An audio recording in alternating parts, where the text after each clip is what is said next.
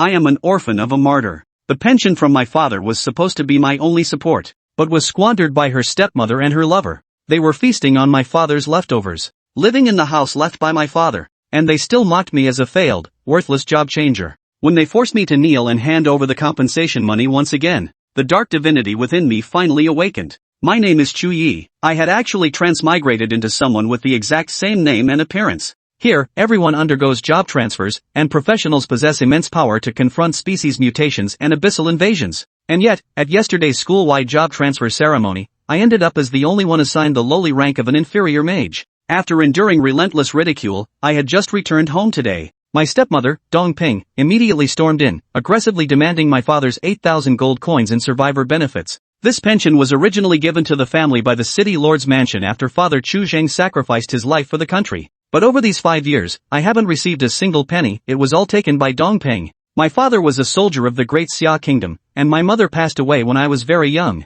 He married Dong Ping to take care of me, but as soon as my father passed away, Dong Ping and her son showed their true colors. I was either beaten or scolded, had my allowance withheld, and could only wear old clothes and eat leftovers. After their father died in battle, they pretended to mourn publicly, but secretly tried to sell his military medals. Just as I was seething with anger, a mysterious voice echoed in my mind. I discovered that I possess a fragment of the dark soul divinity, which is the key to becoming a god. Moreover, with sufficient quantities of dark matter, not only can the divine status be sustained, but it can also evolve. Dong Ping kept shouting at me to hand over money and kneel down, but I firmly refused. Expose how she didn't attend her father's funeral back then and the scandal with her neighbor Wang Jin. Dong Ping, furious and humiliated, tried to drive me away, so I slammed the door and walked out, determined to sever all ties with them. After leaving home, I headed to Lancheng High School. In this world, gaining admission to a prestigious academy is the key to rising above one's station. And 1 month later, the national entrance exam would be the only path forward. My goal was the top-tier Shinsha Academy. But the minimum level requirement is 13, and time is tight.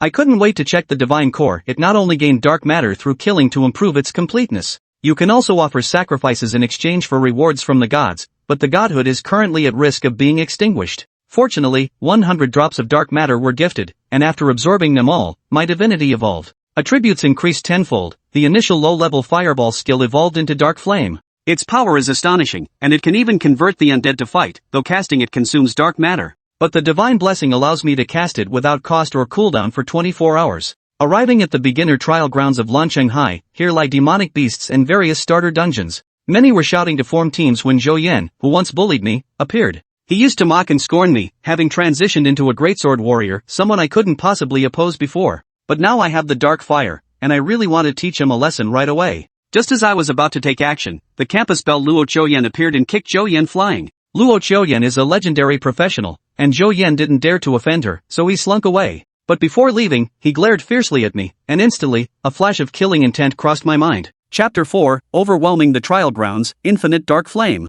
After Zhou Yan departed, Chu Ye turned to Luo Qiuyan, his expression puzzled. Why did you help me?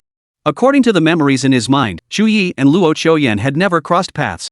Throughout their entire 3 years of high school, they had exchanged fewer than 5 sentences. Given this, Chu Ye couldn't fathom why Luo Qiuyan would intervene to aid him. Luo Qiuyan's expression remained serene as she replied calmly, Your father was a man worthy of respect. He sacrificed himself for the great Xia nation. I couldn't stand by and watch his son be disgraced. Unfortunately, you've already dishonored your father's name. Hearing this, Chu Ye realized Luo Qiuyan came from a military family. Her grandfather, it was said, had once been a marshal of the Great Xia Kingdom. People from such backgrounds naturally held a favorable view of military personnel. He was still benefiting from his father's legacy, even though his father had been dead for 5 years. So that's how it was. Still, thank you. Luo Qiuyan was right. Chu Zheng truly deserved respect. In the past, Chu Ye truly hadn't been worthy of being called Chu Zheng's son. Seeing this, Luo Qiuyan continued, You should leave now. Next time you get into trouble, you won't be so lucky to run into me again. Chu Ye shook his head. I won't leave. I'm going to run dungeons. At this, Luo Qiuyan's brows immediately furrowed. Are you deaf? Running dungeons with your class is suicide. If you die, that's one thing, but how will you face your father when you reach the afterlife? Though Luo Qiuyan's words were icy cold, Chu Ye detected a hint of concern beneath them. Chu Ye chuckled, Thanks for the concern, but rest assured I won't die. With that, he turned and entered the trial grounds. Seeing this, Luo Qiuyan felt a surge of irritation. Humph.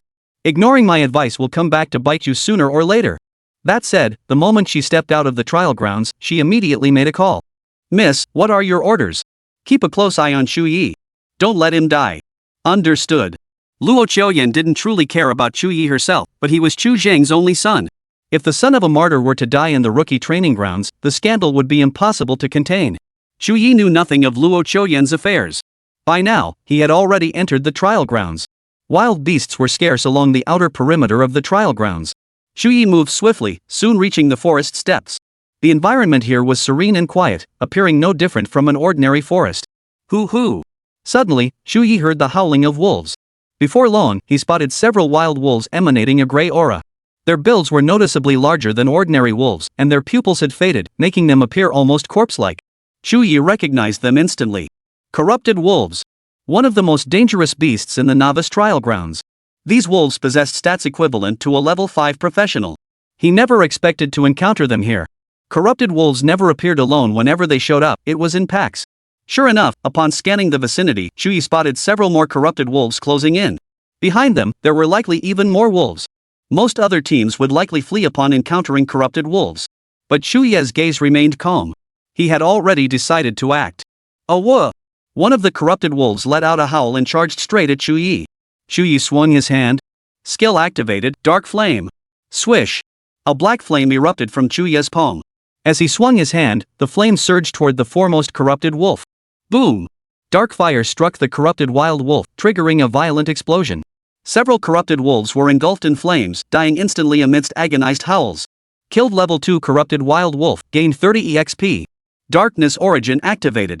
You have obtained 1 drop of dark matter. Chu Ye dispatched several corrupted wild wolves in a few swift moves, and a significant amount of experience points flowed into his body. Not only that, his innate dark origin ability activated automatically, extracting dark matter from the corrupted wolves' corpses. Truly an epic skill, it instantly obliterated the corrupted wolves. Chu Ye was overjoyed. Moreover, he had obtained dark matter. Unfortunately, he could only obtain a single drop. At this rate, he'd need to slay at least 100 corrupted wild wolves just to keep his divine essence from fading. After 24 hours, using the dark flame would consume dark matter. He had to grind monsters relentlessly during this window. At this moment, the other corrupted wolves eyed Chu Ye with a newfound sense of apprehension. The dark flame in Chu Ye's hand instilled a hint of fear within them. Awah! The corrupted wolves erupted in another howl.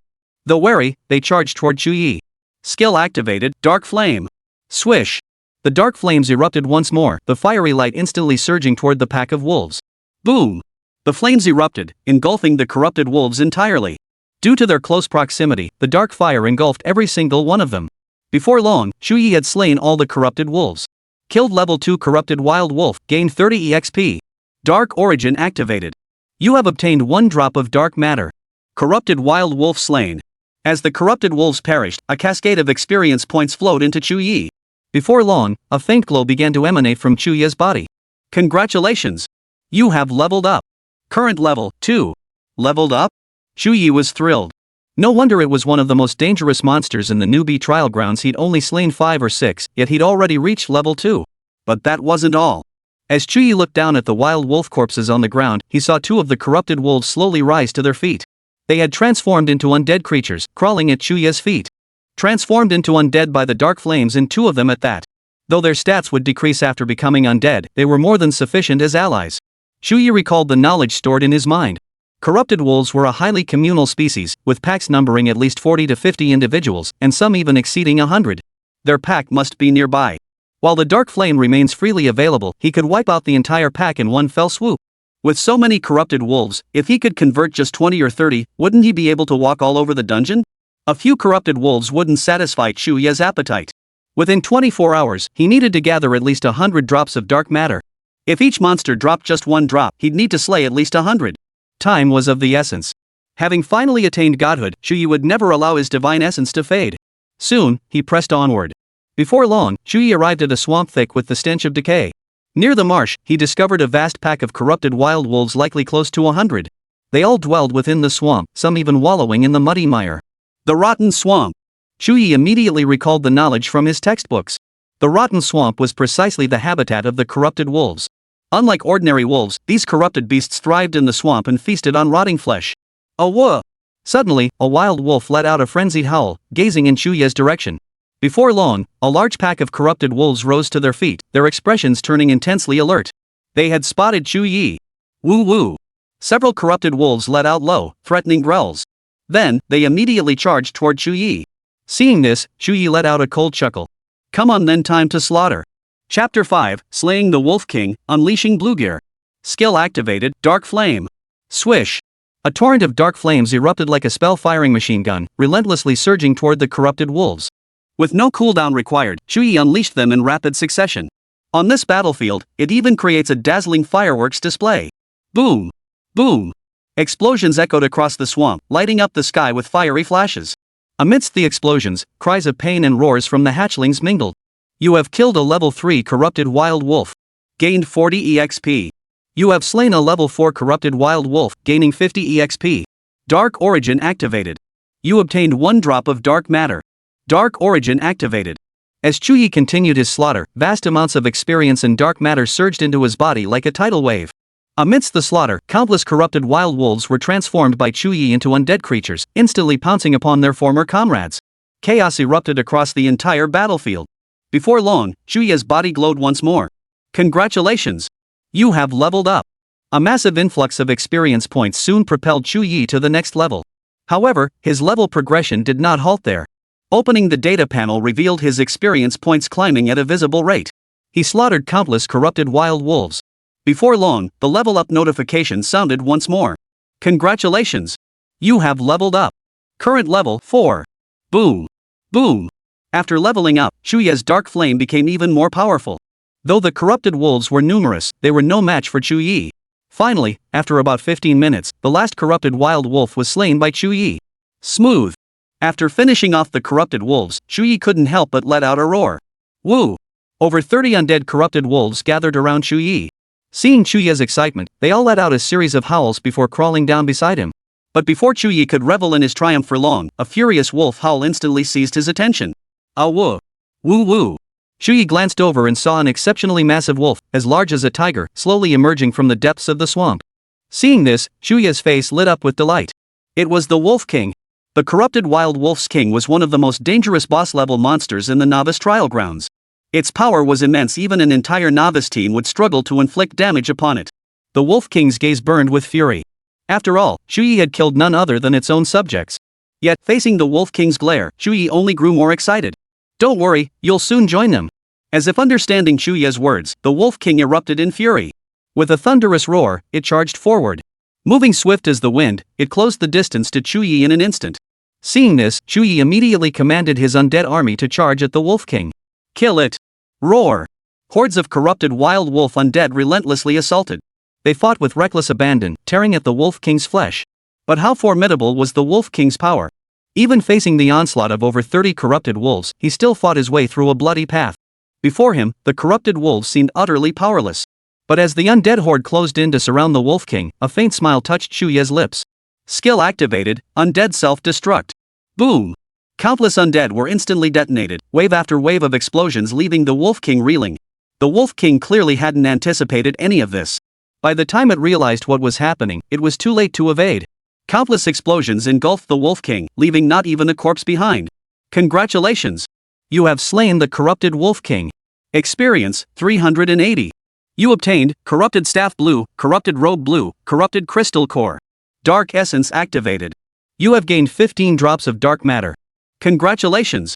You have leveled up. Current level 5. Reached required level. You have acquired the new skill, Low-Grade Flame Impact. Hearing this series of notifications, Chu Ye finally broke into a smile. A boss monster actually granted me 380 EXP, far more than the corrupted wild wolves. I even gained 15 drops of dark matter. But what thrilled Chu Ye most wasn't even that. Instead, the corrupted Wolf King had dropped gear. In this world, equipment quality ranks from lowest to highest as follows: Common White, Fine Green, Elite Blue, Epic Purple, Legendary Orange, Mythic Red. Higher quality means better stats and more powerful bonuses. Blue gear was already the best equipment obtainable from beginner dungeons. Due to its rarity, the drop rate is extremely low. Others might grind the corrupted swamp 100 times and still not get one. But now Chu Ye not only got one, he got two. If word got out, countless newbies would marvel at his god-tier luck. Chu Ye immediately checked the attributes of both items. Corrupted Staff. Equip level 5. Restriction, Mage type classes. Equipment effect, plus 50 spirit, plus 150 mana pool. Additional effect, all spell attacks inflict 30 corruption. Corrupted robes. Equip level 5. Wear restriction, mage-type classes. Equipment effect, 50 constitution, 300 maximum health. Additional effect, reduces spell damage taken by 10 non-stackable. Truly worthy of blue gear, the effects are outstanding. With this staff and robes, Chu Ye could now level up with greater confidence and boldness. Chu Ye couldn't wait and immediately equipped the gear. Instantly, a cool energy surged through his body, making him feel significantly stronger. Additionally, he obtained a corrupted crystal core. This material was equally precious, an essential component for crafting the corruption set. The corruption set, as a set of gear dropped in the beginner dungeon, was highly sought after by many. After all, if one could assemble a full set before the national exam, it would grant a significant advantage during the competition. But Chu Ye wasn't particularly interested. Selling this thing should fetch a few thousand gold coins. After a moment's thought, Chu Ye promptly stowed away the corrupted crystal core. As for the low-level skill he learned upon reaching level 5, Flamethrower, Chu Ye dismissed it outright. Low-level skills dealt almost no damage, they were less lethal than a simple punch from Chu Ye. Time to keep grinding levels. Chu Ye quickly left the corrupted swamp and headed deeper into the trial grounds. What Chu Ye didn't know, however, was that shortly after his departure, a young man arrived at the very spot where he had just fought. Seeing the utter devastation before him, the young man couldn't help but reveal a look of shock. He was the man Luo Qiuyan had sent to observe Chu Ye. Fearing discovery, the youth had kept his distance, observing from afar. He had concealed himself entirely during Chu Ye's battle. He didn't truly care about Chu Ye's fate, but having been ordered by Luo Qiuyan, he had reluctantly come. His gaze hadn't even been fixed on Chu Ye the entire time. After all, he had emergency potions. Even if Chu Ye faced danger, as long as he was barely clinging to life, Luo Qiuyan could save him in time. Yet the scene unfolding before him surpassed all his expectations. What on earth was happening? Had he really slaughtered every single decaying wild wolf here?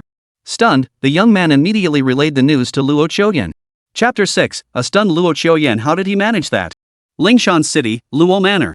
Luo Qiuyan was reviewing documents in her room. Beside her, a white-haired elder stroked his beard and said, "Luo, aren't you going to level up? Though with your legendary tier profession, you could absolutely get into Shinsha Academy."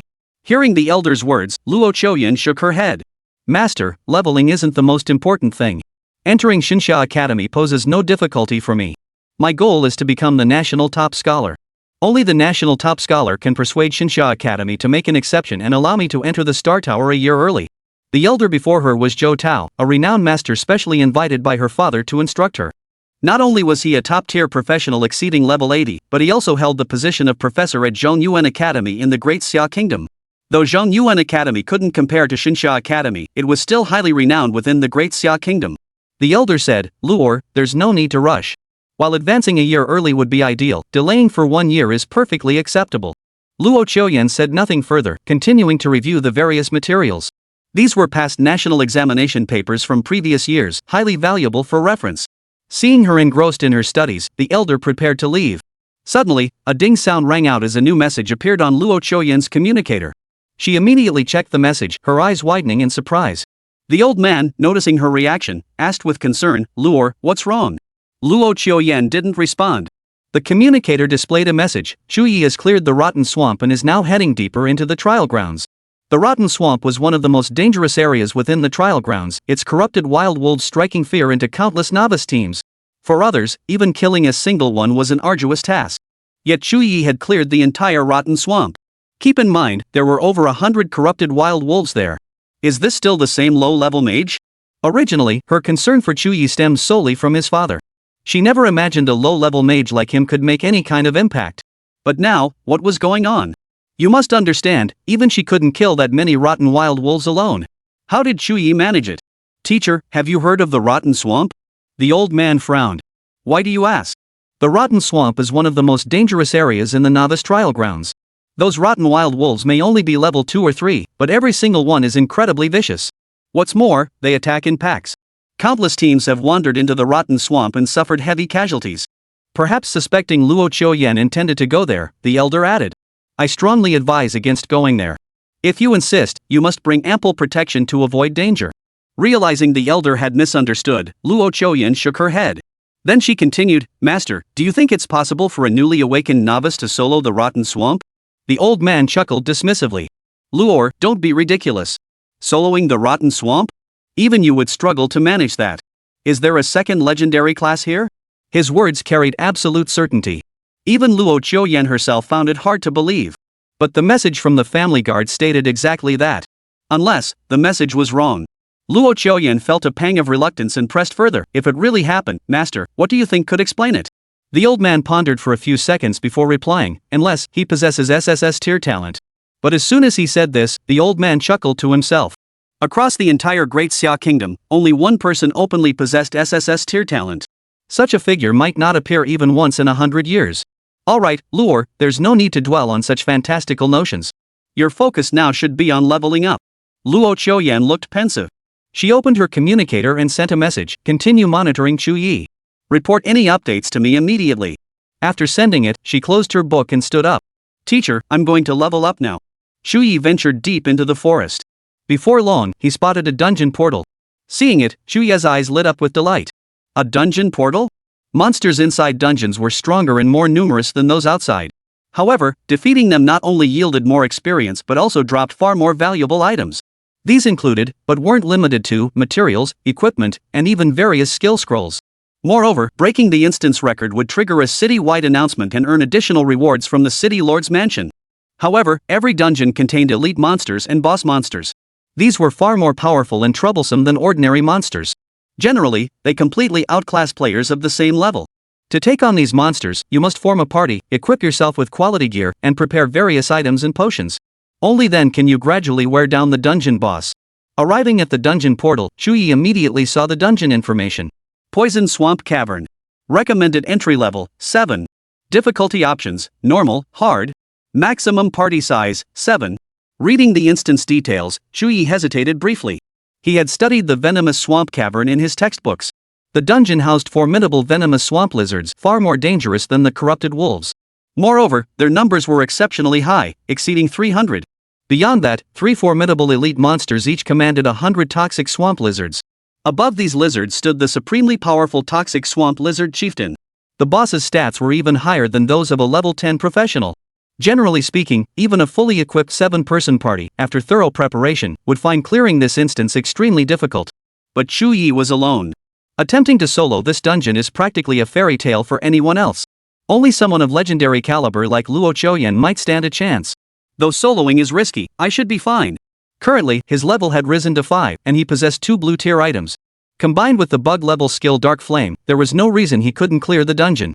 Chu Ye gritted his teeth and immediately entered the instance. As for difficulty, he didn't play it safe, he went straight for hard mode.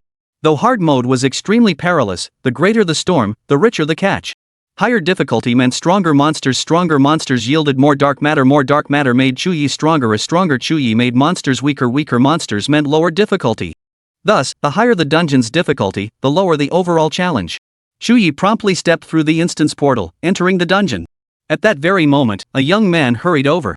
Seeing Chu Ye enter the instance, he once again wore a look of astonishment. That was one of the most dangerous dungeons in the newbie trial grounds. Even a full party of 7 would struggle to handle it, yet Chu Ye had gone in alone. What was he thinking? With that thought, the youth immediately sent a message. Chu Ye has entered the toxic swamp cavern dungeon alone. Seconds later, Luo Qiuyan replied again. Continue monitoring. Report to me the moment he exits the instance. Chapter 7, Speedrun of the Toxic Swamp Cavern, Record Breaking. You have entered the Toxic Swamp Cavern. This instance is saturated with potent toxic energy. While inside, you will be poisoned once every 10 minutes, with each poisoning deepening the toxicity. You are about to enter a poisoned state. The moment Chu Ye entered the instance, an alert sounded. Simultaneously, he immediately sensed a foul stench, the harbinger of impending poisoning. This made Chu Ye's expression grow more serious. Poison? This calls for a quick battle. I don't have any antidotes. The poison swamp cavern, true to its name, was a vast underground labyrinth. Its intricate passages crisscrossed endlessly without a map, one could easily lose their way. However, the teacher had emphasized this cave in the textbook. Chu Ye had memorized its pathways, and now, seeing the cavern, he even felt a sense of familiarity. He had barely taken a few steps when he heard several hissing sounds. Ahead, several massive lizards were flickering their tongues, their eyes filled with hostility. Poison swamp lizards. Poison swamp lizards possessed formidable strength, even surpassing that of the corrupted wild wolves. Moreover, their bites inflicted poison.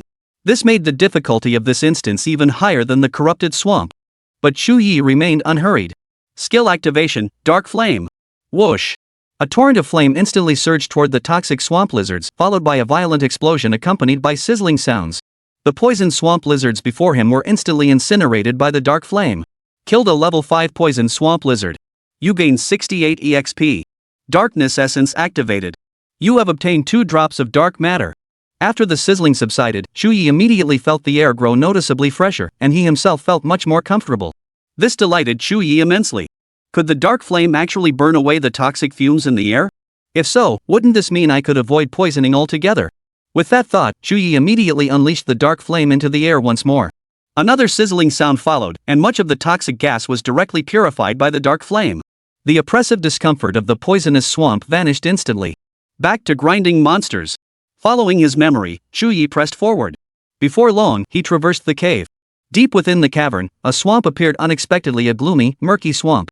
Lurking deep within the marsh lay numerous giant lizards. At a glance, Chu Ye estimated there were at least 100. There were 3 such swamps in total, each guarded by an elite monster. Hiss! The giant lizards immediately spotted Chu Ye. Instantly, a multitude of them emitted eerie hissing sounds. Their eyes gleamed with malice as many of them charged forward. Kill! Chu Ye roared fiercely, unleashing the dark flame. Since the 24-hour period hadn't yet passed, he could unleash the dark flame without any pressure. Thus, a torrent of flames instantly engulfed the lizard horde. Before long, the flames erupted with explosions, slaughtering countless giant lizards. Killed a level 5 toxic swamp giant lizard. You gained 68 EXP. Killed level 6 venomous swamp lizard. You gained 80 EXP. Kill. Congratulations! You have leveled up. Current level 6. Before long, the level up notification appeared again. Hundreds of poisonous swamp lizards provided massive amounts of experience, allowing Chu Ye to effortlessly reach level 6.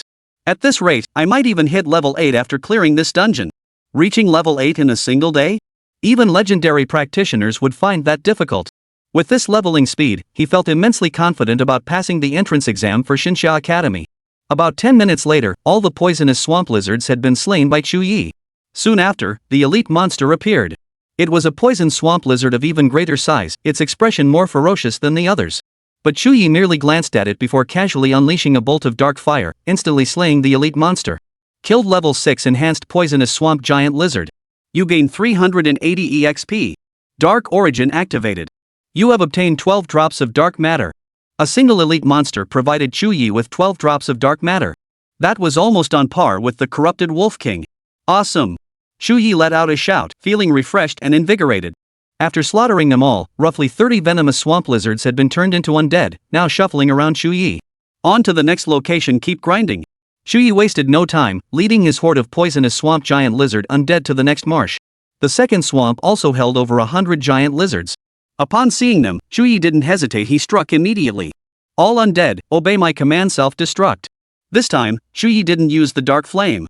Instead, he directly commanded over 30 toxic swamp giant lizard undead to self-detonate. Boom! Instantly, the mass explosion of undead creatures obliterated numerous giant lizards. The self-detonation of over 30 giant lizards directly killed nearly half of the venomous swamp giant lizards. As for the remaining half, Chu Ye swiftly eliminated them with the dark flame. Even the elite monsters were swept away like foot soldiers. Using this method repeatedly, Chu Ye swiftly cleared the second swamp. Then, Chu Ye proceeded to the third swamp. This was also the final swamp within the cave. This time, Chu Ye refrained from detonating the undead and instead wielded the dark flame. After eliminating the monsters in these 3 swamps, Chu Ye would face the boss. He needed to convert as many undead as possible to ensure an instant kill on the boss. Before long, the monsters of the third swamp were cleared by Chu Ye. His level simultaneously reached 7. Moreover, he was only a small amount of experience away from level 8. After defeating the boss, he should be able to level up. Finally, Chu Ye entered the boss's chamber. Hiss! A colossal giant lizard lay ahead, flaring its tongue. Its body length was estimated at 6 or 7 meters, utterly absurd, far exceeding any toxic swamp lizard. As it regarded Chu Ye, the venomous swamp lizard revealed a look of apprehension. Chu Ye sneered coldly, "Even if you're afraid, it won't matter, you're still going to die." The venomous swamp giant lizard flew into a rage and charged forward. Chu Ye struck simultaneously. A swarm of undead surged forward, detonating the moment they neared the venomous swamp monitor. Boom! Boom! Boom! Explosions erupted one after another, just as the Wolf King had faced. Faced with these explosions, the swamp giant lizard leader had no means to fight back. Before long, it lay dead. Congratulations! You have defeated the poison swamp lizard chieftain. Experience points 580. You obtained Venom Bland Dagger Blue, Giant Lizard Venom Bland. Dark Origin activated. You have obtained 23 drops of dark matter. Congratulations! You have leveled up. Current level, 8. Another gear drop. After slaying the giant lizard, Chu Ye obtained a dagger that emitted a faint blue glow. The blade featured a poison gland, its venom coating the entire edge. Too bad as a mage, I can't use this venom-tipped dagger. Even if he could, Chu Ye had no need for it. He already possessed the corrupted staff. The Venom Bland dagger, the giant lizard's venom gland, and the corrupted crystal core could all be sold for a good price. Chu Ye was quite pleased. It was already late time to head back and sort through today's haul. Chu Ye promptly exited the instance.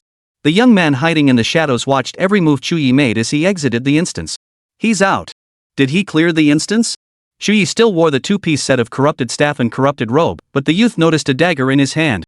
A venom-tipped dagger. That's the Venom Bland dagger? He cleared the instance? Chapter 8, Citywide Announcement, stuns the crowd.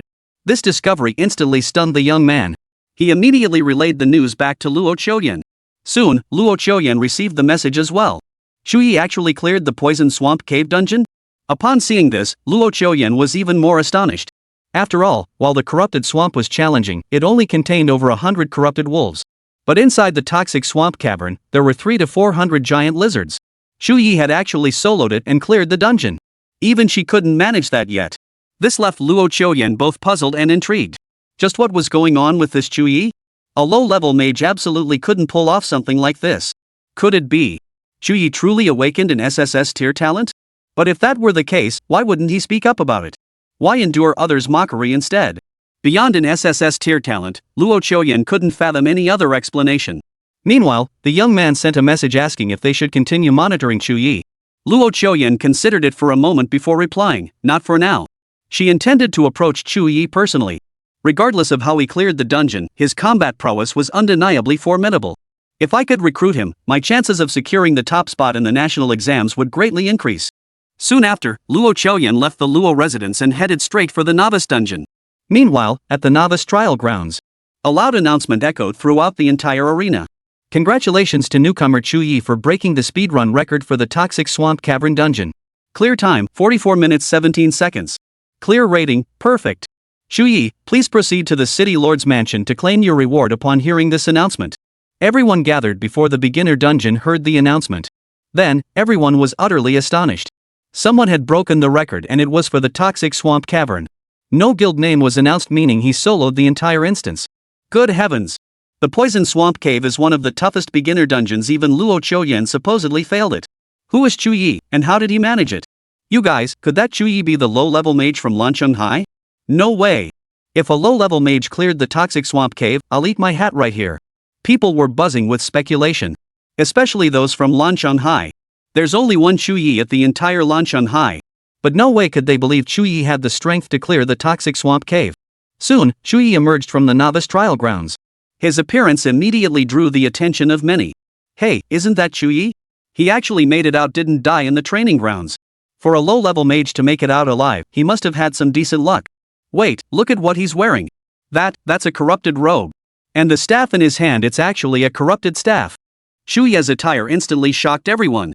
The corrupted staff and corrupted robe were famously sought-after beginner gear.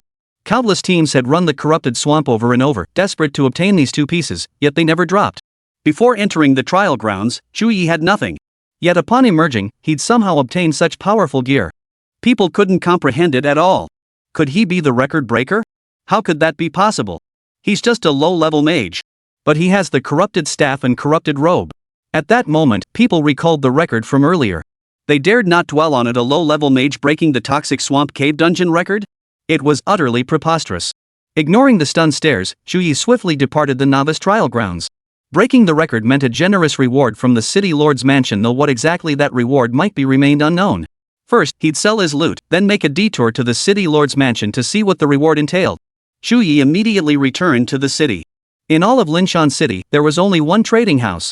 All loot obtained in dungeons could be traded at the trading house. If an item was particularly valuable, it could even be sent to the auction house for sale. But beginner gear? Not a chance. Upon entering the trading house, the front desk clerk promptly inquired, "Sir, what might you be looking to purchase?" Chu Ye promptly produced the Venom Bland dagger, giant lizard venom bland, and corrupted crystal core. I want to sell these 3 items.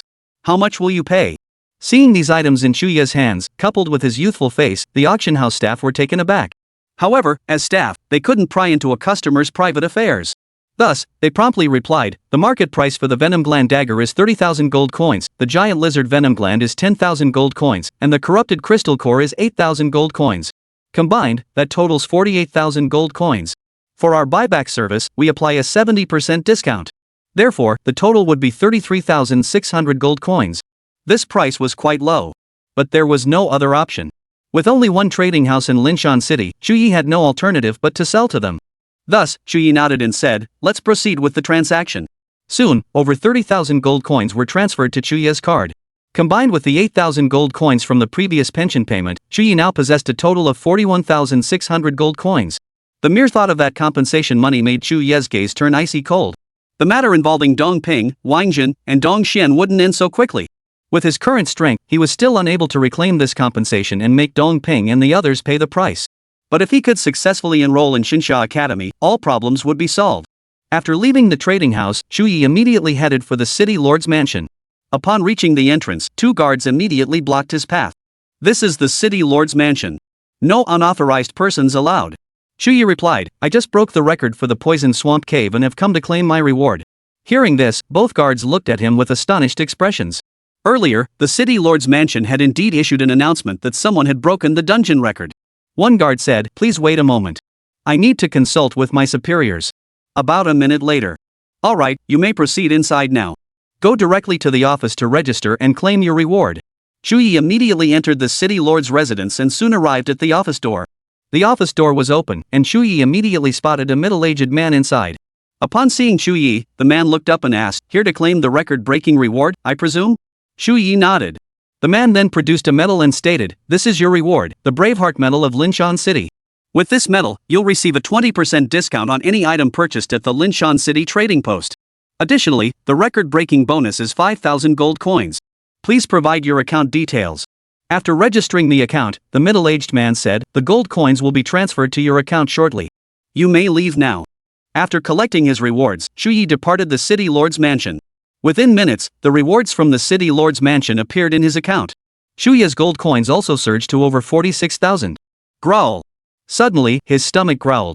Only then did Chu Ye realize he hadn't eaten all day. Having earned so much money, it was time for a proper meal.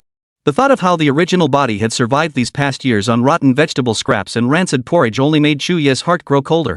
Before long, Chu Ye arrived at a luxurious restaurant in Linshan City.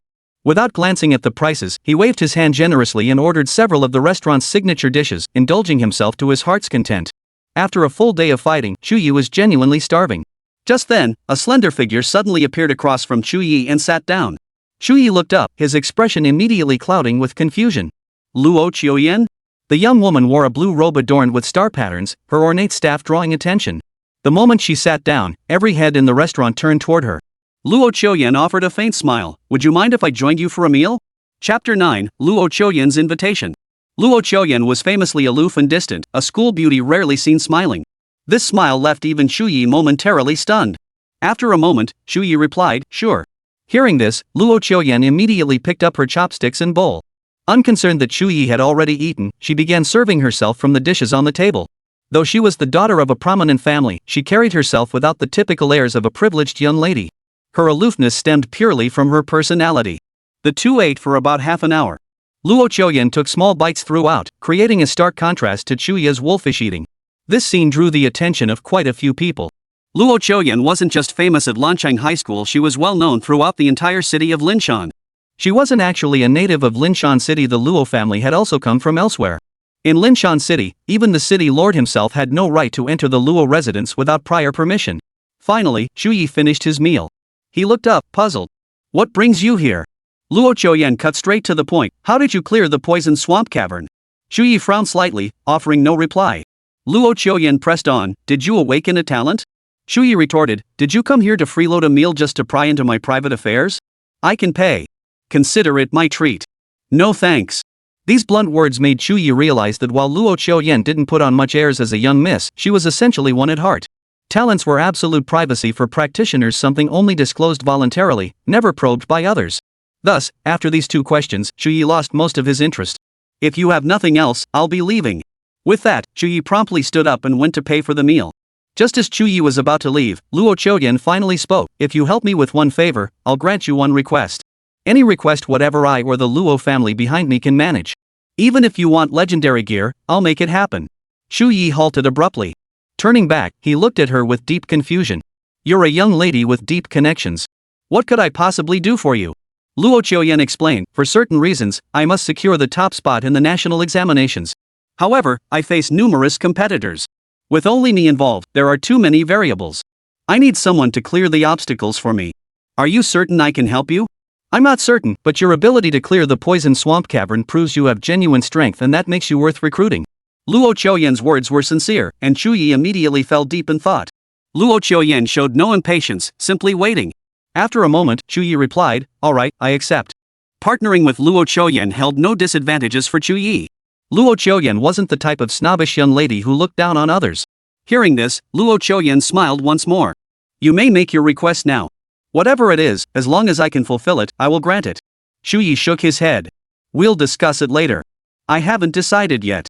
This request didn't just involve Luo Qiuyan personally, it represented a favor owed to the entire Luo family. For Chu Ye, such favors weren't meant to be cashed in hastily. The longer they were saved, the greater their value became. Hearing this, Luo Qiuyan suggested, no problem. Since you've agreed, why not run dungeons with me? I can offer better ones than the beginner ones. And I don't need the rewards from running dungeons, you can take them all yourself. Faced with such an offer, how could Chu Ye possibly refuse? He immediately agreed. They agreed to meet the next morning, when Luo Qiuyan would guide him to the dungeon. After finalizing the arrangement, Chu Ye promptly took his leave. No sooner had he stepped out of the restaurant than he heard voices. Ha! Today's on me, everyone. Dig in. A young man dressed in luxurious attire, smiling broadly, was surrounded by several people. Among them was Zhou Yan, who had just clashed with Chu Ye. And another figure Chu Ye absolutely couldn't ignore, Dong Xian. Zhou Yan flattered, young Master Chun, you're truly magnanimous. To have met you is a blessing beyond measure. Others chimed in, indeed. Young Master Chen isn't just magnanimous, he's blessed by the heavens. He's awakened an epic tier profession. Who in all of Linshan City can compare to him? Dong Xian suggested, Brother Xiaofang, I heard the record for the poison swamp cavern has been broken. Why don't we go break a record tomorrow too and make a name for ourselves? Chen Xiaofang roared with laughter, of course. A mere dungeon record? Piece of cake. The Chen family was a prominent clan deeply rooted in Linshan City. Their holdings span every corner of the city. As the eldest son of the Chen family, Chen Xiaofang had been adored by countless people since childhood. There wasn't a soul in all of Linshan City who didn't know Chen Xiaofang. Apart from the unrivaled Luo family, no other power in Linshan City could rival the Chen family. As Chu Ye stepped out of the restaurant, he encountered these individuals. At that moment, Dong Xian immediately spotted him. Chu Ye? Chen Xiaofang and the others present also spotted him.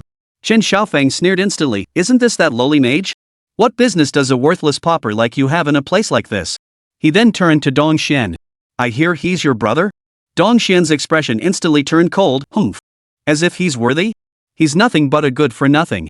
This morning, he even stole 8,000 gold coins from my family. I was just about to come looking for him. Chen Xiaofang raised an eyebrow. Is that so? Dong Xian shouted, of course. That good for nothing is nothing but trouble. Brother Xiaofang, you've got to teach him a lesson. Zhou Yan chimed in from the side, exactly. I ran into him this morning and was about to teach him a lesson, but that Luo Qiuyan showed up. Otherwise, he'd be dead meat. Chen Xiaofang sneered coldly, seems that's exactly how it went.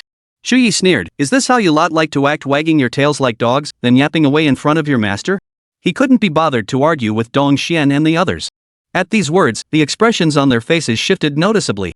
Even Chen Xiaofang's gaze turned icy. You dare speak to me like that? Believe me, with just one word from me, you'll die here today. Chu Ye replied, I advise you to get lost. His dark flame had not yet passed 24 hours, allowing him to unleash it without limit. If it came to a fight, Chu Ye alone could wipe out every last one of them. Chen Xiaofang retorted coldly, seems you've chosen to drink the punishment wine after refusing the courtesy wine. At that moment, Zhou Yan shouted from the side, young Master Chen, why bother with him yourself? Let me handle him. Chen Xiaofang glanced at him and nodded. Without delay, Zhou Yan launched a punch. Seeing this, Chu Ye didn't hesitate and struck back immediately. Skill activated, Dark Flame. Boom. A burst of flames erupted, instantly engulfing Zhou Yan in a fiery inferno. Ah! The intense burning instantly made Zhou Yan scream in agony. He hadn't even touched Chu Ye before being knocked back by the flames. The scene left those nearby utterly stunned. Chapter 10, Chu Ye is under my protection. Anyone who dares touch him will be reduced to ashes. The dark flames raged across Zhou Yan's body. When the flames finally dissipated, Zhou Yan's entire body was charred and he lay barely alive. This was only because Chu Ye had shown mercy. After all, they were within the city walls. Killing Zhou Yan outright would bring major trouble upon Chu Ye himself. Though he could settle the matter by calling in a favor from Luo Zhou Yan simply wasn't worth such a high price. If he was to be killed, it would have to wait until they were alone outside the city. The others present, even Chen Xiaofeng, were rendered almost speechless. Dong Xian's expression held a hint of shock. What kind of skill is this? You're a useless, how could you possibly possess such a powerful skill? Chen Xiaofeng studied Chu Ye for a moment before suddenly understanding. Corrupted staff, corrupted robe. Oof. So it seems you're the one who broke the record for clearing the poison swamp cavern today. Though Chen Xiaofeng was an arrogant and domineering young master, he wasn't stupid. Hearing this, Dong Xian beside him also scrutinized Chu Ye. Then, he was even more shocked. This didn't match the useless person he remembered. He hurriedly shouted, Brother Xiaofeng, could there be a mistake? How could a low-level mage possibly achieve this? Chen Xiaofeng's expression darkened. Are you questioning my judgment? Dong Xian immediately fell silent. But Chen Xiaofeng was also deeply astonished. Though he just boasted about breaking records casually, it was nothing more than empty talk. He knew full well the difficulty of the poison swamp cavern. Even Luo Zhou, that legendary adventurer, couldn't guarantee a solo clear. What made him, Chen Xiaofeng, an epic adventurer, think he could? Still, he refused to believe Chu Ye had cleared it solely on his own strength. There had to be outside support. Chen Xiaofeng remarked, looks like you're not as useless as you seem, but whatever. Chu Ye raised an eyebrow and retorted, you want a piece of this too? Hand over that corrupted staff and corrupted robe, and I'll spare your life. What if I say no? Chen Xiaofeng burst into laughter. In Linshan City, no one has ever dared to say no to me. You're just a lowly mage with no power or influence. If you don't submit today, I can make you disappear tomorrow. Chu Ye sneered, you don't dare face me in open combat, so you resort to threatening me with your family's influence? Chen Xiaofeng sneered coldly, why bother fighting personally when I can crush you with my power? Are you some kind of fighting prodigy? What good is your skill? In this world, it's all about influence and connections. You're a powerless nobody. Even if you stumbled through the poison swamp caverns by sheer luck, do you really think you could stand against the Chen family? Chu Ye's expression darkened. If Chen Xiaofeng truly intended to use the Chen family's influence against him, he currently had no means to retaliate. At that moment, a cool, detached voice cut through the air. What if I were to join you? At these words, Chen Xiaofeng's expression immediately shifted. From within the restaurant emerged a young woman clad in a robe adorned with a constellation pattern. Her face was as cool as ice, her tone as cold as frost. It was Luo Zhou. Luo Zhou, what do you mean by this? Luo Zhou slowly approached Chu Ye's side. I am now protecting this man. If the Chen family dares to touch him, tomorrow you will be reduced to ashes. At these words, Chen Xiaofeng's expression darkened considerably. Luo Zhou's words held no exaggeration with the Luo family's influence, they truly had the power to reduce the Chen family to ashes. Worst of all, he had just boasted about using force to intimidate others. Yet with Luo Zhou's sudden appearance, his earlier words now seemed utterly ridiculous. Beside him, Dong Xian's face had gone deathly pale. He never could have imagined that this good-for-nothing could actually win the favor of Miss Luo. How could this be possible? How could such a good-for-nothing have such incredible luck? Luo Zhou warned him, now, get out of here immediately. Don't let me see you again. Chen Xiaofeng was furious but helpless. Gritting his teeth, he spat, fine. Then he turned his gaze to Chu Ye. Don't think hiding behind a woman will save you. You might rely on her for now, but I don't believe you can depend on her forever. With that, Chen Xiaofeng swept his sleeves and stormed off. Dong Xian watched this unfold, both shocked and furious, but with no recourse, he immediately followed Chen Xiaofeng out. The others scrambled to lift Zhou Yan off the ground and fled in all directions. Once they were all gone, Chu Ye said, thank you for this time. Without Luo Zhou, he truly would have been in grave danger today. Luo Zhou replied, you're the enforcer I hired. Until the national exams conclude, I'll ensure your safety. You saved me no matter what. Luo Zhou had no intention of continuing the topic. Glancing in the direction Chen Xiaofeng had departed, she asked, the Dong Xian, is he your brother? What was he talking about earlier with the 8,000 gold coins? At this, Chu Ye's expression darkened noticeably. He shook his head silently, signaling Luo Zhou to drop the subject. But Luo Zhou seemed oblivious, pressing on, what's wrong? Why aren't you speaking? Chu Ye gave a bitter smile. The eldest daughter of the marshal's household, why concern yourself with the trivial matters of commoners? Without bidding Luo Zhou farewell, he turned and walked away. This left Luo Chuyen utterly baffled. She then sent a message through her communicator. I want all information regarding Chu Ye and his family. Within minutes, details about Chu Ye's family arrived in Luo Chuyen's hands. She immediately began reviewing it. At first glance, everything seemed normal. However, things took a turn after Chu Zhang married Dong Ping and then enlisted to enter the abyss. As she read about Dong Ping and Dong Xian's various deeds, Luo Chuyen's expression grew increasingly grim. She had met Chu Zhang once during her childhood. Back then, Chu Zhang had been recognized for his outstanding performance and served as a military representative, earning an audience with members of her family. Back then, Luo Chuyen had observed that despite his modest strength, Chu Zhang spoke with unwavering conviction and possessed an unyielding bearing, the very embodiment of the ideal soldier.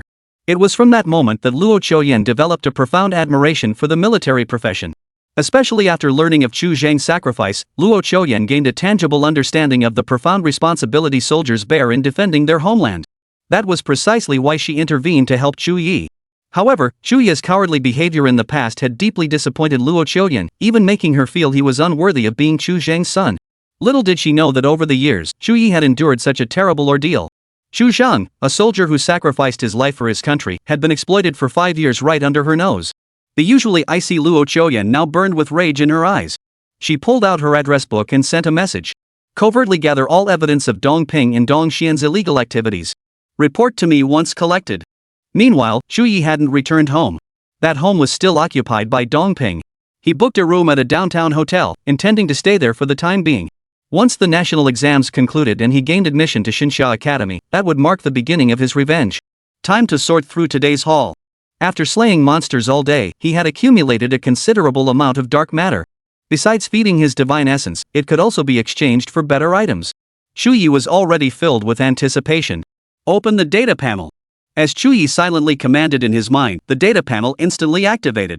Chapter 11, Dark Fire Upgrade, Dark Flame. Name, Chu Ye. Class, Low-Level Mage. Level, 8. Health, 800-300. Mana, 400-150. For attributes, Strength 32, Spirit 40-50, Constitution 32-50, Agility 32. Initial skills, Dark Fire, Low-Level Flame Barrier. Talent, Dark Origin God Tier. Divine Form, Fractured Dark Soul. Dark Matter Quantity, 980 drops. His current attributes are quite solid. His highest stat is Spirit, with 40 base points plus 50 from equipment, totaling 90 points, already exceptionally high. With equipment enhancements, his Constitution has reached 82 points. Most notably, his maximum health has surpassed the 1,000-point mark. Higher attributes translate to greater combat prowess, making his skills even more devastating. This gives him a significant edge in the national exam. However, Chu Ye wasn't particularly concerned about his stats. His primary focus was on dark matter. This was the true factor that could determine his future. Nearly 1,000 drops of dark matter. Today's haul was quite decent. With this much dark matter, Chu Ye could finally relax for the time being. At the very least, his divine core wouldn't face the risk of extinguishing due to a lack of dark matter. Chu Ye immediately opened the divine core interface. Divine core integrity 0 requires 10,000 more drops of dark matter to reach next stage. Extinction countdown, 10 hours 34 minutes 56 seconds. Dark matter required to sustain residual soul, 100 drops. With 10 hours left on the countdown, hurry and feed the divine core. Do you wish to provide 100 drops of dark matter to the divine core for absorption? Yes. Immediately, a vast amount of dark matter surged into the divine core. The divine essence within him emitted a cloud-like substance of black mist. Immediately afterward, it seemed to burst into light, only to slowly fade away. After absorbing the dark matter, the divine core seemed to gain a hint of vitality. Yet overall, it still appeared lifeless. Soon, a voice echoed in Chu Ye's mind. Dark matter absorbed. Divine core temporarily removed from danger of extinction. Hearing this, Chu Ye's face lit up with joy. He then continued to monitor the divine essence's status. After absorbing 100 drops of dark matter, the deity's extinction countdown changed. It now read, 120 hours. Calculated, that amounted to 5 days. Meanwhile, the dark substance required to sustain the remnant soul had increased from 100 drops to 500 drops. 500 drops over 5 days, that averages out to about 100 drops per day. This consumption rate isn't too much of a burden for me. Chu Ye breathed a sigh of relief. After consuming 100 drops of dark substance, he still had 880 drops remaining. This substance could certainly continue feeding the divine essence to prolong its duration. But it wasn't necessary. Over the next 5 days, Chu Ye had more important matters to attend to. He had also made a decision regarding the disposal of this dark matter. He had no immediate plans to increase the divinity's completeness, as that required an enormous amount of dark matter, as much as 10,000 drops. Currently, he simply didn't have the time to accumulate such a vast quantity of dark substance. Everything must take a backseat to the upcoming national examinations. Once he gained admission to the Divine Summer Academy, he could address the matter of his divine essence's completeness later. Without enhancing its completeness or feeding it to the divine essence for absorption, the dark substance could only be used to exchange for rewards. However, he didn't intend to exchange all of it for rewards. He must reserve a portion. Starting tomorrow, I'll charge for releasing my dark flame 20 drops of dark matter per use. At this rate, my current reserves will only last for 44 releases. The dark flame was immensely powerful. This skill alone would allow Chu Ye to dominate the national examinations. To ensure he could unleash it without restraint, Chu Ye needed to stockpile enough dark matter before the exam began. I'll exchange 300 drops first. Keeping over 500 drops should allow me to unleash the dark flame over 20 times. If I conserve it while running dungeons, that should be sufficient. After clearing the dungeon, I should gain a significant amount of dark matter again. Would you like to offer 300 drops of dark matter to the divine entity in exchange for equivalent rewards? Yes. Exchange successful. Please select your reward. Reward 1, Temporary Equipment Magic Crystal Orb. Increases your spell damage by 400 and reduces incoming spell damage by 80. Reclaimed after 180 hours. Reward 2, Be Great Skill Scroll Necromancer Summon. Summons undead to fight for you. Undead inherit 80% of your attributes, possess basic skills, and can self-detonate. Maximum of 3 undead can exist simultaneously. Reward 3, Dark Flame Upgrade to Dark Inferno. Expanded range and increased damage. Not only burns toxins but also scorches abyssal aura. Gains no cooldown. However, cannot benefit from remaining divine blessings. Requires more dark matter to cast and consumes additional mana. Each of these 3 rewards possesses its own distinct characteristics. Temporary equipment significantly boosts skill damage. However, Chu Ye's Dark Fire already possesses ample damage output. Thus, the magic crystal orb would merely be icing on the cake, especially considering it's a temporary item. Not selected. The B rank skill scroll, Undead Summoning, is a powerful ability that could greatly benefit Chu Ye. However, Chu Ye already possesses Dark Flame, which inherently converts monsters into undead. This skill conflicts with Dark Flame and is ultimately inferior to it. Not selected. As for Reward 3, Chu Ye's eyes lit up the moment he saw it. Dark Flame could be upgraded? Though the upgrade would consume more resources, it was absolutely worth it for Chu Ye. If one Dark Flame was already this powerful, what would an upgraded version be capable of? As for the consumption issue, Chu Ye could simply slay more monsters to replenish the dark matter. Without hesitation, Chu Ye made his choice. I choose option 3. Selection complete. Your Dark Flame skill has been upgraded. After making his choice, Chu Ye's skill immediately transformed. He immediately opened his character panel to inspect the changes. Dark Flame releases intense flames imbued with dark power. Upon contact, the flames instantly erupt, scorching both the target's body and soul. Monsters incinerated by this flame have a high chance of transforming into undead minions to fight for you up to 50.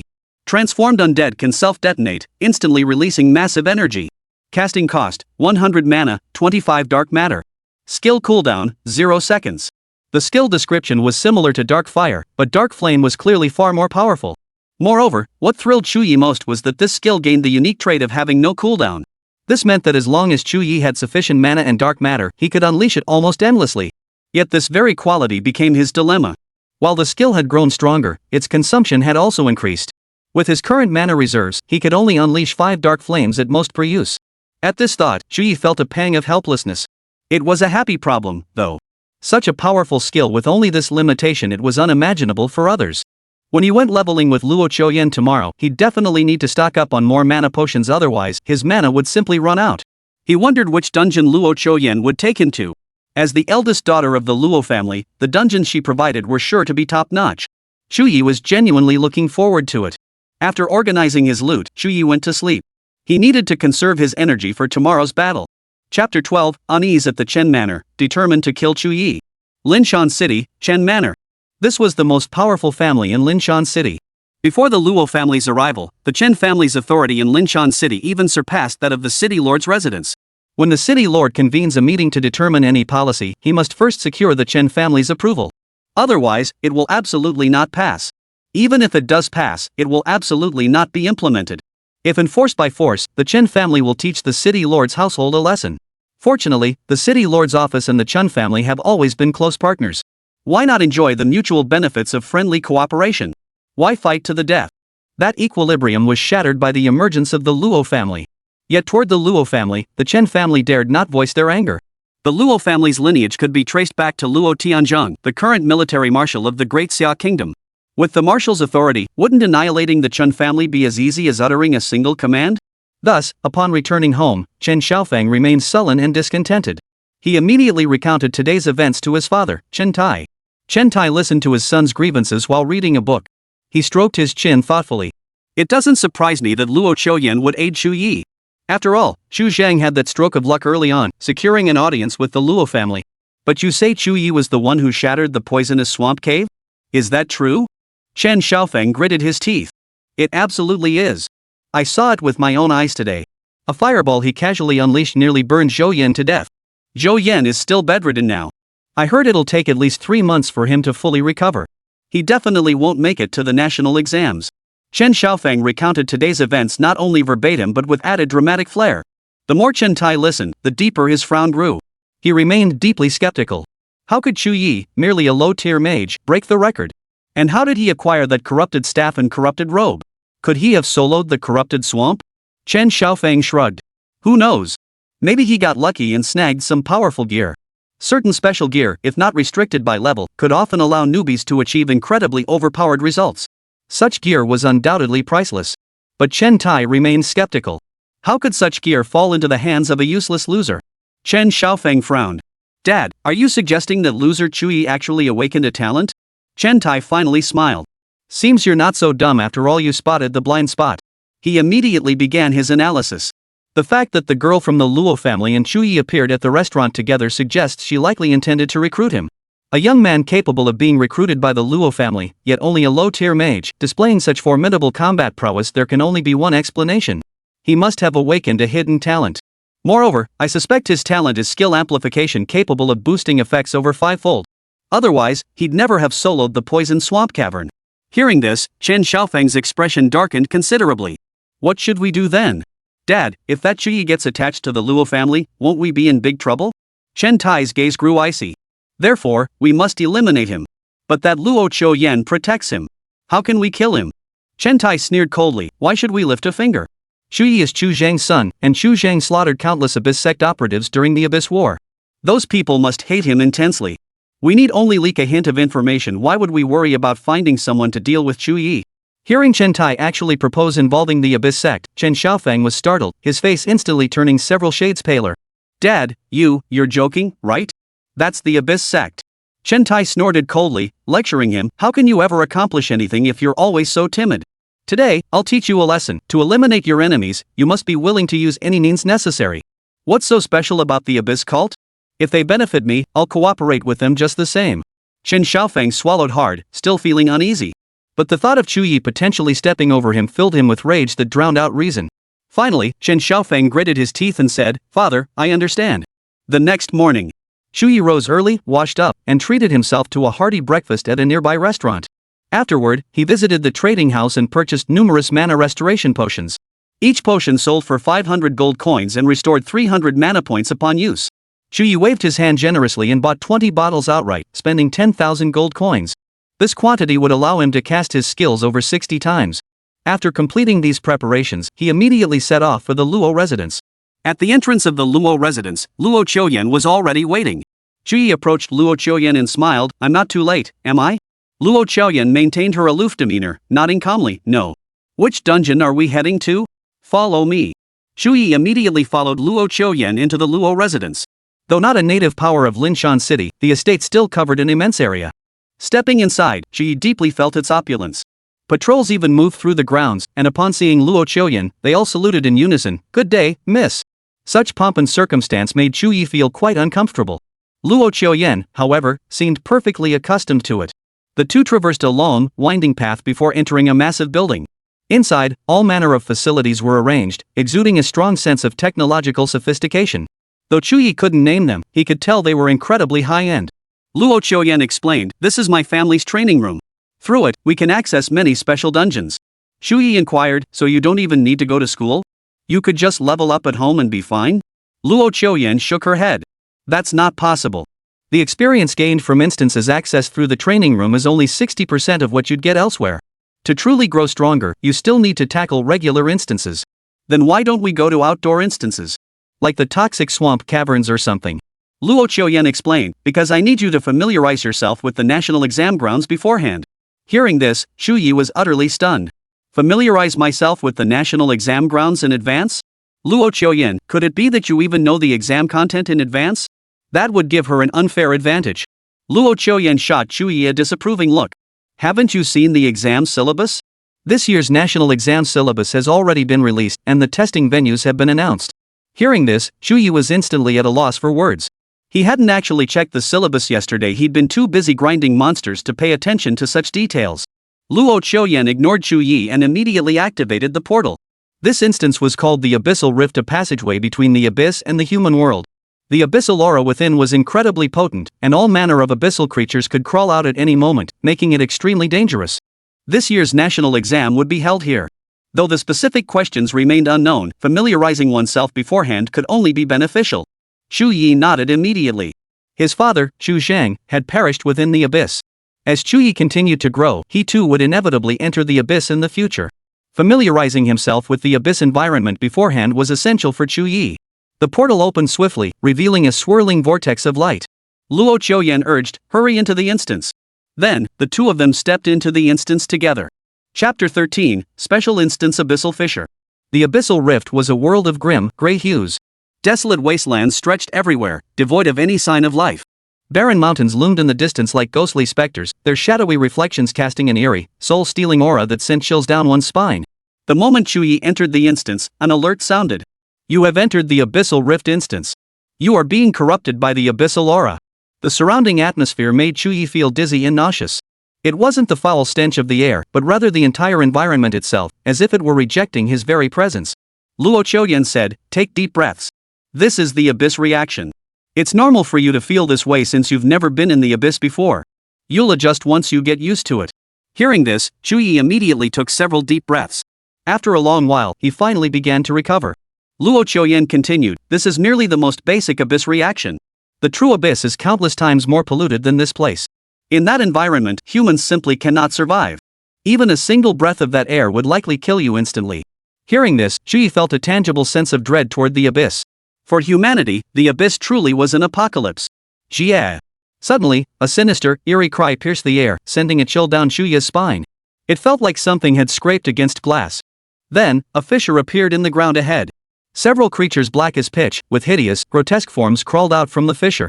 Upon seeing them, Luo Qiuyan immediately grew serious, abyssal monsters. They're far more powerful than ordinary creatures. We must proceed with caution. Chu Ye nodded. The abyssal monsters charged forward, yet Luo Qiuyan showed no sign of intervening. Seeing this, Chu Ye immediately swung his corrupted staff. Skill activated, Dark Flame. Boom! A torrent of pitch-black flames surged toward the abyssal creatures.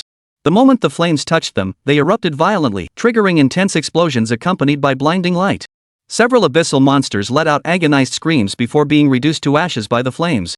You have slain a level 7 abyssal monster. Gained 108 EXP. Darkness Essence activated. You have obtained 5 drops of dark matter. Hearing these notifications, Chu Ye's face lit up with delight. A single level 7 abyssal monster could yield as much as 5 drops of dark matter. So, wouldn't his dark flame break even after killing just 5 abyssal monsters? And he had just slain 7 such abyssal monsters. This instance was undoubtedly the perfect spot for Chu Ye to farm dark matter. Beside him, Luo Qiuyan watched Chu Ye unleash his skill and instantly revealed a look of astonishment. The sheer power of that skill surpassed any of her own abilities. Such a skill was simply beyond the reach of a low-level mage. She thought to herself, it seems he harbors a tremendous secret. Luo Qiuyan began seriously contemplating whether Chu Ye had truly awakened an SSS tier talent.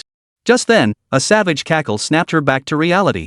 To her astonishment, the abyssal monsters he had just slain were now slowly rising, approaching Chu Ye, and assuming a posture of submission.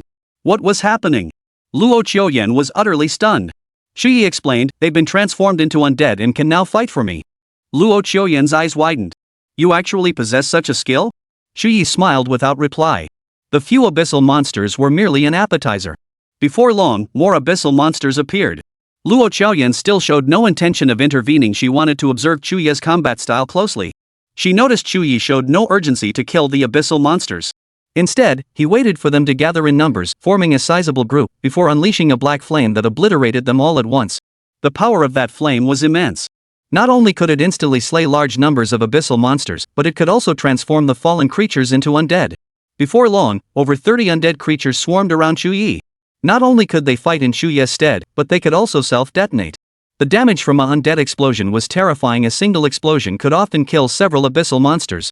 Under these circumstances, Chu Ye scarcely needed to fight himself. The undead alone could sweep away vast numbers of enemies. This left Luo Chuyen utterly astonished. Judging solely by the dark flame skill, Chu Ye's strength could even be said to surpass hers. Yet Luo Chuyen still regarded him with a hint of scrutiny. If he only possessed one skill, no matter how powerful he was now, his future achievements would remain limited. The battlefield was unpredictable. One skill alone could never guarantee victory in every situation. Unfortunately, Luo Chuyen hadn't witnessed Chu Ye's other skills. About an hour later, a glow emanated from Chu Ye's body. "I've leveled up." Chu Ye was thrilled.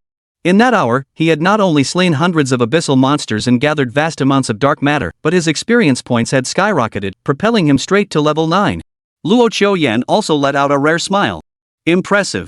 It seems you truly have the qualifications to clear obstacles for me." Chu Ye asked, "With your abilities, getting into Shinsha Academy shouldn't be hard. Why are you so fixated on becoming the national top scholar?" Luo Chuyen replied, "You needn't concern yourself with that. Just help me secure the top national scholar title, and I shall reward you handsomely." Hearing this, Chu Ye pressed no further. Under Chu Ye's relentless slaughter, the frequency of abyss monsters appearing had significantly decreased.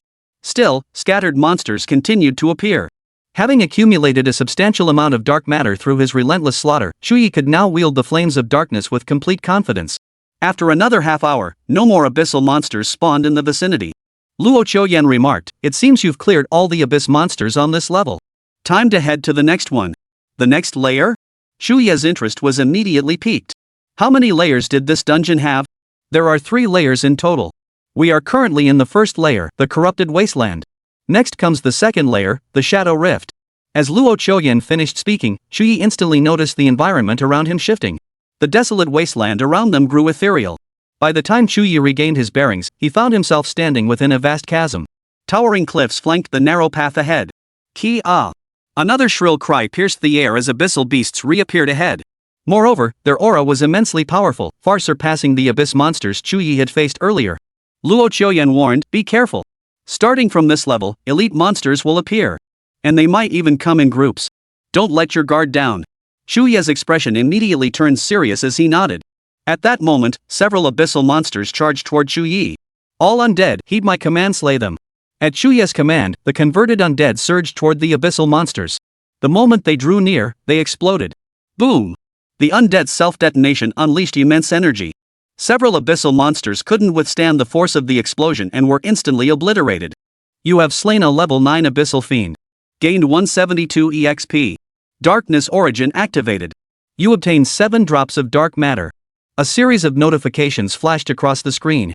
By the time all the abyssal monsters were slain, only a handful of undead remained beside Chu Ye. They really are incredibly strong. It took so many undead self-destructions to finally take them down. Chu Ye sighed inwardly. Just as Chu Ye was about to continue forward, Luo Chuyen's warning suddenly rang in his ear. "Watch out for an ambush." The words barely left her lips when a black shadow lunged toward Chu Ye's back. Chapter 14, Abyssal Demon Stone? Sweep it away. A warning signal instantly flashed through Chu Ye's mind.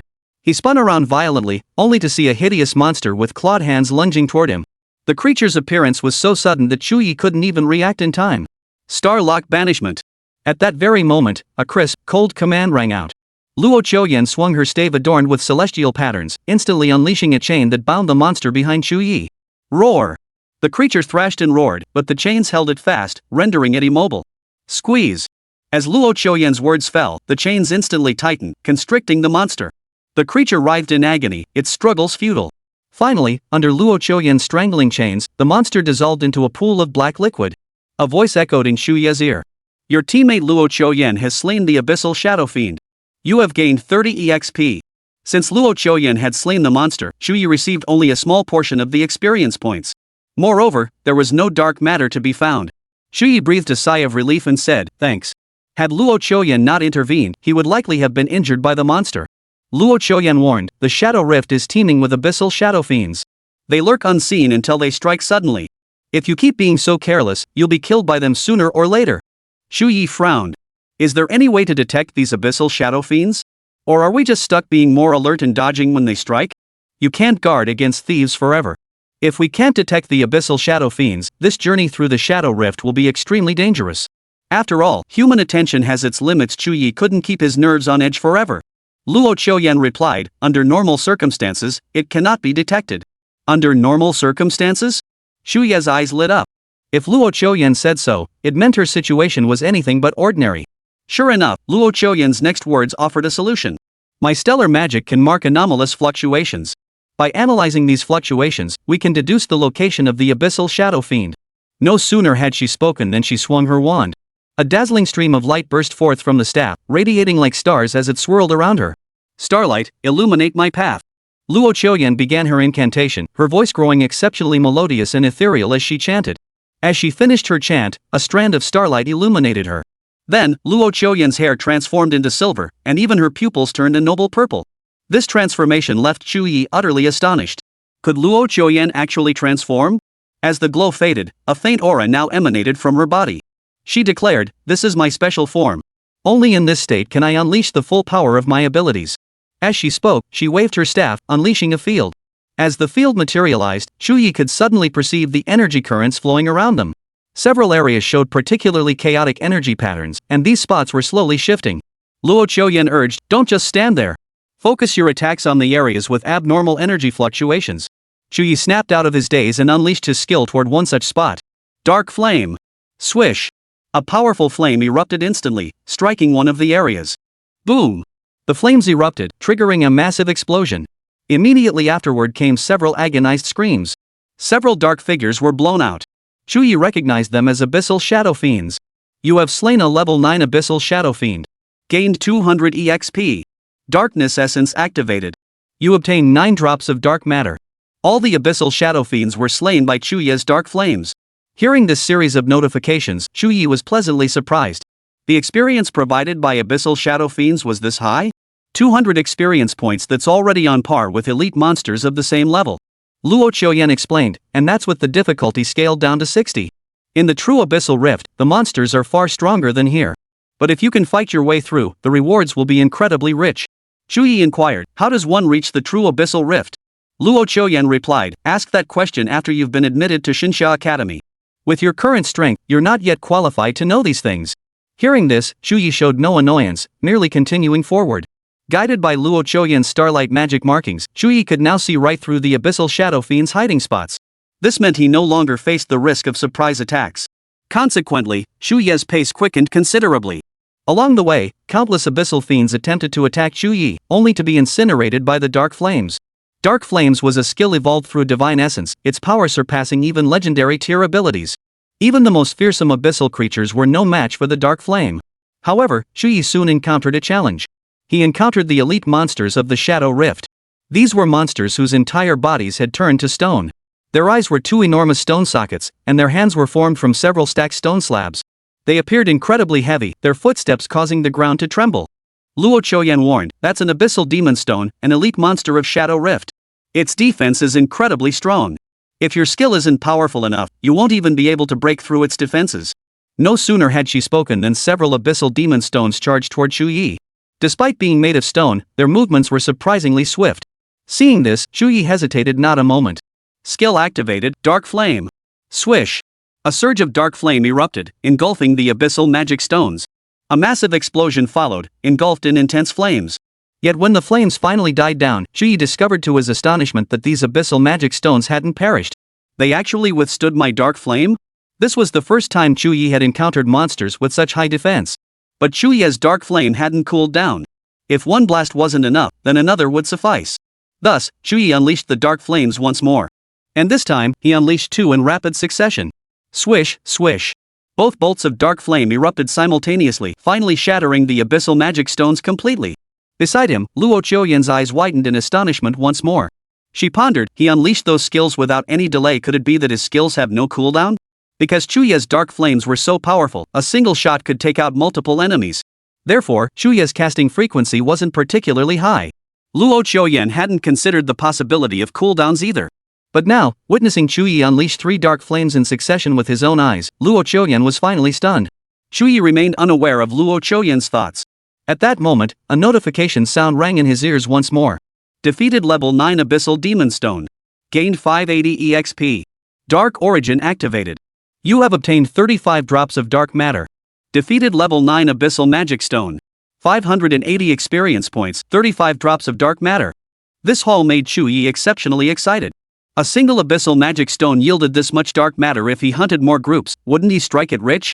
Beside him, Luo Qiuyan continued to remind him, don't get too excited just yet, there are still plenty of Abyssal Demon Stones ahead.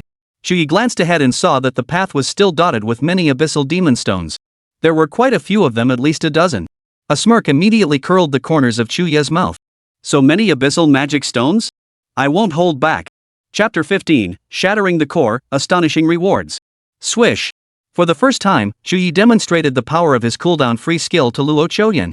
A torrent of dark flames erupted from his hands like a spell-firing machine gun. The Abyssal Magic Stones ahead didn't even have time to attack before they were incinerated by his dark flames. Killed level 9 Abyssal Magic Stone, gained 580 EXP. Killed level 9 Abyssal Magic Stone. A series of notification sounds echoed in Chu Ye's ears. His experience points and dark matter reserve soared. Before long, over a dozen Abyssal Magic Stones lay slain by Chu Ye. Awesome! Chu Ye let out a satisfied sigh. This haul had him buzzing with excitement. Not only that, but after the dozen or so Abyssal Magic Stones perished, roughly 10 of them were transformed into undead by Chu Ye. They represented formidable combat power for Chu Ye. Meanwhile, Luo Qiuyan stood nearby, utterly dumbfounded. Does your skill have no cooldown? All she saw was Chu Ye continuously unleashing black flames, without pause. Many skills have fast cooldowns, but skills with no cooldown? Luo Qiuyan had never seen such a thing herself. Chu Ye chuckled, as long as it kills enemies, that's all that matters. He didn't intend to dwell on the topic. Seeing this, Luo Qiuyan didn't press further. Chu Ye asked, are there any other elite monsters on the 2nd floor? Should we head to the 3rd floor next? They're all gone, you've killed every Abyssal Demon Stone. Then let's proceed to the 3rd layer. As soon as Chu Ye finished speaking, the surroundings shifted once more. The surrounding fissures vanished, transforming into a vast lava-covered land. The surrounding magma boiled violently, its scorching heat searing the air and causing Chu Ye to wince in pain. Luo Qiuyan explained, this is the lava core, the 3rd layer of the Abyss Rift instance. There are no other monsters here, only a single core lies ahead. You must traverse the lava and shatter that core to clear the dungeon. Chu Ye looked up and immediately spotted a core not far ahead, resembling a massive crystal. That must be the lava core. But the path to the core was now buried in molten lava. Stepping on such scorching magma would surely melt even bone to ash. Chu Ye frowned in frustration. How are we supposed to cross this lava? Luo Qiuyan replied, if this magma is subjected to a powerful attack, it will harden. You can use that opportunity to cross quickly. It actually has that property? Chu Ye immediately unleashed a blast of dark flame upon the magma. Boom! Intense flames erupted within the magma. Chu Ye stared intently, but the expected scene of molten rock splattering everywhere failed to materialize. After being struck, the lava rapidly hardened. Seeing this, Chu Ye's face lit up with delight. Success! Luo Qiuyan urged, hurry across. The hardened lava won't last long. Chu Ye nodded and immediately sprinted forward, with Luo Qiuyan following close behind. They swiftly traversed the lava-covered terrain. Using this method, the two swiftly traversed the lava and arrived before the magma core. Chu Ye looked up at the core and discovered a hideous, grotesquely shaped monster within it, apparently another abyssal creature. This crystal seemed to be the monster's womb. It seemed to be absorbing the power of the magma to grow. What is this thing? Chu Ye couldn't help but wonder. This is the juvenile form of a lava lord, a supremely powerful creature of the abyss. Once fully grown, it could summon magma to effortlessly obliterate an entire city. A cold gleam flashed in Chu Ye's eyes. Is that so? Then we absolutely cannot let it be born.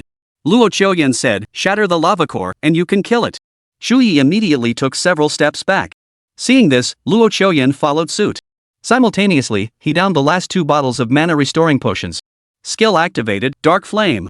As Chu Ye swung the corrupted staff, several bolts of dark fire erupted from his hands. Boom! The flames surged toward the lava core, triggering a massive explosion. The intense blast sent shockwaves rippling through the surrounding air. The massive magma core was utterly obliterated by the blast. Destroyed lava core, gained 1800 EXP. Dark Origin activated.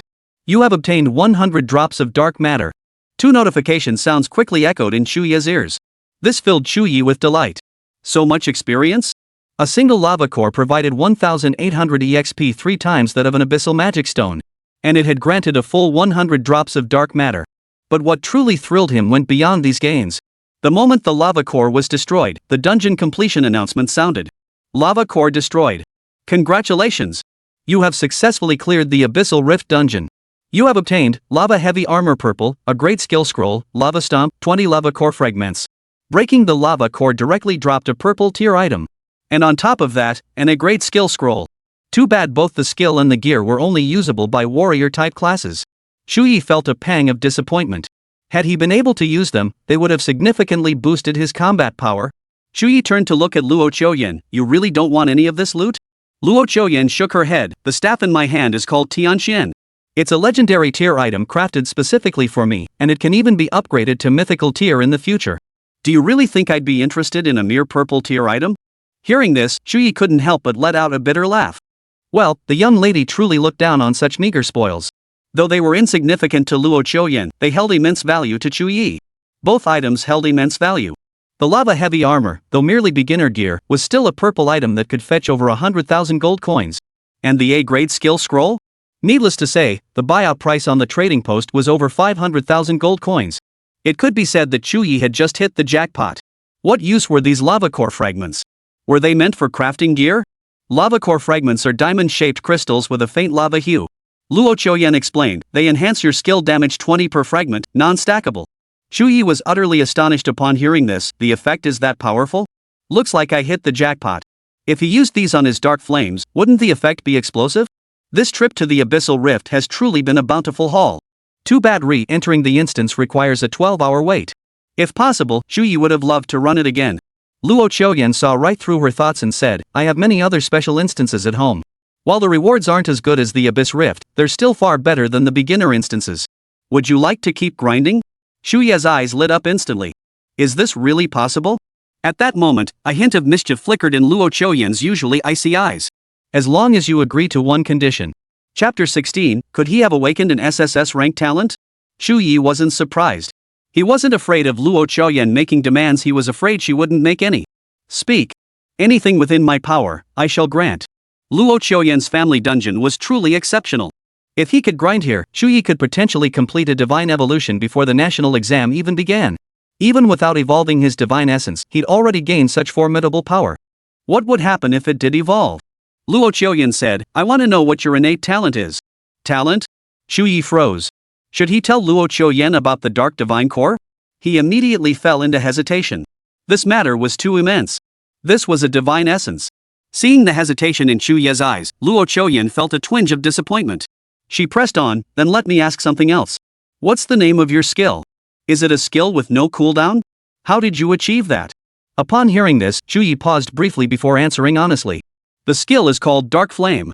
It is indeed a skill with no cooldown. As for how it's achieved, Chu Ye was still pondering a suitable explanation when Luo Qiuyan interrupted him. Is it an effect from your talent? Did you awaken a talent related to skill amplification and cooldown reduction? Chu Ye frowned. Why do you need to know this? What benefit would knowing my talents bring you? He was grateful that Luo Qiuyan had brought him through the dungeon and given him all the loot. This line of probing questions still made him uncomfortable. Luo Qiuyan's tone remained calm. To ensure I secure the top spot in the national exams, I must accurately assess your capabilities. Without knowing your talents, I risk misjudging the situation. She had already confirmed that Chu Ye had undoubtedly awakened a talent. However, the exact level and effects of the talent remain uncertain. The effects might include skill amplification and cooldown reduction, with amplification potentially exceeding 5-fold or even reaching 10-fold. Cooldown reduction could potentially reach 100%. However, if these were the only effects, it might be an SS tier talent, but not yet at the SSS tier level. Seeing Chu Ye still silent, Luo Qiuyan pressed further. In the Abyss Rift instance, I only saw you cast one skill Dark Fire. What was that about? Luo Qiuyan's observation was remarkably sharp. Or rather, she had been observing Chu Ye all along. Hearing these questions, Chu Ye momentarily didn't know how to respond. He instinctively didn't want to get too involved with Luo Qiuyan. After all, the gap between them was simply too vast. Chu Ye replied, because this is the only skill I can use right now. Luo Qiuyan immediately seized the crux. So you're saying there will be more skills like Dark Flame in the future? You could say that. Luo Qiuyan finally smiled. She extended her hand to Chu Ye. Alright, I approve of you. You'll have free access to the newbie dungeons at the Luo Manor. Use this time before the national exams to level up properly. Seeing this, Chu Ye felt a wave of relief wash over him. Luo Qiuyan's relentless questioning had weighed heavily on him. If he possessed only talent, perhaps he could have explained it away. But what he possessed was a godly essence. This was something capable of sparking a world war. Before his strength was sufficiently formidable, Chu Ye dared not reveal it to anyone. Then I'll keep grinding levels. Are you still coming with me? Luo Qiuyan shook her head. No need. You can go on your own. Oh, and I noticed you seem to rely heavily on mana potions. There are plenty over there. Feel free to use them for free. With that, Luo Qiuyan stepped out of the room. Seeing this, Chu Ye felt both helpless and grateful. Regardless, Luo Qiuyan had still done him a tremendous favor. Stepping aside, Chu Ye gathered a substantial supply of mana potions before surveying the surrounding dungeons. Before long, he entered one called Frost Valley. After leaving the room, Luo Qiuyan made her way to the study within the Luo residence. Here, numerous books were stored, all containing knowledge related to professionals, the abyss, and more. Some of these books were even unique to the Luo manor, inaccessible to outsiders. Luo Qiuyan immediately retrieved one volume, which documented every talent awakened by practitioners over hundreds of years. Of course, a single book could not possibly cover every single talent.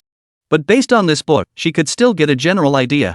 Luo Qiuyan intended to determine exactly what talent Chu Ye had awakened. Perhaps it matched the records in the book, or perhaps it was an entirely new talent. His hesitation in revealing it meant this talent must be exceptionally significant. The possibility of it being SSS tier was not out of the question. Luo Qiuyan flipped through the pages while speculating in her mind. But if it truly was an SSS tier talent, why hadn't he announced it? Once revealed, he would undoubtedly receive massive state support, with any resources he needed readily available. Could it be that disclosing his talent would bring some kind of calamity upon him? Luo Qiuyan was utterly perplexed. Still, she could discern two things. First, Chu Ye's talent was related to skill amplification and cooldown reduction. Second, Chu Ye's talent might enable weak skills to evolve and become significantly more powerful. Because the skill tree for low-tier mages didn't even include a skill called Dark Flame. After searching for quite some time, Luo Qiuyan found several talents matching the above criteria.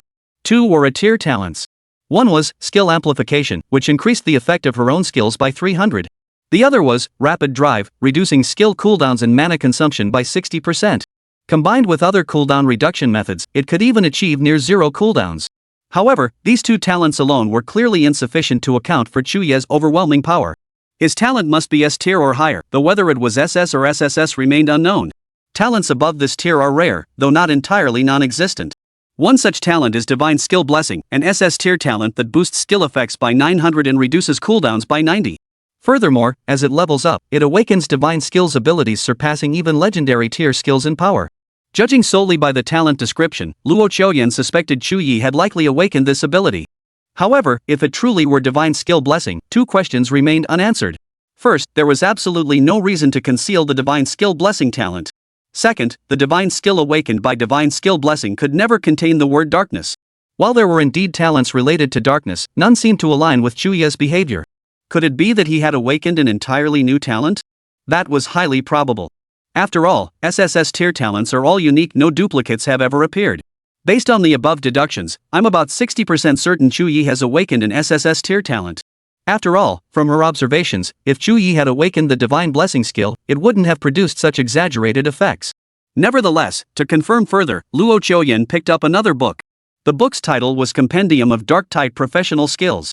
It documented all currently known dark professions and skills, detailing their origins, development, and various manifestations. Luo Qiuyan intended to search through it to see if any matched Chu Ye's situation. Unfortunately, after flipping through it for nearly an hour, Luo Qiuyan still couldn't find the skill called Dark Flame. Luo, reading in the study again? Just then, a warm voice suddenly sounded. Luo Qiuyan turned to see it was Zhou Tao. She immediately put down her book and greeted him. "Hello, teacher." Zhou Tao chuckled, "No need for formalities. I actually have something to discuss with you." Chapter 17, Abyssal Sex Unrest. What level are you now? Instead of getting straight to the point, Zhou Tao inquired about Luo Qiuyan's level. Level 8. Just a bit more experience to reach level 9. If I focus on grinding today, I can hit level 10. Hearing this, Zhou Tao nodded with satisfaction. In that case, you should be able to take the advancement trial soon. That shouldn't be too difficult for me, master. The advancement trial is a rite of passage for every adventurer. Every 10 levels, one must undergo it. Only by passing the trial can one continue leveling up. The trials are held within a special temple. You must leave the city and use the temple's teleportation array to reach the site. The advanced trial varies by individual. The profession and its rarity level both influence the trial's content and difficulty. Legendary tier professions face the highest difficulty. But for Luo Chuyen, it posed no real challenge. Only then did Zhou Tao reveal his purpose. Recent observations indicate heightened activity from the Abyss cult. Some members have even been spotted near Linshan City. Therefore, I'm warning you, if you must leave the city, exercise extreme caution. The nearest temple teleportation array is over 30 kilometers from Linshan City. For novice adventurers, the round trip alone consumes nearly a full day. During this journey, encountering danger makes accidents particularly likely. Especially since the Abyss cult might be lurking nearby. Hearing Zhou Tao's words, Luo Chuyen's expression immediately grew more serious. The Abyss cult's threat to humanity has always been present. These individuals embraced the Abyss, gaining immense power. But the price was the loss of their humanity. They built cathedrals to worship the great entities dwelling in the Abyss, attempting to awaken the slumbering evil deities through sacrifices, deluding themselves into transforming the entire human world into the Abyss. They are humanity's absolute enemies. Every year, numerous adventurers fall victim to the Abyss cult. Some are ambushed and slain, others captured for sacrifice. Within the borders of the Great Xia Kingdom, numerous incidents of abyssal cult atrocities occur annually. Fortunately, the Great Xia Kingdom maintains exceptionally stringent defenses. Consequently, the Abyss cult members here are generally weak, mere insignificant flies. After hearing Zhou Tao's advice, Luo Chuyen nodded and said, I understand, teacher. Though aware of the Abyss cult's activities, Luo Chuyen still had to leave the city. After all, unless she left to complete the trials at the temple, she couldn't continue advancing her cultivation. Zhou Tao came primarily to remind Luo Chuyen about this matter. But since he was already here, leaving immediately would seem too cold. He decided to ask, I heard you brought a boy back to the Luo residence. What's the story? Zhou Tao had actually heard about Chu Ye's situation. But he didn't care about a low-level mage, so he couldn't understand why Luo Chuyen would do such a thing. Luo Chuyen replied, Teacher, do you recall our previous discussion about the corrupted swamp? Yes. You asked whether a low-level mage could solo and clear the corrupted swamp. Could this be related to the person you brought back? Exactly. Not only did he accomplish it, but he also soloed the toxic marsh cavern. Hearing this, Zhou Tao's expression instantly betrayed a hint of astonishment. Are you certain? Could he have used external aids like gear without level restrictions? Luo Chuyen shook her head. I'm certain. He soloed it entirely on his own strength. I suspect he possesses S-tier or higher talent, but for some reason, he chose to conceal it. I plan to partner with him for the national exams. With his help, my chances of securing the top national scholar title will be significantly higher. Perhaps he has his reasons. Didn't that SSS tier war god also conceal his talent initially? Luo Chuyen replied, perhaps. Her tone was somewhat dismissive, for her mind was still preoccupied with Chu Ye. He felt Chu Ye's situation might not be as straightforward as it seemed. But asking Zhou Tao about this probably wouldn't yield any answers either. Zhou Tao said, you may collaborate with him if you wish. I won't interfere in your affairs. Though startled by Chu Ye's situation, Zhou Tao remained merely a tutor hired by the Luo household. Even though Luo Chuyen treated him with courtesy, he knew his place and would never pry into matters unnecessarily. Soon, Zhou Tao departed, leaving Luo Chuyen alone to continue her research. Congratulations! You have successfully cleared the Frost Valley dungeon. You have obtained Frostbite Longbow Blue, Frostbite Leather Armor Blue, Icy Crystal Core. About an hour later, Chu Ye emerged from Frostbite Valley. This instance was also quite challenging, but it paled in comparison to the Abyssal Rift. However, due to its large size and numerous branching paths, it had taken Chu Ye considerable time to complete. Judging by his current experience bar, he only needed to clear the dungeon 3 or 4 more times to reach level 10. Less than 3 days had passed since he awakened his class. To reach level 10 in such a short time, anyone hearing about this pace would likely find it utterly unbelievable. Consider that even the legendary class holder, Luo Chuyen, is only at level 8 right now. After reaching level 10, he would have to leave the city for the advancement trials. At that point, leveling up would likely become much more difficult. Each time an advanced trial is completed, one gains tremendous personal growth. But the cost comes in the form of a steep increase in the experience required to level up. The experience needed to go from level 10 to 11 exceeds the total required to reach level 10 from level 1. Similarly, the experience needed to reach level 21 exceeds the total required to go from level 11 to 20. Because the higher you climb, the more time it takes to level up. For ordinary adventurers, even dedicating their entire lives to leveling up, most will only reach levels 30 or 40 at best. Some with exceptional luck or destiny might climb to the 40s or even 50s, but that's the limit. Levels above 50 require at least an elite tier profession to achieve. The upper limit for elite tier professions is generally considered to be level 70. Beyond that, only epic tier professions exist. Even epic tier professions rarely surpass level 80. A small minority break through, but most cap below level 85. Only legendary tier professions can reach levels beyond 90. Through the disparity in class quality, practitioners have constructed a rigidly tiered pyramid where lower tier practitioners can never hope to challenge their higher tier counterparts. This is a class system solidified by nature. Time to grind some levels. After a brief rest, Chu Ye re-entered Frostvale. Unlike the Abyssal Rift instance, this dungeon had no cooldown, allowing Chu Ye to repeatedly enter and grind levels. The only drawback was that since it had already dropped blue gear, the instance wouldn't yield any equipment for the next month. But gear wasn't Chu Ye's goal. He needed to level up and farm dark matter as quickly as possible, growing as strong as he could before the national exam arrived. Ideally, he would achieve a divine evolution. Chapter 18, Luo Choyan's reminder: gentleness beneath the coldness. In the Luo family's training room, Chu Ye relentlessly leveled up, thoroughly enjoying the grind. Time ticked by. When he cleared the stage again, his experience bar showed he was nearly at 90. At this rate, one more dungeon run would get me to level 10. It must be said, the dungeons here were far superior to the beginner ones. Even if he only gained 60 experience points, Chu Ye's overall experience level rose steadily. Chu Ye immediately exited the instance. The moment he emerged, Chu Ye spotted Luo Choyan.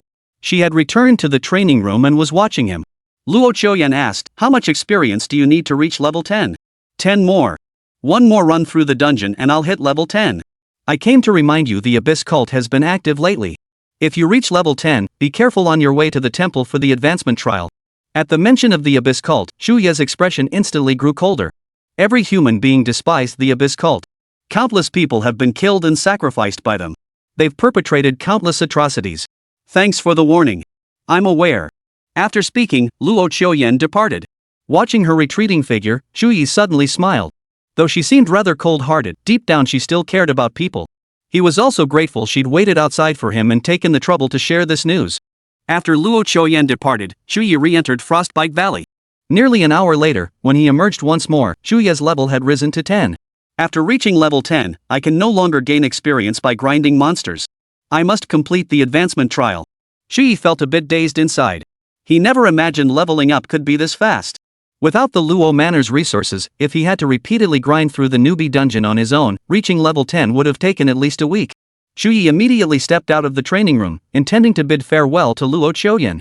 The moment he stepped out, he saw her. "You're level 10 already?" Luo Choyan asked the moment she saw Chu Ye. Chu Ye nodded. "That's right.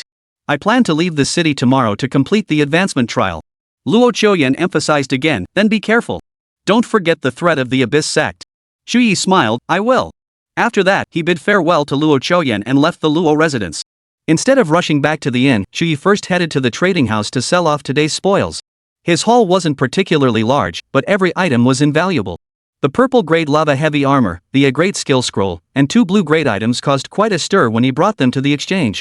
The purchase price for the lava heavy armor was 180,000 gold coins, while the grade A skill scroll fetched a staggering 250,000 gold coins, an outrageously high price. The 2 blue grade items seemed like mere extras, with the exchange offering a combined purchase price of 40,000 gold coins for both. Adding in some other materials, the total came to 20,000 gold coins. Combined, the total amounted to 530,000 gold coins. When that much gold hit his account, Chu Ye could scarcely believe it himself. Just 3 days ago, Dong Ping had been freaking out over 8,000 gold coins. Now, he had over 500,000 gold coins in his possession. This feeling of sudden wealth was truly exhilarating. Of course, gold alone wasn't what delighted Chu Ye most. He checked how much dark matter he'd farmed today. Chu Ye immediately opened his personal interface. Name, Chu Ye. Class, low-tier mage. Level, 10. Health points, 1,300. Mana, 500-150. For attributes, Strength 40, Spirit 50-50, Constitution 40-50, Agility 40. Initial skills, Dark Flame, low-level Flame Barrier. Talent, Dark Origin God Tier. Divine Form, Fractured Dark Soul. Dark Matter Quantity, 3,264 droplets. Over 3,000 drops of dark matter, still 2/3 short of 10,000. Chu Ye was extremely excited.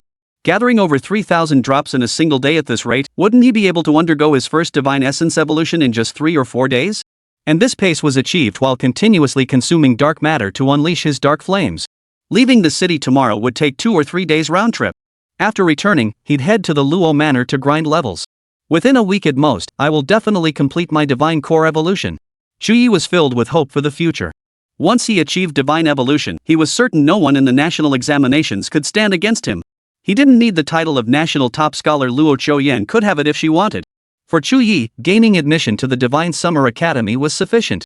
With his potential, whether or not he claimed the top national scholar title, his future was destined to shine brilliantly.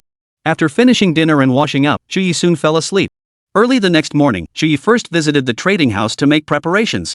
Heading to the temple for the advancement trial would take 2 or 3 days round trip, so he needed to stock up on supplies.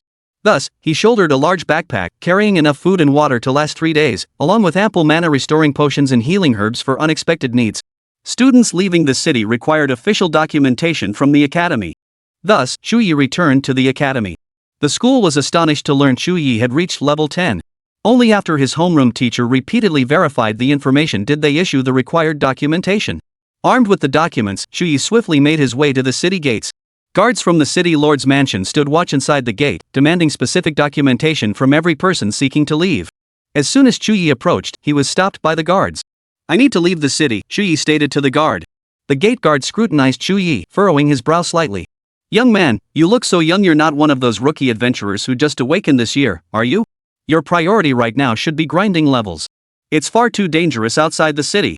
Chu Ye produced his school certification. "I'm already level 10.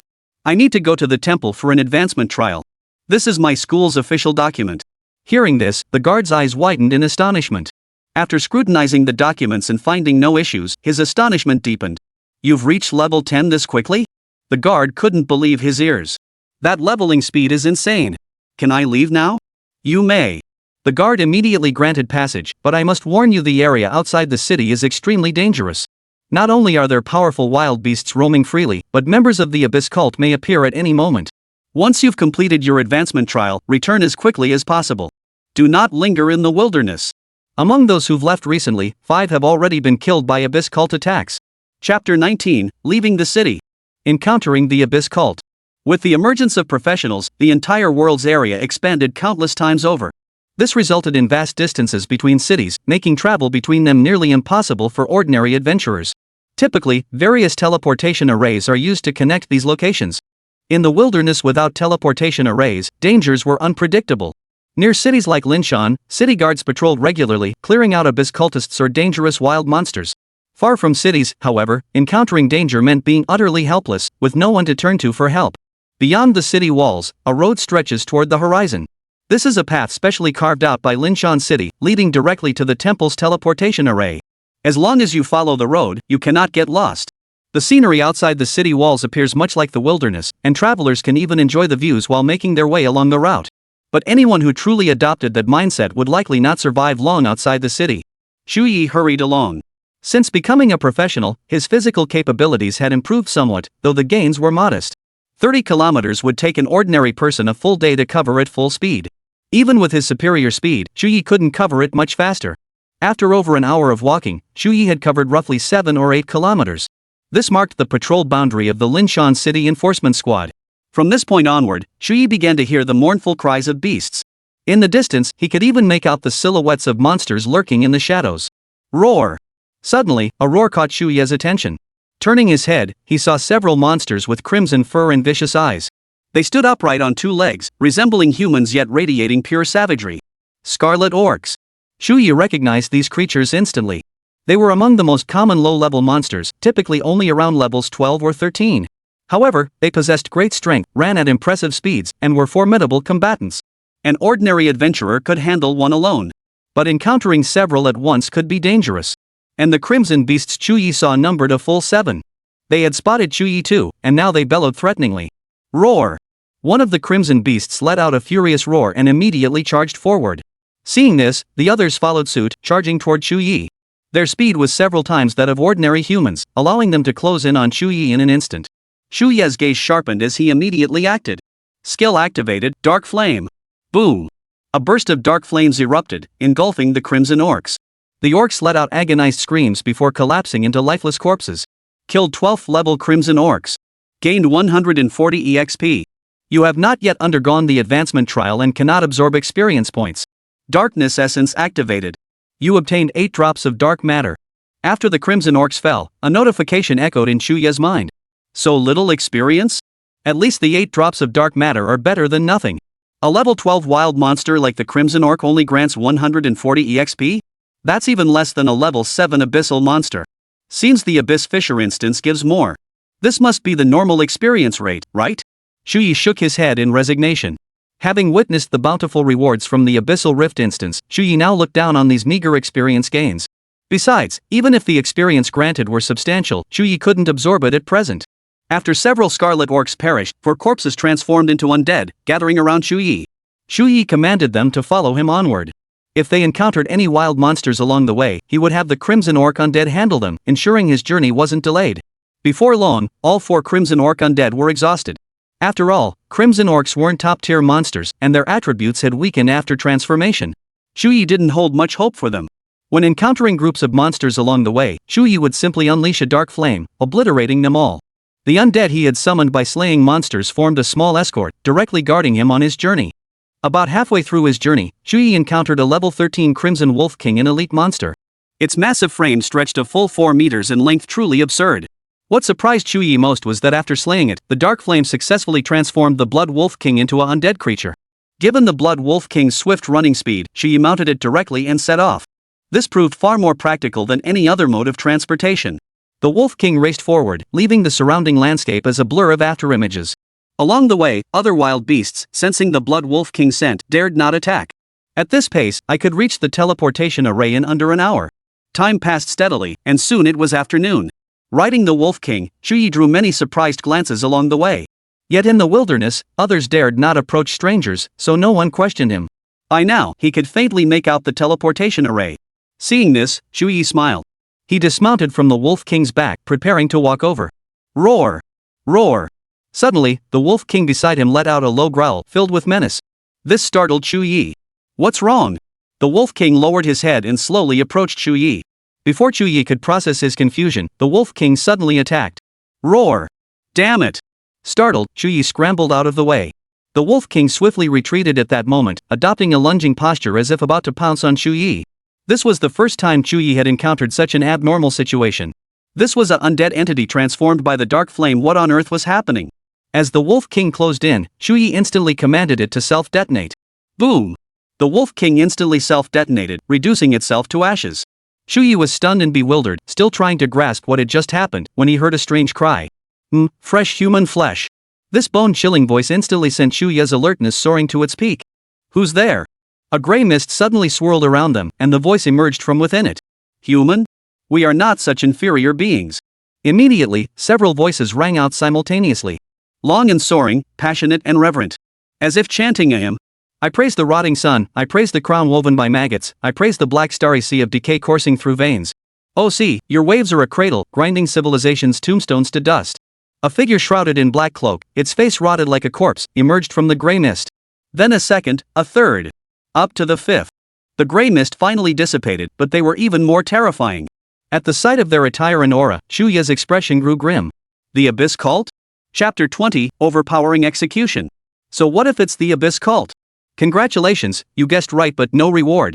The Abyss Cultist's voice carried a mocking tone, like a cat toying with a mouse. Our employer mentioned you've awakened an SSS tier class. You're prime material. Come embrace the Abyss with us. Offer your flesh and bones as sacrifice to Mother, and you shall gain eternal power. The voice was deeply seductive, even carrying a faint mental assault. An ordinary person, under its spell, would likely lose their sanity and obediently follow the Abyss Cultists away. But Chu Ye was not one to be swayed by such whispers. He keenly sensed a crucial piece of information. The employer meant, someone hired you to kill me? Who? Ha! The Abyss Cultist let out a strange cry. Why bother knowing so much? After today, you'll become Mother's most delicious meal. Several Abyss Cultists spread their arms wide, then moved swiftly, as if drifting around the ground. Soon, they had completely blocked Chu Ye's retreat. Yet Chu Ye's expression remained calm. Knowing I've awakened an SSS tier talent, you still dare come for me? Aren't you afraid of being killed in return? Though Chu Ye knew they'd misunderstood, he saw no need to clarify. Compared to Divine Essence, an SSS tier talent was a perfectly plausible explanation. Take Luo Qiuyan, for instance. She likely believed Chu Ye had awakened some formidable talent as well. Ha! The Abyss Cultists let out another wave of sinister laughter. Even if you've awakened an SSS tier talent, you're still only level 10. Meanwhile, several of us have already surpassed level 20. With such a massive level gap, how could you possibly stand against us? Level 20. Hearing this response, Chu Ye's expression darkened further. Seems like you won't be easy to deal with. Why waste words? Get on with it and fulfill the contract. The employer promised 50 human sacrifices. If we deliver, our standing within the church will surely rise. These words instantly ignited fury in Chu Ye's expression. To kill him, they'd actually agreed to provide 50 human sacrifices to the Abyss cult. Who could it be? Who harbors such intense hatred toward him? Was it Dong Ping? Or Wang Zhen? But Chu Ye shook his head immediately. He knew exactly what kind of people those two were. They could never afford such a price. Could it be the Chen family? But did the Chen family really have such deep-seated animosity toward him? At most, it was a conflict with Chen Xiaofeng. But would that justify the Chen family colluding with the Abyss cult just to kill him? Chu Ye was utterly baffled. Meanwhile, the Abyss cult had already made their move. Though they belonged to the Abyss cult, they were fundamentally human and thus, all considered professionals. They swiftly drew their weapons. Among them was an archer wielding a bow, 2 mages holding staffs. Another was a shield-bearing guardian, and the last was a healer priest. The 2 mages and the archer immediately prepared their spells, unleashing them at Chu Ye from 3 directions. Swish! The archer's skill unleashed first a black-flamed arrow streaking toward Chu Ye at blinding speed. Simultaneously, the 2 mages began chanting. Their spells would follow in the next instant. Chu Ye also acted instantly. Skill activated, Dark Flame. With a swing of the corrupted staff, a surge of dark flame erupted. Boom! The dark flame erupted, instantly obliterating the incoming black rocket arrows. Simultaneously, the explosion sent powerful shockwaves rippling through the air, forcing the 2 figures ahead to stumble backward. Witnessing this, both cultists' expressions darkened. Indeed, he possessed considerable strength, no wonder he was a human who had awakened an SSS tier talent. But it's not enough. At that moment, the other 2 mages finished their incantations. A powerful fireball coalesced within their wands. The orb was as large as a human head, radiating intense energy. Even from a distance, Chu Ye sensed the danger it held. Ash incineration! The 2 priests let out a fierce shout, and the fireball immediately surged toward Chu Ye. Seeing this, Chu Ye cast another spell. 2 streams of dark flame simultaneously surged toward the 2 fireballs. Boom! Boom! 2 more powerful explosions erupted as the fireballs were instantly scattered by Chu Ye's dark flames. Moreover, the shockwave from the dual explosions nearly knocked the cultists off their feet. At this moment, the expressions on the faces of the cultists grew even more grim. Chu Ye's strength clearly caught them off guard. However, Chu Ye's expression was equally grim. 3 dark flames had drained over half his mana. Seizing the moment, Chu Ye immediately downed a bottle of mana restoring potion. This action was immediately noticed by one of the cultists. He's drinking a mana restoring potion, his skill usage must be immense. Let's force him to unleash more spells and drain his mana completely. Hearing this, several cultists sprang into action once more. 2 mages began chanting, channeling even more powerful spells. Archers drew their bows, knocking arrows aimed squarely at Chu Ye. The guardian charged forward like a boulder, aiming to knock Chu Ye off his feet. The priest stood ready to heal at any moment. Trapped on all sides, he found himself in a desperate predicament. Seeing this, Chu Ye gritted his teeth fiercely and charged straight at the 2 mages. At that moment, the archer's arrow was already flying toward Chu Ye. Chu Ye made no attempt to dodge, merely shifting his body to the side. Dark flames! Chu Ye roared, unleashing the dark flame upon the 2 mages. He had to act fast. The moment they chanted their spells was their most vulnerable state. Dark flames would strike true without fail. For this reason, he didn't even consider dodging the arrows. Because dodging the arrows would mean wasting more time, giving the 2 mages ample time to complete their incantations. Swish, swish. 2 bolts of dark flame shot forth, hurtling toward the mages. The mages' eyes widened in sheer terror. Clearly, they hadn't anticipated Chu Ye pulling this move. Was he courting death? Boom! Boom!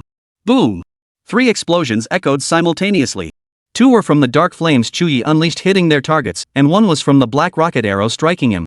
The explosions from the dark flames were clearly more intense, but the black rocket arrow's power was no less formidable. Soon, the 3 blazes gradually faded.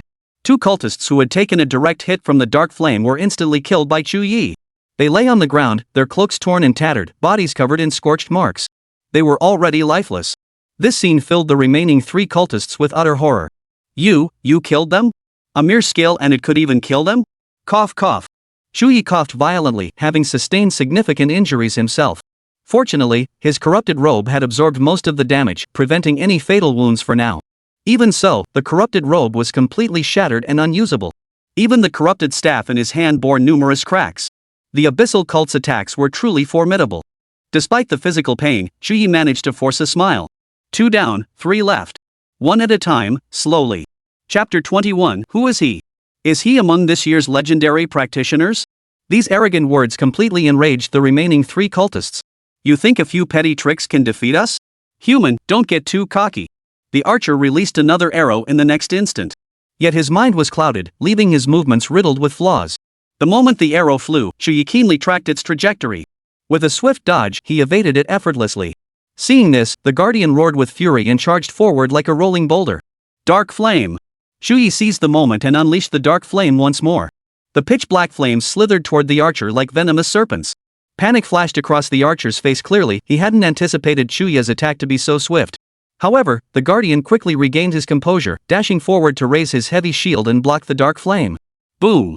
The fireball exploded, its immense force knocking the guardian flat to the ground, the shield trembling slightly from the impact. Seeing this, the archer drew another arrow, aiming squarely at Chu Ye. At that very moment, Chu Ye suddenly unleashed the dark flame toward an unexpected direction. Swish! The dark flame surged toward the priest. The priest, nearly defenseless, was struck by the dark flame in a moment of sheer terror. Boom! Flames erupted, engulfing the priest's body and reducing it to ashes in an instant.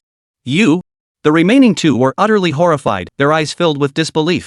In the blink of an eye, Chu Ye had found another opening to take one of them down. Chu Ye sneered, a mocking curve lifting the corners of his mouth. Only 2 left now. No sooner had the words left his mouth than Chu Ye struck again. Dark flames. This time, the abyss cultists finally felt true fear. Does your skill have no cooldown? How can you unleash it so many times in a row?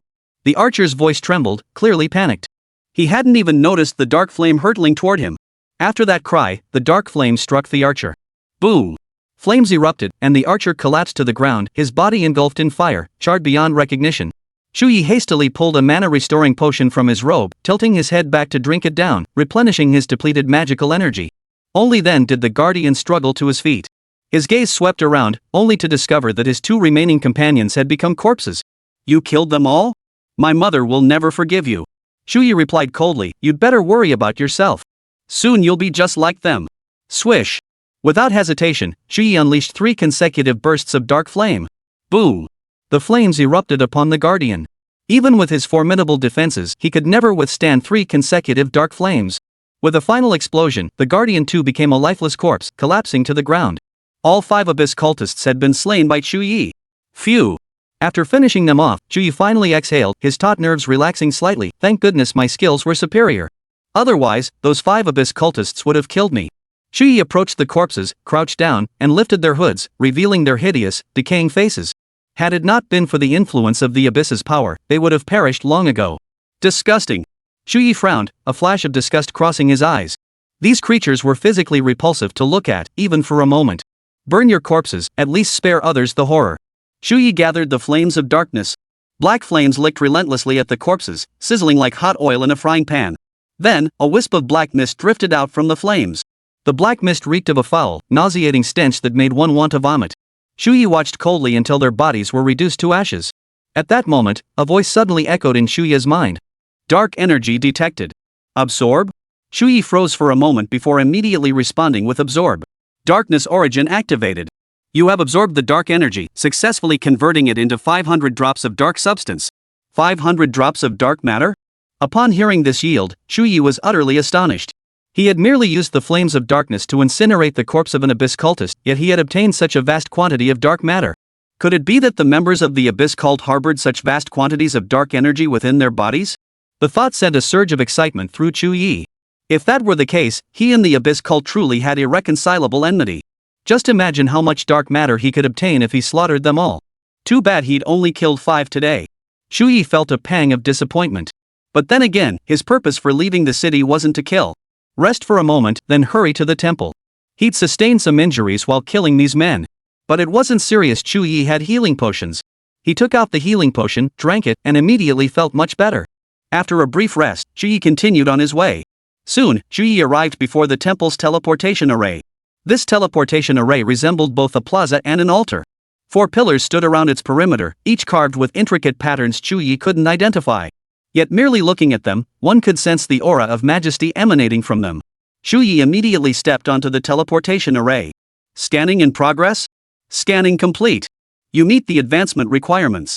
Do you wish to teleport to the temple? Teleport. As soon as Chu Ye spoke, a beam of light instantly enveloped him. The next second, Chu Ye's body vanished. When he reappeared, he had arrived at the temple. It was an immense and resplendent temple. Inside the temple, statues stood in rows, each one representing a deity. Their eyes seemed to gaze through the statues at all the practitioners. Any practitioner entering this place for the first time would likely be overwhelmed by its majesty and splendor. Even Chu Ye found himself momentarily transfixed. Within the temple, Chu Ye encountered many others. They were all here, like Chu Ye, to undergo the advancement trial. Ha! More people are coming? Are there really that many geniuses this year? Guess who might be arriving next? According to the intel I gathered, over a dozen legendary practitioners from this year haven't shown up yet.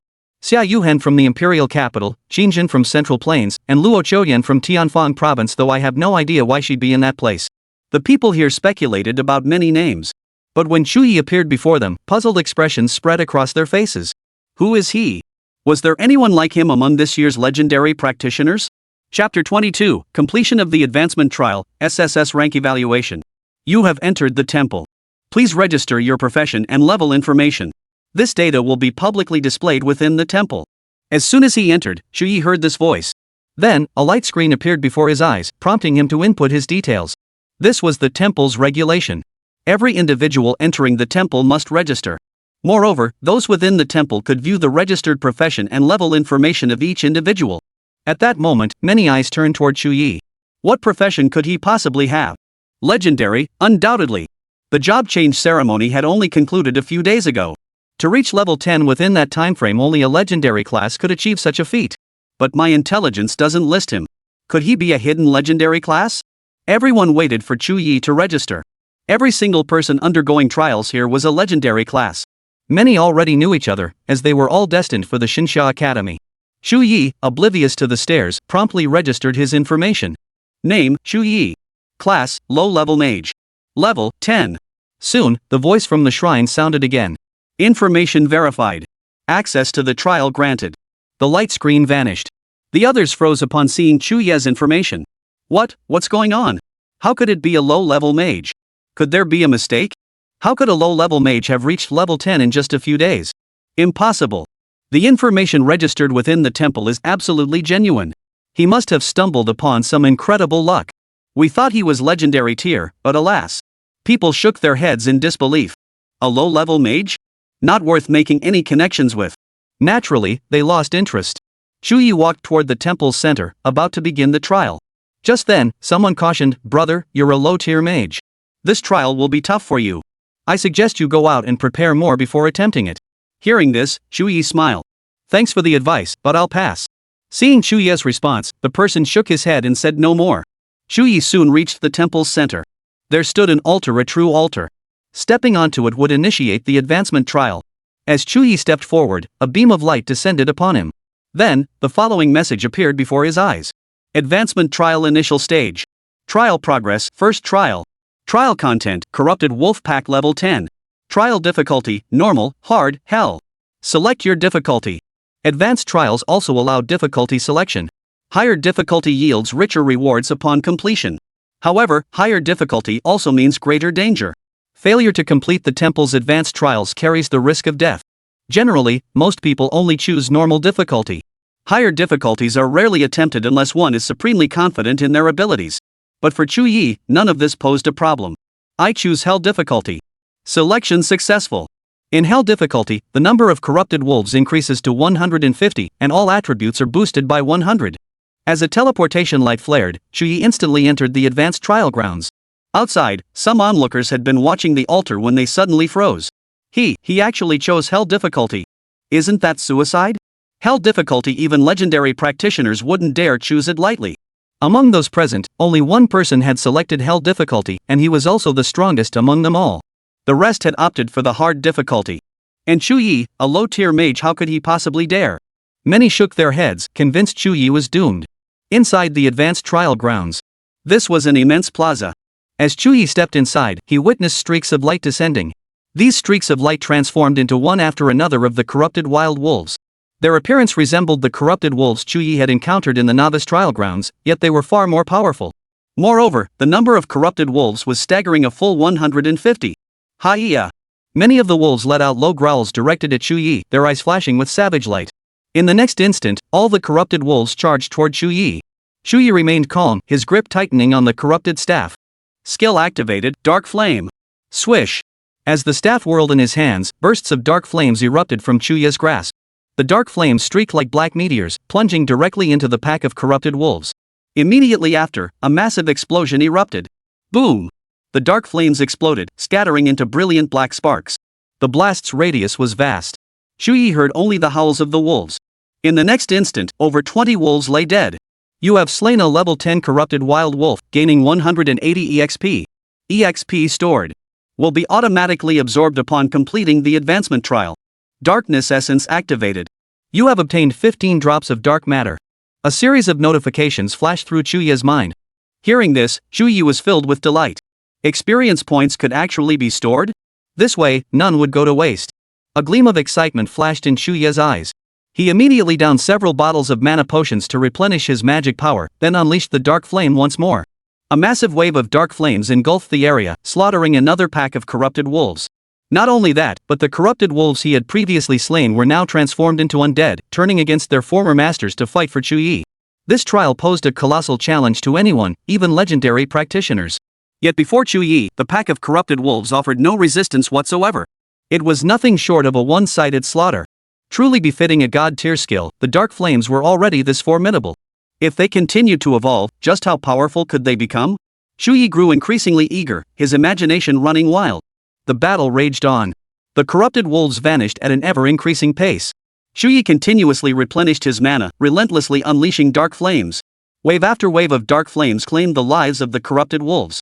Were it not for Li Du's necromantic conversion having a 50 wolf limit, most of the corrupted wolves on the field would likely have been transformed by Chu Ye.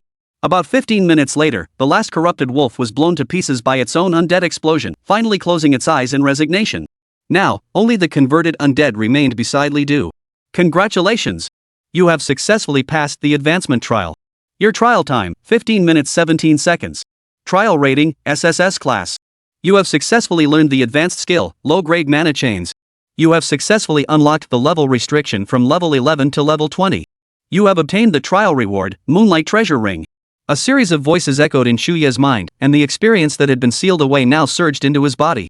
However, due to the extremely high experience required to advance from level 10 to level 11, Chu Ye did not level up.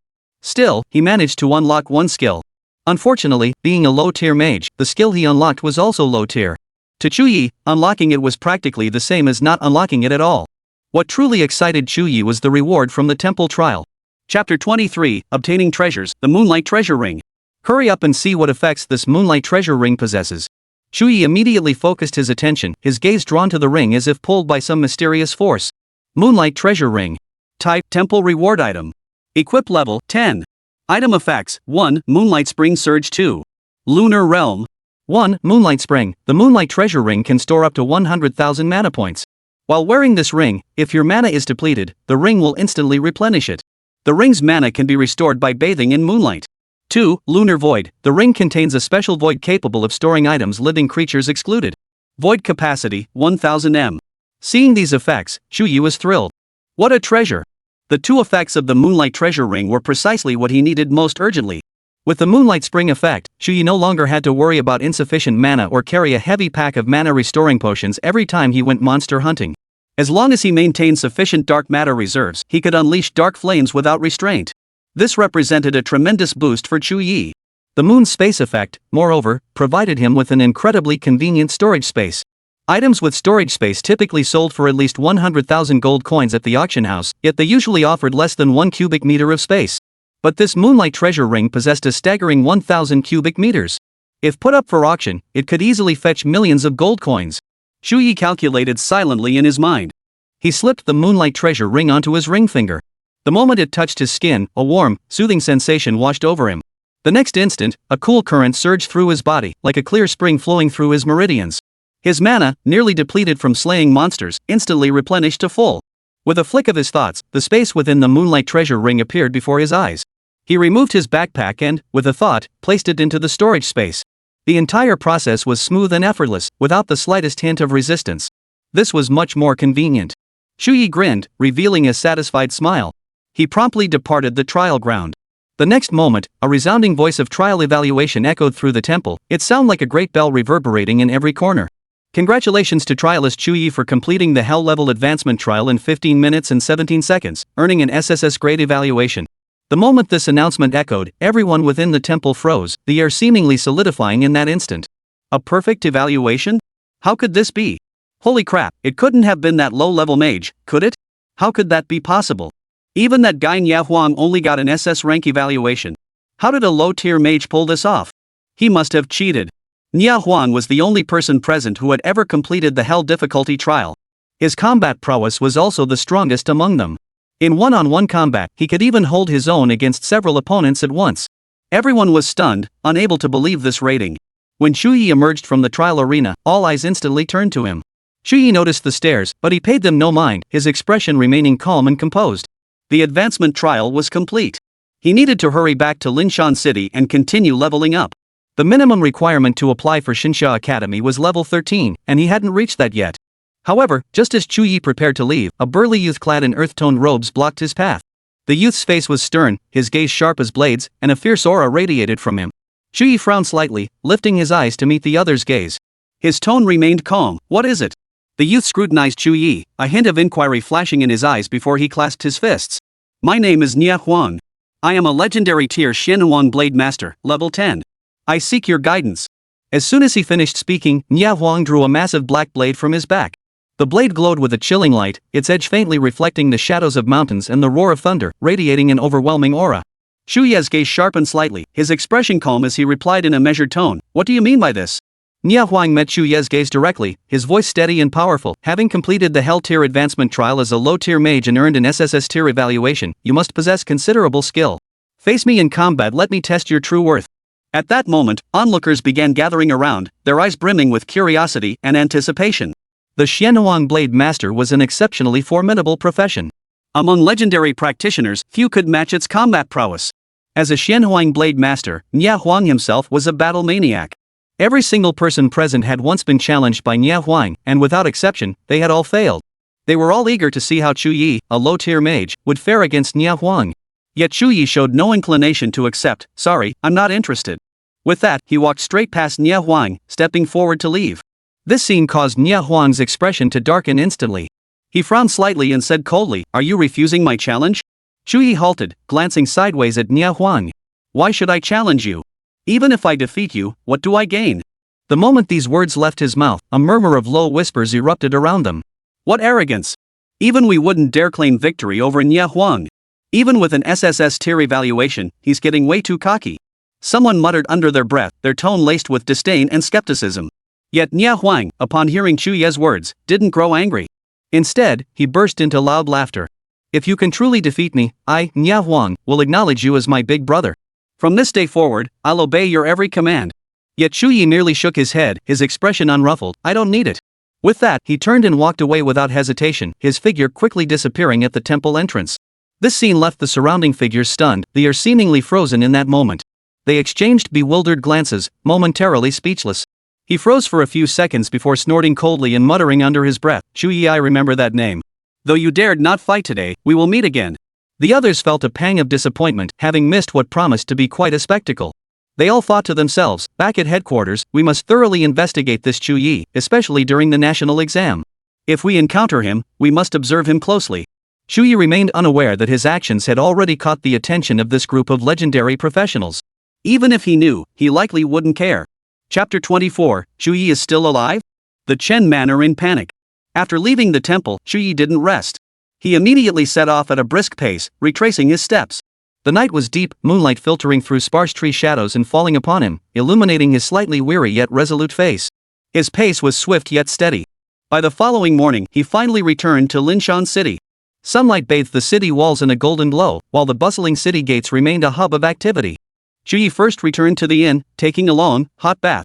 The warm water washed away the fatigue and dust from his body. Seated at the table, he wolfed down the meal before him until his stomach felt full. Only then did he slowly set down his chopsticks and exhale deeply. Then, he took out his communicator and sent a message to Luo Choyan, "I've completed the advancement trial. Before long, Luo Qiuyan's reply arrived, concise and direct, then hurry over to the Luo residence. Chu Ye wasted no time and immediately set off for the Luo residence.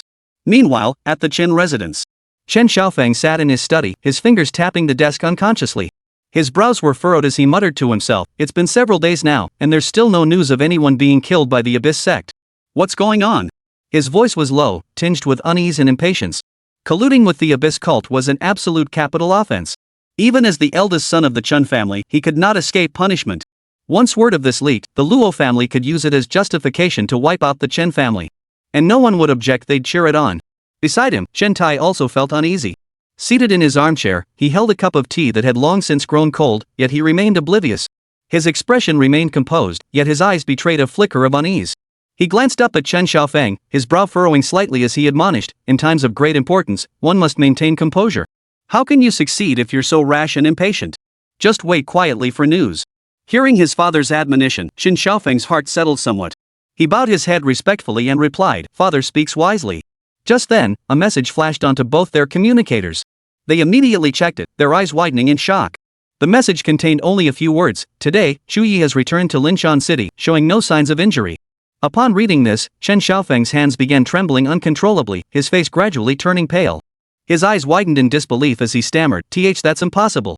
Even Chen Tai could no longer remain composed. His breathing grew ragged, his face drained of color, and the teacup in his hand clattered to the floor, shattering into pieces. He muttered to himself, "How could this be? Father, didn't you say that once the Abyss sect intervened, Chu Ye would surely die? Those 50 sacrificial offerings have already been delivered." To secure the Abyss sect's agreement to kill Chu Ye, Chen Xiaofeng had deceived 50 guards from his family, handing them over to the sect as blood sacrifices. If it meant Chu Ye's death, it would have been worth it. But now, Chu Ye was still alive. Chen Tai's eyes betrayed a flicker of panic. He never imagined this plan would fail. Damn it! Are those Abyss cultists a bunch of incompetents? If this matter wasn't handled properly, the entire Chen family could face annihilation. At this moment, Chen Tai had forgotten that he himself had proposed this plan. Chen Xiaofeng's voice trembled as he asked, "Father, what should we do now?" Chen Tai took a deep breath, forcing himself to calm down. A flicker of cold determination crossed his eyes as he studied Chen Xiaofeng intently before replying in a measured tone, "It's fine. Chu Ye likely has no idea who hired the Abyss cult to kill him. As long as you keep your mouth shut, who would ever know? After all, there's no evidence." Hearing this, Chen Xiaofeng finally exhaled in relief. "Right. This has nothing to do with me, it was all the Abyss sect's own doing. Chu Ye couldn't possibly produce any evidence of collusion anyway. Even if he suspects something, we'll just deny it to the death." Luo residence. Chu Ye had already arrived. Upon seeing him, Luo Qiuyan said directly, "Follow me." Chu Ye followed her into the Luo residence, once again arriving at the training room. Last time he'd been here, the training room only had instances below level 10. This time, Chu Ye noticed several new instances had appeared, all ranging from levels 10 to 15. Chu Ye chuckled, "New instances in the training room, huh?" Luo Qiuyan nodded, her tone as calm as ever. "I've also completed the advancement trial, so I had them add a few more instances." A hint of surprise flashed in Chu Ye's eyes as he asked curiously, "When did you complete it? I didn't see you at the temple." Luo Qiuyan glanced at Chu Ye, her expression as serene as ever. "Shortly after you left the temple," she replied calmly. Chu Ye's interest was piqued. He pressed, "What difficulty did you choose? What evaluation did you receive?" "Hard difficulty, SSS tier evaluation." "Hard difficulty, huh?" Though it was also an SSS tier evaluation, his had been on hell difficulty. "My class is Star Mage. This class isn't particularly adept at solo combat. Only the true battlefield is where I can truly shine." The two chatted for a while, exchanging pleasantries as usual. Suddenly, Luo Qiuyan shifted her tone, a serious edge creeping into her voice. "On your way to the advancement trial, did you encounter anyone from the Abyss cult?" At these words, Chu Ye's gaze immediately darkened. Luo Qiuyan, noticing his expression, instantly guessed what had happened. Chu Ye replied in a low voice, "Yes, I did. And there were 5 of them, all level 20 Abyss cultists. Their objective was clear, to kill me." Surprise flashed in Luo Qiuyan's eyes, mingled with a hint of worry. Her voice carried a hint of urgency. "What's going on?" While the Abyss cult frequently ambushed travelers in the wilderness, a situation like Chu Ye's being targeted by 5 cultists simultaneously was clearly highly unusual. Chu Ye remained relatively composed, his tone steady as he recounted the entire encounter with the Abyss cult. He emphasized how his transformed Wolf King, an undead creature, had suddenly been controlled by the cult, nearly causing him serious injury. Upon hearing this, Luo Qiuyan frowned. The Abyss cult possesses extraordinary control over undead creatures. It's best you avoid using undead against them in the future. Otherwise, you might well end up shooting yourself in the foot. Chu Ye nodded.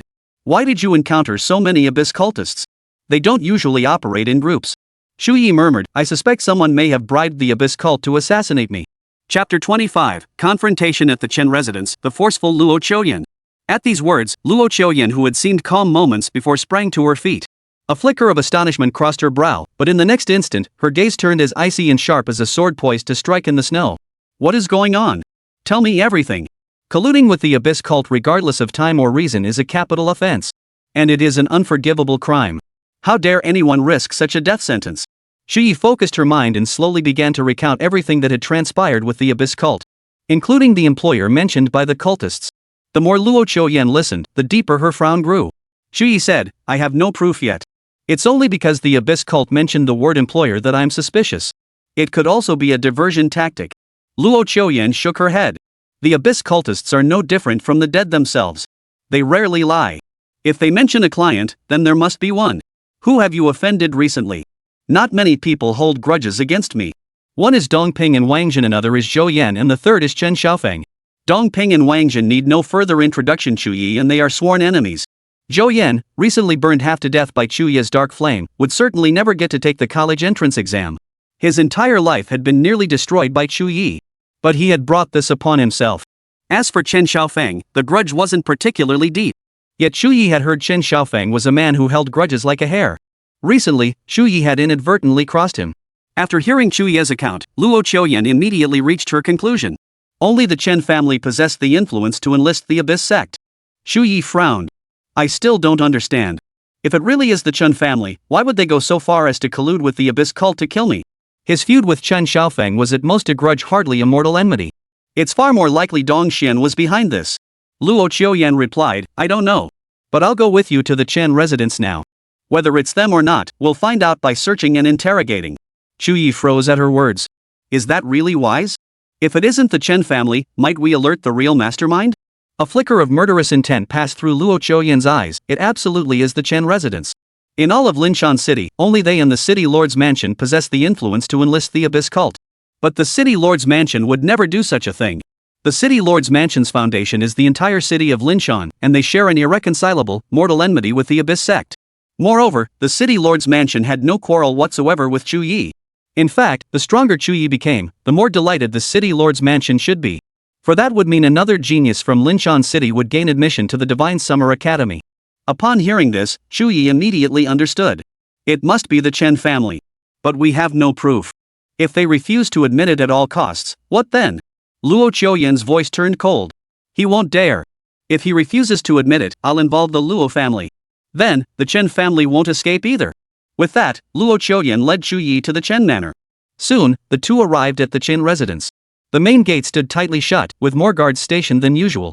Spotting the pair, two guards immediately shouted, "This is restricted property of the Chen residence. No unauthorized entry." Chu Ye frowned, just beginning to ponder how to gain entry, when Luo Qiuyan suddenly produced her staff, Tianxian. I am Luo Qiuyan. Where are Chen Tai and Chen Xiaofeng? I must see them. The guards were visibly startled upon hearing Luo Qiuyan's name. Though they served as guards for the Chen residence, they dared not offend the Luo family. One guard promptly replied, Master and young master are reportedly preparing for the national examinations. They've chosen to seclude themselves for the time being and won't be receiving visitors. We kindly ask for your understanding, Miss Luo. We're only following orders. A chill instantly settled between Luo Qiuyan's brows. Seclusion? Ha! More like they've got something to hide and are too scared to show their faces. Move aside immediately. This has nothing to do with you. The guards looked troubled.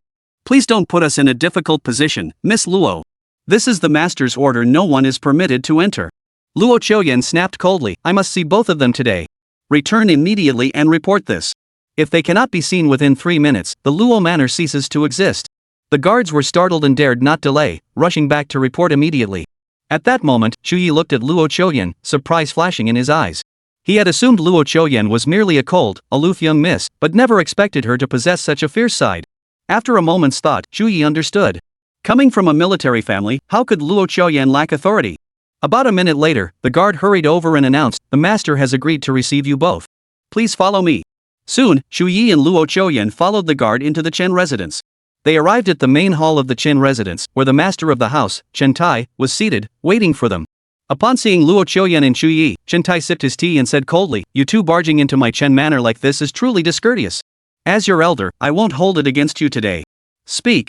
What business brings you to my Chen manor?" His breathing was steady, his expression calm, everything appearing perfectly normal. But Luo Qiuyan wasn't fooled by his act. Glancing around and seeing only Chen Tai present, she demanded immediately, "Where is Chen Xiaofeng? Bring him out." At the mention of Chen Xiaofeng's name, Chen Tai's brow furrowed slightly. "My son Xiaofeng is preparing for the national examinations and is in seclusion today. He will see no one. If you wish to meet him, you must come another day." Luo Qiuyan sneered coldly, "Is it that he won't see me, or that he dares not see me?" Chen Tai's voice grew stern. "What do you mean by that?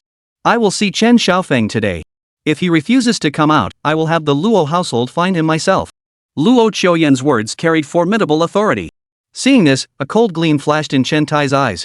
"Young lady of the Luo family, though you are the eldest daughter of the Luo household, you show a remarkable lack of regard for my Chen family. This is not the Luo residents, do not act so brazenly." Luo Qiuyan glanced at Chu Ye. Chu Ye instantly understood her meaning and stepped forward. "When I left the city 2 days ago, I was ambushed by the Abyss sect. According to their confession, they were hired to assassinate me. Based on the clues, the Chen family is currently the prime suspect.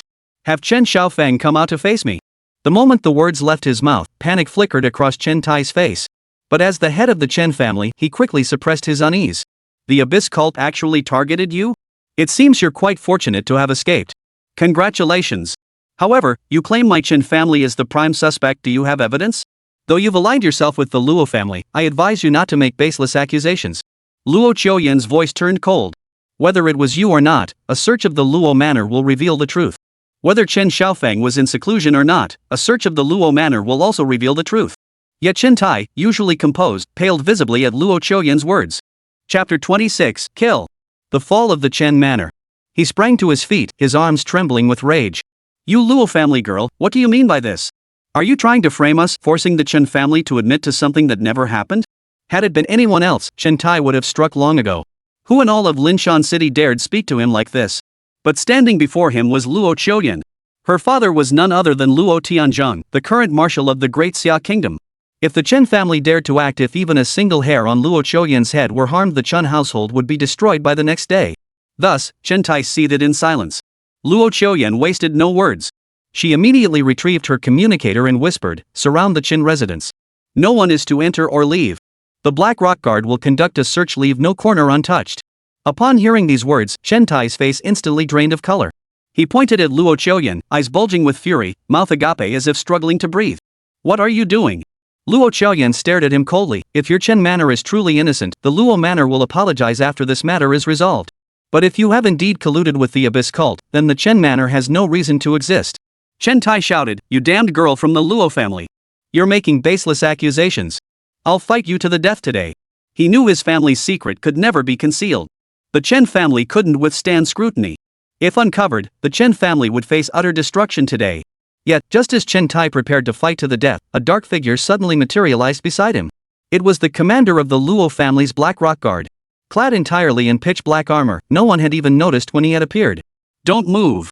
Move, and you die." The commander's voice was calm, yet it carried the weight of 1,000 pounds, freezing Chen Tai in place. Time passed slowly, the surroundings growing increasingly quiet.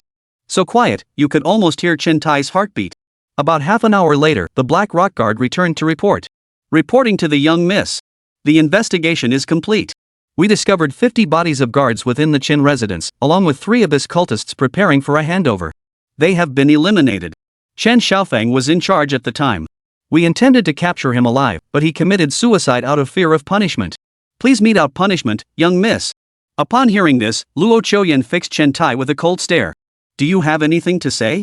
Chen Tai slumped to the ground, his eyes vacant, consumed by utter despair. The Chen residence is finished. Luo Qiuyan paid no further attention to the aftermath and departed the Chen residence with Chu Ye. Even after traveling a considerable distance, Chu Ye still felt somewhat dazed. He had finally witnessed the Luo family's power for the first time. After all, the Chen manor in Linshan City was a force to be reckoned with, one that didn't even hold the city lord's residence in high regard. Yet, with just a single, seemingly casual remark from Luo Qiuyan, it had been wiped out. Truly the daughter of a marshal, Chu Ye's eyes had been opened. Noticing Chu Ye's troubled expression, Luo Qiuyan asked with puzzlement, "Do you think I'm too cruel?" Chu Ye immediately laughed. "Cruel? Not at all. If I had power like yours, I'd probably be even more thorough. I'm just struck by how vast the gap between people can sometimes be.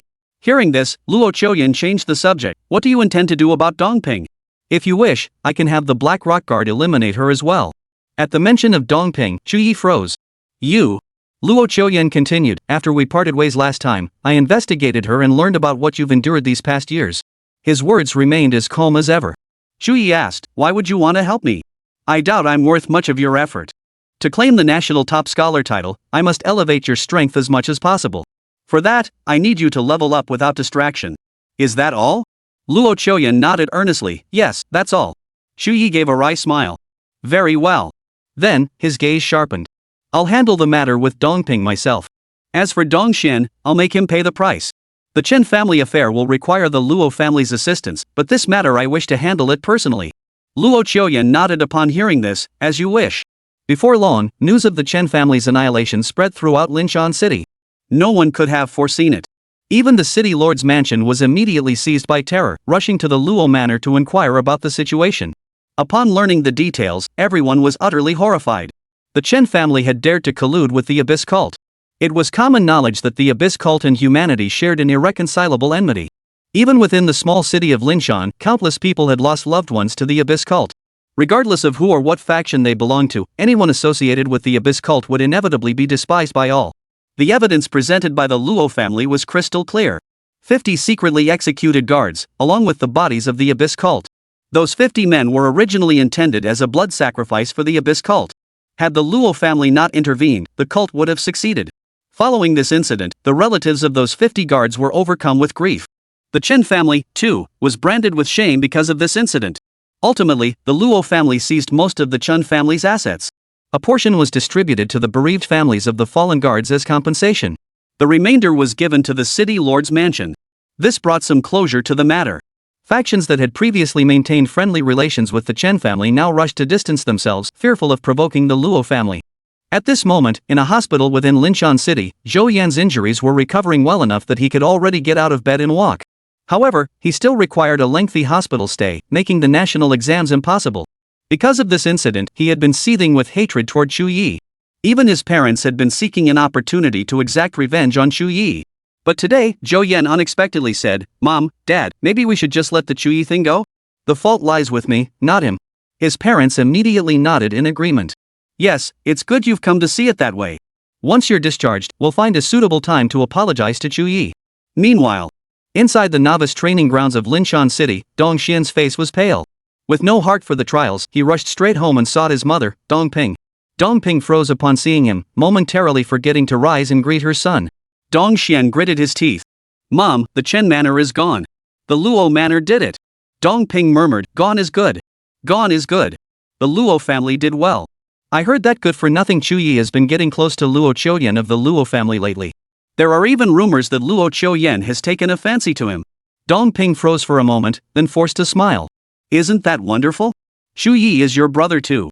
If he aligns himself with the Luo family, you'll have a powerful ally to lean on in the future.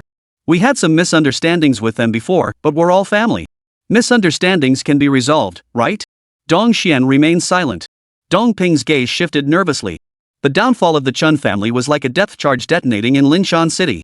It exploded in the river's heart, sending countless ripples outward. Chapter 27, Divine Evolution, Dark Realm. The next day, Chu Ye arrived at the Luo residence as usual to level up alongside Luo Chuyen. To both of them, the Chen family incident felt like nothing more than a minor interlude. After reaching level 10, the training room at the Luo manor saw numerous new instances added. However, these instances were rather ordinary. While undoubtedly superior to those in Linshan City, they weren't significantly better. Still, Chu Ye wasn't picky. As long as they were available, he would grind them. Determined to rapidly boost their strength, neither of them took any breaks. They spent nearly the entire day grinding through dungeons. By evening, Chu Ye had leveled up again, reaching level 11. He then bid farewell to Luo Chuyen and returned to the inn. Early the next morning, he arrived at the Luo residence once more. And so began another monotonous, mechanical grind through dungeons. This routine continued for over half a month. Though the process was tedious, Chu Ye found himself enjoying it. For during this time, not only did his level steadily rise, but the dark matter he accumulated grew ever more abundant. Congratulations! You have leveled up. Current level 15. You have learned a new skill, low-level flame beam. Finally, level 15. Emerging from the dungeon once more, Chu Ye heard the sound of his level up. Over half a month of grinding through dungeons had steadily increased his experience points, and now he had finally reached level 15. Beside him, Luo Chuyen wore a faint smile. Not bad. At this rate, you should reach level 17 by the time the national exam rolls around. Generally speaking, level 15 was sufficient. But Luo Chuyen, always playing it safe, naturally wanted Chu Ye to level up as high as possible. Chu Ye looked at Luo Chuyen. What about you? What level are you? Luo Chuyen replied, I'm almost level 15 myself. At this point, Luo Chuyen fixed her gaze intently on Chu Ye, staring at him for a long moment. You know, your skills aren't limited to just Dark Flame. Now that you're level 15, when will your new skill appear? Over the past half month, Chu Ye had only fed the divine essence the necessary dark matter to keep it from extinguishing. He hadn't exchanged any rewards. As a result, his dark matter reserves had steadily accumulated, long since surpassing 10,000. It had reached the threshold for the divine core's evolution. Yet Chu Ye had delayed the evolution, wanting to reserve enough dark matter to avoid the awkward situation of having none left after the deity essence evolved. Now, hearing Luo Chuyen's persistent questioning, Chu Ye smiled and said, it'll be ready tomorrow. Rest assured, it'll absolutely blow your mind. Luo Chuyen replied, in that case, I'll look forward to it. As night had fallen, Chu Ye promptly took his leave from Luo Chuyen and returned to the inn. The moment he arrived, he eagerly opened his personal interface. Name, Chu Ye. Class, low-tier mage. Level, 15. Health, 2,800-300. Mana, 950-150. For attributes, Strength 115, Spirit 130-50, Constitution 120-50, Agility 120. Initial skills, Dark Flame, Low-level Flame Barrier, Low-level Flame Beam. Talent, Dark Essence God Tier. Divine Form, Fractured Dark Soul. Dark Matter Quantity, 16,780 droplets. Over 16,000 drops of dark matter, more than enough for deity evolution. Chu Ye felt immense anticipation. What powers would he gain after the divine essence evolve? Consume 10,000 drops of dark matter to enhance the divinity's completeness and achieve evolution? Yes. The moment Chu Ye spoke, vast quantities of dark matter instantly merged into his divine essence. In the next instant, Chu Ye felt boundless power surging from his divine essence. He felt as though he had plunged into the depths of a dark abyss. The sensation was utterly peculiar, as if he had become the god who wielded darkness itself. But soon, he emerged from the darkness. A voice echoed within his mind. Divine integrity enhanced. Under the influence of dark forces, your skills low-level flame barrier, low-level mana chains, and low-level flame beam have undergone dark evolution. You have acquired the unique divine skill, Dark Domain. Hearing these voices, Chu Ye was instantly filled with joy and surprise. He hurriedly checked. He reopened his character panel and quickly noticed the skills had changed. Low-grade flame barrier, Night Veil. Effect, transforms darkness into a luminous barrier, repelling all incoming threats. Continuously consumes dark matter to form a shield that blocks all attacks. In nighttime or dark environments, this barrier's effectiveness increases by 100%. Skill cost, 5 mana plus 1 dark matter per second. Skill cooldown, 0 seconds. Low-grade mana chain, Noose of Doom. Effect, releases 9 chains to bind enemies, immobilizing them. If they forcefully break free, each chain released unleashes a piercing spear of death, dealing penetrating damage to the target. Skill cost, 500 mana, 100 dark matter. Cooldown, 0 seconds. Lower tier flame beam, residual night beam. Effect, fires a piercing beam of intense light, eliminating all enemies in its path. Enemies destroyed by this skill grant double dark matter. Skill cost, 200 mana, 40 dark matter. Skill cooldown, 0 seconds. Just seeing these 3 skills was enough to thrill Chu Ye. They were immeasurably more powerful than his previous low-tier abilities. First, the Night Veil, Chu Ye's first defensive skill. Not only could it absorb massive damage, but its effectiveness doubled under the cover of night. With this, Chu Ye would never again have to scramble to dodge various skills. Next was the life-snatching rope. True to its name, this skill not only trapped enemies but could also claim their lives. Anyone caught in the life-snaring rope who tried to break free would be instantly stabbed to death. Then there's residual night beam. Not only is this skill immensely powerful, but killing enemies with it actually grants double the dark matter. Use residual night beam more often, and I'll never run low on dark matter again. Of course, these 3 skills aren't the most crucial aspect. When Chu Ye's gaze fell upon the Divine Essence column, his breathing quickened. Dark Realm. Type, unique Divine Essence skill obtainable only through the Dark Divine Essence. Effect, establishes a dark domain centered on yourself within a 20-meter radius. Within this domain, you gain immunity to all negative effects, receive a 100% boost to all attributes, inflict a 30% reduction to all enemy attributes, and gain a 300% enhancement to the effects of any skills you've evolved through darkness. Furthermore, all your darkness skills become completely free of any resource cost while within this domain. Upgrade requirements: Divinity Core completeness must reach 10 to upgrade and enhance the domain's effects. Field consumption: 100 dark matter per second. Cooldown: none. Chapter 28, Countercurrent Secret Realm. Holy crap, what kind of overpowered skill is this? Even cheating wouldn't be this absurd. That was Chu Ye's honest reaction upon seeing the dark domain. All attributes doubled, enemy stats reduced, skill effects tripled, and most crucially, skills consumed 0 resources. Didn't this mean that within this domain, not only would his power surge, but he could also unleash skills endlessly? What else could this be but cheating? Once he activated his dark realm in battle, who could possibly stand against him? The only drawback? The cost of activating the dark realm was exorbitant. A staggering 100 drops of dark matter per second. With Chu Ye's current reserves of over 6,000 dark matter, he can only sustain the dark realm for a single minute. But is the cost of flaw of the dark realm? No, it's my flaw. Beyond its cost, everything else about it is an advantage. Chu Ye felt he had no right to complain about the dark realm's cost. What's expensive about it? It's been this price for years. He should ask himself, have I worked hard enough to farm dark matter? If he had 1 million or 2 dark matter, wouldn't the dark realm be as easy as pie? Open it right side up, then upside down. Open it upside down, then open it while standing on your head. How astonished would Luo Chuyen be if she knew about this domain? Chu Ye suddenly felt a flicker of anticipation. However, the dark realm consumed far too much energy. Unless absolutely necessary, Chu Ye still felt reluctant to activate it. After admiring the dark realm, Chu Ye opened his divine essence panel. Fragmented dark soul possesses the deepest, most fundamental dark power, yet it is now barely clinging to life, on the verge of extinguishing at any moment. Divine Core Integrity 1 requires 100,000 drops of dark matter to reach the next stage of integrity. Extinction countdown: 25 days, 23 hours, 47 minutes, 9 seconds. Dark matter required to sustain fragmented soul: 3,000 drops. The dark matter required for the next stage of completeness has skyrocketed to 100,000. Reading this, Chu Ye couldn't help but suck in a sharp breath. This increase was more outrageous than compound interest on online loans. For now, it was pointless to dwell on it. Chu Ye had already nourished the divine essence several times before, so it still had over 20 days before it would fade. No immediate cause for concern. Over 6,000 dark matter remained, best to save it. Although Chu Ye could exchange it for equivalent rewards from the divine essence, he felt the benefits gained through its evolution far outweighed any rewards. At his current strength, exchanging for rewards wasn't particularly necessary. The next day, Chu Ye returned to the Luo Manor. The moment Luo Chuyen saw him, she grabbed him and dragged him straight to a training square. It was filled with wooden dummies, apparently used to test skill intensity. Her eyes locked onto Chu Ye as she demanded, "What new skills have you mastered? Show me right now." Hearing this, Chu Ye felt a wave of helplessness wash over him. Without delay, he demonstrated his new skill. Look, this skill is called Life-Saving Chain. Its effect is: this is Fragmented Night's Piercing Beam, capable of piercing straight through. Also, this is the Nightshade Light Barrier. Try casting your skill on me. Chu Ye patiently explained his skills to Luo Chuyen. Several skills had been tested on the wooden dummies.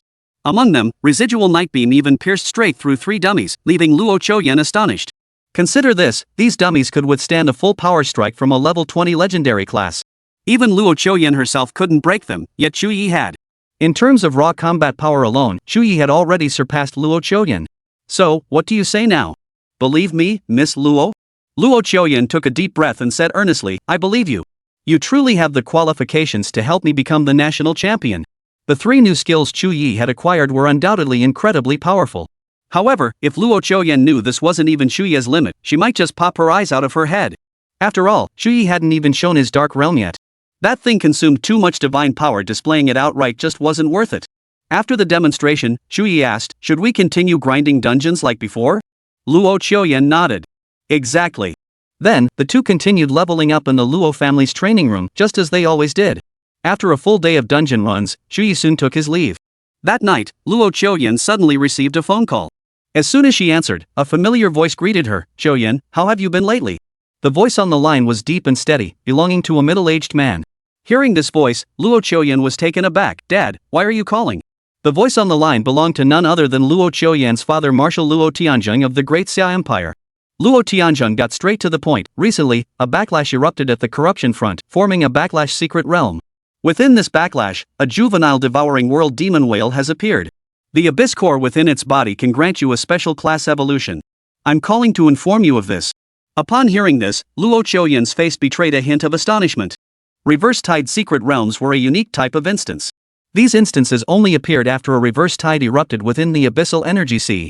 It is extremely unstable and cannot withstand overly powerful forces, so to enter the reverse tide secret realm, your level must not exceed 20. Yet within the reverse tide secret realm lie unimaginable treasures. Legendary and even mythical tier items may appear. Take the abyss core mentioned by Luo Tianzhang, it's a mythical tier item. Moreover, the reverse tide trial instance possesses a unique trait: once cleared, it vanishes immediately and never reappears. To find the next reverse tide instance, one must wait for the next surge of energy from the abyssal sea. Thus, whenever this instance appears, it invariably sparks fierce competition among all factions. Upon hearing this news, Luo Qiuyan was utterly astonished. But soon, she frowned and said, with something this big, surely many people know about it already? Luo Tianzhang hummed in acknowledgement.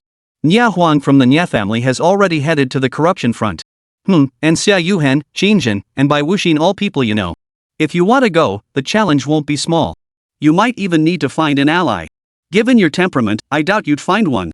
If you truly desire the Abyss Core, I'll arrange for Nia Huang of the Nia family to team up with you. That should greatly improve your chances of securing it. Hearing her father's words, warmth flowed through Luo Qiuyan's heart. But at that moment, Chu Ye's face instantly flashed through her mind. Luo Qiuyan said, "Father, it's unnecessary. I already have an ally." Luo Tianjing asked in confusion, "Who?" Luo Qiuyan replied, "I won't tell you for now." With that, she hung up the phone. Chapter 29, Corrupted Frontline, Reunion with Nia Huang. The next day, Chu Ye arrived punctually at the Luo residence. "What dungeon are we running today? Same as yesterday?" Luo Qiuyan shook her head, a mysterious gleam suddenly appearing in her eyes. "No," she said. "I'm taking you somewhere new." "Where?" Before Chu Ye could ask further, Luo Qiuyan led him toward the rear courtyard of the Luo residence. In the backyard, Chu Ye spotted numerous teleportation arrays. "What is this place?" "This is the Luo Manor's teleportation zone. Through these arrays, we can reach most regions of the Great Xia Kingdom. We can even teleport directly to the corruption front, the war front between humanity and the abyss. Why did you bring me here? Just follow me." With that, she led Chu Ye onto one of the teleportation arrays. The array's energy enveloped them both. Trapped within the teleportation space, Chu Ye could see only darkness, with the only light emanating from their own bodies. Typically, teleportation arrays delivered one to their destination in an instant. But this time was different. The transfer took an unusually long time, nearly half an hour, before they finally emerged from the journey. Upon reappearing, Chu Ye found himself in a wilderness saturated with the stench of blood. The light here was dim, even the sun seemed blood red. The air carried a potent stench of blood and decay, as if every breath devoured life itself. Chu Ye couldn't help but stare in astonishment. "What is this place?" Luo Qiuyan replied, "This is the corruption front, also known as the abyss front. It's the transitional zone between the abyss and the human world. Why did you bring me here?" Chu Ye asked the question once more. At that moment, Luo Qiuyan finally revealed her purpose. "Do you know the reverse tide secret realm?" "The reverse tide secret realm?" Chu Ye shook his head, indicating he didn't know. Luo Qiuyan then explained the matter of the reverse tide secret realm to him, including the phone call her father had made the previous night. Hearing this, Chu Ye's expression turned astonished. "So, does that mean the reverse tide secret realm is filled with treasures?" Luo Qiuyan nodded earnestly. "Exactly. That's why I want you to team up with me to clear the reverse tide secret realm. After we clear it, I only want the abyss core. I won't take anything else. Not only that, but from now on, consider it a favor owed to you. Whatever you ask for, if it's within my power or that of the Luo family, I won't refuse you." Hearing this, Chu Ye was utterly astonished. The first part alone might have seemed insincere. But the latter was essentially Luo Qiuyan's solemn pledge. It seemed Luo Qiuyan truly valued this dungeon. Chu Ye inquired, "What exactly is the purpose of this abyss core you mentioned?" Luo Qiuyan replied, "It's an extremely valuable artifact. It allows legendary practitioners to undergo a single-class evolution, significantly boosting their attributes and skill effects. It can even grant additional skills or cause existing skills to evolve. If I obtain it, my combat power will skyrocket. However, it's useless to you. Classes below legendary rank cannot resonate with the abyss core." Hearing this, Chu Ye felt a pang of disappointment. Still, it wasn't a complete setback. He possessed a divine essence, which inherently allowed his skills to evolve without relying on the abyssal core. After a moment's thought, Chu Ye nodded in agreement. "Alright, let's form a party." Luo Qiuyan finally smiled upon hearing this. The two sped forward along the corruption front, heading toward the location of the reverse tide secret realm. Along the way, Chu Ye spotted numerous other teams. Their routes mirrored his own, clearly all bound for the reverse tide secret realm. Many of these groups, noticing that Chu Ye and Luo Qiuyan were traveling alone, exchanged surprised glances. However, some seasoned adventurers immediately recognized Luo Qiuyan, and their expressions turned wary. That's Luo Chuyen, right? I can't be mistaken. It's her. The robes with star-patterned stripes, the staff adorned with celestial motifs, only Luo Chuyen fits that description. It's definitely her. I heard she awakened the star mage profession, a strategic class, no less. Rumor has it she shares the same class type as Bai Yi, Dean of the Celestial Axis Academy at Xinsha University. Does that mean she'll be entering the Tianqiu Academy? Who's that person beside her? Could Luo Chuyen already have a man she favors? Probably some legendary class holder. Even Luo Chuyen couldn't clear the reverse-tide secret realm alone. As the daughter of the marshal, Luo Chuyen has drawn countless gazes since birth. Among those familiar with the Luo family, few were unaware of her. However, due to her aloof demeanor, few dared to approach her in everyday situations. Though many were forming groups along the road, no one dared approach Luo Chuyen to join hers. Overhearing others' conversations, Chu Ye inquired curiously, "What exactly is this Tianqiu Academy they mentioned earlier?" Luo Chuyen explained, "It's one of the 9 academies of Xinsha Academy. After entering Xinsha Academy, you must pass an assessment to join one of the 9 academies. Only then can you access the academy's deeper knowledge. If you fail to enter one of the 9 academies, your time at Xinsha Academy is essentially wasted. Each academy specializes in different fields: strategy, combat, healing, execution, or beast taming. Among them, the Tianqiu Academy focuses on strategy, making it a perfect fit for my star mage path." Chu Ye's curiosity was piqued. "I see. So which academy do you think suits me?" Luo Chuyen pondered for a moment before replying, "You could join the Breaker Academy. It specializes in life and death combat, perfect for you. Its headmaster, Nye Quangdao, is a living legend who even slew the Abyssal Lord, Catastrophe's Eye." Chu Ye was astonished. That powerful? He'd heard that any single Abyss Lord possessed the power to annihilate an entire nation. Among the 9 academies, there actually existed someone capable of slaying an Abyss Lord.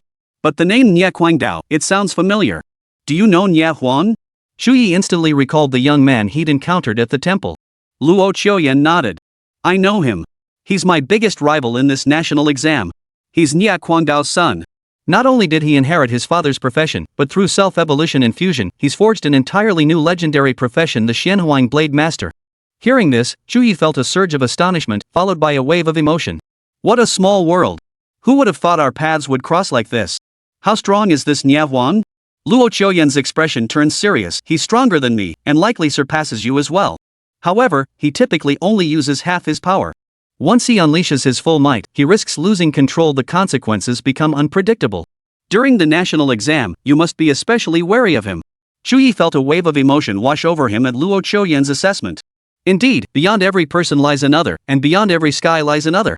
Though his own strength was formidable, how many heroes existed in this world? He couldn't afford to be complacent. The two traversed the desert relentlessly until they finally reached an intensely scorching region. Several others had already gathered nearby. The moment they appeared, they drew a flurry of attention. "Is that Luo Chuyen from the Luo family? He's here too. Humph. With all the legendary professionals here, it looks like things are going to get lively today. Ha!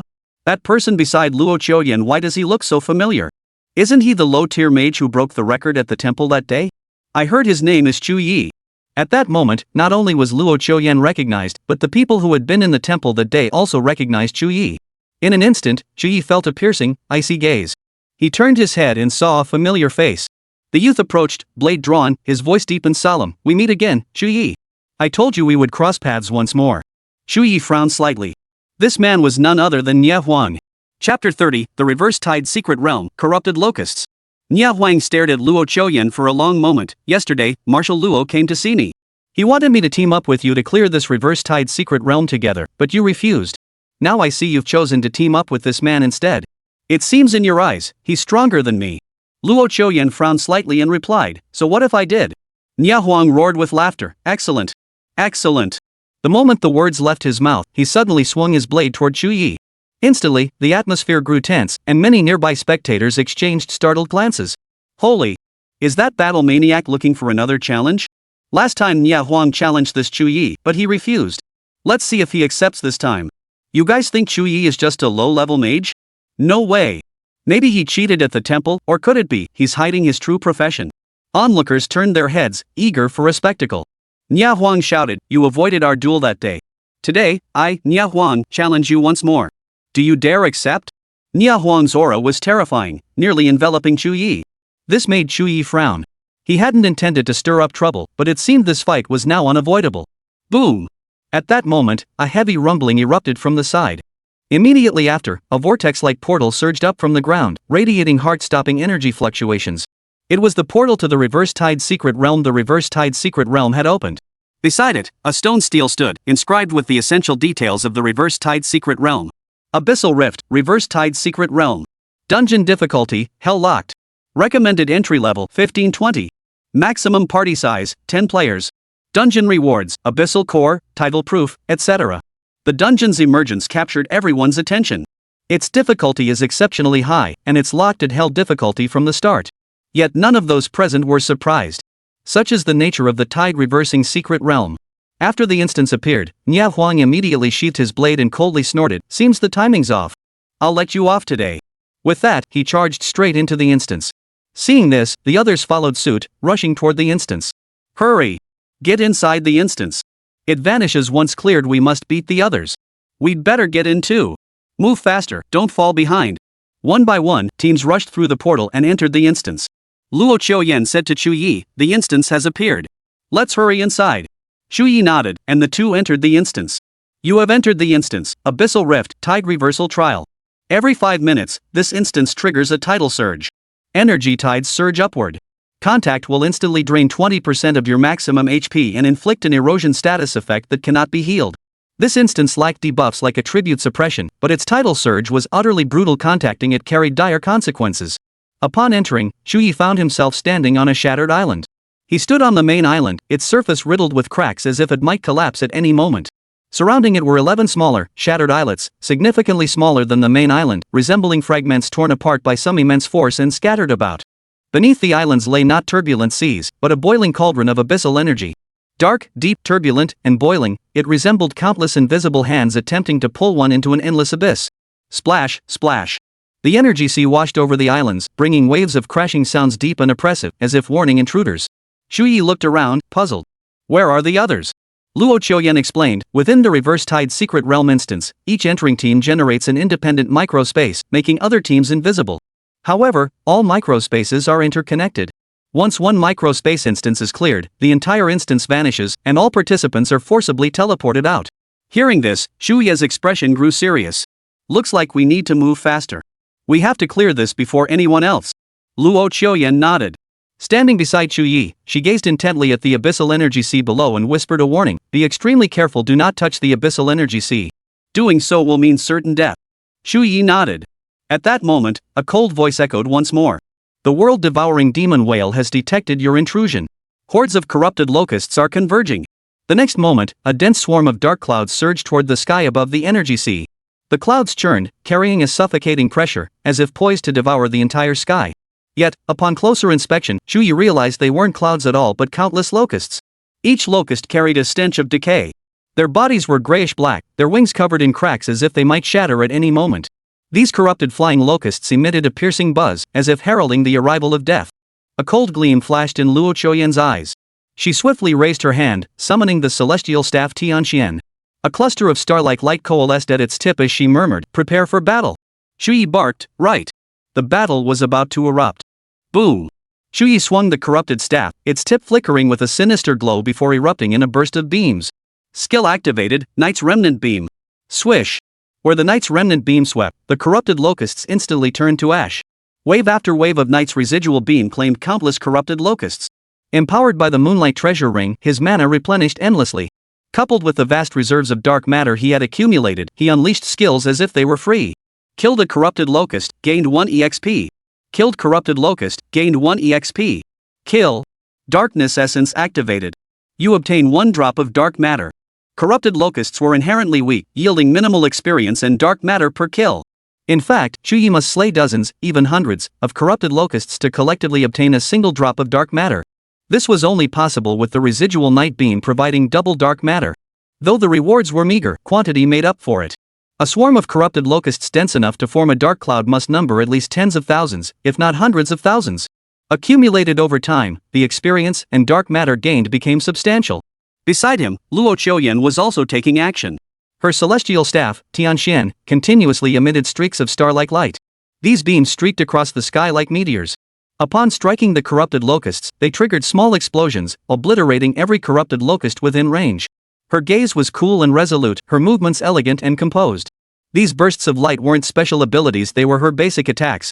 Though far less powerful than Chu Ye's dark flames, they were more than sufficient against the corrupted locusts.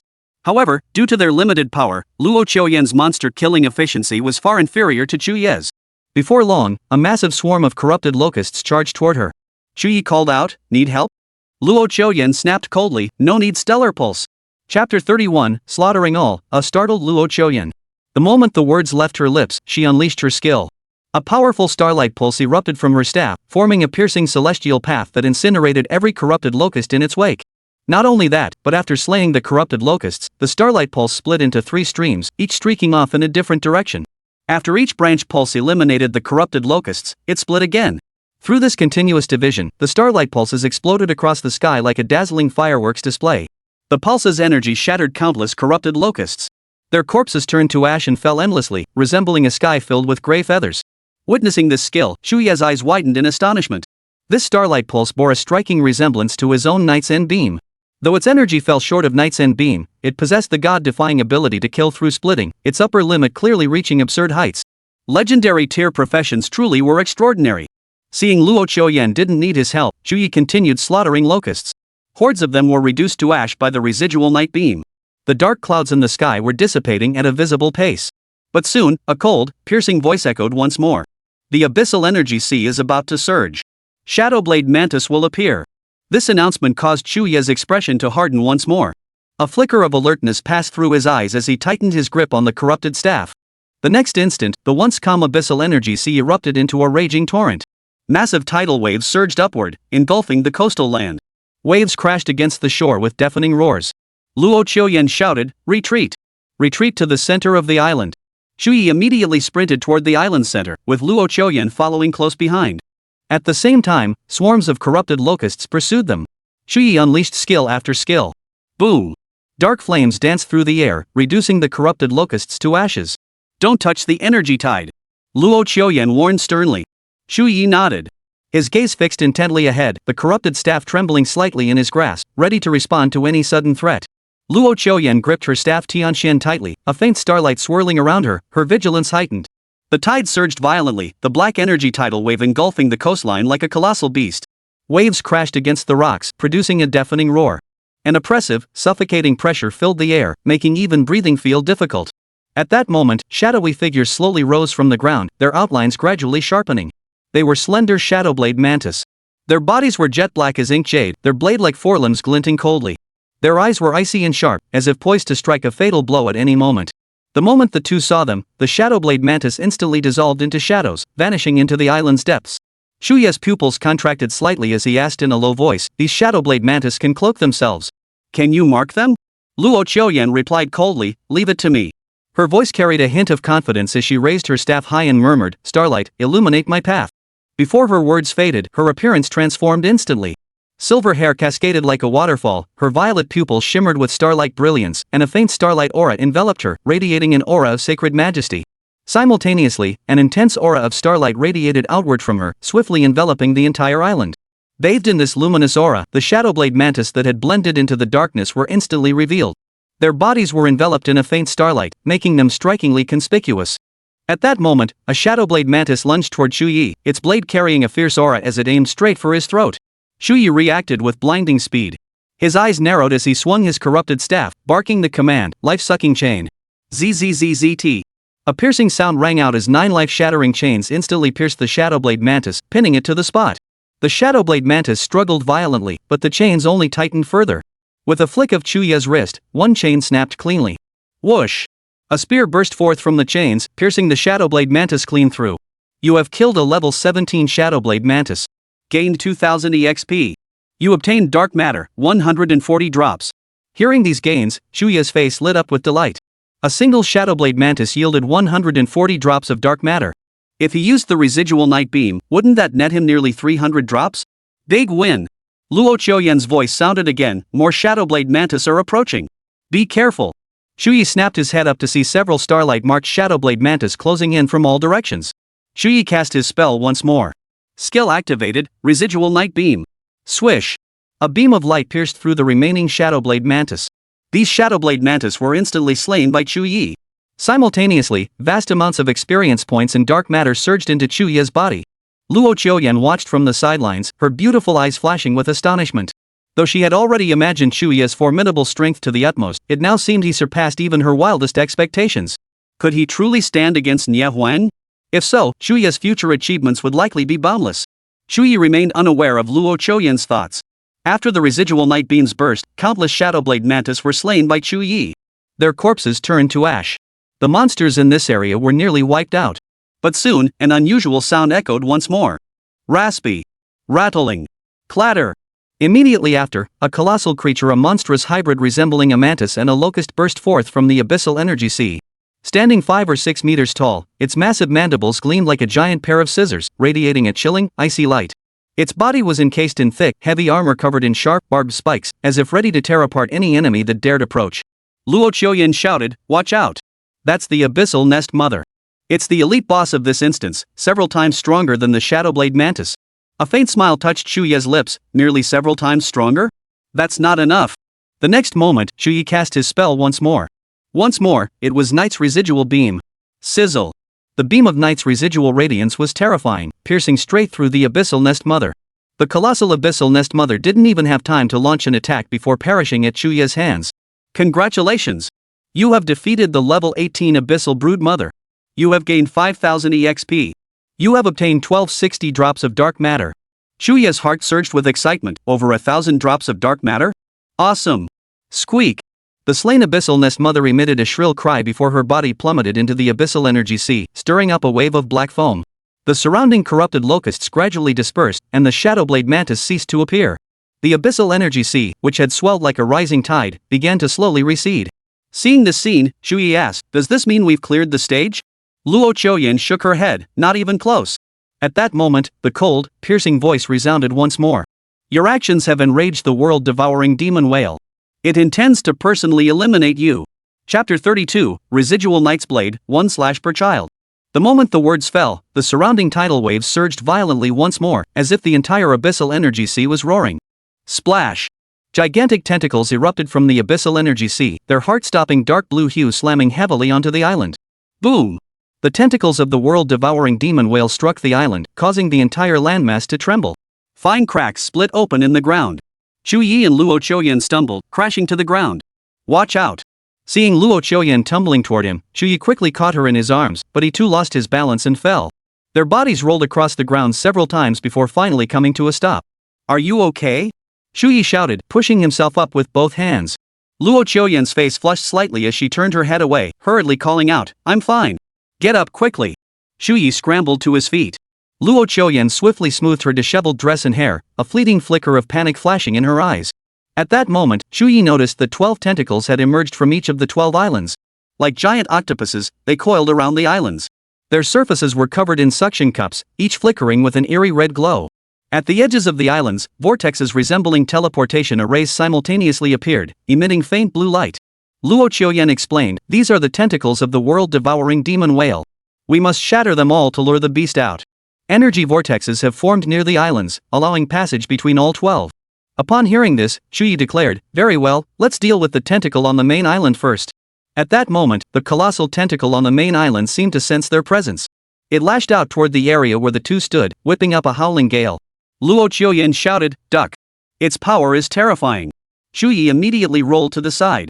Luo Qiuyan also dodged swiftly, her movements as light as a swallow.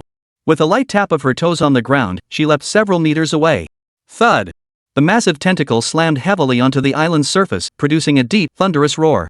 The ground instantly cracked open into a deep ravine, sending fragments of rock flying and dust billowing into the air.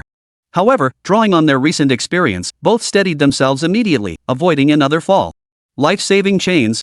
Chu Ye roared, unleashing 9 chains in an instant. They coiled into prison bars, instantly binding the tentacle. The massive tentacle thrashed violently, yet remained firmly bound by the chains, unable to move. Luo Qiuyan's eyes lit up with excitement at the sight. She raised her staff high, and the gem at its tip erupted with intense starlight. Starfall! The staff swung down with force, summoning a small meteorite that whistled through the air before crashing heavily onto the tentacles. Boom! Fire erupted as the meteor exploded, sending shockwaves rippling through the area. The tentacle was blown to shreds, dark blue fluid gushing from the wounds and splattering onto the ground with a hissing, corrosive sound. The tentacle before her eyes was instantly mangled by the starfall attack, its surface covered in scorched marks and wounds deep enough to expose bone. Chu Ye roared, "I'm coming too." In the next instant, Chu Ye deliberately severed the chains. The 9 chains instantly transformed into 9 spears, piercing through the tentacles. A horse. A piercing scream erupted from within the tentacle, tortured beyond endurance by the spears. It tried to struggle, but the spears held it firmly in place. Seeing this, Chu Ye redoubled his effort, unleashing the residual night beam. Boom! The tentacle was pierced clean through by the residual night beam, snapping clean off. "Is it dead?" Chu Ye cried out urgently. But before Luo Qiuyan could answer, Chu Ye noticed the severed tentacle emit a blinding light, then hatch into a bizarre-looking creature. Resembling a whale, yet with 2 legs, it bore the features of a mantis and shared a certain resemblance to the abyssal nest mother. Luo Qiuyan said in a deep voice, "This is an abyssal mutation. It formed after the tentacle broke. Only by killing it can we truly shatter the tentacle." Chu Ye nodded, his eyes blazing with battle intent. "Good. Raspy. Raspy." The abyssal mutant's cry was piercingly shrill, eerily similar to the abyssal nest mother's wail, a wretched howl from the depths of hell, jarring and heart-stopping. This sound tortured human nerves, naturally inducing a spine-chilling dread. It felt like countless tiny insects crawling across the skin, bringing waves of unbearable chill. It advanced toward the two with an eerie gait, each step accompanied by a faint tremor in the ground, as if the entire island itself was quivering at its approach. But having shattered its tentacles, would they still fear the abyssal mutant? Residual night beam. Chu Ye growled, unleashing another residual night beam that exploded upon impact. Sizzle. The residual night beam pierced the abyssal mutant clean through. Its body went hollow, then collapsed to the ground. You have killed the abyssal mutant, successfully shattering 1 tentacle. You gain 7980 EXP. You obtained 1800 drops of dark matter. Hearing these gains, the gleam of excitement in Chu Ye's eyes intensified. A single tentacle yielded this much experience and dark matter. With 12 islands holding 12 tentacles total, wouldn't that amount to tens of thousands of dark matter? His entire month's worth of gains had been achieved in a single instance.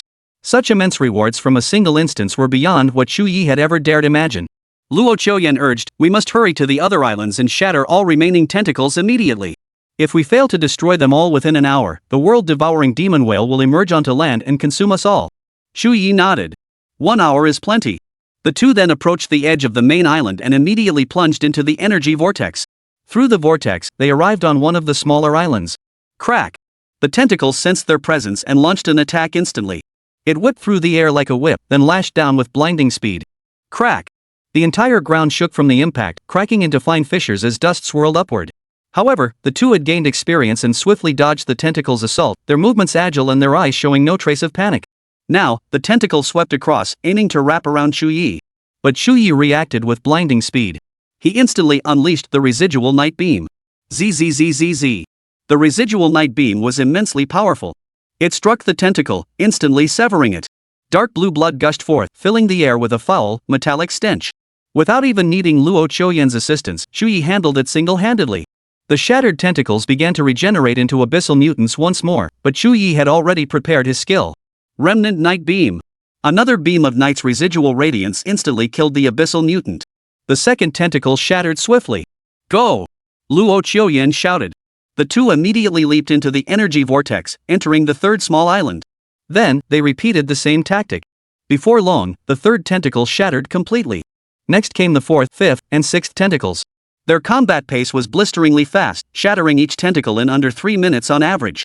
Their movements were crisp and decisive, their coordination seamless. Upon the island, the tentacles of the world-devouring demon whale dwindled. The once grotesque appendages were shattered one after another, resembling a forest stripped bare by relentless felling. Finally, with the last abyssal mutant slain, all 12 tentacles of the world-devouring demon whale were utterly shattered. Woo! At that moment, a mournful wail erupted from the abyssal energy. See the whale's lament. The sonic waves were so intense they made Chu Ye's scalp tingle, his eardrums feeling as if they might tear. Splash! An immense figure suddenly burst through the surface, stirring up towering waves. The waters of the abyssal energy sea poured down like a torrential downpour, drenching the main island. It was unmistakably a whale of the most bizarre appearance. The whale-like, its body was covered in octopus-like tentacles, its eyes were exceptionally terrifying, and in some places, tentacle-like protrusions resembling eyes emerged, sending chills down the spine. It crashed onto the main island and beached itself, its immense body crushing the trees and causing the ground to sink beneath its weight. Luo Qiuyan exclaimed excitedly upon seeing this. Quick, return to the main island. All its tentacles have been shattered. The world-devouring demon whale will be weakened for 1 minute. We can use this chance to chip away at its health. Chapter 33, The World-Devouring Demon Whale Appears. Hearing this, Chu Ye immediately followed Luo Qiuyan into the energy vortex. A moment later, the two were transported back to the main island.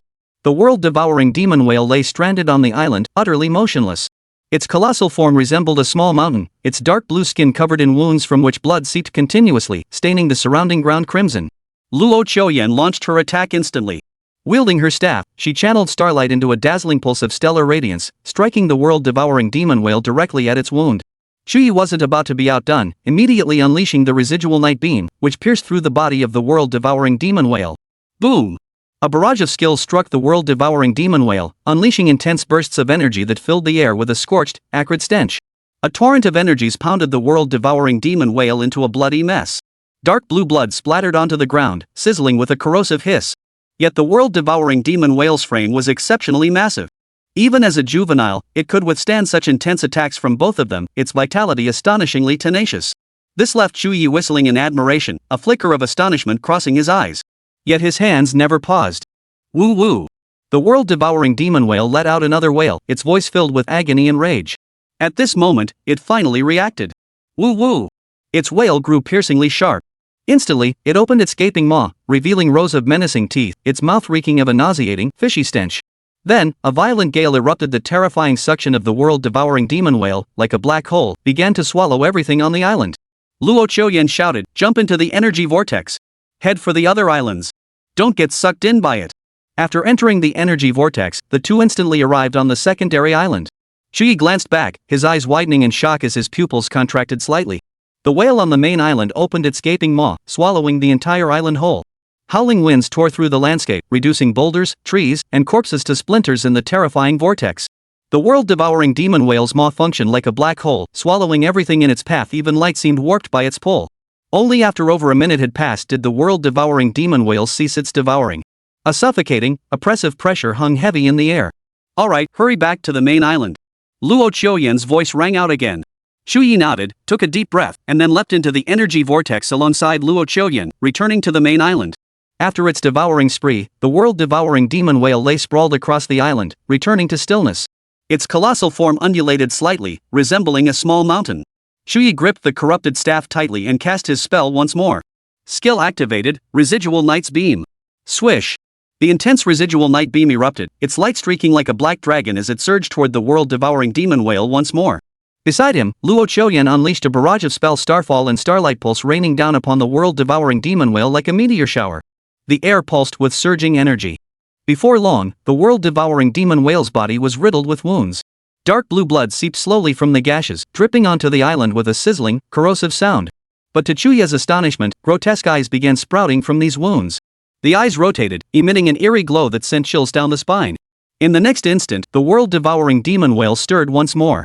Its eyes darted about as tentacles, like seaweed, crept toward the two, their surfaces covered in dense suction cups, poised to drag them into the abyss at any moment. Boom! Chu Ye unleashed his dark flames, directing them at the eyes and tentacles. The flames collided with the tentacles, producing crackling explosions. Before long, Chu Ye shattered the tentacles covering the world-devouring demon whale, leaving scattered limbs strewn across the floor. At that moment, Luo Qiuyan beside him wore an excited expression. "Great!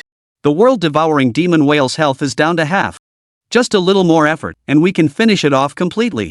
Hearing this, Chu Ye felt a surge of motivation, his movements growing even more swift. He unleashed skill after skill as if they were free, raining down flames and blinding light like a torrential downpour. Woo!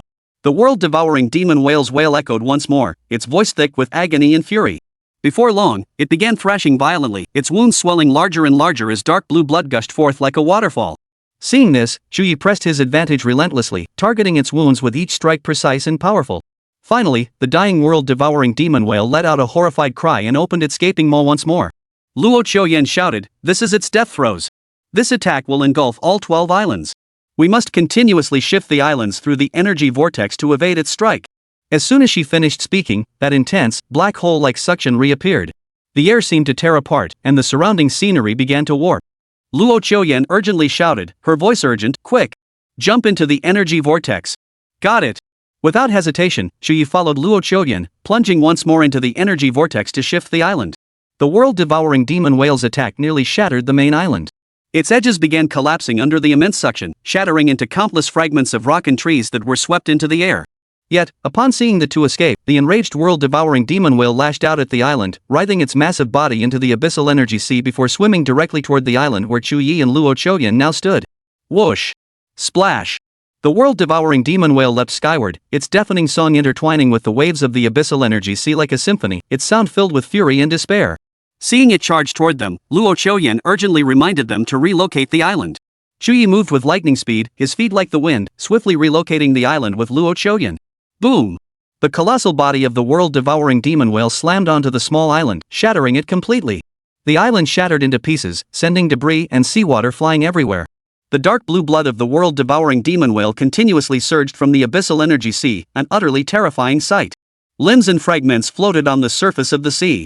After the island's destruction, the world-devouring demon whale plunged back into the abyssal energy sea. But before long, it burst forth again, its massive form breaking through the water, charging once more toward Chu Ye and his companion. Its eyes burned with madness and murderous intent. Seeing this, the two quickly moved to another island. The island struck by the world-devouring demon whale could not escape its fate, slowly sinking into the abyssal energy sea. It stirred up enormous waves, and mist filled the air, carrying a salty, fishy stench. Was it intent on smashing every single island to pieces? Chu Ye's voice trembled with shock. His brows knitted tightly, and a look of disbelief flashed in his eyes. This scene left Chu Ye utterly stunned. After all, he was only level 15. And now he was facing such a terrifying monster. Luo Choyan glanced at him, her tone grave. Even the juvenile forms of world-devouring demon whales possess the power to effortlessly kill level 20+ professionals. They grow stronger every day.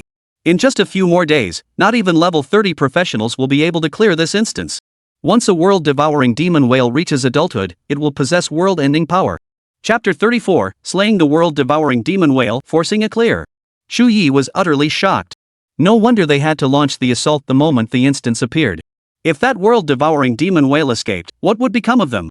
Luo Choyan spoke with grave seriousness. Over 100 years ago, a world-devouring demon whale descended upon the Great Xia Kingdom and devoured an entire city.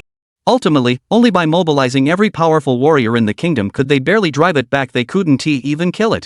Ever since then, whenever the reverse tide secret realm manifested, the nation's most elite novice practitioners would mobilize en masse to hunt down the world-devouring demon whales within. Chu Ye hummed in acknowledgement. His gaze drifted toward the distant horizon, where the surface of the abyssal energy sea churned violently. The world-devouring demon whale relentlessly pursued them, smashing islands in its wake, while Chu Ye and Luo Choyan kept shifting their positions. Their movements were hurried yet methodical, each leap precise and swift, as if racing against time itself. They passed island after island, all 11 minor islands shattered by the world-devouring demon whale. Fragments of the islands floated on the surface like pieces of a shattered puzzle, the air thick with the pungent stench of blood mingled with the briny tang of seawater. Finally, the world-devouring demon whale's massive form returned to the main island, beaching itself there. Its breath grew faint, its massive form rising and falling like a mountain on the verge of collapse. It also slipped into unconsciousness. Seize this chance attack now! Luo Choyan shouted loudly. Upon hearing this, Chu Ye unleashed the residual night beam once more. Boom! Sizzle! Wave after wave of energy erupted from their skills, relentlessly battering the world-devouring demon whale's body, carving one wound after another into its flesh. Even so, the world-devouring demon whale remained stubbornly resilient. Its health pool was likely hundreds of times greater than that of monsters of the same level. Yet, no matter how thick its health bar, under their relentless assault, the world-devouring demon whale finally collapsed. Woo! The world-devouring demon whale let out its final, agonized wail, filled with pain and unwillingness. Its body trembled slightly before slowly sinking into the abyssal energy sea, stirring up massive waves. Then, all signs of life ceased. The world-devouring demon whale hatchling has been slain. Congratulations! You have successfully cleared the abyssal rift, tide reversal trial. You have gained 40,000 EXP. Dark Essence activated. You have obtained 10,000 drops of dark matter. You have obtained Abyssal Core, Title Proof, Wand Whale Song Orange, Magic Robe Whale Fall Orange, Skill Scroll, Hymn of the World Eater, Living Fibers of the World Eater's Tentacles, Acid Eroded Lacrimal Sac. Congratulations! You have leveled up. Current level, 16. Hearing the system notification, Chu Ye nearly froze in place. His pupils dilated slightly, and his breath caught for a moment. For this haul far exceeded his wildest expectations. First, the experience, defeating the world-devouring whale had granted him a whopping 40,000 EXP. Combined with the experience gained from earlier kills the corrupted locusts, Shadowblade Mantis, and the tentacles of the world-devouring demon whale, it had propelled him straight to the next level. Not only that, but the world-devouring demon whale had also provided a massive 1,000 drops of dark matter in a single drop. Chu Ye had never seen such a vast quantity of dark matter before. The pitch-black liquid shimmered with an eerie glow within his divine core space, as if containing boundless energy. These gains alone left Chu Ye speechless with astonishment. And there was still a vast haul of spoils to come. At that moment, Luo Qiuyan approached, her steps light and her face graced with a faint smile. Her level had also risen, matching Chu Ye's new rank of level 16. Excitement flashed in Chu Ye's eyes. He never expected this haul to be so bountiful. Luo Qiuyan gave a slight nod, unable to suppress a smile herself. As agreed, I only want the abyssal core. Everything else is yours.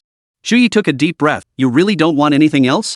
We got 2 orange tier items dropped at once this time. Luo Qiuyan shook her head and continued, I only want the abyssal core. The rest is yours. For Luo Qiuyan, without Chu Ye, she never could have cleared this instance on her own. Therefore, she was willing to relinquish the other spoils. The abyss core alone was her sole purpose for coming here. It was non-negotiable. Seeing her insistence, Chu Ye nodded, fine, then. His gaze swept over the remaining loot, excitement reigniting in his eyes. First were 2 pieces of equipment, the magic wand whale song and the magic robe whale fall. Both items radiated an orange aura, undoubtedly legendary tier equipment. This was the first time Chu Ye had ever seen legendary tier equipment. He immediately checked their attributes. Whale song wand. Equip level 15. Wear restriction, mage type classes. Equipment effects, plus 800 spirit, plus 1800 mana pool, plus 120 spell power. Core skill, Abyssal Aria Trio. First movement, tidal surge. Every 3 skill hits generates a tidal vortex, pulling nearby enemies toward its center. Second movement, Abyssal Rift deals 300 magic damage to enemies within the vortex and applies the corrosion status. This status increases by 1 per second, up to a maximum of 100. Third movement, Whalefall. Summon a spectral skull of a demon whale to devour enemies within range, removing all corrosion marks and dealing 300 true damage. Demon Robe, Whale's Fall. Equip level 15. Wear restriction, mage type classes. Equipment effect, 800 constitution, 3000 maximum health, 50 all elemental resistance, 120 healing effect. Core skill, Eternal Silence Abyss. Eternal Silence Abyss. Passive, Abyssal Siphon. Every 5 seconds, absorbs 1% of the current HP of enemies within 10 meters, converting it into an energy shield for yourself. Effect halved against elite bosses. Active, Abyssal Sanctuary consumes all barrier energy to activate a domain. Allies within the domain gain the Abyssal Sanctuary status. 1. Immune to all debuffs, restores 5% of maximum HP per second for 10 seconds. 2. Each enemy death within the domain extends its duration by 2 seconds. Skill scroll, Ode to the World Devourer, summons a spectral world devouring whale to unleash a devastating strike on all enemies within 500 meters. Casting cost, 0. Cooldown, 24 hours. Negative effect, after using this skill, you will suffer backlash from the world-devouring demon whale, entering a weakened state removable with special items. All attributes are reduced by 90 for 13 hours. Tidal Proof, when equipped, grants immunity to abyssal corruption. Increases all damage dealt to abyssal enemies by 30%. World-devouring tentacle living fiber, special material used for crafting equipment. Acid-eroded lacrimal sac, special material used for crafting equipment. These were all the spoils Chu Ye had obtained. Reading the descriptions of these items, Chu Ye nearly froze in place. His lips parted slightly, his eyes filled with disbelief. Because they were simply too powerful. 2 pieces of equipment and a skill scroll all had reached legendary tier. This time, he had truly struck gold. Chapter 35, The Secret Realm vanishes, and Chu Ye has actually cleared it. Not only did the 2 pieces of equipment provide absurdly high stats, but they also possessed incredibly powerful skills. The magic wand whale song could create a vortex that sucked in enemies. Within the vortex, it granted a 300 spell damage bonus and could even apply a mark, unleashing massive true damage strikes. Whalefall Robe not only absorbs enemy health to form shields but can also convert shields back into health restoration. What's more, it can even be applied to allies. Each of these abilities is utterly game-changing. Chu Ye quipped, with gear like this, I feel like I could even aim for the top spot in the national exams. Beside him, Luo Qiuyan shot him a glare, don't forget your mission, you're supposed to help me win the top national scholar title in the imperial exams. Chu Ye chuckled. Of course I haven't forgotten. Now that we've cleared the reverse tide secret realm, I wonder what expressions the others will wear. Luo Qiuyan replied, probably furious enough to die. Hearing this, Chu Ye couldn't suppress the smile spreading across his lips. This haul is incredible, truly incredible. He couldn't wait to equip his new gear. The magic wand whale song radiated a deep blue hue, its shaft seemingly forged from some mysterious substance of the deep sea. At its tip, a gemstone shimmered with an eerie glow, as if containing boundless magic. The whalefall robe was a deep black cloak, its fabric rippling with faint, undulating patterns like the dark currents of the deep sea, exuding an aura of mystery and immense power. After donning these 2 pieces of gear, Chu Ye's aura instantly became profound and formidable. His entire being seemed to merge with the abyss, making it difficult for others to look him in the eye. He gripped the magic wand in his hand, feeling the surging power within, his eyes filled with anticipation. Beyond this, there was the skill scroll, Hymn of the World Devourer. This too was a legendary tier skill. Chu Ye learned it immediately, lightly tapping the scroll with his finger and channeling his magic into it. The scroll instantly dissolved into a streak of light, merging into his body. Countless details about the skill flooded his mind, as if he had mastered it years ago. This skill also had no mana cost, but its cooldown lasted a full 24 hours. Moreover, casting it would trigger an extremely potent negative effect.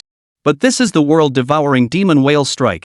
Its power was beyond question, it could even obliterate islands. So what if the backlash was a bit stronger? It wasn't like it couldn't be dispelled. After completing all this, Chu Ye opened his personal interface to check. Name, Chu Ye. Class, low-tier mage. Level, 12. Health, 3000. Mana, 2800. For attributes, Strength 180, Spirit 2800, Constitution 800, Agility 200. Class skills, Dark Fire, Night Veil, Life-Sucking Chain, Residual Night Beam. Additional skill, Hymn of the World Eater. Unique Divine Skill, Realm of Darkness. Talent, Dark Origin God Tier. Divine Form, Fractured Dark Soul. Dark Matter Quantity, 32,760 droplets. With the enhancement from his equipment, Chu Ye's attributes saw a tremendous boost across the board. Among them, the quantity of dark matter was particularly striking. Over 30,000 drops of dark matter. If this dungeon could be cleared repeatedly, just a few more runs would even allow me to undergo a second Divine Essence evolution. What a pity this is the only one in the Countercurrent Secret Realm. Future instances probably won't offer such generous rewards. With just a few days left before the national exam, I should be able to reach level 17 if I push myself harder. Soon, Chu Ye closed the data panel. Luo Qiuyan was looking at him. They exchanged a smile, both seeing the excitement in each other's eyes. At that moment, a voice echoed through the air. The Reverse Tide Secret Realm has been cleared. The realm is about to vanish. This announcement echoed through the Reverse Tide Secret Realm, reaching every ear within. In the next instant, a light screen enveloped them, and Chu Ye and Luo Qiuyan vanished. Swish! Beams of light appeared along the corruption front, all individuals who had come to clear the Reverse Tide Secret Realm. They had been locked in fierce combat, but now, all were forcibly teleported away. Many looked around in utter bewilderment. What just happened? How did we get out? Someone cleared the dungeon. Now it's vanished, and we've been teleported out. Good heavens! How long has it even been? Not even an hour, and someone cleared it. Who could it be? Is it Nia Huang? He's the only one who could have done it. But soon, people spotted Nia Huang. He looked just as bewildered, clearly not the one who cleared the instance. But soon, the answer became clear. Chu Ye and Luo Qiuyan appeared amidst the crowd. Luo Qiuyan held the abyss core in her hand, a peculiar crystal radiating deep blue, black, earthy yellow, crimson, and myriad other hues. It looked exceptionally mysterious, as if containing boundless abyssal power. Its mere presence seemed to naturally draw everyone's gaze. And Chu Ye's demon whale set was even more eye-catching. That's the abyss core. What Luo Qiuyan is holding is definitely the abyss core. And the magic staff whale song and the magic robe whale fall. Chu Ye is wearing the demon whale set. I recognize it, no mistake. They've cleared the Reverse Tide Secret Realm. When this realization dawned, shock filled every pair of eyes. No one could believe they had actually cleared the secret realm. After all, Luo Qiuyan's combat prowess wasn't particularly strong, especially compared to Nia Huang. She was far inferior. And Chu Ye? He's just a low-tier mage. Yet they had surpassed the highly anticipated Nia Huang and cleared the dungeon first. Now, many eyes turned to Nia Huang, noticing the darkening expression on his face. Immediately, Nia Huang approached Chu Ye and Luo Qiuyan. Luo Qiuyan frowned slightly, flipped her palm, and swiftly stored the abyss core into her storage space. Chu Ye stepped forward, positioning himself in front of Luo Qiuyan with a stern expression. Nia Huang finally halted before Chu Ye, his expression exceptionally cold. Those around them, witnessing this scene, instantly perked up with interest, eager to see what would unfold. Chu Ye spoke first. What do you intend to do? Nia Huang's eyes blazed with battle intent as he pointed at Chu Ye. I know this, Luo Qiuyan alone could never clear the Reverse Tide Secret Realm instance. This instance must have been cleared by you. Very impressive, truly impressive, a low-tier mage achieving all this. He drew his greatsword, a thick aura gathering around him, his face seemingly enveloped in wild flames. Either hand over the abyss core, and I'll let you go. Or defeat me and step over my dead body. At that moment, the Xianhuang Blade Master pointed his warblade at Chu Ye. Chapter 36, Battle against Nia Huang. The Dark Realm's first appearance. Nia Huang is about to strike. This should be interesting. Can Chu Ye withstand Nia Huang's attack? I doubt it. What do you think? Will Nya Huang lose control this time? It shouldn't come to that. If he does, we're all in danger. People chattered and speculated, the tension in the arena thickening. An invisible pressure seemed to fill the air, suffocating everyone. Seeing this, Chu Ye could no longer hold back. A cold gleam flashed in his eyes. The magic wand in his hand, Whale Song, emitted an eerie blue glow, like a specter from the deep sea. It radiated a devouring aura reminiscent of a world-devouring demon whale, sending chills down the spine. Luo Qiaoyan's brows furrowed deeply, her eyes filled with worry. She immediately cried out, "You must!" Before she could finish, Chu Ye raised his hand.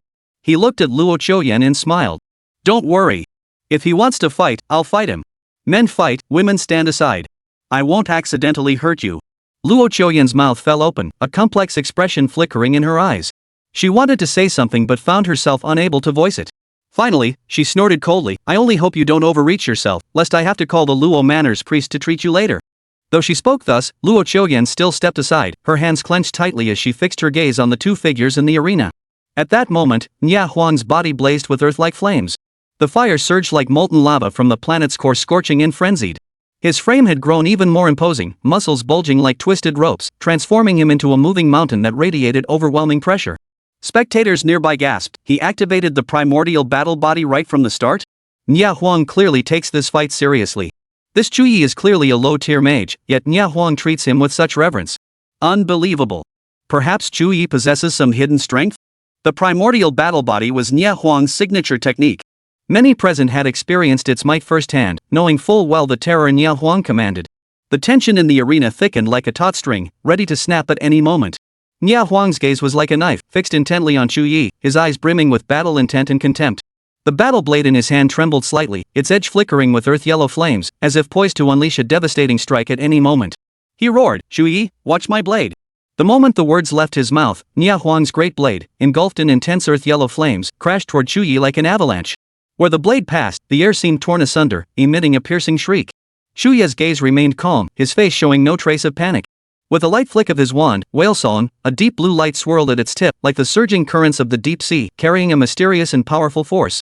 Skill activated, Night Veil. Hum. A burst of vibrating sound erupted as the Night Veil materialized before Chu Ye, forming a pitch-black barrier that completely enveloped his figure. Boom! The great blade struck the Night Veil, only to be instantly repelled by its force. Nya Huang felt a numbing sensation in his palm where the blade recoiled, his arm trembling slightly. A flicker of surprise crossed his eyes, but it was swiftly replaced by battle intent. With a low growl, he swung his greatsword down again.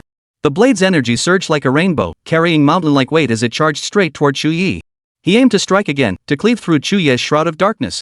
Seeing this, Chu Ye gave a cold snort, his gaze remaining serene as he treated the incoming attack as if it were nothing. In the next instant, he abruptly changed his technique, dispelling the night-shrouding barrier.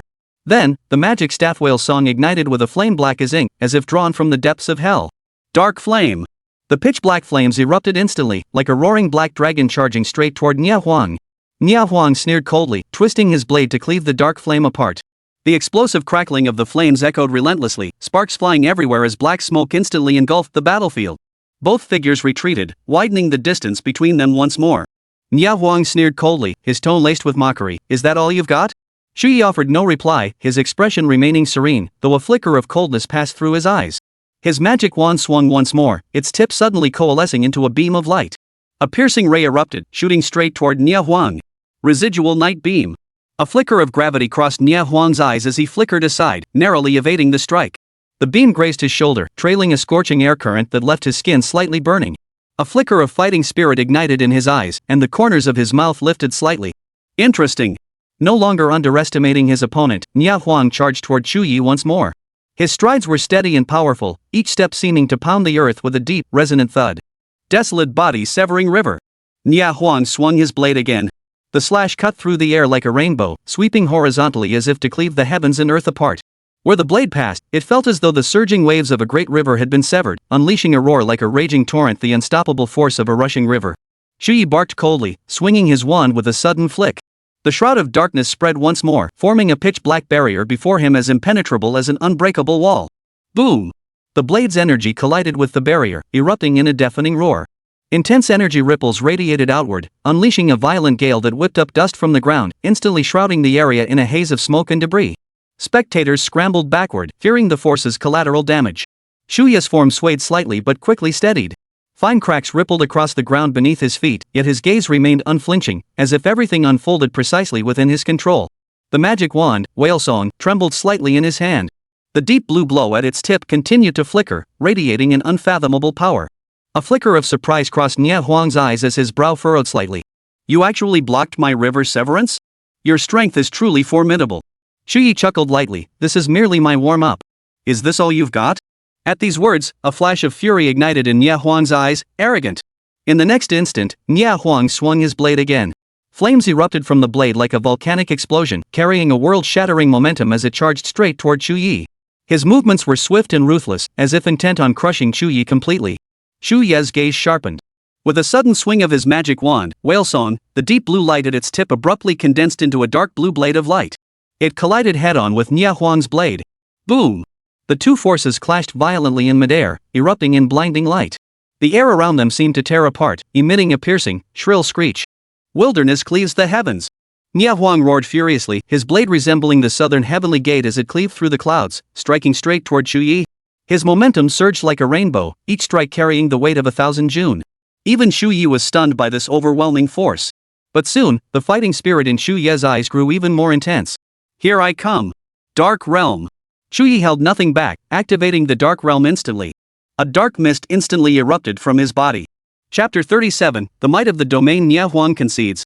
As the dark domain erupted, Chu Ye's entire body was drenched in a profound darkness, like a demon god emerging from the abyss. His aura felt like an endless abyss, chilling to the bone. This domain spread relentlessly, like an invisible giant net, drawing nearby individuals into its grasp. The air around them seemed to freeze solid, making even breathing feel heavy. After unleashing the dark domain, Chu Ye immediately deployed the nightlight barrier. This shroud of darkness functioned as a barrier, emitting a faint, eerie glow. Boom! Nia Huang's strike was exceptionally heavy and ruthless, crashing down upon the nightlight barrier. Yet the blade was repelled by the barrier, sending out a deep, muffled boom. Nia Huang stumbled backward several steps, his gaze filled with shock and disbelief. But the most stunned were the people around them. What is happening? My attributes are decreasing. It's Li Du. Standing within his aura suppresses your stats. It's a domain skill. Chu Ye definitely has a domain skill. Good heavens. Aren't domain skills only learnable after level 30? Yet Chu Ye possesses one now. Nearly everyone present was a legendary practitioner, instantly recognizing Chu Ye's skill type. Dark Domain, a textbook example of a domain skill. Within its range, the caster gains a series of enhancements while enemies suffer a series of suppressions. But even among domain skills, none were as powerful as Li Du's. Nia Huang gasped, what kind of domain is this? Chu Ye smiled faintly, this is the Dark Domain. Under this domain, all your attributes will be suppressed by 30. How does that feel? Nia Huang snorted coldly, so what?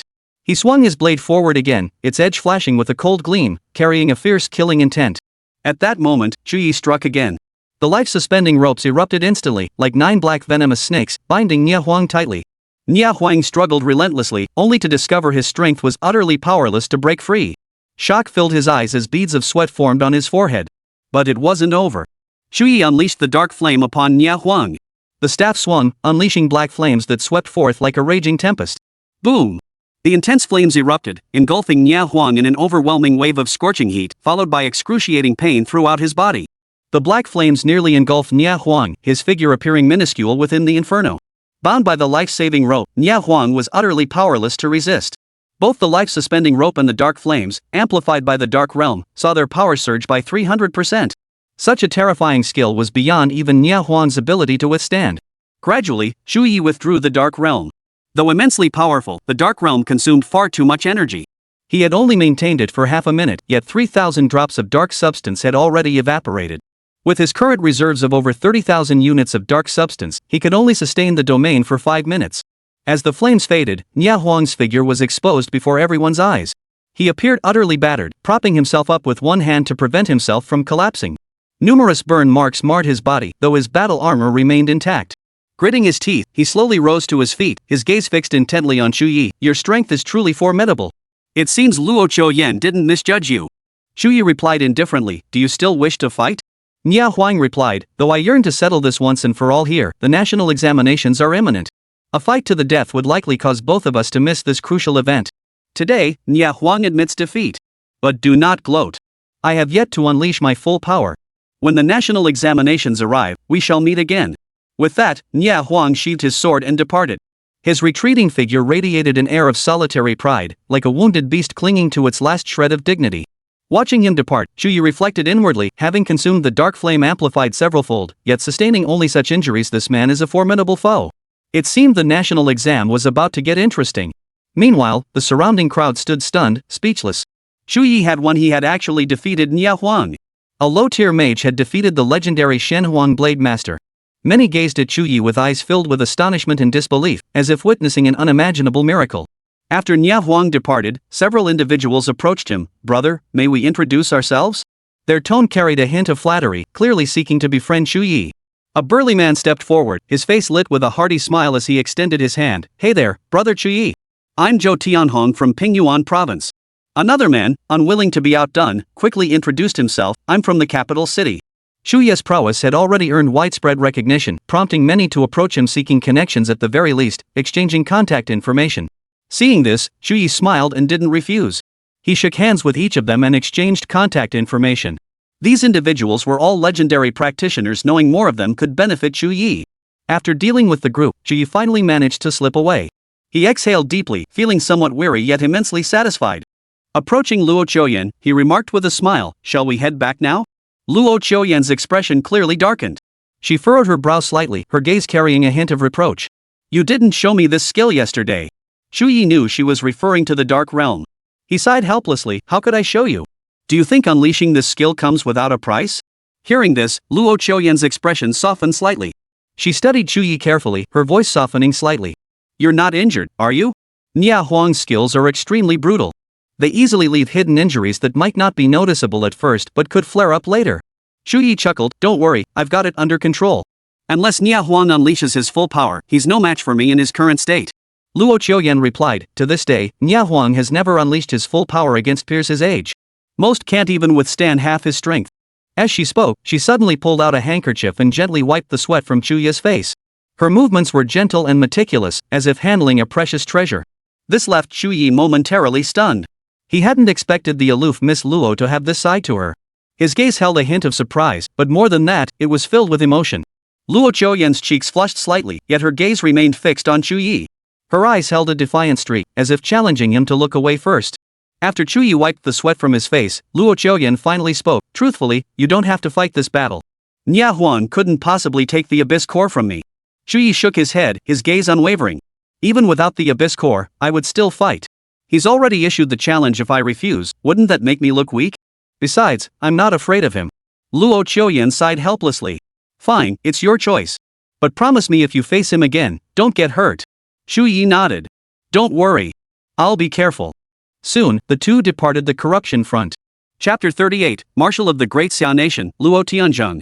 By the time they returned to the Luo residence, dusk had fallen. Chu Ye intended to leave immediately, but Luo Qiuyan stopped him. "Stay for dinner at my place." Hearing this, Chu Ye was quite surprised. "Why did you suddenly decide to invite me to dinner?" Luo Qiuyan's expression seemed relatively normal, but Chu Ye clearly noticed her ears turning slightly red. Her tone also softened. "Without you today, I wouldn't have been able to obtain the core of the abyss. I told you, I owe you a favor. Whatever you ask for, as long as I can do it, I'll agree." Seeing her serious expression, Chu Ye felt like teasing her a bit. He raised an eyebrow and asked, "Really? Anything?"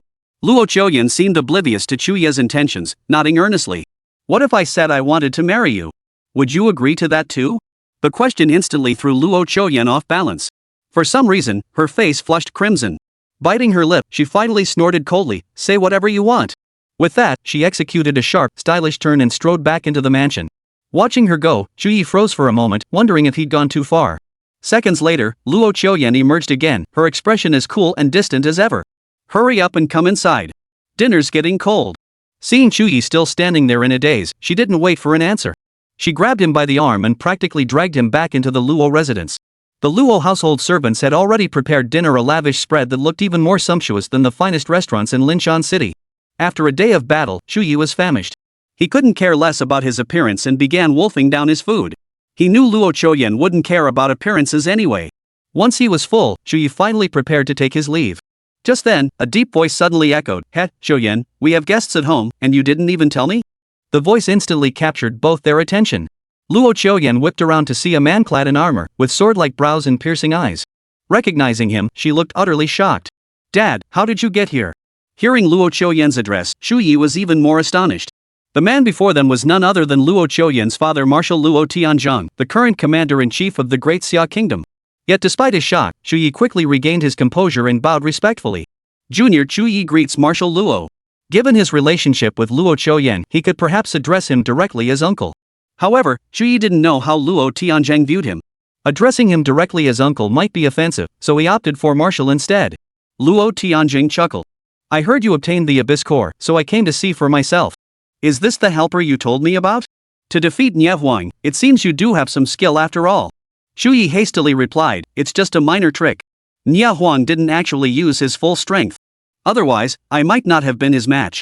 Luo Tianzhong shook his head. A win is a win. Young man, no need for excessive modesty, show some spirit. And you needn't call me Marshal. Just say uncle. Come, take a seat. At Luo Tianzhong's gesture, Chu Ye sat down on the nearby sofa. Luo Qiuyan took a seat beside Chu Ye. Though Luo Tianzhong held the rank of Marshal, within the Luo residence, he seemed devoid of the usual martial aura. Instead, he radiated warmth and kindness, embodying the image of a gentle, benevolent father. His visit today was primarily to inspect the Xiyuan core. This artifact could trigger an evolution in Luo Qiuyan's profession, significantly boosting her power. After confirming the Xiyuan core was authentic, he finally nodded in satisfaction. Then, his gaze shifted to Chu Ye. Your profession is merely a low-tier mage? He inquired, his eyes tinged with curiosity. Chu Ye nodded. That's correct. My profession is indeed a low-tier mage. This was already common knowledge. Then how did you acquire these skills? Dark Flame, Night Veil, Residual Night Beam, and Life-Saving Rope all are dark element skills. Even dark mages don't possess them. Luo Qiuyan had asked this question before. But back then, Chu Ye hadn't answered. This time, he hesitated. The matter of his divine essence was something he naturally didn't want a second person to know about. Even Luo Qiuyan, he didn't wish to tell. After all, the implications were simply too vast. But if he attributed it to innate talent, even Chu Ye himself would struggle to provide a convincing explanation. As Chu Ye remained silent, Luo Qiuyan piped up from the side, sounding displeased. Dad, didn't I tell you? His abilities come from his innate talent. Even though he's a low-level mage, he's awakened an incredibly powerful innate talent. Luo Tianzhong laughed heartily. Is that so? Then I suppose I've been a bit forgetful. But it's no matter, being able to awaken a talent is a skill in itself. Chu Ye shot Luo Qiuyan a grateful glance. Clearly, Luo Tianzhong didn't buy the explanation, but after Luo Qiuyan's words, he abandoned his attempts to probe further. The group chatted for a while longer, mostly about everyday matters. Chu Ye, acting as the junior party, answered each question in turn, while Luo Qiuyan sat nearby, observing the two. Just then, Luo Tianzhong said, well, it's getting late. I have military duties to attend to, so I can't entertain you any longer. Let Qiuyan walk you out. Just as he was about to leave, his body suddenly staggered. His face instantly turned pale as he clutched his chest tightly and collapsed to his knees. Luo Qiuyan sprang to her feet, crying out, Father! What's wrong? Luo Tianzhong gasped for breath, cold sweat beading on his forehead. His voice raspy, he managed, My bone-eroding disease has flared up again. I don't have any medicine on me right now. Go get it for me. Hearing this, Luo Qiuyan hurried off to fetch the medicine. This scene startled Chu Ye. He hadn't expected that just moments ago, Luo Tianzhong had been perfectly fine, yet now he was in such a state. A dark aura began to emanate from his body, carrying an intensely putrid stench that seemed capable of contaminating everything around him. Clutching his chest, Luo Tianzhong still managed to shout, Don't come near me! The aura emanating from me will contaminate your body. Just as Chu Ye began to retreat, a voice suddenly echoed in his mind. Detected intense decaying aura. Should divine power be activated to absorb? The voice startled Chu Ye. He immediately thought, what happens if I absorb it? Will my divine essence be discovered? The divine essence within him seemed to hear Chu Ye's call and responded swiftly. The divine essence can transform decaying aura, and dark energy into dark matter. This can alleviate the individual's condition. Moreover, the divine essence's aura is utterly concealed, posing no risk of leakage. Hearing this, Chu Ye felt a wave of relief wash over him. He slowly approached Luo Tianzhong. Luo Tianzhong, seeing him, snapped, What are you doing here? Stay away from me. Chu Ye replied, Uncle, I believe I can alleviate your symptoms. At these words, Luo Tianzhong's eyes widened in astonishment. Chapter 39, Alleviating the Symptoms, Shocked Father and Daughter of the Luo Family. Under Luo Tianzhong's gaze, Chu Ye approached his side. Uncle, please forgive my intrusion. He promptly placed his hand on Luo Tianzhong's back. Curiosity and scrutiny flickered in Luo Tianzhong's eyes, yet he made no move to dismiss Chu Ye. The instant Chu Ye made contact with Luo Tianzheng, the divine power within him began to surge. Then, the black mist enveloping Luo Tianzheng began to flow slowly into Chu Ye's body through his palm. At that very moment, Luo Tianzheng's eyes widened, revealing an expression of utter astonishment. After all, he was a martial. He had witnessed countless grand spectacles, his emotions long since tempered into rock-solid stability. Yet now, before a mere junior, he displayed such a loss of composure. All because he distinctly felt the agony within his body actually beginning to subside. The black energy that had been ravaging his insides was slowly dissipating. Under Chu Ye's absorption, Luo Tianzheng's condition was steadily improving. At this moment, a series of voices echoed continuously within his mind. Decaying aura converted. You have obtained 50 drops of dark matter. Decaying aura converted. You have obtained. Each time decaying aura was converted, Chu Ye gained 50 drops of dark matter. As the putrid aura of transformation grew stronger, Luo Tianzheng's symptoms continued to improve. Just then, Luo Qiuyan returned and hurriedly called out, "Dad, I brought the medicine." But she froze in her tracks almost immediately. Seeing the scene before her, Luo Qiuyan's eyes widened in astonishment. What on earth is going on? Neither Chu Ye nor Luo Tianzheng spoke, leaving Luo Qiuyan to stand there watching. Finally, after several minutes passed, a message echoed in Chu Ye's mind. The decayed essence you've absorbed has reached its limit. Continued absorption will accelerate the burden on your divine essence, causing its integrity to diminish. Upon hearing this message, Chu Ye knew he had to stop. He immediately withdrew his hand. "Uncle, this is all I can do." Hearing Chu Ye's words, Luo Tianzheng nodded and exhaled a long breath. "That's enough." He slowly rose to his feet, his complexion noticeably improved. His condition seemed to be turning around. Only then did he notice the medicine in his daughter's hand. "Put the medicine away for now," he said. "I don't need it at the moment." Only then did Luo Qiuyan ask, "Dad, Chu Ye, what was that just now?" Luo Tianzheng didn't answer immediately. Instead, he said, "Let's go to the conference room first." Hearing this, a flicker of shock crossed Luo Qiuyan's eyes. Whenever her father uttered those words, it usually signaled discussions about matters of national importance. What exactly had Chu Ye done to warrant such significance from her father? With lingering questions, Luo Qiuyan followed her father and Chu Ye to the conference room. The Luo residence's conference room was protected by an exceptionally powerful shielding formation, completely isolating it from the outside world. Unless a powerhouse like the war god of the Great Xia nation forced their way in, no one could possibly know what transpired within. After entering, Luo Tianzheng closed the door. Only Luo Tianzheng, Luo Qiuyan, and Chu Ye remained inside. A palpable tension hung heavy in the air. "Please sit down," Luo Tianzheng said to Chu Ye and his daughter. Both immediately took their seats. Then, unexpectedly, Luo Tianzheng clasped his fists in a bow, paying respect to Chu Ye as an elder. "Chu Ye, as marshal of the Great Xia Kingdom, I thank you for your assistance. For over a decade, I have suffered the torment of the bone-eroding syndrome, consuming countless potions, yet never have I felt such relief as I do today. For this, I, Luo Tianzheng, owe you a debt of gratitude. Should you ever require the Luo family's assistance in the future barring treason, I, Luo Tianzheng, shall lend my aid without hesitation." Chu Ye was immediately taken aback. The marshal of the Great Xia Kingdom was actually bowing to him? He scrambled to his feet, exclaiming, "Uncle, how can I accept your bow? This was merely my duty." Beside them, Luo Qiuyan was the most astonished. Chu Ye had actually alleviated the symptoms of her father's bone-eating disease? It was a disease for which, even across the entire world, there was no specific cure, only suppressants that could temporarily alleviate the agony after an episode. How on earth did Chu Ye accomplish this? Luo Tianzheng declared, "Your ability to alleviate my bone-eating disease is a monumental achievement. The Luo family has served as marshals of the Great Xia dynasty for generations. We honor the principle of repaying even the smallest kindness with profound gratitude. Do not refuse, it puts me in an awkward position." Hearing this, Chu Ye could only nod in agreement. Luo Tianzheng finally smiled and invited Chu Ye to sit. He then took a seat opposite Chu Ye and Luo Qiuyan. Luo Qiuyan's eyes brimmed with confusion and astonishment. Under normal circumstances, she would have asked outright. But now, in her father's presence, she held herself back considerably. As long as her father remained silent, she too kept quiet. Only then did Luo Tianzheng speak up. "Could you tell me how exactly you alleviated my symptoms?" Chu Ye wasn't surprised by the question. He knew that once he acted, Luo Tianzheng would inevitably ask. However, he had already prepared his response. Chu Ye replied, "It actually relates to my innate talent." "Talent?" Luo Tianzhen's expression grew more serious, and Luo Qiuyan also became more attentive. Chu Ye continued, "I can absorb substances connected to the abyss to strengthen myself, even causing my skills to undergo powerful evolution. Skills like my dark flame, life-snatching rope, night barrier, and residual night beam were all gained through this talent. The corrupted aura emanating from you during your episodes, uncle, I can absorb that too." Luo Qiuyan gasped in astonishment. Could it truly be this? Having fought alongside Chu Ye for so long, she had long speculated on countless possibilities for his talent. Naturally, she had also considered the possibility he now described. Yet she had never dared to confirm it, for such a talent was simply too godlike. Even for an SSS tier talent, it seemed almost unbelievable. Luo Tianzheng furrowed his brow, lost in thought. Chu Ye remained silent, waiting for him to think.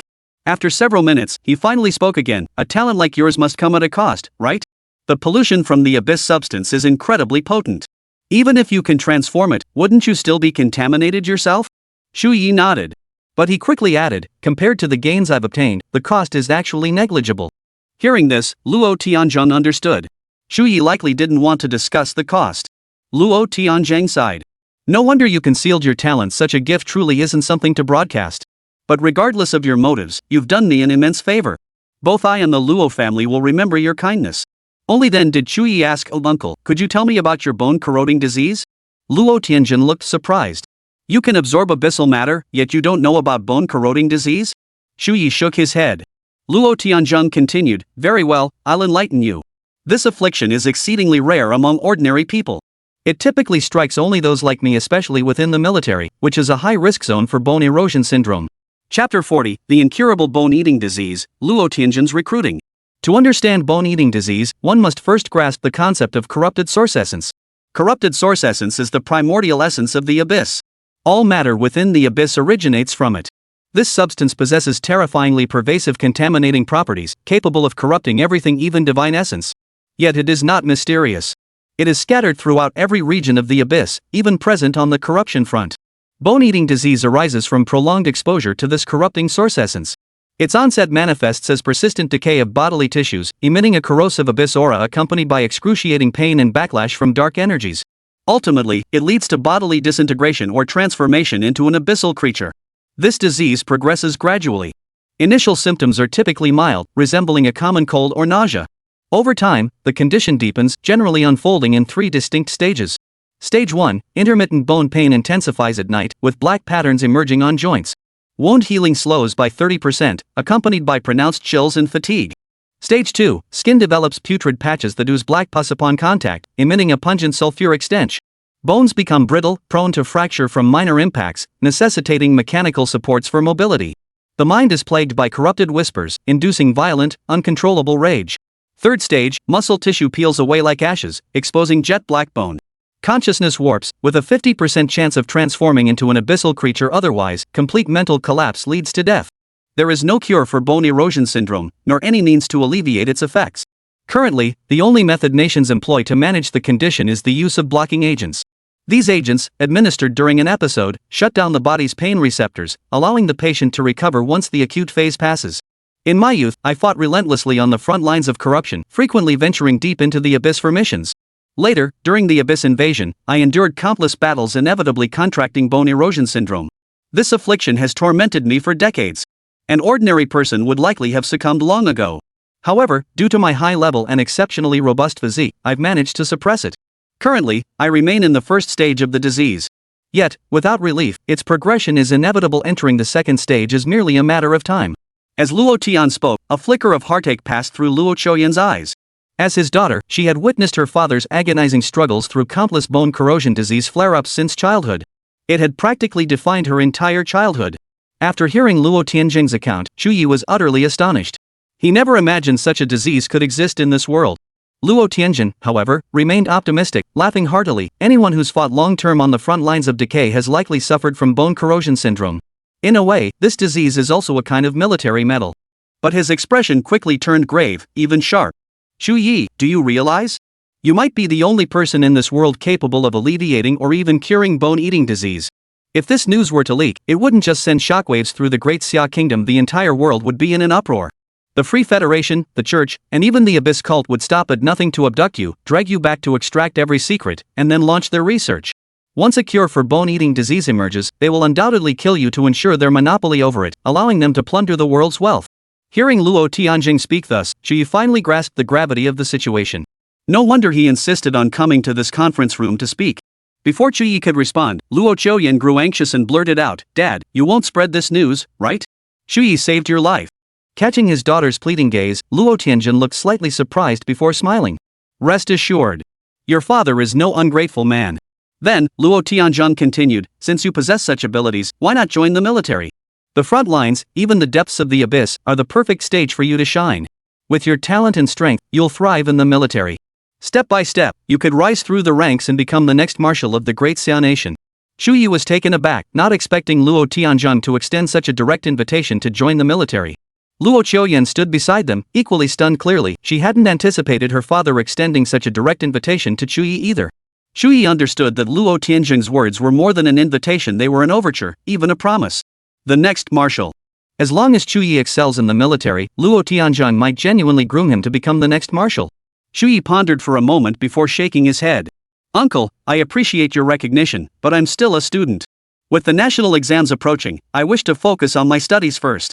As for joining the military in the future, how about we discuss it after I graduate from university? Luo Tianjun nodded and smiled. Very well. Xiao Yan mentioned she wants you to help her secure the top spot in the national exams. With your abilities, admission to Xinxia Academy should be a certainty. The resources and environment there are excellent. However, I hope you'll seriously consider my proposal.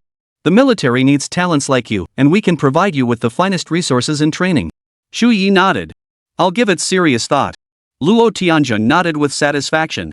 Your willingness is appreciated. My offer still stands. Both I and the Luo family owe you a debt of gratitude. Should you ever need anything from the Luo family, just say the word. Our doors will always be open to you. Well, it's getting late. I should be heading back.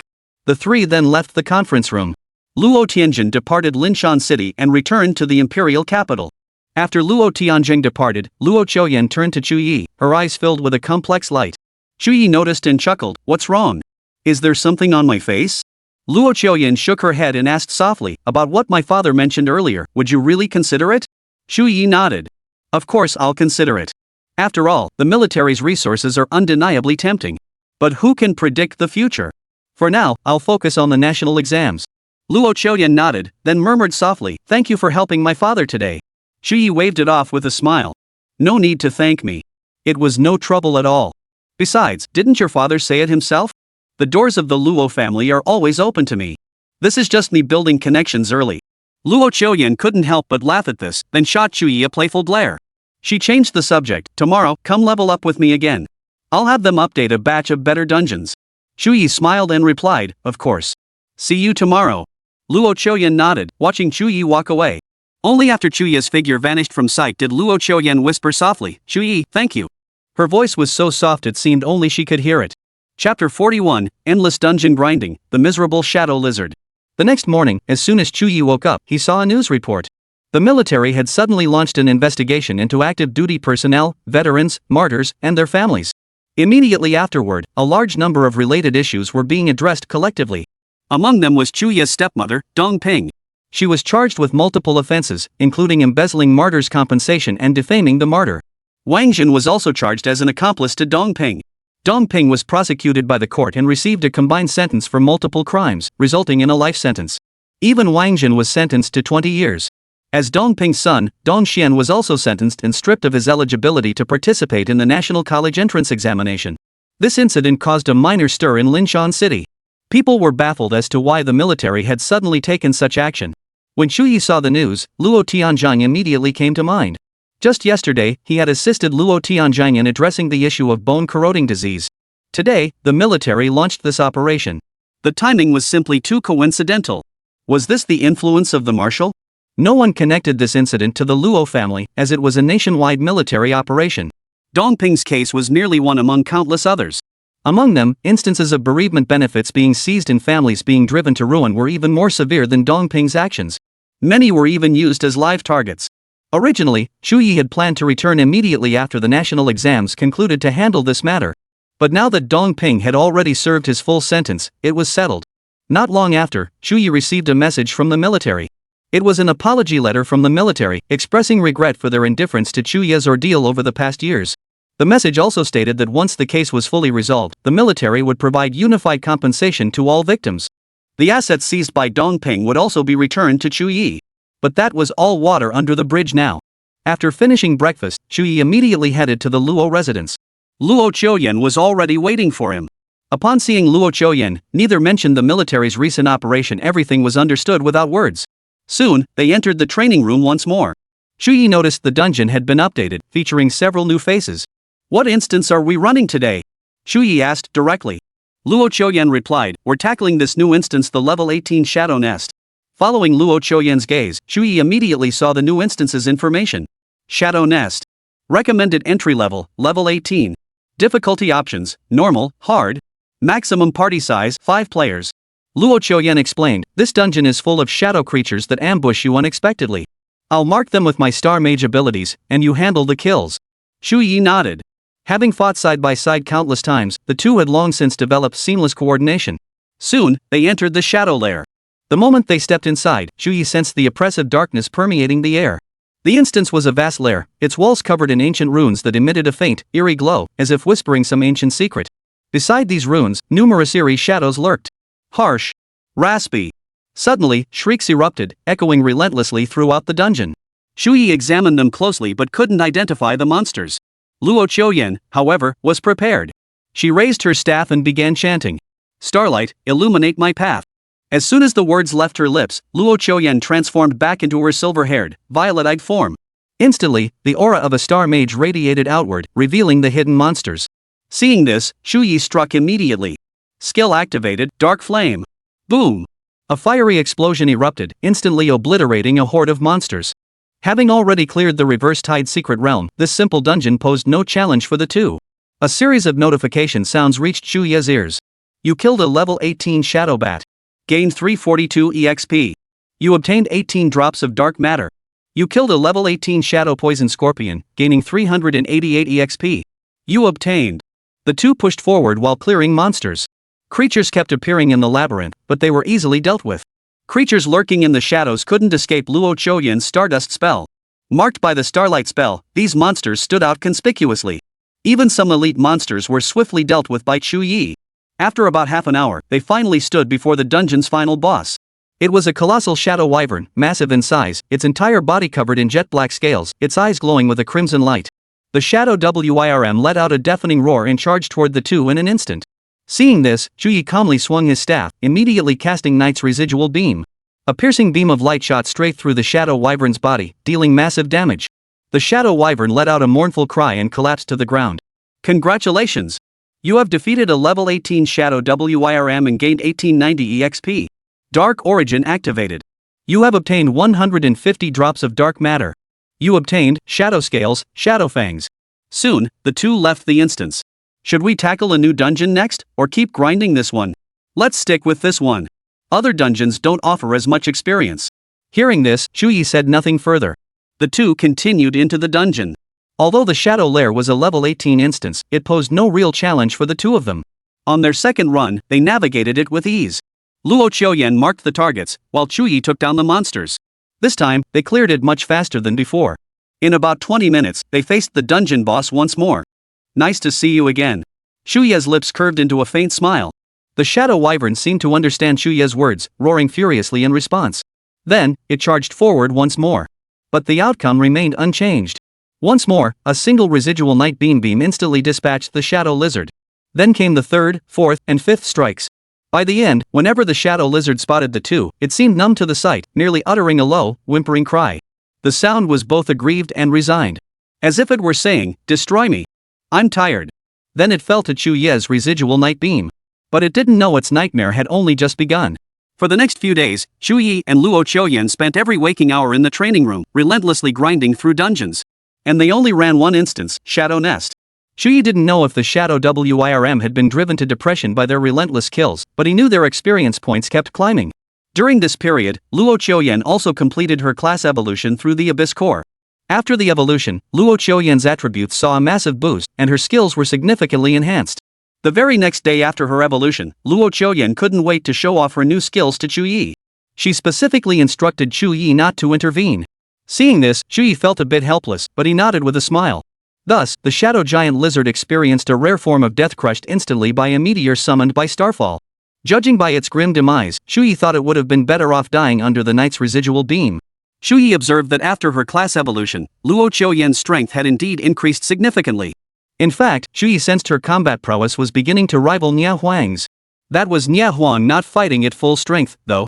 If Nia Huang were to unleash his full power, no one could say how formidable he truly was. Chu Ye wouldn't dare claim he could definitely defeat him. The two continued grinding levels in the training room. Finally, on the eve of the national exam, both had reached level 17. Chapter 42, the national exam commences. Linshan City, Lancheng High School. Morning sunlight filtered through the mist, bathing the campus in a soft golden glow that draped the tranquil grounds like a delicate veil. Leaves rustled softly in the breeze before the academic building. In the month following the job change ceremony, the school had grown quiet as students flocked to various dungeons to grind levels. During this time, teachers enjoyed a rare half-month of leisure, with some more fashionable ones even taking short vacations. Today, however, the campus bustled once more, the air thick with a palpable mix of tension and excitement. All because the national exam had arrived. As a major event for all newly job-changed individuals in the Great Xia Kingdom, the national exam captured the attention of countless people. Its results could even determine the course of one's entire life. Everyone hoped to achieve outstanding scores in the exam and gain admission to their ideal higher education institution. Starting today, students who had been leveling up and training across the country gradually returned to campus. They would participate in the national exam under the school's arrangements. The campus buzzed with renewed energy as students gathered in small groups, whispering among themselves, their faces a mix of anticipation and nervousness. Chu Ye and Luo Qiuyan had met up early, walking together at a leisurely pace toward the school. Their strides were steady and composed, confident in their readiness for the upcoming exam. A faint smile played at the corner of Chu Ye's lips. Luo Qiuyan, however, maintained her usual cool and detached expression, her gaze as still as water, seemingly untroubled by anything in the outside world. Once all students had arrived, they gathered in the square. Sunlight bathed the plaza, casting a bright and luminous scene. At the square's center, a massive teleportation array stood fully prepared. A faint blue glow flickered across its surface, lending it an air of mystery and solemnity. Through this array, students could be transported directly to the national exam venues. On the stage before the square, several administrators from Lancheng High School were engaged in hushed conversation, their expressions a mix of anticipation and tension. How are things shaping up for our school this year? Have all the career level registrations been completed? All registered.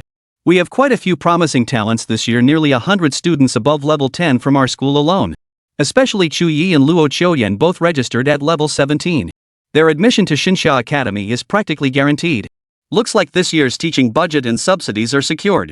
The principal smiled faintly, his wrinkles smoothing out in satisfaction.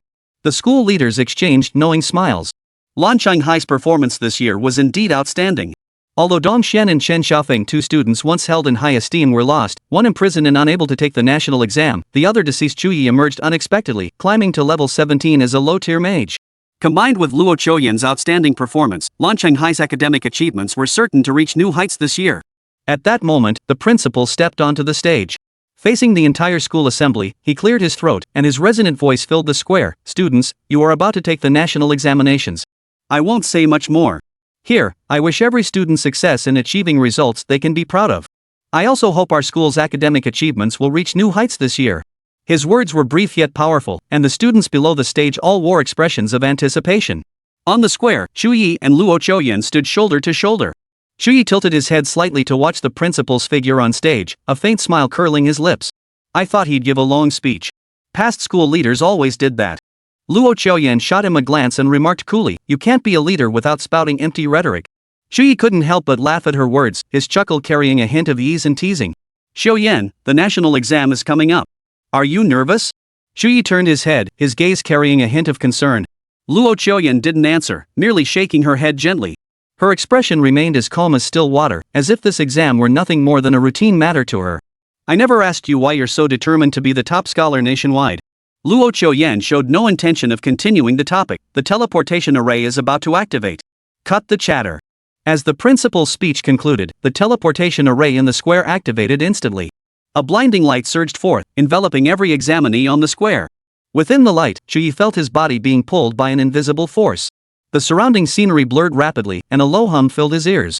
Moments later, the light dissipated, revealing Chu Ye standing upon an immense plaza.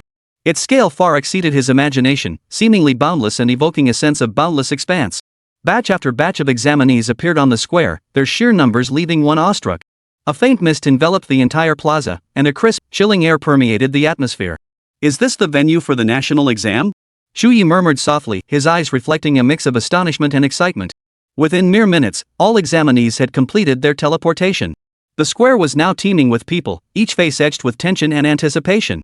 Suddenly, a booming voice echoed across the square, as if descending from the heavens yet reverberating directly in each person's ears. Welcome to the national exam venue. I am the chief examiner for this session. I will now announce the rules for the national exam. I will state them only once, so please listen carefully. The solemn and authoritative tone instantly silenced the entire square. All attention focused intently, as if awaiting some crucial revelation. This examination will take place within the shattered realm of the Abyssal Battlefield, a simulated abyssal world created by the top practitioners of the Great Xia Kingdom, capable of replicating diverse combat scenarios. The examination consists of 3 phases. Phase 1, Abyssal Fissure Sweeping. Phase 2, Abyssal Fiend Extermination. Phase 3, Abyssal Expedition Trial. Each phase lasts 1 day, totaling 3 days of examination. After each phase concludes, candidates will receive points based on their performance during the exam. The better the performance, the higher the points. The final ranking will be calculated by adding the total points from all 3 phases. Throughout the exam, candidates may freely form teams, but team size is capped at 3 members. Legendary class holders may not team up with other legendary class holders. During the examination, the use of any offensive items such as skill talismans or one-time burst items is strictly prohibited. The use of any combat-enhancing potions such as critical strike potions or attack potions is also prohibited, though recovery potions remain permitted. During the examination, the examiner's speech pace is neither fast nor slow, with every word clearly audible. All examinees must strictly adhere to the above rules. Violators will be expelled from the examination hall, their results invalidated, and barred from participating in any national-level assessments. While the exam rules are numerous, most are straightforward and unlikely to be violated unless deliberately ignored. Next, all candidates are to upload your team information. Once team information uploads are complete, the national exam will officially commence. As the voice faded, light screens materialized before every examinee. Through these light screens, team information could be uploaded. Chu Ye looked at Luo Qiuyan, and Luo Qiuyan was looking right back at him. Chu Ye smiled, then promptly uploaded his information onto the light screen. Simultaneously, Luo Qiuyan uploaded hers. Within 2 days, they had formed a team. Soon, the words Team Success appeared in large characters on the light screen. Other candidates began forming teams as well. Chapter 43, The First Trial Cleansing the Abyssal Rift. Before long, all candidates had completed their team formations.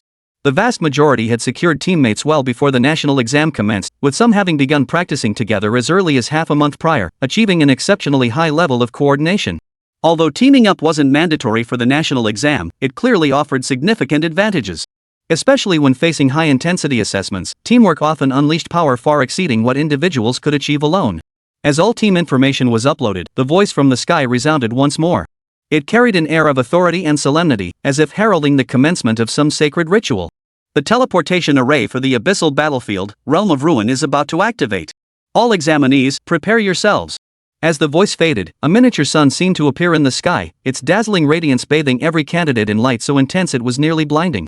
Immediately, the light of the teleportation array surged like a tidal wave, enveloping everyone within its glow. I hereby declare the national examinations officially commenced. In the next instant, the teleportation array activated. Everyone vanished from their original positions, leaving only faint ripples of energy in the air. When Chu Ye regained his senses, he found himself and Luo Qiuyan transported to an unfamiliar place. He instinctively gripped his staff tightly, his gaze darting warily around the surroundings. This was a desolate, blood-red land. The soil beneath their feet was a deep crimson, as if soaked in blood countless times. Not a blade of grass grew anywhere, and the air was thick with a putrid, blood-soaked stench that made breathing feel difficult. On the distant horizon, countless black fissures were faintly visible, like wounds on the Earth's surface, constantly oozing a dark aura outward. A cold, mechanical voice descended from the heavens, echoing across the desolate land. Welcome to the Abyssal Fissure. This is the first trial of the national examinations.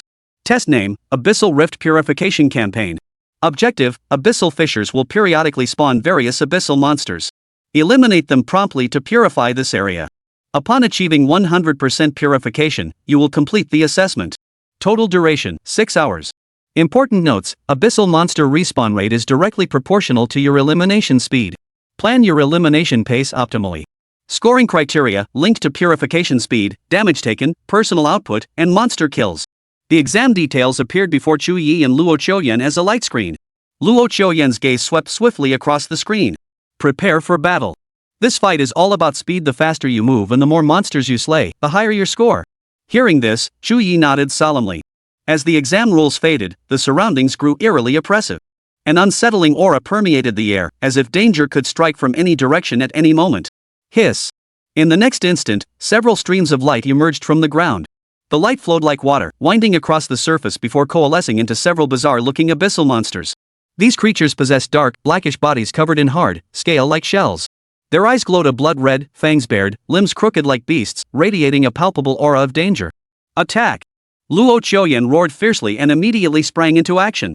Her movements were swift as the wind. Her staff whirled instantly, unleashing a dazzling burst of starlight from its tip that shot straight toward the newly formed abyssal monsters. Seeing this, Chu Ye refused to be outdone. With a swing of his staff, a surge of dark flame erupted, coiling like a giant serpent and swiftly engulfing the nearby monsters. Boom! As the explosion erupted, the abyssal monsters were engulfed by the flames. Their bodies were instantly torn apart, reduced to a pile of ashes. Monsters slain, 7 battlefield evolution level, 07. After the monsters were slain, a notification appeared in both their minds. This was the battlefield evolution level. Once it reached 100, the assessment would be complete. After the 7 abyssal monsters perished, countless points of light appeared densely around them. These points expanded rapidly, soon forming new abyssal monsters. Their numbers were greater than before, and their speed was faster. As if driven by some force, they charged madly toward the two. Kill! Chu Ye roared fiercely, unleashing the dark flame. Bursts of fire erupted, devouring the monsters before him one by one. His movements were crisp and decisive, each strike precise beyond measure, long accustomed to such high-intensity combat. Luo Chuyen continuously unleashed her skills. The intense starlight that appeared instantly obliterated several monsters. Having fought side by side for so long and endured countless dungeons, they were now perfectly adept at handling battles of this caliber. As their killing pace accelerated, the monsters spawned at an increasingly absurd rate. A single spawn could unleash dozens of monsters at once. They surged in from all directions, completely surrounding the pair. Yet they continued to slaughter them without any apparent strain. Chu Ye's dark flame danced like a fiery dragon, weaving through the horde of monsters. Wherever it passed, all creatures were incinerated. Luo Chuyen's starlight glowed like a razor-sharp blade, each swing reaping the lives of a vast swath of monsters. Meanwhile, in other examination halls, the vast majority of examinees struggled against the abyssal monsters. These abyssal monsters weren't exceptionally powerful, but they weren't weak either. They equated to level 10 practitioners, a strength level that placed them in the lower middle tier among all candidates in the national exam. Most candidates could handle them, but it certainly wasn't straightforward. Most candidates required 1 to 2 minutes, or even several minutes, to slay a single monster. Some candidates hadn't even defeated their first abyssal creature half an hour into the exam. This was the norm for most examinees. In reality, the vast majority of examinees were unable to complete the entire first exam. The test designers structured this assessment such that only the top 1% of candidates who could purify 100 battlefields would advance. Meanwhile, outside the examination hall, in a loft, several figures watched the proceedings intently. These individuals, elderly men and middle-aged men, were all examiners for this national test. Their expressions were solemn, their gazes focused, as if monitoring every detail.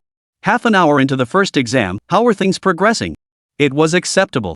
Most candidates had achieved at least a level 1 purification rate, while the top performers had completed at least level 10 purifications. This result showed some improvement compared to last year. Word is there are quite a few promising candidates this year. Dean Nie's son is taking the national exam, as is Marshal Luo's daughter. Their performance is truly remarkable. Nia Huang chose to take the exam solo instead of teaming up, yet his purification level has surpassed 20. At this pace, he might finish the exam in under 3 hours. That's practically record-breaking. Truly the son of that battle maniac. The examiners buzzed with discussion, placing high hopes on Nia Huang. Among this year's legendary practitioners, Nia Huang's combat prowess was almost universally acknowledged as the strongest. Many even believed he was certain to claim this year's national top rank.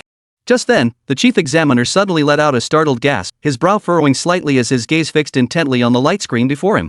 Ha! What's going on? Is there an error? Surrounding examiners rushed over to investigate, each wearing a look of bewilderment. Then, one examiner gasped, "What on earth is this?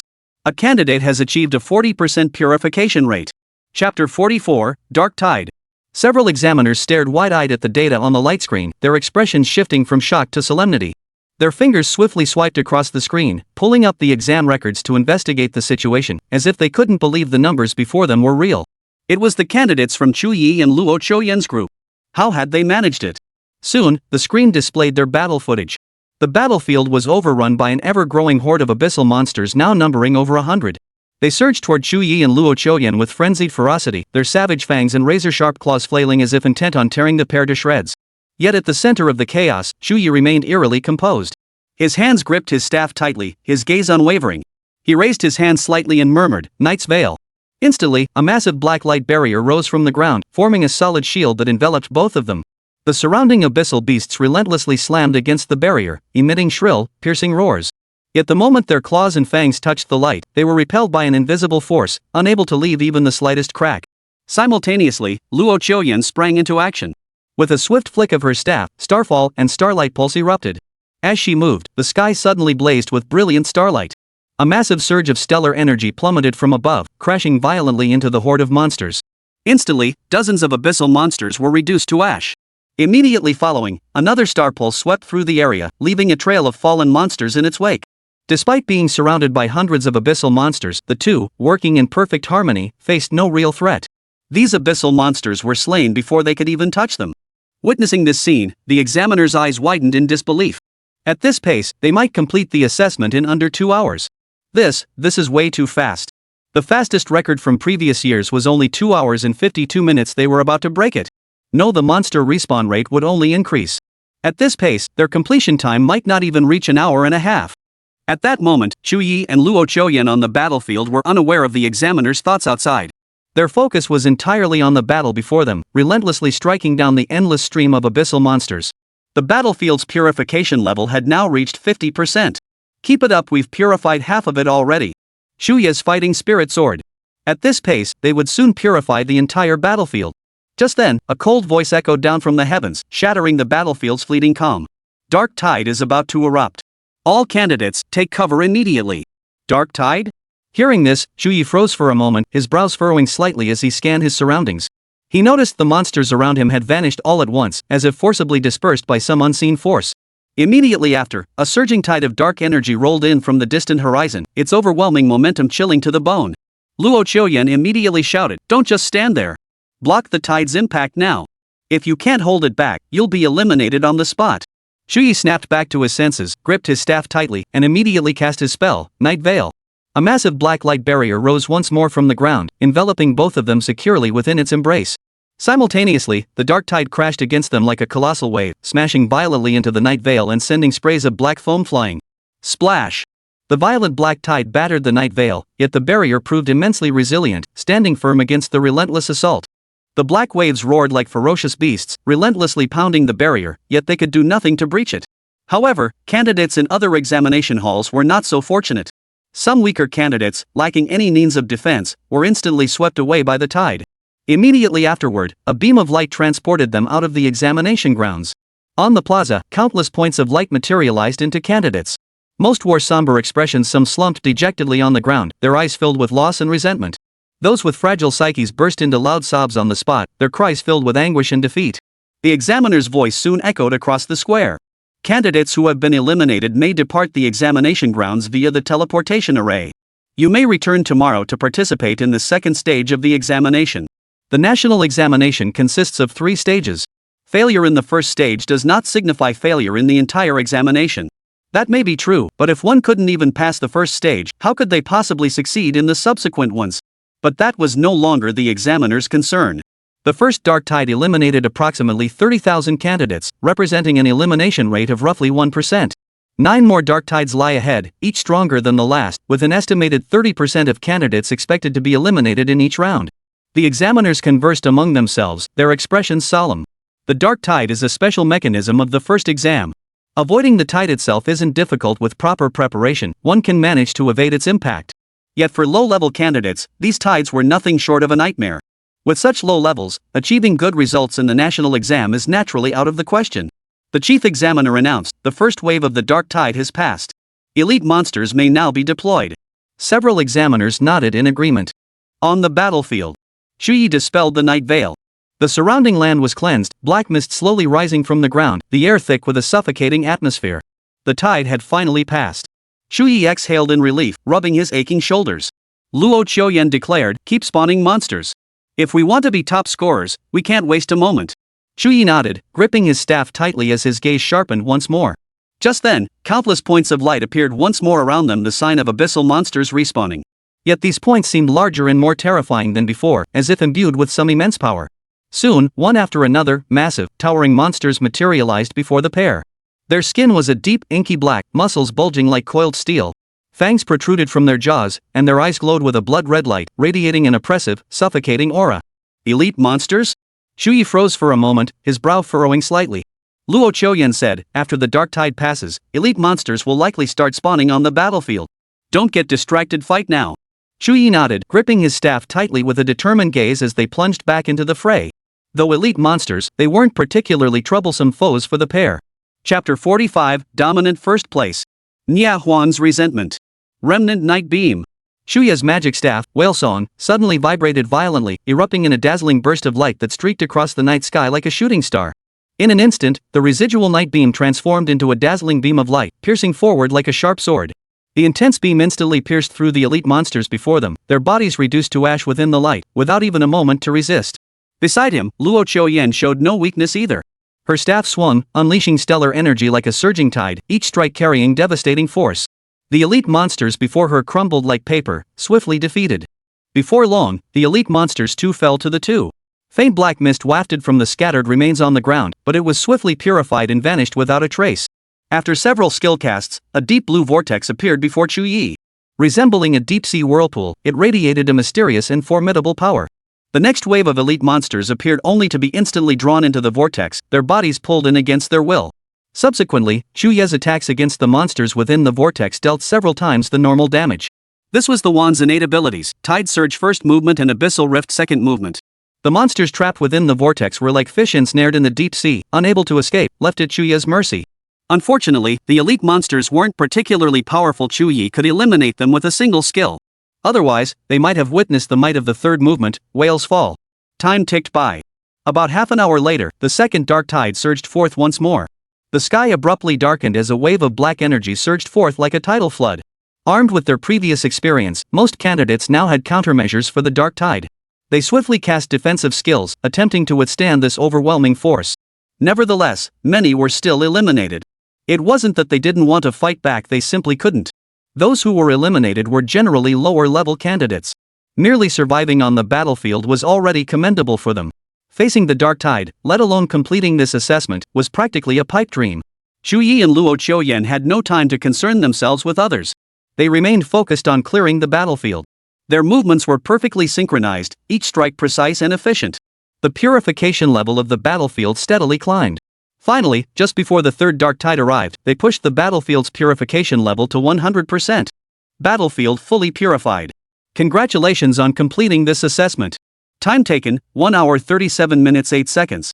Generating assessment results, your rating is SSS class. Points earned, 1000. Current ranking, first place. As the announcements echoed, the two had finally completed the assessment. Moreover, they had secured first place. They were the first team to finish the assessment, while other teams were still battling monsters. Even Nia Huang, whose battlefield evolution level barely reached 60, would likely need another half hour or more to finish. Soon, a beam of light descended, teleporting the two away from the testing grounds. At that moment, in the proctoring area, the chief examiner's eyes widened in utter astonishment. Despite having some premonition, witnessing this scene firsthand still left him profoundly shocked. His fingers trembled slightly on the light screen, as if he couldn't believe the scene before him. They had actually completed the assessment in just an hour and a half. Good heavens! This was utterly unbelievable. They had shaved over an hour off the previous record. Unbelievable, their performance had surpassed even Nia Huang's. Chu Ye and Luo Chuyen's performance stunned the entire panel of examiners. Remember, since they were a team, they needed to kill twice as many monsters to fully purify the battlefield. Even so, they surpassed Nia Huang, who had been the one everyone had high hopes for. Several examiners felt a moment of disorientation, as if caught in a dream. Back on the square, the chief examiner's voice rang out again. Candidates who have completed the assessment may depart via the teleportation array or proceed to the examination rest area. The rankings for this round will be announced in real time once the testing period concludes. Chu Ye looked at Luo Chuyen and smiled faintly. Are you heading back right away, or waiting for the rankings to be announced? Luo Chuyen took this assessment very seriously, so she answered without hesitation, I'll wait for the rankings to be announced.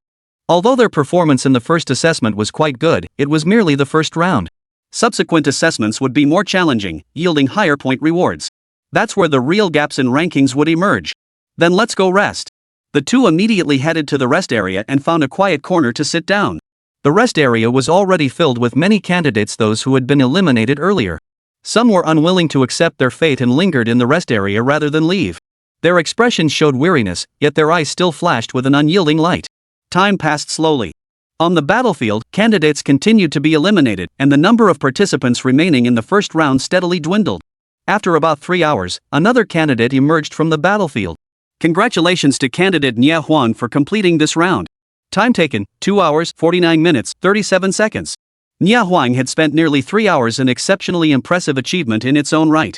Yet compared to Chu Ye and Luo Chuyen, he still fell short. Unaware of this, Nia Huang emerged from the arena. He looked up at the sky, his gaze filled with anticipation. He'd broken the record. Though he'd only shaved off 3 minutes, this time should be enough to secure first place. He quickly recalled his earlier encounter with Chu Ye. His strength should have been enough to suppress Chu Ye, yet Chu Ye's single domain skill had completely turned the tide.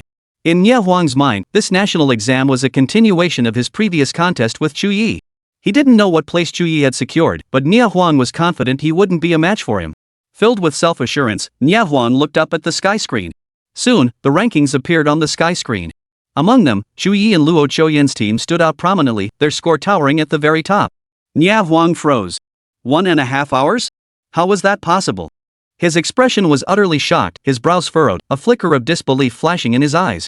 He'd anticipated Chu Ye and Luo Chuyen finishing faster than him, but this was absurdly quick. An hour and a half, how did they manage it? Nia Huang immediately headed to the rest area, his mind filled with confusion and resentment. The moment he entered, he spotted Chu Ye and Luo Chuyen sitting there. They appeared relaxed, as if the battle had been nothing more than a warm-up for them. Noticing Nia Huang's arrival, Chu Ye offered a faint smile. "We meet again. Have you completed the assessment too? Your results are quite impressive." Nia Huang's face darkened slightly. His fists clenched ever so slightly, and his voice carried a hint of resentment. "How did you manage that?" Chu Ye replied nonchalantly, "Perhaps it's because we work together quite well." Nia Huang snorted coldly, a sharp glint flashing in his eyes. Good teamwork alone could produce results like that? He didn't buy it.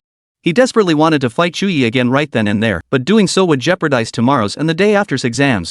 Thus, he forced himself to hold back. Nia Huang's voice turned icy. "Don't get too cocky. Today's assessment is merely an appetizer. The real tests that will separate the wheat from the chaff are tomorrow and the day after." With that, Nia Huang turned and walked away. Chapter 46, Second Trial, Slaying the Abyssal Fiends. Time passed, and 6 hours had elapsed. The entire assessment process, like a protracted battle, finally drew to a close at this moment. Today's assessment was successfully completed. All candidates returned to the plaza. Some had already departed earlier, leaving the battlefield with emotions ranging from joy to disappointment. Most candidates, however, chose to rest in the recovery area, conserving their energy for tomorrow's battle. The rest area was fully equipped with attentive service, offering every kind of supply and space for relaxation. Candidates gathered in small groups, some laughing and chatting, clearly satisfied with their performance, others looking downcast, evidently disappointed with their results. The chief examiner's voice cut through the air, deep and authoritative, like a proclamation. "Now, I shall announce the rankings for today's assessment." All eyes instantly turned to the sky screen, filled with anticipation and tension, as if awaiting the unveiling of their fate. A beam of light coalesced on the sky screen, and rows of clear text appeared. First place, Chu Ye Luo Chuyen team. Points, 1000. Second place, Nia Huang. Points, 800. Third place, Xia Yuhen. Points, 750. Fourth place, Qin Jin and Li Long team. Points, 740. As each ranking was announced, the atmosphere in the square grew increasingly fervent. The name of Chu Ye Luo Chuyen's team stood out prominently, occupying the top spot on the leaderboard and leaving everyone stunned. Their score had reached an astonishing 1000 points. This was an unprecedented score, unseen even in past national examinations. This meant both Chu Ye and Luo Chuyen would each earn 1000 points, a result that was simply unbelievable. How on earth did they manage it? 1000 points never before seen. They even surpassed Nia Huang by a staggering 200 points. The gap was enormous. It was simply outrageous. Even cheating couldn't possibly yield such a high score. Candidates buzzed with discussion. Envy was written across some faces, while others flashed glances of resentment. Still others fell into deep introspection, clearly stunned by such an achievement. The examiners were equally astonished. As supervisors for the national exam, they'd witnessed countless prodigies rise, yet never encountered such a staggering score. In previous assessments, the highest score in the first round was typically 800 points, matching Nia Huang's. In some weaker years, even scores in the high 700s could secure first place. This time, however, Chu Ye and Luo Qiuyan's performance shattered everyone's expectations. Seeing the results, Chu Ye's face broke into a satisfied smile. He turned to Luo Qiuyan, his tone tinged with playful teasing. "We've widened the gap a bit. Looks like we still have a good shot at taking the top spot." Luo Qiuyan remained composed, her gaze sweeping over the rankings displayed on the sky screen. Her tone was serious. "Don't get complacent. The next 2 exams are the most crucial." Seeing her seriousness, Chu Ye couldn't help but laugh. "Don't be so stiff. Smile a little. Relaxing your mood will actually help your exam results. Look at you, you haven't smiled once since the exam began." Luo Qiuyan shot Chu Ye a glare before turning her face away, clearly not wanting to speak to him. Chu Ye shook his head helplessly at her reaction. Just then, the chief examiner's voice rang out again, cutting off the candidates' murmurs. "Today's examination has concluded successfully. Candidates may now teleport out or rest overnight in the designated area. Tomorrow, the second round of examinations will commence. All candidates are required to arrive punctually." As the chief examiner's words faded, a large number of candidates began leaving the examination hall, their figures gradually disappearing into the glow of the teleportation array. Of course, many candidates opted to stay overnight in the rest area to ensure they wouldn't miss tomorrow's exam. Chu Ye and Luo Qiuyan likewise opted to remain in the rest area. The next day, the assessment commenced as scheduled. Candidates trickled into the examination hall, each wearing a different expression. Some looked relaxed, clearly confident in today's test. Others frowned, evidently dissatisfied with yesterday's results and determined to redeem themselves today. The chief examiner's voice echoed from the sky, deep and authoritative. "Today, the second assessment, the Abyssal Demon Slaying Test, will commence. All candidates will now be assigned Abyssal Demon instances corresponding to their strength based on their rankings from the first round. Proceed to your respective instances and slay the Abyssal Demons within. Points will be awarded based on your performance within the instance. Achievements such as speed runs or flawless clearances will grant additional point bonuses. The assessment duration remains 6 hours. Upon expiration, all candidates will be forcibly teleported out." Listening to the chief examiner's words, many candidates wore expressions of intense focus, clearly recognizing the critical importance of today's assessment to their final rankings. Among them were candidates who had performed poorly yesterday, determined to turn the tide today. Notably, the difficulty of the second assessment instance is assigned based on rankings from the first round. Higher rankings mean tougher instances, but also higher potential point rewards. However, this doesn't mean later candidates have no chance. Easier instances offered more accessible conditions for achieving no damage clears or speedrun records. Accomplishing these feats granted substantial bonus points, enabling candidates to overtake others on the curve. Amidst the crowd, Nya Huang's expression was unusually stern. His gaze was icy, his brow furrowed. The image of Chu Ye flashed through his mind once more. He let out a cold snort and muttered under his breath, "Yesterday's results were not as good as yours, but it doesn't matter. Today, I will show you my true strength." Nya Huang was ready to get serious. Today, he would reclaim the top spot. All around, many others were also stirring with anticipation. The national exam was not merely an assessment, it was also an invisible war.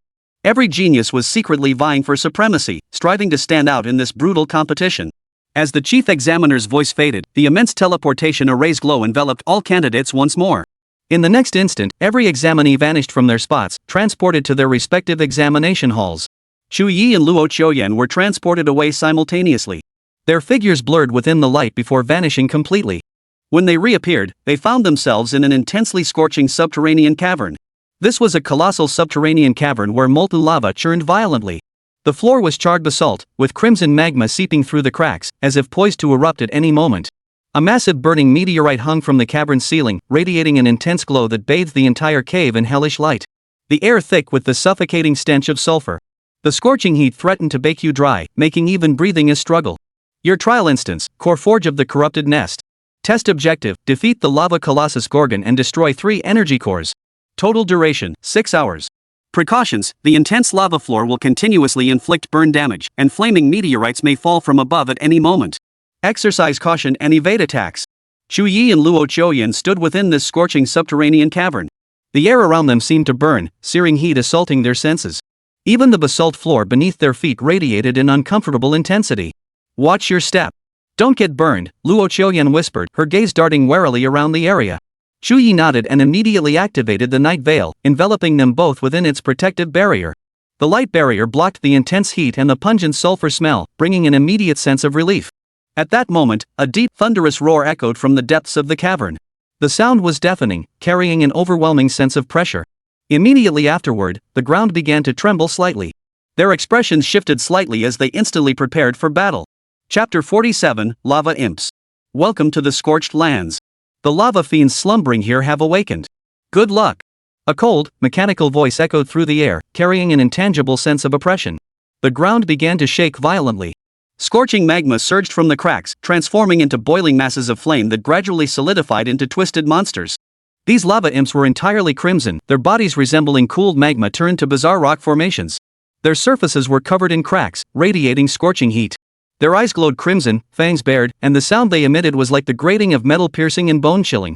Over a dozen lava imps emerged from the surrounding area, their eyes fixed intensely on Chu Ye and Luo Qiuyan. The next instant, they charged madly forward, intent on tearing the two to shreds.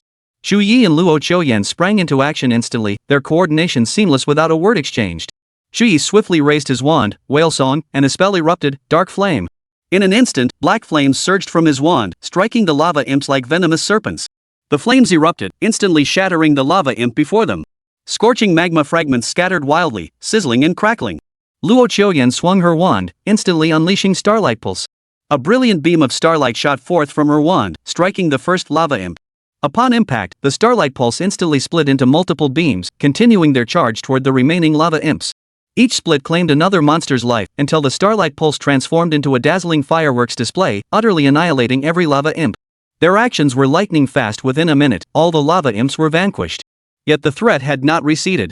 Before long, molten lava surged from the ground once more, its heat overwhelming and scorching breath assaulting their senses.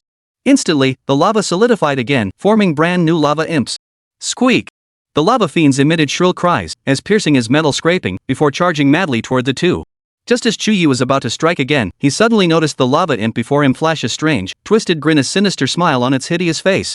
A sudden unease gripped him, his heart clenching violently. He shouted, "No! They're going to self-detonate." Luo Qiuyan froze at Chu Ye's warning, momentarily unable to react. But Chu Ye, having sensed the danger, swiftly deployed the night veil the instant the lava imps detonated. Boom! Several lava fiends' bodies instantly swelled, erupting in a violent blaze. Molten lava spattered everywhere as scorching flames surged forward, crashing against the night veil and producing a piercing roar. Sizzle! The explosive flames struck the night veil, immediately emitting a hissing sound, as if attempting to corrode its defenses. Fortunately, the night veil was sufficiently powerful, blocking all the impact from entering. Soon, the commotion of the explosion gradually subsided, restoring a brief calm to the surroundings. The basalt surface was littered with charred remains, the body tissue of the lava fiend after its self-detonation, now blackened to charcoal. The air thickened with the acrid stench of burnt flesh. Huff! Chu Ye exhaled in relief, yet his expression remained grave, his brow slightly furrowed. He murmured, "These monsters can actually self-detonate. We absolutely must be cautious." A flicker of lingering fear passed through Luo Qiuyan's eyes, and a thin bead of cold sweat formed on her forehead. She murmured softly, "Thank you." Chu Ye smiled, his tone light. "After all the times we've fought side by side, do you really need to thank me? Let's hurry onward. The earth is trembling here. The lava colossus Gorgon must be lurking in the deepest depths. If we want to take first place, we need to set not only an unharmed record but also a speedrun record." Luo Qiuyan nodded earnestly. That self-destruct nearly cost them their no-damage record, but luckily Chu Ye reacted fast enough. Otherwise, their score would have been severely compromised.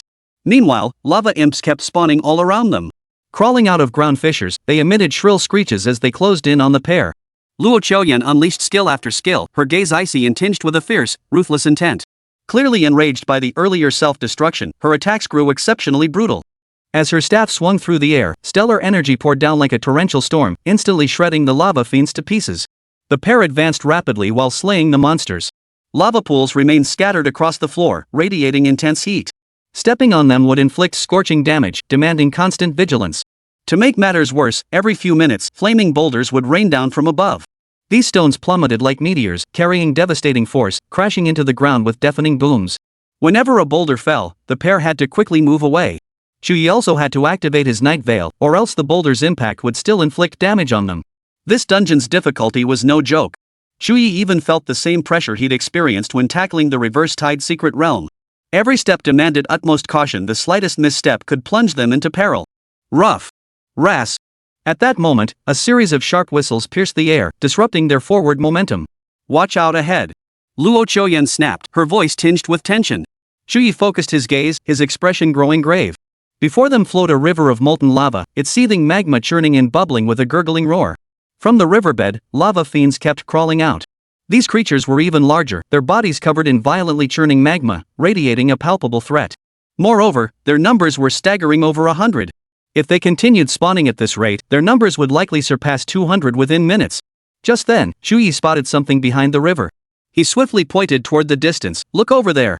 Luo Qiuyan followed Chu Ye's pointing finger and immediately spotted the anomaly. Not far across the river stood an extremely obese lava imp. Its body resembled a small mountain, with a cord-like tube connecting its lower abdomen to the lava river. The colossal lava imp's belly heaved rhythmically, pumping masses of substance into the river. With each discharge, a new lava imp would emerge from the river. That monster must be the mother, producing more lava imps. We must kill it first.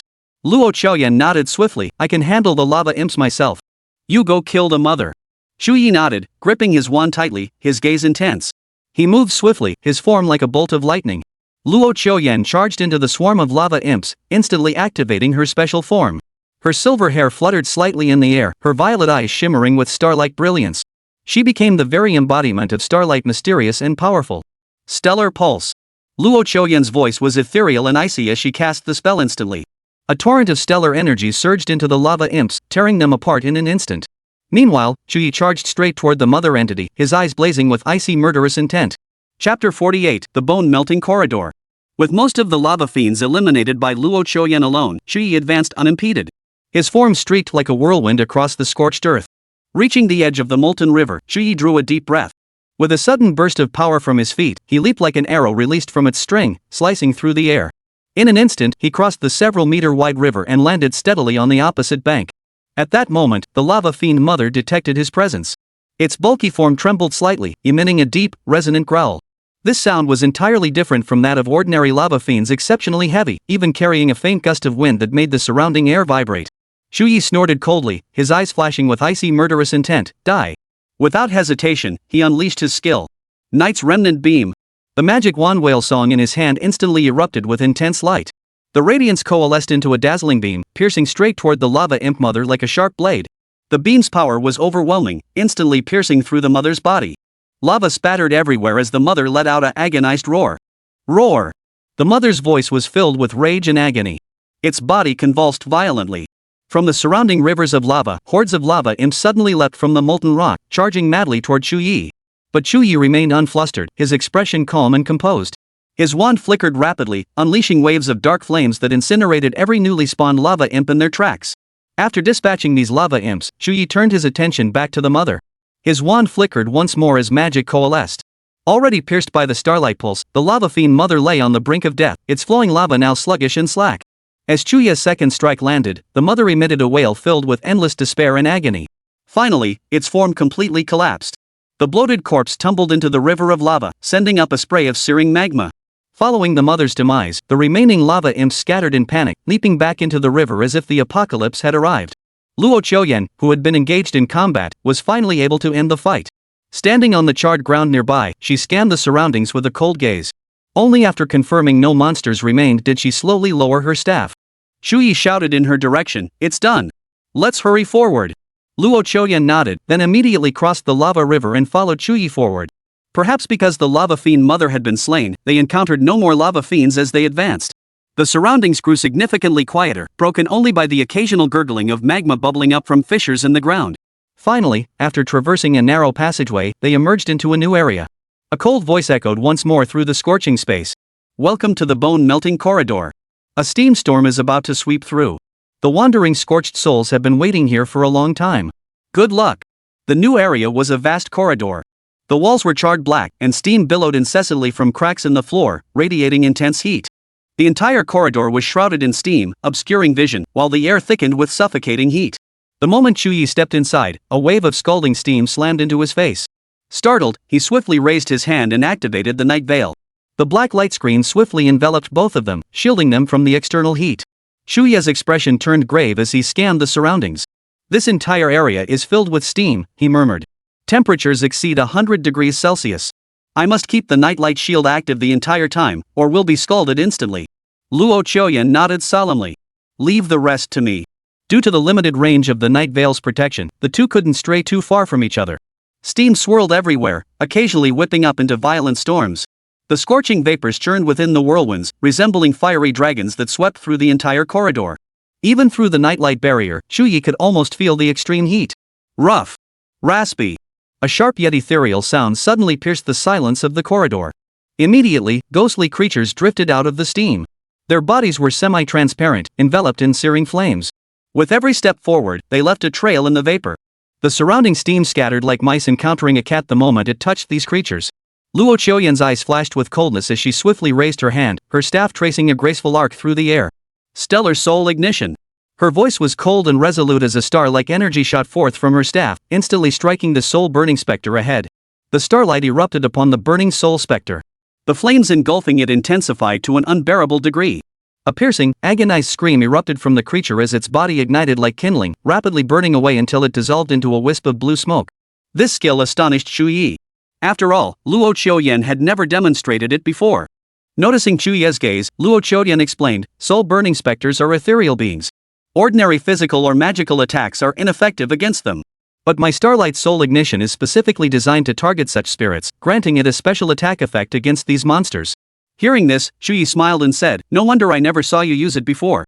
They hadn't encountered spirit-type monsters before, so this skill had indeed remained undisplayed. With Luo Qiuyan's Starlight Soul Incineration, their journey ahead became considerably easier.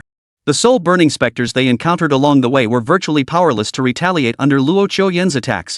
Chu Ye continuously maintained the nightshade barrier to ward off the steam's assault. The corridor wasn't particularly long, yet it wasn't short either, stretching nearly 1,000 meters. They moved swiftly, yet still had to deal with various soul-burning specters along the way. Sometimes, when encountering larger groups, they even had to stop and slowly eliminate them. Consequently, the journey took them quite some time. After roughly half an hour, they finally reached the end of the corridor. There stood a massive door, carved with strange runes that emitted a faint red glow. As they approached, the door slowly swung open with a deep rumbling. They immediately rushed inside. Swish! Steam instantly billowed in large quantities on Chu Ye's night veil. The night veil had absorbed so much heat that it was already scorching hot. When the normal water vapor outside the gate touched the night veil, it instantly evaporated. Though vast seas of molten lava still surrounded them, the temperature here was at least bearable. Chu Ye exhaled in relief and deactivated the night veil. This must be the core area, right? He murmured, scanning the surroundings. Ahead stood a massive altar, likely the battlefield for the dungeon boss. However, the altar sat at the center of the lava sea, surrounded by scalding magma with no path to reach it. Chu Ye frowned. How are we supposed to get there? Chapter 49, Dungeon Beyond Expectations? A monster with 1,000,000 HP. Look over there. Luo Qiuyan suddenly shouted, her gaze fixed on the edge not far away. Chu Ye followed her line of sight and immediately noticed something. At the altar's edge stood a cold iron mechanism radiating an icy aura, starkly contrasting with the searing magma around it. At its center sat a massive vessel filled with ice-blue liquid, faint murmurs of flowing water barely audible. A sharp gleam flashed in Chu Ye's eyes as he murmured, I'll go check it out. He swiftly moved toward the cold iron mechanism. Each step was taken with extreme caution. The ground beneath his feet still retained its scorching heat, while molten lava churned and bubbled around him. Luo Qiuyan followed closely behind, her fingers gripping her staff tightly as her vigilant gaze scanned the surroundings, wary of any sudden, unknown threats. Upon reaching the cold iron mechanism, Chu Ye examined it closely before turning to Luo Qiuyan. I'll try disabling this trap. Luo Qiuyan nodded. Without hesitation, Chu Ye raised his wand and murmured, Dark Flame. Whoosh! A jet of pitch-black flame erupted from his hand, like a dark dragon, striking the container in an instant. The glass-like container shattered under the impact of the dark flame, and an ice-blue solution gushed out like a burst dam, flowing across the ground. Upon contact with the searing lava, the solution emitted a piercing hiss. The molten rock instantly solidified, transforming into pitch-black stone. The solution flowed toward the center of the lava sea, solidifying the molten rock in its path as it went, forming a solid stone path leading to the altar. By the time the liquid had completely drained away, a distinct path of pitch-black rock lay before the two of them. Chu Ye exclaimed excitedly, all right, let's hurry over. Luo Qiuyan also broke into a smile. Following the newly formed path, they swiftly made their way to the center of the altar. The rocks beneath their feet still retained a faint chill, starkly contrasting with the searing lava surrounding them. The moment they stepped onto the altar, a cold voice echoed once more through the searing space. Welcome to the Cataclysm Core. Your actions have enraged the lava colossus, Gorgon. It is about to awaken. Good luck. Meanwhile, outside. Within the proctoring zone, several examiners closely monitored the candidates' progress. 1,000,000 examinees, ranked based on their performance in the previous round, had been assigned to instances of varying difficulty. Every candidate's performance was displayed before them. The examiners' expressions were grim. They exchanged glances and whispered among themselves. The situation was far from optimistic. The majority of candidates were struggling to make any progress within their instances, unable to complete them. One examiner shook his head, a hint of resignation in his tone. Could this year's assessment be a bit too difficult? Another examiner frowned, clearly concerned about the candidate's performance. It is quite challenging this year. I hear the deans of all 9 academies at Shinsha Academy personally contributed to the questions, the chief examiner stated solemnly, his gaze carrying a hint of gravity. Though challenging, some are performing well. Those legendary tier candidates are making solid progress, especially Nia Huang. I see he's nearly halfway through. An examiner flipped through data in his hands, a hint of satisfaction in his voice. The chief examiner nodded, then waved his hand. The screen instantly switched to Nia Huang's progress. Nia Huang, last round's runner-up, was facing a dungeon called the Eternal Tomb. This instance was said to be the battlefield of a fallen ancient god before its ascension to godhood. Of course, it wasn't the actual battlefield, but rather a projection of this battlefield created by the top-tier warriors of the Great Xia Kingdom. Buried deep within the abyssal battlefield, it was divided into 3 distinct sections. Nia Huang's objective was to fight his way deep into the tomb and slay Mortian, the abyssal demon formed from the tomb's dark aura. Currently, Nia Huang had already reached the 2nd level of the tomb. At this pace, he would likely clear the tomb within 3 hours. The chief examiner marveled. So far, Nia Huang has maintained his flawless record. If he can clear the game within 4 hours, he'll also set a speedrun record. He was thoroughly satisfied with Nia Huang's performance, his tone tinged with genuine admiration. Just then, a notification sound suddenly broke the silence in the monitoring area. Team Chu Ye Luo Qiuyan has reached the dungeon core, triggering the final showdown. The moment this announcement sounded, all the examiners froze in place. Their eyes locked onto the screen, their faces etched with disbelief. What is this? They've actually reached the dungeon core. It hasn't even been an hour. How could they be this fast? Could the instance be glitching? Let me check. The chief examiner swiftly pulled up the pair's test records, including instance details. Incubation Nest Core Forge. They were assigned this instance? Seeing the dungeon's name, the examiners were utterly stunned. The chief examiner frowned deeply, his expression one of utter disbelief. One examiner gasped, "This is a world instance. How could it appear in the national exams instance pool? That difficulty level is way beyond the syllabus." Another examiner chimed in, clearly astonished by the dungeon's challenge. "I'll inquire about the situation," the chief examiner said in a low voice, then promptly contacted the main headquarters of the Examination Institute. Minutes later, they received a response. "There's no mistake, this instance exists. Moreover, it was personally added to the pool by Xiao Wuzhou, the headmaster of Shinsha Academy. Only those scoring above 900 in the first round will enter this instance during the second round." Upon hearing this, the examiners all wore peculiar expressions. One examiner sighed bitterly. The boss of this instance, Gorgon, has 1,000,000 HP and extremely high damage immunity. For ordinary practitioners, even if they stood there letting it attack, it would take days to kill it. Another shook his head. They won't make it, will they? Even if they can handle Gorgon, the time limit is impossible. The boss Nia Huang faces only has 100,000 HP. 2 or 3 hours should be enough to defeat it. The monsters faced by the first and second players had a whopping 10-fold difference in health. That gap is simply too vast. The chief examiner sighed, his tone tinged with resignation. "Let's wish them luck. Even if they can't clear the instance, their scores won't be low if they perform well." The examiners exchanged sympathetic glances, though they could do nothing to alter the situation. All this remained unknown to Chu Ye and Luo Qiuyan within the dungeon. They now stood at the altar's center, their gazes cold as they watched the colossal creature gradually awaken before them. Chapter 50, The Lava Colossus Gorgon. The Lava Colossus Gorgon's form was immense, towering like a majestic mountain at the altar's center. Apart from the world-devouring demon whale they had encountered in the Reverse Tide Secret Realm, Gorgon was the largest creature they had ever seen. Standing over 15 meters tall, its obsidian-like carapace covered its entire body, gleaming with a metallic sheen that seemed to conceal molten lava within. Its limbs were thick as pillars, each footstep sending violent tremors through the ground. At its tail, 3 flaming chains extended to the 3 corners of the altar, as if drawing some form of energy. The flames on the chains blazed fiercely, radiating intense heat that warped the surrounding air. Even having witnessed the colossal world-devouring demon whale, Chu Ye and Luo Qiuyan couldn't help but show surprise in their eyes at the sight of this lava colossus. Gorgon radiated scorching heat, now fully awakened. Its eyes, ablaze with fire, slowly opened.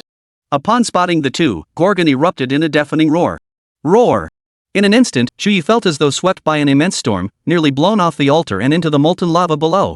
Black Night Light Barrier. Chu Ye roared fiercely, swiftly raising his wand. A black light barrier instantly unfolded around them, blocking the raging gale. The murderous intent in the lava beast Gorgon's eyes solidified into tangible form, as if it sought to devour them whole. It spoke slowly, its voice deep and resonant, like a volcano on the verge of eruption, carrying boundless pressure. Kill those who invade. Each syllable was pronounced with deliberate force, as if every word carried the power of destruction, causing the entire altar to tremble. As the words fell, the molten beast swung its flaming fist with brutal force, smashing it down toward the two. Kill! Chu Ye roared fiercely, launching his counterattack the instant Gorgon struck. His magic wand, Whale Song, swept through the air. 3 tendrils of dark flame coiled like venomous serpents toward Gorgon, erupting into a violent explosion upon its body. Boom!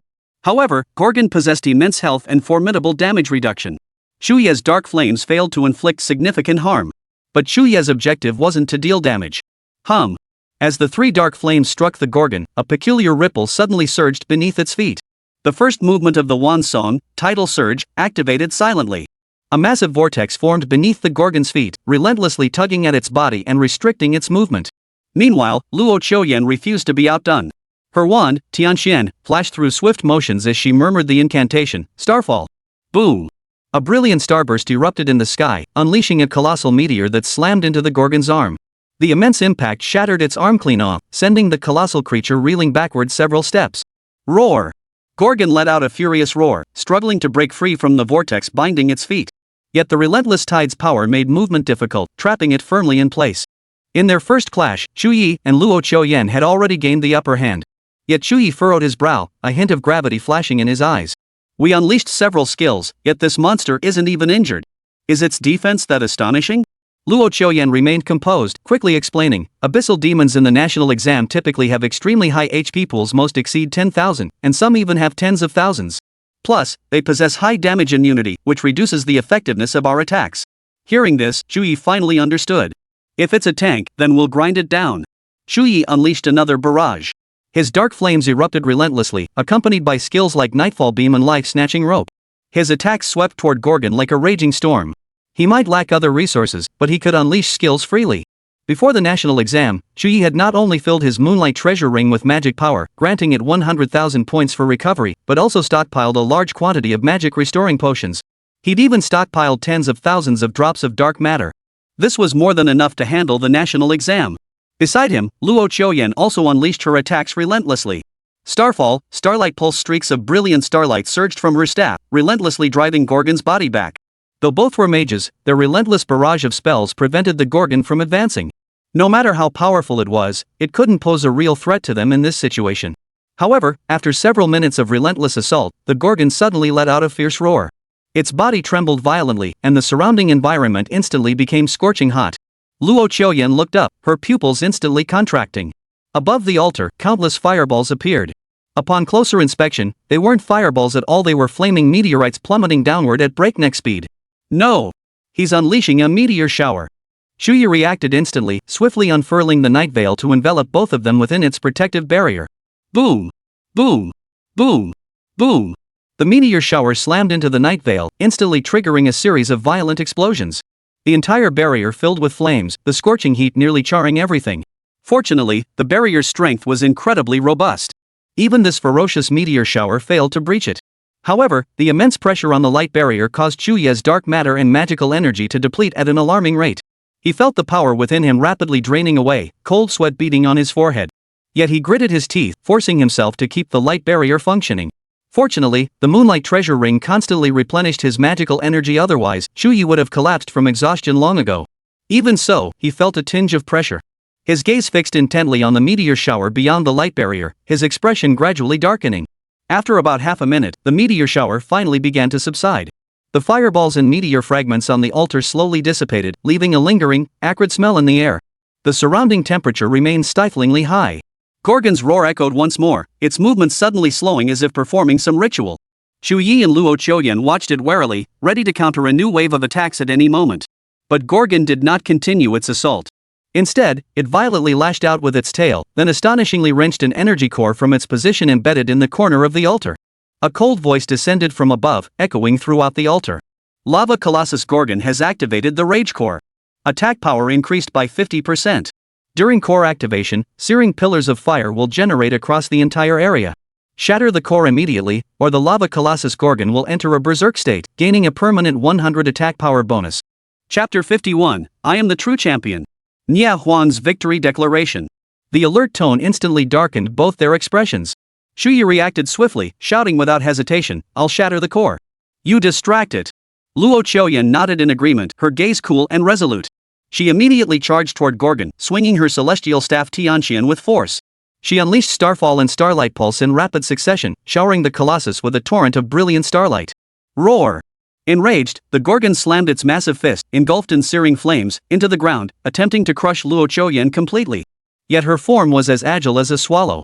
With a single light step, she deftly leapt out of the Gorgon's attack range, perfectly evading the blow. Simultaneously, Chu Ye swiftly circled behind the Gorgon, his gaze locked onto the energy core at its tail. That core, like the tip of its tail, flickered with a dangerous glow as the Gorgon's body whipped back and forth. Seizing the moment, Chu Ye swung his magic wand, Whalesong, and unleashed the residual night beam. Sizzle! A blinding beam of light shot forth like a sword, piercing straight through the enraged core. With a sharp crack, the core shattered into fragments that scattered wildly, its searing energy dissipating into the air. Woo! The instant the rage core shattered, the lava colossus Gorgon let out a piercing wail. Its entire body staggered backward as if its support had been torn away, then crashed to the ground with a thunderous thud, sending a wave of molten lava surging outward. Seeing this, a flicker of delight crossed both Chu Ye and Luo Qiuyan's eyes. Without a word, they launched a fierce assault in perfect unison. Chu Ye unleashed his dark flames, Knight's Remnant Beam, and life-snatching rope in rapid succession, while Luo Qiuyan bombarded it with Starfall and Stellar Pulse. Dazzling light and searing flames intertwined, completely engulfing Gorgon's body. With its core shattered, Gorgon entered a brief state of weakness. This interval presented the optimal moment to chip away at its health. After roughly a minute, the Gorgon finally rose again. This time, its fury reached its peak. The flames in its eyes burned even more fiercely, as if intent on incinerating everything in sight. Gorgon stomped its foot on the ground. Instantly, the altar's floor began to violently tremble. Columns of fire erupted skyward like a volcanic explosion, spewing molten lava that threatened to incinerate the two fighters. Yet the pillar's arrival was predictable. Chu Ye and Luo Qiuyan moved like ghosts, deftly weaving between the flames and perfectly evading every deadly strike. Chu Ye shouted, "Keep attacking. Force out all three of its cores." Luo Qiuyan nodded in understanding, and the pair launched another fierce assault. Gorgon's body was repeatedly struck by starlight and flames, unleashing agonized roars. Yet its health remained colossal, like an immovable mountain. Through relentless combat, the pair gradually deciphered the Gorgon's attack patterns. Its assaults fell into three distinct patterns. The first involved smashing the ground with its fists or stomping its feet, causing the altar to erupt in waves of flames that inflicted damage on both of them. Though powerful, these attacks could be entirely dodged with sufficient speed. The second part involved its roar attack, which generated a powerful storm attempting to push them into the lava below. However, the storm was blocked by the night veil. Chu Ye only needed to activate the veil in time to remain unharmed. The third part unleashes a barrage of fireballs, flaming meteorites, and meteor showers. This attack was the most terrifying.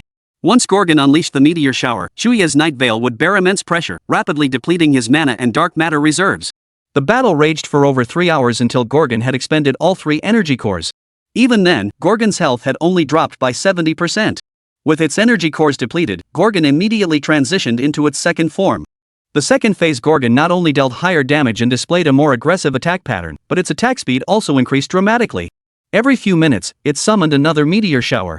During meteor showers, it could even launch attacks, putting immense pressure on Chu Ye. Several times, Gorgon shattered Chu Ye's night veil. Fortunately, Luo Qiuyan swiftly stepped in, buying Chu Ye time to reactivate the veil. Otherwise, clearing the stage unscathed would have been utterly impossible. But the real challenge lay ahead. In Phase 2, Gorgon's damage reduction increased significantly. This directly caused their damage output to plummet considerably. With insufficient damage output, they would need to battle for much longer to kill Gorgon. The prolonged battle steadily drained their stamina, leaving them nearly exhausted. This was undoubtedly the most grueling battle Chu Ye had ever endured. The fight dragged on for over 3 hours without resolution. Even when facing the reverse-tide secret realm, he hadn't fought this long. Chu Ye even began to question whether this dungeon truly belonged in the National Grand Exam. Meanwhile, outside the dungeon, the examiners continued to closely monitor all candidates' progress. A sudden notification tone shattered the calm in the monitoring area. Candidate Nia Huang has cleared the Eternal Tomb instance, achieving both a speedrun record and an uninjured clear. Clear time, 2 hours 58 minutes 9 seconds. According to settlement, candidate Nia Huang has earned a total of 9,000 points. Current ranking, first place. Hearing this announcement, several examiners couldn't help but show expressions of astonishment. Nia Huang is out? He actually achieved a speedrun record, and a flawless one at that. True to form, he pulled it off. The Eternal Tomb's difficulty is no joke. 9,000 points surpasses even the highest scores from previous years. It seems Nia Huang will take first place in the second stage. If Chu Ye and Luo Qiuyan's team hadn't been assigned the lava core instance, they might still have a chance to compete with Nia Huang for first place.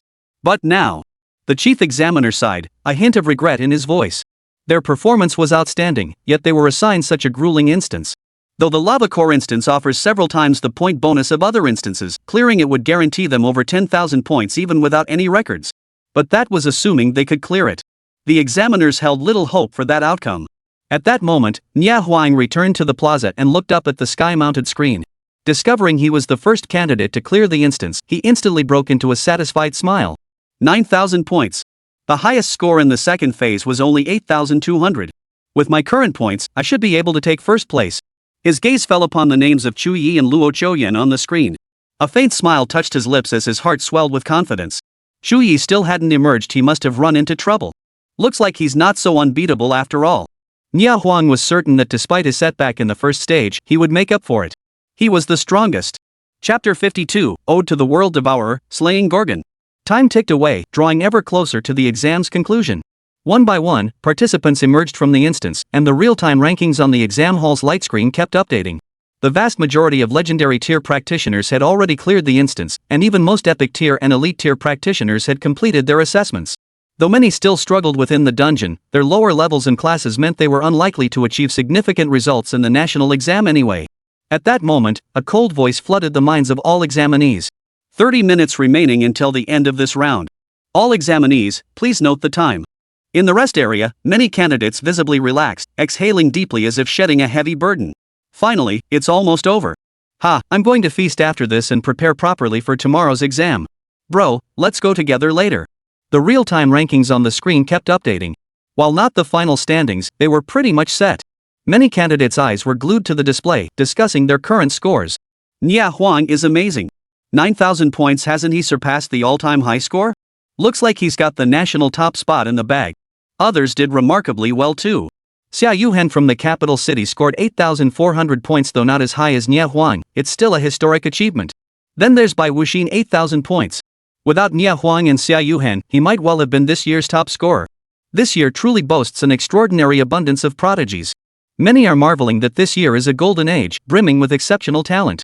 After all, record-breaking scores have emerged in both the first and second rounds of the national exam. Yet some noticed something amiss. Their eyes scanned the screen, brows furrowing slightly. Why haven't Chu Ye and Luo Qiuyan's team emerged yet? The other legendary practitioners finished their assessments ages ago. Could they have run into trouble? That can't be. They were first in the first round, scoring 200 points higher than Nia Huang. It wasn't just the other candidates who were puzzled. Nia Huang, too, frowned now, his gaze fixed intently on the rankings displayed on the screen. Even if the top-ranked team from the previous round faced the most challenging dungeon, they shouldn't have taken this long to clear it. What on earth is going on? Don't tell me you're all just all show and no substance. If that's the case, I'd be terribly disappointed. Meanwhile, within the dungeon, Residual Knight's blinding beam. Chu Ye roared, swinging his staff with fierce force. A blinding beam erupted instantly, piercing the colossal creature before him like a sharp blade. Energy surged forth, tearing through the air with a deafening roar. The colossal lava beast Gorgon roared in fury, its rock-like fist blazing with scorching flames as it slammed down with brutal force. Beside it, Luo Qiuyan acted with lightning speed, her hand moving swiftly. Starfall. As her words fell, a brilliant starlight suddenly lit up the sky. A massive meteor plummeted from above, crashing violently into Gorgon's arm and smashing its fist apart. Simultaneously, Chu Ye launched another assault. Several streams of dark flames surged from his wand, striking Gorgon like venomous snakes and erupting into a series of violent explosions across its body. Simultaneously, Chu Ye swiftly unleashed the second movement of his wand, Whale Song, Abyssal Rift. A massive vortex tore at the Gorgon's feet, like a whirlpool in the deep sea. Within the vortex, immense magical energy inflicted massive damage upon the Gorgon while imprinting countless marks upon its body. Once the marks were nearly complete, Chu Ye unleashed the third movement, Whale Fall, without hesitation. The marks vanished instantly as a colossal spectral whale skull appeared in the air. With devastating force, it slammed down onto the Gorgon's body. Roar! Gorgon let out a piercing roar as the blow sent its massive body staggering backward. Lava spattered everywhere, and the air thickened with scorching heat. Gorgon tumbled backward once more, its massive form crashing heavily onto the ground, sending up a spray of molten rock. Chu Ye activated his night veil just in time, shielding them from the scorching lava. How much health does he have left? We don't have much time. Exhaustion tinged Chu Ye's voice. Nearly 6 hours of continuous combat had drained most of his stamina. Now, less than half an hour remained until the exam concluded. Not only was Chu Ye's stamina nearly depleted, but Luo Qiuyan's face was now pale, her forehead covered in beads of sweat, looking as if she were on the verge of collapse. They had never endured such prolonged, uninterrupted combat before. A regular battle would have been one thing, but fighting the Gorgon demanded constant vigilance. The slightest lapse could plunge them into mortal danger. Such high-intensity combat was a tremendous strain on both body and mind. Luo Qiuyan drew a deep breath, forcing herself to cast the stellar spell to assess Gorgon's condition. Almost there, only 3 more to go. Hearing this, a sharp gleam flashed in Chu Ye's eyes. In that case, I'll finish it off. Luo Qiuyan's gaze instantly sharpened, tinged with concern. How do you plan to do that? Chu Ye's gaze turned icy, a cold curve lifting at the corner of his mouth. The skill I obtained in the reverse tide secret realm, I haven't used it yet. Let it be the first to experience it. In the next instant, Chu Ye swung his staff violently, unleashing a terrifying surge of energy around him. The air seemed to freeze solid, the surrounding temperature plummeted, and even the churning lava froze in place. Skill activated, Ode of the World Devourer.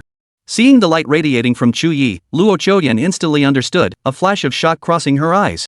You're going to unleash that skill? The next instant, above the battlefield, space seemed to tear apart. A colossal spectral form of a demonic whale abruptly materialized between heaven and earth. Woo! The demon whale let out a long, resonant wail, like an ancient colossus awakening, its sound shaking the entire world. The phantom whale's body rolled through the sky, its shadow seemingly enveloping the entire battlefield. Emitting an aura of utter destruction, it charged straight toward Gorgon. Boom! A terrifying explosion erupted, seemingly overturning the entire altar in that instant. Scorching lava was hurled upward by the blast's force, sparks of fire scattering like stars across the sky. The demon whale's long, piercing cry echoed through the explosion, lingering long after the blast subsided. Roar! Gorgon's agonized screams pierced the explosion, shrill and wretched. Its body was completely engulfed by the phantom of the demon whale. Its rock-like carapace was torn apart in the blast, and molten lava erupted from within, like a volcanic explosion. The shockwaves gradually dissipated, leaving the air thick with the acrid scent of burning flesh. Gorgon's body slowly collapsed, ultimately dissolving into a pool of molten magma that vanished completely upon the altar. Lava Colossus Gorgon has been slain. Congratulations! You have successfully completed this round of trials. A cold voice echoed through the air, signaling the end of this protracted battle. Chu Ye and Luo Qiuyan stood atop the altar, exchanging a glance. Weary yet satisfied smiles spread across both their faces. Chapter 53, 40,000 points, a cliffhanger lead. 15 minutes remaining until the exam concludes. Candidates, please be mindful of the time. In the exam hall's rest area, candidates began trickling out one after another, the atmosphere growing lively. Emotions ran high, some rejoiced, others despaired, a tangled mix of feelings. Those who hadn't cleared the dungeon by now had little hope left. The chief examiner sighed, his tone tinged with resignation. Quickly compile the rankings. This one's pretty much set in stone. The other examiners nodded in agreement and immediately got to work. Their fingers danced swiftly across the light screens, compiling every candidate's results. One examiner murmured while processing data, "What a pity. If Chu Ye and Xiu Yan's team hadn't drawn that instance, they could have achieved an excellent score." Another examiner shook his head, his tone tinged with resignation. "What's done is done. There's no point dwelling on it. Even if they perform poorly this round, they can still make up points in the next." With the results largely settled, the examiners fell silent, focusing intently on their tasks. Meanwhile, Nia Huang stood in the square, gazing up at the rankings displayed in the sky. His brow furrowed, a flicker of disappointment crossing his eyes. He murmured under his breath, "Did I misjudge them? They couldn't even clear the instance." He shook his head, a growing sense of contempt taking root within him. Nia Huang wasn't alone in his bewilderment. Many candidates murmured among themselves in confusion. The top performer from the first round failing to complete the second round assessment? How bizarre was that? Even if they faced the toughest dungeon, hadn't Nia Huang completed it flawlessly? Some even dared to suspect, could they have cheated in the previous round? Time slowly ticked away, leaving only the final minutes before the exam concluded. The rankings in the sky had largely solidified, with most scores now confirmed. Attention gradually shifted away from Chu Ye and Luo Qiuyan, turning instead to discussions about other high-scoring candidates. Some candidates had already left the exam hall, preparing to rest and gear up for tomorrow's assessment. With the countdown ticking down to the final minute, Nia Huang's gaze turned completely cold. He snorted coldly, his tone tinged with disdain. Seems I really misjudged them." He turned to leave, clearly utterly disappointed in Chu Ye and Luo Qiuyan's performance. However, at that very moment, the rankings displayed on the sky-mounted light screen suddenly shifted. Within the proctoring area, several examiners received a notification. Team Chu Ye and Luo Qiuyan have completed the assessment. The next instant, a line of large characters appeared simultaneously on the sky screen, radiating dazzling golden light. Congratulations to candidates Chu Ye and Luo Choyen for clearing the corrupted Nest Core Furnace instance, achieving both a speedrun record and an unharmed clear. Clear time, 5 hours 59 minutes 4 seconds. Based on settlement, candidates Chu Ye and Luo Choyen each earned 40,000 points. Current ranking, first place. At that instant, the entire examination hall fell silent, as if time itself had frozen. Examiners and candidates alike stared blankly at the results, their eyes filled with disbelief. Their mouths hung slightly open, as if witnessing something utterly unbelievable. When Nie Huan looked up, his pupils contracted sharply. The expression on his face shifted instantly from contempt to shock, tinged with disbelief. Did I see that right? What score is that? 40,000 points. Holy crap! 40,000 points. One examinee couldn't help but exclaim aloud, his voice trembling with disbelief. How is this possible? How did they manage to score so high? Another stared wide-eyed, fixated on the numbers on the screen, as if trying to confirm he hadn't misread them. But the most stunned of all were the examiners in the proctoring area. Their mouths gaped wide enough to swallow an egg, their expressions shifting from shock to utter disbelief. They actually cleared that instance? Good heavens! The lava colossus had 1,000,000 HP, and they managed to slay it. Unbelievable, utterly unbelievable. Nothing like this has ever happened in history. The chief examiner's voice trembled with shock. 40,000 points, they're practically guaranteed to be this year's top scorers. Unless they get 0 points in the third stage, no one can surpass them. Beep beep. The exam has ended. At that moment, a crisp voice rang out from the sky, signaling the official end of the exam. The remaining candidates still within the dungeon were instantly teleported out. Their expressions varied widely. Some looked utterly defeated, while others wore a hint of relief. For those who hadn't cleared the dungeon, their scores this round were bound to be low. At that moment, Chu Ye and Luo Choyen had just returned to the examination grounds. Both looked utterly exhausted. Chu Ye felt like collapsing right there on the plaza for a good long sleep. 6 hours of intense combat had drained him completely, leaving him barely able to stand. Phew! Finally cleared it. Chu Ye exhaled deeply, the exhaustion in his eyes nearly overflowing. Luo Choyen also relaxed, though a trace of worry lingered between her brows. We took so long. I doubt we'll make the speedrun record now. Just then, she noticed the stunned gazes of those around them. Lifting her head, she immediately saw the rankings displayed in the sky. Upon seeing their team's score, shock flashed through Luo Choyen's eyes. 40,000 points? Our score is this high? She could scarcely believe her eyes, her voice trembling slightly. At that moment, Chu Ye lifted his weary eyelids and glanced at the display screen. His face also wore an expression of astonishment. How could second place only have 9,000 points? What's going on here?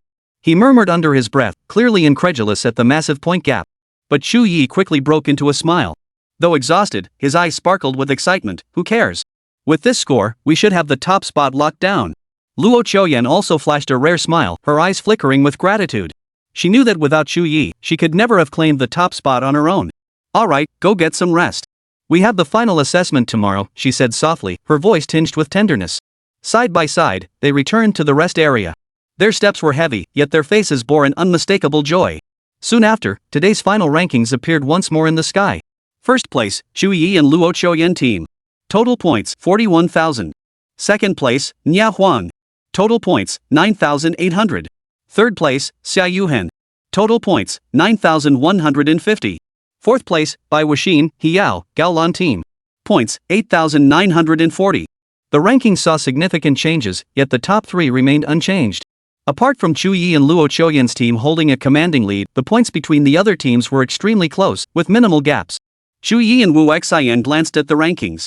Back in the rest area, he and Luo Choyen flopped onto the sofa, squinting their eyes as they drifted toward sleep. The prolonged battle had left them utterly exhausted, unwilling to expend even a shred of energy. Yet, at that very moment, the quiet of the lounge was shattered by the sound of hurried footsteps. Chu Ye snapped his eyes open to see Nie Huang rushing in, his movements hurried and frantic, not even taking the time to straighten his coat. His face wore a complex expression, his eyes flashing with unmistakable shock and resentment.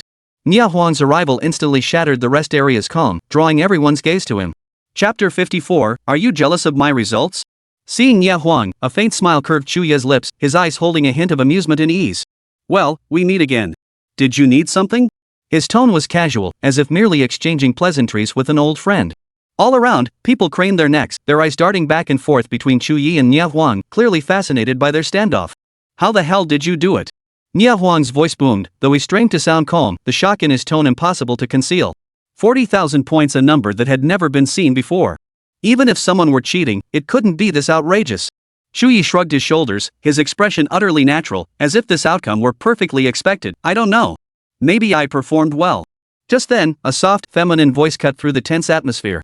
I'd say it's cheating, wouldn't you? Though clearly male, the voice carried a distinctly feminine quality, dripping with sarcasm. Those around them froze, their gazes instantly turning toward the source of the voice. Chu Ye and Luo Qiuyan's gazes grew colder, a hint of chill flashing in their eyes. Whispers began to ripple through the crowd. Cheating? Impossible, right? Cheating on the national exam? Are they trying to get themselves killed? But if it wasn't cheating, how could they possibly score so high? That makes sense. The murmurs darkened Chu Ye and Luo Qiuyan's expressions, especially Luo Qiuyan's, whose eyes now blazed with fury. Luo Qiuyan snapped coldly, "Who said that? Stop hiding in the back, come out here." Her voice was icy and sharp. The crowd suddenly parted, and a young man clad in a jet-black robe stepped forward with a smirk. At the sight of him, Luo Qiuyan's expression shifted slightly, a flicker of disgust crossing her eyes. "It's you?" The young man offered Luo Qiuyan a faint, slightly flippant smile. "Luo Qiuyan, we meet again. Ha! So you're willing to resort to any means to compete for the national top scholar title and secure early entry into the Star Tower?" Anger flared in Luo Qiuyan's eyes as her voice turned icy. "Mo Xian, what do you mean by that?" Mo Xian arched an eyebrow, his eyes flashing with provocation. "Exactly what it sounds like. What of it?" His gaze then settled on Chu Ye, his eyes narrowing with scrutiny, his tone laced with sarcasm. Well, the aloof Miss Luo actually found a man to team up with. Doesn't look like much of a catch either. Planning to let this Phoenix man climb your family's high branch someday? Care to introduce him? At that moment, Luo Qiuyan's rage nearly solidified. Her fingers tightened around her staff as magic began to gather at its tip, the surrounding air thickening with its presence. Her body trembled slightly with rage, the icy glare in her eyes nearly freezing Mo Xian solid. Just then, a hand rested on her shoulder, and Luo Qiuyan's emotions unexpectedly calmed a little. Chu Ye rose slowly, a faint, serene smile playing on his lips. "Qiuyan, why bother with him?" His voice was gentle and composed, carrying an intangible force that instantly quelled Luo Qiuyan's fury. Chu Ye looked at the young man before him with a hint of contempt, his tone laced with sarcasm. "You're too incompetent to succeed, so you spread rumors about others cheating. Are you jealous that we earned 40,000 points? That's the best you can do." Mo Xian's expression darkened, a flash of icy murderous intent flickering in his eyes. His voice was sharp and piercing. A lowly commoner like you dare speak to me this way? If you weren't clinging to Luo Qiuyan today, you wouldn't even have the right to kneel before me." His words dripped with contempt and insult, as if Chu Ye were nothing more than an insignificant insect in his eyes. Thud! At that moment, a fist suddenly slammed toward Mo Xian. Yet Chu Ye and Luo Qiuyan remained rooted to the spot, neither of them moving to intervene. The fist belonged to Nie Huang, standing beside Mo Xian. His strike was ruthlessly fierce, the fist cutting through the air with a whistling sound as it slammed straight toward Mo Xian's face. Mo Xian was startled and hurriedly raised his arm to block. But Nie Huang's strength was immense. Even an ordinary punch sent Mo Xian staggering back several steps. His arm went numb from the impact, and a look of pain instantly crossed his face, his expression turning grim. "Nie Huang, what the hell are you doing?" Mo Xian clutched his numb arm, his eyes burning with rage and confusion. Nie Huang cracked his neck with a cold snort, his gaze dripping with contempt. "Get lost. Chu Ye is my opponent. You sissy, stay out of this." His voice was low and icy, carrying an undeniable air of authority. Mo Xian's face shifted between pale and flushed. Finally, he gritted his teeth, his eyes flashing with venom as he hurled this at Chu Ye. "You're lucky today." Watching Mo Xian's retreating figure, Chu Ye's gaze returned to Nie Huang. He was somewhat surprised Nie Huang had actually intervened to help him. Chu Ye immediately responded, "Thank you for your assistance." Nie Huang shot Chu Ye a cold glance, his tone tinged with arrogance. "Don't flatter yourself. I have no idea how you scored so high, but it doesn't matter, Chu Ye. I acknowledge your strength. But don't assume you've secured first place yet. When the third trial begins, we'll meet again." His gaze held a hint of battle intent, as if he couldn't wait to settle things with Chu Ye. Then, victory or defeat will be decided. With that, Nie Huang turned and walked away, his retreating figure as solitary and proud as a lone wolf. Watching Nie Huang's retreating figure, Chu Ye smiled, his eyes holding a hint of admiration. Though Nie Huang was somewhat arrogant and overbearing, his nature didn't seem inherently bad. On the contrary, Mo Xian. Chu Ye turned to see Luo Qiuyan's face dark with anger. Her fingers still clenched the staff tightly, clearly her anger hadn't fully subsided. Chu Ye spoke up, "Qiuyan, what's with that Mo Xian?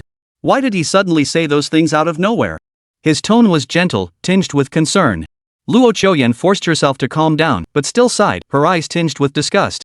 "Chu Ye, I'm sorry for dragging you into this. Mo Xian and I have always had a bad relationship." Chu Ye looked puzzled. "What's going on?" Luo Qiuyan shook her head, a hint of resignation flickering in her eyes. Mo Xian's father is Mo Qianji, Dean of the Divine Mechanics Institute at Xinsha Academy. When he enlisted, he and my father were comrades in arms. When I was 15, many suitors came to our home to propose marriage. Mo Qianji brought Mo Xian along on one of those visits. Hearing this, Chu Ye's brow furrowed slightly. Then you. Luo Qiuyan's voice turned cold. I refused them all. The others stopped coming after my rejection, but Mo Xian wouldn't relent. He kept pestering me, trying to force me to accept his proposal. Fed up, I warned him once. From that day on, he harbored hatred toward me.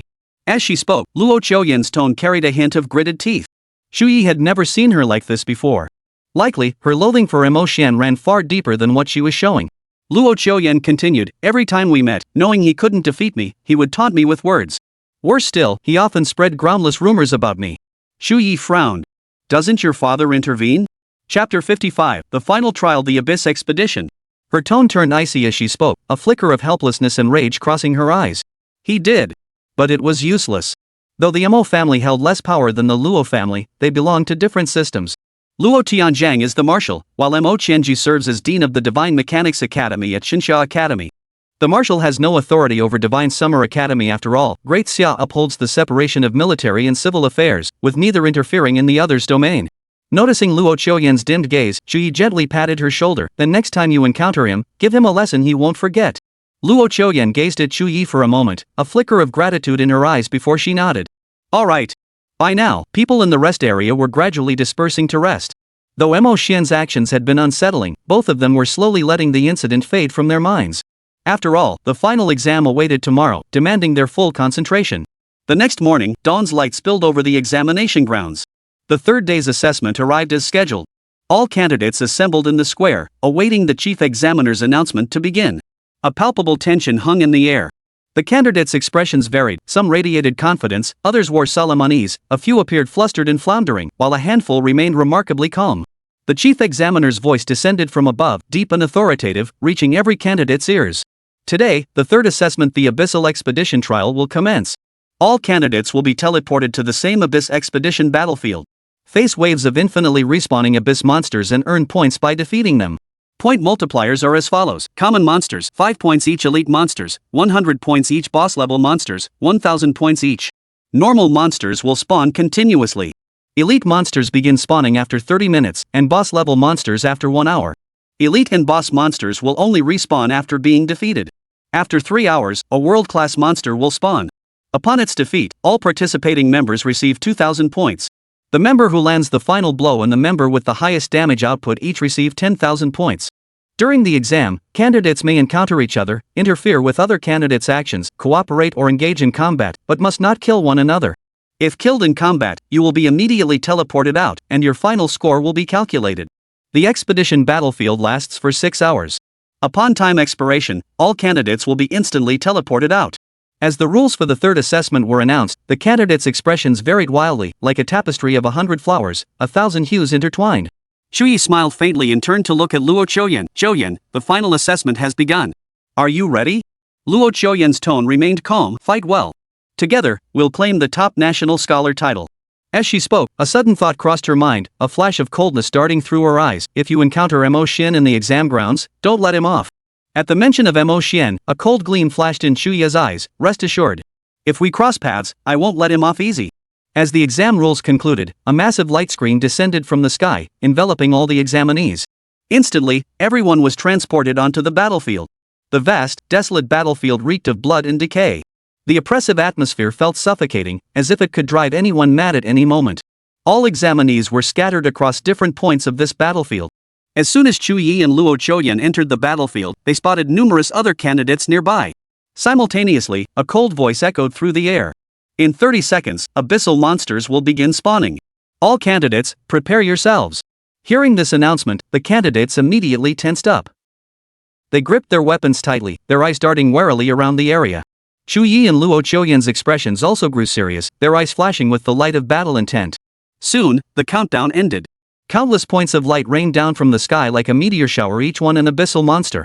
Their bodies were twisted and grotesque, eyes glowing crimson, fangs bared, emanating a heart-stopping aura of terror. At the sight of these beasts, the candidates sprang into action. A barrage of diverse skills erupted instantly, plunging the entire battlefield into chaos. Without hesitation, Chu Ye shouted, "Let's move. Charge straight ahead and kill our way through." Luo Qiuyan said nothing, but nodded firmly, gripping her staff tightly. Then, the two charged straight into the horde of abyssal monsters, unleashing their skills in an instant. Dark Flames. Starfall. Chu Ye's dark flames surged forth like a black dragon, instantly engulfing the monsters ahead. Luo Qiuyan's starfall spell descended like a brilliant streak of starlight from the heavens, crashing violently into the horde of monsters and tearing countless creatures to shreds. In an instant, they slaughtered dozens of abyssal monsters. Yet simultaneously, legions of abyssal monsters surged relentlessly from all directions, their deployment far outpacing the speed at which they could be slain. Having weathered countless battles before, the pair quickly adapted to the combat rhythm. Their coordination was flawless, moving in perfect tandem, one in front, one behind. They charged forward, unstoppable, their attacks reducing the monsters to paper-thin targets, utterly defenseless. Elsewhere on the battlefield, other candidates were also choosing a direction and relentlessly slaying enemies. Weaker candidates quickly formed groups. The third assessment placed no limit on team size, allowing even large groups to be formed. Leveraging the strength of the larger group, they relentlessly slaughtered monsters. Though the final points earned would be divided among the group, it was still far better than fighting alone. On this battlefield, each candidate adopted their own distinct strategy. Meanwhile, in the proctoring area, candidates' real-time scores appeared on the screens, with examiners' eyes fixed on the fluctuating numbers. Many had formed large groups, some with a few members, others with over a dozen. The largest group had swelled to 30 members. This was only natural without teaming up, they simply couldn't survive in that battlefield. Despite this, the top scorers remained the same few individuals. One examiner pointed at the screen, eyes wide with astonishment. Chu Ye and Luo Qiuyan's team is pulling away. In less than 5 minutes, they've racked up over 600 points. Their monster killing speed is truly terrifying. Nia Huang, though trailing, had still secured nearly 400 points, keeping the gap extremely tight. Another examiner added. The chief examiner stared at the screen, a hint of approval flashing in his eyes. Looks like that kid Nia Huang is finally getting serious. See how his monster killing speed keeps increasing? He'll probably catch up soon. On the screen, Nia Huang moved like a man possessed, his weapon whipping through the air in a relentless storm. Countless monsters fell beneath his blade as easily as slicing through vegetables. His expression was cold and focused, his eyes blazing with a frenzied fighting spirit. Witnessing his performance, the examiners felt a chill run down their spines, as if overwhelmed by an indescribable sense of pressure. This very image was the spitting image of that battle madman from the Breakers Academy. Truly father and son. Then, one examiner noticed the compass Nia Huang held in his hand and instantly widened his eyes in astonishment. Huh? What's that? Chapter 56, The Star Compass, Nia Huang's Path of Conquest. Hearing the examiner's voice, the others turned their gaze toward Nia Huang, their eyes fixated on the faintly glowing compass in his hand. One examiner exclaimed in astonishment, "That's a star compass. How could Nia Huang possess such an item?" The star compass was a special type of compass capable of detecting the direction of stellar power, typically used for astronomical observation. Of course, practitioners possessing stellar power could also be pinpointed by its detection. The chief examiner's eyes flickered as he instantly grasped the reason. It was likely being used to locate Chu Ye and Luo Qiuyan's team. As a star mage, Luo Qiuyan would be detected by the star compass whenever she cast a spell. The Abyss Expedition battlefield was vast, and candidates could be separated by immense distances. Unless they were in a party, no one could know where another would teleport to. Locating a specific individual would be impossible without special means. Several examiners felt a chill run down their spines, their faces etched with complex expressions. Is this even allowed? What does he want with those two? One examiner frowned, his tone tinged with concern. The chief examiner replied calmly, "The star compass possesses no offensive capabilities, it is purely a tool. Its use is not prohibited during the national examination. As for Nia Huang's purpose, it seems quite obvious. He intends to find those two individuals to fight." The examiners frowned in unison, clearly perplexed by Nia Huang's actions. One examiner murmured, his tone tinged with resignation, "This assessment, instead of focusing on slaying monsters, he's seeking a fight. Is this truly wise? If he wastes too much time, his score will be overtaken by others in no time." The chief examiner sighed, a wry smile playing on his lips. How else would he be called the battle maniac? His father was just like this in his youth. Now the son has grown up, and he hasn't changed a bit. Those selected to proctor the national exam possessed formidable strength themselves. The chief examiner and Nia Huang's father, Nia Guangdao, had crossed paths many times. It was precisely because he knew Nia Guangdao's nature that he could fully understand Nia Huang. On the battlefield, time continued to tick away. Starting at the 30-minute mark, elite monsters appeared. At the same time, players began to fall one after another. The elite monsters possessed immense power, swiftly eliminating teams lacking sufficient strength. Almost every second, numerous players perished at the hands of these elite monsters and were teleported out of the exam arena. On the ranking display outside the exam grounds, candidates' names dimmed one by one. This signaled the end of their journey in the national exam, their results now finalized. Every minute, tens of thousands of candidates were eliminated. This elimination rate was exceptionally high. Yet this was the most natural outcome. The final assessment was also the most brutal. Candidates who could endure all 6 hours intact were 1 in 10,000. Those who did achieve it were virtually guaranteed admission to Shinsha Academy. Within the battlefield, though numbers dwindled, the monster spawn rate remained relentless. This meant surviving candidates faced mounting pressure. As time wore on, a single candidate might even have to confront hundreds of abyssal monsters. Only those who endure under such conditions prove themselves true masters. At this point, Chu Ye and Xiao Yan's team had accumulated over 5,000 points. Yet astonishingly, they weren't in first place. The top spot belonged to Nie Huang, who had surged ahead to amass over 8,000 points. Moreover, his point accumulation rate continued to accelerate at an astonishing pace. Nie Huang had transformed. His eyes had turned blood red. Bare-chested, his body was covered in intricate black and yellow runes, giving him an aura that was both mysterious and terrifying. He now resembled a savage beast, utterly ferocious. Had Luo Qiuyan witnessed this, she would have instantly recognized it as Nie Huang activating his full power state. In this state, Nie Huang's rationality was severely diminished, overwhelmed by a primal urge to kill. Simultaneously, his power reached its absolute peak. In this form, the surrounding abyssal monsters were slain before they could even touch him. Yet Nie Huang hadn't completely lost his mind. He retained a sliver of clarity, his gaze fixed on the star compass in his hand as he pressed forward, guided by its direction. Chu Ye, where are you? Come out and fight me now. Ah! The blood of battle boils within me. Chu Ye, come out now. Nie Huang lashed out at the monsters like a rabid dog, slashing relentlessly, blow after blow, consumed by fury. His voice echoed across the desolate battlefield, filled with boundless fighting spirit and madness. Every candidate who encountered Nie Huang was terrified by his state, scattering far from him. They sensed that if they came too close, Nie Huang might mistake them for an abyssal fiend and slash them down. This was the national exam. No one dared gamble with their future. On the other side of the battlefield, Chu Ye continued to methodically slay monsters. His coordination with Luo Qiuyan was flawless, elite monsters falling one after another beneath their blades. Their points skyrocketed relentlessly. Soon, an hour had passed. Attention all examinees, boss-level monsters will be deployed shortly. As the announcement echoed, blinding beams of light showered across the battlefield.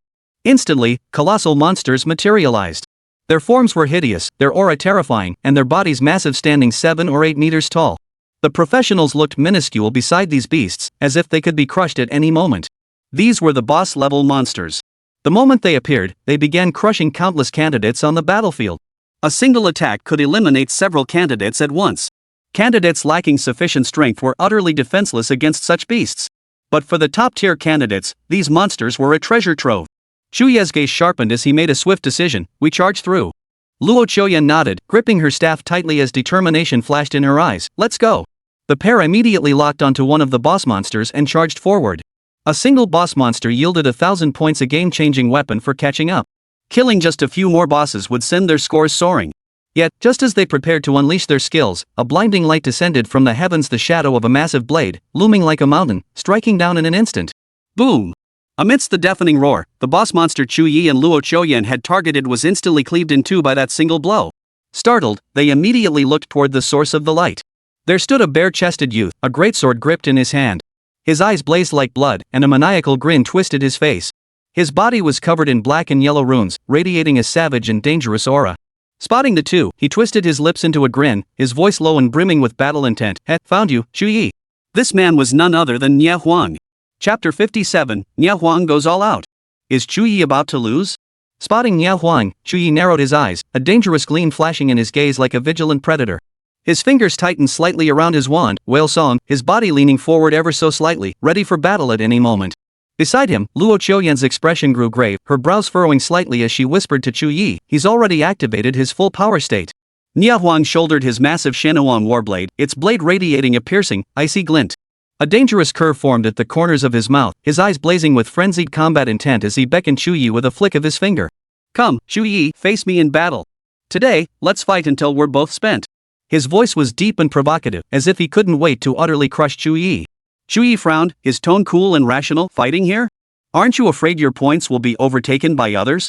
Nie Huang roared with laughter, his voice booming like thunder. Ha! I couldn't care less. If you're too cowardly to strike, then I'll strike first and force you into battle.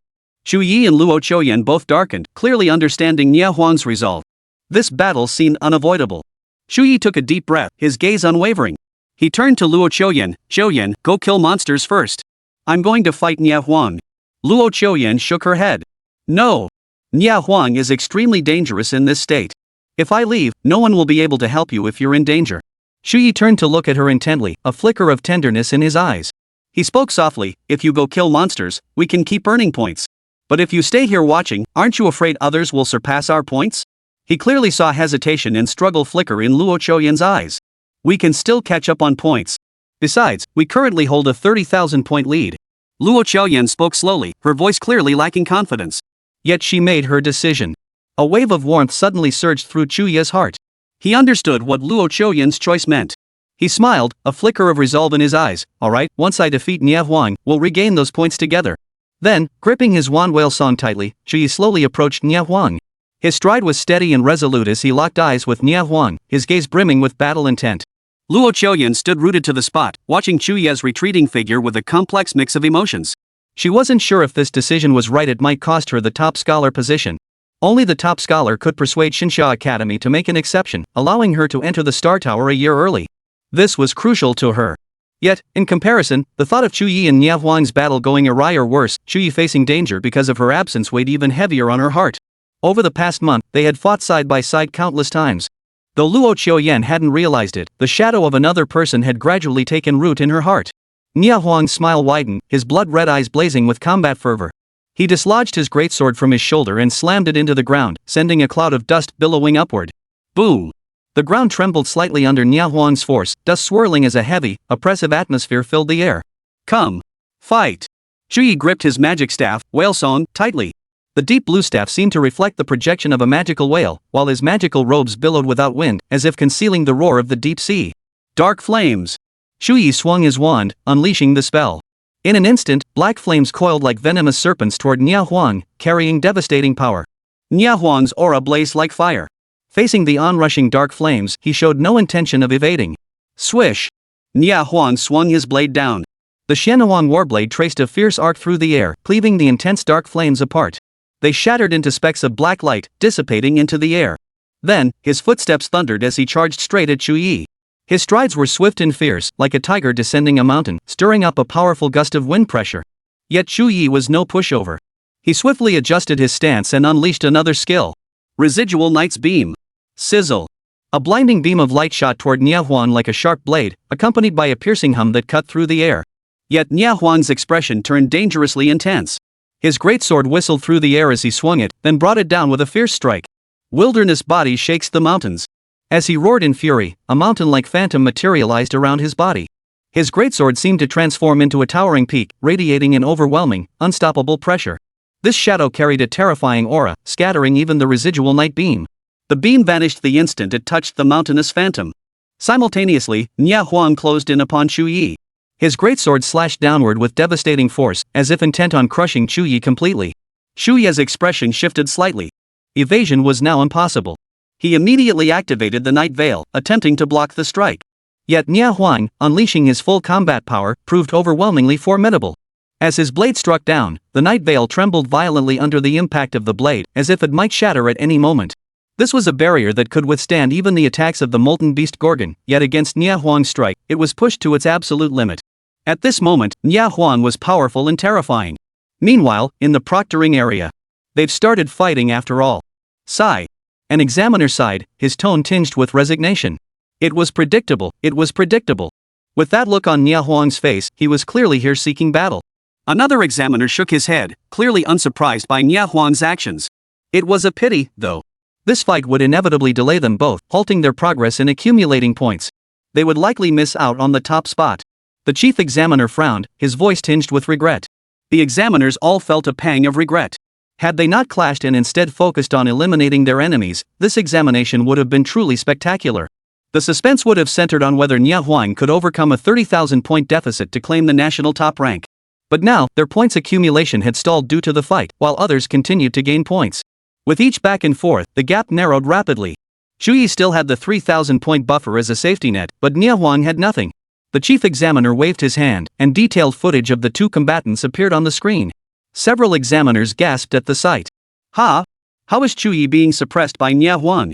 One examiner pointed at the screen, his tone tinged with confusion. It's normal. Nya Huang is giving it his all. Look how his expression has changed, another examiner explained, eyes fixed on the screen. The chief examiner nodded, his tone turning serious. In this state, Nya Huang is unbeatable. The outcome of this battle will likely be decided swiftly.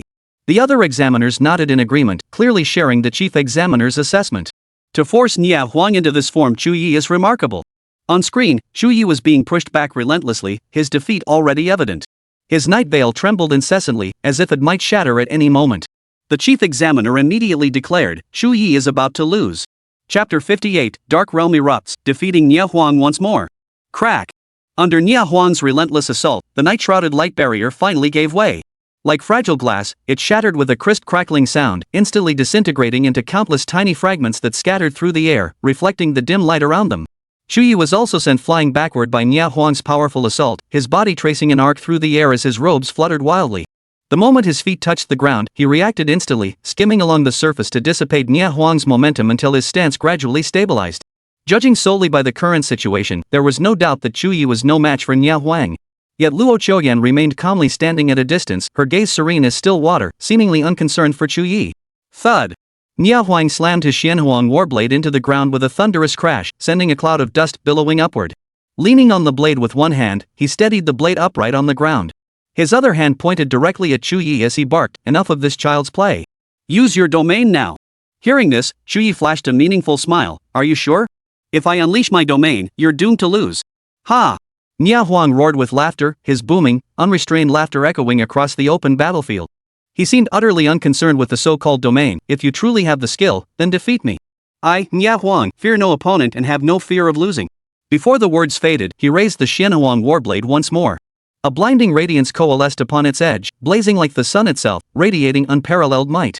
Seeing this, Chu Ye held nothing back. He drew a deep breath, and the magical power within him surged forth like an erupting volcano, instantly transforming into a dense black mist that enveloped him. The realm of darkness erupted. The black mist rapidly spread around Chu Ye, making his form appear and disappear intermittently. His aura became exceptionally dark and oppressive, sending chills down the spine. A fierce battle cry ignited in Nya Huang's eyes. "Now we're talking. Let's fight." With that, Nya Huang charged toward Chu Ye at blinding speed, his body merging almost seamlessly with his battle blade. Each step he planted on the ground sent tremors rippling through the earth, each stride carrying the weight of 1,000 pounds. Wasteland body cleaves heaven. Without hesitation, Nya Huang unleashed his strike. His battle blade transformed into a colossal beam of light, resembling the first radiance of creation itself. It swept forward with the overwhelming might of a mountain range, its momentum unstoppable. The tremors along the blade's edge unfolded like a vast landscape painting, slowly spreading to engulf the world before them. Seeing Nya Huang's move, a sharp gleam flashed in Chu Ye's eyes. His magic staff, Whale Song, trembled slightly as surging magical power surged forth, vast and unceasing like a mighty river. Dark flames. As his voice fell, dozens of dark flames erupted from the black mist like a meteor shower, carrying devastating power as they charged straight toward Nya Huang. Boom! Boom! Boom! The torrent of dark flames collided with Nya Huang's battle blade, erupting in an earth-shattering roar. Flames and blade light intertwined, creating a terrifying explosion. The shockwave swept through the surroundings, whipping up dust and debris into swirling whirlwinds. A flicker of shock crossed Nya Huang's eyes as his pupils contracted slightly. He hadn't expected Chu Ye to unleash his skills with such unrestrained ferocity. The sheer volume of dark flames was overwhelming, each amplified several times over, their destructive force far exceeding Nya Huang's expectations. Countless flames exploded upon Nya Huang's body, scorching his skin and instantly delivering excruciating pain. His brow furrowed tightly as he gritted his teeth, forcing himself to endure the agony. He continued swinging his battle blade, striving to break through this dark blockade. When the fire and blade light gradually faded, Chu Ye remained standing firmly in place, the aura of the dark domain still thick and unbroken. Nya Huang, however, was a sorry sight. His bare torso bore numerous burn marks, some revealing large, gaping wounds. The blood mingled with sweat, creating a gruesome sight. Chu Ye slowly raised his hand, his gaze as cold as frost. "It's time to settle this. Life-sapping chain." As his words fell, 9 pitch-black chains shot out of the darkness like golden dragons, instantly coiling around Nya Huang and binding him tightly. The chains flickered with an eerie glow, radiating an irresistible force. The scene was all too familiar. Images of his last encounter with these chains instantly flooded Nya Huang's mind. A flash of resentment and fury flickered in his eyes as his body violently thrashed, his battle blade slashing relentlessly at the chains, producing a piercing metallic clang. Break! Nia Huang roared, his voice tinged with madness. Veins bulged on his arms as he hacked wildly, yet the chains reinforced many times over remained unbroken. Chu Ye's dark realm had long suppressed Nia Huang's power to its absolute limit. At this moment, Nia Huang could no longer muster his full strength. His struggles proved futile, and he could only watch helplessly as he remained trapped within the chains. Chu Ye's eyes showed no flicker of emotion. His cold voice sounded like a verdict, chains of life, break. As he cast the spell, the 9 chains instantly snapped, transforming into 9 sharp spears that whizzed past Nia Huang's body. Whoosh!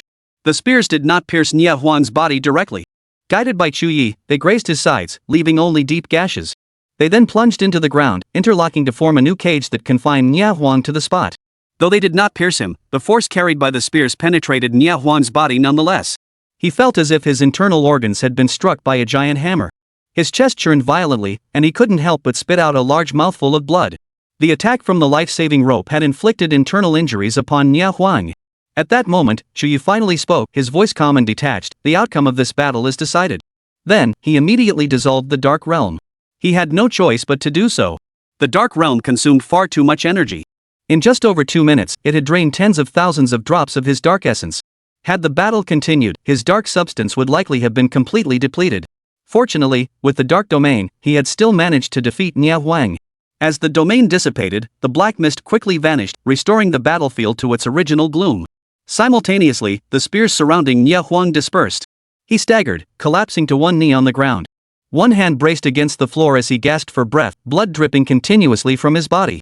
Chu Ye slowly approached Nia Huang, drew a vial of healing potion from his robe, and offered it to him with a hint of concern in his voice. Are you alright? Nia Huang didn't take the medicine bottle, still gasping for breath as blood seeped from the corner of his mouth. Gritting his teeth against the pain, he slowly straightened his body. His steps were unsteady, yet resolute. His gaze fixed on Chu Ye, his brow furrowed, eyes flickering with a complex mix of emotions, both unwillingness and admiration. Finally, he spoke in a low, powerful voice, "You win. I'm no match for you. This battle I concede." Chapter 59, The Chase. The fierce race for rankings. Though Nia Huang had been relentless, he conceded defeat cleanly. Victory was victory, defeat was defeat. There was nothing more to say. He genuinely admired Chu Ye's strength. Chu Ye asked, "Can you hold out for the national exam? In your current state, catching up on points won't be easy." Nia Huang laughed arrogantly, a flicker of contempt in his eyes. "Who do you think I am? Those abyssal monsters? They're nothing but ants beneath my feet." With that, he casually brushed dust from his clothes, retrieved a healing potion, downed it in one gulp, tossed the empty bottle aside, and turned to leave his movements sharp and decisive. At that moment, Luo Qiuyan hurried to Chu Ye's side, gently supporting him with both hands, her brows furrowed with concern. "Are you okay? How's your body?" Chu Ye smiled faintly, gently patting her hand. His tone was gentle. "I'm fine. Just stretched my legs a bit.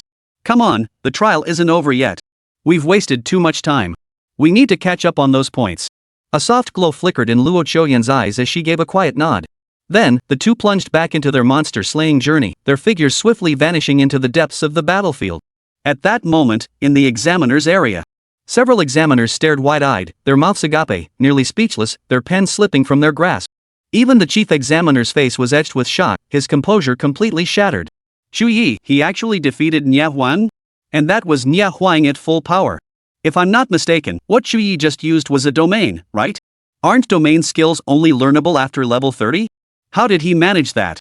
The examiners couldn't believe their eyes, their gazes filled with shock and confusion as they exchanged incredulous glances.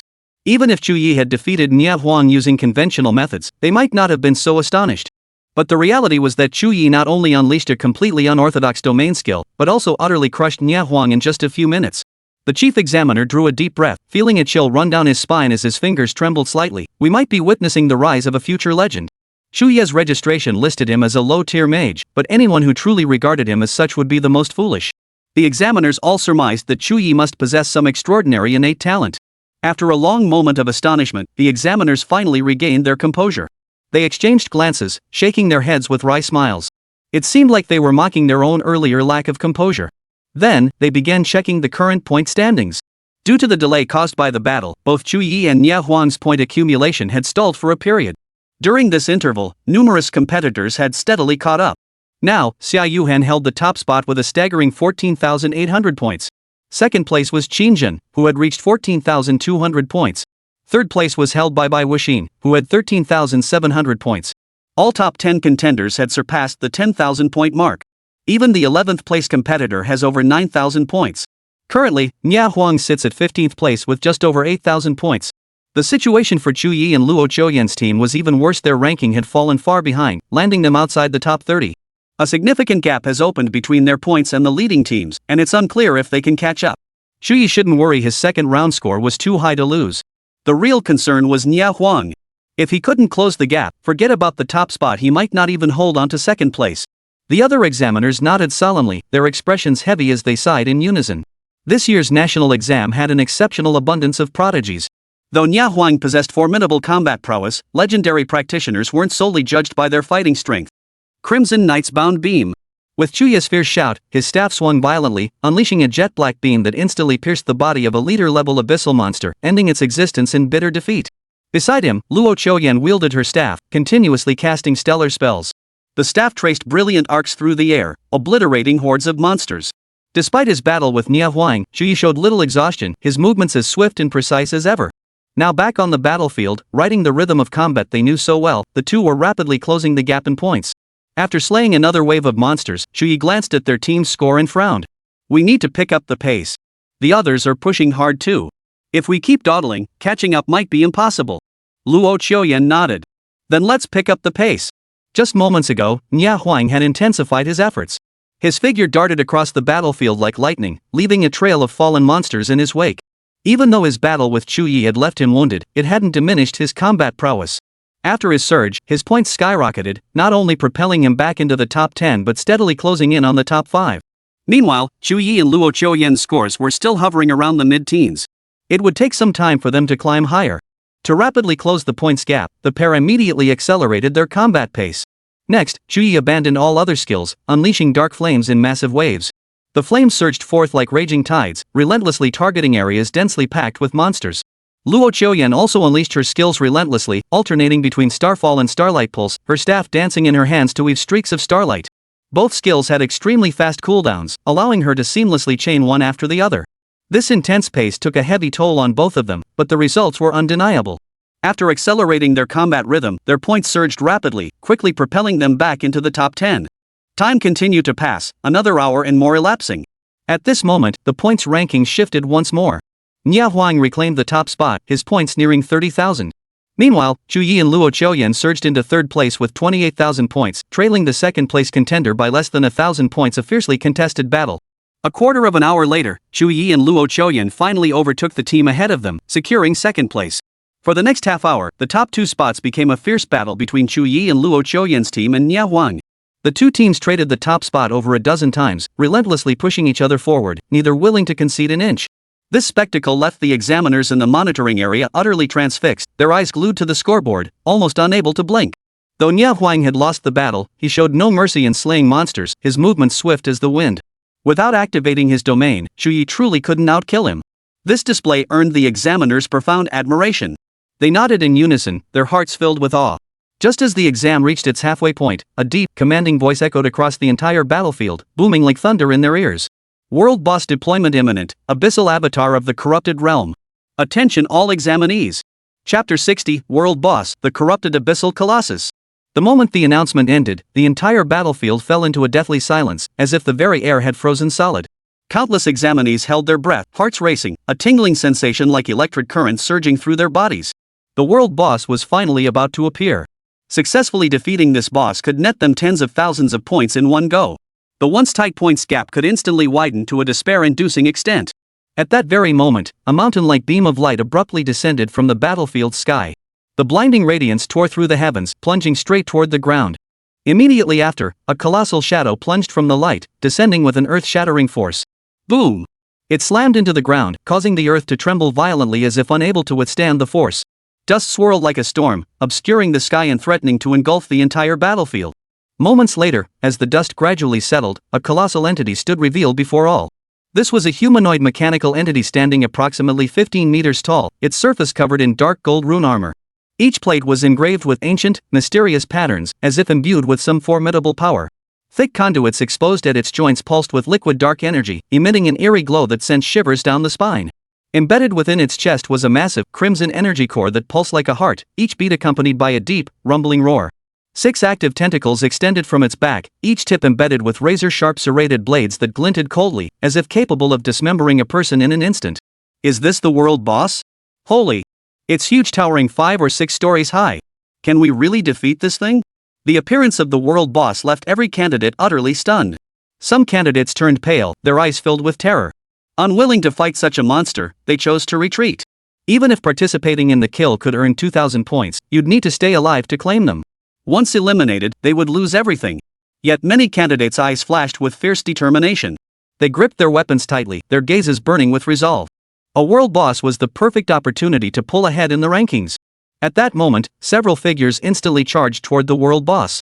These were the legendary professionals who had been waiting in advance, names like Xia Yuhen, Qin Zhen, and Bai Wuxin, including Nia Huang, who also struck instantly. Though Nia Huang was wounded, his supply of healing potions was ample, and he recovered in no time. His movements remained swift and fierce, his eyes blazing with a wild, arrogant light. Seeing this, Chu Ye and Luo Qiuyan immediately charged toward the magic statue. We'll focus on dealing damage. Our highest DPS hit 10,000 points. Chu Ye declared as he unleashed skills upon the demon statue. His voice was cool and resolute as skills poured from his hands like flowing water. Each explosive strike sent sparks flying, creating a massive commotion. Luo Qiuyan nodded, a sharp gleam flashing in her eyes. She held nothing back either, unleashing a torrent of skills. The starlight intertwined with Chu Ye's fiery blasts, forming a dazzling storm of attacks. Not only the legendary practitioners, but also the surrounding practitioners, confident in their own strength, rushed forward, launching their attacks at the golem. In an instant, the battlefield erupted with a continuous display of skill lights, bursting forth like fireworks. Under the barrage of attacks from the multitude of players, the colossal golem staggered, nearly collapsing. But it was a world boss after all, and soon regained its footing. Its crimson energy core flared brightly, unleashing a deafening roar. Tentacles whipped from its back while massive fists pounded down, targeting one adventurer after another. Many felt a violent gale, as if their bodies were being torn apart. The golem's fists blazed like fire, its tentacles swept like wind, carrying devastating force that threatened to crush bodies whole before tearing them to pulp. Many hastily raised protective barriers, either using various methods to block the onslaught or constantly dodging and evading the attacks. Chu Ye instantly cast the night veil, enveloping himself and Luo Qiuyan within its protection. Boom! The Erosion Realm demon statue's assault slammed into the shield, bouncing off harmlessly. Neither of them suffered any injury. The black light screen stood as an impenetrable barrier, blocking every assault from the demon statue. But the others weren't so fortunate.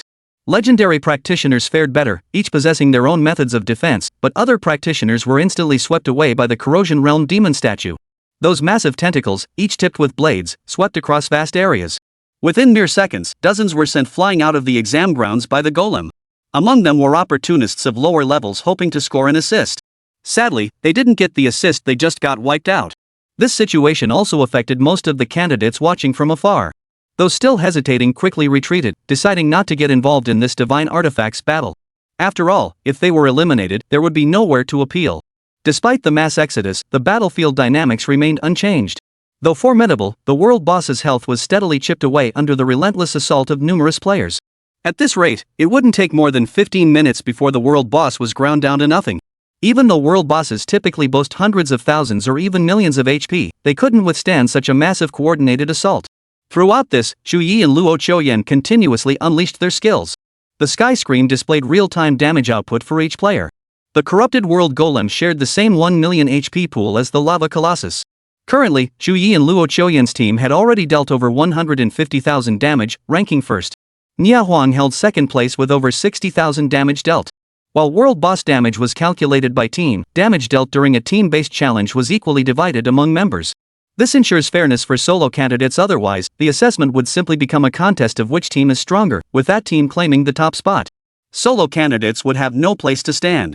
Even with the damage reduction, Chu Ye, leveraging his cooldown-free skills, has still pulled ahead of the others.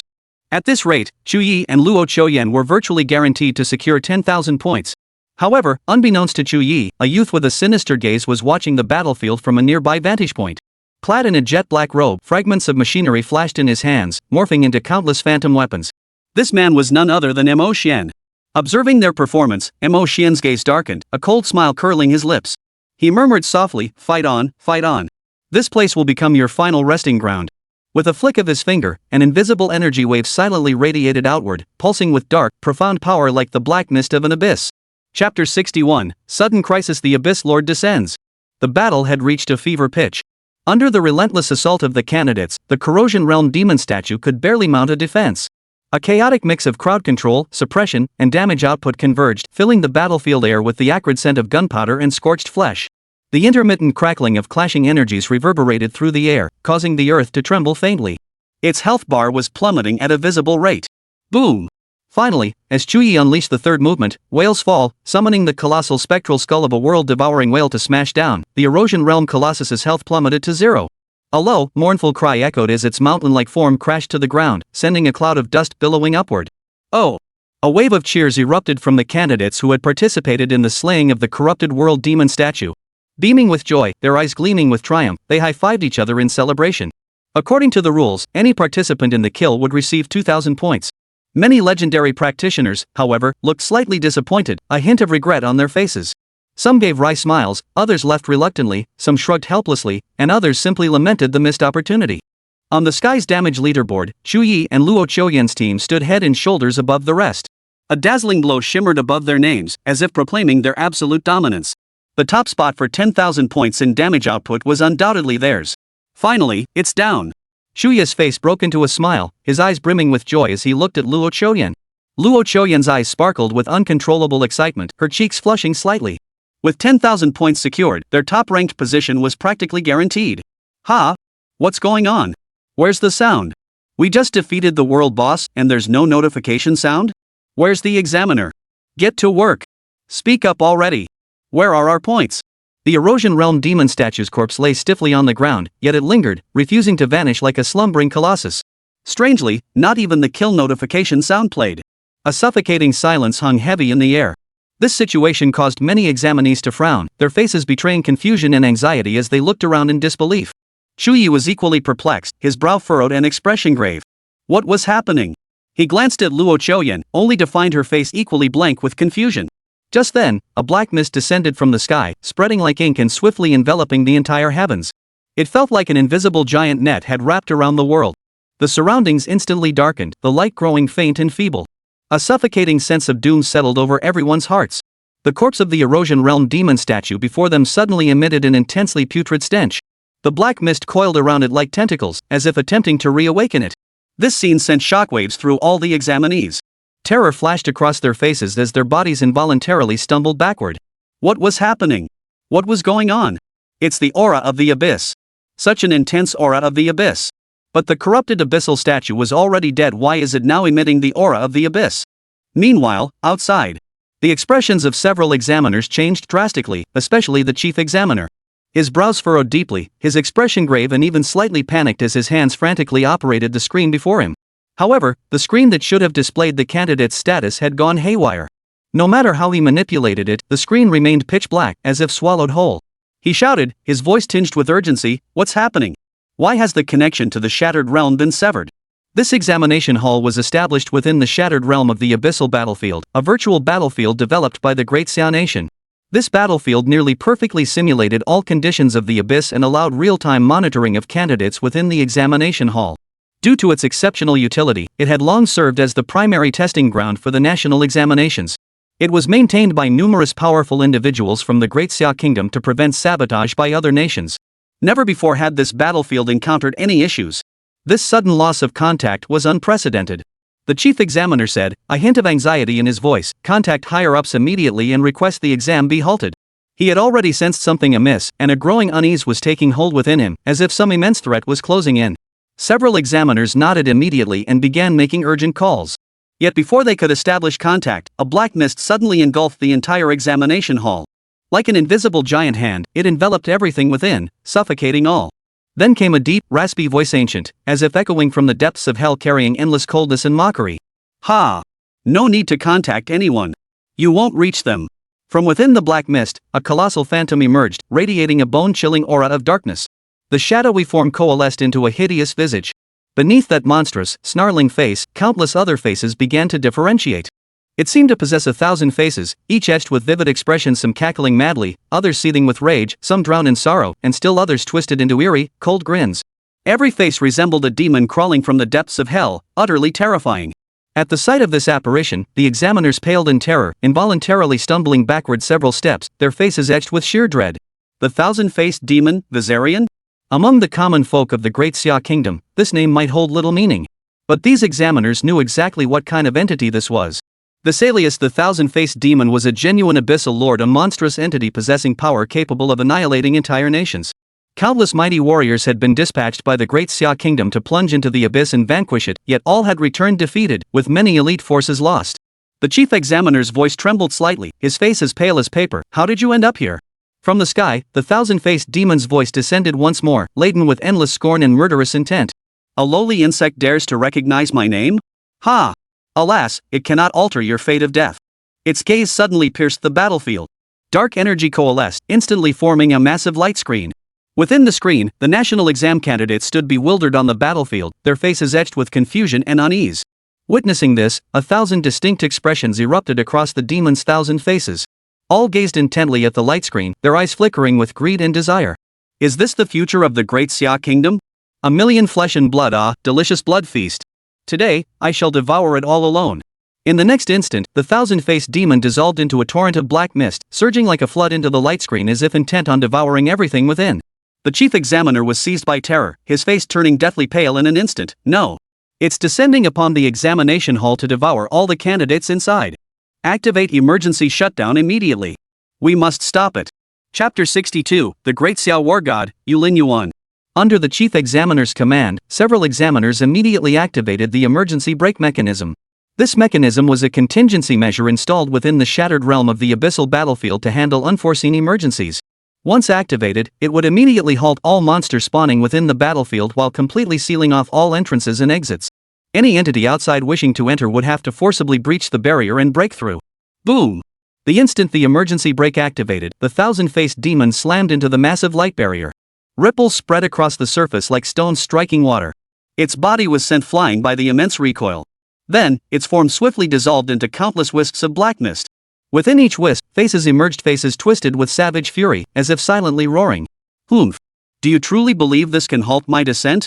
Foolish humans, you know nothing of the power of the Abyssal Lord. In the next instant, the thousand-faced demon underwent another transformation. Its dark mist began to churn violently, as boundless energies coalesced and intertwined within it. The essence of the abyss engulfed its form like an ocean, swallowing it whole. The surrounding space seemed warped by this force, the air thick with suffocating pressure. Suddenly, the light barrier was violently torn apart like shredded paper, revealing the colossal corpse of an erosion-bound demon statue within. An examiner gasped, "No! It's using the corrupted world demon statue as an anchor to force its way into the battlefield. We cannot stop it this way." The chief examiner's voice was grave. "Entering via an anchor point, its power won't exceed 3 times that of the corrupted demon statue. Otherwise, the statue would collapse, and it would be flung directly out of the shattered realm. Don't just stand there. Use every means possible to contact the outside world immediately." Several examiners, as if finding their anchor, scrambled to establish external communication. Boom! At that moment, a powerful shockwave sliced through the barrier erected by the thousand-faced demon. The barrier shattered like glass, and the vast black mist was instantly cleaved apart, scattering into countless tiny fragments that drifted through the air. A figure slowly descended. He was towering, like an immovable mountain. He wore dark gold armor, intricately carved with elaborate patterns that emitted a faint glow. In his hand, he gripped a long spear with a dark crimson sheen, its tip still pulsing with residual energy fluctuations. His face was stern and commanding, his gaze piercing like lightning, making it impossible to meet his eyes directly. As he descended, his voice echoed with extraordinary weight, "I am Yulin Yuan. What has occurred?" The sound resonated like a great bell, causing the surrounding space to tremble faintly. Hearing this voice, the examiners instantly erupted in wild excitement. The war god Ling Yuan has arrived. Wonderful! The candidates are saved. Yulin Yuan, known as the Great Xia War God, was also called the Ling Yuan War God. His rank approached the maximum level. Not only was he the most powerful professional practitioner in the Great Xia Kingdom, but he was also the only openly acknowledged SSS tier talent in the entire nation. In the abyss, the number of abyss lords he had slain had even reached double digits. The chief examiner swiftly stepped through the air, arriving before Yulin Yuan and immediately explaining the situation. Upon hearing the chief examiner's account, a flash of sharpness flickered across Yulin Yuan's brow. His gaze grew even more piercing, as if it could cut through anything. "A mere abyss lord dares to run amok in my Great Xia Kingdom?" His gaze sharpened as a blinding light erupted from his left eye. The light sliced through the sky like a sharp blade, instantly tearing open a breach in the sealed shattered realm. Yulin Yuan gripped his long spear, muscles rippling along his arm, then hurled it into the fractured realm. The spear streaked across the heavens like a meteor, piercing the black mist with a piercing whistle. The black mist shattered into countless fragments. A burnt scent filled the air as the fragments of the black mist slowly dissipated. Yet, a serious expression flashed across Yulin Yuan's eyes. His brow furrowed slightly, as if deep in thought. At that moment, the voice of the thousand-faced fiend echoed once more. Ha! Well done, war god of great Xia, to effortlessly destroy my projection. But do you think this is the end? My anchor point is now established. Next, I shall use the Erosion Realm demon statue's body to successfully enter the battlefield. To stop me, you must destroy this entire battlefield, but if you do, not a single human within will survive. The thousand-faced demon's maniacal laughter echoed across the sky. Then, his form gradually faded into the black mist, vanishing as if he had never been there. The chief examiner shouted, "No! It's escaping!" Yet Yulin Yuan made no move to stop it. His face darkened, as if shrouded by a layer of gloom. This was merely a projection of the Abyssal Lord. Even if we had killed it, it would have been futile. Hearing this, the chief examiner's expression also grew grave. His fingers clenched into a tight fist, knuckles turning white from the force. Yet, seasoned as he was, he quickly assessed the situation. For now, due to the thousand-faced demon's interference, we've temporarily lost control of the battlefield. Once we regain command, I can eliminate the Corrosive Realm demon statue. The thousand-faced demon used the Corrosion Realm statue as its anchor to invade the shattered realm. Once the statue is destroyed, it loses its anchor and will naturally dissipate. Yulin Yuan asked, "How long will it take you to regain control of the battlefield?" The battlefield has a separate control system. We can replace it now, but the replacement process will take half an hour. Understood. Proceed immediately. I'll brief the candidates. Upon hearing this, the chief examiner immediately summoned all examiners to begin replacing the control system. Their movements were swift and orderly, each face etched with solemnity. The only positive news was that it wasn't the thousand-faced demon's projection entering the battlefield, but its anchor. As an anchor, the thousand-faced demon could exert no more than 3 times the power of the Corrosion Realm demon statue itself, otherwise, the anchor would shatter. Even so, such power was likely beyond the candidate's ability to handle. The battlefield was now sealed off. If any candidate died within it, stripped of the battlefield's protection, they would truly perish, not be teleported away. The chief examiners were now racing against time. A flash of light erupted once more from Yulin Yuan's left eye. The light sliced through the sky like a sharp blade. As the light pierced through, intense ripples surged through the surrounding space, like a massive boulder striking the surface of water. Then, he tore open a passageway, and his projection materialized within the battlefield. Chapter 63, Battlefield Crisis, The Deadly Half Hour. At that moment, the candidates on the battlefield remained in a state of bewilderment and panic. The air around them seemed to freeze, even breathing becoming laborious. The black fog enveloping the battlefield hung like a heavy curtain, suffocating all who stood beneath it. Suddenly, a silvery white beam sliced through the sky, piercing the heart of the black fog like a shooting star. The tip of a long spear pierced through the black curtain. Immediately afterward, the dark mist slowly dissipated like a torn veil, revealing the gloomy sky. Yet the entire battlefield fell into an eerie silence, even the sound of the winds seemed to vanish. "Children, I am Yulin Yuan." A deep, resonant voice descended from the heavens, echoing like thunder across the battlefield. This voice carried an intangible weight of authority and reassurance, causing every heartbeat to falter for an instant. Immediately after, a shadowy figure appeared in the sky. The shadow gradually solidified, revealing a towering form. Hearing this voice, all the candidates present widened their eyes, lifting their gazes skyward. Fear gradually gave way to astonishment on their faces. "It's the war god of the abyss. Am I seeing this right? It's the war god of the abyss. Yes, it's him. My god, I'm actually seeing the war god with my own eyes. The Great Xia War God. The Great Xia War God." The Great Xia War God was a symbol of spirit itself. His very existence embodied unbreakable strength and unparalleled hope. Yet, the words Yulin Yuan spoke next caused the candidates' newly relaxed hearts to tighten once more. "Children, the Abyssal Lord, the thousand-faced demon, has torn through space and invaded the examination grounds, causing the venue to spiral out of control. Though I destroyed its projection, it has entered the battlefield through an anchor point. With the battlefield now sealed off, I cannot intervene from outside to aid you. Next, the thousand-faced demon will manifest as an Erosion Realm demon statue, possessing 3 times the power of such a statue. For now, you must rely on your own strength to weather this crisis. Hold out for half an hour, I'll rescue you." Yulin Yuan's voice remained steady, yet his words sent the examinees' hearts plummeting once more. As his words faded, Yulin Yuan's phantom gradually dissipated, as if he had never been there at all. Simultaneously, the previously fallen erosion demon statue suddenly let out a deep, rumbling roar. Thick black mist surged from its body, causing the entire ground to tremble. Slowly, the statue rose to its feet, the black mist coiling around it like liquid, emanating a suffocating aura of the abyss.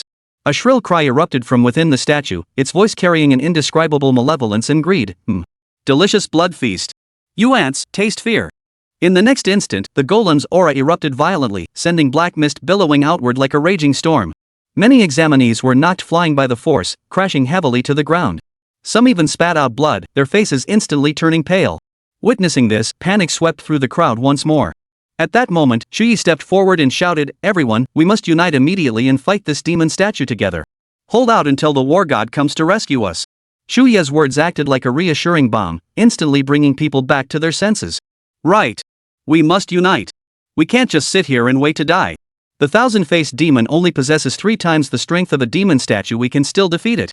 Beside them, Luo Qiuyan immediately shouted, "All legendary tier practitioners, join me on the front lines. Epic tier practitioners provide rear support.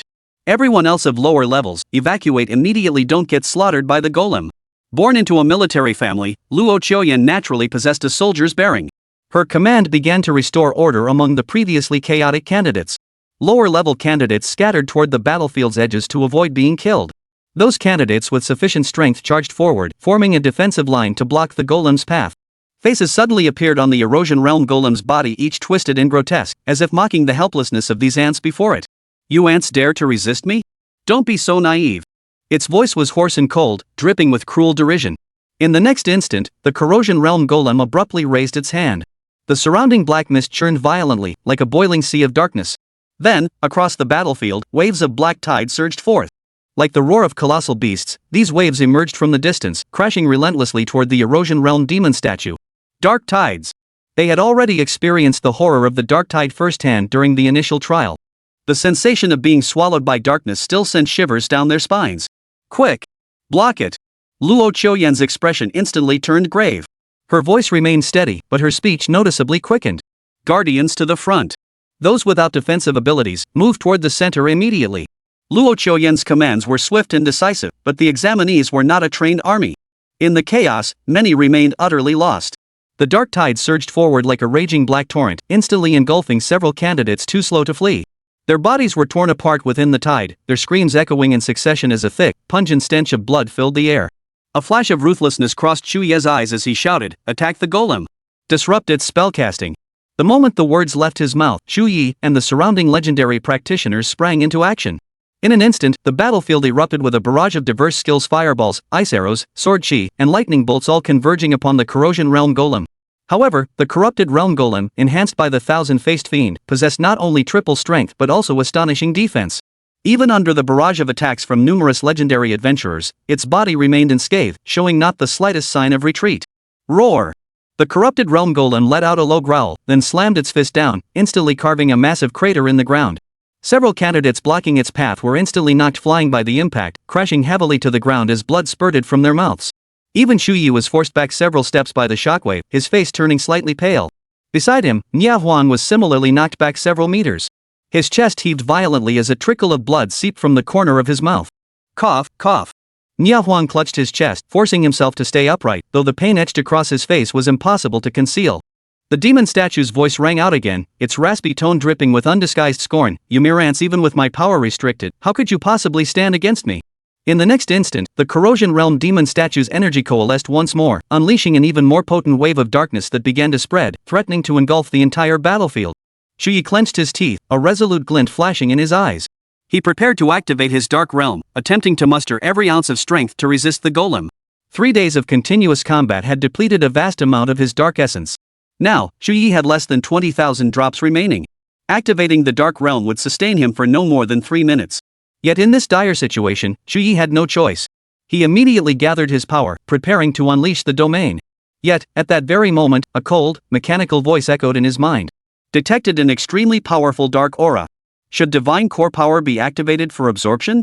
Chapter 64, Divine Essence Absorption, the Thousand-Faced Demon's Terror. When the voice echoed in his mind, Chu Ye froze for a moment before being overcome with wild elation. The divine essence could actually absorb the dark aura of the corrupted realm demon statue? Without hesitation, he immediately chose to absorb it. In an instant, the divine essence within Chu Ye began to stir, operating with extreme stealth. Not even a ripple of energy escaped detection. Even Grand Marshal Luo Tianzhang of the Great Xia, who had been present earlier, failed to detect the anomaly within Chu Ye, let alone the others around them. After the absorption, Chu Ye's eyes suddenly sharpened. Without hesitation, he sprang forward, charging straight toward the corrupted realm demon statue. Witnessing this, the others sucked in their breaths, shock etched across their faces. Was Chu Ye trying to get himself killed? Luo Qiuyan's brows knitted tightly, her eyes filled with worry as she urgently called out, "Chu Ye!" Yet Chu Ye paid no heed to their worries. His gaze locked firmly on the corrosion realm demon statue as his footsteps grew resolute and swift. In a single stride, he stood directly before the corrosion realm demon statue, facing the colossal figure. "Ha! You insignificant insect, have you come to meet your end?" The voice of the thousand-faced demon was eerily chilling, dripping with endless contempt and mockery. A thick black mist erupted from its body, surging like a tidal wave and instantly engulfing Chu Ye, as if intent on swallowing him whole. Witnessing this, the others' hearts leapt into their throats, as if they'd already seen Chu Ye's gruesome demise. At that very moment, the divine essence within Chu Ye began to stir, emitting an almost imperceptible hum. Immediately, the dark aura emanating from the thousand-faced demon seemed to be drawn by some force, surging into Chu Ye's body and being completely absorbed by his divine essence. As the dark energy flooded in, a series of notification sounds echoed in Chu Ye's mind. Dark energy converted. You have obtained 100 drops of dark matter. Dark energy converted. You have obtained. A vast amount of dark energy was absorbed by the divine essence, swiftly transforming into dark matter. It flowed through his body like a nourishing river. Far from devouring Chu Ye, the black mist of the corrosion realm demon statue was now being consumed by him. What is this thing? It's actually absorbing my power? The thousand-faced demon uttered a startled gasp, its voice tinged with unease. That astonishment swiftly turned to shock as it realized it couldn't stop this process. Instantly, it launched an attack on Chu Ye through the corrosive realm demon statue. Several massive tentacles, sharp as steel blades and carrying devastating force, lunged forward, intent on tearing Chu Ye apart. At that moment, a cold gleam flashed in Chu Ye's eyes as he roared fiercely, "Dark Realm, activate!" As his words fell, the magical power within Chu Ye erupted like a volcano. The Dark Realm coalesced, enveloping the surrounding space in a layer of pitch-black curtain that blocked out all light. After activating the Dark Realm, Chu Ye instantly unfurled the night veil, forming an impenetrable barrier before him to withstand the Erosion Realm demon statue's assault. The corrupted realm demon statue's power had tripled, yet by activating the Dark Realm, Chu Ye himself gained a 300-point boost, an increase even more staggering than the statue's own.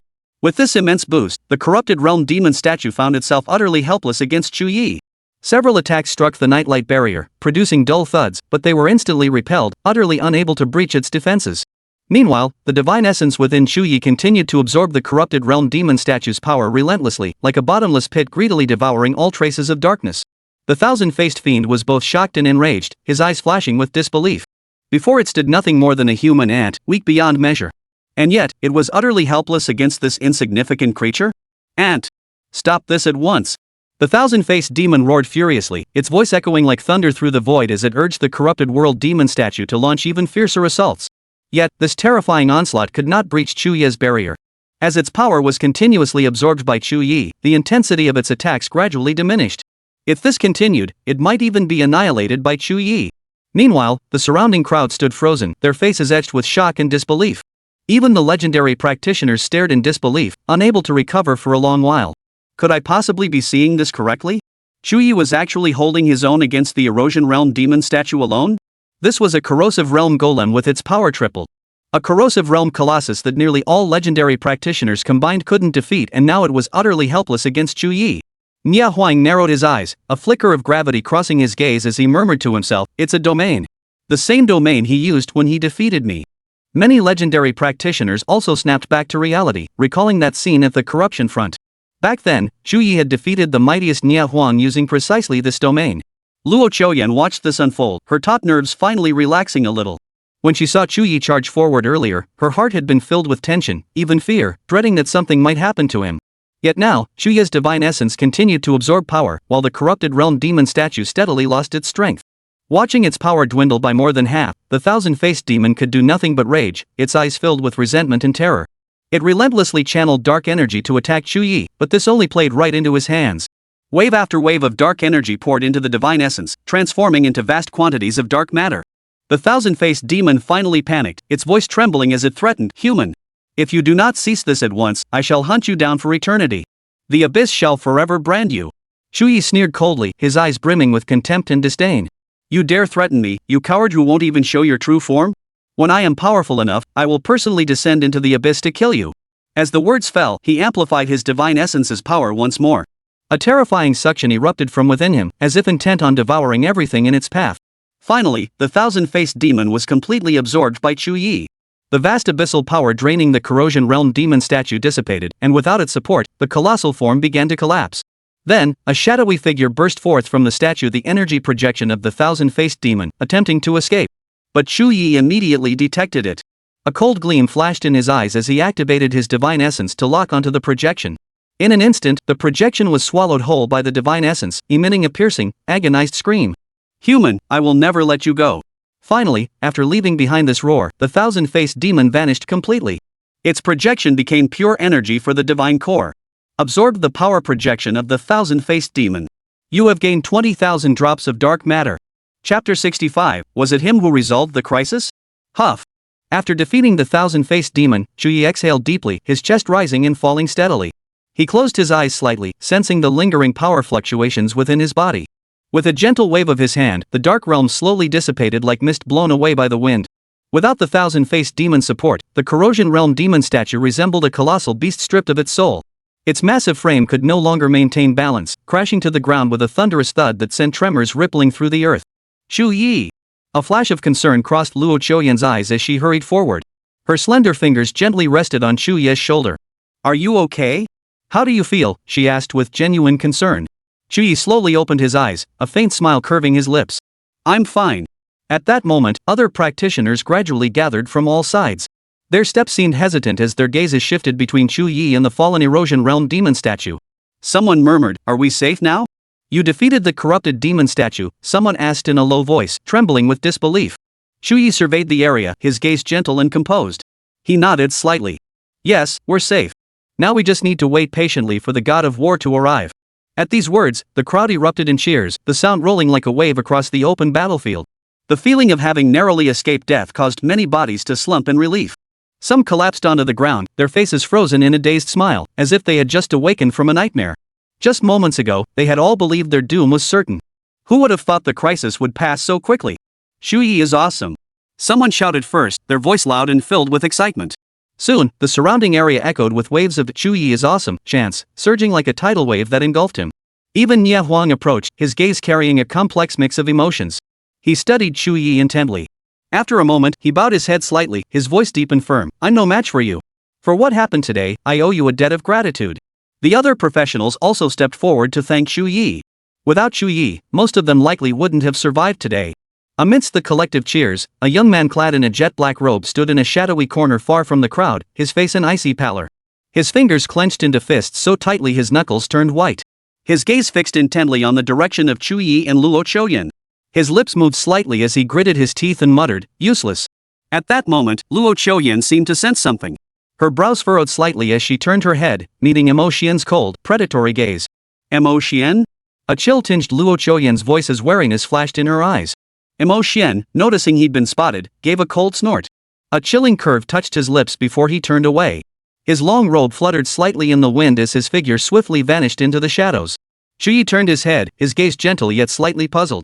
What's wrong?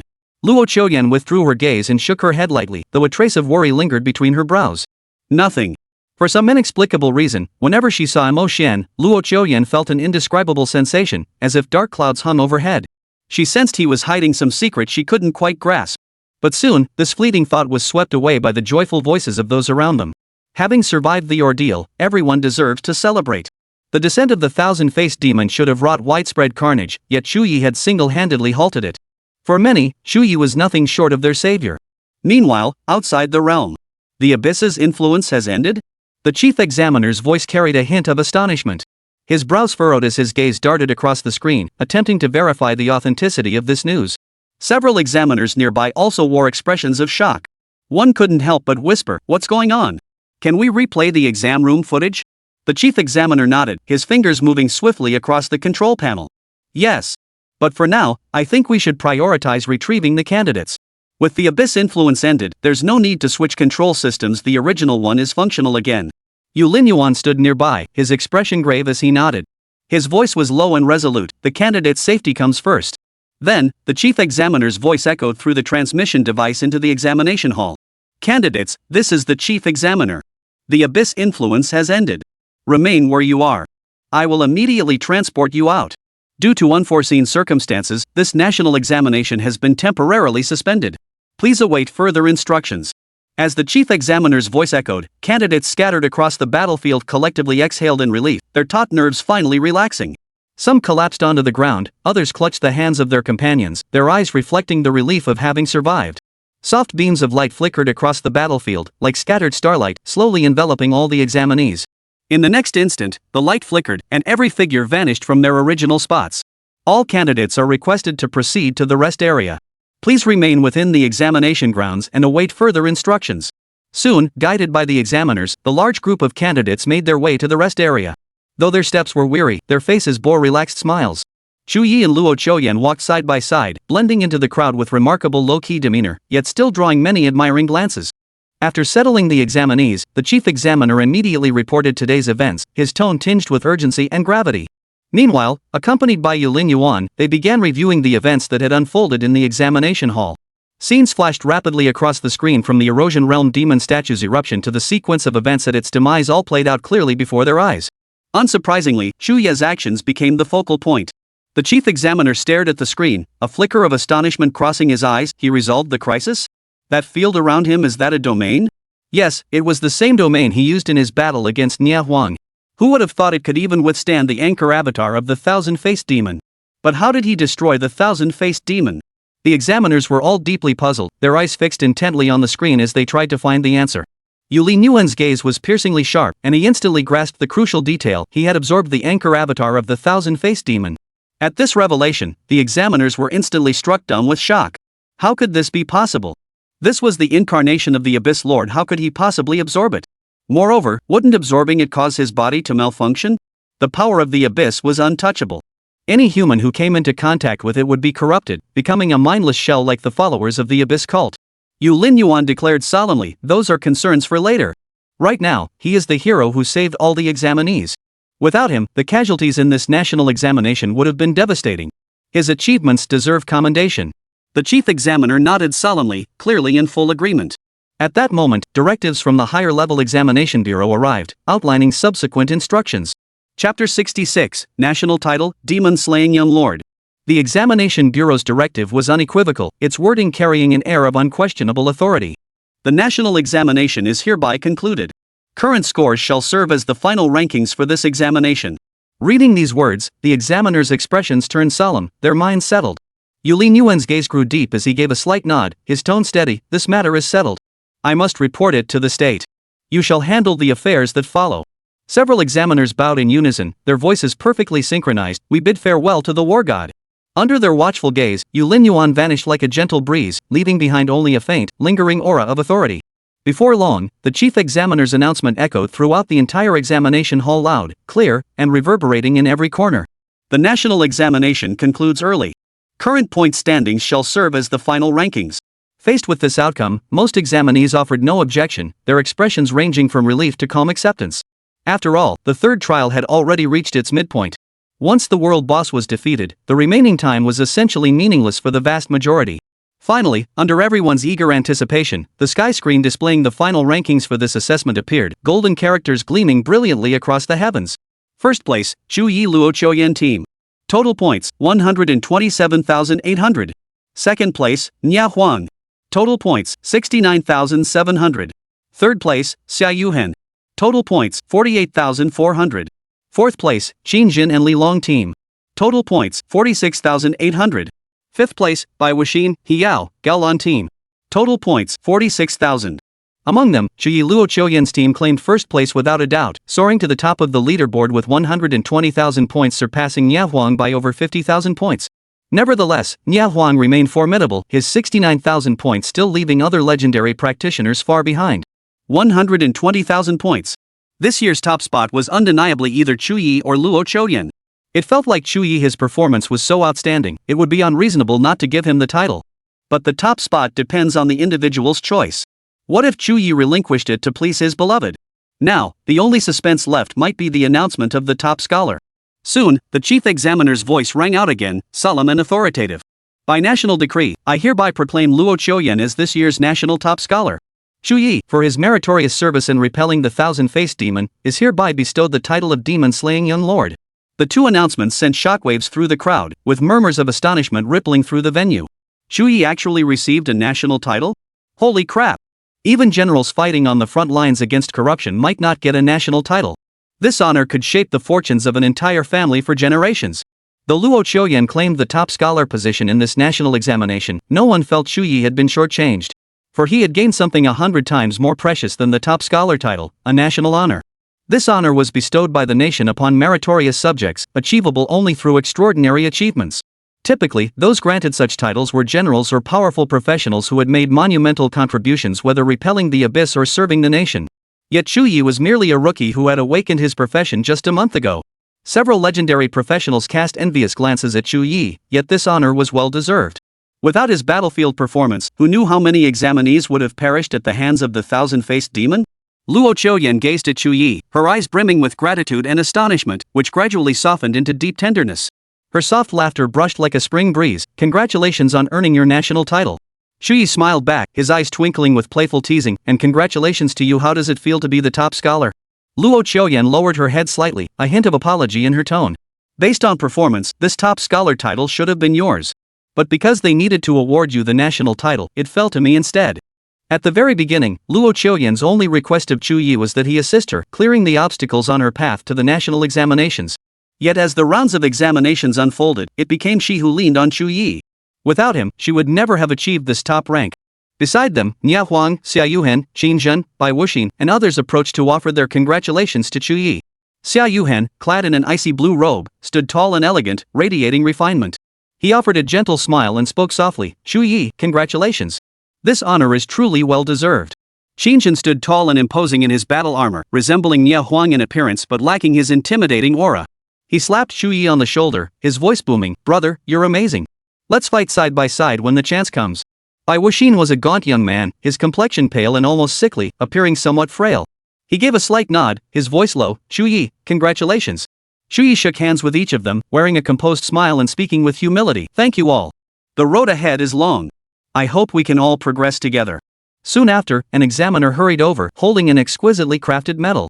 "Young Master Chu Ye, this is your national medal. Please accept it." The medal was entirely silver white, its edges inlaid with golden patterns. At its center were engraved the 4 characters Demon Shattering Young Lord, emitting a faint glow. Demon Shattering Young Lord, national title. Effect: while equipped, all skill effects are increased by 20% in all instances within the Great Xia Kingdom. At first glance, the effect of this title seemed unremarkable, merely a 20% skill boost. Yet this represents only the title's most superficial value. Its true significance lies in the honor and responsibility it embodies. It signifies the nation's recognition of Chu Ye's achievements and its expectations for his future. Chu Ye accepted the medal, his fingers lightly tracing its engraved patterns. He nodded to the staff and offered a word of thanks. At that moment, the examinees began leaving the testing hall one by one. Some wore satisfied smiles, while others looked slightly dejected. The exam was over, and the results were final. The next step was to apply to the appropriate schools based on their scores. Luo Qiuyan approached Chu Ye and whispered, "Let's go back together." Chu Ye carefully tucked the medal away, nodded, and replied gently, "Sure." Side by side, they walked toward the teleportation array, their silhouettes elongated in the fading glow of the setting sun. The teleportation array's light flickered, enveloping them before vanishing from the spot. Simultaneously, news of Luo Qiuyan securing the national top scholar title and Chu Ye earning a national honor spread like wildfire through Linshan City, reaching Lancheng High School. Chapter 67, Late Night, Alone Together. On the campus of Lancheng High School, students gathered in small groups, chattering excitedly, their faces radiating pride and joy. Sunlight filtered through the leaves, casting a vibrant glow upon their youthful faces. "Have you heard? Luo Qiuyan won the national top scholar title. Chu Ye even earned a national honor. Chu Ye is incredible. He only awakened his profession a month ago, yet he earned a national title. Lancheng High School has truly made us proud this time." A crowd of students gathered before the campus bulletin board, jostling each other as they strained to see the freshly posted congratulatory notice.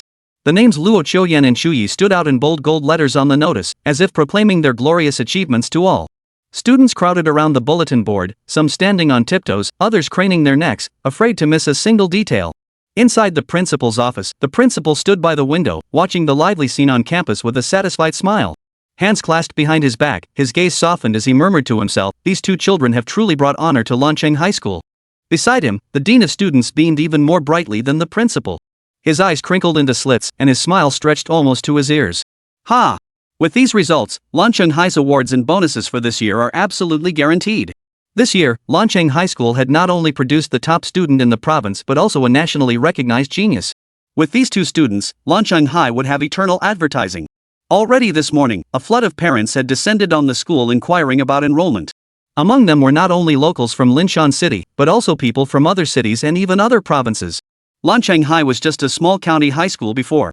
Today, it had truly come into its own. Of course, Chu Ye remained oblivious to all this. Even if he knew, he wouldn't care. He was currently using the teleportation array with Luo Qiuyan to return to Lancheng High School. Along the way, people kept offering congratulations, and the two nodded frequently in acknowledgement. Finally, after considerable effort, they managed to leave the school grounds. Walking along the path outside the campus, they had reached a fork in the road. The sycamore trees by the road swayed gently in the breeze, their leaves rustling softly.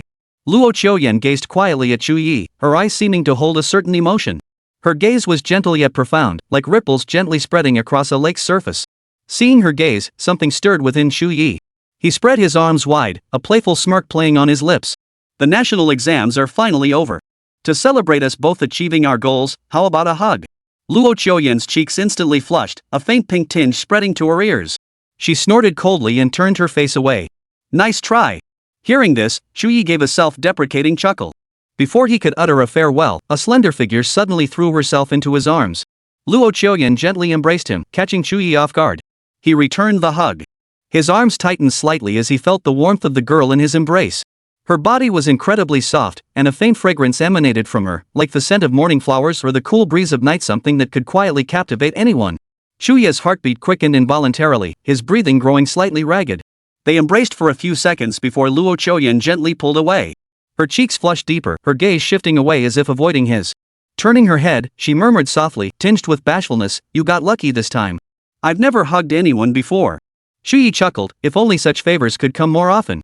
Luo Qiuyan shot him a glare, her eyes carrying a hint of playful anger, yet the smile tugging at her lips betrayed the softness within. Though this girl possessed a cool, aloof demeanor, she was far from detached from the world. Every trace of shyness and reserve found in other girls was equally present in her. The reason she'd never shown it before was likely because she'd never met anyone worthy of such feelings. They bid each other farewell, their figures gradually diverging at the fork in the road. Under the low-hanging sun, their shadows stretched longer and longer, until finally they intertwined. Though the people parted, their shadows remained intertwined.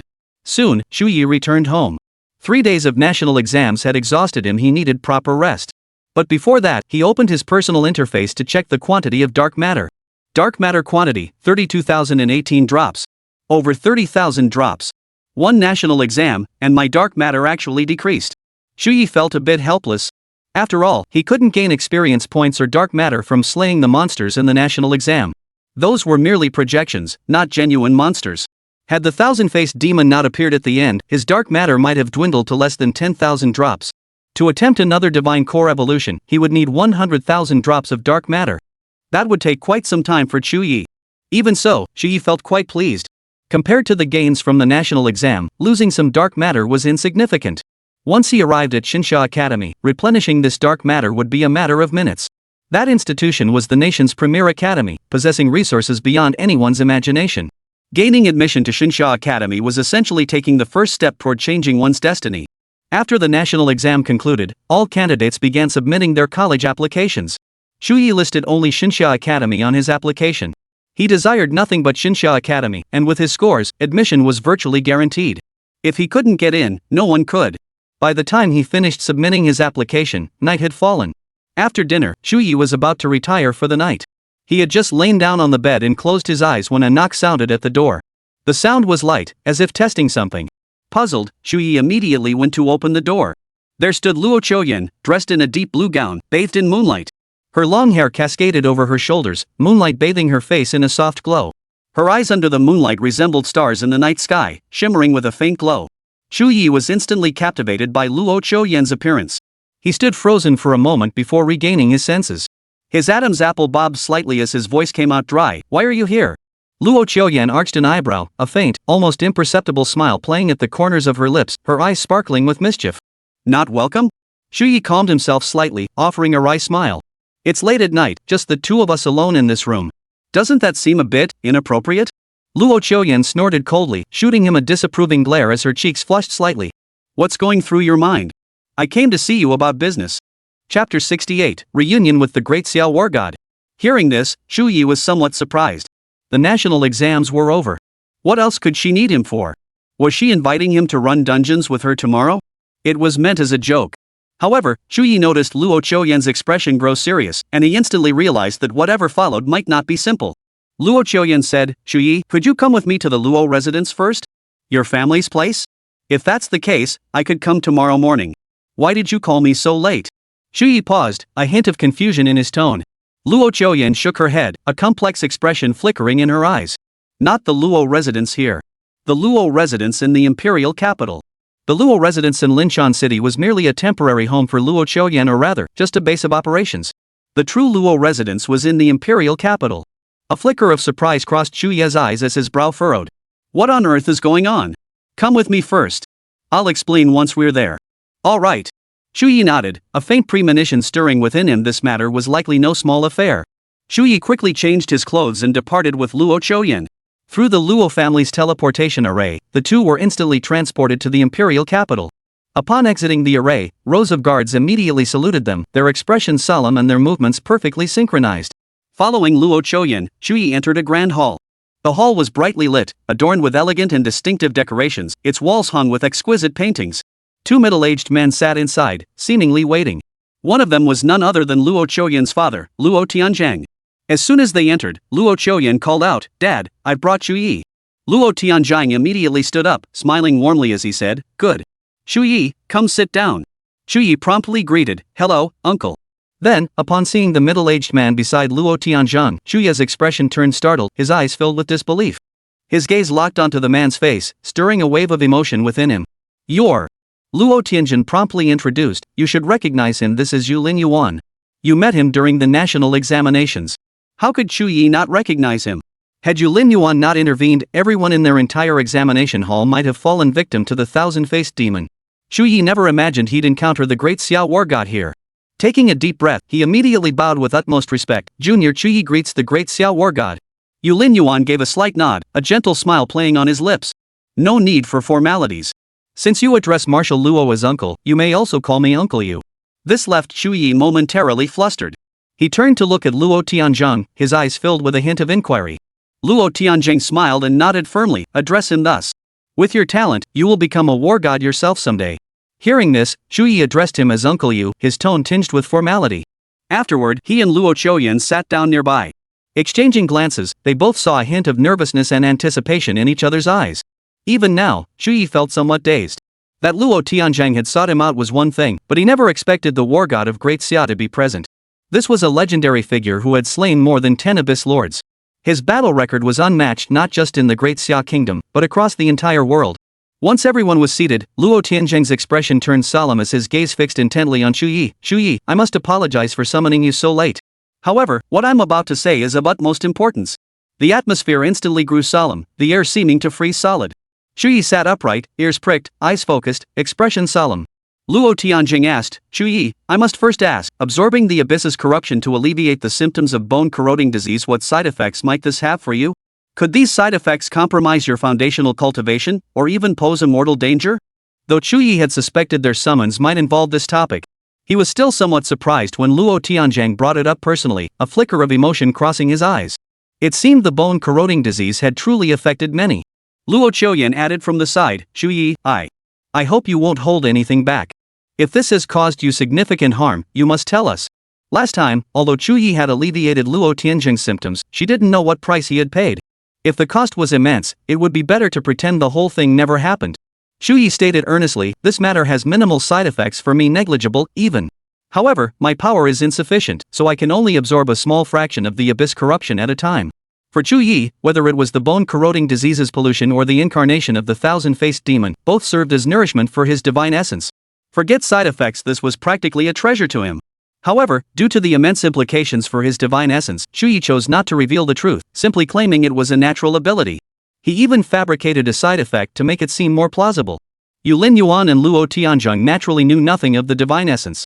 Upon hearing that the side effects were negligible, even figures like Luo Tianjin and Yu Linyuan couldn't help but show a hint of astonishment in their eyes, a flash of shock passing through them. Luo Tianjin frowned. "You're not lying? This concerns you deeply, don't hold anything back." Chu Ye replied, "I truly haven't lied. For me, it's actually a process with no side effects whatsoever. If my strength continues to grow, I can absorb even more." Luo Tianzhong and Yu Linyuan exchanged glances, each seeing astonishment in the other's eyes. An unmistakable flicker of delight danced in both their gazes. Yu Linyuan drew a deep breath, his usually composed expression rippling with emotion. "Heaven bless the great Xia kingdom," he exclaimed. "With this, the immortal Great Wall can be completed." Luo Tianzheng's eyes brimmed with satisfaction. In all these years, nothing had ever brought him greater joy. Even Luo Qiuyan wore an expression of astonished delight. She couldn't help but ask, "If things continue like this, Chu Ye, could you be cured of the bone-eating disease?" Luo Tianjing and Yu Linyuan turned to look at him, their eyes searching. Chu Ye replied, "I cannot guarantee it, but at the very least, alleviating the symptoms of bone-eating disease is practically effortless for me." Luo Tianjin exclaimed, "That's enough. That's more than enough." He was almost impatient. Yu Linyuan also has bone-eating disease. His condition is far worse than mine. He's been suffering for over 20 years. Chu Ye, please help alleviate his symptoms too. As for what happens next, I'll explain everything to you in detail once his condition improves. Chapter 69, Yu Linyuan's plea. Chu Ye naturally felt compelled to fulfill this request. His expression grew solemn, a resolute gleam flashing in his eyes. He stepped forward, his right hand rising gently. A faint glow emanated from his palm as the power of his divine essence began to slowly surge, working to alleviate Yu Linyuan's bone-corroding disease. As the divine essence surged, a faint black mist gradually emerged from Yu Linyuan's skin. The mist seemed alive, seeping slowly from his flesh before coalescing into streams that flowed into Chu Ye's palm. Chu Ye's brow furrowed slightly as he sensed faint ripples emanating from within his own body, as if something was quietly accumulating. Simultaneously, a series of low, muffled prompts echoed within his mind. Absorbing decaying essence, you have gained 100 dark matter. Absorbing decaying aura, you have obtained 100 dark matter. Absorbed. This process lasted about 7 or 8 minutes. The air in the room seemed to grow heavy, the atmosphere becoming oppressive. Yu Linyuan's pallid complexion gradually regained some color, and his breathing steadied considerably. At that moment, the divine core finally issued its prompt. The decaying aura you've absorbed has reached its limit. Continued absorption will accelerate the divine core's overload, causing its integrity to decline. Chu Ye slowly withdrew his hand and murmured softly, "We can only go this far for now. If I absorb any more, my body will overload." Yu Linyuan exhaled a long breath, as if shedding a burden he'd carried for years. His shoulders visibly relaxed, and his complexion regained a healthy flush. He rose steadily, his steps much more assured, a grateful smile touching his lips. "That's enough. I haven't felt this comfortable in years. Little one, thank you so much." Chu Ye smiled faintly, his tone calm and humble. "I've only done what was expected of me." Yu Linyuan looked at Chu Ye, growing more and more pleased with each passing moment. A wave of admiration welled up within him. This child possessed not only extraordinary talent but also such humility and courtesy, truly rare qualities. He narrowed his eyes slightly, a hint of curiosity in his voice. "How often can you use this ability?" Chu Ye pondered briefly before answering, "Once a day is generally no problem." Yu Linyuan nodded, a thoughtful expression flickering in his eyes as if pondering something. Then, Luo Tianzheng motioned for Chu Ye to sit down. After the three of them settled back into their seats, the atmosphere in the room grew solemn. Chu Ye couldn't help but ask, "Uncle, besides alleviating the bone-eating disease, is there another reason you summoned me here?" Luo Tianjin frowned slightly, his expression grave. He fixed Chu Ye with a direct gaze and spoke solemnly, "This concerns your innate talent. I must reiterate, if the side effects of alleviating the bone-eating disease worsen, you must inform me immediately. Once you can alleviate the disease, your safety will no longer be your own concern, it will involve the entire Great Xia Kingdom." Seeing Luo Tianjin's gravity, Chu Ye's expression grew equally serious. He nodded firmly, his tone unwavering, "I understand." Luo Tianzhang gave a slight nod before turning to Yu Linyuan, gesturing for him to continue. Yu Linyuan took up the thread, his gaze fixed on Chu Ye as he spoke with solemn gravity, "Young man, have you heard of the immortal Great Wall?" Chu Ye immediately began recalling those 4 words, pages from his high school textbooks flooding his mind. Is it the immortal Great Wall? The one standing at the deepest front of the corruption, guarding the entrance to the abyss? Chu Ye's voice carried a hint of uncertainty. Yu Linyuan nodded, his eyes reflecting a complex mix of emotions. "That's right." He paused briefly, as if gathering his thoughts, before continuing, "The Abyss invasion and the rampant Abyss cult have brought countless calamities upon humanity, plunging the Great Xia Kingdom into endless tribulations. The most recent catastrophe erupted 8 years ago. Back then, the Abyss invasion saw hordes of abyssal monsters surging into the corruption front, with many even breaching the borders of the Great Xia Kingdom. At this point, Yu Li Yuan's expression grew grave. To repel that abyss invasion, the Great Xia Kingdom mobilized vast numbers of soldiers to the corruption front. Your father's name was on the conscription list back then. Chu Ye fell silent, a flicker of pain crossing his eyes as his fists clenched slightly. His father, Chu Zhang, had perished in the abyss, never to return. Yu Lin Yuan continued, his voice tinged with profound reverence. In the struggle against the abyss, the Great Xia Kingdom sacrificed countless heroes. To this day, the corruption front and even within the abyss itself is haunted by countless wandering souls. Some were even corrupted by the abyss, becoming monstrous beings neither human nor ghost. His voice was low and resonant, as if recounting a long-buried history.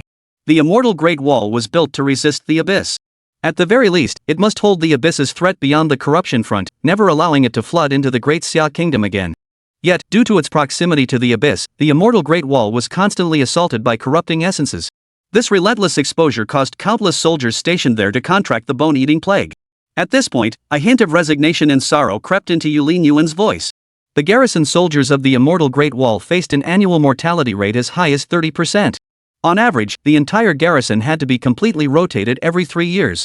Even those who managed to return alive were often condemned to a life of agony due to the ravages of the bone-eating disease. Hearing this, Chu Ye felt as though a boulder had been placed upon his chest, weighing him down so heavily he could scarcely breathe. This was information he had never known before. How many soldiers had paid with their lives so that they could live on this continent free from the invasion of abyssal monsters? The thought made Chu Ye lift his head abruptly, his gaze hardening as he fixed it on Yu Lin Yuan. Uncle Yu, he declared, what do you need me to do? Whatever it is, if it's within my power, I will do it without hesitation. Seeing Chu Ye's resolve, a flicker of relief crossed Yu Lin Yuan's eyes. Your willingness means much to us. For now, however, we need little from you. Now that we know you can alleviate bone-eating disease, I implore you please help those suffering veterans who've retired from the immortal Great Wall. They have sacrificed so much for the Great Xia Kingdom, yet we have no solution for their bone-corroding disease. Now, only you can bring them some relief. At this point, Yu Li Yuan's expression grew even more solemn, his tone carrying a hint of promise. Rest assured, I will maintain your confidentiality throughout this process. All involved in the treatment will be bound by secrecy. I pledge my word as the war god of Great Xia. Chu Ye nodded without hesitation, I understand. I will see this through. The Great Xia Kingdom has always held its soldiers in the highest regard, especially those who gave their lives defending the homeland. Chu Ye's father was a martyr. How could he possibly refuse such a simple request? Chapter 70, Divine Xia Academy and the 9 Institutes. Seeing Chu Ye's nod of agreement, both Luo Tianjing and Yu Lin Yuan wore relieved smiles. Yu Lin Yuan gazed at Chu Ye with gentle eyes and said, rest assured, we won't let your efforts go unrewarded. By alleviating the bone-eroding syndrome, you'll be the benefactor of countless soldiers and the benefactor of the Great Xia Kingdom. Should you encounter any difficulties during this time, you may contact me directly. I may not be a great man, just a war god of Great Xia in name, but my word still carries some weight. If outsiders learned of today's conversation, who knows how many would envy, resent, and hate Chu Ye. Yu Lin Yuan's promise alone was enough to draw countless people like moths to a flame. His prowess ranks among the world's elite, not just within the Great Xia Kingdom. His voice was soft now, yet it carried an undeniable authority. Chu Ye hastily replied, it's simply my duty. How could I claim any favor? After discussing this matter, Luo Tianzheng shifted slightly, his gaze settling on Chu Ye as he inquired about his future plans. You will soon be heading to the Divine Summer Academy.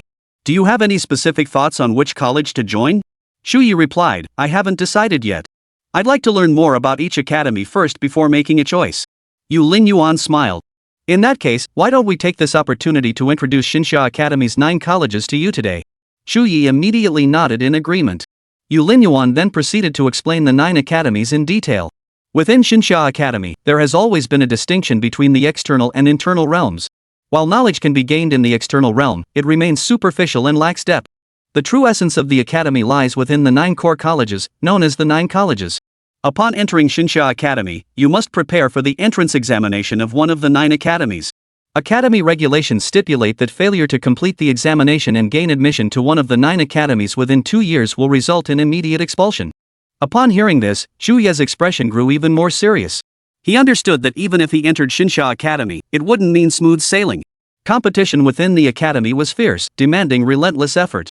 Yu Lin Yuan continued, the so-called 9 academies are 9 core institutions divided by function and responsibility: the Celestial Pivot Academy, the Vanguard Academy, the Divine Mechanics Academy, the Spiritual Pivot Academy, the Mystic Yellow Academy, the Celestial Gear Academy, the Divine Farmer Academy, the Great Void Academy, and the Heavenly Pole Academy. Among them, the Breaker Academy specializes in combat, honing martial professions. It preserves ancient martial arts and modern killing techniques, pursuing the path of physical perfection. It is exceptionally suited for berserkers like Nya Huang. The Divine Mechanics Academy focuses on weaponry and machinery, developing both military equipment and civilian technology. The abyssal battlefield's shattered realm, the venue for the National Grand Examination, was primarily engineered by this academy. The Lingshu Academy specializes in healing and support. It excels in medical treatment, soul restoration, and group buffs. The White Guard Medical Corps on the corruption front is primarily composed of Lingshu Academy students. The Mystic Yellow Academy specializes in beast taming and ecological restoration. Its practitioners excel at elemental manipulation, spirit beast command, and reclaiming corrupted lands. The Xuanji Academy specializes in divination and assassination. They established the Shadow Pavilion Intelligence Network, aiding the Great Xia Empire in monitoring global abyss cult activities. The Shenong Academy specializes in spirit plants and alchemy. It cultivates corruption-resistant spirit plants, crafts strategic-grade elixirs, and developed the Taotai Granary to resolve the nation's food shortages. Taishu Academy Head, psionic and spatial. Develops psychic abilities, explores void dimensions, and established the cross-dimensional communication network. The Tiangang Academy Head oversees defense. Responsible for safeguarding national destiny, eradicating malevolent entities, and repelling abyss invasions. The Immortal Great Wall project was spearheaded and executed by the Tiangang Academy. Yulin Yuan's introduction was nothing short of exhaustive.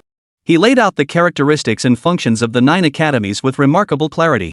After finishing his introduction, Yulin Yuan asked, "Chu Ye, have you decided which academy you wish to join?" Chu Ye was still contemplating and did not make a hasty decision. Currently, several academies seemed suitable for him. Take the Celestial Pivot Academy, for instance.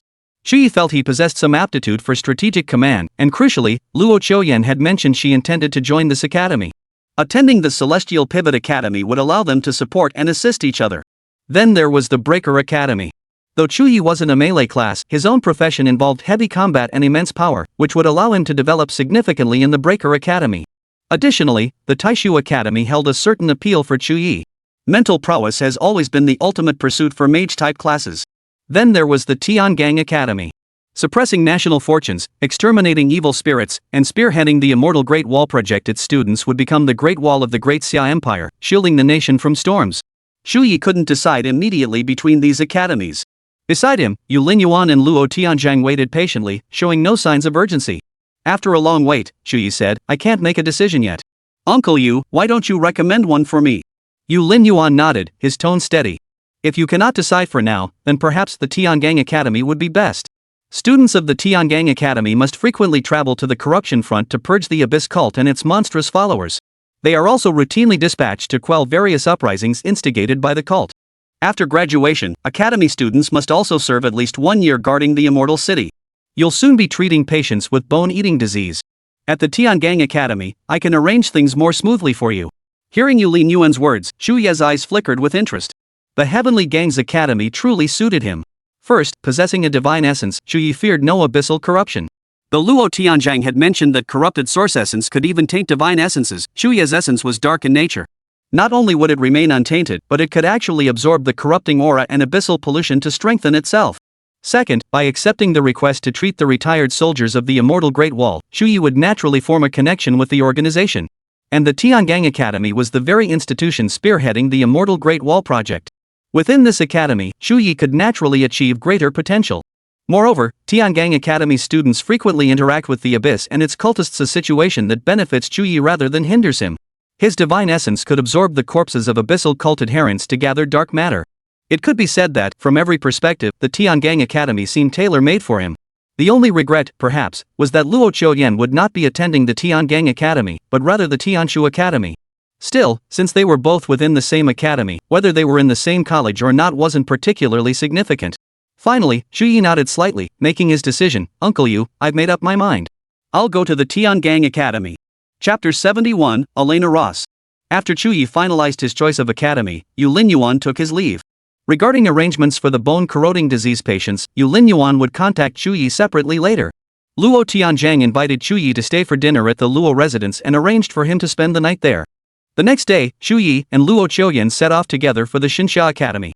The Xinxia Academy was situated in the heart of the imperial capital. As a bustling metropolis, the imperial capital dwarfed Linshan City in prosperity. Even a small district here far surpassed anything Linshan City could ever hope to achieve. The streets teemed with traffic and crowds, shoulder-to-shoulder throngs. Everywhere, diverse shops and neon signs flashed amidst the clamor of voices. The two soon arrived before Shinsha Academy. The moment Chu Ye looked up, he felt an overwhelming sense of grandeur, as if he had stepped into an ancient and mysterious world. Above the academy, a faintly visible city hung like a sky fortress. Its walls were engraved with intricate runes that emitted a faint glow. 9 enormous, menacing chains descended from the city, their surfaces covered in ancient symbols that seemed to hold boundless power. Each chain extended toward one of the 9 cardinal directions of the Shinsha Academy, their ends seemingly anchored to the academy's 9 grand gates. Chu Ye gazed at the gates, noticing their immense height and size.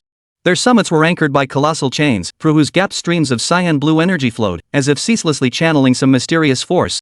The gate's surface was engraved with dark gold demon-suppressing runes. These runes glowed faintly, emanating a heart-stopping oppressive aura, as if they were sealing away ancient demonic beasts. Around the gates, people bustled to and fro, creating a lively commotion. Some new students paused before the gate, gazing upward at the magnificent structure, their eyes filled with awe. Luo Qiuyan smiled faintly, pointing at the 9 massive chains as she explained softly, the gates of Shinsha Academy were designed by the Divine Mechanics Institute.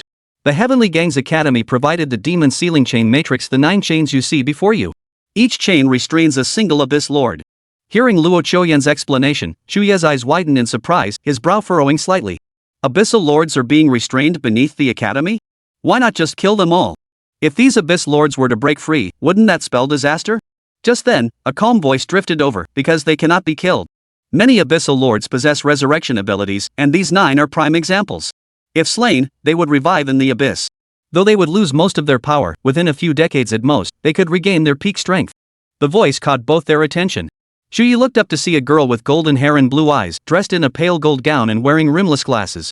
Her beauty was striking, her demeanor elegant, yet her gaze was as cold as ice, devoid of any emotional fluctuation. Standing not far away, her hands folded before her, she embodied the archetype of a noble young lady yet exuded an icy, unapproachable aura. After seeing her, Chu Ye froze for a moment, a flicker of confusion crossing his eyes before he asked, "Who are you?" The blonde girl didn't immediately answer Chu Ye. Instead, she turned slightly and extended her hand to Luo Qiuyan with graceful, composed movements. "Hello. Bringing him here is sufficient. I'll take it from here." Luo Qiuyan nodded, a hint of amusement in her eyes.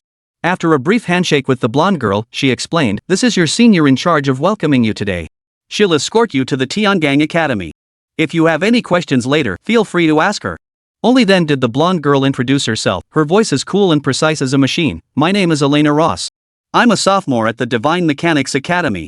You may call me Senior Ross or Senior Elena. At the request of Dean Yu, I'm here to welcome you today." Chu Ye froze, his brow furrowing slightly. "Dean Yu? That's right, Yu Qinzhou, the head of the Tiangang Academy. He's the younger brother of Yu Lingyuan, the war god of Great Xia." Hearing this, Chu Ye clearly hadn't anticipated it. A flicker of surprise crossed his eyes. Uncle Yu's younger brother? At the mention of Uncle Yu, Elena visibly paused, a flicker of surprise crossing her eyes as if taken aback by the title. She gave him an extra glance before quickly regaining her composure. Luo Qiuyan smiled faintly and said, "I'm heading to the Tianshu Academy now. You should follow Senior Elena. We'll get in touch once we arrive at the academy." Chu Ye nodded in acknowledgement, then bid farewell to Luo Qiuyan, watching her turn and walk away. Guided by Elena, Chu Ye and his companion entered the academy grounds. Walking along the academy's tree-lined paths, towering trees stood tall and straight, their branches lush and dense. Sunlight filtered through the gaps in the leaves, casting dappled patterns of light and shadow across the ground. In the distance, students strolled in small groups, chatting and laughing, creating a relaxed and lively atmosphere. Chu Ye finally couldn't resist asking, a hint of curiosity in his voice, "From the look of you, you don't seem to be from the Great Xia Kingdom. Are you an international student?" Elena's pace remained steady, her gaze fixed straight ahead.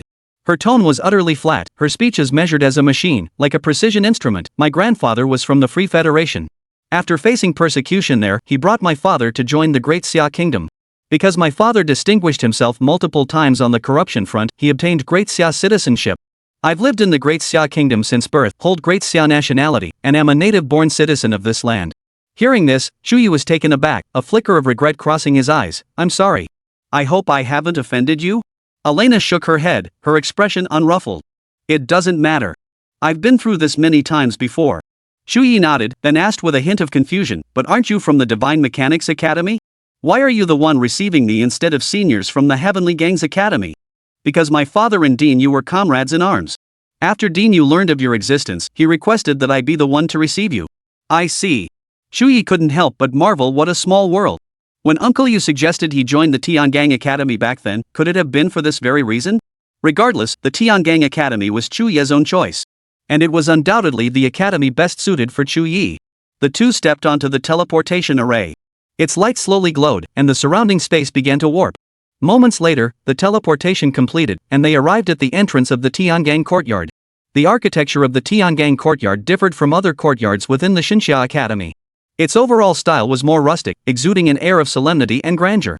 Without a word, Elena led Chu Ye straight through the gates of the Tiangang courtyard. Chapter 72, Seoul Monument Forest Training Ground. After a brisk journey, Elena led Chu Ye to the dormitory area. She took out an envelope and handed it to Chu Ye. This envelope contains your student card. It consolidates all functions within the school system, one card for all purposes. It holds the points you earned during the national examinations. Chu Ye immediately took the card. The moment his fingertips touched its surface, he felt a faint chill. He examined the card closely, noting its simple, unadorned appearance. Engraved upon it were peculiar runes that seemed to shimmer with a faint, mysterious glow. After tucking the card away, Chu Ye furrowed his brow slightly and asked, "You mentioned points earlier?" Elena nodded. Within Xinxia Academy, all transactions are conducted using points. Gold coins are not permitted. However, after you graduate, points can be exchanged for gold coins at a 1-to-1 ratio. The reverse exchanging gold coins for points is strictly forbidden. This was quite novel to Chu Ye. He raised his eyebrows slightly, silently calculating in his mind. If that was the case, wouldn't he earn 12,000 gold coins after completing the national exam? Elena continued, "You can use this card to rent a student apartment in the dormitory area. There are 4 options: single rooms, double rooms, 4-person rooms, and 6-person rooms. The gold coin price varies by room type." "Then I'll take a single room," Chu Ye declared without hesitation. He had no desire to share living quarters with others. Elena then took Chu Ye's student card and processed the dormitory rental for him. All set. The single room costs 2,000 points per month, deducted at month's end. Keep that in mind. Chu Ye took the card and continued, "What else should I be aware of?" "Nothing in particular," Elena replied. "Xinxia Academy doesn't have classes. You won't face any exams until you pass the academy assessment and join a college. However, if you fail to enter a college within 2 years of enrollment, you'll be expelled immediately. Other than that, you have complete freedom in all your activities." Hearing this, Chu Ye couldn't help but feel a surge of admiration. Truly befitting a top-tier academy. With that, Elena departed. Before leaving, she specifically mentioned that an opening ceremony would be held in 3 days, featuring a trial for new students. Achieving well in this trial would not only yield valuable rewards but also grant bonus points toward the 9 academies assessment. Chu Ye acknowledged the information and proceeded to his dormitory. The single occupancy room was spacious, with every detail of the furnishings exquisitely crafted and made from solid, high-quality materials. All the necessary furniture was already in place, allowing Chu Ye to move in with just his luggage. Shortly after, Luo Qiuyan sent him a message. Her questions were all routine matters: whether he had arrived at the dorm, how he felt about it, and so on. Chu Ye answered each question in turn. They chatted for quite a while before agreeing to meet the next day. Early the next morning, just after finishing breakfast, Chu Ye heard a knock at the door. Opening the door, he found Luo Qiuyan standing there. She wore a pale blue dress, its hem swaying gently in the breeze, a soft smile on her face. "Good morning," Luo Qiuyan said, her eyes sparkling with warmth. Chu Ye noticed that lately, the girl's smile had become more frequent, and the icy aura around her seemed to have faded considerably. He wasn't sure if it was just his imagination. "Morning." Chu Ye responded immediately, his tone carrying a hint of ease. Luo Qiuyan said, "Let me show you around the academy. From today until the opening ceremony, we have 3 days of free time." Chu Ye naturally had no reason to refuse. The two walked side by side along the academy streets. Along the way, Chu Ye inquired about the academy assessments. Luo Qiuyan explained, "The academy assessments have entry requirements. The specific schedule won't be announced until after the opening ceremony. Moreover, participation isn't open to just anyone. To take the assessment, you must first complete the corresponding prerequisite tasks. Only upon meeting the requirements can the assessment be unlocked." Hearing this, Chu Ye couldn't help but remark, "That sounds pretty complicated. Looks like getting into the academy won't be easy." Luo Qiuyan nodded in agreement. In truth, at Xinxia Academy, roughly 15 students per cohort were ultimately expelled each year for failing to complete the academy assessment. Chu Ye then inquired about other legendary practitioners. Luo Qiuyan was quite knowledgeable on the subject. Among them, Nia Huang would definitely enter the Breakers Academy. Qingjin also went to the Breakers Academy, while Bai Wuxin chose the Xuanji Academy. The two walked and browsed, soon arriving at a plaza. Countless stone tablets stood here, with many people attacking them. Once a steel was shattered, various phantom figures would emerge from within, allowing practitioners to engage them in combat. Chu Ye was instantly captivated by the scene. Luo Chuyen explained, "This is the Soul Monument Forest training ground of the Tiangang Academy. 900 soul monuments stand here, each honoring a fallen hero of the Great Xia Kingdom. When you strike a monument with sufficient force, you summon the hero's phantom to battle you." Chu Ye's interest was instantly piqued. "Why don't we go take a look?" Luo Chuyen naturally didn't refuse, and the two immediately headed toward the Soul Steel Forest training ground. No sooner had they reached the entrance than someone stopped them. "To enter the training grounds, you must register your name, profession, and occupation here." A burly man stood at the entrance, his stern gaze sweeping over the pair. Luo Chuyen said, "Go register quickly." Chu Ye nodded and promptly went to register. When Chu Ye wrote low-tier mage, level 17, the entrance attendant's eyes widened in surprise. He snapped, "What nonsense are you writing? If you don't want to train, get lost. Don't waste my time." The outburst drew the attention of those nearby, many craning their necks to see what was happening. Facing the rebuke, Chu Ye didn't get angry. Instead, he calmly replied, "I'm not filling in nonsense. This is my information." Hearing this, the attendant merely frowned. "Facilities here are restricted to on-campus personnel. If you truly haven't made a mistake, then you should leave immediately." Chu Ye shook his head. "I'm not an outsider." At this, the manager flared up, "Didn't I tell you not to mess with me? Didn't you hear me? A lowly level 17 mage pretending to be a student to wander around, is that fun for you?" People around them slowly gathered, curiosity piqued. "What's going on? What are they talking about? A low-level mage from the 17th level? Probably an outsider trying to impersonate a student." Curiosity ran high after all, everyone loves a good spectacle. Beside them, Luo Chuyen frowned, her expression turning colder. She was about to step forward. At that moment, Chu Ye spoke calmly, "Here's my student ID. See for yourself." Chapter 73, A charred body forged the wall of blazing wilderness, nightly embers illuminate eternal glory. Only when Chu Ye actually produced his student ID did the staff member's eyes widen in astonishment. "You're actually a student here? A low-level mage? How is that possible?" The surrounding crowd stirred, murmurs rising and falling like a buzzing swarm of bees. Some frowned, others sneered, but most wore expressions of utter disbelief. Could he have bought it? A low-tier mage, does he even qualify to be here? Who knows? Maybe he comes from a powerful family. Xinxia Academy lets anyone in. Facing the surrounding skepticism, Chu Ye let out a cold laugh, a flash of icy chill darting through his eyes. The next moment, he struck, dark flame. Boom! A blinding wall of fire erupted into the crowd, scorching flames roaring like a colossal dragon, sweeping forward with a destructive aura. The sudden blaze left many staring in horror, eyes wide as if witnessing something unimaginable. Several practitioners immediately began casting spells, attempting to block this assault. Yet the flames erupted regardless. The intense shockwave nearly blew away the closest students. Many sustained injuries, their bodies marked with scorch marks.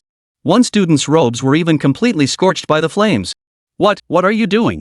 Chu Ye's sudden outburst sent shockwaves through the crowd, voices laced with fear and fury. The administrators, their faces darkening with genuine anger, moved to restrain Chu Ye. At that moment, Luo Chuyen, standing nearby, also acted.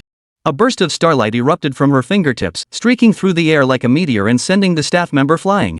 Chu Ye stared coldly at the crowd, his eyes utterly unflinching. A sharp tongue deserves a beating. Now, who still questions my right to be here? Someone, unwilling to accept this, immediately shouted, "Even if that's the case, you can't just go around hurting people." Chu Ye sneered coldly, "So what? If you've got the guts, come and hit me." His words left many present speechless. Luo Chuyen grabbed Chu Ye's wrist and whispered, "Chu Ye, let's ignore him. Most people here can't even get into the 9 academies. They feel inferior around 9 academy students, yet they have this inexplicable arrogance toward outsiders." Chu Ye's lips curled into a mocking smile. "Seems about right." He then swiped his student card at the registration machine and entered the Soul Steel Forest training grounds, with Luo Chuyen following closely behind. Within the Soul Monument Forest training ground, soul monuments stood densely packed. Each monument bore an engraved name and the deeds of its owner. Each stone monument radiated solemn dignity, as if narrating tales of tragic heroism. As the names passed before his eyes, Chu Ye asked, "Were they all killed in battle?" His voice carried a weight of solemnity, his gaze reflecting a hint of reverence. Luo Chuyen nodded, her eyes filled with admiration. Her fingers gently brushed against a stone monument, as if touching the spirits of the departed. "Yes, they are all heroes who sacrificed themselves to protect this land." Chu Ye and Luo Chuyen walked on, gradually reaching the center of the Soul Monument Forest training ground. The training grounds were fairly crowded, though the central area remained relatively sparse. Noticing the two approaching, someone called out, "Hey, bro, that's the central area. If you want to train, you'd better not go there." Chu Ye frowned in confusion. Why? His voice carried a hint of puzzlement. Sigh, what else could it be? The closer you get to the center, the stronger the figures on the soul steels become. In the very heart of the area, unless a core disciple from the 9 courts comes, who could possibly prevail? Hearing this, Chu Ye grew even more intrigued. If the center is that difficult, then I really must see it for myself. Ignoring the warning, Chu Ye and Luo Qiuyan dashed straight for the central zone.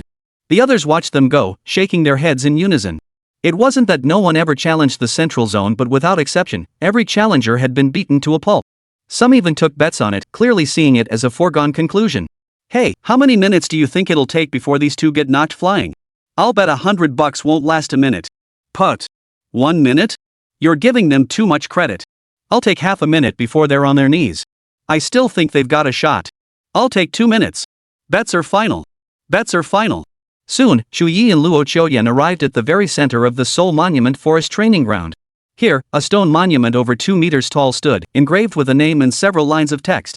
Name, Yan Nangui. Title, Crimson Feather. Occupation, Guardian of the Eternal Flame. Deeds, when the third front of the immortal Great Wall fell, he single-handedly defended the breach torn by abyssal beasts to buy time for his comrades' retreat. Sacrificing his own spine to extract its nerves as fuel, he transformed the entire fortress into a molten inferno, perishing alongside 100,000 abyssal fiends. Epitaph, shattered bones became beacons, forging the 9 abysses. Spine transformed into crimson feather, severing the boundless sea.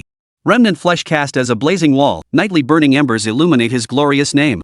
Reading these lines, Chu Ye felt a sharp pang of pain pierce his heart. The script was cold and stark, yet the emotion it contained was intense and profound. Chu Ye could even read the anguish and resolve within that unwavering determination to sacrifice everything for his comrades.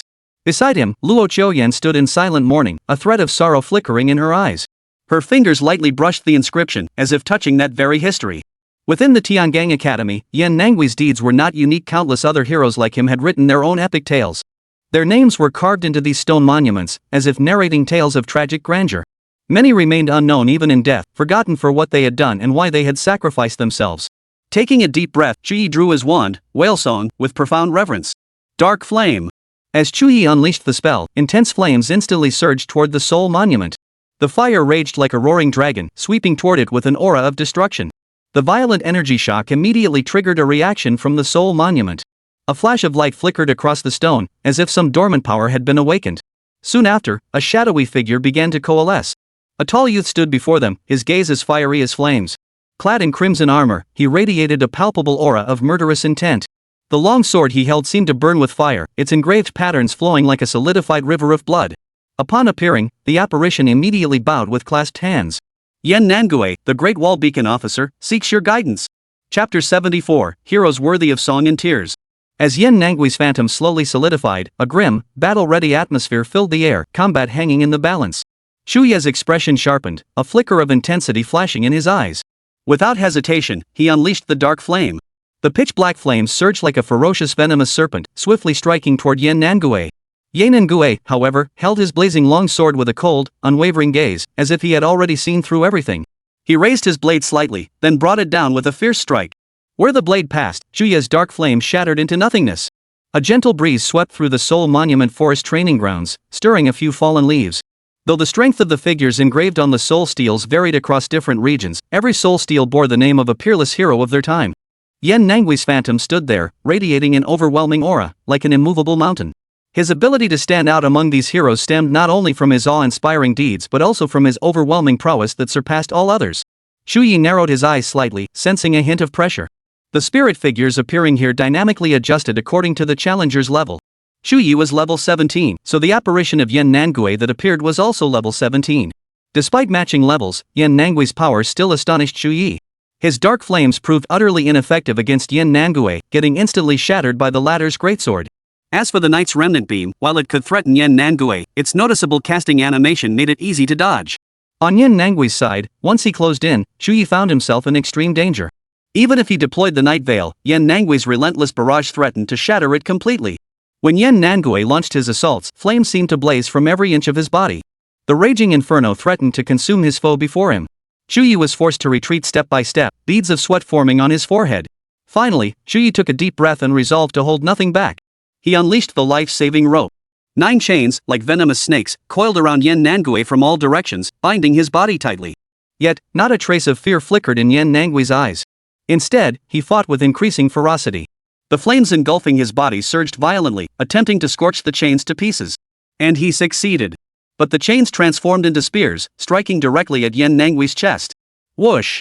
Spears pierced through Yan Nangui's body, yet he didn't stop. His pierced form burst into flames and began to slowly regenerate. This level of power astonished Chu Ye beyond measure. At this moment, Yan Nangui's power seemed to be catching up to Nie Huang at full strength. He attacked with frenzied ferocity, treating Chu Ye as if he were a demon from the abyss. Each strike carried boundless killing intent, flames sweeping toward Chu Ye as if intent on consuming him. Finally, with no other choice, Chu Ye resolved to give his all. He activated his dark realm, instantly shrouding the entire training ground in darkness. The power of darkness surged toward Yan Nangui like a tidal wave, finally defeating him. Then, a cold, mechanical voice echoed throughout the area. Successful defeat of Yan Nangui. You have earned an S-rank evaluation. Please enter your name. As Yan Nangui's phantom faded away, a light screen appeared before Chu Ye. Chu Ye caught his breath, paused briefly, then traced his name onto the screen with his fingertip. After leaving his name, a line of numbers appeared on the screen, 78 people. To date, only over 70 individuals had ever defeated him. Chu Ye gazed solemnly in the direction where the phantom had vanished. Such heroes, who should have been renowned throughout the land, ultimately perished at the immortal Great Wall. He walked slowly to the tombstone and bowed deeply. As descendants, no amount of reverence could ever be excessive. Meanwhile, the people around them witnessed this scene in frozen place. Their eyes brimmed with disbelief, some even rubbed their eyes, doubting their own perceptions. Who is this guy? He actually beat Yan Nangui. Holy, am I dreaming? Pinching my thigh, hey, it doesn't hurt? Of course not. You're pinching my thigh, of course it doesn't hurt. Pay up. Pay up. Ha! I was the only one who bet he'd win. You guys are blind as bats. Hand over the cash now. Within Xinxia Academy, though all sorts of people exist, strength reigns supreme. After Chu Ye's victory, the attitudes of those around him shifted noticeably.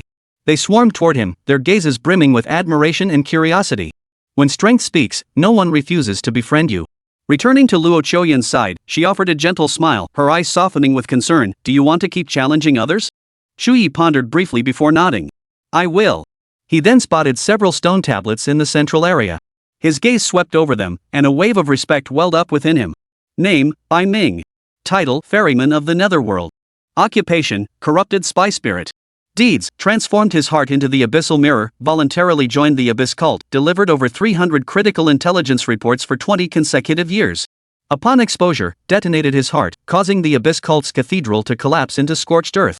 Inscription, burning body, shattering mirror, plunging into the 9 meridians perish together, dispelling demonic smoke. 10,000 eyes of the abyss peer into the way of heaven. A solitary soul still guards the abyss of the 3 realms. Name, Jiang Hanyu. Title, Frostweeper. Occupation, Frost Demon Suppressor. Deeds, sacrificed her own blood to freeze the weeping blood river ridden with spreading black rot for 7 days and nights. Built an ice blood great wall, halting the invasion of 100,000 abyssal demons crossing the river. Inscription, black frost congealed blood, halting the river's flow. 10,000 ghosts sealed in bones, weeping on the boat of sorrow. Her body became an ice city, standing for 1,000 years. The cold blade still shines in the eyes of the sentinel.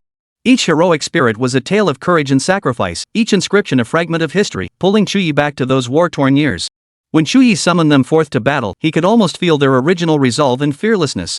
Had they not perished, they would surely have become renowned figures in their own right today. Indeed, the great Xia might even have claimed several more war gods. As Chu Ye fought, the crowd of onlookers grew larger and larger. They were drawn by Chu Ye's formidable power, their eyes filled with awe and admiration. Among them were those who had been wounded by his dark flames earlier. Witnessing his overwhelming power now, they were finally convinced, their grievances completely silenced. Luo Qiuyan watched quietly from the sidelines, her gaze never leaving Chu Ye's figure. Watching his heroic combat stance, a peculiar gleam shone in her eyes. A faint, almost imperceptible smile curved her lips. Chu Ye fought from morning until afternoon, challenging every stone tablet in the central area. Only after inscribing his name upon them all did he cease. Phew! The relentless succession of battles left Chu Ye slightly out of breath. Luo Qiuyan stepped forward, took out a clean handkerchief, and gently wiped the sweat from Chu Ye's face. She asked softly, "Want to keep challenging?" Chu Ye smiled, his eyes holding a trace of fatigue but more so a sense of fulfillment. No need. Let's call it a day. Afterward, the two walked side by side out of the Soul Monument Forest training grounds. By the time they emerged, evening had fallen. The sunset sky blazed like a burning flame, painting the entire expanse orange-red. Chu Ye and Luo Qiuyan shared a meal together. After dinner, they parted ways. Back in the dormitory, Chu Ye had barely sat down when he suddenly received a message from Elena. The dean wishes to see you. Come with me to the dean's office tomorrow. Chapter 75, Treating the Patient with Bone-Eating Disease. The next morning, sunlight filtered through thin clouds, casting warm rays upon the ground. A hint of coolness lingered in the air. As Chu Ye stepped out of the dormitory, he immediately spotted Elena. Her expression remained serene as ever, long golden strands of hair gently swaying in the breeze, her eyes as calm as a lake.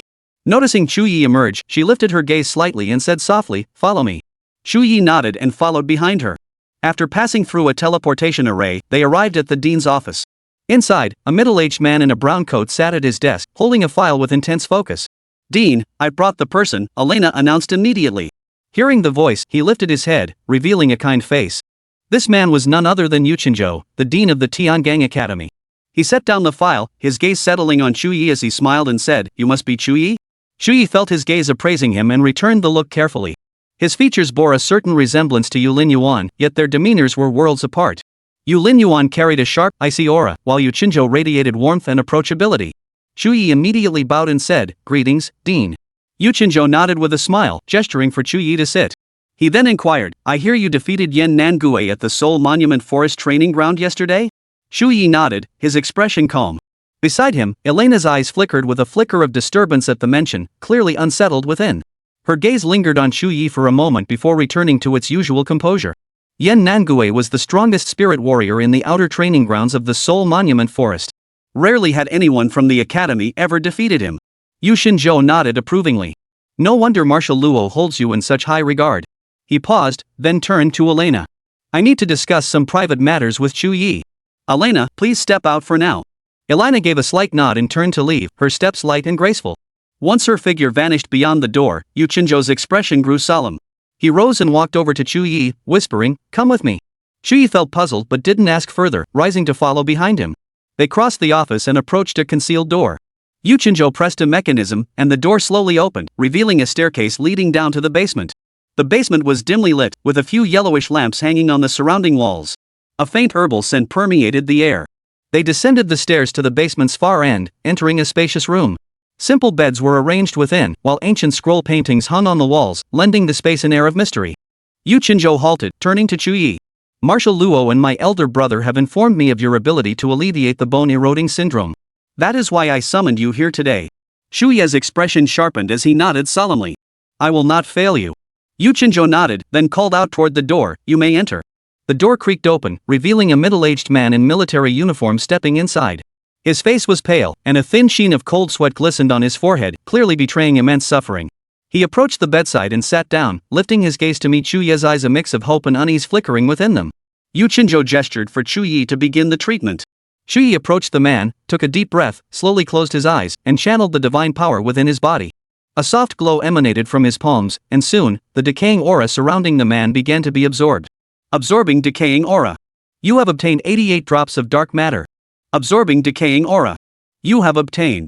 As time passed, a faint flush returned to the man's complexion, and his breathing steadied considerably. A flicker of surprise crossed his eyes. He clearly sensed the changes within his body. After about 15 minutes, Chu Ye's mind received a notification from his divine essence. The absorption of decay had reached its limit. He released his grip and stated, "This is as far as I can go." Yuchinjo nodded. The middle-aged man had already risen to his feet, the shock in his eyes impossible to conceal. Taking a deep breath, he suddenly bowed deeply to Chu Ye, his voice trembling slightly. "Young friend, thank you for healing me. From this day forward, you are my savior, He Jingshin. Should you ever need anything, I would walk through fire and water for you." Chu Ye hurried forward to help him up, shaking his head. "There's no need for such formalities. I only did what I should have done." Yuchinjo cautioned, "He Jingshin, this matter must never be revealed. Otherwise, Chu Ye will face countless assassination attempts. Do you understand?" He Jingshin's expression sharpened as he nodded firmly. "Dean Yu, rest assured. I will guard this secret to my death. Not a single word will escape my lips." The ability to alleviate bone-corroding disease. If this matter were to spread, Chu Ye would become a target for everyone. Yuchinjo nodded, signaling him to depart. He Jingshin bowed once more to Chu Ye before turning to leave, his steps now much steadier than when he had arrived. After he departed, Yuchinjo turned to Chu Ye and said, "From now on, whenever you have time, I hope you can come by in the evenings. There are many patients suffering from the bone-corroding disease. Each of these retired soldiers endures profound torment." Chu Ye took a deep breath, his gaze firm as he nodded. "I will." Yu Qinzhou smiled with satisfaction, patted his shoulder, and said, "You've done well. These soldiers have earned countless military merits for the Great Xia Empire. Now that you can ease their suffering, it is also a virtuous deed." After the treatment concluded, the two left the basement and returned to the office. Just as Chu Ye was about to take his leave, Yu Qinzhou suddenly called out to him, "Don't leave yet. Besides what just happened, there's something else I need to discuss with you." Chu Ye halted and turned to ask, "What is it?" Yu Qinzhou pondered for a moment before saying, "Your abilities far surpass those of the average entrant. Since the opening ceremony hasn't begun yet, I intend to have you participate in a trial during this period. However, I cannot disclose the specifics just yet. I must wait for your consent to proceed." Without hesitation, Chu Ye nodded firmly. "Dean, I accept the trial." A trial deemed important enough for Dean Yu Qinzhou to personally announce was undoubtedly significant. Chu Ye would never refuse such a request. Seeing Chu Ye's agreement, Yu Qinzhou's eyes flashed with approval. "Very well." Chu Ye inquired, "Dean, what is the nature of this trial? When will it take place?" Yu Qinzhou replied, "The specific time is this evening. 5 individuals will participate in this trial. This afternoon, I will notify you and the other participants to assemble. At that time, I will inform you of the trial's details." Chapter 76, Meeting Emotion Again. A mouth that talks too much pays the price. As the afternoon approached, Chu Ye was about to head out. Just then, a knock sounded at the door. Chu Ye frowned slightly. Opening the door, he saw Luo Qiuyan standing there. Surprised, Chu Ye's eyes flickered with confusion. "Qiuyan?" Luo Qiuyan offered a faint smile. "It's time for the trial. Let's go." Chu Ye froze for a moment. "The trial?" Luo Qiuyan shot him a look. "The trial this afternoon, of course. Didn't the dean tell you?" Only then did Chu Ye confirm, "You're going too?" "Of course." This came as a pleasant surprise to Chu Ye. He hadn't expected Luo Qiuyan to be joining the trial as well. Without delay, the two set off for the academy. Within the academy, the setting sun's afterglow spilled across the stone paths, casting long shadows. At the entrance to a gate deep within the academy grounds, Chu Ye spotted Elena.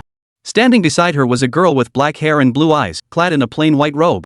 Her complexion was pale, as if she had just recovered from a serious illness, reminding Chu Ye of He Zhengxin earlier that morning. Upon arrival, Luo Qiuyan addressed Elena, "We're here." Elena nodded, her gaze sweeping over the group as she spoke calmly, "One person is still missing." "Wait a moment. Once everyone is present, I will introduce them together and explain the trial's requirements." Chu Ye's gaze fixed on Elena, a flicker of confusion stirring within him. He couldn't help but ask, his tone tinged with caution, "Are you leading this trial?" Elena nodded, her tone as unruffled as ever, as if stating the most ordinary fact, "Because this trial is quite dangerous, a second-year student is needed to lead. The dean approached me." Hearing this, Chu Ye said nothing more, shifting his gaze to the distance as he waited quietly. After waiting for about a minute, a cold, mocking voice drifted from the distance, tinged with contempt, "Heh, you're all here early. Waiting for me?" Recognizing the vaguely familiar tone, Chu Ye and Luo Qiuyan instantly furrowed their brows, their expressions turning icy. They whipped their heads around, their gazes sharp as knives, fixing intently on the source of the voice. A youth with fair skin and slanted eyes and brows approached at a leisurely pace. He wore a black-based, silver-patterned cross-collared robe, its collar and cuffs discreetly embroidered with the Divine Mechanics Academy's signature 1000 machinery gear totem. Several silver fragments floated around his wrists, emitting a faint glow. A cold smile played at the corners of his mouth, his gaze dark and menacing, tinged with a hint of provocation. Mo Xian? Neither Chu Ye nor Luo Qiuyan had anticipated that the final participant in this trial would be him. A wave of intense loathing surged within them both. Mo Xian approached slowly, his gaze sweeping back and forth between Chu Ye and Luo Qiuyan. Then, his voice dripping with venom and mockery, he spoke, well, looks like the noble children of the martial are finally getting involved with lowly commoners. Chu Ye, you piece of, looks like you're finally going to get a taste of the good life." At these words, Chu Ye and Luo Qiuyan's expressions darkened instantly, a flash of anger darting through their eyes. Without another word, he swiftly drew the magic wand whale song from his robe. The wand glowed with an eerie blue light in his hand, its tip pointing directly at Mo Xian. Spell cast, Dark Flame. The wand erupted in a blinding burst of flame, the fiery serpent hurtling toward Mo Xian with scorching heat. Mo Xian's face paled at the sight, panic flickering in his eyes. His wrist flickered, and the silver-white fragment in his hand instantly transformed into a shield, radiating an intense glow as he attempted to block Chu Ye's attack. Yet, the energy unleashed by Chu Ye's dark flame, fueled by his fury, was terrifying beyond measure. The moment Mo Xian's shield materialized, it was instantly torn apart by the flames. The immense impact force sent Mo Xian reeling backward several steps, nearly knocking him to the ground. After the flames dissipated, Mo Xian's silver-white shield shattered into countless fragments, returning to his wrist. His arm trembled slightly, his face ashen. A flicker of pain and rage crossed his eyes as his voice grew cold and venomous. "Are you looking to die? Chu Ye stared at him coldly, his wand still firmly pointed at Mo Xian. A sharp tongue demands its price. A murderous intent flashed in Mo Xian's eyes. The fragments on his wrist began to glow again, as if preparing for a new attack. But at that moment, Elena's voice rang out coldly, Mo Xian, stop this at once. If you refuse to participate in the trial, I will request the dean to assign a replacement. Mo Xian narrowed his eyes at Elena's words, a dangerous gleam flashing in his gaze. We're both from the Divine Mechanics Academy. You're helping him instead of me? Elena met Mo Xian's gaze directly. I can tell who the unstable factor is. Don't try to wriggle out of this. These words instantly turned Mo Xian's face ashen. Yet he clearly dared not confront Elena directly. After all, she was not only a first-year student but also held considerable authority within the Divine Mechanics Academy. Thus, Mo Xian could only grit his teeth, let out a cold snort, and refrain from further outbursts. Seeing this, Elena's expression returned to calm, as if the incident had never occurred. She scanned the room, her gaze sweeping across each face. We're about to embark on a trial together. Before that, it's essential we get to know one another. So, starting with me, let's each introduce ourselves. I'll go first. Name, Elena Ross. Occupation, Legendary Tier Mechanism Spirit Calculator, Level 28, Support-Oriented. Capable of analyzing targets in real time to calculate precise attributes, weaknesses, and countermeasures. Combat methods include deploying mechanical formations for area coverage and summoning combat robots. Her gaze swept across the group before settling on Mo Xian, signaling him to continue. Mo Xian snorted coldly before speaking slowly. Name, Mo Xian. Occupation, Legendary Tier 1000 Machinery Commander, Level 17. His words were terse and hard, seemingly unwilling to elaborate further. He didn't even mention his specialties or combat style, not even bothering to bring them up. After Mo Xian, Chu Ye spoke up. Name, Chu Ye. Level 17. Occupation, Low-Tier Mage. Primary skill is Dark Flame, the ability I just unleashed. It packs decent damage, allowing me to handle primary damage output in combat. The moment he finished speaking, the silent girl in the plain white robe suddenly let out a soft gasp, a flicker of surprise in her eyes. You're Chu Ye? Her voice was soft, yet it rang out clearly in the stillness. Chu Ye froze slightly, turning to look at her with a hint of confusion. You know me? Chapter 77, Trial Mission, Disrupt the Church's Blood Sacrifice. The girl replied softly, I've seen your name many times in the national exams. Among the top 10 candidates, you're the only one who's a low-tier mage. Hearing this, Chu Ye was genuinely surprised, a flicker of astonishment crossing his eyes. It seemed his performance in the national exam had earned him some recognition. Chu Ye smiled. Well then, let's work together during the trial later and aim for a perfect evaluation. The girl lowered her gaze, her eyes clouded with gloom and resignation. Her voice was barely above a whisper. I hope so. But this world rarely grants one's wishes. At that moment, Elena interjected, enough chatting. Let's start with introductions. Hearing this, the girl pressed her lips together lightly before lifting her head. Her gaze remained impassive as she began her introduction. My name is Su Li. I'm a legendary tier life priestess, level 17. My primary roles are healing and purification. My only combat ability is to corrode enemies, causing their health to steadily decline. If this trial demands high combat prowess, well, you're on your own. Su Li's tone carried a hint of pessimism, mirroring her pale complexion, as if she held no anticipation for the trial ahead. After she finished, Luo Qiuyan spoke up, her voice cool and sharp, her gaze carrying a hint of intensity. Name, Luo Qiuyan. Profession, Legendary Star Mage. Level, 17. Capable of marking hidden enemies, locating concealed areas or secret passages through stellar magic, striking targets with meteor summons, and wielding wide-area destructive spells. Can serve as primary damage dealer. After the 5 introductions concluded, a middle-aged man in the Academy's work uniform approached. The teleportation array is ready. You may depart. Elena nodded slightly, her gaze sweeping over the group. Let's go. We'll discuss the trial details en route. The group followed the Academy staff to a massive teleportation array. Its runes flickered with faint blue light, seeming to contain boundless power. As the staff activated the array, the group vanished instantly. The surrounding air warped slightly, as if torn open by an invisible force. This teleportation journey was not brief. They lingered within the array's space for roughly half an hour, hearing only the howling static in their ears while gazing into a chaotic void, as if immersed in endless darkness. Only when a faint tremor rippled beneath their feet did they finally reach their destination. They found themselves in the wilderness. No paths were visible nearby. Weeds grew thickly around them, trees were sparse, and the air carried a damp, earthy scent. Only a hidden, recently constructed teleportation array emitted a faint glow, seeming to be their sole anchor. Not far away, thick black smoke billowed upward, mingled with the faint scent of scorched earth. The outline of a small town could be discerned, its few dilapidated buildings visible through the haze, an eerie sight of desolation. Chu Ye frowned, his gaze heavy as he asked, where is this place? What is our trial task? Only then did Elena finally speak of the trial mission. According to the latest intelligence from the Xuanji Academy, a small group of Abyss cult members had secretly infiltrated the Great Xia Kingdom. They had slaughtered several villages and towns along the border, capturing all the residents. Tonight is the night of the full moon, when members of this faction of the Abyssal cult plan to perform a blood sacrifice with the captives they've taken. Our trial mission is to disrupt the cult's blood sacrifice ritual. If possible, we should eliminate all their personnel and destroy the church as well. Upon hearing this news, Chu Ye's expression darkened considerably, a cold glint of murderous intent flashing in his eyes. Luo Qiuyan's eyes also flashed with intense murderous intent. The Abyss cult. The mere utterance of these words stirred a collective fury within countless souls, as if touching the deepest wellspring of hatred and rage within their hearts. Elena's gaze shifted toward the distant town billowing with black smoke. That was the stronghold of the Abyss cult. They had built a church there, and the blood sacrifice ritual was about to commence within its walls. By now, dusk had fallen. The sun had completely set, and night gradually enveloped the land.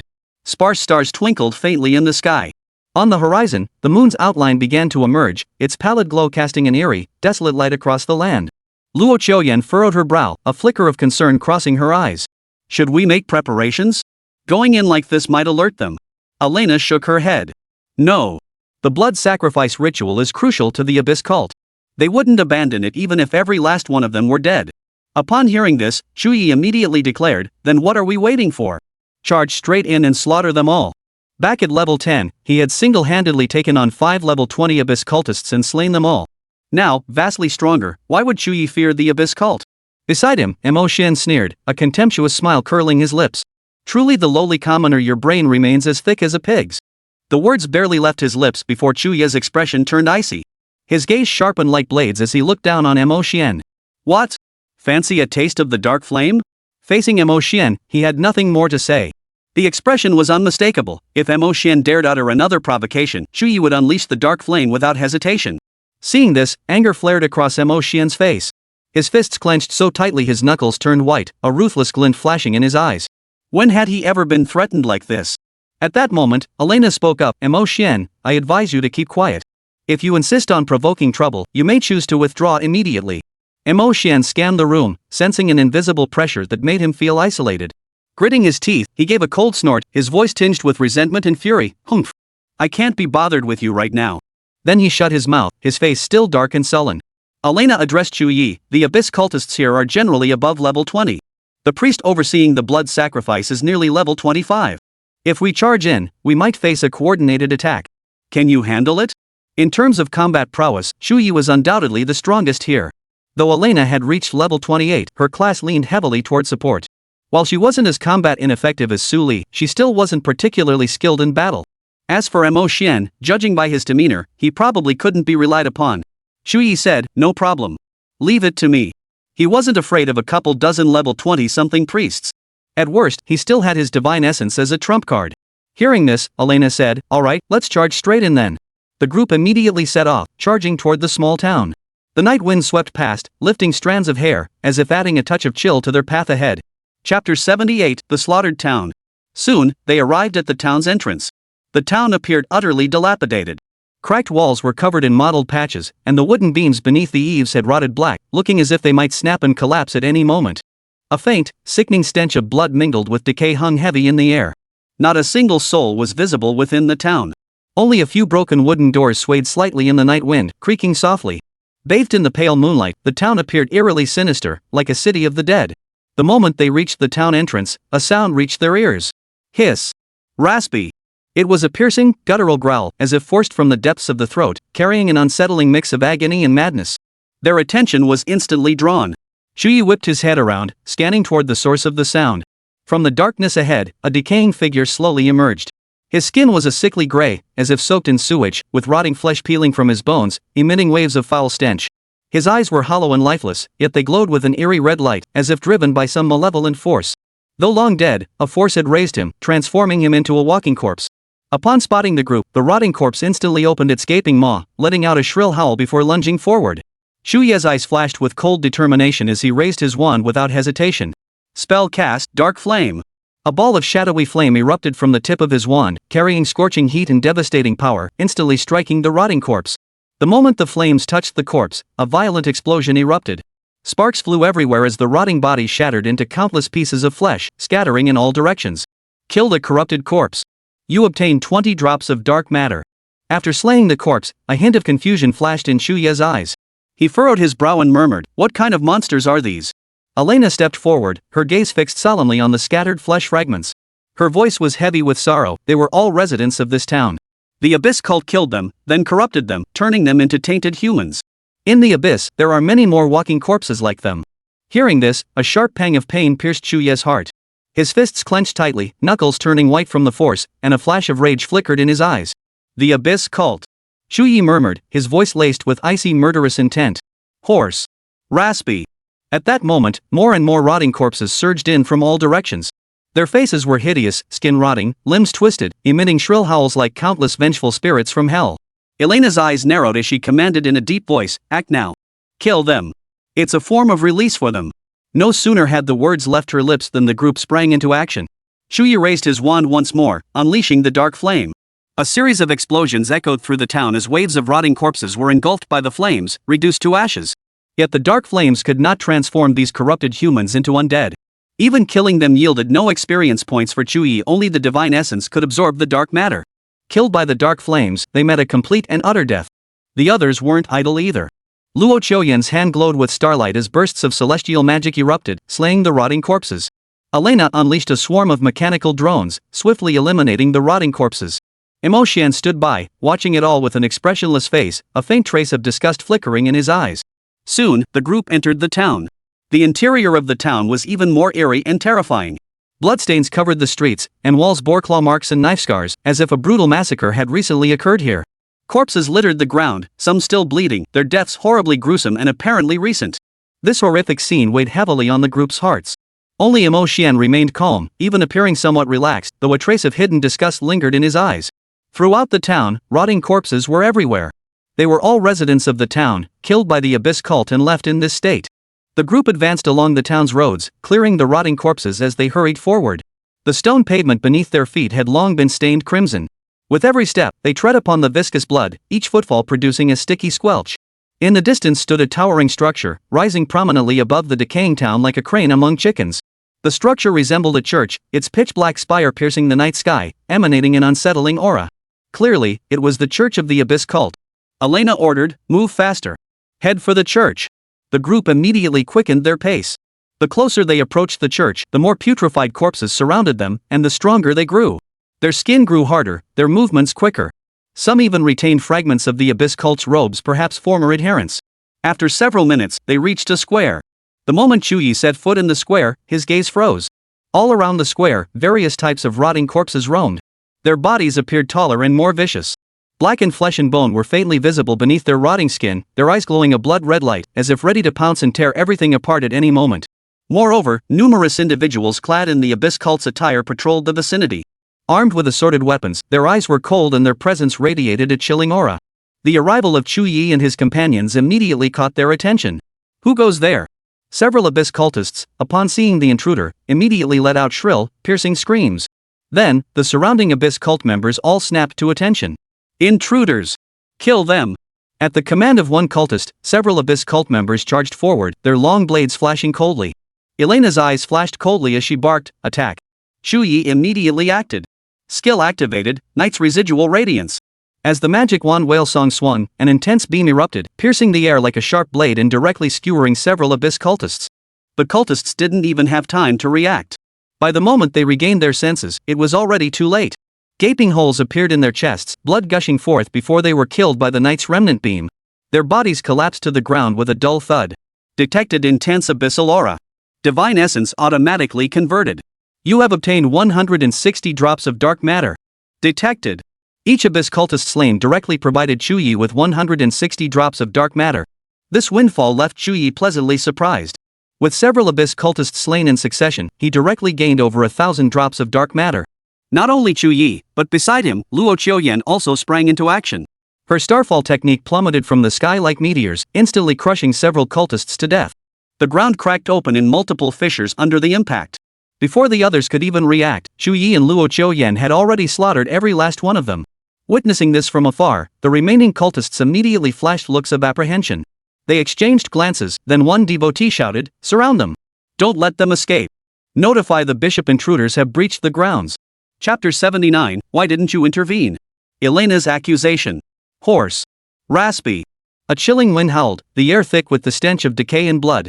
At that moment, hordes of rotting corpses surged in from all directions. Their numbers were staggering, at least 100 or two could be seen. Their skin was blackened and rotting, hollow eye sockets flickering with faint, eerie green light. Viscous fluid dripped from their mouths as they emitted low, bone-chilling growls. Under the cultists' commands, the corpses gradually encircled the group, forming an impenetrable ring. Their footsteps were heavy and slow, yet carried an oppressive weight that felt suffocating.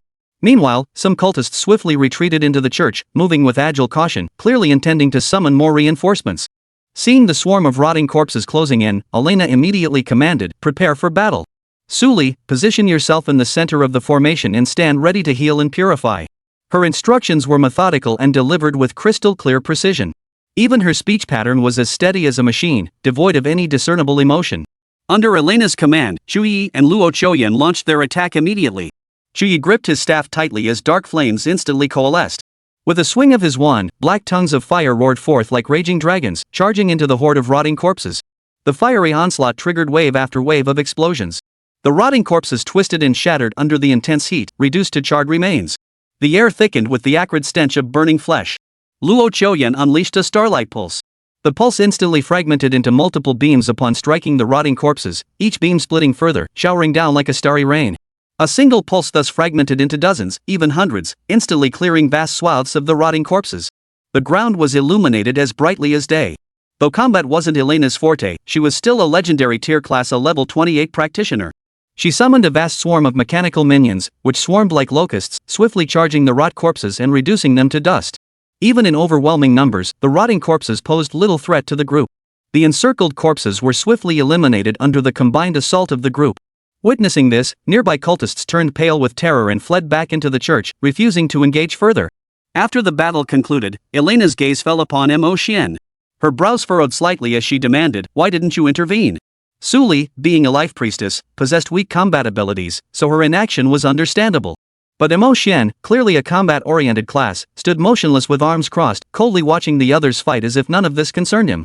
Hearing Elena's accusation, Mo Xian let out a cold laugh, a mocking curve forming at the corners of his mouth. "Since you were capable of handling it yourselves, why should I have intervened?" These words caused Elena's brow to furrow slightly. Just as she was about to speak further, a heavy rumbling suddenly erupted from the church doors, startling everyone. They whipped their heads around to see several cultists of the abyssal cult approaching. They wielded bizarre blood-red blades, their blades glowing with a crimson light, seemingly still dripping with fresh blood. Their faces were concealed beneath enormous hoods, leaving only pairs of crimson eyes, visible eyes that glowed with a savage, beast-like intensity. Daring to invade the church? Humans, you truly don't know your place. Killing them will only add more offerings to tonight's blood sacrifice. With that, several cultists swung their blood-stained blades and charged forward with ghostly swiftness. Their movements were lightning fast, the blades tracing crimson arcs through the air. The sheer murderous intent radiating from them was suffocating. Seeing this, the group had no choice but to plunge back into battle. Knight's Remnant Beam. Chu Ye roared, swinging his staff to unleash a jet of pitch-black light. It shot forth like an arrow, piercing straight toward a cultist's chest. Yet the cultist's speed was astonishingly swift. The instant residual night beam was unleashed, he sensed the danger and dodged sideways with serpentine agility, evading the strike entirely. This scene startled Chu Ye. Nevertheless, the residual night beam's explosive power was immense. Though the cultist evaded the direct hit, the residual shockwave still struck him, instantly tearing a deep, bone-exposing wound across his body. Blood gushed forth. The cultist let out an agonized howl, his face contorting with twisted, venomous hatred. "Human, you're courting death? Attack together." Several cultists charged forward, their blood-stained blades swinging wildly as a thick, pungent stench of blood filled the air. Seeing this, Luo Choyan and Elena prepared to intervene, but Chu Ye struck first. Skill activated, Dark Flame. 2 waves of pitch-black flame surged forth like tidal waves, bearing down on the wounded cultist. Both skills, along with the preceding residual night beam, struck the same abyss cultist. A violent explosion erupted instantly, flames shooting skyward as the cultist's body was scorched black by the intense heat, emitting piercing screams. Simultaneously, landing 3 skills allowed Chu Ye to unlock the first movement of the magic wand's whale song, Tidal Surge. He immediately unleashed the tidal vortex. A pitch-black whirlpool rapidly formed in the air, sucking several cultists together like a giant maw. The sight left the cultists utterly stunned, their eyes filled with terror. What was happening? When had this vortex appeared? Break free. Escape the vortex. Several cultists struggled desperately, but the vortex's pull was overwhelmingly powerful, they couldn't escape. Chu Ye, however, remained unhurried as he continued unleashing his skills, promptly activating the second movement, Abyssal Rift. Countless black seals appeared on the followers' bodies, binding them like chains. The cultists immediately felt intense agony, their bodies convulsing uncontrollably as waves of agonized cries rose and fell. They struggled relentlessly, desperate to break free from the vortex, but escape was impossible. Chu Ye then activated the third movement, Whale's Fall. Boom! The spectral form of the world-devouring demon whale's skull coalesced in midair, unleashing a devastating strike in an instant. The overwhelming pressure from this strike was suffocating. Several cultists couldn't withstand it at all. Their bodies shattered instantly under the world-devouring demon whale's impact, turning into a cloud of blood mist that dissipated into the air. Absorbing Abyssal Essence, you have gained 200 drops of dark matter. Absorbing Abyssal Essence. These Abyss cultists yielded a substantial amount of dark matter, a full 200 drops. This came as a pleasant surprise to Chu Ye. Alright, that's settled. Chu Ye turned back and addressed the others. Elena nodded, her gaze fixed on the depths of the church. Let's hurry inside. Stay alert, the real challenge lies within the church itself. The group nodded in unison and immediately headed toward the church entrance. Among them, Mo Xian's expression gradually darkened. His gaze grew as cold and venomous as a snake's, the corners of his eyes twitching slightly, as if brewing something. His fingers unconsciously stroked the weapon at his waist, a barely perceptible cold smile flickering at the corner of his mouth. Chapter 80, Beyond Tolerance, Expel Mo Xian. Inside the church, the light was dim and oppressive. After passing through the entrance, they proceeded down a deep, narrow corridor. Candles flickered weakly along the walls, their flames swaying as if gently stirred by a breeze, or perhaps by the subtle breath of invisible spirits. The flickering light cast elongated shadows on the walls, as if countless pairs of eyes were watching them from the darkness. A musty stench permeated the air, as if this church had lain dormant for far too long, its every stone brick etched with the deep scars of time. Creak! Suddenly, a heavy metallic clang echoed behind them. Boom! The church doors slammed shut with a deafening crash, sealing the group completely within this enclosed space. Chu Ye and the others instantly grew solemn. The air seemed to freeze in that moment, even their breaths becoming unnaturally audible. Ha! Ha! A strange laughter echoed from all directions, like a low growl crawling up from the depths of the earth, or a mocking sneer falling from the ceiling. The sound was chilling and malevolent, sending shivers down their spines. Their nerves instantly tightened as their eyes darted around the room, alert to any potential threat. Chu Ye's brow furrowed slightly, a cold gleam flashing in his eyes as he instantly realized, it's the invisible monster, Xiaoyan. At his shout, Luo Xiaoyan sprang into action without hesitation. Her slender fingers gripped the wand, its crystal tip glimmering faintly. A cascade of starlight then flowed from the wand, enveloping her body like a gentle stream. Her eyes gradually transformed into deep purple irises within the starlight, while her silver hair swayed gently in the air, as if stirred by an invisible breeze. Starlight, illuminate my path. Her voice was long and ethereal, as if carried from the distant heavens. As she chanted, streaks of starlight appeared in the sky, like shooting stars tracing elegant arcs across the night. Those starlights gradually coalesced into bright points of light, suspended in the air, illuminating every corner of the surroundings. A flash of cool determination flickered in Luo Qiuyan's eyes. All the hidden monsters around us have been marked. Sure enough, under the starlight's influence, over a dozen magical markings gradually revealed themselves, leaving the hidden monsters nowhere to hide. Chu Ye snorted coldly, raised his hand, and swept it forward. Waves of dark flames erupted from his palm, spreading like black fire serpents, swiftly converging on the marked monsters. The dark flames blazed with blinding intensity, radiating powerful energy fluctuations that seemed to instantly raise the air's temperature. Before the monsters could react, they were engulfed by the dark flames, letting out piercing screams before disintegrating into ash. You killed a level 23 Shadow Eater, gaining 680 EXP. Darkness Origin activated. You obtained 60 drops of dark matter. The eruption of the dark flame completely purged the surrounding shadow corruptors. Their corpses emerged from invisibility, lying sprawled on the ground, emitting a thick, putrid stench. These creatures bore an utterly bizarre appearance. Their forelimbs resembled razor-sharp chisels, while their bodies were covered in slender legs like spiders, enabling swift movement across walls. Their form was both eerie and chilling. Creak! With the Shadow Eaters vanquished, the gate swung open, allowing a faint glimmer of light to pierce the gloom of the church. Elena said, "Let's keep moving." At that moment, some of the Shadow Eaters' corpses began to slowly rise, creeping step by step toward Chu Ye. Seeing this, Elena frowned slightly. Believing these Shadow Eaters were not completely dead, she prepared to eliminate them. But Chu Ye raised his hand to stop her. "Don't touch them. I've already converted them into undead." "Undead? You possess such power?" A hint of surprise tinged Elena's voice, a flicker of emotion finally stirring in her usually serene eyes. Su Li remained silent. Since joining the group, she had barely uttered a word. Luo Chuyen, already aware of this, remained composed. Beside them, Mo Xian couldn't suppress a look of disgust, his voice dripping with scornful coldness. Only lowly commoners would associate with such foul creatures, wouldn't they? The moment his words fell, Chu Ye's gaze instantly turned icy. He raised his hand, pointing directly at Mo Xian, his voice icy. Shadow Eaters, attack. At his command, the Shadow Eaters, now transformed into undead, swiftly changed course and charged toward Mo Xian. Their movements were stiff, yet their speed showed no sign of slowing. In the blink of an eye, they closed in on Mo Xian. Mo Xian's expression changed drastically, a flicker of panic flashing in his eyes. He instantly raised his hand, and the mechanical fragments in his palm rapidly coalesced into a sharp, long blade. He swung it at the shadow corruptors, the blade slicing through the air with a piercing whistling sound, cleaving them into pieces. Yet, a mocking smile played on Chu Ye's lips as he watched the scene unfold in silence. The next moment, a blinding light erupted from the shadow-corroded being Mo Xian had cleaved in two. It was the rapid convergence of immense energy. Mo Xian's expression changed drastically in an instant. Boom! A violent explosion erupted, the Shadow Eater's body shattering in an instant. The immense shockwave sent Mo Xian flying backward. His body slammed heavily into the church wall with a dull thud before slowly sliding to the floor, blood trickling from the corner of his mouth. Mo Xian scrambled to his feet, disheveled and battered, his eyes blazing with fury so intense it seemed almost tangible. Chu Ye remained utterly unconcerned. I warned you before, there's a price to pay for your sharp tongue. Mo Xian could no longer contain his rage. Chu Ye, I'll kill you. He roared, and the mechanical fragments in his hands rapidly expanded, transforming into a full bodysuit of armor that completely enveloped him. The armor emitted an inky glow, with a cannon barrel and a long blade extending from his hands. Empowered by the armor, his form grew towering like a giant, radiating an overwhelming presence. Elena's brows furrowed as she issued a stern warning, Mo Xian, stop. However, Mo Xian was utterly consumed by rage, deaf to any words of reason. He raised the cannon barrel abruptly, aiming it directly at Elena. A potent energy coalesced within the barrel, filling the air with a palpable sense of danger. Boom! The projectile shot toward Elena like a bolt of lightning, its sheer power heating the surrounding air to scorching levels, as if it would incinerate everything in its path. A cold gleam flashed in Elena's eyes. She raised her hand lightly, and the phantom of a pocket watch suddenly appeared before her. Immediately after, a massive clock phantom materialized behind her. Stop! Her voice was cold and commanding. The cannonball, mere inches from striking Elena, froze mid-air for an instant, as if time itself had suspended in that moment.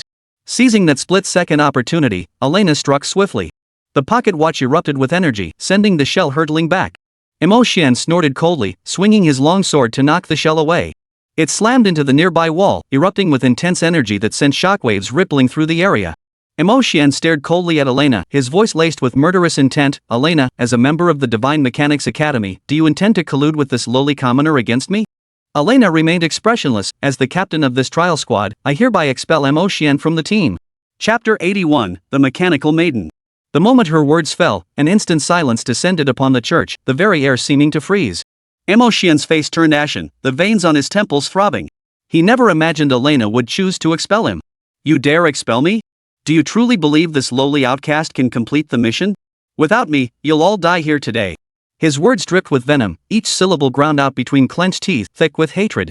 Elena remained expressionless, as if Mo Xian's furious outburst were merely a gentle breeze brushing past her ear. This has nothing to do with you. You've already been expelled. Mo Xian's lips twitched slightly, but he finally burst into a bitter laugh. Fine. Let's see what you can do without me. With that, he flung his hand out. His battle armor instantly disintegrated into mechanical fragments, swiftly coalescing back into his palm. Then, he turned and strode away. Mo Xian's departure lifted Luo Chuyen's spirits considerably. The person who needed to leave was finally gone, and this mission should be a bit more peaceful now. Mo Xian had harassed her numerous times before, and the memory still filled her with disgust. Seeing him leave now brought an unexpected sense of relief. Chu Ye glanced at Elena, a faint smile curling his lips. Who would have guessed you have such presence? He harbored no fondness for Mo Xian either, and naturally welcomed his expulsion with open arms. Elena remained utterly unruffled. I will ensure this mission is completed smoothly. I will eliminate any destabilizing factors. Whoever disrupts the mission's progress will be expelled. Her tone remained as flat as ever, tinged with a mechanical coldness. Chu Ye couldn't help but wonder inwardly, was Elena's personality innate? She was different from Luo Chuyen. Luo Chuyen's aloofness stemmed more from the gap in their social standing. Though she didn't look down on commoners, a certain pride ran deep within her, perhaps unconsciously. When encountering those vastly beneath her, she naturally projected an air of utter indifference. Throughout their 3 years at Lancheng High, scarcely anyone had ever spoken to her. But as Chu Ye grew to match and even surpass her, he witnessed her smiles, her care, her tenderness. At her core, she was still a young girl. Aelina, however, was different. The feeling she gave Chu Ye was one of an inherent coldness.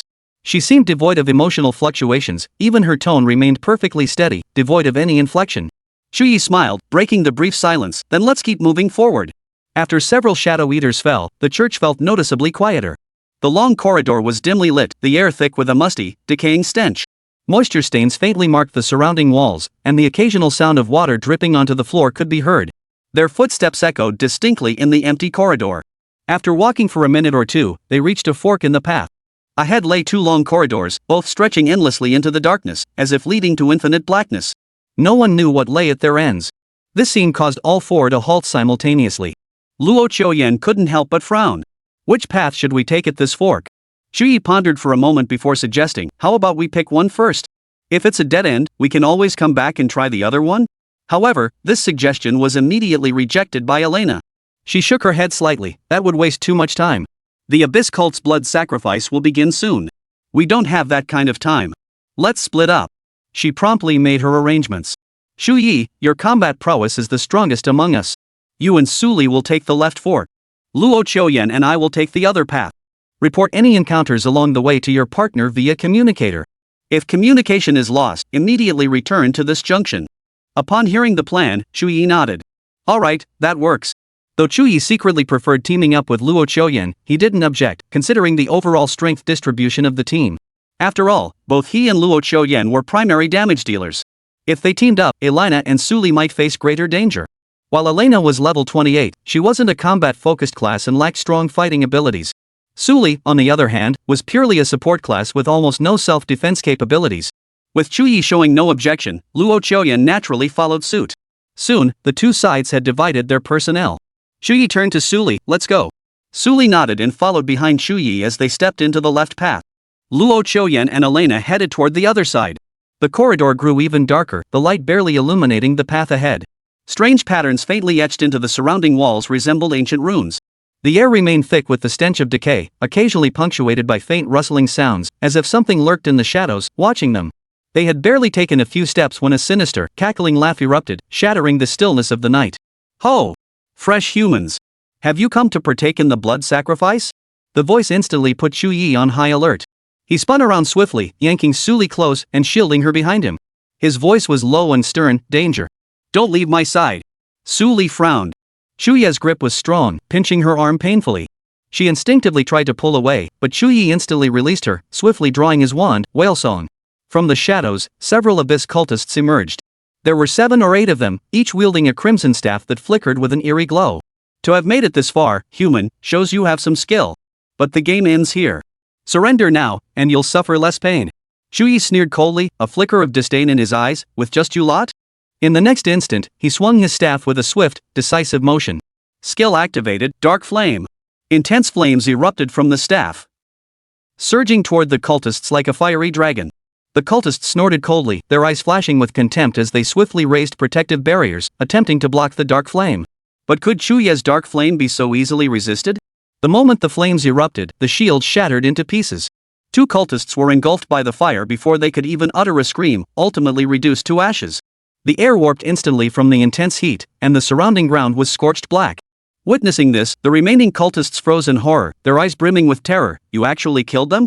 Losing 2 men to a single skill struck fear into the hearts of the remaining cultists. Chu Ye sneered coldly, his gaze as sharp as a blade. Don't worry, your turn is coming soon.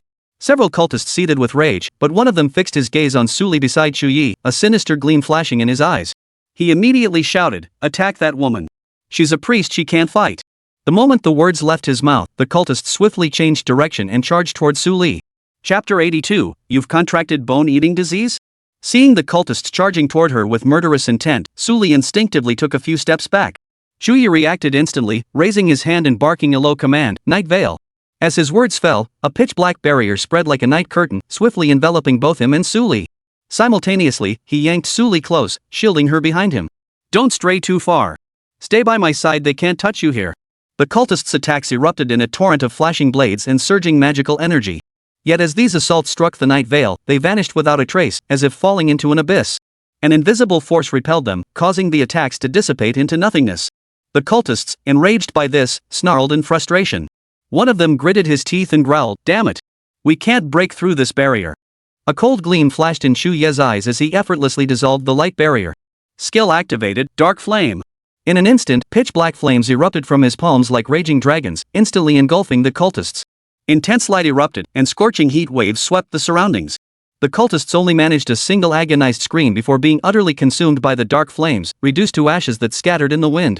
Chu Ye withdrew his hand, his gaze sweeping coldly over the ashes on the ground. "All taken care of," he said flatly. "Let's move on." Su Li nodded slightly and followed closely behind Chu Ye. Along the way, they encountered numerous followers of the Abyss cult. Yet before Chu Ye, these cultists were mere ants, posing no threat whatsoever. With casual skill releases, he effortlessly disposed of each one. Before long, they traversed a dim corridor and arrived at a massive elevated platform. The moment they stepped onto the platform, a deep, eerie chanting filled the air. The sound seemed to echo from the depths of the earth, sending a chill down their spines. Chu Ye's brow furrowed slightly as his gaze darted around the area. Below the platform, a vast plaza came into view. At its center, a tombstone-like monument stood imposing and solemn. Piles of corpses were heaped around it, their blood staining the entire plaza crimson. The air thick with the sickening stench of blood was nauseating. Surrounding the corpse piles, a large circle of Abyss cult followers stood solemnly, murmuring incantations. Above the corpses, a figure clad in a blood-red robe, resembling a bishop, stood elevated.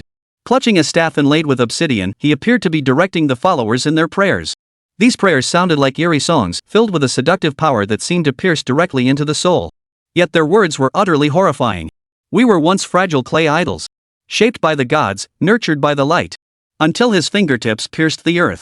Flesh and bone blossomed into thorns. Our pupils flowed into asphalt. In the paradise of the sea of decay. Shedding the skin of our human form. Trading life for downpours. Mortgaging humanity for the hurricane. Mother, accept this living sacrifice. That in your embrace. Reserve for me a single inch of eternal decay." This scene left Chu Ye utterly astonished. Without a doubt, this was the site of the Abyss cult's blood sacrifice ritual. Beside him, Su Li seemed to witness something dreadful. Her pupils contracted violently, and her face instantly turned as pale as paper.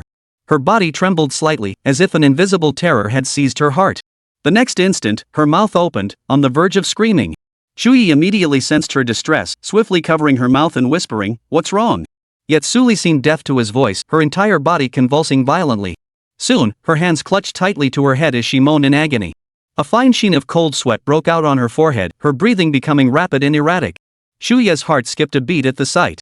He swiftly pulled her back into the corridor, away from the gaze of the cultists gathered below the platform. He gently leaned her against the wall and whispered, "Su Li, are you okay?" Su Li's pupils were unfocused, her face growing paler by the second, as if she might faint at any moment. Her voice trembled as she replied, "The illness has struck. The medicine is in the pouch at my waist." Hearing this, Chu Ye glanced downward and spotted the medicine pouch at Su Li's waist. Just as he reached to take it, he froze. A dark mist began to seep from every pore of Su Li's body. This putrid, decaying mist seemed to possess the power to devour all life force. Even just approaching it, Chu Ye felt an indescribable dread, as if his very soul trembled. At that moment, the voice of the divine essence echoed in Chu Ye's mind, cold and mechanical. Detecting massive amounts of decaying energy. Should divine power be activated to absorb it? Upon reading this, Chu Ye instantly understood. He exclaimed in shock, "You've contracted bone-corroding disease?" Su Li didn't answer Chu Ye. She only repeated, trembling, "Medicine." After a moment's hesitation, Chu Ye halted the divine essence's absorption attempt and untied her medicine pouch. Inside lay several pills, each about the size of a pinky fingertip, wrapped in lotus leaves and emitting a faint medicinal fragrance. Chu Ye took one out and carefully fed it to Su Li. Her lips were ice cold when Chu Ye's fingers touched them, it felt like striking a frozen stone. After swallowing the pill, Su Li's complexion grew even paler, as if all color had been drained from her. Yet her spirit seemed to lift slightly, and her breathing gradually steadied. She gently pushed Chu Ye away, steadied herself against the wall, and rose to her feet with a slight tremor. "I'm fine now," she murmured. "Don't worry about me." Chu Ye remained silent for a moment before finally asking, "This is bone-eating disease, isn't it? How did you contract this illness?" Su Li shot Chu Ye a glance. In her eyes, he caught a glimpse of death. Her voice was weak, yet her words carried a sharp edge. "It's none of your business. I won't live much longer anyway. I'll try not to slow you down. Complete the mission, and after that, our paths won't cross again. This medicine only blocks the pain, it doesn't cure the bone-eating disease, does it?" Chu Ye's brows knitted tightly, a complex flicker passing through his eyes. A flicker of sorrow crossed Su Li's eyes as she forced a bitter smile. "Exactly. Long-term use will only worsen the symptoms and hasten my death. But what choice do I have? I'm afflicted with bone-eating disease, and there's no cure for it. Chu Ye took a deep breath but couldn't help asking, bone-eating disease requires prolonged exposure to corrupted source energy to contract. How did you get it? Su Li's voice grew noticeably impatient, her weak tone carrying a distant rejection. I told you this doesn't concern you. There's no need to care about someone who won't cross paths with you in the future. Fine. Chu Ye nodded helplessly, sighing inwardly. He had actually wanted to use his divine essence to alleviate Su Li's suffering, but ultimately held back. Because his ability to alleviate bone-eating disease was far too significant, it even tied to his very survival. Currently, only a few knew of this matter: Marshal Luo Tianzhang, War God Yu Lin Yuan, Dean Yuqinzhou, and Luo Qiuyan. The veterans who'd retired from the corruption front were also trustworthy. As for Su Li, he had only met her the day before. To put it bluntly, Chu Ye found it difficult to trust her at this point. What he couldn't understand was how someone so young could contract bone-eating disease. She was a freshman this year, having only awakened her profession this year, and a legendary one at that. Could it be that she had been operating on the corruption front for an extended period before even becoming a professional? Perhaps he could ask the dean about it after the mission concluded. Just then, a message interrupted Chu Ye's thoughts. It was from Elena. Rush to the end of the corridor immediately. That's where the Abyss cult's blood sacrifice ritual is taking place.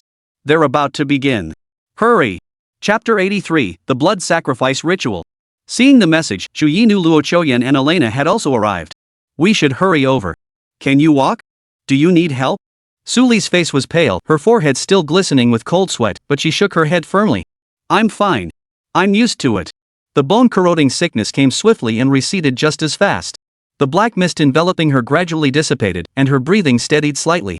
Seeing this, Chu Ye declared, let's go. The two of them immediately quickened their pace and reached the elevated platform. The moment Chu Ye turned back, he spotted Elena and Luo Qiuyan. Luo Qiuyan stood at the edge of the platform, her face ashen, her gaze fixed intently below. The square was littered with corpses piled high as mountains, blood pooled into rivers, and the air thick with the pungent stench of blood and decay. Every corpse bore a twisted expression, as if they had endured extreme agony and terror before death. Elena stood beside him, saying, these are villagers from the surrounding villages and towns. After being killed, they were all brought here for a blood sacrifice. I never imagined they were performing a death ritual. Chu Ye frowned deeply. What difference does it make? Elena explained, the Abyss cult's blood sacrifices come in two forms, death sacrifices and living sacrifices. If it had been a living sacrifice, we could have arrived sooner and saved the villagers chosen as offerings. But now, it's too late. A dead sacrifice means there won't be a single living soul left in the vicinity. Her words were calm, yet an indescribable rage surged instantly in Chu Ye and Luo Qiuyan's hearts. Abyss cult. Chu Ye's gaze turned as cold as frost. Elena declared, strike now. Wipe out everyone here. Once the Abyss cult completes their blood sacrifice, they'll summon a powerful Abyss demon. We're utterly powerless against such a monster at present. At that moment, the Abyss cultists below the platform seemed to sense something amiss, lifting their heads to stare upward. The Archbishop, leading them, his eyes dark and sinister, hissed like a venomous snake. Who's up there? A cold gleam flashed in Chu Ye's eyes as he shouted without hesitation, we're going up. Before the words had fully left his mouth, he was already scaling the railing. His form leapt down like a cheetah, landing solidly on the plaza. Luo Qiuyan, Elena, and Su Li followed closely behind, leaping down from the platform and standing beside Chu Ye. Humans? Daring to intrude here? Seeking death. The bishop's face twisted into a savage grimace at their sight. His roar echoed like a beast's fury, attack. Kill them. At the bishop's command, hordes of fanatics charged forward, weapons of every kind raised in their hands, their eyes gleaming with savage cruelty. Chu Ye's gaze turned icy. He raised his staff abruptly and bellowed, dark flames. In an instant, streams of dark flames erupted from the staff's tip like burning meteors, slicing through the air with a destructive aura as they surged toward the crowd of cultists. Boom! Flames erupted, searing waves of heat instantly engulfing several cultists. Screams rose in waves, the air thick with the acrid stench of burning flesh. Simultaneously, Luo Qiuyan and Elena struck without hesitation. Luo Qiuyan swung her staff, unleashing the starfall spell. The sky suddenly blazed with intense starlight, which then crashed down upon the cultists like meteors. Each starlight that struck the ground triggered a violent explosion, reducing several cultists to ashes in the blinding light. Elena, meanwhile, calmly commanded her swarm of mechanical bees. Countless tiny mechanical insects flew from her hands, piercing the cultists' bodies like sharp blades, precise and deadly. Before the cultists could react, they fell into pools of their own blood. Working together, the trio slaughtered 2 to 3 dozen cultists in mere moments. Blood flowed like a river across the square, the air thick with the unceasing wails of the dying. Witnessing this, the bishop in the distance turned ashen-faced and bellowed, "Damned humans! How dare you slaughter my followers? Begin the ritual immediately. Teach them a lesson." At the bishop's command, the remaining followers halted their attacks and swiftly retreated to the center of the square, kneeling once more in prayer. Their murmurs were low and eerie, like whispers from the depths of hell. If you hear the whispers of the abyss, cut off your left ear and offer it to the darkness. If your heart still beats, split open your chest, let maggots nest. Pain is the stairway to him. Death is his bestowed kiss. Have no pity for the dying dear. Do not wipe the tears from the infant's face. When your parents melt in the rotten rain, you must taste their flesh and blood. Let sweet salty faith fill the gaps between your teeth. As the faithful chanted, a grayish-black mist gradually filled the air around the square, mingled with a nauseating stench of decay. Each breath seemed saturated with the taste of death. Suddenly, a powerful abyssal aura erupted, sweeping across the square like a hurricane. On the ground, corpses that had been dead began to stir, creaking as bones ground together. One by one, they rose to their feet. These corpses bore hideous, hollow stares, their rotting bodies emitting low, rasping screams. Like zombies, they advanced toward Chu Ye and his companions with an eerily unnatural gait. Chu Ye's heart jolted at the sight, his expression turning grim. Could they actually command these corpses? Luo Qiuyan's face turned as pale as paper, her eyes filled with rage and grief. These were all former residents, slaughtered without mercy. Even in death, they find no peace. Elena's gaze was icy, her voice low. "Let's do this. Only we can grant them rest." Chu Ye drew a deep breath, forcing down his own rage and sorrow. Clenching his staff tightly, he swung it with sudden ferocity as his spell erupted. Residual Knight's Beam. In an instant, a blinding beam erupted from the staff's tip, piercing the walking corpses like a sharp blade. Wherever the beam struck, the undead were torn apart, reduced to splinters of flesh and bone that scattered in all directions. Each explosion was accompanied by gushing blood and flying bone fragments, as if narrating the despair and agony these innocent villagers had endured. Chu Ye's heart grew heavier with each undead destroyed, as if each strike carved a deep wound into his soul. Luo Qiuyan and Elena showed no hesitation, unleashing their respective skills. Starfall and mechanical peaks erupted relentlessly, explosions echoing continuously through the horde of undead, flesh and blood scattering everywhere. Before long, the corpses were utterly destroyed by the group. Yet Chu Ye remained vigilant, his gaze fixed intently on the devotees still kneeling in prayer. "Kill!" Chu Ye roared, unleashing his skill, Residual Night Beam, once more. Intense beams of light pierced toward the crowd like sharp blades. Yet, just as the beams were about to strike the worshippers, a barrier as black as ink abruptly materialized, deflecting the beams away. Simultaneously, the leading bishop erupted in a maniacal laugh. "Ha! Foolish humans, your abundant blood offerings have successfully accelerated the ritual's transformation. Now, prepare to witness what true terror truly is." His voice echoed like a specter from hell, dripping with endless mockery and madness. In the next instant, the bishop's face contorted violently. Beneath his paper-white skin, an eerie black mist began to seep through. His body began to swell violently, veins bulging beneath his skin like writhing snakes, ready to burst at any moment. Boom! A thunderous explosion ripped through the bishop's body, shattering it into a sky-filling mist of blood that splattered upon the stone monument at the square's center.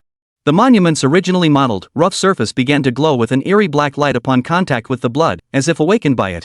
On the ground, the pools of blood coalesced into rivers, slowly flowing toward the monument as if drawn by some force, forming crimson streams. The air thickened with the sickening stench of blood. Around the square, the devotees' prayers grew increasingly frenzied, their voices like a chorus from hell, filled with endless madness and distortion. "I praise the rotting sun. Praise the crown woven by maggots. I praise the black starry river swimming through my veins. O sea of decay, your waves are a cradle, crushing civilization's tombstones to dust. Our communion is rusted blades. Hymns are the concerto of shattered bones. The church is the putrid belly of a whale. And the priest's robes drip with pus and blood. This is the most beautiful mass.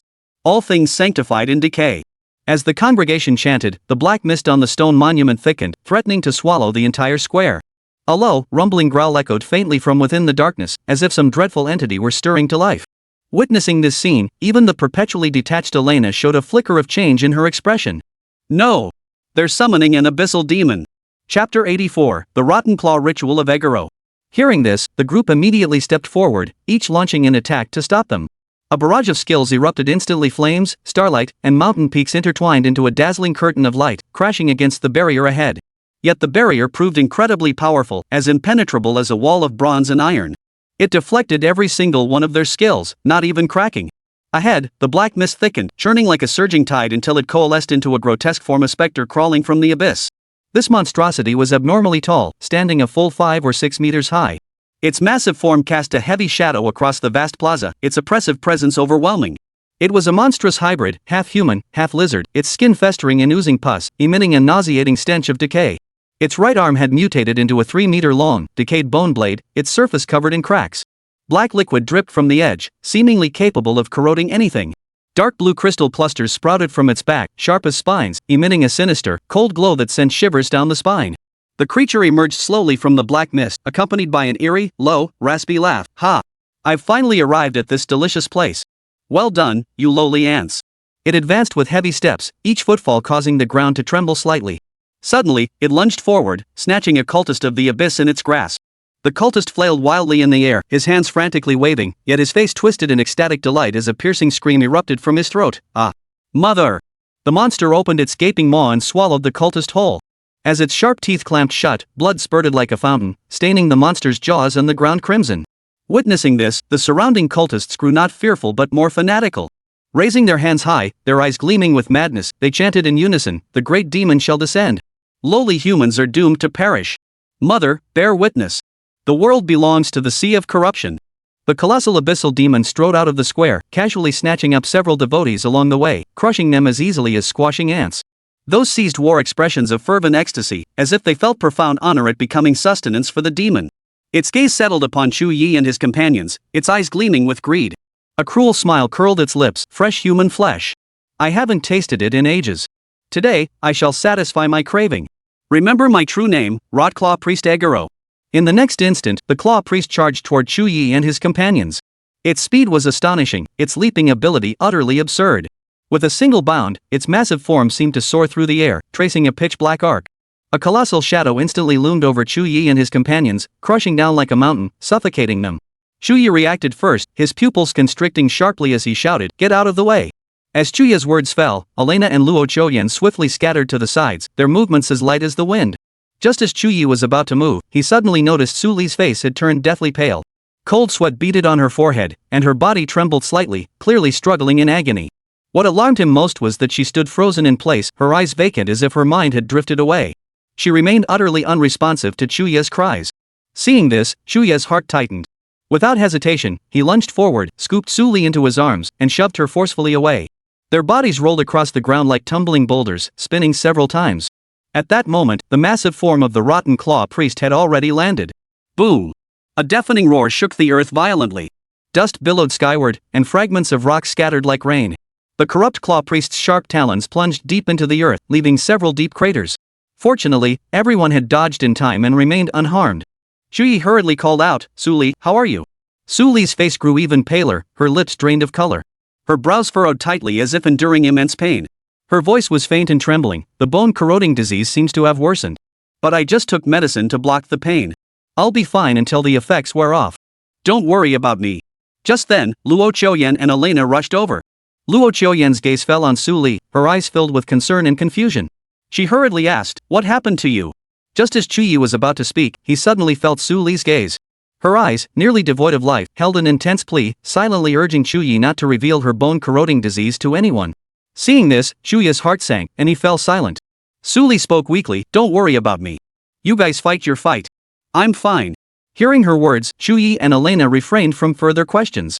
At that moment, the Rotclaw priestess's gaze swept over them once more, her eyes flickering with cruelty and greed. "Humans, you cannot escape." In the next instant, the crystal clusters on its back suddenly burst forth with a black glow.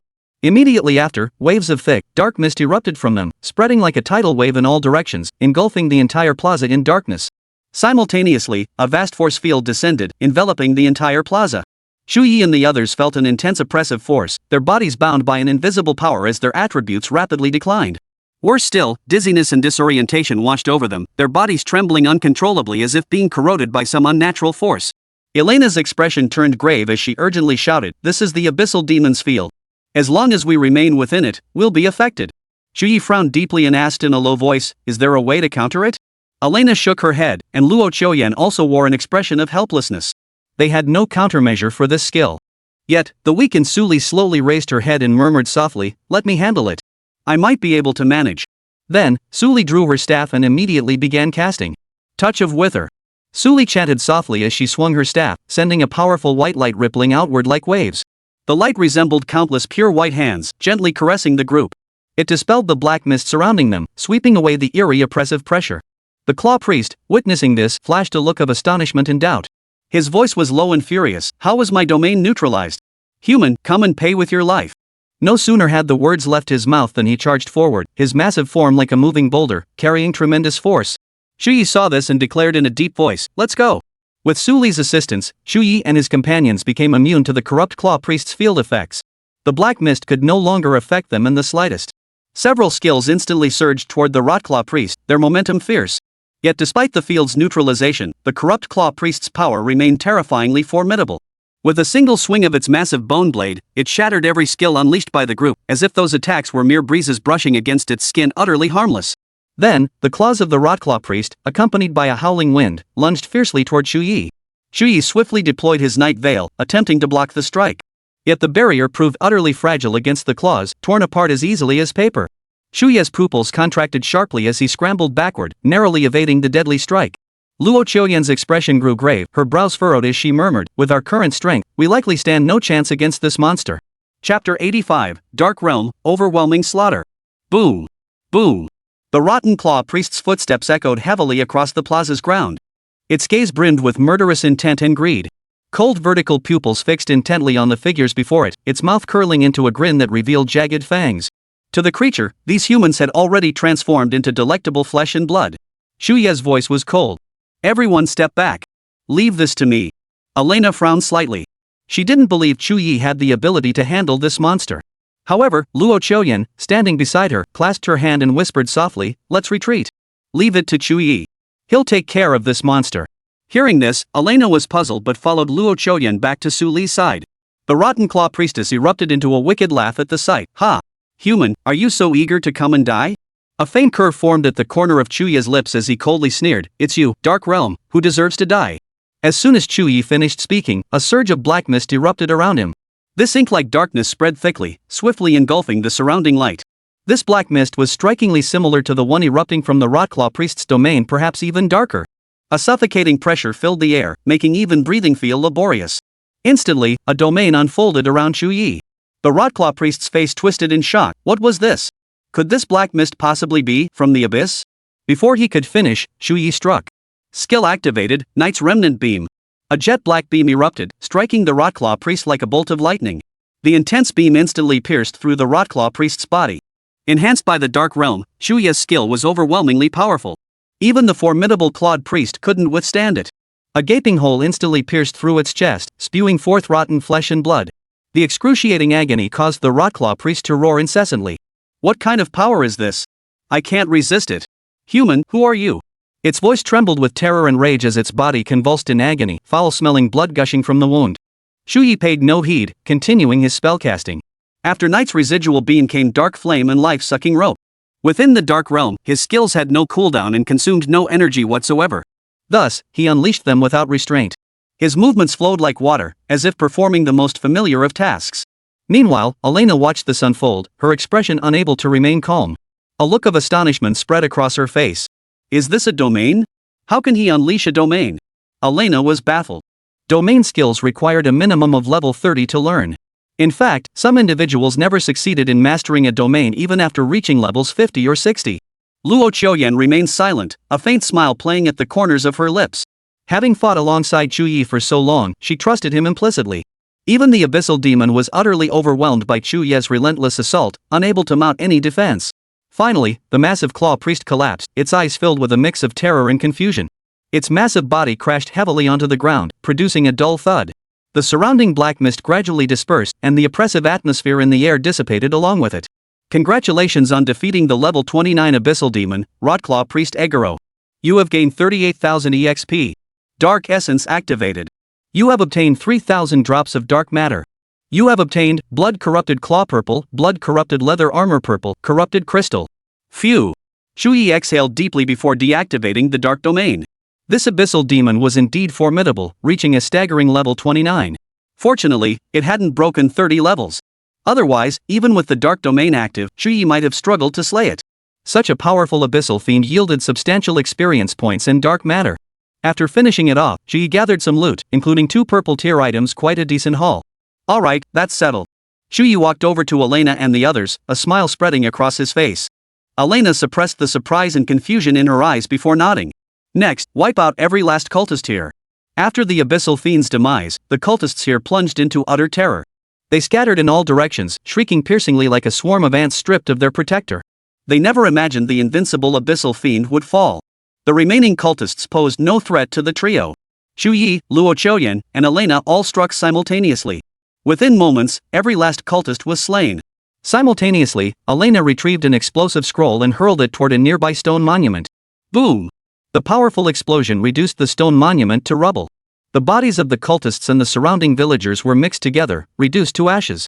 Not a single abyss cultist remained within the entire church. The four then departed the church. Dawn was breaking, a pale light spreading across the horizon. Sunlight filtered through the clouds, bathing the earth and dispelling the gloom of the night. A morning breeze swept by, carrying a hint of freshness. Luo Choyan glanced back at the ruined church and murmured, "May the souls of the wronged rest in peace here. May the abyss cult be utterly eradicated someday." Elena replied, "Once we return, people will come soon to clean this place. At least these dead will have a proper burial site." Luo Choyan nodded, her gaze still fixed on the distant ruins, as if in silent mourning. The group gradually left the small town, heading toward the teleportation array for their return journey. Along the way, the surrounding landscape grew increasingly desolate. Ruined houses and collapsed walls seemed to whisper tales of past calamities. Suli remained silent throughout, as if this mission had nothing to do with her. Chu Ye noticed her complexion turning pale again, unsure if it was a sign of the bone-eating disease flaring up. By now, they had reached the teleportation array. Just as they were about to depart, Suli suddenly spoke, "You go ahead. I'll leave a little later." Her voice was weak and hoarse, as if she were suppressing something. Elena frowned in confusion. "What are you staying behind for?" Suli turned her head slightly, avoiding Elena's gaze. "It's none of your concern." Her tone was cold, tinged with a sense of detachment. Chu Ye immediately noticed her body trembling slightly, as if she were struggling to hold something back. His brow furrowed slightly, a flicker of concern rising within him. "Then I'll stay too," Chu Ye said. "Xiaoyan, you and Elena should leave first." Chu Ye's words only deepened their confusion. A flicker of suspicion crossed Luo Choyan's eyes. Her gaze darted between Chu Ye and Su Li, as if trying to read something from their expressions. However, Chu Ye gestured with his eyes for her to leave first. Though puzzled, Luo Choyan could only comply with his gesture. "Then we'll head back first. You two return as soon as possible." With that, she activated the teleportation array with Elena. Chapter 86, Next time it happens, you can come find me. After Luo Choyan and Elena departed, Su Li's tense body finally gave way. A wave of excruciating pain washed over her. Her legs buckled, and she staggered forward, her body so weak it seemed she might collapse at any moment. Chu Ye reacted with lightning speed, dashing forward to steady her with a firm grip. He felt Su Li's body trembling slightly, her skin cold as ice, as if the last shred of strength could be drained from her at any moment. Simultaneously, an eerie black mist began to swirl around Su Li, carrying a bone-chilling coldness that seemed capable of devouring all life. The divine essence within Chu Ye's mind issued another prompt, inquiring whether he wished to absorb the decaying aura. "I'll get you medicine," Chu Ye murmured. Su Li offered no reply, only biting her lower lip tightly. Her face was as pale as paper, and a fine sheen of cold sweat beaded on her forehead. She was clearly enduring immense pain. Chu Ye swiftly reached for her waist, his fingers brushing against a cold medicine pouch. He removed it, took out a pill, and gently held it to Su Li's lips. Su Li slightly parted her lips, took the pill into her mouth, and swallowed it with great effort. As the medicine took effect, the dark mist surrounding Su Li gradually dissipated, and the anguish etched on her face eased slightly. Yet her complexion remained deathly pale, utterly bloodless, as if she were recovering from a severe illness. After all, this was merely a blocking agent. It couldn't cure or even alleviate the illness, it could only temporarily suppress that bone-corroding pain. "Feeling better? Would you like some water?" Chu Ye asked softly, gently patting her back to ease her discomfort. Su Li murmured a faint her voice so weak it was nearly inaudible. She tried to push Chu Ye away, but the bone-corroding disease had left her utterly drained, without even the strength to lift her hand. In the end, she could only lean weakly against him. Su Li gasped for air in ragged, chaotic breaths. Chu Ye didn't let go. Instead, he steadied her, supporting her against his body to prevent her from collapsing. His palm pressed against her back, feeling her slightly chilled body, soft as jade. Then, Chu Ye retrieved a bottle of water, gently unscrewed the cap, and brought it to her lips. Water slowly trickled into Su Li's mouth. Her throat moved softly, emitting a faint gulp. A droplet slid from the corner of her lips, winding its way down her pale neck, leaving a faint trail of moisture that glistened in the dim light, making it look especially alluring. Chu Ye raised his hand, gently wiping the droplet from her lip with his fingertip. His fingertips touched her lips soft, moist, and carrying a faint coolness. Chu Ye's heartbeat quickened suddenly. Time passed slowly, minute by minute. After several minutes, Su Li's breathing gradually steadied, and a faint flush returned to her cheeks. Clearly, the bone-corroding diseases episode had temporarily subsided. Only then did Su Li speak softly, her voice still weak. That's enough. Don't touch me. You'll be contaminated. Chu Ye slowly released her, glancing down at his hand to find a faint trace of decay lingering on it. However, thanks to the divine essence within him, the moment that decaying aura entered his body, it was swiftly absorbed by the divine essence, causing him no harm whatsoever. Su Li watched this unfold, her pupils contracting slightly as she stared in stunned silence for a long moment. I told you not to worry about me. Why did you stay? Prolonged contact with a patient suffering from bone-eating disease will infect you too. Su Li stared directly at Chu Ye, her eyes reflecting a complex mix of emotions. Chu Ye smiled faintly. I couldn't just leave you here alone. When your bone erosion syndrome flares up, I saw how difficult it is for you to even take your medicine. If I didn't stay, what if something happened to you? Su Li turned her head away, her tone laced with sharpness. You don't need to flaunt your so-called kindness. Even without medicine, it's just a few minutes of pain. I'm used to it. My so-called kindness? Chu Ye found it somewhat amusing Su Li was the first person to ever describe him that way. But seeing the girl in such agony, a wave of reluctance truly surged within him. After a moment of silence, Chu Ye asked, Can you tell me how you contracted bone-eating disease? I might have a chance to help you. A faint glimmer flickered in Su Li's lifeless eyes before quickly fading. A faint, weary curve touched her lips, a mockery of Chu Ye's presumption, yet equally a scornful jab at her own wretched fate, a disease with no cure in the entire world. How could you possibly help me? Do you think your words alone can heal me? Chu Ye didn't grow angry at her sarcasm. Instead, he spoke softly, but telling someone might make it a little easier, right? At least, it won't be so painful. Su Li glanced at Chu Ye, her eyes carrying a trace of weariness and resignation. After a moment's silence, she finally spoke, her tone cold and detached, as if recounting someone else's story. I'm an orphan. For reasons unknown, I was abandoned right after birth. My parents, whether they died or were struck by lightning, I don't know, tossed me onto the corruption front, leaving me to fend for myself. A wandering physician found me and raised me. He had been a military doctor on the frontiers of decay, but for reasons unknown, he left the army and roamed the region, healing people. Living long-term on the corruption front exposed him to the disease, and he died 2 years ago from bone-eating disease. After that, I was taken in by the corruption front army. I lived with them for 2 years, treating their illnesses along the way.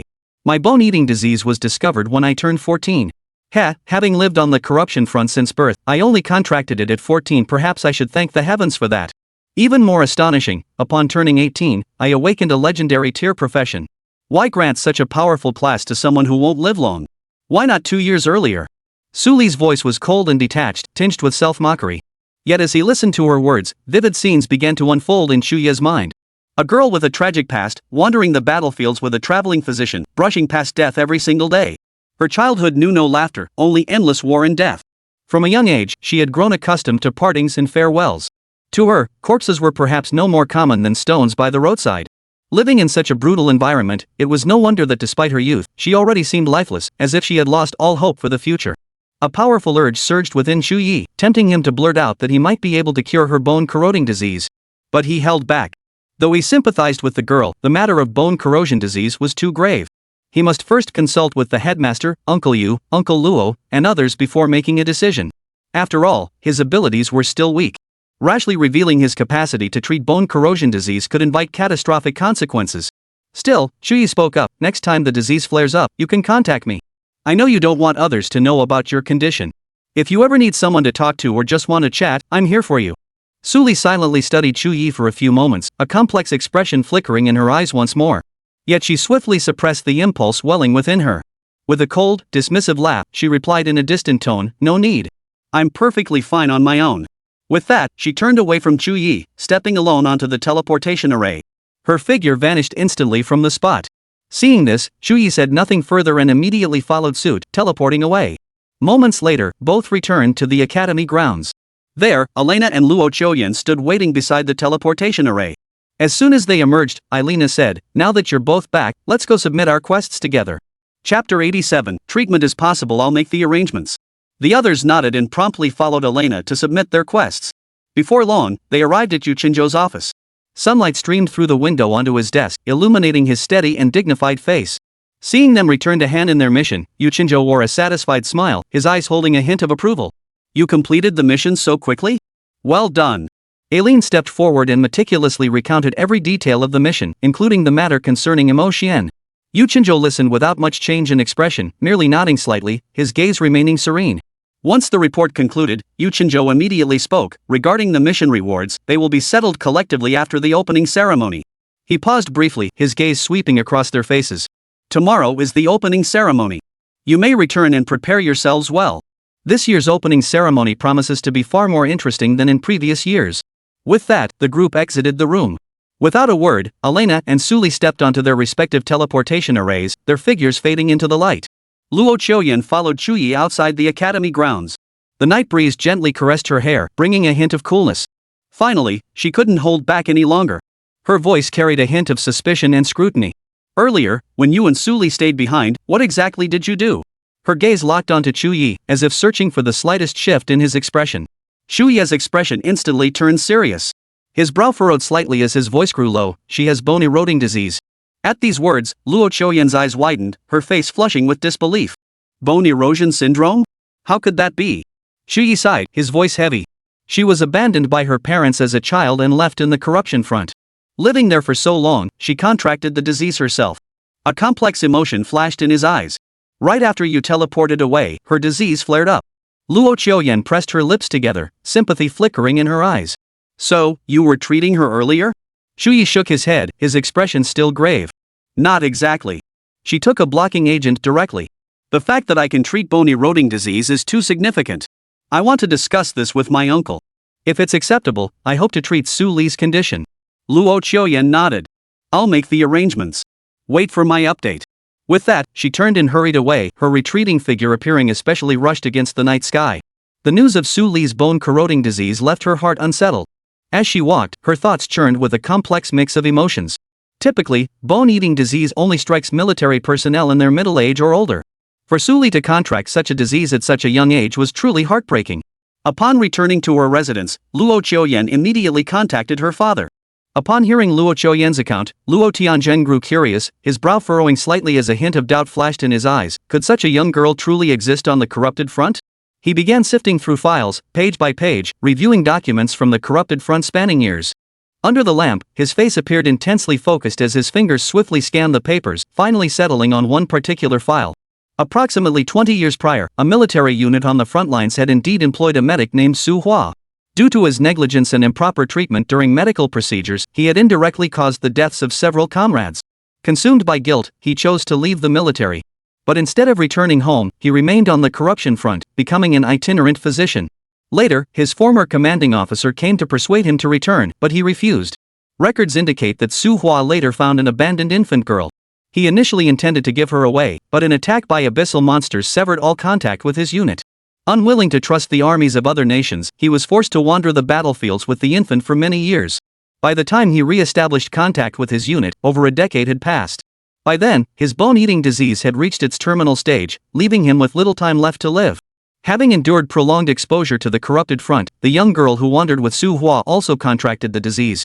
After Su Hua's death, the girl remained with the army, becoming a trainee medic. That girl was named Su Li. The blocking agent for her bone-eroding disease was cobbled together by several officers in the unit. The military had originally intended to send Su Li to the medical corps, hoping she would train to become a certified military doctor. However, after she awakened a legendary tier profession, the company commander felt such talent should not be wasted. He took it upon himself to send her to take the national entrance exam. After passing the assessment, she formally entered the Xinxia Academy. Luo Tianzhang immediately retrieved the unit's files and quickly located Su Li's dossier. She wasn't a military doctor, but the unit had created a file for her out of necessity to provide care. It contained various basic details about Su Li. Reserved, rarely initiating conversation, exhibiting mild autistic tendencies, and displaying misanthropic inclinations. This was the company commander's assessment of Su Li. Personality-wise, she had some issues. However, the record showed that during her 2 years in the unit, Su Li had no violations of regulations. During her treatment, she had been diligent and conscientious. Moreover, she regarded the deceased Su Hua as her father. Since his remains had been repatriated for burial, Su Li erected a symbolic grave for him within the military compound, visiting it religiously every month without fail to pay her respects. After careful consideration, Luo Tianzheng finally issued his directive. Treatment permitted, but must remain confidential. It is recommended that Yu Chenzhou arrange the treatment. Soon, this message reached Luo Qiuyan. Seeing her father's message, Luo Qiuyan exhaled in relief. The weight on her heart finally lifted. It seemed her father did not oppose Chu Ye treating Su Li. She immediately contacted Chu Ye. Father has agreed. It's in your hands now. Chu Ye had just returned to his dorm when he received Luo Chouyan's message. Seeing that Luo Tianzhang had no objections, he couldn't help but smile. It seems Su Li was someone trustworthy. Still, I can't proceed with treatment rashly. I need to contact the dean first to arrange a suitable time and location. With that thought, Chu Ye promptly contacted Yu Qinzhou. Upon learning about Su Li's situation, Yu Qinzhou was also taken aback. He genuinely hadn't known Su Li suffered from bone-eroding disease. But since Chu Ye had already consulted Luo Tianzhang, Yu Qinzhou wouldn't object to treating Su Li. After a moment's thought, he said, I'll arrange a place for you after the opening ceremony. I'll contact you then. Then he hung up. Chu Ye breathed a sigh of relief. For now, I'll just wait for the opening ceremony. Tomorrow marked the commencement ceremony, one of Xinxia Academy's most significant annual events, and Chu Ye found himself eagerly anticipating it. Chapter 88 Freshman Trials, Xinxia Tower. Early the next morning, Chu Ye climbed out of bed before dawn. Outside the window, the morning light filtered through the mist, casting a cool glow on his face. He quickly tidied himself up, slipped into Xinxia Academy's freshman uniform, then pushed open the door and walked through the morning dew toward the cafeteria. The cafeteria was already bustling with new students, the air thick with the aroma of breakfast. Chu Ye casually selected a few simple dishes, sat down, and finished his meal in haste. His gaze darted around the room, a faint sense of anticipation stirring within him. After breakfast, he immediately headed toward the central plaza. Along the way, trees lining the streets swayed gently in the morning breeze, the air filled with the fresh scent of plants. Today was the day of the academy's opening ceremony. All new students were required to attend, alongside the deans of the 9 academies, the principal and vice principals of Xinxia Academy, and leaders at all levels. Most importantly, the opening ceremony would feature a trial. Achieving a good result in this trial would not only yield generous rewards but could even earn extra points in the academy's assessments. Every new student placed great importance on this opening ceremony. Upon arriving at the plaza, it was already teeming with people. New students from all corners of the nation had gathered here. The square was teeming with people, the clamor rising and falling in waves. Standing amidst the crowd, Chu Ye surveyed his surroundings. He realized that every person here was considered a prodigy in their own region. The vast majority were epic tier practitioners, and among them were even legendary tier practitioners. Yet, upon arriving at Xinxia Academy, everything seemed so ordinary. What this place lacked least of all was genius. Although the students hadn't been assigned to specific colleges yet, the opening ceremony was organized according to college zones. Chu Ye quickly located the Tiangang Academy section. Unlike other areas, the Tiangang Academy students were few in number, the emptiness even carrying a hint of desolation. Standing in the Tiangang Academy line, he felt the peculiar gazes directed his way. Those gazes held curiosity, confusion, and even a hint of pity. All around, people glanced toward the Tiangang Academy section, whispering among themselves. Those must be the new students of the Tiangang Academy. How come there are so few of them? Looks like only 200 or 300, right? Sigh, that's because after graduating from Tiangang Academy, they have to guard the immortal city for at least a year. That place is deep in the front lines of corruption. Who knows how dangerous it is? That's outrageous. No wonder so few choose the Tiangang Academy. Compared to that, the Tianshu Academy has so many people, probably over 1,000. After all, the Celestial Axis Academy trains generals and commanders. Who wouldn't want to go there? Even if it's not the right career path, people would still be clamoring to get in. Though the 9 academies' assessments haven't begun yet, the dynamics of each academy are already largely set. Student numbers vary across the 9 academies. The Tianshu Academy boasts the largest enrollment, being the only academy with over 1,000 students. The Tiangang Academy has the fewest students, with only a little over 200, making it seem sparse. Other academies, like the Xianuan, Xuani, and Lingshu academies, each have at least 500 or 600 students. Even the highly selective Taishu Academy boasts nearly 400 students. In comparison, the Tianshang Academy truly had too few students. After all, among all the academies, only the Tiangang Academy imposed mandatory requirements on where students would go after graduation. And their destination was the Immortal Great Wall, where the annual mortality rate exceeded 30%. The vast majority of people simply cannot accept these conditions. Not everyone possessed such high levels of resolve. Soon, all the freshmen gathered in the square. By then, numerous figures had taken their seats on the stage at the front of the square. Around them, celestial screens appeared, each displaying images of the individuals on stage. Chu Ye looked up at the stage, a flicker of anticipation in his eyes. An elderly man dressed in a white robe, with a refined countenance and graceful bearing, rose slowly. A smile graced his face as his gentle gaze swept across the entire crowd. His voice, amplified through the magical arrays surrounding the square, reached every ear with clarity and strength. Greetings, new students. I am Xiao Wujio, the headmaster of Xinxia Academy. As the elder spoke, leaders from other schools rose in succession, introducing themselves one by one. The deans of the 9 academies were also present. Their expressions ranged from solemn to gentle, their tones from impassioned to measured, yet without exception, each carried earnest expectations for the new students. Some leaders particularly enjoyed lengthy speeches, filling their introductions with motivational platitudes. Their voices echoed across the plaza, as if striving to purify the very souls of these new students. Before long, many began to nod off. After about an hour, the introductions and lengthy speeches finally concluded. A sudden, sharp rise in pitch startled Chu Ye awake. He looked up to see Principal Xiao Wujio standing solemnly at the center of the stage. Next, I will explain the specifics of this new student trial. At this point, many finally perked up. The atmosphere in the square instantly grew tense, the eyes of the new students sparkling with anticipation. Compared to the opening ceremony, they were far more eager for this trial. For this trial, all new students will enter the Divine Summer Tower to undergo a unified test. The tower has 9 floors, each guarded by exceptionally powerful monsters. You must defeat these monsters to advance to the next floor. Those who clear 3 floors will pass the trial and earn bonus points for the 9 academies. Those who clear 4 floors achieve an excellent trial result, earning a direct 10-point bonus in the 9 academies assessment.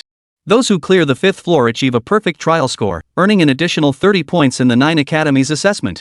The rules of the trial are straightforward, and upon hearing this, the new students were all eager to try. However, a candidate immediately asked, "What if one passes beyond the 5th level?" Hearing this, Xiao Wujio burst into laughter, a hint of admiration flashing in his eyes. Friends, only those with true strength can know the answer to this question. Since the founding of Xinxia Academy, those who have passed beyond the 5th level of the Xinxia Tower can be counted on one hand. The closest among you was a student from decades ago, one you should all recognize. He is none other than the great Xiao war god, Yu Linyuan. He successfully ascended to the 6th level of the Divine Xia Tower and nearly reached the 7th. To this day, his name remains engraved upon the tower's stone monument.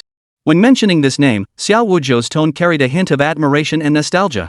His gaze swept across the entire hall, as if searching for the next person capable of creating a miracle. Hearing this, many were utterly astonished. A low gasp rippled through the square as the freshmen exchanged stunned glances, their eyes wide with disbelief. The Divine Summer Tower's difficulty was this high?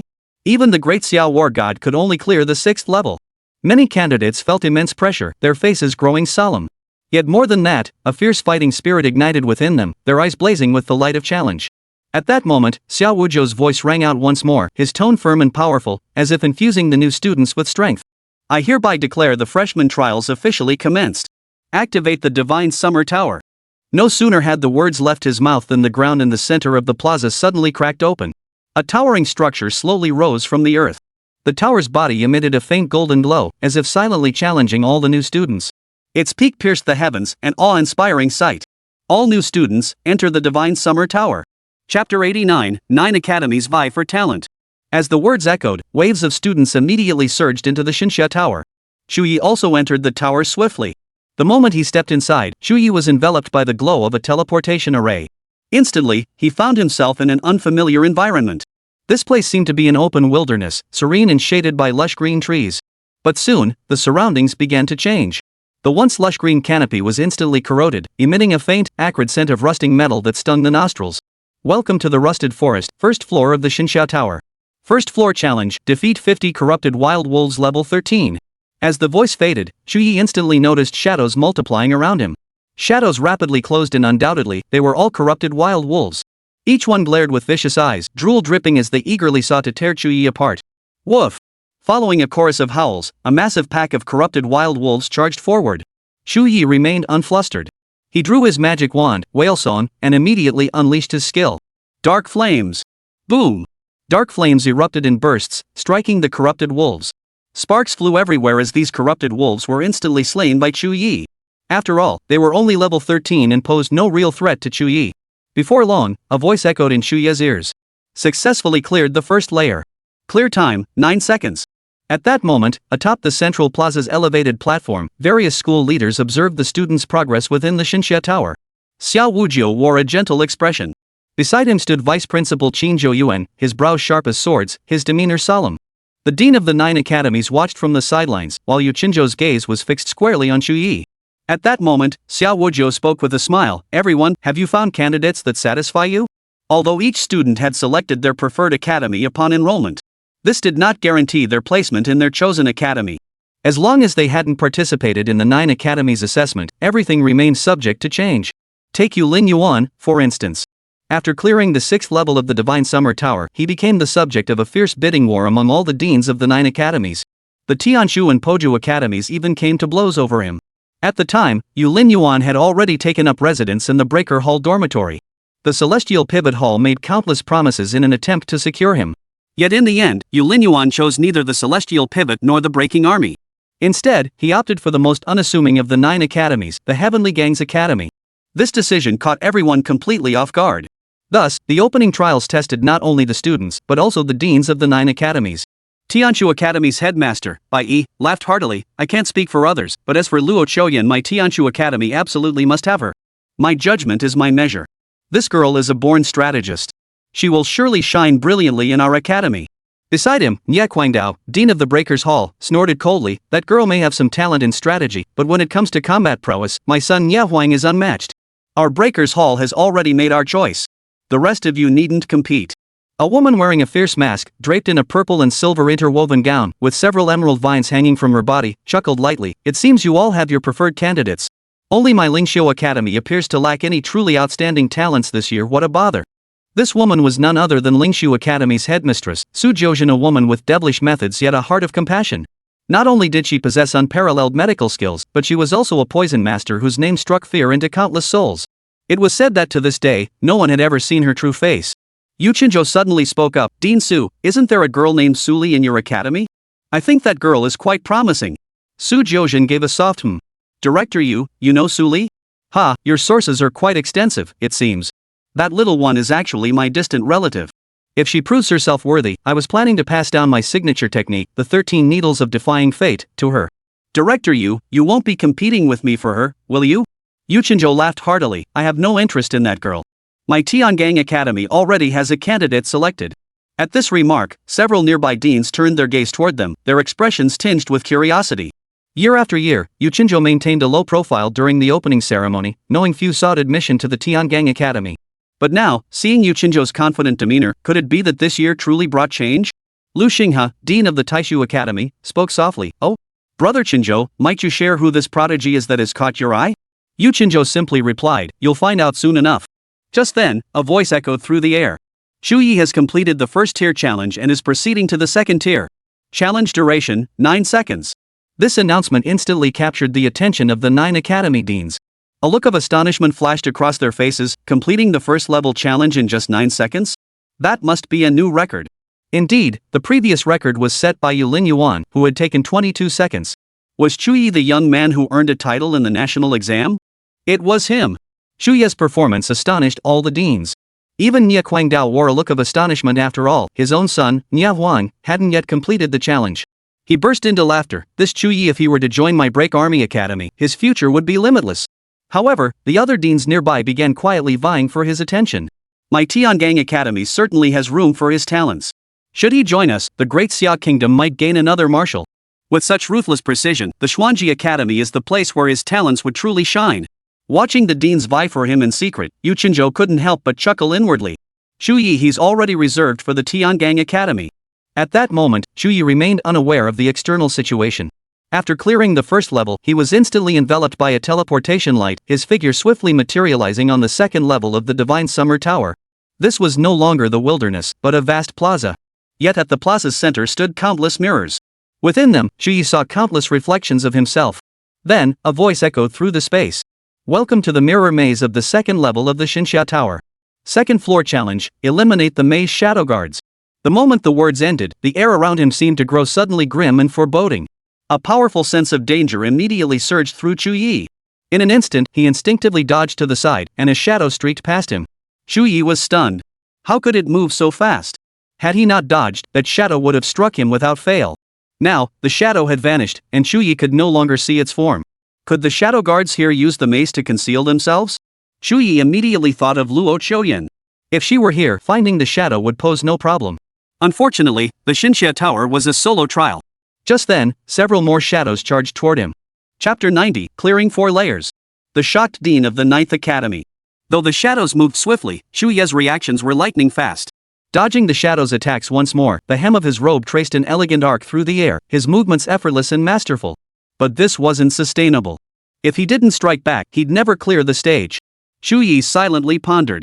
He carefully scanned his surroundings. Vast expanses of mirrors reflected light everywhere. Suddenly, an idea struck him. He swung his staff and unleashed a skill. Residual Night's Beam. A blinding light erupted, yet instead of rushing toward the shadow, it surged toward the surrounding mirrors. The light pierced the mirror surfaces like sharp blades, igniting a dazzling radiance. The remnant rays of the night's light fell upon the mirrors, only to instantly begin reflecting in all directions. The light darted between the surfaces, like countless silver serpents dancing. Its speed of reflection was astonishingly swift, rapidly filling the entire space. The entire area was enveloped in light, as if daylight had descended. Immediately, piercing screams erupted sharp and brief. The shadow guards hiding in the darkness were struck directly by the reflected residual night beam, piercing through their bodies. Their forms twisted within the light before finally dissolving into nothingness. Soon, a voice echoed in Chu Ye's mind once more. Congratulations! You have cleared the second floor of the Divine Summer Tower. Clear time, 20 seconds. Hearing this news, Chu Ye smiled with satisfaction before immediately heading to the third floor. At the same time, many other candidates within the tower had also cleared the first level. The second to clear it was Nya Huang. It took him 39 seconds to eliminate all the corrupted wild wolves and successfully clear the stage. Subsequent candidates all took over a minute to complete. Luo Qiuyan took 1 minute and 6 seconds, significantly slower than Chu Ye. Yet within Xinsha Academy, this pace was exceptionally fast, consistently ranking among the top 10. Bai watched Luo Qiuyan's performance with evident satisfaction, a faint smile of contentment spreading across his face as his eyes sparkled with approval. After all, Star Mage wasn't a purely combat-oriented profession. Achieving this level of performance was already exceptionally impressive. Luo Qiuyan's true strength lay in strategy. But before long, news of Chu Ye clearing the second layer stunned the 9 courts dean once more. He cleared the second layer that quickly, one dean murmured, his eyes wide with disbelief. This Chu Ye, he seems extraordinary. Another dean exclaimed, a hint of admiration playing across his face. Nya Guangdao's eyes blazed with fervor. Chu Ye is reserved for our Break Army Academy. Don't even think about competing with me. Nearby, several deans snorted coldly, clearly unwilling to grant Nya Guangdao this favor. Their eyes fixed intently on Chu Ye's performance, silently competing with one another. By now, Chu Ye had reached the third layer. On the third level, Chu Ye found himself in a vast, desolate wasteland. Sand and wind swirled endlessly, creating a world that seemed utterly lifeless. The monster he faced was a creature called the Mimic Taotia. Its form was colossal, its eyes blazing with savage light, as if it sought to devour everything.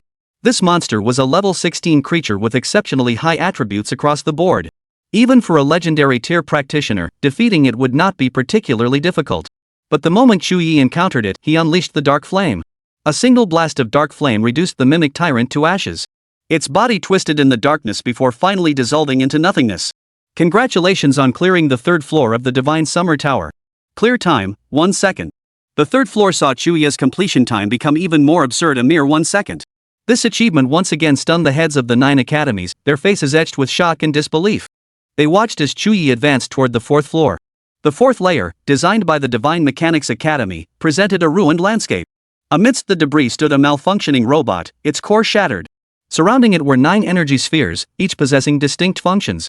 Some dealt damage, others provided shields, some restored energy, and others absorbed energy. The robot's capabilities were exceptionally comprehensive. To defeat it, one must shatter its damaged core, a task proving exceedingly difficult. Yet when Chu Ye struck, a beam of residual night energy pierced straight through the malfunctioning robot's shattered core. And just like that, the robot collapsed to the ground, lifeless. Congratulations on clearing the fourth floor of the Divine Summer Tower. Clear time, 3 seconds. 3 seconds, still an utterly absurd time. Most crucially, while Chu Ye cleared the fourth floor, the others hadn't even conquered the second floor. This performance had already captured the full attention of the 9 academies' dean. At that moment, they had even forgotten to observe the other students. Soon, Chu Ye advanced steadily, reaching the 5th floor. The 5th layer was designed by the Taishu Academy. Here, candidates would face projections of themselves. The projection would simulate the students' corresponding strength and skills based on their performance in the first 4 layers. If the first 4 layers were passed with great difficulty, even requiring all-out effort, then the 5th layer would become a mountain blocking the students' further progress. After all, the more power displayed in the first 4 layers, the more formidable the self-projections simulated in the 5th layer would be. However, since Chu Ye had breezed through the first 4 levels, he was only slightly surprised upon encountering his projection in the 5th. After a brief exchange, he realized the projection's strength was nothing special, so he simply moved to kill it. Congratulations on clearing the 5th floor of the Divine Summer Tower. Clear time, 3 minutes 27 seconds. The 5th layer took Chu Ye considerably longer to complete. Most of that time was spent testing the projection's strength. Once he'd gauged its capabilities, Chu Ye swiftly ended the battle. He cleared the 5th floor that fast? It was only natural he'd breezed through the first 4 floors. Just how powerful is this Chu Ye? All 9 academy deans were now on the edge of their seats. Chu Ye's demonstrated prowess was simply too formidable. They all wanted to recruit this student. Nie Quangdao's eyes blazed with intensity. This Chu Ye, the Break Army Academy, claims him. Anyone who dares to challenge us will have to fight me. Beside him, Bai Yi immediately shouted, Nie Quangdao, you think I'm afraid of you? Chu Ye belongs to our Tianshu Academy too. If he studies under me, he'll surely become the marshal of the Great Xia Kingdom. Humph. You think you can just snatch him away? My Xuanji Academy is his true home. My Taishu Academy certainly has a place for him. I see he's quite interested in the principles of time and space. My Xianhuang Academy can also mold him into a capable talent. The newcomer trials hadn't even concluded, yet the heads of the 9 academies were already clashing all over one person. Only Yu Qinzhou remained utterly composed, observing the others quarrel with a faint, almost imperceptible, amused smile playing at the corners of his mouth. Chapter 91, How far can Chu Ye advance? As time passed, many within the Xinxia Tower had already cleared the levels. The first floor obstacles, though swarming with monsters, posed little challenge to those skilled enough to enter Xinxia Academy. Few fell at the first gate, the only difference lay in how long it took them to clear it. The second floor presented some difficulty, yet it didn't prove insurmountable for most. Only those with lower levels and weaker combat abilities might fail. The rest of the students can clear it and advance to higher levels. It's only upon reaching the 3rd level that the true test begins. Entering Xinxia Academy doesn't guarantee smooth sailing. If you fail the 9 academies assessment and can't gain admission, you'll ultimately be expelled. This 3rd stage essentially serves as the benchmark for passing the 9 academies assessment. Those who pass the 3rd stage will most likely pass the assessment, though their rankings might be slightly lower. Those who failed the 3rd stage were almost certain to fail the 9 academies assessment. Some students were already feeling the pressure. Chu Ye had already advanced to the 6th level trial. Nia Huang, after a relentless battle, had also reached the 4th level. His forehead glistened with sweat, yet his eyes still burned with the fire of battle, his weapon gleaming coldly in his grasp. Other legendary practitioners have also nearly all passed the first 3 stages. For legendary practitioners, the first 3 stages posed little difficulty. The true challenge lay in the final 2 stages. Welcome to the abyssal battlefield, Realm of Shattered Realms, the 6th layer of the Divine Summer Tower. 6th floor challenge, Corrupted World Golem weakened version. When Chu Ye saw the environment of the 6th layer, he froze in place. For this environment was all too familiar. Wasn't this the very battlefield from the 3rd round of the National Grand Exam? The air thick with the acrid smell of scorched earth, the ground cracked and fissured as if ready to collapse at any moment. And the monster he was to face, the corrupted world golem, was none other than the world boss from that very 3rd assessment. Seeing this familiar boss before him, Chu Ye's expression grew serious. Outside, several deans were discussing the situation. He's finally reached the 6th layer. What do you think? Could Chu Ye be the 2nd person in decades to clear the 6th layer? This floor is no walk in the park. Though the corrupted world golem has been weakened, it's only had its health reduced. Every other aspect remains as formidable as ever. Nie Quangdao's eyes still burned with intensity. Regardless of whether he succeeds, I will bring him to the Breakers Academy. This young man is born for the Breakers Academy. As the head of the Breakers Academy, Nie Quangdao lived up to his name, arrogant and unrestrained. One need only observe Nie Huang to understand this. Like father, like son. If Nie Quangdao weren't so reckless, how could Nie Huang be so reckless? The other deans said nothing more. There was no point in discussing this now. The real competition would begin after the trials concluded. Residual night beam. Chu Ye roared, swinging his staff to unleash a blinding beam of light. The beam sliced through the gloomy sky like a sharp sword, hurtling straight toward the Corrosion Realm demon statue. The moment he spotted the Erosion Realm demon statue, he launched his attack. The intense residual night beam pierced straight through the Corrosion Realm demon statue. Any other monster would likely have been instantly slain by Chu Ye. But the Erosion Realm demon statue was exceptionally powerful. It absorbed the beam's energy and charged straight at Chu Ye. Chu Ye remained unflustered, his gaze holding a trace of calm. He had already fought an Erosion Realm demon statue during the national exam, and now that he had grown stronger, how could he possibly fear a weakened version? After the Erosion Realm demon statue launched its attack, Chu Ye moved with astonishing agility, instantly evading. His speed was swift, darting through the shattered realm like a cloud swallow, evading attacks while continuously unleashing dark flames to assault the Erosion Realm demon statue. His figure flickered across the battlefield like a ghostly apparition, each evasion perfectly timed. Bursts of flame erupted as the Erosion Realm demon statue's health rapidly plummeted. Even against such a monstrous foe, Chu Ye appeared utterly at ease. Just as the Corrosion Realm demon statue lunged forward to attack again, Chu Ye unleashed a life-snatching chain, binding it instantly. The black chains coiled like venomous snakes, instantly binding the corrupted realm demon statue's limbs, rendering it immobile. He made no haste to release the life-sapping chain. Instead, he seized the moment of its immobilization to unleash a torrent of dark flames. Boom! Boom! Boom! Boom! A dozen or so dark flames erupted simultaneously, blooming around the Erosion Realm demon statue. The intense light of the flames illuminated the entire shattered realm, filling the air with the acrid smell of burning.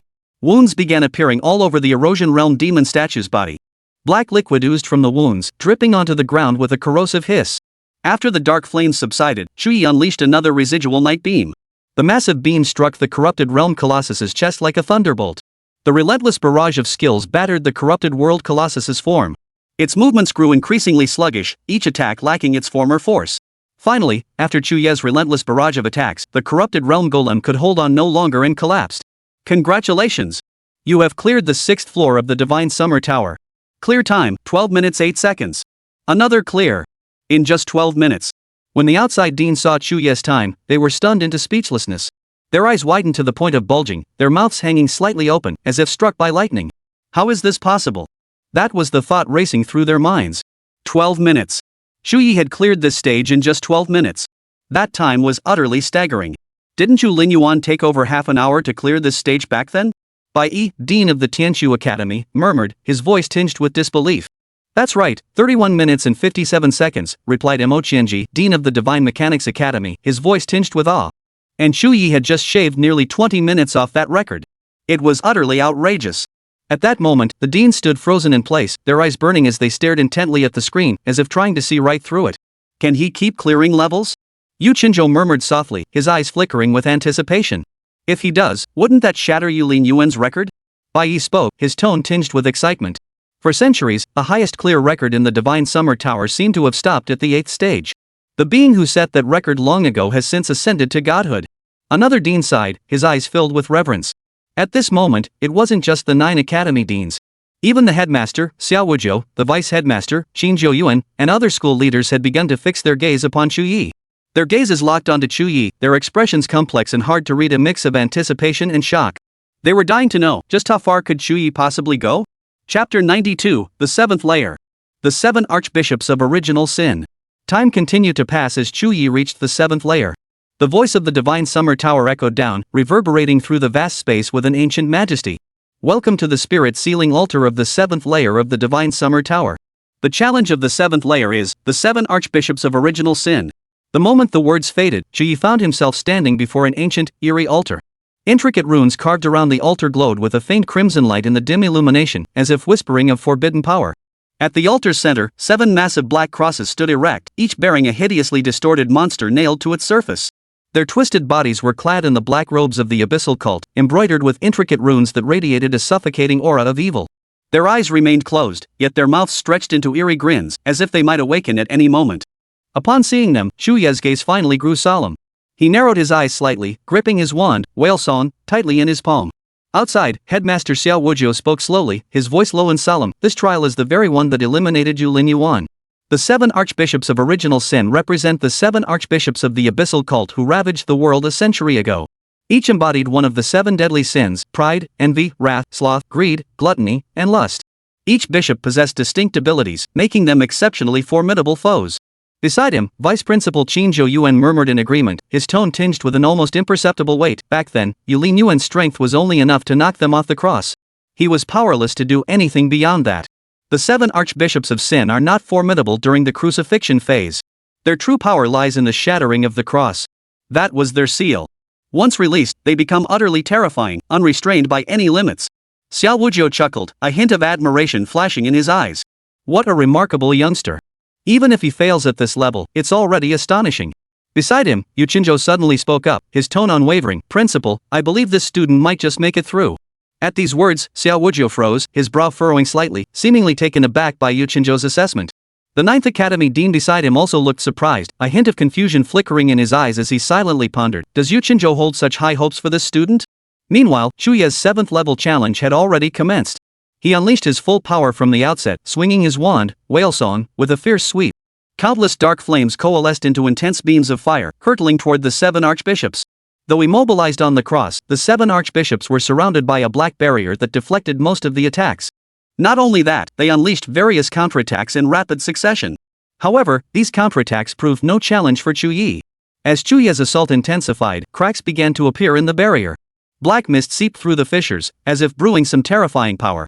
The 7 archbishops of original sin not only differed in form but also possessed vastly distinct abilities. The Bishop of Pride was a one-eyed knight with a massive black crystal embedded in his head, flickering with a deep crimson glow. Possessing formidable counterattack capabilities, when Chu Ye's dark flame struck it, the flames transformed into a blinding white light that surged back toward him. Chu Ye couldn't even dodge in time, getting hit by his own skill's rebound. Luckily, he activated the Night Veil shield just in time to block it, otherwise he would have been hurt by his own attack. The Envy Bishop's form shifted constantly, sometimes becoming a seductive woman, other times a hideous monster, or even a twisted, withered tree. Its ability allowed it to replicate Chu Ye's skills. Each time Chu Ye's attack struck it, its form would slightly warp before unleashing the same skill, albeit with slightly reduced power. It bore a striking resemblance to the Bishop of Arrogance, but after replicating several skills, the Bishop of Envy began unleashing them in rapid succession, relentlessly attacking Chu Ye. This threat appeared far more formidable than the Bishop of Arrogance. The Bishop of Greed was a monstrous creature with 3 heads and 6 arms, its black face adorned with fangs, pus blood dripping from its mouth, and its black robe soaked through with filthy blood. It could absorb Chu Ye's mana at any moment. However, it couldn't absorb dark matter, and Chu Ye possessed the Moonlight Treasure Ring, ensuring he had ample mana to withstand the drain. The Raging Bishop was a minotaur bound in chains. Its attacks were devastatingly powerful, firing energy spheres from the tips of its 2 horns. Chu Ye had to activate his Night Veil to barely block them. The Gluttonous Bishop was a bloated, monstrous creature with a gigantic mouth. Its body seemed composed of countless mouths, each opening and closing incessantly, emitting a bone-chilling sound. It can swallow Chu Ye's skills and convert them into healing power to restore other bishops. The Sloth Bishop was a rotting octopus whose tentacles were deathly pale, dripping black slime from their tips. It possessed immense control abilities. Whenever it swung its tentacles, the air became thick with a soporific aura. The Lust Bishop is a succubus-like monster with a devilish physique and wings, its eyes glowing with a mesmerizing light and its lips curled in a seductive smile. It can influence Chu Ye's mind, even inducing states of confusion. 7 bishops, 7 distinct abilities. Even one of them was tough to handle, and facing 7 in a row was putting some pressure on Chu Ye. Fortunately, they were all currently immobilized.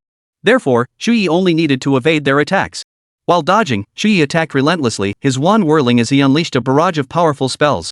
Before long, a torrent of flames shattered the 7 bishops' cross completely.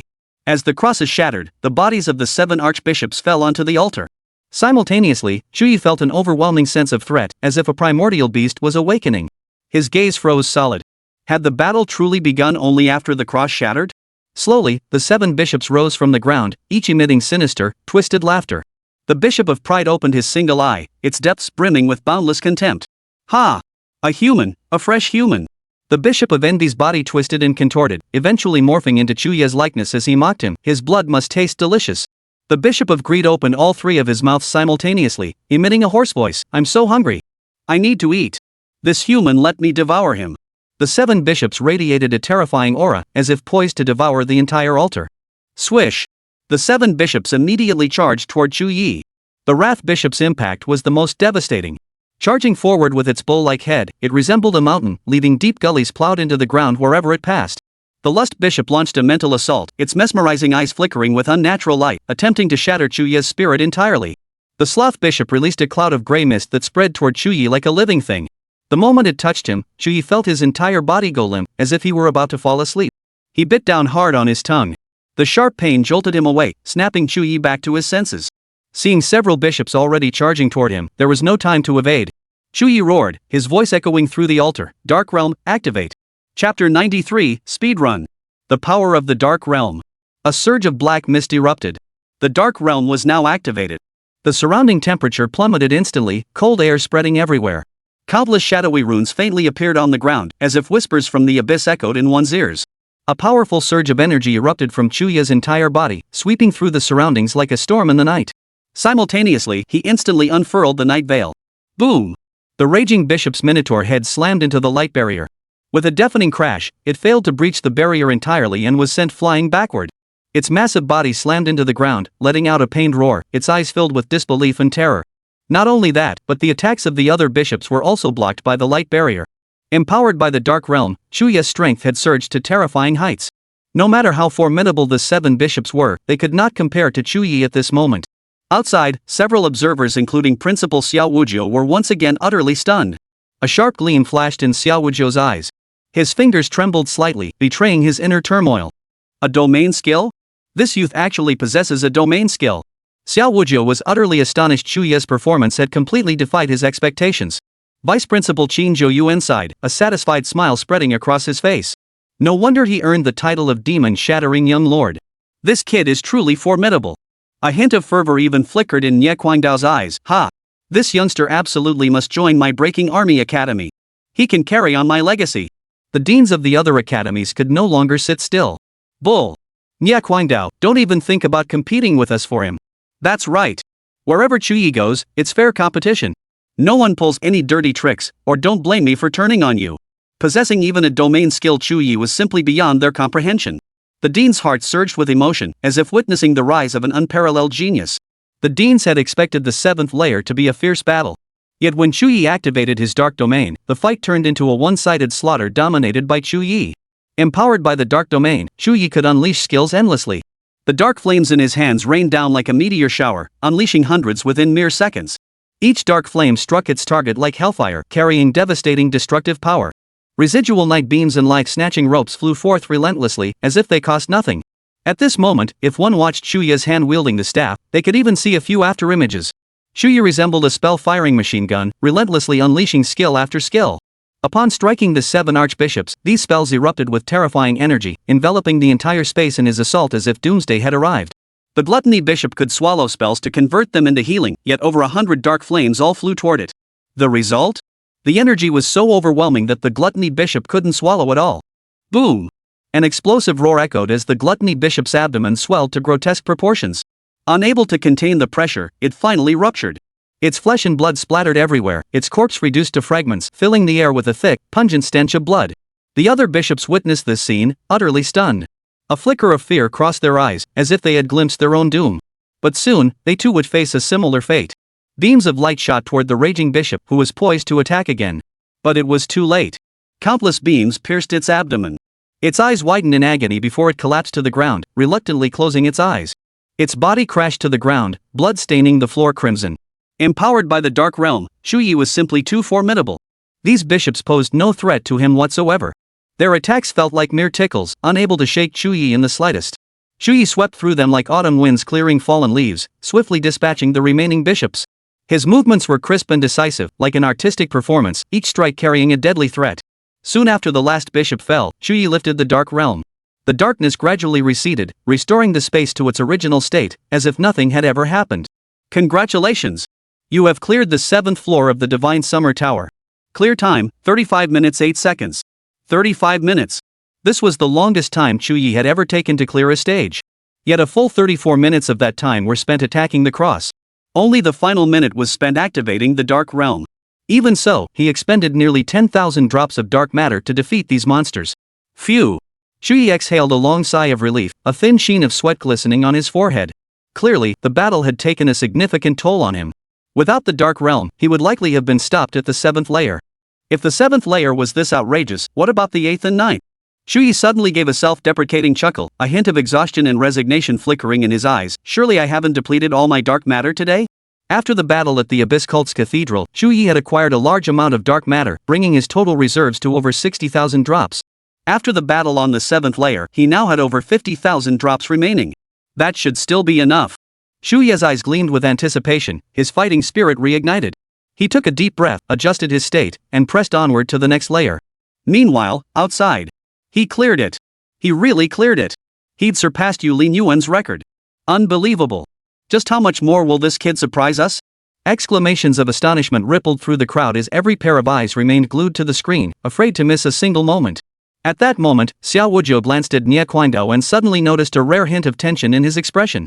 Xiao Wujiu spoke up, his voice tinged with teasing. Guangdao, the 8th layer was your responsibility, right? Nie Guangdao nodded. The enemies here are projections of the Abyss Lord, Catastrophe's Eye. They've been weakened, but can this kid really clear it? If he stops at the 8th layer, will he choose not to join our Breaker Academy?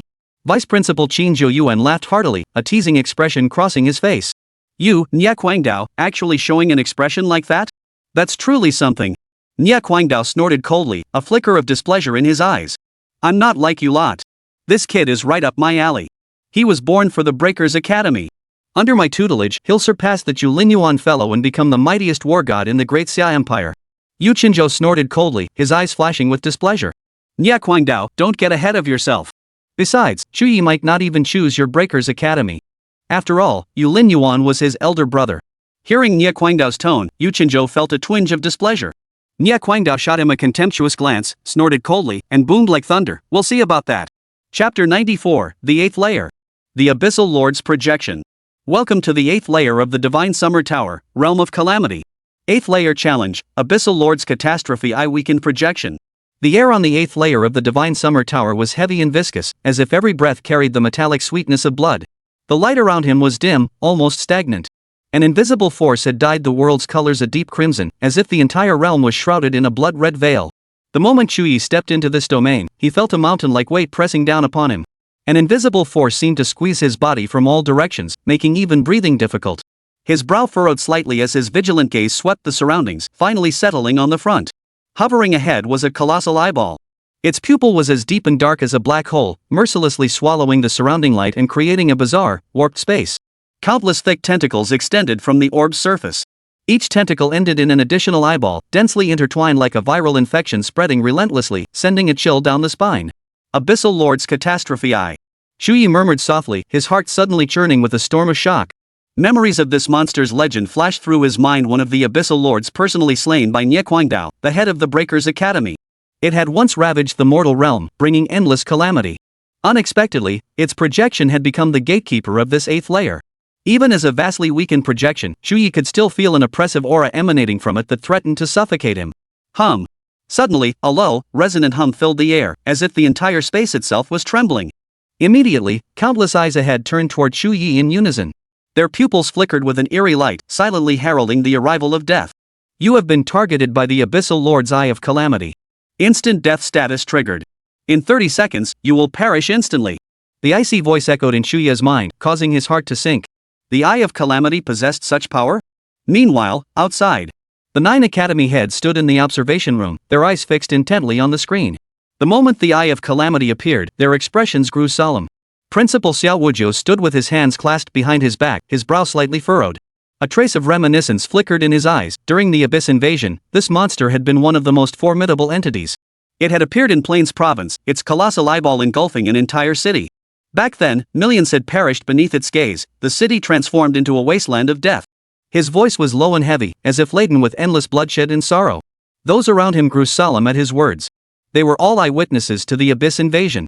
That history was both a source of pride and an excruciatingly painful memory for them. A flicker of sharpness and sorrow flickered in Nye Kwangdao's eyes. Back then, countless mighty warriors sacrificed themselves in succession to defeat it. Had they not fought to the death to severely wound the cataclysmic eye, I would never have had the chance to slay it. Vice Principal Qin Zhou Yuan sighed softly, his gaze settling on Chu Ye's figure.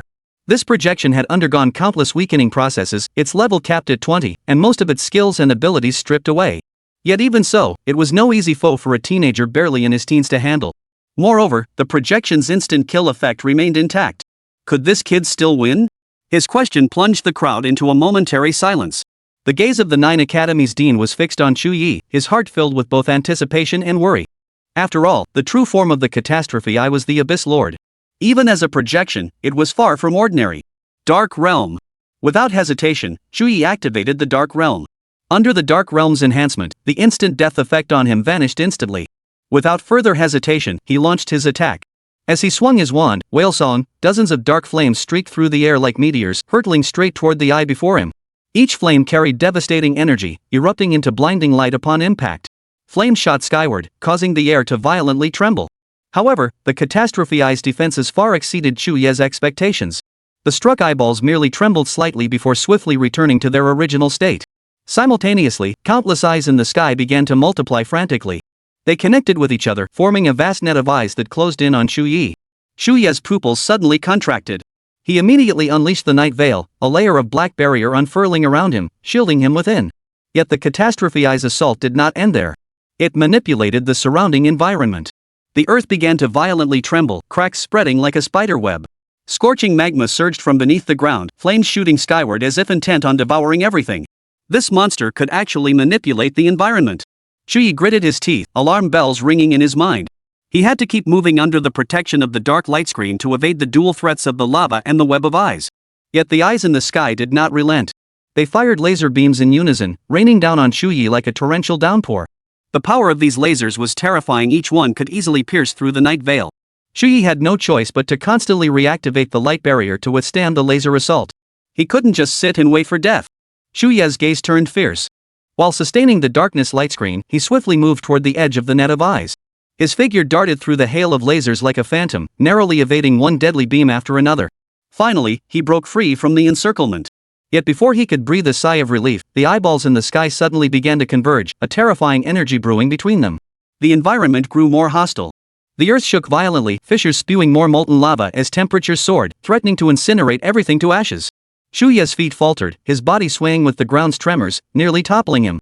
He knew that if he fell into the fissure, an utterly hopeless death awaited him. Gritting his teeth, he fought to steady himself, his gaze fixed intently ahead. As the energy within the eyeball neared completion, Chu Ye knew hesitation was no longer an option. He raised his magic wand, whale song, high and roared, ode to the world devourer. As his voice echoed, a colossal spectral whale suddenly materialized in the sky. Like a demon from the abyss, its body towered like a mountain, shimmering with an eerie, dark glow. The whale let out a piercing cry that split the heavens, carrying boundless majesty and power. Then, like a mountain collapsing and the earth splitting apart, the whale slammed violently into the eye of calamity. Chapter 95, The 8th Layer Conqueror 1. Boom! Boom! After Chu Ye activated the night veil, the praise of the world devourer was correspondingly amplified. The phantom colossus's strike unleashed terrifying energy. In an instant, a blinding radiance filled the entire space of the 8th layer. Under this single strike, even a powerhouse like the cataclysmic eye could not withstand it. As the explosion subsided, countless eyes in the sky shattered one after another. The main eye was covered in cracks and finally exploded completely. Congratulations! You have successfully cleared the 8th layer of the Divine Summer Tower. Clear time, 2 minutes 38 seconds. As the voice faded, Chu Ye dissolved his dark realm and finally let out a long breath. But soon, an overwhelming wave of exhaustion washed over him. Chu Ye realized he could no longer muster the strength to cast even a single skill. Even standing felt like an immense struggle. The side effects have kicked in? Chu Ye gave a wry smile. This was the price for unleashing praise of the world devourer. But without that skill, he couldn't have killed the catastrophe eye. It seemed he would have to stop here. In his current state, he possessed no combat capability whatsoever. Reaching the 9th layer was impossible. Chu Ye halted his advance and chose to leave the Divine Summer Tower. Meanwhile, the principal and deans watching had fallen completely silent. Their eyes were filled with shock as they stared at Chu Ye, as if he were some kind of monster. The calamity's eye of the 8th layer Chu Ye had actually cleared it. This outcome had surpassed their wildest imaginings. Xiao Wuzhou declared, as long as Chu Ye survives, he will undoubtedly become a figure who rivals or even surpasses Yu Lin Yuan in the future. This assessment was almost a certainty that Chu Ye would become the great Xiao war god in the future. The other deans nodded in agreement. Chu Ye's performance was truly astonishing. Meanwhile, the situation within the Divine Xia Tower was entirely different. Most students halted at the 4th level, eliminated and teleported out of the Divine Xia Tower. They gathered in the plaza, waiting for others to emerge.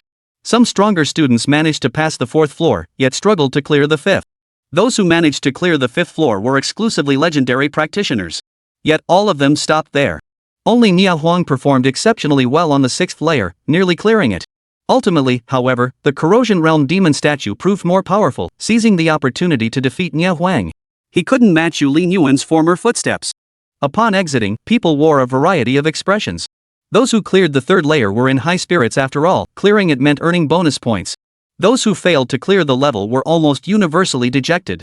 This meant they had virtually no chance of entering the academy this year, leaving them to await next year's assessment.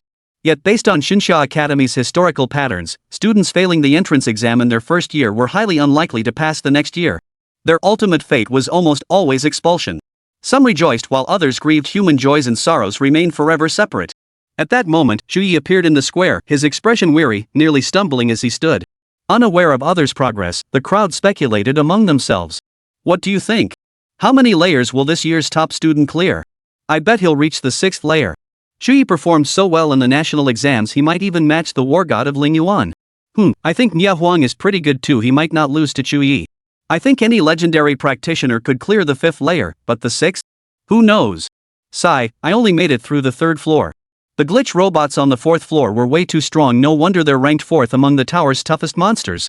My results weren't great either, I stopped at the 5th layer. No idea how they managed it, I was completely stumped. People were buzzing with discussion. Just then, a voice cut through the noise, silencing everyone. Silence, everyone. I will now announce the results of this Divine Summer Tower run and the corresponding rewards. Principal Xiao Wuzhou's voice wasn't loud, but it carried an undeniable sense of authority. Instantly, the crowd fell silent, listening intently to the principal's announcement. For this Divine Summer Tower Challenge, 7,208 students participated. A total of 7,172 students successfully cleared the first stage. These students qualify as successful passers and may proceed to subsequent academy assessments. Students who failed to clear the first stage must promptly report to the Academic Affairs Office to register for the makeup exam.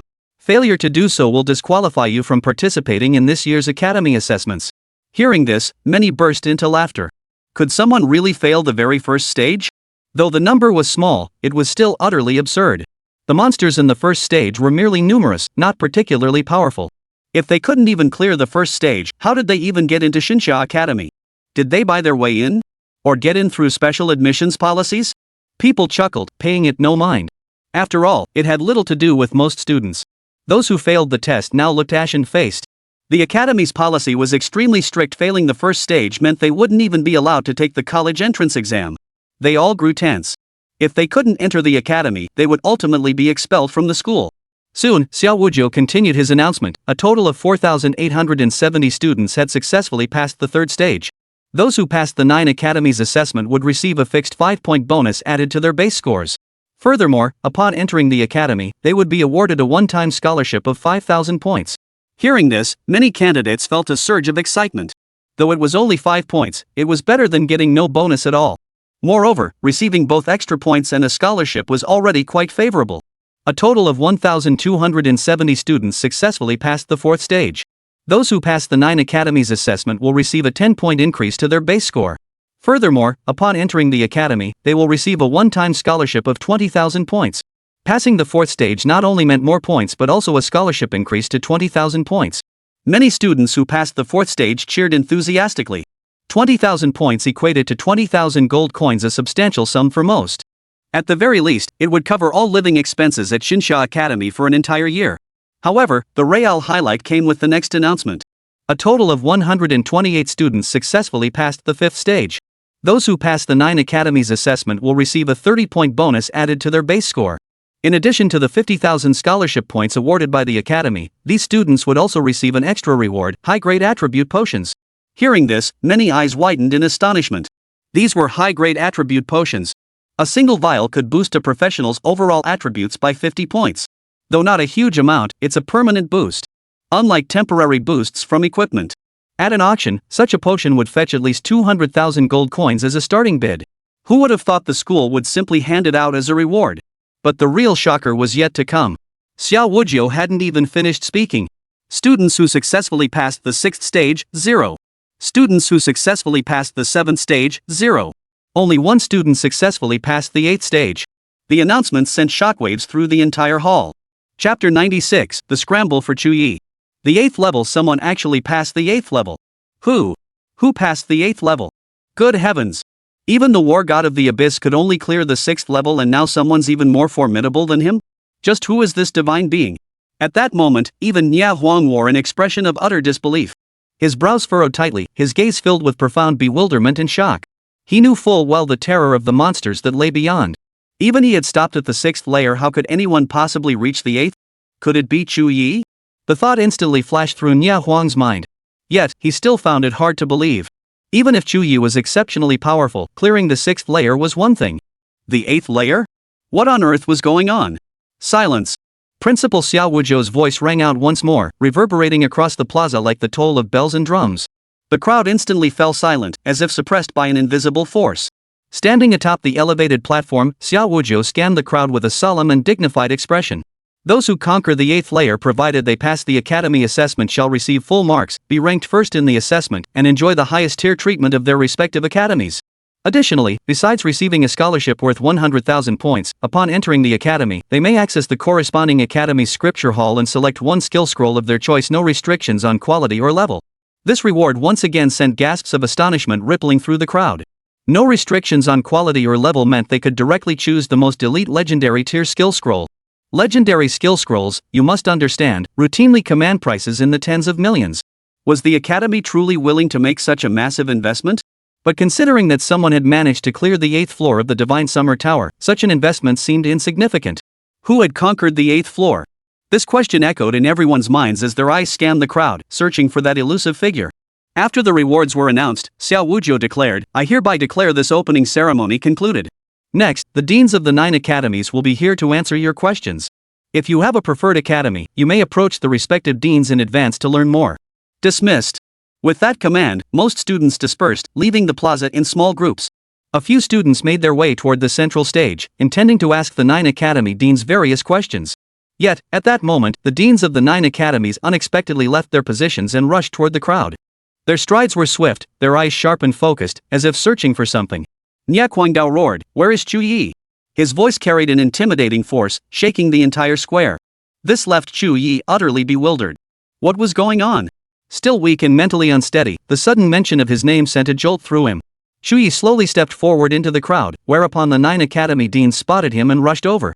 People witnessed the astonishing sight. The 6 deans: Nia Guangdao of the Breaker Academy, Bai Yi of the Celestial Pivot Academy, Mo Qianji of the Divine Mechanics Academy, Yi Wumian of the Girdle of the Big Dipper Academy, Lu Xingha of the Great Void Academy, and Yu Qinzhou of the Heavenly Pole Academy had all gathered before Chu Ye. Their gazes burned with intensity, as if vying for a precious treasure. Had the remaining academies Lingshu, Xianyuan, and Shinnong not been so mismatched with Chu Ye, their deans might well have rushed over as well. Before Chu Ye could grasp what was happening, Nia Guangdao charged forward, shouting as he approached, "Chu Ye! Join my Pujuan Academy. I will mold you into the next war god of Great Xia." No sooner had Nia Guangdao finished speaking than Bai Yi immediately pushed his way forward, his eyes flashing with ambition. "Chu Ye, don't listen to him. Join my Tianshu Academy, and you will become the future marshal of Great Xia." Next, Lu Xingha hurried over, wearing a benevolent smile. "Young friend Chu Ye, I am Lu Xingha, Dean of the Taishu Academy. Why not join me? I dare not make empty promises, but if you join, the Taishu Academy will open its doors to you completely. Whatever you desire, I shall provide. Even the stars in the sky, I will pluck them down for you." Soon after, Night Sleepless and Ink Thousand Machines also pushed their way over. At that moment, even the most obtuse among them instantly understood. Several deans were vying for Chu Ye. The one who passed the 8th gate was actually Chu Ye? Good heavens!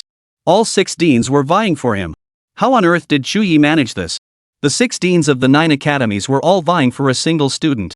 Such a scene was unprecedented in their lifetimes. This rivalry could even be traced back to when Yu Linyuan was still a student. But back then, Yu Linyuan was only being fought over by the deans of the Celestial Axis, Breaking Army, Heavenly Gangs, and Xuanji Academies. Seeing the others' intense competition, Yu Qinzhou felt a pang of anxiety.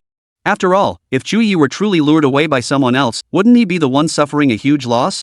Chu Ye's admission to the Tiangang Academy was secured through the influence of his elder brother, Yu Linyuan. With that thought, Yu Linyuan immediately pushed his way through the crowd, a hint of urgency in his eyes. Only then did Chu Ye gradually come to his senses. He drew a deep breath, as if calming the turbulence within, then spoke slowly, "May I catch my breath first, esteemed deans?" Seeing this, the deans nodded in unison, their expressions filled with concern. It's fine. Take your time to think it over."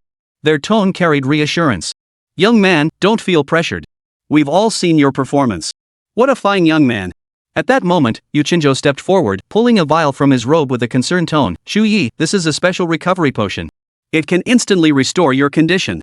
Drink it first." Hearing this, a flicker of surprise crossed Chu Ye's eyes before he accepted the vial from Yu Qinzhou, a grateful smile touching his lips. "Thank you, senior." With that, he immediately swallowed the potion. As the liquid slid down his throat, a wave of coolness instantly spread throughout his entire body. The exhaustion weighing him down vanished in an instant, and his spirits gradually lifted. The weakness brought on by the Devourer's praise dissolved completely in that moment. The other deans, witnessing this, stared wide-eyed. That Yu Qinzhou with his thick eyebrows and big eyes, he looked so innocent. Yet in a critical moment, he resorts to bribery? A flicker of resentment and envy crossed their eyes, as if condemning Yu Qinzhou's cunning. Just as the other deans were about to follow suit, Chu Ye spoke up. "Deans, I deeply appreciate your concern for me. However, I must apologize, I cannot grant all your requests. I have already made my decision regarding which academy to join." At these words, the deans grew tense. Chu Ye had made his choice? Which academy would he choose? Upon hearing this, Yu Qinzhou felt a wave of relief wash over him. It seemed Chu Ye had no intention of switching to another academy. The deans all fixed their gaze on Chu Ye, waiting for him to speak. Their gazes carried a hint of nervousness. Chapter 97, Bringing Talent to the Tiangang Academy. Under the eager gazes of the deans, Chu Ye finally declared his choice. I have decided to apply for the Tiangang Academy.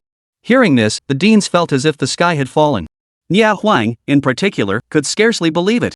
Why did Chu Ye have to choose the worst academy of all, Tiangang Academy? This was nothing short of disastrous. The loyal Chu Ye had chosen to bring his talents to the Tiangang Academy. Yu Qinzhou exhaled a long breath. Though he'd anticipated Chu Ye's answer, he'd still felt genuinely tense moments ago. What if Chu Ye changed his mind at the last minute? Nie Guangdao seethed with resentment, urgently interjecting, Youngster, are you truly not considering the Poju Academy? If you study under me, I'll impart all my knowledge. Whatever Poju Academy possesses, I'll give you. Even if it doesn't exist, just ask, I'll secure it for you. A prodigy like Chu Ye was too crucial for any academy. Take Yulin Yuan, for instance. Originally, an academy like the Heavenly Gang's Academy had almost no chance of survival within the Divine Summer Academy. Back then, it even faced the risk of closure. Yet when Yulin Yuan burst onto the scene and joined the Tiangang Academy, everything changed. After Yulin Yuan became the great Xiao war god, countless exceptionally gifted students, inspired by his legacy, chose the Tiangang Academy without hesitation. Many even perished while defending the immortal Great Wall. Among them, the one who pained Nie Guangdao the most was a young man named Yin Nangue. His performance in the national examinations had been exceptionally brilliant. Even before Yan entered the Divine Summer Academy, Nie Guangdao had approached him, hoping to recruit him into the Breaker Academy. Yet, for reasons unknown, perhaps due to some persuasion from Yu Qinzhou, this prodigy ultimately joined the Tiangang Academy. Even so, throughout his 4 years at the academy, he demonstrated extraordinary prowess. It must be noted that the resources available to the Tiangang Academy were the poorest among the 9 academies. This alone speaks to Yan Nangui's extraordinary talent. Such a young man should have become a pillar of the Great Xia Kingdom, yet he ultimately perished within the immortal Great Wall. And he chose it himself. After completing his 1-year garrison duty at the immortal Great Wall, Yin Nangue did not leave. Instead, he chose to remain, serving directly on the front lines of corruption for over a decade. He died on the battlefield, right up until the very end. Nie Guangdao had already missed out on Yin Nangue. He refused to let another talent like Chu Ye slip through his fingers. Feeling Nie Guangdao's gaze, Chu Ye's eyes held a hint of regret. My apologies, Dean Nie. I am deeply grateful for your invitation, but I must still choose the Tiangang Academy. Though spoken softly, Chu Ye's words carried unwavering certainty. The other deans, seeing this, knew Chu Ye had made his decision and sighed in unison. Their eyes turned to Yu Qinzhou, tinged with irritation. Yu Qinzhou again, and the Tiangang Academy. What on earth is so special about that place? So few students, yet the absolute best ones all end up there. Nie Guangdao said, Young man, I must warn you, the Tiangang Academy is by no means a desirable place. If you change your mind, come find me anytime. The gates of my Poju Academy stand ever open to you. With that, he swept his sleeves and departed. Having failed to secure Chu Ye, his mood was clearly sour. The other deans also took their leave. Yu Qinzhou's face was beaming as he said, Chu Ye, rest assured choosing the Tiangang Academy will be a decision you'll never regret. While our resources may not be the most abundant among the 9 academies, every door within our walls will swing wide open for you. Hearing this, Chu Ye nodded and said, I'll be counting on you, Dean Yu. Soon after, Chu Ye took his leave from Yu Qinzhou. Stepping out of the plaza, Chu Ye immediately spotted Luo Qiuyan. Qiuyan. Seeing her, Chu Ye broke into a smile. Luo Qiuyan jogged over and came to stand beside him. Her gaze held a hint of astonishment as she looked at Chu Ye. I never imagined you could pass the 8th level. At Xinxia Academy, each student is granted only one opportunity to enter the Xinxia Tower during the opening ceremony. After that, the Xinxia Tower remains closed to all enrolled students. Chu Ye's achievements surpassed all previous records, unmatched in history and likely unrivaled in the future. Prior to this, the highest achievement in the Xinxia Tower had only reached the 8th level, never completing the challenge. The one who set that record is no longer in this world. He, or rather, he has ascended to godhood. Chu Ye chuckled, just got lucky, I guess. Kept fighting and somehow made it through. Luo Qiuyan shot him a look. If that were just luck, then there wouldn't be a single fortunate person in the entire world. Chu Ye couldn't help but laugh at her words. The two walked side by side along the school streets. Luo Qiuyan changed the subject. The 9 courts assessment will officially begin in a few days. What are your plans for the time leading up to it? Chu Ye replied, nothing specific. Probably just run some dungeons to level up. Luo Qiuyan's eyes lit up instantly. Great. Let's go together. It's not far from here to the instance plaza. Even though we haven't officially joined the academy, we can't access the best instances, but the ones in the plaza are more than enough. Hearing this, Chu Ye felt a flicker of interest and nodded in agreement. The two immediately set off toward the instance plaza. Before long, they arrived at a vast plaza. The plaza was dotted with numerous portals, each leading to a corresponding dungeon. Beside the portal stood stone tablets inscribed with information about the dungeon. As soon as Chu Ye entered the plaza, he heard a chorus of shouts. Seeking Guardian. Battle level 22 Mystic Armor Rock Turtle. Anyone up for a party? One spot open. Healer needed. Combat gear negotiable. Hurry up. I'll pay 1,000 points. Any group willing to take me along? I'll be very obedient. Any handsome guys out there? I'm so delicate, you know? Across the plaza, numerous teams were recruiting members. Here gathered not only freshmen who had just enrolled, but also students from various upperclassmen years. Luo Qiuyan had clearly done her homework, knowing a lot about the dungeon plaza.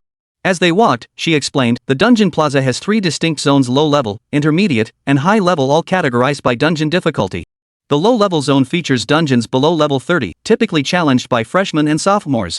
The intermediate zone covers levels 31 to 40, while the advanced zone is for levels 40 and above. We can't access those 2 zones yet. Chu Ye inquired, are all the dungeons here free to enter? Luo Qiuyan shook her head. Not exactly. Access requires points. Generally, the cheapest dungeons cost 100 points, while popular ones can demand thousands just to enter. Though the cost is high, the rewards are substantial if you clear them. Chu Ye chuckled, then let's check out which dungeon we should tackle. Points were the last thing he lacked right now. Luo Qiuyan said, I've already scouted them out. Follow me. She then pulled Chu Ye toward a dungeon entrance. A stone tablet nearby bore several characters. Bone Buried Marsh. Recommended level, 22. Difficulty options, normal, hard. Maximum party size, 5. Entry fee, 300 points. Luo Qiuyan said, this dungeon has tons of mobs, so we can farm a lot of XP. If we run it a few times, we can level up right away. Hearing this, Chu Ye immediately said, then let's get in there fast. Chapter 98, Newbie? Do you even know how to play this dungeon? Chu Ye promptly paid the points, and the two entered the instance. The moment they entered, Chu Ye found himself in a vast swamp. This was the bone-buried swamp. The air within the swamp was thick with dampness. The moment Chu Ye stepped in, he heard a cacophony of noise. Then, he saw numerous skeletons slowly rising from the swamp, advancing toward the pair. Seeing this, Chu Ye hesitated not a moment, unleashing the dark flame. Boom! The intense dark flame erupted, instantly slaying several skeletons. Congratulations! You have defeated a level 20 swamp skeleton and gained 220 EXP. Darkness Origin activated. You have obtained 10 drops of dark matter. Since the instance was a 2-player party, the experience was split evenly. Even so, Chu Ye still gained over 200 experience points. This astonished Chu Ye. The experience rewards in this dungeon were this high? Luo Qiuyan smiled and said, see? I was right. There are at least hundreds of skeletons in this dungeon. If we clear them all, we might just level up. Hearing this, Chu Ye instantly felt motivated. Without delay, the pair began their slaughter. With their combined strength, the skeletons offered little resistance. Chu Ye and Luo Qiuyan each took one side. With a few skill casts, they swiftly slaughtered large numbers of swamp skeletons. Massive amounts of experience points transformed into glowing particles, continuously surging into their bodies. Though more skeletons continually advanced from all sides, they posed little threat to either player. Before long, over 100 skeletons had fallen at their hands. Congratulations! You have leveled up. Current level, 18. A voice echoed in his mind, and a glow instantly enveloped Chu Ye's body. Hearing the announcement, a faint smile touched Chu Ye's lips. I leveled up. Beside him, Luo Qiuyan remarked, I'm almost there too. Then let's hurry up a bit more. Their movements quickened. Chu Ye weaved in and out, unleashing attacks, while Luo Qiuyan harmonized beside him, her voice ethereal and melodious, utterly captivating. Before long, all the surrounding monsters had been wiped out by the pair. Roar! At that moment, a sinister, low growl echoed through the air. The pair looked up to see several larger, more menacing monsters crawling out of the swamp. Seeing this, Chu Ye swung his staff, unleashing a burst of dark flames. Boom! Sparks flew everywhere. Congratulations! You have defeated a level 22 enhanced swamp skeleton. You have gained 800 EXP. Darkness Origin activated. You have obtained 80 drops of dark matter. These were elite monsters, far stronger than ordinary skeletons. Yet the duo's power was more than sufficient. These two skeletons posed no real threat. After the elite skeletons fell, wave after wave of regular skeletons surged forward. The pair continued their relentless slaughter, and before long, these new skeletons too were vanquished. Within this dungeon, their attacks seemed almost effortless. They didn't appear to be here to fight a dungeon, rather, they seemed to be sightseeing. Before long, a glow of leveling up appeared on Luo Qiuyan's body. I leveled up too. Luo Qiuyan's face lit up with a faint smile. Their levels had officially reached 18. Chu Ye chuckled, at this rate, we should reach level 20 by the time the 9 courts assessment begins. Luo Qiuyan nodded. The 9 Academy's assessment wasn't something you could simply pass and consider yourself off the hook. In truth, it was also an assessment where points were contested. The higher the score, the greater the Academy resources one could access. Chu Ye might not have this worry. After clearing the 8th floor of the Divine Summer Tower, he had already been confirmed as the top candidate for the Academy assessment. Unless he failed the assessment entirely. But was that even possible? In the plaza, a scene unfolded where 16s vied for Chu Ye's favor. But Luo Qiuyan faced a different reality. This year, the talents heading to the Celestial Pivot Academy were numerous, and compared to them, Luo Qiuyan held no particularly obvious advantage. To gain an edge, she must achieve outstanding results. In fact, she even aimed to secure first place in the Tianshu Academy's entrance assessment. But this wasn't the national exam. At the Tianshu Academy assessment, Chu Ye couldn't help her. The two continued their battle. Under the relentless barrage of skills, wave after wave of skeletons crumbled to dust. As Chu Ye unleashed his skills, he asked, Qiuyan, have you been to the Star Tower yet? Luo Qiuyan shook her head. Not yet, but I've already earned the qualification to enter. I just need to pass the 9 Academies assessment and reach level 20 before I can go to the Star Tower. At that moment, a trembling vibration suddenly rippled through the air, followed by a violent shaking that shook the entire swamp. Chu Ye and Luo Qiuyan instantly furrowed their brows. Then, a colossal skeleton, towering 3 to 4 meters tall, abruptly crawled out of the swamp. Spotting the skeleton, Luo Qiuyan exclaimed, it's the dungeon boss. Seeing this, Chu Ye immediately acted. Skill activated, Knight's Residual Beam. As Chu Ye swung his staff, a powerful beam erupted, piercing straight through the skeleton. The colossal skeleton didn't even have time to launch an attack before collapsing straight down. Congratulations! You have defeated the level 22 giant skeleton. You have gained 4000 EXP. Dark Origin activated. You have obtained 220 drops of dark matter. You obtained Skeleton Staff Green, Tough Bone. After defeating the Great Skeleton, both players gained a significant amount of experience. Additionally, the Great Skeleton dropped 2 items. Upon seeing it was green gear, Chu Ye tossed it into his Moonlight Treasure Ring without a second glance. We've cleared the stage. Let's head out, Chu Ye said with a smile. Luo Qiuyan nodded. The two then exited the instance. Just as they emerged, Chu Ye and Luo Qiuyan were about to re-enter when several voices suddenly called out nearby. They're out. Alright, let's hurry in. Stop dawdling, hurry up. At that moment, several people surged forward, attempting to push past Chu Ye and Luo Qiuyan's group to enter the dungeon and farm monsters. Chu Ye immediately frowned and stepped in front of them. What's your problem? Luo Qiuyan's expression also grew slightly colder. Standing before Chu Ye was a young man clad in gray armor. He eyed Chu Ye up and down, frowning. Freshman this year? Chu Ye replied, this dungeon is currently occupied by us. We haven't exited yet. If you want to fight, wait until we leave. Beside him, a youth wielding a purple staff sneered sarcastically, freshmen this year probably aren't even level 15, are they? Do you really think you can handle this dungeon properly? The youth with the bow chimed in, exactly. Move aside. Think you can afford to compensate us for delaying our dungeon run? Their attitude instantly infuriated Chu Ye. Luo Qiuyan's expression darkened slightly beside him. Chu Ye retorted coldly, I refuse to move. What are you going to do about it? Chapter 99, The Holy Land of Experience. Hearing Chu Ye's words, the group's expressions darkened. The armored youth at the front sneered, looks like this year's freshmen are pretty cocky. If I don't teach you a lesson, you'll never take me seriously. With that, the youth immediately drew a massive broadsword. The blade was nearly as tall as he was, thudding heavily onto the ground. The commotion quickly drew the attention of those nearby. A crowd began gathering nearby. What's going on over there? Isn't that Sun Yu from the Breakers Academy? Who's gotten on his bad side? No idea. Those two look unfamiliar. Judging by their uniforms, they must be freshmen, right? Oh, they're freshmen. No wonder they're not afraid of Sun Yu. Sigh, Sun Yu's always been arrogant. He'll start a fight over the slightest disagreement.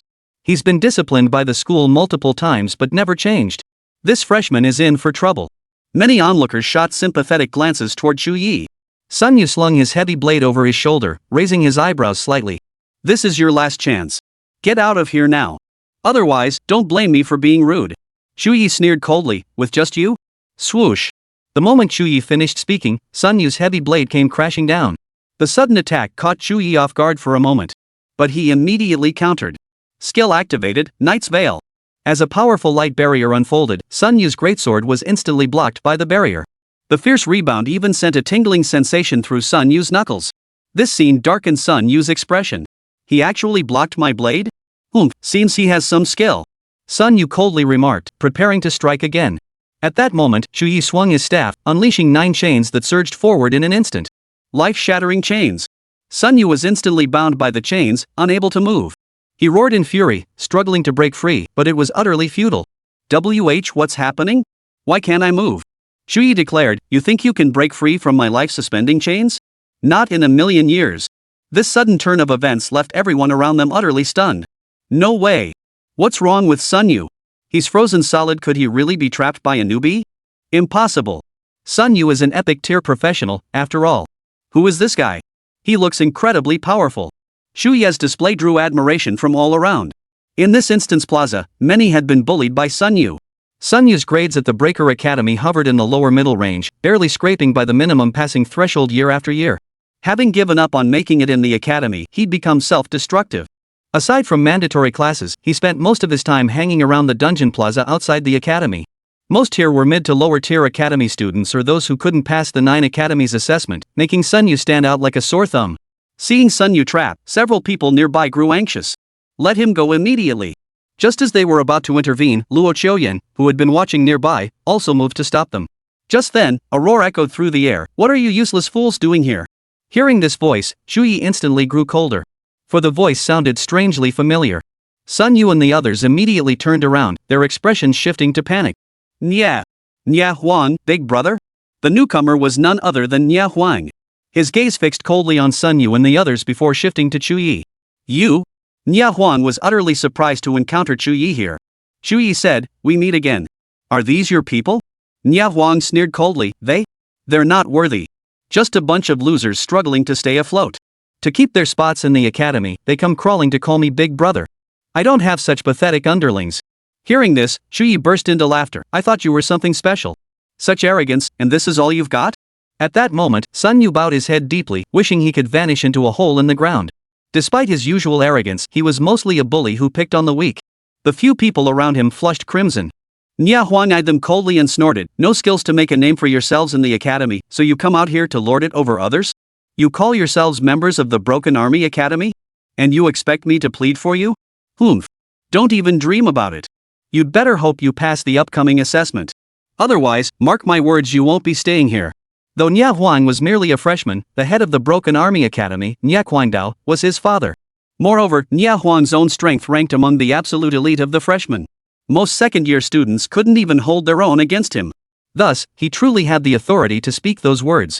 The group's faces instantly drained of color. Without Nya Huang's intercession, they might truly have been expelled from the academy. They tried to say something more, but Nya Huang clearly had no patience for it, dismissing them outright. Chu Ye couldn't be bothered with Sun Yu any longer. After releasing the life-sustaining rope, he let him go. After the others departed, Nya Huang turned to Chu Ye and remarked with admiration, I never imagined you could clear the 8th layer. I thought I'd finally closed the gap between us, but now it seems the distance is only growing wider. Then, puzzled, he added, why did you choose the Tiangang Academy? It's the academy with the worst resources among the 9. Chu Ye smiled. You already know? I chose the Tiangang Academy for no other reason than that it suits me best. Nya Huang frowned. I hope so. When my father returned last night, he sought me out to persuade you to join the Pujuan Academy. He even said that if you agree to join, he'll do 3 things for you without charge anything, as long as it doesn't involve betraying the Great Xia Kingdom or similar treasonous acts. He'll agree to it. Chu Ye was utterly stunned. Dean Nya actually said that? Nya Huang continued, will you join? If you do, through mutual sparring, we could become the 2 strongest individuals in this entire Xinxia Academy. Chu Ye shook his head with a wry smile, better not. Please convey my thanks for Dean Nya's generosity. Truth be told, Nya Huangdao's sincerity was truly remarkable. At any other time, Chu Ye might have accepted without hesitation. But now, he had already decided to go to the Tiangang Academy. There, countless veterans awaited his healing, and it housed the only abyss environment. The Tiangang Academy was the most suitable institution for a dark godhead. Seeing this, Nya Huang stopped trying to persuade him. He glanced at the dungeon behind the 2 and asked, are you grinding? Chu Ye nodded. A flicker of battle intent suddenly flared in Nya Huang's eyes. Excellent. Chu Ye, let's spar. If you win, I'll take you to the Experience Sanctuary at the Breakers Academy. Leveling there, you'll hit level 20 in 2 days tops. Chu Ye's interest was instantly piqued. Experience Sanctuary? Exactly. The dungeons there don't drop any combat gear, but the experience gained is doubled. For leveling up, it's the most suitable place. Chapter 100, Confronting Nie Huang again, defeating him in a single move. Hearing this request, Chu Ye naturally wouldn't refuse. He smiled faintly, his eyes calm and composed. How about letting Chu Ye come along too? If you agree, then I'll fight you. Nie Huang crossed his arms, his expression calm and his tone casual. Whatever you want. As long as you can beat me, you can bring as many people into that dungeon as you like. Fine, I accept. For Chu Ye, this was essentially a no-lose proposition. All he needed to do was spar with Nie Huang, that battle maniac, and he could enter the experience sanctuary to grind levels. Why wouldn't he? Chu Ye and Luo Qiuyan immediately followed Nie Huang to the Breakers Academy, arriving at its training arena. As soon as they arrived, several people nearby greeted them. Hey, Brother Huang. Good afternoon. Heh, who's Brother Huang challenging today? More than half the names on the sophomore combat rankings have been defeated by Brother Huang. Except for the top 20, no one stands a chance against him. Though the academy assessments hadn't begun yet, Nie Huang had already gained some renown within the Breakers Academy. Not just because he's Nie Guangdao's son, but because his strength is truly formidable. Throughout the entire freshman class in the Breakers Academy, no one could stand against Nie Huang. He's been challenging mostly renowned second-year powerhouses, and the vast majority of them have also fallen to Nie Huang. He hadn't even joined the academy yet, but legends about him were already circulating. Nie Huang waved his hand dismissively at the surrounding crowd. Enough with the flattery. Today, I'll let you witness a real fight. Hearing this, the crowd's eyes lit up with interest. Who would Nie Huang fight today? Soon, Nie Huang stepped onto the stage, his gaze fixed on Chu Ye. Get up here, Chu Ye. Chu Ye smiled faintly, his steps steady as he ascended the platform. His demeanor was calm and composed, as if everything was under his control. Seeing this, the surrounding crowd all wore expressions of astonishment. It's him? Chu Ye, I recognize him. At the opening ceremony, he was the only one who cleared the 8th floor of the Divine Summer Tower. Holy crap, someone even more impressive than Brother Huang has arrived. Upperclassmen might not know much about Chu Ye, but every freshman had heard his name. Not only because he earned a national title, but also due to his astonishing performance in the Xinxia Tower. Nie Huang stared at Chu Ye, his eyes blazing with combat intent. His tone was unwavering. Chu Ye, hold nothing back. Unleash your domain skill. Chu Ye arched an eyebrow, his tone tinged with mockery. If that's the case, I doubt you'll last very long. Nie Huang laughed defiantly, his eyes showing no trace of fear. Nie Huang, fear no defeat, only cowardice. Chu Ye's tone remained calm, but his gaze sharpened. In that case, I'll gladly oblige. With that, Chu Ye swiftly drew his wand, Whale Song. The wand glinted with a cold, piercing light under the sun, as if containing boundless power. Simultaneously, energy coalesced throughout his body, erupting into a cloud of black mist. The mist solidified around him like tangible substance, sending chills down the spine. Dark Realm, activated. In an instant, Chu Ye radiated an overwhelming aura. Those nearby felt their hearts clench, experiencing a sensation akin to death itself. Eyes widened in disbelief, faces frozen in shock as if plunged into a pitch-black abyss where breathing itself became a struggle. Nie Huang, however, was fired up for battle, his eyes flashing with excitement as if he'd finally met a worthy opponent. Ha! I'll give it my all too. Nie Huang roared with laughter, his voice brimming with battle intent. The words barely left his lips when Nie Huang let out a fierce roar, his aura exploding outward. His frame grew more imposing, muscles bulging, pupils constricting until nearly invisible. He appeared utterly frenzied. This was Nie Huang unleashed at full power. He drew the Xianhuang warblade, its edge glinting coldly in the sunlight. Then, stomping his foot down so hard it made the entire arena tremble, he charged forward. Primordial body cleaves heaven. Nie Huang's voice grew hoarse and menacing. The Xianhuang warblade seemed poised to annihilate everything in its path, charging toward Chu Ye with a frenzied momentum. Chu Ye remained unflustered, a flicker of composure passing through his eyes as he immediately cast his spell. Life-saving rope. 9 chains, like 9 serpents, shot forth. They traced arcs through the air, seemingly alive as they charged straight toward Nie Huang. In an instant, the 9 chains bound Nie Huang solidly in place. Nie Huang's heaven-splitting body technique was abruptly interrupted by the life-saving ropes. Entirely bound by the chains, he was utterly immobilized. Chu Ye swung his staff, and the life-suspending ropes snapped apart. They then transformed into 9 razor-sharp spears, piercing through the air with a piercing whistle as they lunged toward Nie Huang. These spears were incredibly sharp. If they struck, Nie Huang's body would be pierced instantly. His gaze turned icy as he swung his blade to block, but the spears possessed more than just sharpness. Their force was equally unmatched. Boom! The spears struck the Xianhuang warblade, erupting in a thunderous clang that sent Nie Huang flying backward. His body traced a heavy arc through the air before crashing with a thud outside the arena. The outcome of this battle was decided. Chu Ye dissolved his dark realm as the black mist gradually dissipated. Clasping his fists, he declared, "You win." Below the stage, Nie Huang also released his frenzied state, brushed the dust from his clothes, and stood up. His face showed no trace of disappointment, but rather a hint of excitement. You win, Chu Ye. You remain as formidable as ever. But I won't keep losing. One day, I will defeat you. Nia Huang's gaze was unwavering, his voice brimming with fighting spirit. A faint smile touched Chu Ye's lips, his eyes holding a hint of admiration. I'll be waiting for you. The battle had come swiftly and ended just as quickly. The onlookers stood frozen in shock, nearly speechless. They had believed Nia Huang was already formidable enough, yet here he was, unable to withstand even a single strike against Chu Ye. No wonder he cleared the 8th floor of the Divine Summer Tower truly formidable. Ah, there's always someone stronger out there. Is our great Xia kingdom about to produce another Yu Lin Yuan? I hear he's chosen the Tiangang Academy. Could he be planning to follow in the footsteps of the war god? This is what legacy means. Our headmaster begged and pleaded for him to join the Breakers Academy, but it was useless. He was set on the Heavenly Guardian Academy. Such is the influence of the great Xia war god. People weren't surprised by Chu Ye's victory. What shocked them was how effortlessly he won. If Nia Huang fell so swiftly, who at Xinxia Academy could possibly stand against Chu Ye? Perhaps, aside from the top-tier second-year masters, no one could defeat Chu Ye now? Chu Ye paid no heed to the chatter. After stepping down from the stage, Nia Huang approached them. Follow me. I'll take you to the dungeon. Chapter 101, The Elemental Mirror Altar. Following Nia Huang, the two slowly made their way along a path paved with blue stone, eventually reaching the inner courtyard of the Breakers Academy. The atmosphere here was starkly different from the outer courtyard. A fierce, bloodthirsty aura permeated the air, as if every inch of ground had been baptized by countless battles. The surrounding structures were tall and solemn, their walls etched with countless sword and blade marks. Even the street lamps were shaped like swords, radiating a sharp, fierce aura. Walking through it felt like stepping onto an ancient battlefield steeped in the will to fight. Nia Huang led Chu Ye and Luo Qiuyan to a spacious training ground.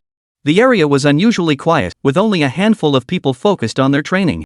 In the center of the field, over 20 instance portals stood silently, emitting a faint glow. Nia Huang drew a card from his robe and swiped it lightly across the sensor beside the gate.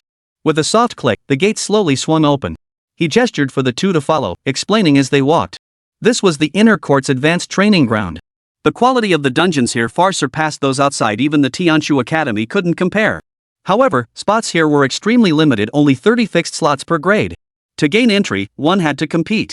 Those lacking sufficient strength simply weren't qualified to set foot here. Chu Ye chuckled upon hearing this. So the rules of the Pijuan Academy are truly brutal, huh? Luo Qiuyan nodded softly beside him. Tianshu Academy is different. Their dungeons are open to everyone, but entering comes at a cost. Those lacking sufficient strength who rashly enter the advanced dungeons will suffer heavy losses. It's simply not worth it.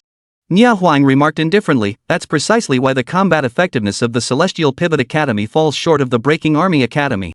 Luo Qiuyan shook her head slightly, a hint of skepticism in her eyes. Their duties differ, comparing them is meaningless. The Celestial Pivot Academy's mission isn't to train frontline warriors who charge into battle, but to cultivate strategic minds with grand vision and the ability to see the bigger picture. Their objectives are fundamentally different. Just then, a somewhat familiar voice drifted from nearby. Well, if it isn't Nia Huang. And you've brought company? These two are your friends? Chu Ye followed the sound and saw a young man in a blue robe approaching at a leisurely pace. His features were handsome, and a gentle smile played between his brows, giving him an approachable air. Upon seeing him, Nia Huang immediately straightened his posture, his tone tinged with respect. Brother Gu, I brought them here to run the dungeon. The young man smiled faintly, his gaze resting on Chu Ye and Luo Qiuyan. A hint of curiosity flashed in his eyes. Shall we introduce them? Nia Huang hastily replied, these two are Chu Ye and Luo Qiuyan. This is Gu Daoyi, my elder brother. Gu Daoyi smiled faintly, stepped forward, and bowed his hands toward the pair. Gentlemen, it's a pleasure to meet you for the first time. Chu Ye and Luo Qiuyan exchanged a glance. Chu Ye then offered a slight smile and nodded in response. Hello. Gu Daoyi chuckled and waved his hand. Turning to Nia Huang, he said, well then, you two carry on. I've just finished a dungeon run and need to rest for a bit. We'll catch up another time. Nia Huang nodded in agreement, watching as Gu Daoyi walked away. Only after his figure vanished from sight did Chu Ye turn to Nia Huang, a hint of puzzlement in his eyes. That was the first time I've seen you show such respect to someone. What's so special about this Gu Daoyi? Nia Huang fell silent for a moment before replying in a low voice, he's ranked first on the sophomore combat power list. I once challenged him, agreeing that if I lost, I'd acknowledge him as my big brother. I lost. Chu Ye couldn't help but chuckle, who knew you'd take it so seriously? Nia Huang's expression remained stern, yet a faint trace of admiration flickered in his eyes. If we were on equal footing, I believe I wouldn't lose. But even if we were just one tier apart, I couldn't defeat him. He paused, his gaze shifting to Chu Ye, his tone serious. And you probably wouldn't stand a chance against him either. A flicker of interest crossed Chu Ye's eyes at this remark, though he offered no further comment. Nia Huang led them to a dungeon portal, pointing at the stone tablet ahead. This is the experience haven I mentioned. Before the 9 Academy's assessment begins, you may come here anytime to run dungeons. I'll cover all expenses. Chu Ye and Luo Qiuyan approached the portal, their eyes fixed on the steel. It detailed the dungeon's information. Elemental Mirror Altar. Recommended level, 23. Difficulty options, normal, hard. Maximum party size, 5. Special mechanics, no loot drops in this instance, but experience gains are doubled. Additionally, challengers receive an extra experience bonus over time, up to a maximum of 300. Nia Huang explained, there are no bosses in this instance. You can farm as long as you like.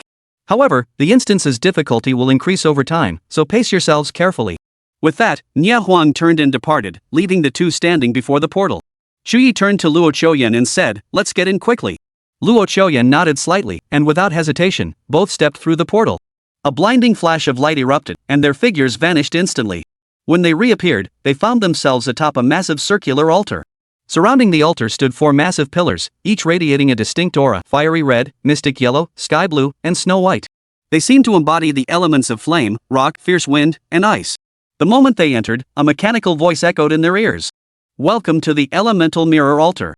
The battle is about to commence. Prepare yourselves. As the voice faded, the crimson pillar abruptly ignited. Instantly, countless flame-like beings surged forth from its depths. Their bodies burned with searing flames, their forms semi-transparent, as if they were mirror images forged from fire itself. These fire spirits moved with blinding speed. The moment they appeared, they split into several waves and lunged toward the two. A cold gleam flashed in Chu Ye's eyes as he murmured, "Move." Before the words had fully left his mouth, his figure darted forward like a ghostly apparition. His staff whirled, unleashing powerful bursts of dark flames. Luo Qiuyan followed closely behind, wielding the Tianxian with graceful, swift movements as starlight flickered around them. Working in perfect coordination, they cut down wave after wave of fire spirits, which dissolved into flickering sparks of light before vanishing into the air. You have killed 22 level 22 blazing sun mirror images. Gained 800 EXP. Darkness origin activated. You have obtained 60 drops of dark matter. A flash of delight crossed Chu Ye's eyes at the system notification. These blazing sun mirrors not only provided far more experience than ordinary monsters, but the dark matter yield was also remarkably substantial.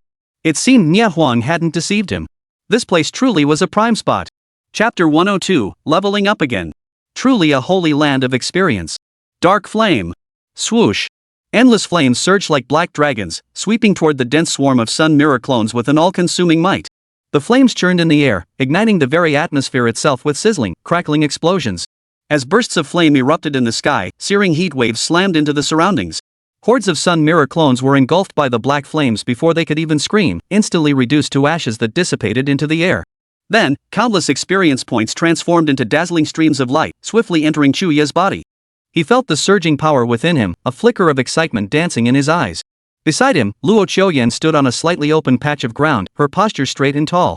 She wielded her staff with grace, her fingertips flickering with faint starlight. Her expression was focused, her eyes carrying a hint of icy coldness. It was the familiar starlight pulse. This was an exceptional skill for dealing with groups of monsters. Luo Qiuyan's starlight pulse would split upon killing its target, and most astonishingly, the split pulses showed no signs of weakening. This was the power she gained after evolving her profession through the Abyss Core Order. Thus, as long as Star Pulse could instantly kill one monster, any number of identical monsters would be instantly killed by Luo Qiuyan. The only limitation was the skill's cooldown. Even during cooldown, Luo Qiuyan could switch to other skills like Starfall. Though Meteor Strike's damage output falls short of Starlight Pulse, a single Meteor Strike could still crush countless Sun Mirror clones. Working in tandem, massive amounts of experience poured in, their experience bars slowly but visibly rising. This type of battle was second nature to Chu Ye and Luo Qiuyan. They didn't even need to speak, their coordination had long since reached a level of seamless harmony. After about half an hour of fighting, the fiery red pillar suddenly lost its glow. Immediately after, the sky blue pillar lit up. Luo Qiuyan's brows furrowed slightly as she murmured a warning, "We need to switch monsters." Chu Ye nodded, his gaze shifting toward the sky blue pillar. At that moment, a swarm of creatures radiating sky blue light surged forth from the pillar. These creatures bore a striking resemblance to the sun mirror clones, differing only in color.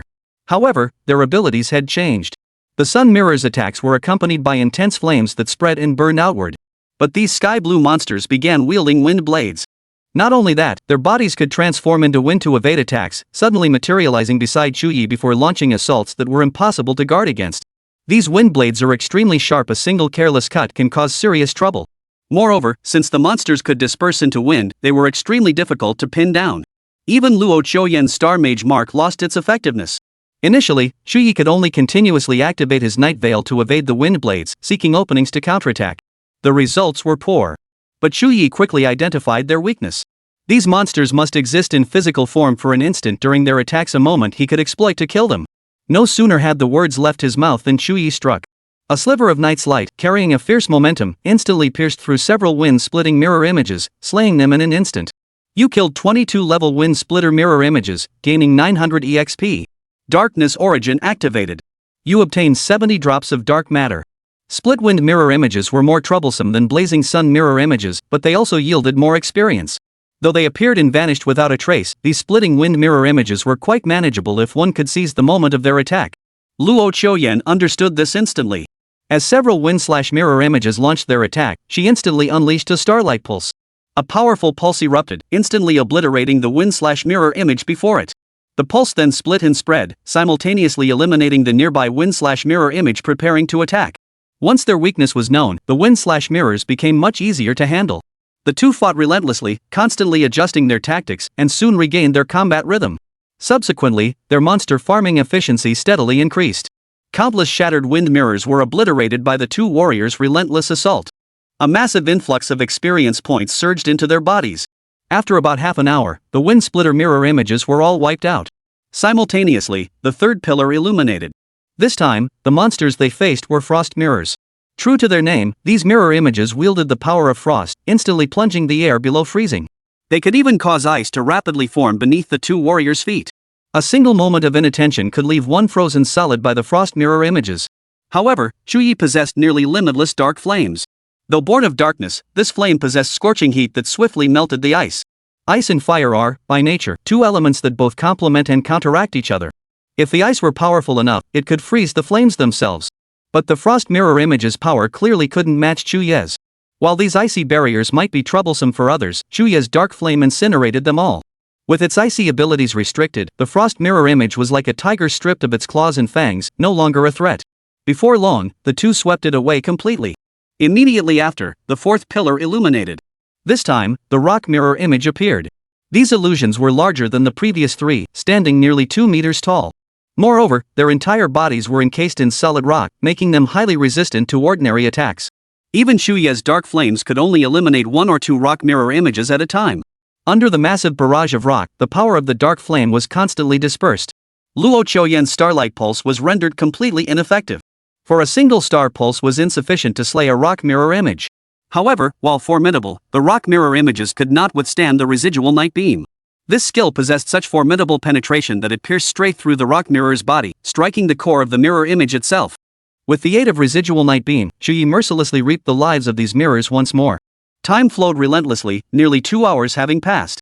At that moment, a voice echoed simultaneously in both their ears. Congratulations! You have leveled up. Current level, 19. Another level up.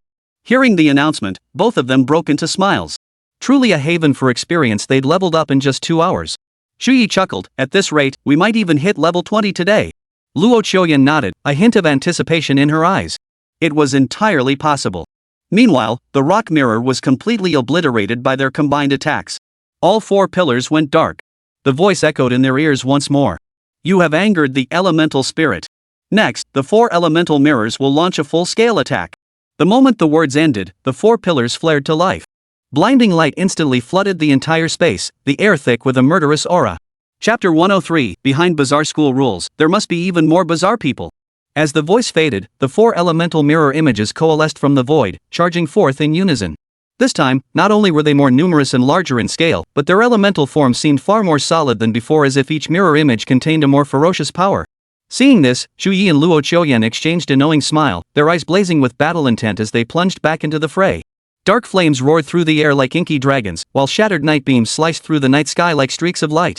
Starfall spells descended from the heavens, carrying the scent of destruction, and starlight pulses erupted like a cascading galaxy, exploding in an unending torrent. Though the monsters grew in number and strength, were these two mere mediocrities? Chu Ye's eyes gleamed with excitement, his fighting spirit soaring. He never feared hordes of monsters, only their scarcity.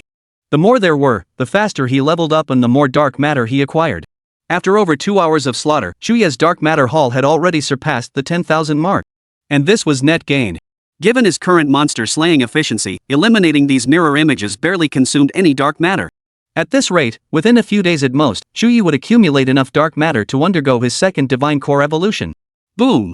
Dark flames erupted within the mirror image horde. The searing black fire instantly ignited the surrounding air, reducing countless elemental mirror images to ash under its terrifying might. Countless experience points surged into Chu Ye's body like a torrent. You killed the blazing sun mirror image, gaining 1200 EXP. You killed the wind splitter mirror image, gaining 1200 EXP. You have killed. Darkness origin activated. You obtain 100 drops of dark matter. After deploying all of them, these mirror images provided even more experience points. Chu Ye chuckled, and Luo Qiuyan beside him nodded slightly. More experience meant faster kills, which in turn meant faster leveling. The higher their levels before the 9 quartz assessment began, the greater their advantage would be. Thus, they fought with renewed vigor. For Chu Ye, his gains weren't just experience points, they also included vast amounts of dark matter. 100 drops of dark matter per monster, that was practically equivalent to the income of an abyss cultist. At this rate, Chu Ye would soon accumulate 100,000 drops. This was the capital for enhancing his strength. The assaults from the 4 elemental mirror images surged like tidal waves, wave after wave. Yet Chu Ye and Luo Qiuyan were the tide riders, traversing the raging tide of monsters as if walking on level ground. Their battle persisted relentlessly. After enduring the national exam, they'd gained experience in prolonged dungeon runs. Even fighting for several hours straight posed no problem. Time flowed relentlessly, and another 2 hours passed.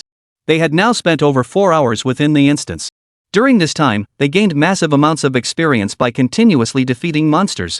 The experience bar for level 19 had already surpassed 50%. At this rate, another 2 or 3 hours of grinding would see them level up. Just then, all 4 pillars flickered out simultaneously, followed by a cold, impersonal voice. Time's up. Today's instance is now closed. Please return tomorrow to challenge it again. Your dungeon progress has been saved. Then, the multitude of elemental mirrors vanished like smoke scattered by the wind. Seeing this, both of them looked utterly bewildered. The instance had actually closed? Chu Ye furrowed his brow, his eyes filled with confusion. Could such a thing really happen within the academy? Luo Qiuyan was equally puzzled, murmuring softly, the Tianshu Academy doesn't have such rules, does it? What's going on with the Paksan Academy? They actually don't allow students to run dungeons at night? Chu Ye shrugged helplessly and smiled, never mind. Let's just head out first. Luo Qiuyan nodded, a hint of regret in her eyes. Then, the two walked side by side out of the dungeon. Outside, night had fallen. A full moon hung high in the sky, its cool light spilling across the ground. Street lights had long since illuminated the surroundings, their warm glow casting the entire Prijuan courtyard in the eerie pallor of a grim battlefield. Nia Huang was waiting outside the instance. Seeing them emerge, he burst into laughter, his eyes twinkling with amusement. Pretty puzzling, huh? Who knew instances could actually close? Chu Ye hurriedly asked, his brow still furrowed. What's going on? Nia Huang crossed his arms, his expression turning solemn. Because over 10 years ago, someone ran the dungeon nonstop for 5 days and 5 nights. They ended up dying suddenly inside it. After that, our academy instituted this rule: come nightfall, everyone must leave the dungeon immediately. No more running it. Because of that, quite a few people from our academy sneak into other academies' dungeons at night. This bizarre rule left Chu Ye both amused and exasperated. How could such a thing happen? 5 days and nights straight in a dungeon run? Is that even human? Luo Qiuyan frowned as well. That's just insane, right? Chu Ye didn't know how to respond. He could only conclude that behind such bizarre school rules, there must be even more bizarre individuals. Nia Huang snorted coldly, a sharp gleam flashing in his eyes. It's precisely because of people like this that the Breakers Academy remains powerful. If you don't embrace the darkness, how can you grow stronger? Chu Ye couldn't be bothered to argue with him. He merely waved his hand and said, we'll head back now and come again tomorrow. Nia Huang nodded and pulled a card from his pocket. I'll escort you out. Without my card, you won't be able to leave this training ground. After leaving the Breakers Academy, Chu Ye bid farewell to Luo Qiuyan, agreeing to team up again tomorrow for another run. Back in the dorm, Chu Ye opened his personal interface. The dark matter section showed a substantial gain. Dark matter quantity, 44,680 drops. Over 40,000 drops. So that means I farmed over 20,000 drops today. If I could keep farming in that instance, I could undergo another divine core evolution in a week at most. A gleam of anticipation flashed in Chu Ye's eyes. His first divine core evolution had made all his skills incredibly powerful, and he'd even gained the bug level skill, Dark Realm. What new transformations would the second divine core evolution bring? Unfortunately, the elemental mirror instance could only be farmed during this period before the 9 Academy's assessment began. Nya Huang couldn't keep pulling strings for him forever. But once I entered the Tiangang Academy, I could ask Dean Yu to provide me with some high-quality dungeons. He certainly had the authority to do so. This thought made Chu Ye even more eager. After finishing his dinner and washing up, he immediately retired for the night. Early the next morning, after breakfast, Chu Ye set off without delay for the Pujun Academy. Soon, Chu Ye reunited with Luo Qiuyan and Nya Huang. Nya Huang glanced at the two of them, his expression calm. You still have 2 days to grind. After that, the 9 Academy's assessment will begin. Chapter 104, Level 20, Re-entering the Temple. Following Nya Huang, the two once again entered the Elemental Mirror Altar. Upon entering, they picked up where they left off the previous night. Elemental mirror images surged forth like an unstoppable tide, relentlessly flooding the area. Having prepared themselves, this time they fought with exceptional precision and efficiency. Their coordination was seamless, having long since grown accustomed to this combat rhythm. Massive waves of experience points flooded in, steadily pushing both of them closer to level 20. The surrounding elemental mirrors seemed to sense their growing power, becoming increasingly frenzied as the frequency and intensity of their attacks surged dramatically. Yet even so, the pair remained as steady as a rock, utterly unshaken. Each kill was effortless and graceful. Even as the elemental mirrors grew stronger, they posed no real threat to the pair. Time ticked by. As their killing spree extended, the dungeon's monsters grew increasingly formidable. Each time a large group was defeated, the elemental mirrors surging from the light pillars grew sharper and more resilient, seemingly without limit. However, this rate of growth was not particularly noticeable. After all, the two were powerful enough that whether the elemental mirror images were slightly stronger or weaker made no difference. They were one-shot kills either way. Had they not been slaughtering them so swiftly, they might not have even noticed. The 4 pillars of light at the altar's edge flickered incessantly throughout their battle, as if recording their progress in slaughter. Hours passed, and once again, they pierced through all 4 pillars of light. And at that very moment, the level up notification sounded once more. Congratulations! You have leveled up. Current level, 20. You have acquired the following class skills: low-grade lightning strike, low-grade ground bind. Your level has reached its maximum. Proceed to the temple for the advancement trial, or you will gain no further experience. Chu Ye and Luo Qiuyan exchanged glances, finally breaking into smiles. Finally, level 20. Luo Qiuyan breathed a sigh of relief. Now I'm confident I can take first place in the Tianshu Academy assessment. After this level up, both gained new skills. Chu Ye gained 2 additional low-tier skills, but he showed no interest in inspecting them. These basic skills held no appeal for him. He knew clearly that only after his second divine core evolution would these skills truly come into their own. Only then would they evolve into truly formidable abilities. Luo Qiuyan, however, was overjoyed. As a legendary class practitioner, the skills she gained were also legendary skills. After reaching level 20, I gained 5 new skills. Her voice carried a hint of excitement. Hearing Luo Qiuyan's words, Chu Ye was astonished. That many? Luo Qiuyan smiled and nodded. Of course. Legendary class practitioners inherently possess a large number of skills. I currently have 8 skills myself. Adding the 5 newly acquired ones brings my total to 13. However, only 3 of them are active skills, the remaining 2 are passive skills. Chu Ye inquired curiously, what kind of skills are they? Luo Qiuyan didn't hide anything and explained directly. One is Starlight Chain, similar to your lifeline. Both are skills that can restrain targets. However, Starlight Chain can also continuously steal the target's attributes to temporarily enhance myself. The second is Celestial Barrier, a defensive skill akin to your Night Veil. It's quite mana intensive though. I can sustain it for a maximum of 1 minute. If I can't replenish my mana, it will lead to mana depletion. The third is Starlight Net. I can deploy a vast celestial net. Beneath it, enemy weaknesses become directly marked for me, while all friendly attacks gain a significant hit rate boost, especially against those marked weaknesses. The remaining 2 passives, one amplifies the effects of my own skills, while the other accelerates mana regeneration under Starlight. All these skills are exceptionally powerful. With these abilities, Luo Qiuyan's combat prowess receives a massive boost. These were far more potent than Chu Ye's abilities. After all, Luo Qiuyan is a legendary practitioner. As a low-tier mage without divine grace, Chu Ye would likely never cross paths with her in this lifetime. Luo Qiuyan inquired, what new skills have you awakened? Chu Ye smiled, his tone calm. Let's skip it for now. They're just low-tier skills. I'll tell you once they've been enhanced. Luo Qiuyan understood Chu Ye's situation and didn't press further. Then, Chu Ye's expression turned serious. Before the assessment begins, let's hurry and complete the advancement trial. Every 10 levels, practitioners must undergo advancement trials at the temple. Failure to do so blocks progression to the next tier. Luo Qiuyan nodded, a thoughtful look flickering in her eyes. But even after reaching level 20, we can't afford to be complacent.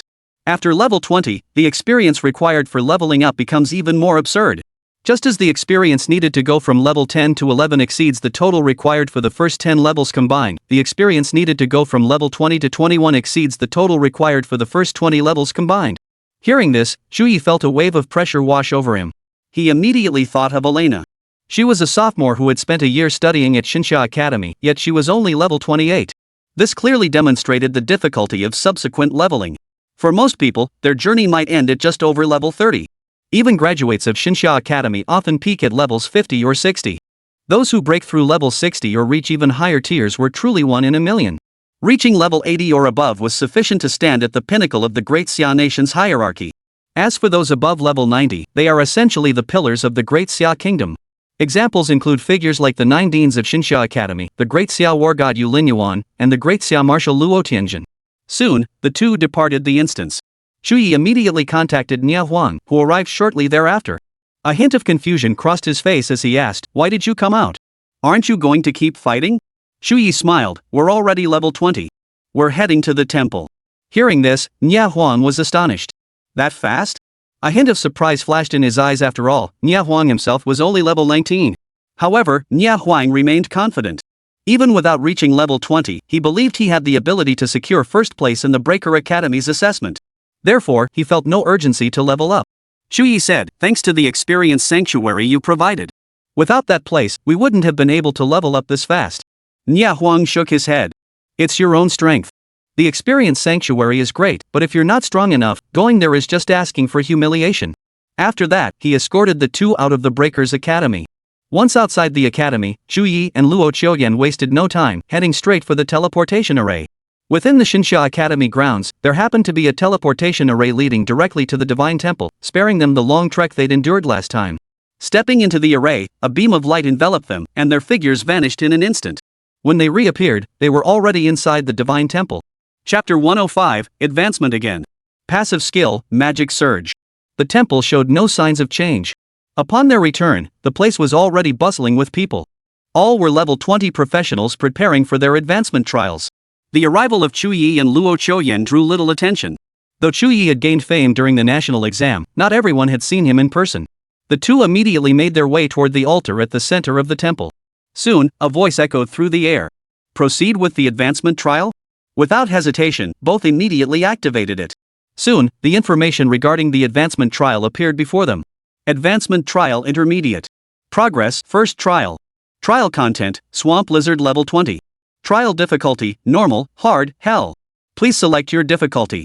At that moment, Luo Qiuyan looked at Chu Ye and asked, "Which difficulty will you choose?" Chu Ye chuckled, "Hell difficulty, of course."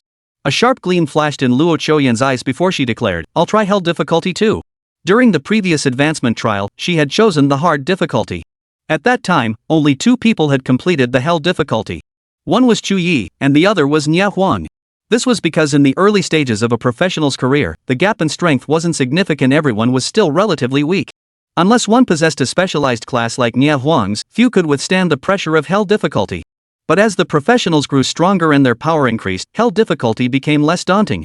Both chose the difficulty, and then a burst of light enveloped them. Chu Ye and Luo Qiuyan's figures vanished instantly.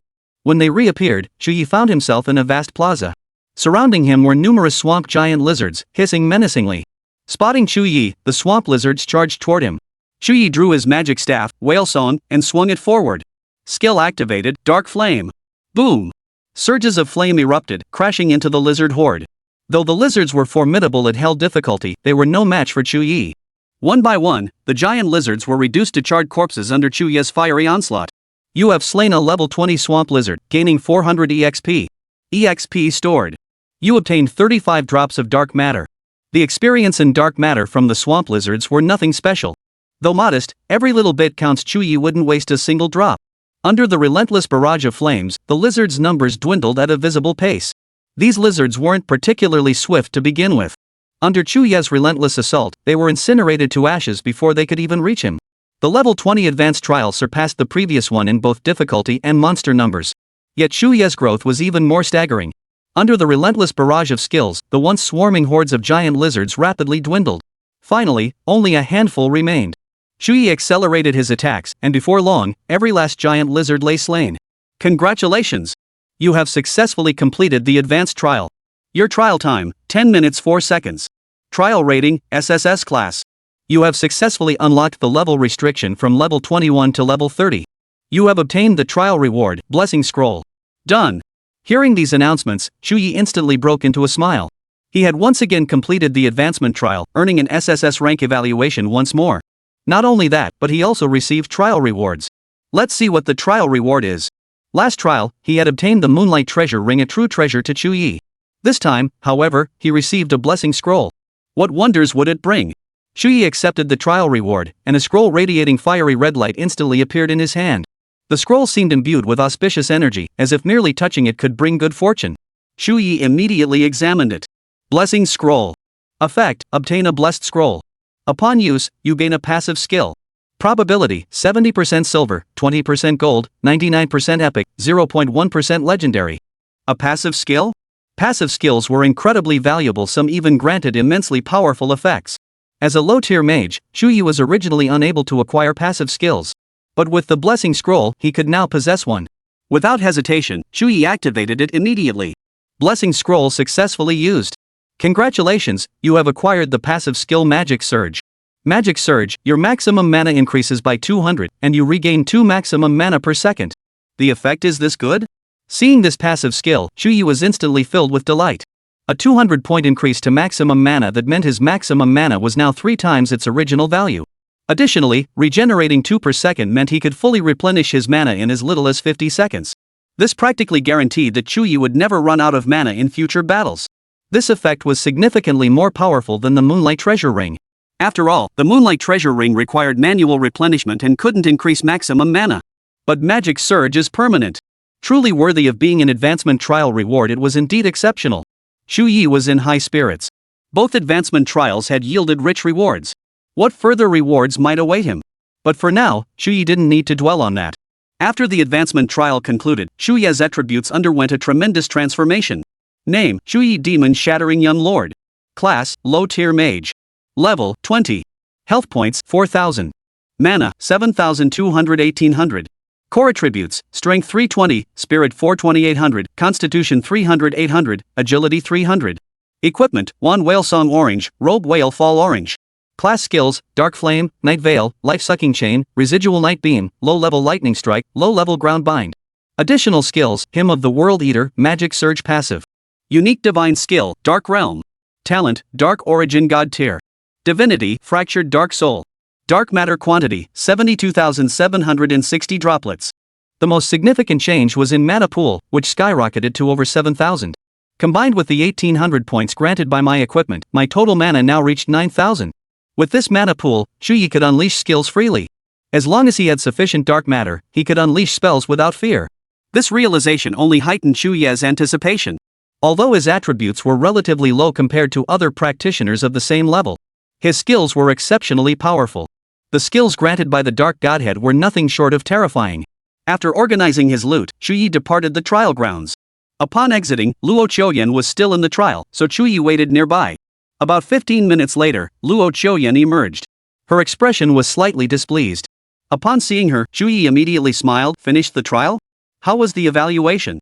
Luo Qiuyan shook her head. Only an SS rank. I didn't achieve the highest evaluation. Chapter 106, The Nine Courts Assessment begins. Chu Ye smiled. That's enough. Let's head back. Luo Qiuyan hummed in agreement and nodded. She didn't ask Chu Ye what his evaluation was, because she knew without asking Chu Ye would undoubtedly receive the highest rating. The two swiftly departed the temple, returning to the academy before parting ways. Tomorrow marked the day of the academy assessments. Each academy had distinct assessment requirements, necessitating advanced preparation. By the time they reached the Tiangang Academy, evening had fallen.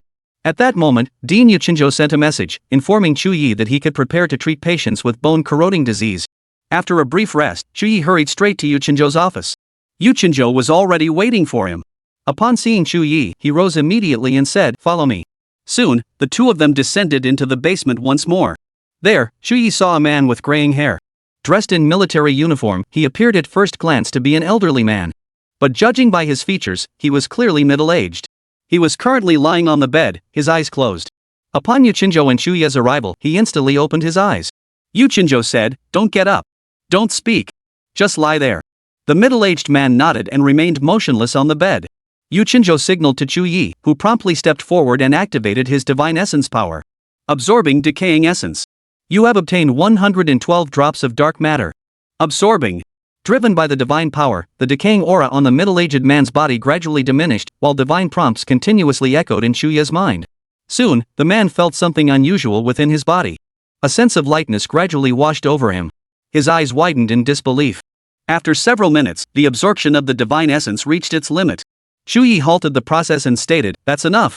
This is as far as I can go." Yuchinjo nodded and addressed the figure on the bed, "Alright, your treatment is complete for now." The middle-aged man stared blankly at Chu Ye. The next moment, he suddenly dropped to his knees with a thud. This scene startled Chu Ye.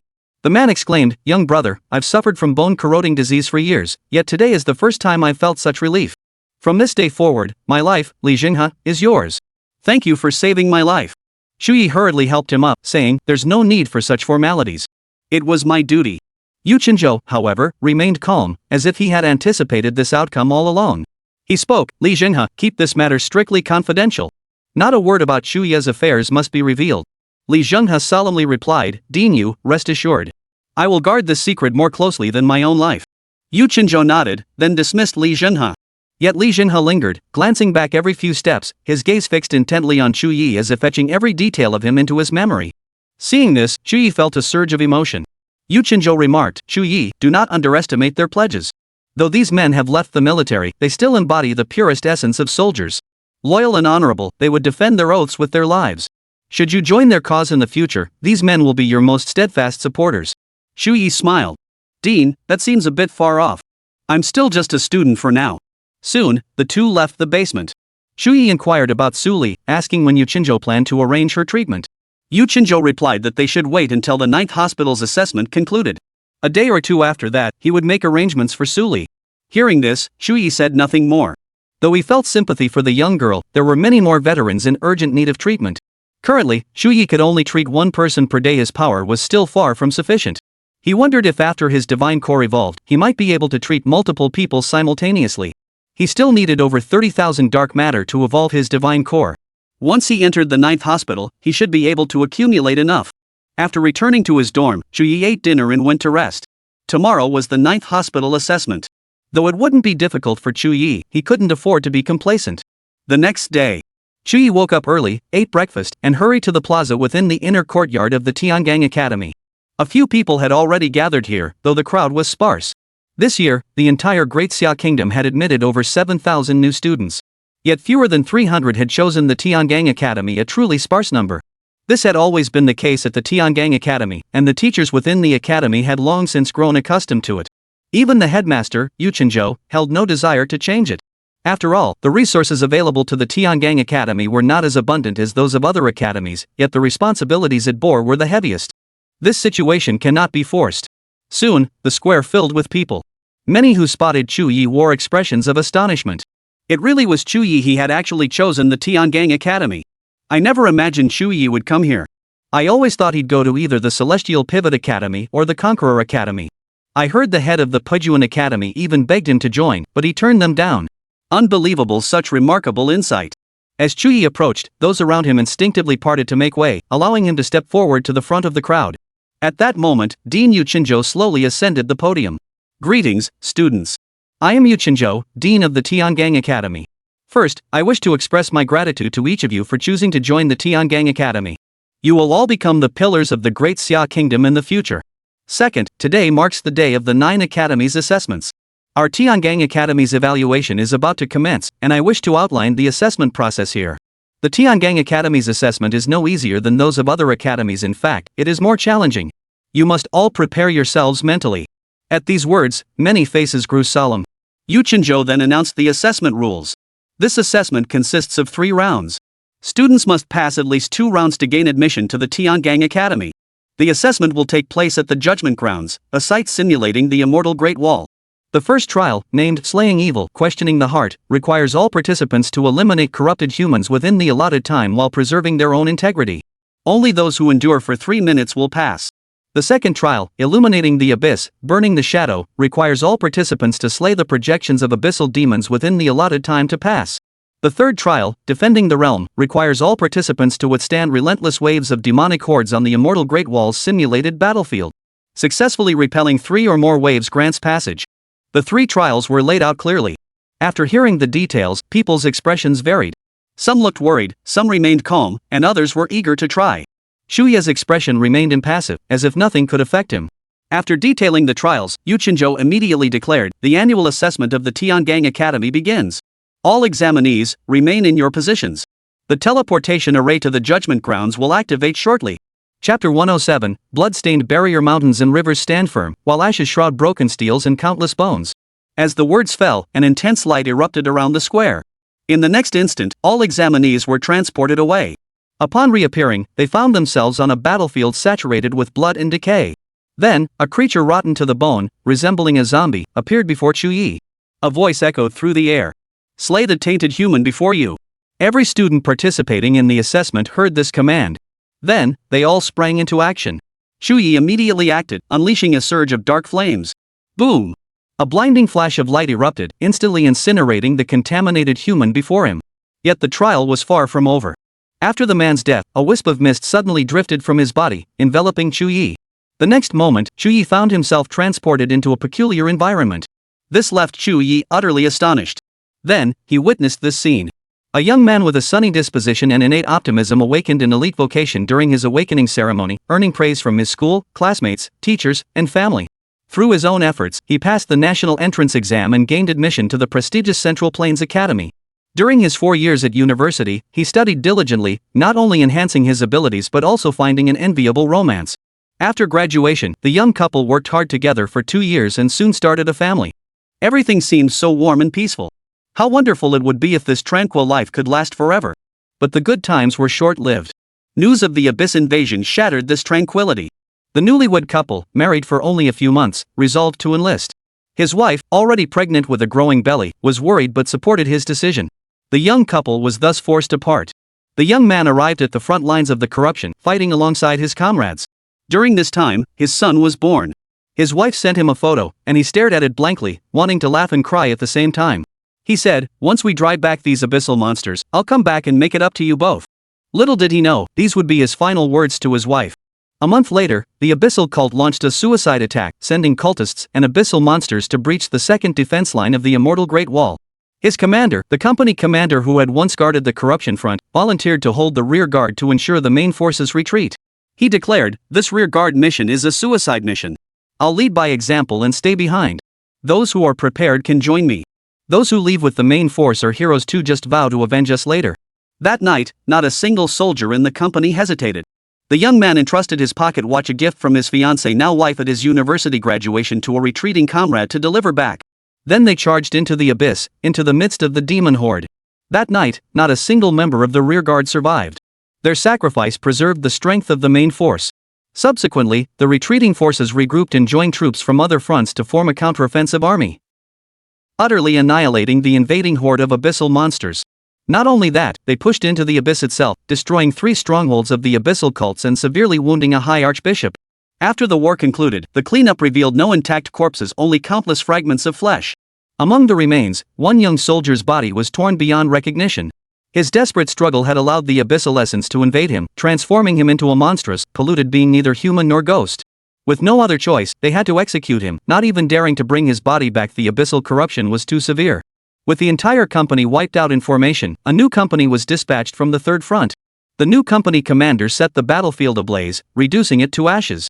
He gathered all the remains and erected a symbolic grave, personally inscribing the epitaph.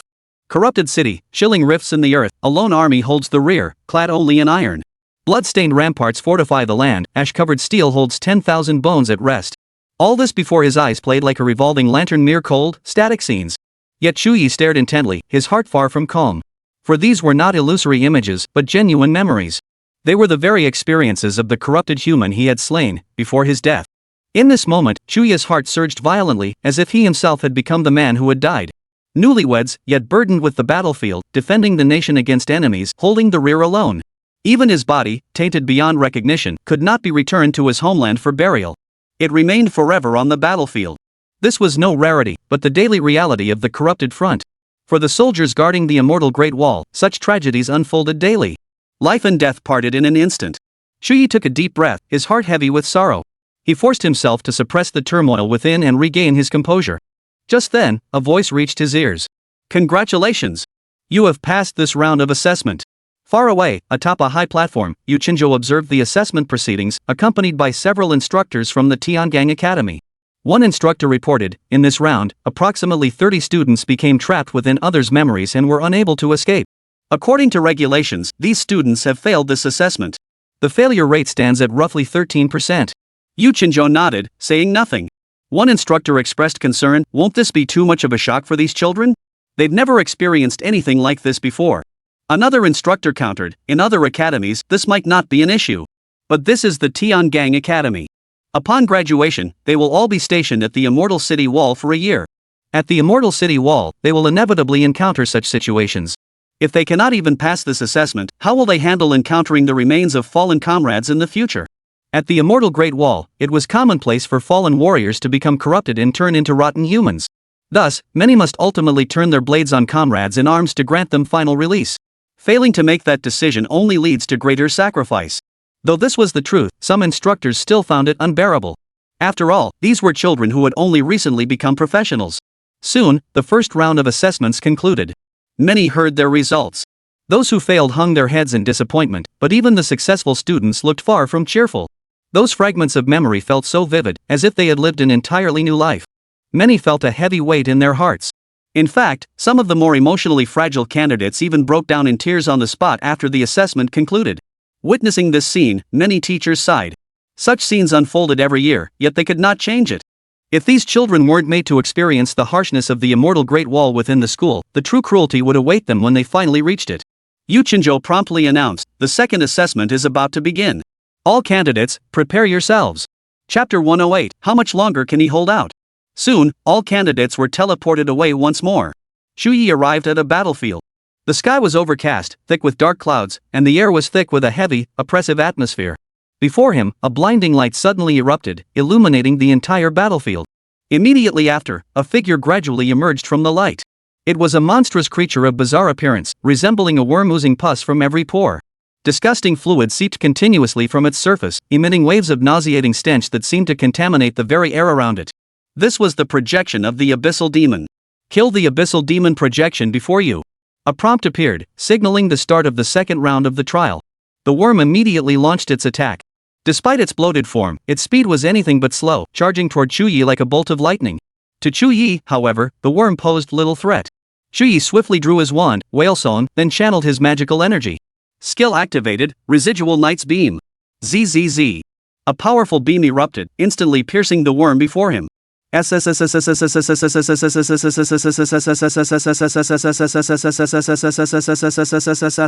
worm emitted a shrill hiss, writhing in agony. Its body twisted violently, black smoke billowing from the wound. Yet it was utterly powerless against Chu Ye's knight's residual beam. Before long, the worm was utterly destroyed by Chu Ye, its body dissolving into a pool of black liquid that seeped into the earth. Congratulations! You have successfully passed this round of assessment. The assessment had barely begun when Chu Ye succeeded once more. Yu Qinzhou and several instructors on the high platform immediately noticed. However, they showed little surprise, remaining remarkably composed. Chu Ye's prowess had already been demonstrated during the opening ceremony. If he had taken as long as others to pass the assessment, that would have been the real surprise. Though the second round involved a projection of an abyssal demon, its power was significantly weakened, making it far from challenging. Within minutes, the other candidates also passed their assessments. Soon after, the teacher in charge of tallying the results announced the outcome once more. All candidates had passed this round of testing, none had been eliminated. Yu Qinzhou nodded, satisfied with this outcome. This meant that the combat capabilities of these candidates were all up to par. Yu Qinzhou declared, "Proceed immediately with the third assessment." The instructor in charge promptly announced the commencement. The third and final round of assessments is about to commence. All candidates, please prepare yourselves. As the words fell, the teleportation array activated once more. The runes on the ground flashed with dazzling light, gradually enveloping the candidates' bodies before they vanished from their original spots. Li Du then found himself within the confines of an immense city wall. The walls soared skyward like an impenetrable barrier, their stone surfaces etched with the marks of time, whispering tales of history's vicissitudes. Nearby, numerous shadowy figures stood at the ready. These figures wore armor, wielded weapons, and wore solemn expressions. Chu Ye himself seemed to have become one of these garrison soldiers. Standing atop the ramparts, Chu Ye looked up to see a vast, dark mass of troops, all demonic forces. The monsters took various forms, some resembling colossal beasts, others like monstrous birds crowding the entire horizon in a dense, overwhelming swarm that sent chills down the spine. The demonic hordes are about to assault the city. All candidates, prepare to defend against the invasion. The moment the announcement ended, the dark mass surged forward from the distance. The earth trembled beneath their footsteps, the air thick with a murderous aura. Then, the sound of fierce combat erupted all around. The monster army was diverse, with creatures that flew through the skies and burrowed beneath the earth. The vanguard of flying monsters surged forward like a dark cloud. All around, countless defenders drew their longbows, unleashing a relentless hail of arrows that brought down many flying monsters. Yet this proved but a drop in the bucket. Many monsters still surged onto the city walls. Their eyes gleamed with savage intent as they opened gaping maws, lunging toward the defenders. Seeing this, Chu Ye immediately took action. Skill activation, Dark Flames. Lashes of flame shot forth, striking the monsters and triggering explosive blasts. Flames shot skyward as the monsters' bodies were reduced to ash in the inferno, their piercing screams filling the air. The intense blaze instantly incinerated a vast number of monsters. The air thickened with the acrid smell of burning flesh, while the battlefield was littered with the monsters' remains. After Chu Ye's intervention, the monsters' offensive rapidly subsided. Those monsters not slain by Chu Ye were swiftly dispatched by the other defenders. However, the monsters' assault was far from over. Below, a dark, dense horde of monsters surged to the base of the city walls. Aided by large beasts and various special creatures, they began scaling the walls. Before long, the walls were completely surrounded by the dark mass of monsters, with countless creatures charging upward with fierce momentum. The defenders sprang into action, unleashing skills and deploying tools to prevent the monsters from scaling the walls. Chu Ye also unleashed his skills relentlessly. Explosions of dark flames erupted, instantly reducing countless monsters to fragments. The flames raged across the walls, preventing the monsters from getting anywhere near Chu Ye. Though the monsters were numerous, Chu Ye's relentless unleashing of dark flames claimed even more lives. Corpses piled high on the battlefield, blood flowed like rivers, and the air thickened with the heavy stench of blood. Before long, the number of monsters visibly dwindled. The first wave of the demonic invasion was swiftly crushed by Chu Ye. The few stragglers were swiftly dispatched by the other defenders. But before Chu Ye could catch his breath, a voice echoed out. Second wave of monsters approaching. Prepare for battle. Chu Ye's expression turned serious once more. Soon, the second wave of monsters arrived. Their numbers were greater than the first wave, and they were even more ferocious. Yet, under Chu Ye's relentless counterattack, the second wave failed to cause significant disruption. Next came the third wave, fourth wave, fifth wave, endless surges of monsters, each wave more powerful than the last. Time marched on, and nearly an hour passed. The vast majority of candidates had completed the assessment. The passing standard was 3 waves of monsters, challenging, yet not impossible for most candidates. Phew! All 3 trials passed. Ha, I'm in. Sigh, I failed the first wave, but luckily passed the second and third. Barely made it into the academy. How many waves did you hold off? I could only manage 3. The fourth wave was just too much. Me too, 3 waves. Everyone's about the same, right? Ha, I did a bit better, I held off 4 waves. After their own assessments, people were chatting amongst themselves. But the announcement signaling the end was slow in coming. At that moment, only one person remained unfinished in the entire testing hall. That person was Chu Ye. Chu Ye was still inside? How many waves had he withstood? No one knew, but it had to be countless. After the opening ceremony, Chu Ye's reputation had gradually grown. Especially among the freshmen of the Tiangang Academy, there wasn't a single one who didn't know Chu Ye. On the elevated platform, several teachers couldn't help but express their astonishment. Already the 10th wave. And he's still fighting. Unbelievable. Looks like he hasn't even reached his limit yet. Ha! Our Tiangang Academy hit the jackpot with a student like this. All thanks to the dean's influence in luring Chu Ye over. That guy Nyakwangdo is still gnashing his teeth over it. Ha! At this, everyone burst into laughter, the atmosphere light and cheerful. At that moment, all eyes were fixed on Chu Ye. Just how many waves of demonic invasion could he withstand? Chapter 109, Redeeming Tokens, Claiming Rewards. Time kept ticking, yet Chu Ye kept fighting. The 11th wave, 12th wave, 13th wave. At that moment, time seemed to stand still. The entire academy waited for Chu Ye, yet no one felt impatient. Everyone wanted to see where Chu Ye's limits truly lay.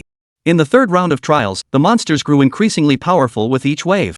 Historically, the best record for the third round in the Tiangang Academy was set by Yulin Yuan, who had withstood 16 waves. Now, Chu Ye was approaching that number. Another hour passed. Chu Ye successfully fended off the 16th wave of monsters. Immediately following, the 17th wave arrived. He was still holding on. At this moment, several instructors could no longer contain themselves. He had already set a new record. Was this student just too strong? No wonder Nye Guangdao was so desperate to recruit him. Who wouldn't want a student like this? But I can see he's struggling now. He must be nearing his limit. Time kept ticking. Half an hour later, Chu Ye finally chose to give up. His record stopped at the 18th wave. Within the battlefield. Congratulations! You have successfully passed this round of assessment. Is this really the end? Hearing the voice, Chu Ye felt a pang of disappointment. The 18th wave, every monster was exceptionally powerful. Countless soldiers had fallen on the immortal Great Wall because of them. Chu Ye had to face the onslaught of most monsters alone.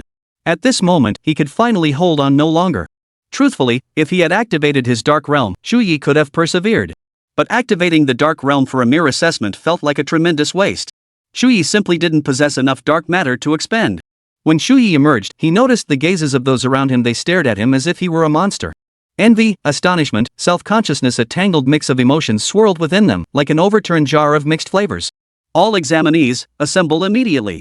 At that moment, a voice rang out, and the candidates immediately gathered. Yu Qinzhou's voice rang out. Now, I announce the results of this admission assessment. A total of 231 candidates participated in the assessment, with 216 passing. Those who did not pass need not be disheartened. You may take the makeup exam in 1 month. Upon passing the makeup exam, you will still be admitted to the academy. Many candidates breathed a sigh of relief, feeling a weight lifted from their shoulders. Though only over 200 new students took the assessment at the Tiangang Academy, its pass rate has consistently been the highest among the 9 academies. In many years, it even exceeded 90%. Popular academies like Tianshu and Pujuan typically see pass rates of only 60 to 70%. This disparity exists because few candidates choose Tiangang Academy. Making this choice signifies a certain level of resolve. The reputation and responsibilities of the Tiangang Academy often deterred a significant portion of students who felt they lacked sufficient strength. Those who failed the exam now hang their heads in disappointment. But they still have a chance. Prepare diligently and await the makeup exam in a month. The assessment rankings will be announced shortly. Based on their placement, candidates will receive corresponding rewards upon enrollment. This afternoon, all candidates will receive their class assignments. Starting tomorrow, proceed to your designated classrooms for instruction. Detailed academy procedures will be explained by instructors during class. Dismissed. After the assessment concluded, Yu Qinzhou immediately dismissed the group. People began to disperse in a scattered manner. Chu Ye soon returned to his dormitory and shortly after received a message from the academy. This year's Tiangang Academy was divided into 5 classes, each with over 40 students. Chu Ye was assigned to Class 3. The counselor had already set up a group chat and added all Class 3 students. Within the group chat, many were already exchanging messages, but Chu Ye held little interest in joining the conversation. However, the counselor specifically contacted him, saying, "Chu Ye, please find time to come to my office to collect your rewards. These include recognition for your participation in the mission to destroy the Abyss Church, the opening ceremony, and your first place finish in the entrance assessment." Upon hearing this, Chu Ye immediately set off for the counselor's office. After knocking, an aged voice called out, "Come in." His counselor was Wang Kaiyuan, an elderly man with a kind countenance. Upon seeing Chu Ye, he immediately broke into a smile. "Ah, Chu Ye? Come, take a seat." After sitting down, Chu Ye stated, "Mr. Wang, I'm here to collect my rewards." Wang Kaiyuan nodded, "It's all right here. Let me tally it up for you. First, the rewards for destroying the Abyss Church, 10,000 points, 2 credits, 5 bottles of Frenzy Potion, and 3 Heavenly Gangs Restoring Essence Pills. The Frenzy Potions grant a temporary, massive boost to your strength. The Heavenly Gangs Restoring Essence Pills are the top-tier elixirs of the Heavenly Gangs Academy. If you suffer severe injuries, as long as you still have a breath left, this pill can restore you. Even severed limbs can slowly regenerate." Hearing this, Chu Ye's eyes widened in astonishment. Such precious pills existed? Limb regeneration, even just that single function would drive countless people into a frenzy. Chu Ye was genuinely astonished by this reward. Wang Kaiyuan chuckled softly, "Under normal circumstances, do not take the Tiangang Huyuan pill lightly. This item can save lives in emergencies." Chu Ye nodded earnestly. Besides the pill, the reward points were substantial too. Moreover, 2 academic credits were granted. At the academy, students must undergo year-end assessments annually, with strict regulations governing academic credits. Those failing to meet the credit requirements for the year were barred from taking the assessments, resulting in automatic failure for all courses taken that year. It could be said that credits were the lifeblood of the 9 Academy's students. Second, this is your opening ceremony reward. 100,000 points, along with the Scripture Hall exchange token. Wang Kaiyuan produced an antique-looking token and handed it to Chu Ye. With this token, you may select any skill scroll from the Academy's Scripture Hall. Once your choice is made, the token will be reclaimed. Taking the token, Chu Ye felt a surge of excitement. For him, this was undoubtedly an incredibly valuable reward. He was practically itching to head to the Scripture Hall. But that wasn't all. Finally, this is the reward for ranking first in your entrance assessment, 10,000 points and an access pass. With this pass, you may enter the inner training grounds of the Soul Monument Forest for more intensive training. Hearing this, Chu Ye was utterly astonished. The Soul Steel Forest training grounds had an inner courtyard? Wang Kaiyuan nodded. Of course. The figures there are all legendary figures from the history of the Great Xia Kingdom, spanning over 1,000 years. Among them are prodigies like Yu Lin Yuan, the war god of Great Xia. Hearing this, Chu Ye's anticipation grew even stronger. How powerful were these legendary geniuses throughout history? Chu Ye truly yearned to face them in battle. After collecting all his rewards, Chu Ye departed. He had claimed a total of 120,000 points, along with numerous precious medicines, especially the Heavenly Gang's Restoring Essence pills, of which he received 3 directly. These must be carefully stored away. As for the exchange tokens, he'd redeem them immediately to see what treasures the school's Scripture Hall held. Without delay, Chu Ye headed straight for the Scripture Hall after leaving the office. Chapter 110, The Scripture Hall. Chu Ye's Indecisive Dilemma. The Scripture Hall of Xinxia Academy stood in the eastern part of the campus. From afar, it resembled an ancient pavilion, towering majestically amidst lush greenery. Intricate runic patterns carved into the upturned eaves exuded an aura of solemnity. Sunlight filtered through the treetops, casting dappled patterns across the structure, as if adding a touch of mystery to the building. Chu Ye stood before the pavilion, gazing up at the soaring structure, a sense of anticipation welling within him. He had arrived via the Academy's teleportation array. The moment he stepped within the Sutra Pavilion's vicinity, he saw numerous teachers and students hurrying in and out of the entrance. The Scripture Hall was not a closed-off place on ordinary days. Students and teachers could freely borrow its texts and study various knowledge. However, the inner sanctum of the Scripture Hall was off-limits. Precious skill scrolls were stored there, and entry was strictly forbidden to anyone, let alone borrowing. As Chu Ye approached the entrance, a teacher clad in a deep gray robe stepped forward and stopped him. "Hello, student. You cannot enter here." Chu Ye remained composed as he retrieved a token from his robe and presented it to the teacher. "I'm here to claim my reward. This is the token." The teacher took the token and glanced down, a flicker of surprise flashing in his eyes. His fingers trembled slightly, clearly recognizing the token's origin. This was an unrestricted token, meaning Chu Ye could take any skill scroll from the Scripture Hall. The teacher composed himself, carefully inspecting the token. Once satisfied it was genuine, the sternness in his expression softened slightly. Lifting his head, he spoke with a hint of respect. "Please follow me." Chu Ye nodded and followed the teacher into the inner chambers of the Scripture Hall. The interior of the tower was vast, its walls lined with hundreds of towering bookshelves. Various scrolls were neatly arranged upon them. Each row of shelves was shrouded in a faint magical light barrier, preventing anyone from easily touching the scrolls within. The custodian stood beside Chu Ye and explained in a low voice, "Student, you may take any single skill scroll from here, but only one. If you wish to view the scroll's information, simply input mana at the corresponding position beside it."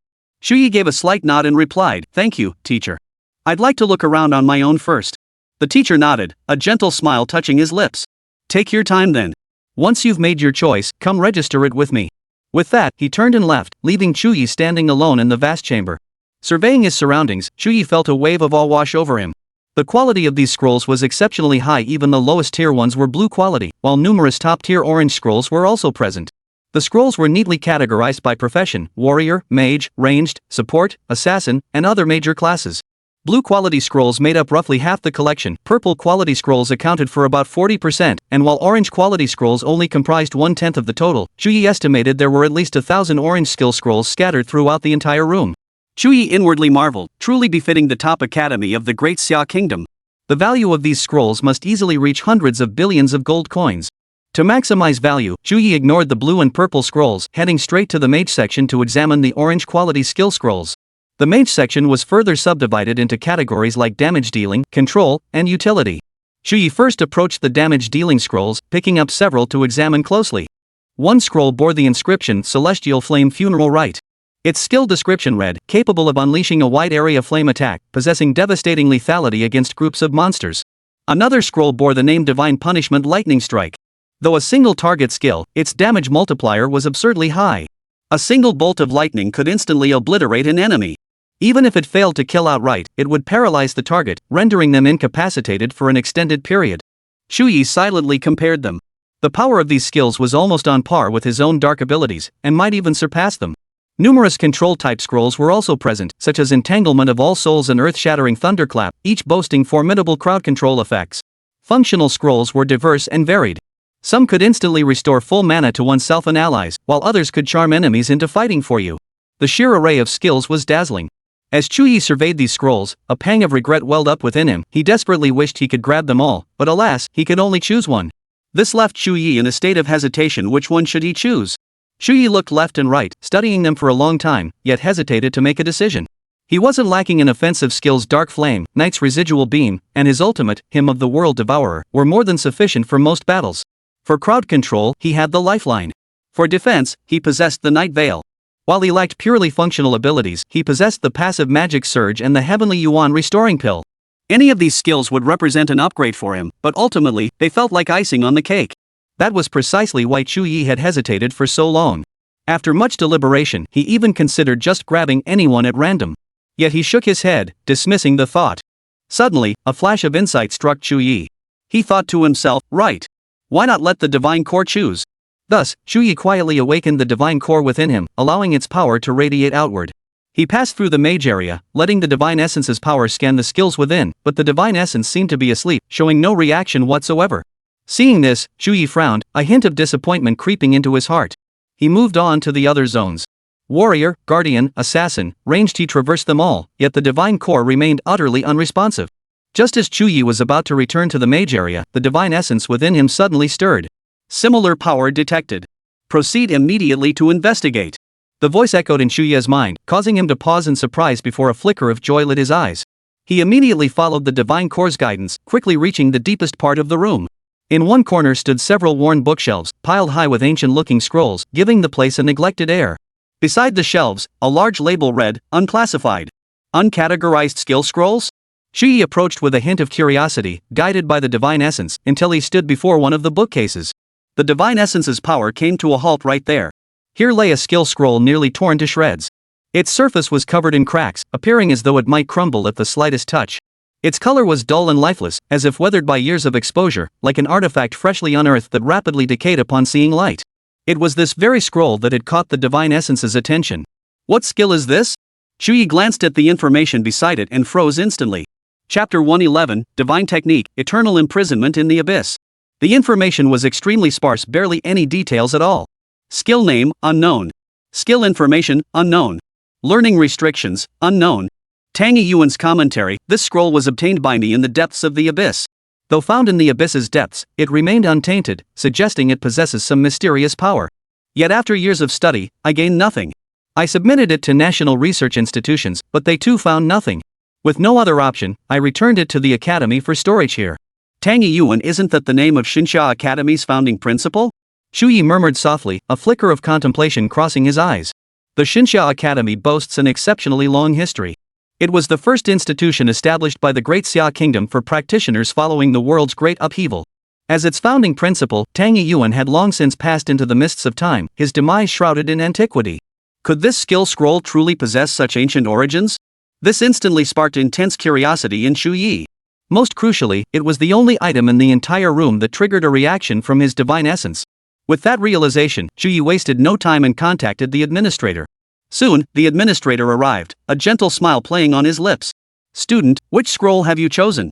I'll retrieve it for you." Chu Ye pointed at the eternal ceiling of the abyssal void before him, his gaze unwavering. "I want this one." Seeing this, the administrator's eyes widened in surprise, his brow furrowing slightly. "Student, this scroll is worthless. Don't be fooled by the founding principal's comments on it. For years, no one has been able to decipher the information within." He paused, then continued his persuasion. "You'd be better off choosing another scroll. With your token privileges, you can directly select a legendary tier skill scroll." The administrator meant well. Having managed the scripture hall for over a decade, he'd seen countless students intrigued by this particular scroll. But without exception, none had chosen this particular scroll. Even when someone took it, they'd eventually return it after failing to decipher its contents, settling for another scroll instead. Chu Ye shook his head firmly. Thank you for the advice, teacher, but I insist on this one. Seeing this, the librarian sighed softly and said, very well. But student, when you take the scroll, remember to keep it safe. Should you change your mind later, you may return this scroll and exchange it for another skill scroll. With that, the administrator immediately cast a spell, tracing intricate runes in the air with both hands to unlock the scroll's magical barrier and retrieve it for Chu Ye. After receiving the scroll, Chu Ye took his leave.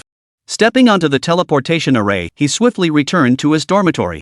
He immediately retrieved the scroll, took a deep breath, and once again channeled the power of his divine essence. Soon, the divine essence flowed into the scroll. Immediately, the ancient scroll emitted a faint glow, soft yet undeniably majestic. Divine power seal detected. Attempting to break seal. Success. As the voice faded, the scroll before him underwent a transformation. What had been a tattered, decaying scroll was now renewed and resplendent, as if freshly retrieved from an ancient temple. The information inscribed upon it underwent a profound transformation. Eternal imprisonment of the abyss. Type: Divine technique requires divine status to unleash. Only divine status holders may view this skill's information. Level: unrestricted scales with the learner's level. Learning restriction: divine essence. Effect: creates a miniature black hole within the target, can be the caster themselves, forcibly devouring everything around it including skills, living beings, and the environment. The black hole size and range are influenced by the caster. The stronger the caster, the larger the black hole. Skill cost: divine power. Skill cooldown: none. Upon reading this skill description, Chu Ye's eyes finally widened in shock. His pupils contracted slightly, and his breathing grew rapid. A god-tier skill? Such abilities existed only in legend, wielded solely by deities. Forget legendary tier skills, even mythic tier abilities couldn't compare to a divine skill. No wonder it triggered a divine reaction. Chu Ye murmured to himself. Who could have imagined that the treasure hall of Shinsha Academy would conceal such a divine skill? If the academy discovered it, would they regret it? Chu Ye thought to himself, suddenly smiling. However, the academy's requirements for divine techniques are extremely stringent. The divine essence condition alone effectively bars everyone else. If Chu Ye didn't take it, the skill would be useless to anyone else. A divine technique capable of creating black holes? If I grow powerful enough, could I one day create black holes as terrifying as planets during battle? Black holes and planets are entirely different. A black hole the size of a planet could mercilessly devour even the sun. This is something no other skill could ever match. At this thought, Chu Ye felt like laughing up at the sky, his mood soaring. This time, he had truly struck gold. Without hesitation, Chu Ye immediately began learning the skill. Successfully learned the divine skill, Eternal Imprisonment of the Abyss. Skill consumption has changed. Please review details. After successful acquisition, Chu Ye's mind filled with new information about the eternal imprisonment of the abyss, as if this knowledge had been imprinted there all along. Among the changes, the skill cost section showed a new entry. Skill cost, minimum 50,000 dark matter, no upper limit. Seeing this, Chu Ye couldn't help but whistle in astonishment, his brow furrowing slightly. To unleash this skill required a minimum of 50,000 drops of dark matter per use. Truly a god-tier skill, the cost was outrageous. Moreover, 50,000 drops of dark matter was merely the minimum threshold. The more dark matter expended, the more powerful the skill became. As long as Chu Ye possessed sufficient dark matter, the power this skill could unleash was virtually limitless. This was a godly skill. It far surpassed the might of the world devourers him, but unless it was a critical moment, he couldn't casually unleash it. After all, dark matter currently serves more crucial purposes for Chu Ye. Once his strength grows and he accumulates sufficient dark matter, perhaps he can unleash it freely. By now, night had fallen, and faint starlight twinkled outside the window. With a satisfied heart, Chu Ye soon retired for the night. The next morning, after finishing breakfast, Chu Ye immediately headed to the academy's classroom. Today is the first day of school, and attendance is mandatory. After that, students are free to manage their time as they see fit, except for certain required courses. As Chu Ye stepped into the classroom, a wave of cheers erupted, and all eyes immediately turned to him. Oh, Chu Ye is here. Ha, top of the freshman trials, awesome. Bro Chu Ye, welcome. Chapter 112, the first lesson of the semester, the responsibility of the Tiangang Academy. Chu Ye's performance at the opening ceremony had already made him a household name among the freshmen. Upon learning that Chu Ye was in their class, many students in class 3 were thrilled beyond measure. Seeing such enthusiasm, Chu Ye responded with a smile. He then scanned the classroom and, spotting an empty window seat in the front row, walked straight over and sat down. Several classmates gathered nearby, their eyes brimming with anticipation, and began asking in unison, Brother Chu Ye, can we get your contact info? Brother Chu Ye, I want yours too. If you ever need help, just call me, I'll be there anytime. Both boys and girls rushed forward to ask for his contact information.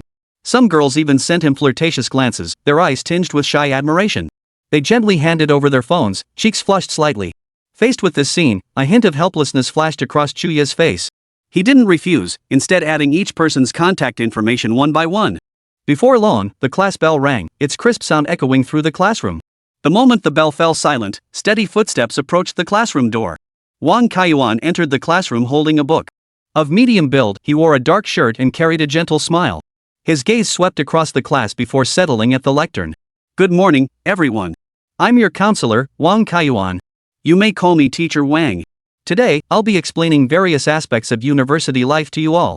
His voice was gentle yet authoritative, delivered at a measured pace that conveyed a sense of steady reliability. Under the gaze of the students, he proceeded to explain the various matters concerning the university and the college. At Xinsha Academy, students enjoy ample free time. While each college has a set number of specialized courses, the schedule is light, sometimes only 1 or 2 classes per week.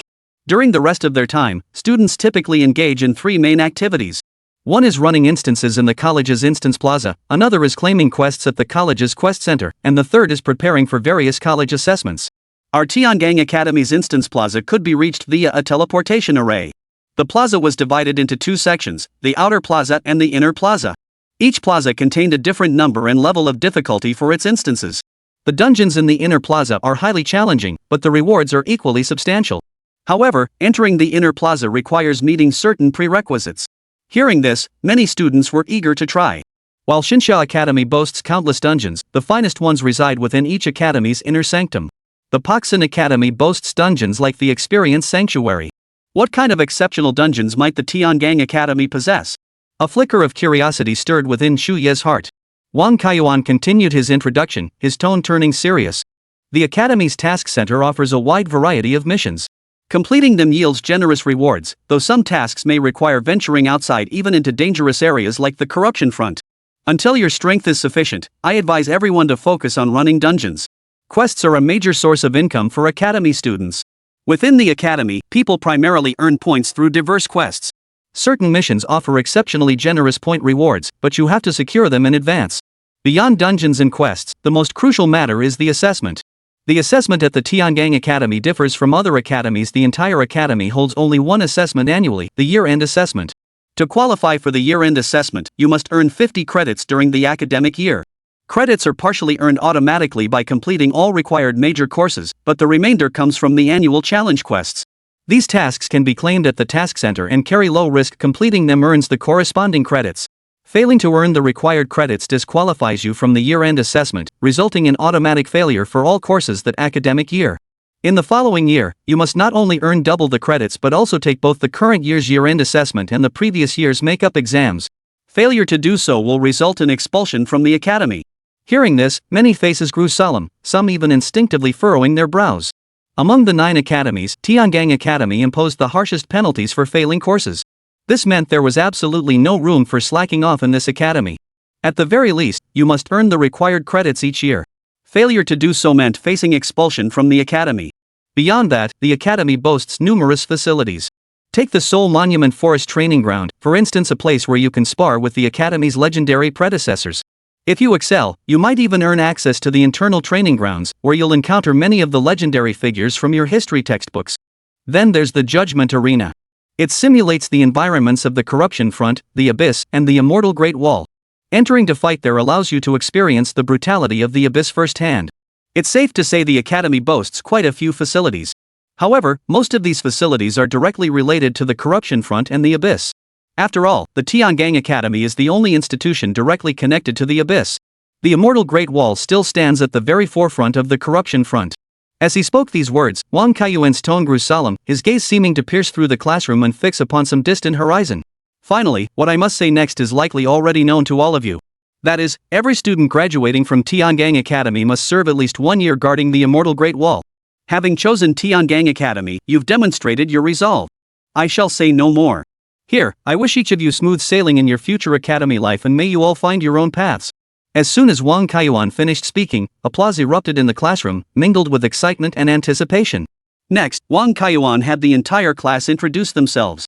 Each student took turns stepping forward to briefly introduce themselves. Chu Ye also gave a simple introduction, though the entire class already knew him. As the self-introductions concluded, the bell rang precisely, signaling the end of class. The classroom instantly buzzed with activity. Some packed their backpacks, others whispered in small groups. At that moment, several students quickly approached Chu Ye, their eyes brimming with anticipation. "Bro Chu Ye, can I ask you to run a dungeon with me? Bro Chu Ye, come run a dungeon with me. I don't care about gear drops, I just want to see your legendary skills in action." Many students enthusiastically invited Chu Ye to join their dungeon runs. Chu Ye shook his head helplessly, his tone tinged with regret. "I truly appreciate your kindness, everyone, but I'm not looking to form a party at the moment." With that, he stood up and walked away. Though disappointed, the crowd didn't press him, merely watching him depart. Stepping out of the classroom, Chu Ye finally exhaled in relief. Fame, it seemed, wasn't all it was cracked up to be. Just as Chu Ye was heading toward the dungeon plaza, his communicator in his pocket suddenly vibrated. He pulled it out to find a message from Yuchinjo displayed on the screen. "Come to my office."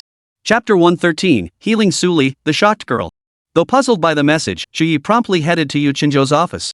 Upon reaching the office door, Chu Ye froze. Standing there was a girl with black hair and blue eyes, clad in a plain white robe. Her face was pale, devoid of color, as if she had just recovered from a serious illness. "Suli?" Hearing the voice, Suli turned around. Recognizing Chu Ye, she too paused in surprise. A flicker of complex emotion crossed her eyes, but it was swiftly replaced by cold indifference. Her pallor swiftly transformed into indifference, as if she had never known Chu Ye at all.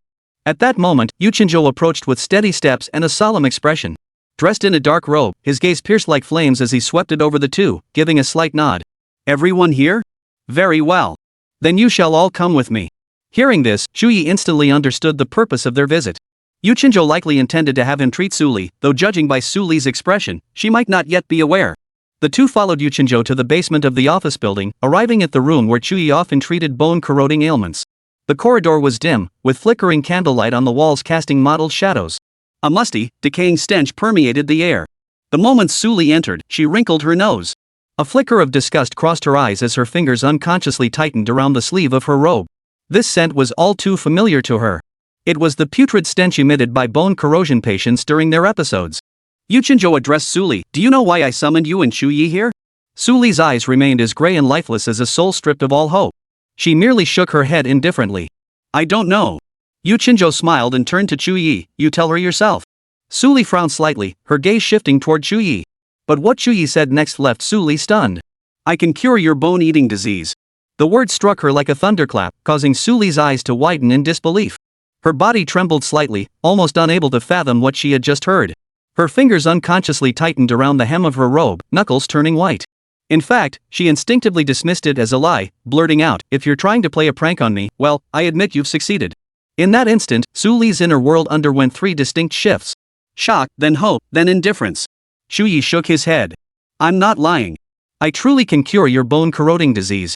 At that moment, Suli's resolve wavered. Her gaze darted between Chu Ye and Yuchinjo, as if searching for some flaw. Yet she found Yuchinjo's expression remarkably calm, as if he hadn't heard Chu Ye's words at all. At that moment, Yuchinjo finally spoke. "Chu Ye possesses a unique gift. He can absorb the decaying aura within those afflicted by bone-corroding disease. He has already cured several patients suffering from this condition. I learned from Chu Ye that you suffer from this disease, so I arranged for him to treat you today." Yuchinjo was the head of the Tiangang Academy. A man of his stature would never joke without reason. At that moment, Suli could no longer remain calm.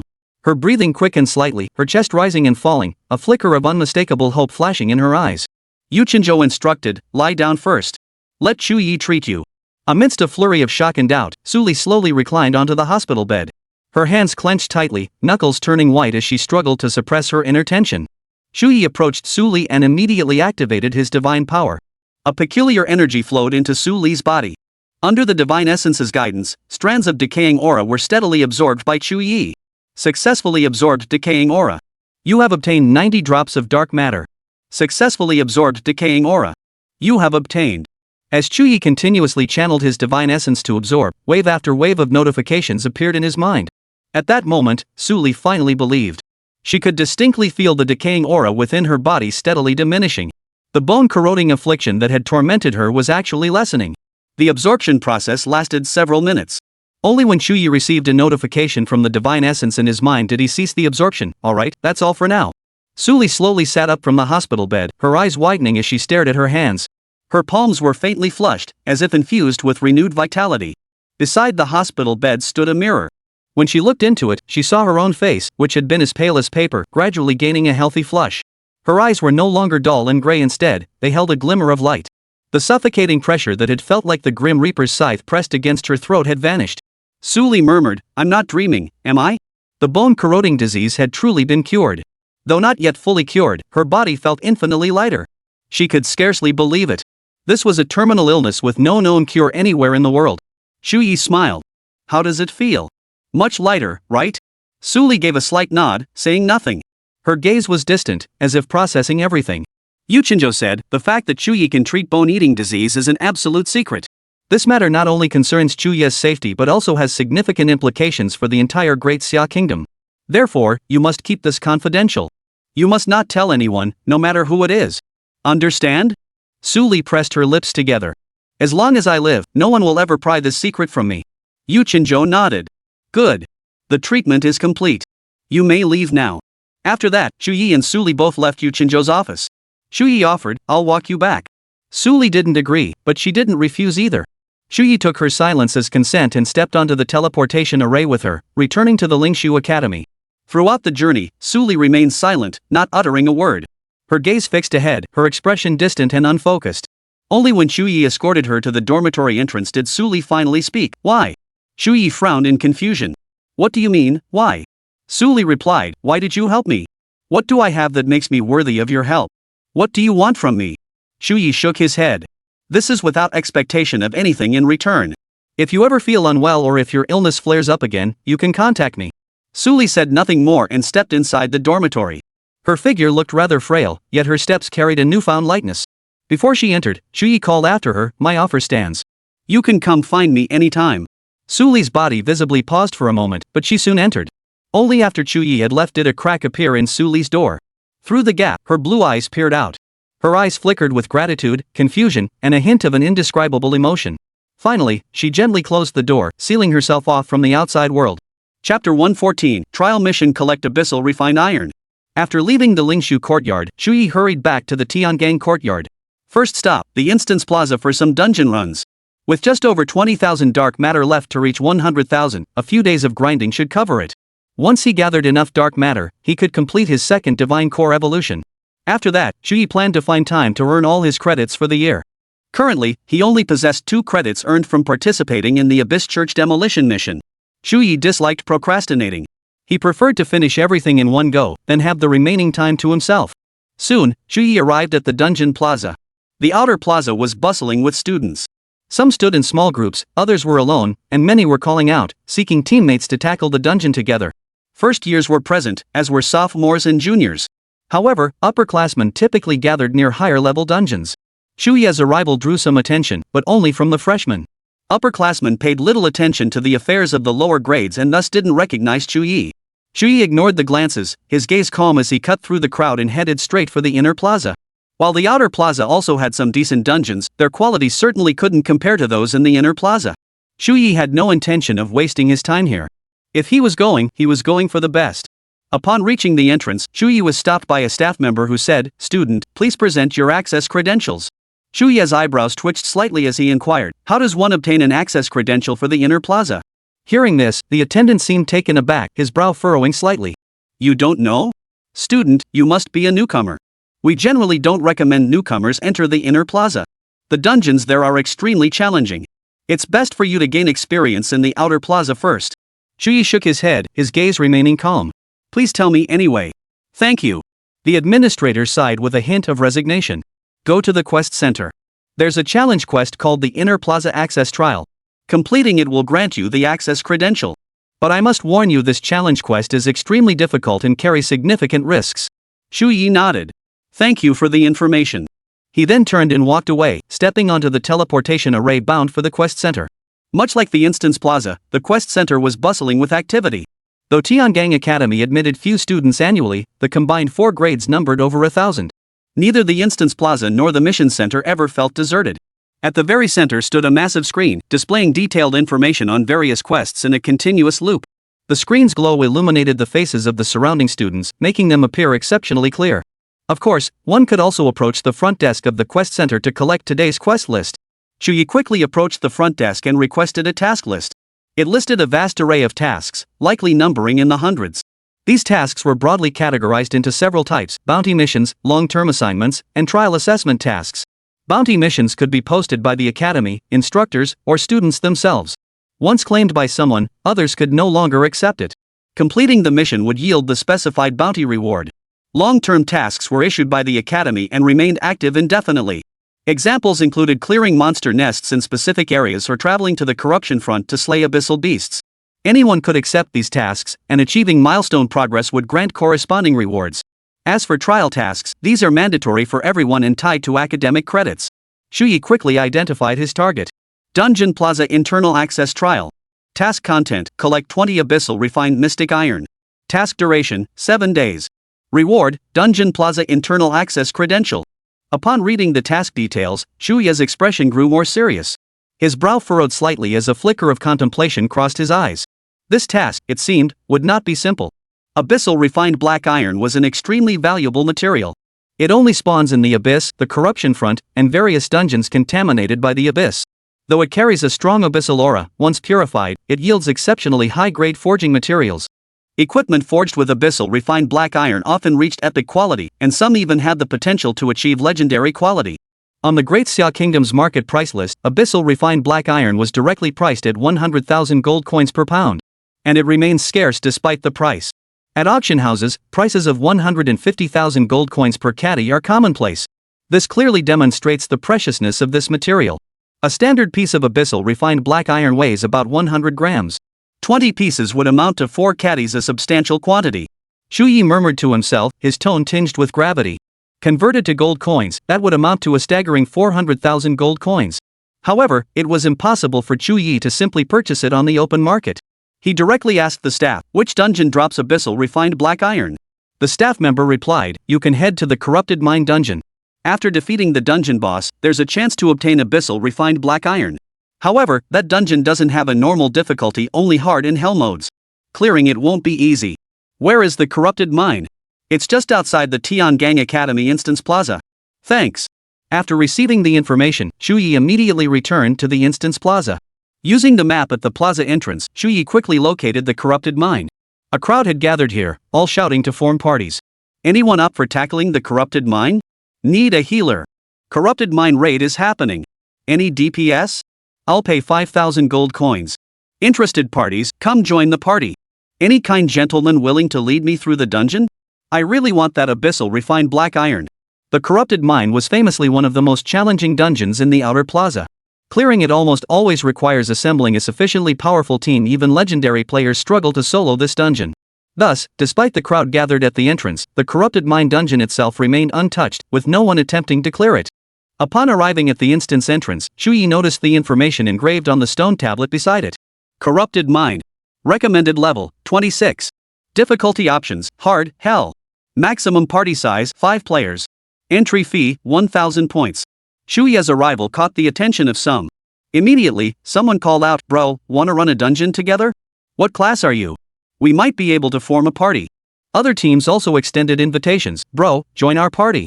We'll share everything except abyssal refined black iron. Chu Ye shook his head. His gaze swept calmly over the surrounding crowd, ignoring the other calls. He immediately walked toward the teleportation gate and paid the points. Please select your difficulty. Hell. Chu Ye made his choice without hesitation. Enveloped in a burst of light, he instantly entered the instance. The onlookers were stunned. He actually went in? Holy crap. He went solo into this instance? He must be crazy. Quick, check his difficulty setting. Holy crap, he actually chose hell difficulty. Who is he? How bold, soloing and daring to pick hell difficulty. The crowd buzzed with whispers, their eyes filled with astonishment and admiration. Chapter 115, Corrupted Mine, Hell Difficulty. Chu Ye remained oblivious to the outside chatter, and even if he knew, he wouldn't care. After passing through the teleportation array, he immediately found himself in the corrupted mine. The moment he stepped inside, a thick, musty stench mingled with the scent of decay hit him, causing Chu Ye to frown slightly. This was a vast cavern, dimly lit, with Chu Ye barely able to make out the area within 10 meters of him. Beyond that lay nothing but hazy darkness. Along one side of the cavern, the rock walls reeked of decay, gleaming with a black sheen as if pus might drip from them at any moment. The only light came from a cluster of luminous crystals embedded in the cavern's ceiling. Without these crystals, the tunnel would likely plunge into endless darkness. Roar! Roar! Suddenly, Chu Ye heard a low, guttural growl, like a moan forced from the depths of a throat. Immediately, a dozen figures appeared ahead. Though human in form, their bodies were completely decayed and oozing pus, their skin a sickly blackish blue, as if ravaged by some terrible disease. They wore tattered mining uniforms and wielded sharp, pointed pickaxes. The tools were covered in dark red rust, as if stained with countless bloodshed. These monstrosities moved with twisted, contorted gaits, yet their speed was deceptively swift. They approached Chu Ye in grotesquely unnatural postures. Chu Ye's gaze sharpened instantly. He sprang into action, swinging his staff to unleash a bolt of dark flame. Boom! A blinding burst of flame erupted, instantly incinerating the monster before him. As the flames consumed them, the creature's bodies emitted a sizzling sound, like fat evaporating under intense heat, filling the air with a burnt, acrid stench. You have slain a level 25 corrupted miner, gaining 780 EXP. Dark Essence activated. You have obtained 50 drops of dark matter. A series of notifications echoed in Chu Ye's mind. The experience in dark matter provided by these miners were quite substantial. However, being corrupted units, the dark flames couldn't convert them into undead.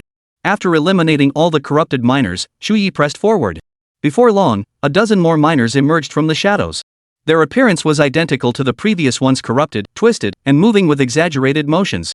Yet, the speed at which they swung their pickaxes was astonishingly fast, each strike accompanied by a sharp whistling sound. One miner seized the opportunity during Chu Ye's attack to close in, thrusting its sharp pickaxe straight toward Chu Ye's chest. Chu Ye sensed the danger instantly, activating his night veil to block the strike. Yet in that instant, Chu Ye clearly saw the miner's hands swinging the pickaxe so swiftly they left afterimages. Had the pickaxe struck true, it would have pierced through a human body in an instant. Chu Ye's gaze grew even colder. With a flick of his wand, he unleashed several bolts of dark flame, instantly obliterating the monsters before him.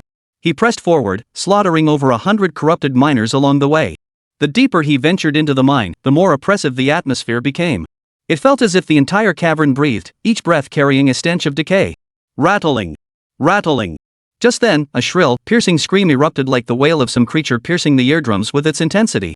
Immediately, a long whip glowing with a blood-red light lashed out from the darkness. The whip's tail whipped back with such exaggerated speed that it even produced a sonic boom. Chu Ye's expression shifted slightly as he instantly activated his night vision barrier, blocking the whip's attack.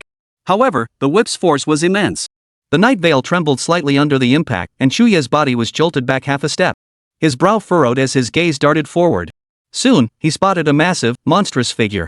Though humanoid in form, it stood nearly 3 meters tall, far larger than the corrupted miners. Its skin was a deep, sickly blue, as if poisoned by some toxin, and its muscles were twisted and knotted, like a body forcibly enhanced. Moreover, its attire wasn't that of a miner either. Instead, it wore a respectable blue coat, giving it the appearance of a foreman. At that moment, the monster lashed its whip again, charging at Chu Ye with a savage expression. Chu Ye's eyes turned cold as he immediately countered. Residual Night's Beam. With a surge of magical energy, an intense beam instantly pierced the monster before him. Like a sharp blade, the beam pierced its chest. After a piercing scream, it was instantly slain by Chu Ye. You have killed a level 26 corrupted overseer. Gained 1860 EXP. You obtained 160 drops of dark matter. Not a bad haul. Just then, the surrounding mine tunnels suddenly trembled with a faint vibration. Chu Ye's brow furrowed as his gaze darted around. Soon, he noticed countless figures appearing from all directions. So many monsters? Chu Ye's pupils contracted slightly, a trace of astonishment flitting across his face. These figures were all corrupted miners, likely numbering over 100. They surged from every corner of the tunnels, rushing toward Chu Ye like a tidal wave. Witnessing this scene, Chu Ye's eyes narrowed in confusion. But no matter how many monsters there were, Chu Ye wasn't afraid. Dark flames. With a fierce shout, Chu Ye swung his staff, unleashing bursts of dark flames that instantly erupted toward the corrupted miners. Boom! Explosions of fire erupted, instantly illuminating the entire mine shaft. The miners were utterly powerless against Chu Ye's onslaught. Under the relentless flames, they were reduced to ashes one after another. A series of notification sounds echoed in Chu Ye's mind. Massive amounts of experience points and dark matter poured in. Before long, over 100 monsters lay slain by Chu Ye. But to Chu Ye's astonishment, after finishing one wave, a second wave of monsters rushed in from all directions. With no other choice, Chu Ye continued his slaughter. Soon, he had finished off the second wave. Yet a third wave followed immediately. Then came the fourth wave, the fifth wave. Could these monsters never be wiped out? At that moment, a look of gravity finally appeared on Chu Ye's face. His brows knitted tightly, a flicker of confusion crossing his eyes. Could it be, something was continuously spawning these monsters? Chu Ye pondered inwardly, his gaze scanning the surroundings. Soon, he spotted a glowing object, conspicuous in the dimly lit mine shaft. Spotting it, Chu Ye charged forward, his wand flicking relentlessly. Dark flames and night's residual beams erupted, reducing monsters to ash with each strike as he closed in on his target. Yet as he advanced, he discovered the surrounding monsters were growing in number increasingly, absurdly so. Countless corrupted miners poured out from every corner of the tunnel, like an endless tide, nearly forming a veritable wave of monsters. Clearly, some secret must be hidden there. Chapter 116, Crushing All in Its Path. After clearing a vast sea of monsters along the way, Chu Ye finally reached his objective. At the top of the mine shaft, an egg-like structure pulsed rhythmically like a beating heart. Each beat was accompanied by a low, rumbling hum, as if the entire cavern resonated with it.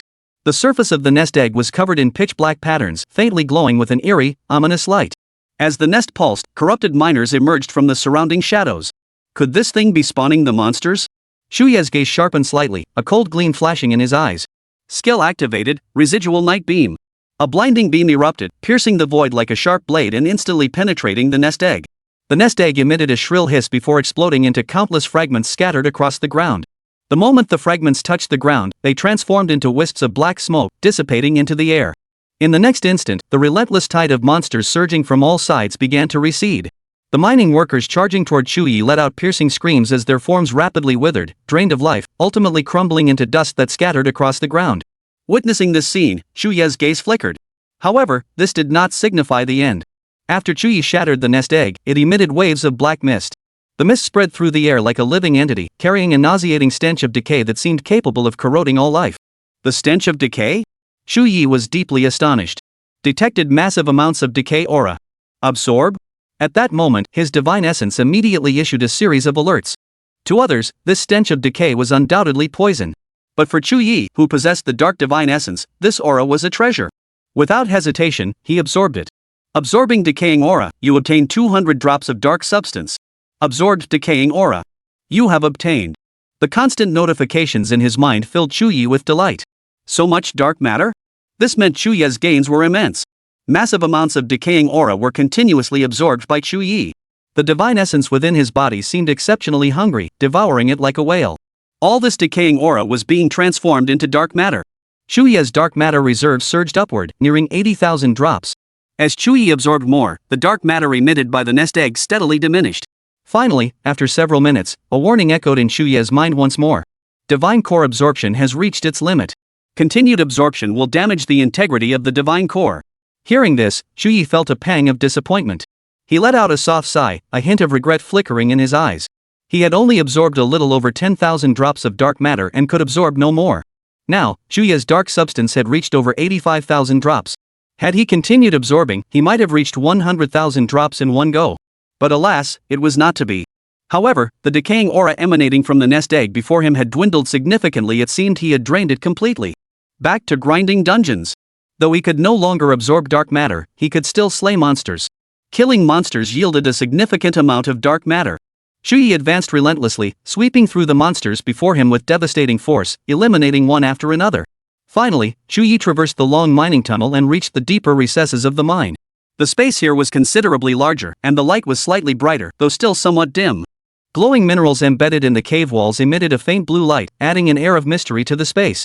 What was different here was the ground, which seemed altered, covered in deep fissures as if it had endured some powerful impact. Up ahead, four shimmering crystals glowed. Their surfaces were smooth as mirrors, while their interiors appeared to contain flowing liquid, radiating an eerie beauty. As Chu Ye examined the crystals, they suddenly began to move. The four crystals transformed into four monstrous creatures, radiating a dangerous aura.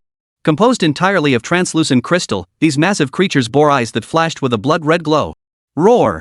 The crystal monsters let out a furious roar and immediately launched their attack. Beams of light shot forth from the centers of their foreheads, streaking toward Chu Ye like razor-sharp blades. Night Veil. Chu Ye reacted with lightning speed, instantly casting the Night Veil. The beam struck the barrier, emitting a sizzling sound as sparks flew everywhere. Yet the beams did not cease, continuing to fire relentlessly, pounding against the barrier. Amidst a series of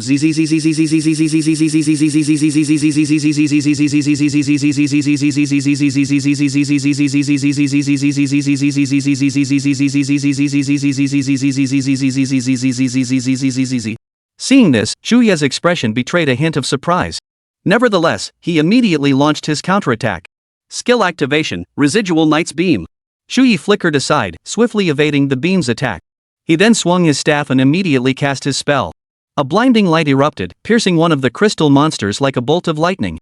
The crystal creature let out a piercing scream, its form stiffening abruptly before shattering like glass into countless fragments. The shards glimmered faintly in the air before vanishing entirely. You have slain an abyssal crystal monster. Gained 26,000 EXP. You obtained 300 drops of dark matter. Such a large amount of dark matter? A single abyssal crystal monster yielded 300 drops of dark matter. This bounty left Chu Ye pleasantly surprised. The three surrounding monsters, enraged by their comrade's death, let out furious roars. The crimson glow in their eyes intensified as their forms accelerated, charging toward Chu Ye. But Chu Ye took a few steps back, his gaze calm, and cast his spell once more. Skill activated, Knight's Residual Beam. Before long, another abyssal crystal monster fell. With only 2 crystal monsters remaining, they posed no threat to Chu Ye. After a brief exchange, Chu Ye swiftly dispatched them. Boom! After the 4 crystal monsters were slain, a massive rock formation before them suddenly collapsed. As the rock shattered, dust swirled, and the ground trembled several times. A colossal cavern entrance emerged from within. The opening was deep and dark, seeming to lead into the unknown depths of hell. A series of low, rumbling roars emanated from within, sending chills down the spine. Chu Ye approached the opening, his gaze sharp and vigilant, his eyes fixed intently on the cavern's depths. Within the cavern stood a monstrous creature of extraordinary size. It appeared to be a bloated creature, a fusion of a corrupted miner and an abyssal crystal beast. Resembling a gorilla, its 2 forelimbs were larger than its head, one of them sharp and pointed like a pickaxe. The creature's skin glistened like crystal, yet its surface was crisscrossed with black patterns, as if eroded by a putrid aura. Seeing this creature, Chu Ye's expression immediately turned serious. So this was the dungeon boss. Chapter 117, 10 Dark Flames per Second, Explosive Slaughter of the Devourer. Roar! Roar! The colossal monster, the devourer of the mining district, unleashed a deafening roar the moment it spotted Chu Ye, its massive form lunging forward with blinding speed. Its form resembled a small mountain, each step crashing down like an earthquake, cracking the ground beneath it with intricate fissures as if unable to bear its weight. Chu Ye attempted to dodge, but the violent tremors threw him off balance. His feet stumbled, nearly sending him crashing to the ground. The Mind Devourer gave him no chance to catch his breath. Swinging its thick, tree trunk-like forelimbs, its claws sharp as giant pickaxes glinted coldly. With the force of a howling gale, it slammed down toward Chu Ye. Seeing no time to evade, a cold gleam flashed in Chu Ye's eyes as he immediately cast his spell. Nightfall Barrier. In an instant, a massive black light barrier unfolded before him. The Mind Devourer's claws slammed into the barrier, producing a shrill, grinding sound. Its strength was utterly monstrous. The impact alone caused the entire barrier to violently tremble, the surrounding air seeming to warp. Spiderweb-like cracks rapidly spread across the barrier, accompanied by a series of cracking sounds. The nightlight barrier was shattering. Seeing this, Chu Ye's pupils contracted slightly, astonishment surging within him. Could the Mind Devourer truly be this powerful? A second later, the night veil shattered under the Devourer's immense force, disintegrating into countless black fragments that dissipated into the air. Fortunately, Chu Ye had been alert. The instant the barrier shattered, he thrust off with his feet, retreating backward like a ghostly apparition. Boom! The Mind Devourer's massive forelimbs crashed down onto the ground where the light barrier had shattered. The ground instantly cracked open in several deep gashes, sending shards of rock flying and raising a cloud of dust. Had Chu Ye remained standing there just now, he might have been crushed into mincemeat by this monster. Hell difficulty truly lived up to its name. The dungeon boss's strength was undeniably formidable.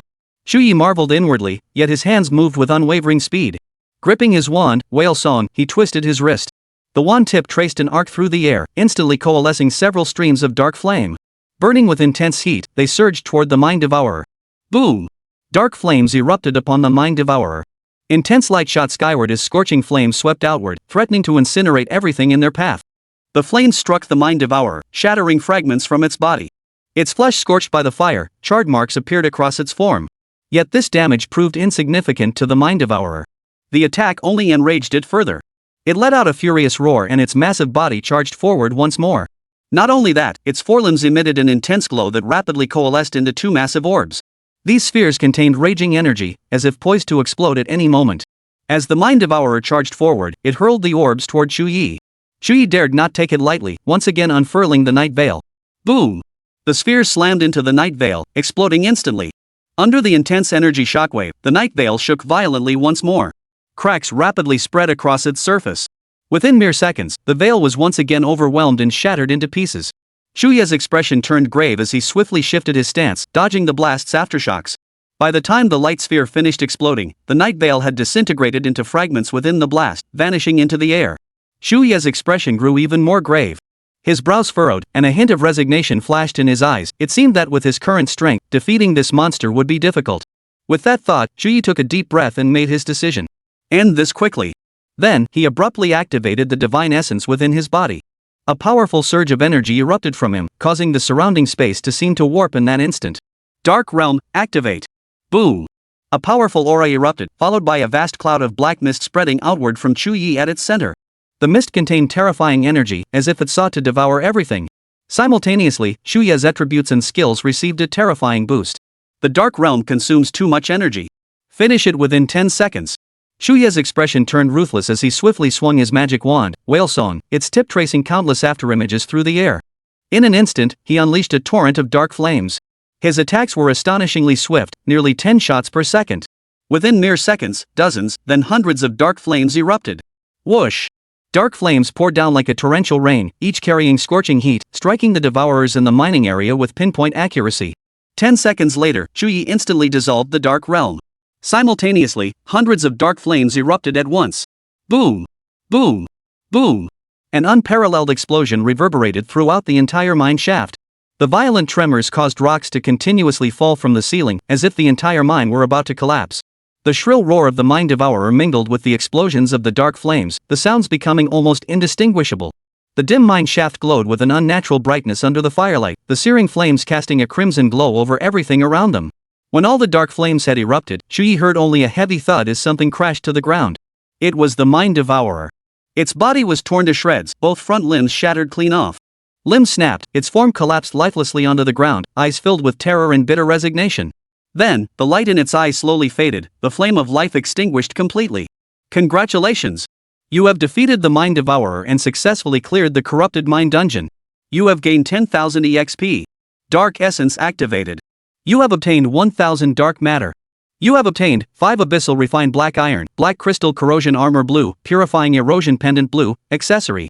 As the mining district devourer fell, a series of notifications flashed through Chu Ye's mind. 10,000 EXP, 1,000 Dark Matter, not a bad haul. Additionally, he obtained 5 pieces of refined mystic iron and 2 pieces of equipment.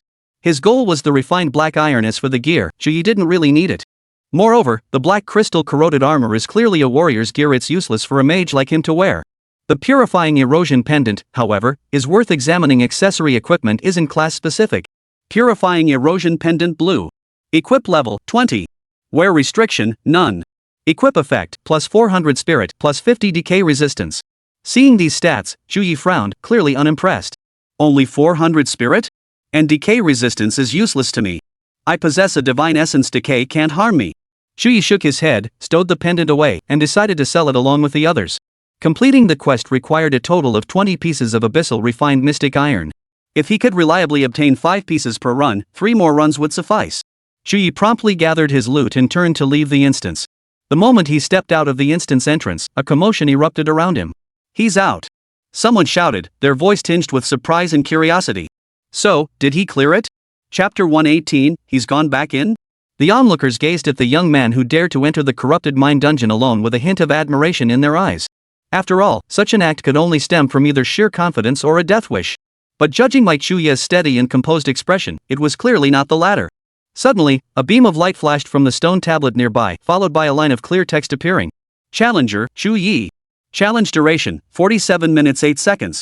The appearance of this message on the dungeon stele left no doubt Chu Ye had successfully cleared the instance. Witnessing this, the surrounding crowd was stunned, their eyes filled with disbelief. After all, the difficulty of this dungeon was widely known. Most players required a fully geared 5-person party comprising a guardian, warrior, mage, ranged DPS, and support working in perfect synergy to stand a chance of clearing it. Yet Chu Ye had done it alone. He cleared it. He actually cleared it. And he did it solo. Impressive. The name Chu Ye. I feel like I've heard it somewhere before. Chu Ye remained oblivious to the surrounding murmurs, his gaze calm as he continued toward the dungeon entrance. Seeing this, the crowd grew even more astonished. He's actually going to run it again? Looks like he's a hidden powerhouse. Who knew our Tiangang Academy had such a prodigy? I thought they were all in the Pujuan Academy. I'll see if I can find a chance to introduce myself when he comes out. Chu Ye paid no heed to the surrounding murmurs. Stepping back into the instance, he swiftly entered his zone. The corrupted miner's shrieks echoed around him, but Chu Ye's dark flames swept through them like a scythe reaping lives. One by one, the corrupted miners fell within the flames, their charred corpses piling up on the mine floor. Having cleared the instance once before, Chu Ye knew the layout inside out. His second run felt effortless. Before long, Chu Ye had fought his way to the corrupted overseer. He stood his ground, his gaze piercing. With a raised hand, he silently unleashed a beam of residual night. The corrupted overseer was instantly slain before it could even utter a sound. Simultaneously, a vast horde of corrupted miners surged toward him like a tidal wave, swarming around Chu Ye in dense masses. However, Chu Ye did not rush to shatter the nest eggs to prevent the monster tide from respawning. A faint, cold smile curved his lips. With a swing of his staff, dark flames plummeted like meteors. A violent explosion erupted within the horde, engulfing the corrupted miners in roaring black flames. The air thickened with the acrid stench of burning flesh as Chu Ye's experience points in dark matter steadily climbed. Could this dungeon be the Tenshang Academy's experience paradise? The thought crossed Chu Ye's mind, his expression turning slightly peculiar as curiosity stirred within him. In fact, he was right. Due to the nest egg's ability to continuously spawn monsters, experienced teams often came prepared, grinding in this dungeon for hours on end. Not to clear it, but solely to farm experience. Sometimes, with sufficient preparation, some teams could even grind here for an entire day. The sheer number of corrupted miners here was overwhelming, giving this dungeon a distinct advantage over others. However, the nest's monster spawning wasn't limitless. After grinding for over half an hour, Chu Ye clearly felt the number of monsters emerging gradually decrease. Another quarter hour passed, and no more monsters spawned. Chu Ye slowly approached the nest egg's location, only to find it had withered, its vitality completely gone. Had he killed them too quickly? Chu Ye sighed softly, a hint of disappointment flickering in his eyes. However, his mood lifted considerably when he surveyed his bountiful haul. After this round of grinding, my experience points had surpassed 50. A few more runs through this dungeon, and I'd likely level up. Of course, that wasn't the most important thing. The most crucial thing was that Chu Ye's dark matter had surged to over 98,000 drops through the relentless grinding. The monsters he actually yielded far more dark matter than this, but to maximize efficiency, Chu Ye unleashed massive amounts of dark flames and residual night rays. These skills consumed a significant portion of his dark matter. Had these skills been free to use, his dark matter reserves could have approached 110,000. After clearing this instance, my dark matter should surpass 100,000 drops. Chu Ye calculated silently, a flicker of excitement visible in his eyes. 100,000 drops of dark matter was the price for his second divine core evolution. However, Chu Ye wouldn't rush to initiate it the moment he reached the threshold. He needed to save at least another 20,000 drops for future use. Otherwise, he might find himself unable to cast skills immediately after evolving. He pressed forward, effortlessly dispatching the abyssal crystal monsters that appeared along the way. With a thunderous crash, massive rocks collapsed, revealing the entrance to the dungeon boss room before Chu Ye. Stepping inside, Chu Ye immediately spotted the colossal mining district devourer. Roar! The devourer unleashed a deafening roar, its blood-red eyes locked onto Chu Ye as if he were its sworn enemy. Its massive form charged forward like a mountain crushing down. Unfazed, Chu Ye immediately activated the divine essence within him. Dark energy surged and gathered, transforming the space around him. Whoosh! The dark realm instantly unfolded, black mist surging like a tidal wave to engulf the entire room. The moment the dark realm activated, Chu Ye struck. His staff whirled in his hands, blurring into afterimages.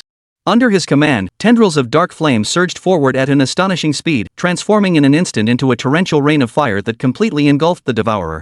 Before the colossal form of the mine devourer could even approach Chu Ye, it was reduced to ashes within the dark flames. The outcome was identical to the previous encounter. Congratulations! You have defeated the mining district devourer and successfully cleared the corrupted mine dungeon. The victory announcement sounded once more. This time, Chu Ye still obtained 5 pieces of abyssal refined black iron, but no additional equipment dropped. In a dungeon, once a challenger has obtained equipment rewards, the probability of receiving equipment rewards in subsequent attempts drops significantly, sometimes even to 0. Of course, Chu Ye didn't care about the equipment. Having already collected 10 pieces of abyssal refined black iron, just 2 more runs would complete today's quest. At this thought, Chu Ye's previously weary body perked up again, excitement flashing in his eyes. Soon, he emerged from the dungeon once more. Chu Ye's appearance immediately drew the attention of those around him. Whispers spread among the crowd, and some even attempted to approach him. Yet Chu Ye merely gave them a fleeting glance before continuing onward. The moment the monument updated the clear record, Chu Ye stepped into the dungeon for the 3rd time without hesitation. He went in again. The surrounding disciples stared wide-eyed, watching in disbelief as Chu Ye's figure vanished into the dungeon entrance. Chapter 119, 4th Dungeon Run, Submitting the Quest. If clearing the instance twice in a row had already astonished everyone, then Chu Ye's 3rd entry left those around him utterly stunned. They had struggled desperately, barely managing to clear it once. But Chu Ye not only succeeded, he cleared it 3 times. Their eyes widened, their mouths agape, utterly speechless. On his third run, Chu Ye moved with even greater ease. His eyes narrowed slightly, his expression focused as he wielded the magic wand whale song, navigating the darkness. Armed with the experience from the previous 2 runs, the third attempt proceeded with remarkable fluidity.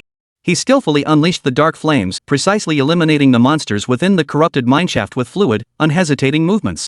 If not for grinding experience in dark matter, Chu Ye could have cleared the dungeon in under 15 minutes. Yet even after grinding massive amounts of experience, Chu Ye's completion time remained just over 40 minutes. Soon, Chu Ye cleared the dungeon once more and stepped out. Then, under the astonished gazes of onlookers, he entered it once more. Those around him had almost grown accustomed to this sight. How many times does he plan to run this? One person grinding the corrupted mine 4 times straight? That's insane. Is this even something a human being could accomplish? Chu Ye's actions left everyone utterly stunned. Finally, Chu Ye emerged from the dungeon once more. After exiting, Chu Ye exhaled a long breath. His body was utterly exhausted, and his face had even grown pale from the prolonged battle. Yet inside, Chu Ye was exhilarated. After 4 dungeon runs, he had gathered enough abyssal refined mystic iron. Completing the quest was secondary. What mattered most was that these 4 dungeon runs had netted him over 60,000 dark matter. After deducting the costs incurred in the dungeons, his current total dark matter reserves were approaching 130,000. With this much dark matter, I can evolve my divine core tonight. Chu Ye murmured to himself, his eyes brimming with anticipation. The very thought filled him with excitement. By now, dusk had settled over the land. The setting sun blazed fiery red across the horizon, painting the sky in dazzling hues. Chu Ye had cleared the dungeon 4 times, with a total combat duration nearing 4 hours. Anyone else would have collapsed from exhaustion long ago. Ignoring the astonished stares around him, he briskly departed the area. Stepping out of the instance plaza, Chu Ye headed straight for the quest center, his stride light yet steady. Arriving at the quest submission point, Chu Ye addressed the staff member. "Hello, I'd like to turn in a quest. Please provide your quest ID and quest items." The staff member looked up, offering a professional smile. Chu Ye promptly provided the quest ID. After checking the system, the staff member's eyes widened in surprise. His brow furrowed slightly, his gaze filled with confusion. "Student, you claimed this quest today and are submitting it already?" His tone carried a hint of disbelief. "This trial quest has a 7-day time limit. On average, it takes about 6 days to complete, and many even finish right at the deadline. In previous years, even the fastest completions took at least 3 days. And Chu Ye had only spent 1 day? That was far too fast, wasn't it?" Chu Ye promptly retrieved the abyssal refined mystic iron and placed it on the counter, producing a crisp clink. "My task is complete. Can't I submit it now?" The staff member hastily waved his hands, his face breaking into a broad smile. "Of course not. I was just a bit surprised." He muttered to himself, could it be some young master from a prominent family who bought 20 pieces of abyssal refined mystic iron outright? That's quite the extravagant gesture. He promptly began inspecting the quest items. All 20 pieces of abyssal refined black iron were flawless, each emitting a faint glow. After verification, the staff member promptly submitted the task. He then produced a token and handed it to Chu Ye with respectful demeanor. "This is the access token for the inner square of the instance plaza. Your identity information has already been programmed into it. With this token, you may proceed to the inner square to run instances." Chu Ye nodded, took the token, and promptly departed. Stepping onto the teleportation array, Chu Ye returned to his dormitory. He first took a shower, washing away the blood and sweat from his body. Afterward, he lay on his bed for a long while, resting his eyes and feeling the exhaustion throughout his entire body. After hours of continuous combat, Chu Ye was genuinely exhausted. Yet physical exhaustion couldn't mask the excitement surging within him. Chu Ye immediately opened his personal interface, his eyes sparkling with anticipation. Name: Chu Ye, Demon Shattering Young Lord. Class: Low Tier Mage. Level: 2082. Health points: 4000. Mana: 7200 1800. Core attributes: Strength 320, Spirit 420 800, Constitution 300 800, Agility 300. Equipment: Wand Song of the Whale Orange, Robe Fall of the Whale Orange. Class skills: Dark Flame, Night Veil, Life-Sucking Chain, Residual Night Beam, Low-Level Lightning Strike, Low-Level Ground Bind. Additional skills: Hymn of the World Eater, Magic Surge Passive, Eternal Imprisonment of the Abyss Divine Skill. Unique Divine Skill: Dark Realm. Talent: Dark Origin Divine. Divinity: Fractured Dark Soul. Dark Matter Quantity: 128,760 droplets. My EXP has already reached 82. Just another day or 2 of grinding, and I'll level up. Chu Ye murmured to himself, a hint of excitement in his voice. The experience required after level 20 is truly absurd. Back in the day, with the grinding pace I'm keeping today, I would have leveled up ages ago. He might have even leveled up 2 or 3 times. But now? Of course, level wasn't Chu Ye's primary concern. The most crucial thing was the dark matter. Over 128,000 drops, more than enough. He immediately opened the Divine Core interface. Fragmented Dark Soul possesses the deepest, most fundamental dark power, yet is now barely clinging to life, on the verge of extinguishing at any moment. Divine Core Integrity 1 requires 100,000 more drops of dark matter to reach the next stage of integrity. Extinction countdown, 147 days, 11 hours, 34 minutes, 6 seconds. Dark matter required to sustain Fragmented Soul, 10,000 drops. Thanks to Chu Ye's nourishment over this period, the Divine Essence now faces virtually no risk of extinction. The next extinction countdown wouldn't begin for nearly 5 months. Moreover, maintaining the Divine Essence requires only 10,000 drops of dark matter, an amount Chu Ye could farm in half a day of dungeon runs. However, the Divine Essence's completeness remained at a mere 1. Hurry up and evolve the Divine Essence, let's see how much its completeness can increase. Chu Ye's eyes brimmed with anticipation, his heart surging with motivation. He immediately channeled the Divine Essence's power, closing his eyes to sense its fluctuations within his body. A dark aura gradually began to permeate the surrounding air. Consume 100,000 drops of dark matter to increase Divine Core completeness? Consume. Chu Ye didn't hesitate. Chapter 120, Divine Core evolves again, terrifying enhancement. As Chu Ye's words fell, the Divine Essence within him immediately began to stir. It felt as though a long-dormant dark power had been awakened, now surging wildly through his body. A torrent of dark energy erupted from his body, thick black mist swirling around him, staining the surrounding air with a profound darkness. The black mist swirled at his feet, slowly spreading outward. The surrounding scenery gradually blurred, as if being dragged into an endless abyss by a giant hand. Chu Ye stood at the center of the fog, his figure appearing and disappearing, shrouded in an aura of mystery and malevolence. A faint crimson glow flickered in his eyes, as if he relished the surge of this power. The energy within him began to boil like water brought to a rolling boil, every cell trembling wildly. Chu Ye distinctly felt his body undergoing gradual transformation, bones, muscles, skin, even every nerve fiber being reshaped by this force. This relentless transformation gradually electrified his body, each pulse accompanied by an expansion of power. Divine Core Integrity enhanced. Under the influence of dark power, your skills low-grade Lightning Strike and low-grade Ground Adhesion have undergone changes. The effects of your skills Dark Flame, Night Veil, Residual Night Beam, and Life Suspending Rope have been enhanced. Your Dark Domain skill has been upgraded, with significantly enhanced effects. Your Dark Origin talent has upgraded. You now gain more Dark Essence from killing. Divine Power has increased, allowing you to absorb greater quantities of Dark Essence. After the upgrade, a flurry of notifications flashed through Chu Ye's mind, leaving him both surprised and delighted. First, his existing dark skills Dark Flame, Night Veil, Residual Night Beam, and Life-Sucking Rope had all received massive enhancements. The enhancement rate approached 50%. Such immense growth made these skills rival even legendary tier abilities. Additionally, his base mage skills low-level Lightning Strike and low-level Ground Bind had also undergone changes. Low-level Lightning Strike, Dark Lightning Punishment. Effect: releases a targeted dark lightning bolt, dealing massive lightning damage plus 30 true damage upon hitting the target. This skill is lock-on and cannot be dodged. True damage ignores all resistance, armor, and shields. Skill cost: 1000 mana, 300 dark matter. Cooldown: 25 seconds. Low-grade Adhesive Ground Undead Swamp. Effect: creates a swamp within a 25-meter radius around a target.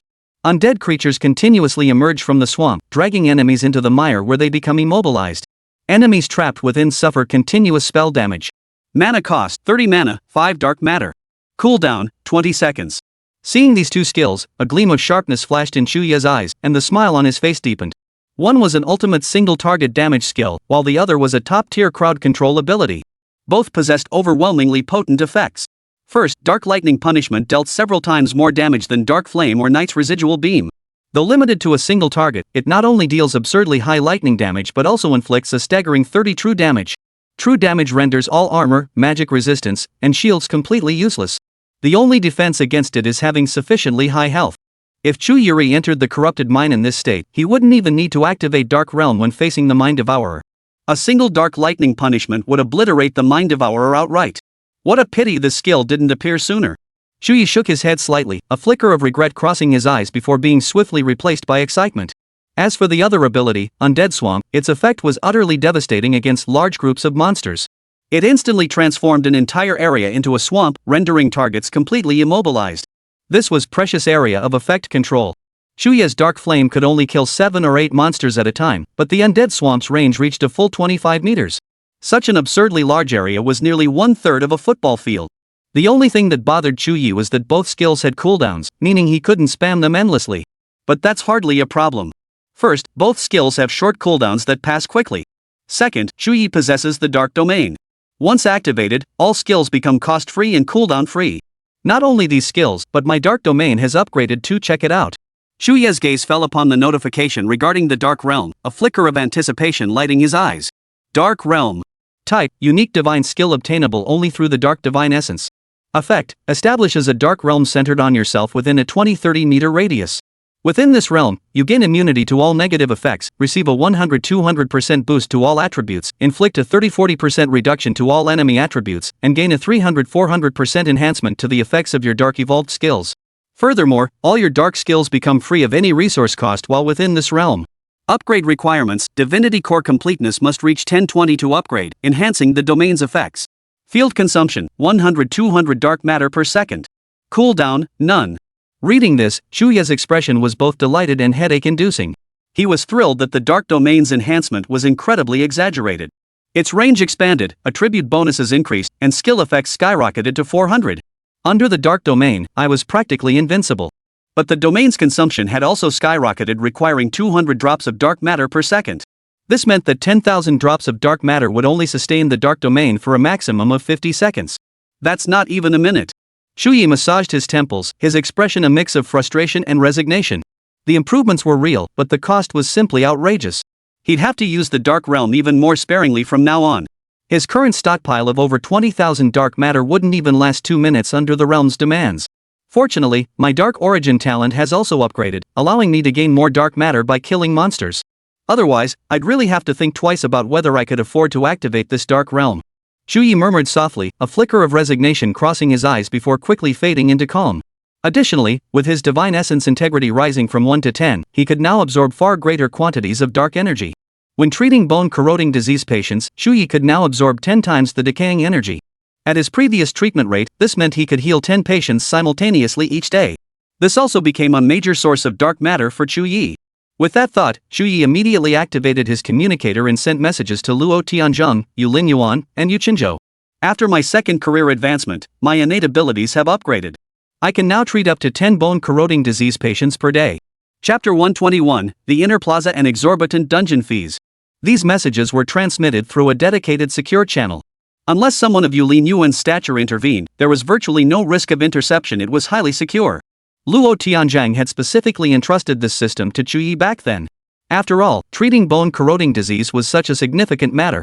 Using ordinary communication channels risked interception or eavesdropping at any moment. Before long, all three responded to Chu Ye. Upon learning of this development, they were all delighted. Yu Qinzhou immediately offered to coordinate treatment personnel. The prospect of Chu Ye treating more bone-eroding syndrome patients was welcome news for the veterans returning from the immortal Great Wall. After sending the message, Chu Ye reopened the Divine Core interface. Fragmented Dark Soul possesses the deepest, most fundamental dark power, yet is now barely clinging to life, on the verge of extinguishing at any moment. Divine Core Integrity, 10 requires 1 million drops of dark matter to reach next stage. Extinction Countdown, 147 days, 11 hours, 30 minutes, 13 seconds. Dark matter required to sustain Fragmented Soul, 10,000 drops. The dark matter required for the next evolution has jumped straight to 1 million drops. Does the dark matter needed for each divine essence evolution increase exponentially? If so, wouldn't Chu Ye need a quadrillion drops of dark matter to reach 100% divinity completeness? In an instant, Chu Ye felt utterly insignificant, like a speck of dust in the vastness of the universe. Chu Ye sighed, a flicker of resignation in his eyes. Well, one step at a time. 1 million drops was certainly no small amount, but if he could steadily acquire 20,000 drops of dark matter daily, he could undergo the next divine essence evolution in just over 2 months. The previous deity essence evolutions were merely a matter of time for Chu Ye. The real challenge lay in the later stages. If his suspicions proved correct, the subsequent evolutions would demand tens of millions, hundreds of millions, even billions of dark matter. But that wasn't a headache for now. He'd deal with that when the time came. With excitement in his heart, Chu Ye soon retired for the night. Early the next morning, Chu Ye headed straight for the Instance Plaza. Upon reaching the inner arena entrance once more, Chu Ye was stopped as usual. "Student, please present your access credentials." Chu Ye promptly produced his token. Upon seeing the token, Chu Ye was granted passage. The inner arena of the Dungeon Plaza, despite its name, was actually an indoor facility. Located beneath the outer plaza, it was accessed via a long staircase. Despite being underground, the area was brightly lit. The inner plaza was roughly the same size as the outer plaza, but it housed far fewer instances. At a glance, Chu Ye could see only about 100 instance portals, giving the place a somewhat sparse feel. Nevertheless, quite a few people were running instances here. Chu Ye counted roughly 300 to 400 people, some standing, some sitting. Some whispered in discussion, others checked their gear. Almost all were upperclassmen. Lower year students were virtually incapable of surviving the corrupted minds challenges. Chu Ye was an exception. The instance portals here were clearly more elaborate and eye-catching than those outside. Even the stone tablets beside them exuded grandeur, each engraved with the instance's name and description in bold, vigorous characters. Inside the main arena, the atmosphere was relatively quiet, with few shouts or commotion. Most had their own groups, either resting outside or already inside tackling dungeons. Chu Ye's arrival drew a little attention, but that was all. Those around him quickly returned to their own affairs, paying no mind to the young man who had just arrived. Chu Ye walked through the plaza, searching for a suitable instance. His gaze swept back and forth between the various instance portals as he silently calculated his options. The entire inner arena was roughly divided into 3 zones. The low-level zone featured dungeons ranging from levels 25 to 30. The intermediate zone featured dungeons ranging from level 30 to 40. The high-level zone featured dungeons exceeding level 40. Unless you were a senior student, it was virtually impossible for anyone else to clear them. Chu Ye could only access the low-level dungeons. The entire zone contained about a dozen dungeons, which Chu Ye examined one by one. The Tomb of the Sands Tyrant, the Plague Laboratory, the Thunder Altar, the Boiling Blood Pool. Each instance looked promising, each worthy of a challenge. True to their reputation as inner plaza dungeons, just reading their names sent a tingling sensation through Chu Ye's body. Take the Tomb of the Sandstorm Tyrant, for instance. This dungeon is a large-scale instance capable of accommodating up to 30 players simultaneously. It teems with monsters and features an exceptionally vast map. Though it's a tomb, it feels almost boundless. Particularly formidable is the dungeon's boss, the Sandstorm Tyrant, whose power rivals that of a world boss. Naturally, such a high-difficulty dungeon offers substantial rewards. A first clear run guarantees at least 5 purple tier items, and under specific conditions, players might even obtain legendary gear. Beyond the Tomb of the Sandstorm Tyrant, the Plague Laboratory is equally formidable. This dungeon is filled with potent plague gas. One careless mistake could poison you to death, causing your body to rot and leaving you in excruciating agony. However, clearing it rewards players with immunity to all poisons and powerful gear that deals additional toxin damage. The Thunder Altar offers similar rewards. The Boiling Blood Pool even yields pure blood essence, which permanently boosts constitution significantly. Beyond these, there's the decay-ridden bone wastes, the undead-infested soul-devouring mines, and the Blood Moon Secret Valley where monsters rage endlessly. With so many dungeons, Chu Ye was even experiencing choice paralysis, unsure which one to tackle first. Ah well, he'd tackle them one by one. First, he'd clear every single one of these dungeons. With so many instances, Chu Ye would be busy for quite some time. With that thought, Chu Ye entered the Tomb of the Quicksand Tyrant dungeon. Tomb of the Sands Tyrant. Recommended level, 27. Difficulty options, hard, hell. Maximum party size, 30 players. Entry fee, 9,000 points. An entry fee of 9,000 points? Looks like the dungeons here are no joke. Typical dungeons only cost a few hundred points to enter, but this one demands nearly 10,000. Without sufficient strength, even if you make it to this plaza, you probably won't be able to tackle many dungeons. Of course, such a high cost means the rewards must be substantial. Just as Chu Ye was about to enter the instance, a sudden commotion caught his attention, a series of footsteps growing louder from afar, accompanied by muffled whispers. Amidst the commotion, a few words were exchanged. Everyone here? Hurry up, don't fall behind. This time, we absolutely have to set the clear record for the Tomb of the Sands Tyrant. Ha! I heard breaking the record unlocks the hidden reward, the Tyrant's Heart. That's a top-tier item. Scattered in groups, roughly 20 to 30 people poured into the inner plaza simultaneously. Chapter 122, Tomb of the Sands Tyrant, held difficulty activated. Upon reaching the plaza, they spotted Chu Ye standing at the dungeon entrance. Bro, could you move aside? We're here to tackle this dungeon. Yeah, bro, this is a major dungeon. You can't handle it. Go tackle some other ones first. Hearing their words, Chu Ye lifted his gaze slightly, glanced at them, then shook his head. Sorry, I was here first. I'm running this dungeon now. Hearing this, the group instantly wore a variety of expressions, some surprised, some confused, some exaggerated, some mocking as they stared at Chu Ye. Ha! Dude, you gotta be kidding. Soloing a major dungeon? Think you're the great Xiao war god or something? Enough already, move aside. Don't interrupt our dungeon run, one of them snapped impatiently, stepping forward to push past Chu Ye and head straight for the loot. But Chu Ye simply raised his hand, blocking him firmly. Listen, I'm going to run this dungeon now. At that moment, several eyes narrowed with hostility. Holy, you're not here to cause trouble, are you? Yeah, like you're gonna solo a freaking raid. Just then, a burly young man clad in black battle armor stepped forward from the crowd. Standing nearly 2 meters tall, he radiated an imposing presence. His stride was steady and deliberate, each step carrying a weighty sense of pressure. He appraised Chu Ye from head to toe with a scrutinizing gaze before speaking in a deep, resonant voice. Bro, wanna introduce yourself? I'm Sun Taiwan, sophomore. His tone was polite, yet his eyes held a hint of condescension. Chu Ye responded calmly, Chu Ye. Freshman this year. Hearing that Chu Ye was actually a freshman, the others grew even more astonished. Freshman? That can't be real. How could a freshman come here? Maybe he's rich. He probably bought a pass with 20 pieces of abyssal refined mystic iron. I agree. No wonder he's so arrogant, turns out he's just a freshman. Sun Taiwan froze upon hearing Chu Ye mention freshman, a flicker of contempt crossing his eyes though he kept his expression neutral. He took a deep breath, suppressing his irritation, and gestured toward the deputy beside him. Brother, how about this? Pick any other dungeon. Skip this one. I'll cover your entry fee. Just let us take this one. What do you say? His tone carried a hint of persuasion, as if offering Chu Ye a way out. Another person might have accepted. But Chu Ye shook his head. Sorry, I declined.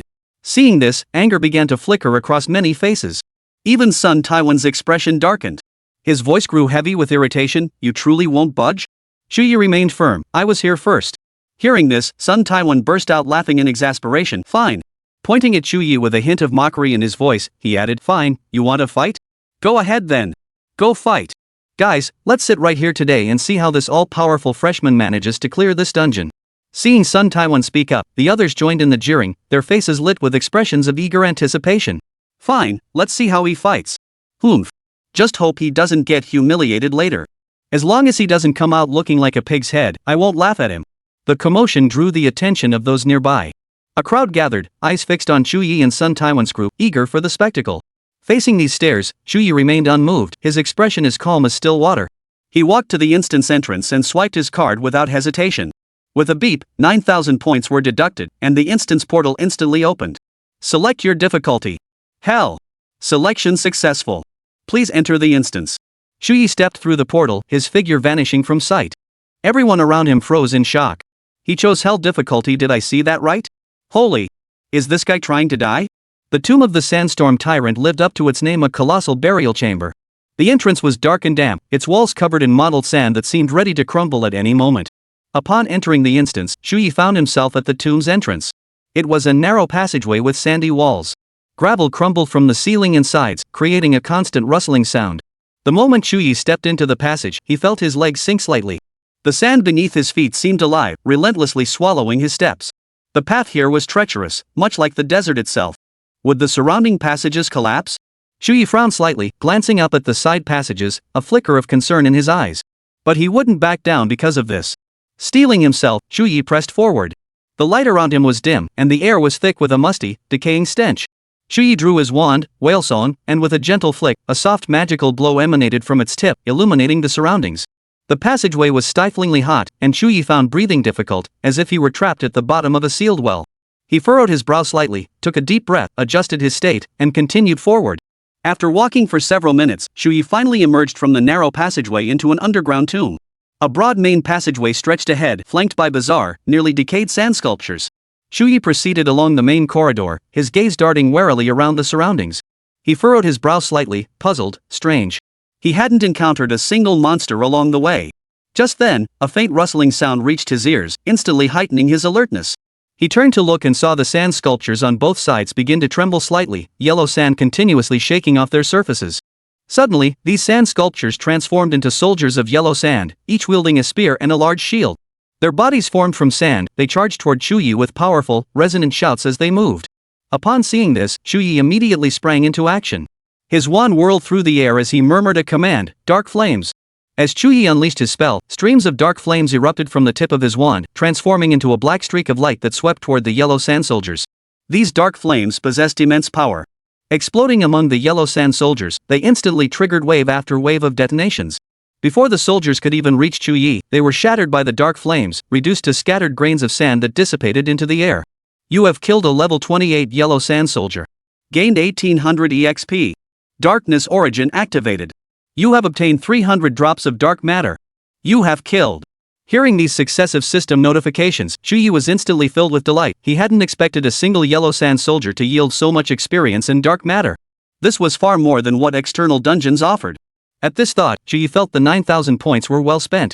If even a common mob yielded such high rewards, wouldn't elite monsters and bosses be even more lucrative? A flicker of anticipation danced in Chu Ye's eyes. Chapter 123, The Grand Altar, Yellow Sand Soldiers. The number of yellow sand soldiers lining both sides of the main thoroughfare was anything but small. At first glance, they appeared to be ordinary statues. Only when Chu Ye approached would they shake off the yellow sand covering their bodies, transforming into soldiers charging toward him. Sometimes 3 or 4 yellow sand soldiers attacked at once, while other times the numbers were larger, 7 or 8, even 10 or more might appear simultaneously.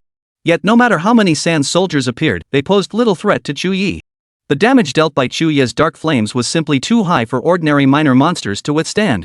In truth, if Chu Ye used the Knight's Remnant Beam, he could gather even more dark matter. But first, the Knight's Residue Beam consumed even more energy than the Dark Flame. Second, while its piercing damage was immense, its area of effect capabilities were far inferior to the Dark Flame.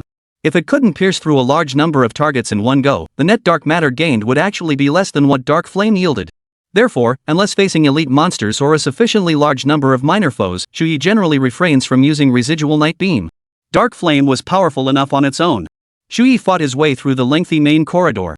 After over half an hour of traversing it, he still hadn't reached the end. Despite this, his gains were substantial thanks to the large number of yellow sand soldiers he had slain. Finally, after nearly an hour of relentless combat, Chu Ye arrived before a colossal altar. This altar was exceptionally vast, standing amidst a sea of swirling yellow sand as if painted into the very heart of the desert. Its edges were blurred and eroded by the relentless winds and sand, appearing as if it might be swallowed by the dunes at any moment. Surrounding the altar stood 4 colossal statues. Each appeared to be over 10 meters tall, resembling ancient pharaohs. Their faces wore solemn expressions, their eyes seeming to conceal some ancient secret. As Chu Ye stepped onto the altar, violent winds suddenly swirled around the 4 statues.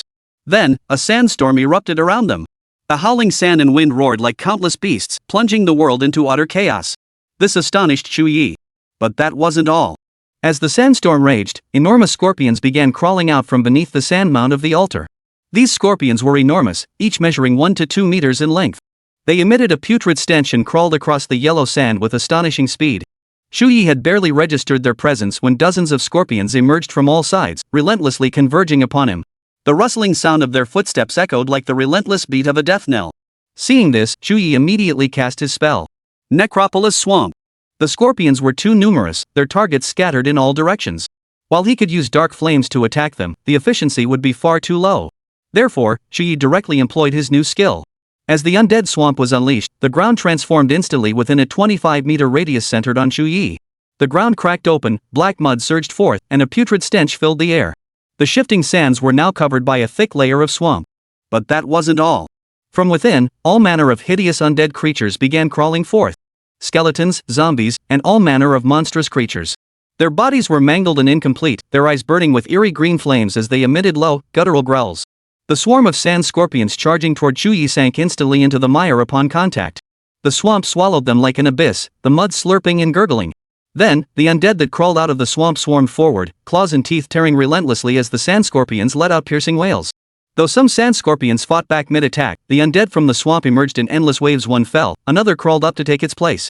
Before long, Chu Ye had slaughtered every last one of the dozens of sand scorpions. You have slain a level 29 corrupted sand scorpion. Gained 2,100 EXP. You obtained 330 drops of dark matter.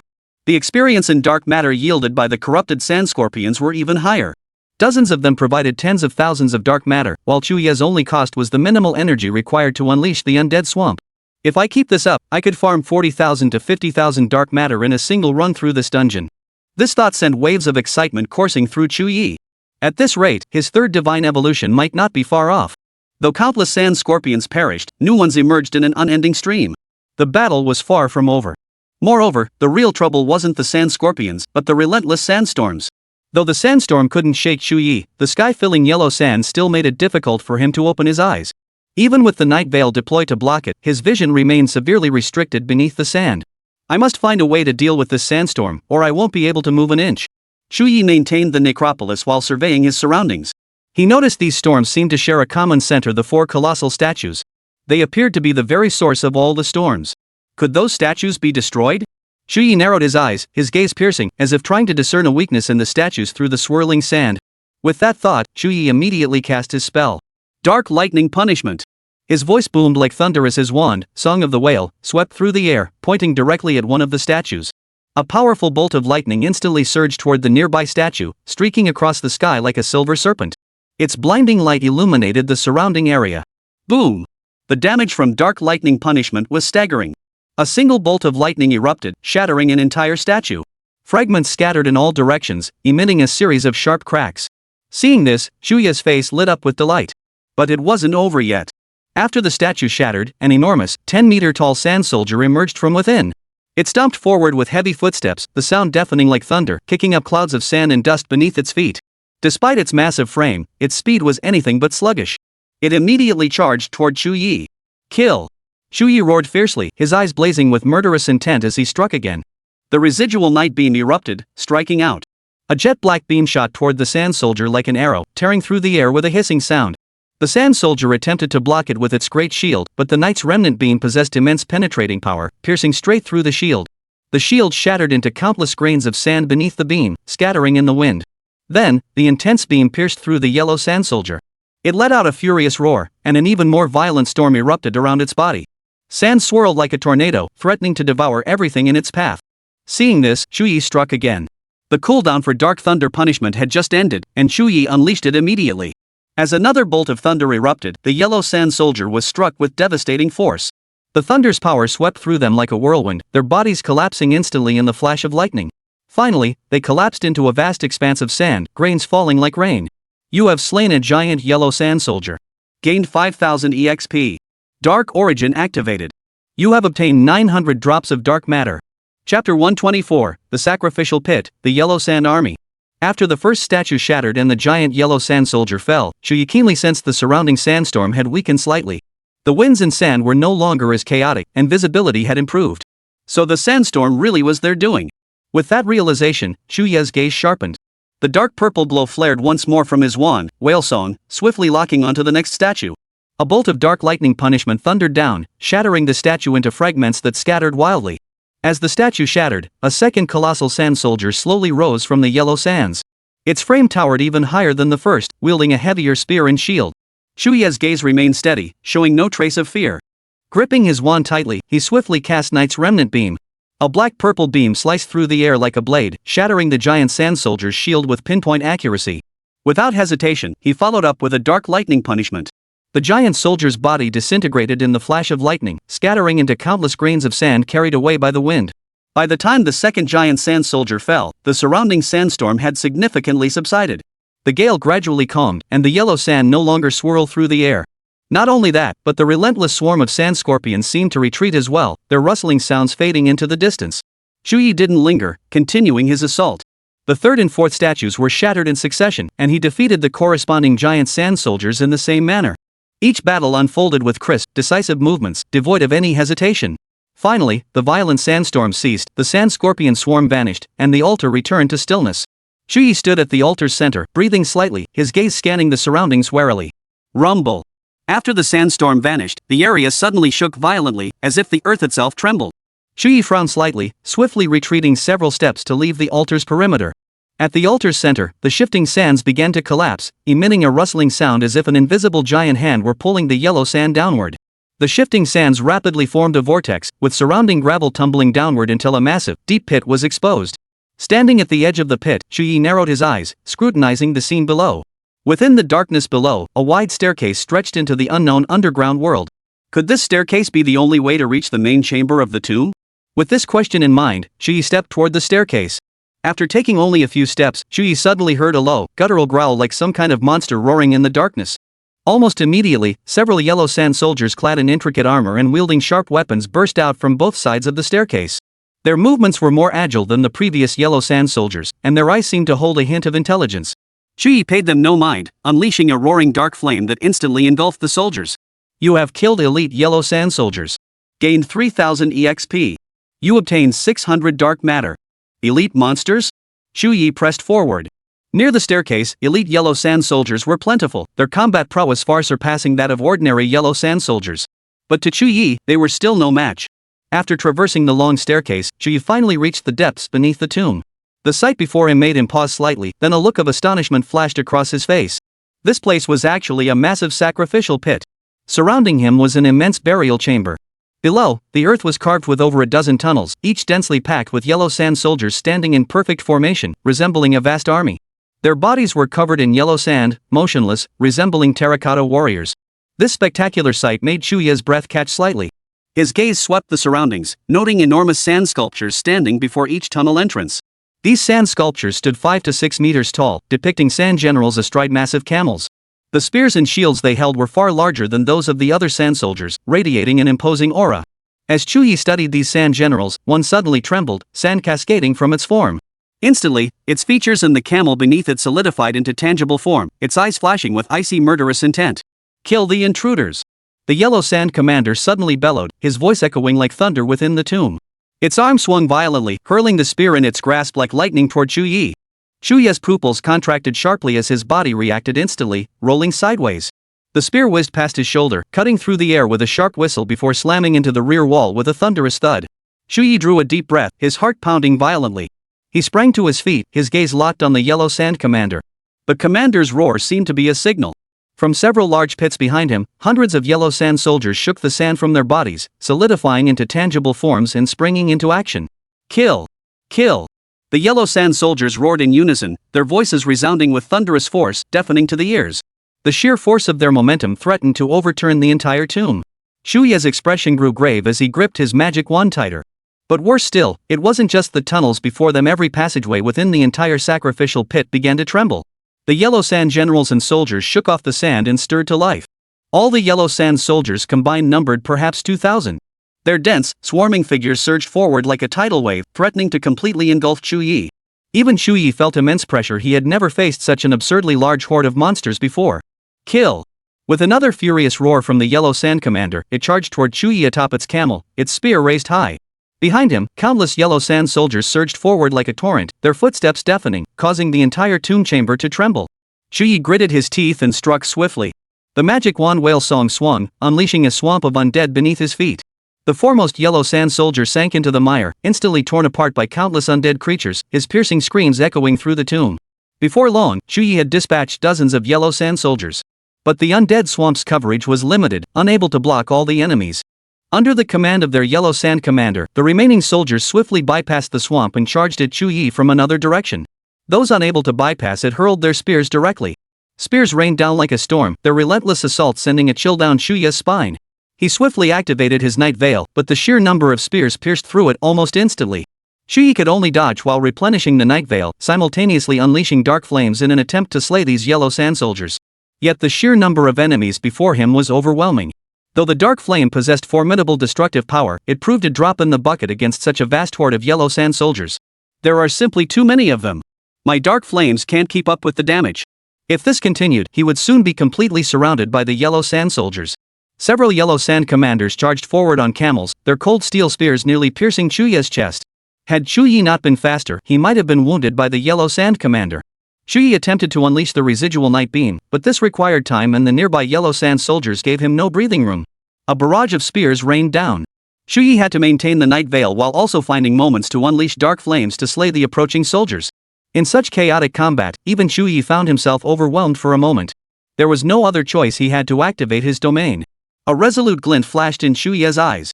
Gripping his wand tightly, the divine essence within him rapidly gathered energy, preparing to unleash his most formidable power. Chapter 125, Domain Carnage, 200,000 Dark Matter Acquired. As divine power surged within him, wisps of black mist began erupting from Chu Ye's body. The mist swirled around him like living creatures, serpentine tendrils exhaling a heart-stopping aura of darkness. The dark domain was now activated. Boom! A powerful aura erupted in all directions, tearing countless microscopic fissures in the air and sending visible black ripples radiating outward. The yellow sand soldiers and commanders charging toward Chu Ye were instantly knocked back like fallen leaves in the wind by this force. Their bodies shattered mid-air into countless grains of yellow sand, scattering away with the wind. Following his second divine core evolution, Chu Ye's dark realm had undergone tremendous enhancement. A deep black light flashed in his eyes, revealing a cold, ruthless intent. Kill! Chu Ye gripped his magic staff, whalesong, tightly and charged into the enemy ranks. Waves of dark flames erupted in all directions like a sky filled with sparks. Each flame contained devastating power, seemingly capable of consuming everything in existence. The flames traced elegant arcs through the air, plummeting like a black meteor shower in trailing waves of scorching heat. The enhanced Dark Realm instantly tripled all of Chu Ye's attributes. His speed became even more absurd, his figure darting across the battlefield like a phantom.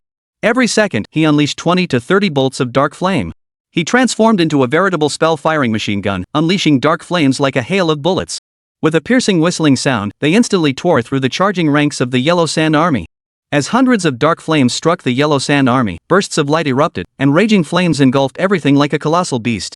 Neither the Yellow Sand soldiers nor their commanders possessed any means of resistance against these flames. The Dark Domain not only amplified the skill's power but also dramatically expanded the range of the dark flames. What had once only covered a small area now spread like wildfire, rapidly engulfing the entire battlefield. This battle gradually transformed into a one-sided slaughter by Chu Ye. You have killed a Yellow Sand soldier. Gained 1800 EXP. You obtained 300 drops of dark matter.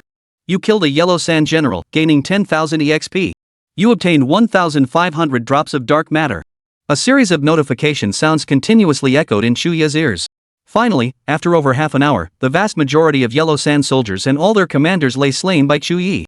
Chu Ye finally lifted the Dark Realm, and the black mist surrounding him slowly dissipated. The scattered remnants of Yellow Sand soldiers posed no further threat, and Chu Ye swiftly dealt with them as well. After finishing this, Chu Ye finally breathed a sigh of relief. Killing these Yellow Sand soldiers cost me hundreds of thousands of dark matter. The Dark Realm's consumption was truly staggering. Had it lasted any longer, even all the dark matter Chu Ye possessed would have been insufficient. Chu Ye certainly didn't possess that much dark matter himself. Fortunately, the over 2,000 Yellow Sand soldiers provided Chu Ye with even more dark matter. Each Yellow Sand soldier yielded 300 drops. With over 2,000 Yellow Sand soldiers plus their commanders, they provided Chu Ye with nearly 700,000 units of dark matter. After calculating the exchange rate, Chu Ye actually profited by 200,000 units of dark matter. Had the dark matter gained from slaughter not been more substantial, Chu Ye would have exhausted his reserves in no time. Every one of his skills required dark matter to activate. Without it, Chu Ye would be practically useless. He opened his personal interface and examined the dark matter quantity field. Dark matter quantity, 247,400. 240,000 dark matter? When did dark matter become so easy to farm? Chu Ye was genuinely astonished. At this rate, if I grind a few more times, wouldn't I be able to directly trigger the third divine core evolution? Originally, Chu Ye had thought the third divine core evolution was still far off, but now it seemed within reach. If he farmed a bit more, even if the fourth divine core evolution required tens of millions of dark matter, he could accumulate enough in a short time. However, farming the same instance multiple times would yield decreasing amounts of dark matter. Yet even with diminishing returns, such vast quantities remained incredibly lucrative for Chu Ye. Those 20 pieces of abyssal refined mystic iron were money well spent. Chu Ye felt he didn't even need to farm other dungeons anymore. The Tomb of the Sandstorm Tyrant alone would suffice. A satisfied smile spread across his face, his eyes brimming with anticipation. After eliminating every sand soldier, Chu Ye crossed the sacrificial pit and beheld a massive entrance. A broad, opulent passageway stretched before him. Stepping inside, Chu Ye entered an exquisitely ornate chamber. Golden reliefs adorned the walls, while thick silk carpets covered the floor. The furnishings throughout were extravagant, reminiscent of an imperial bedchamber. At the room's center stood a colossal coffin. Forged entirely from black gold, its surface was engraved with intricate runes, emanating an ancient and mysterious aura.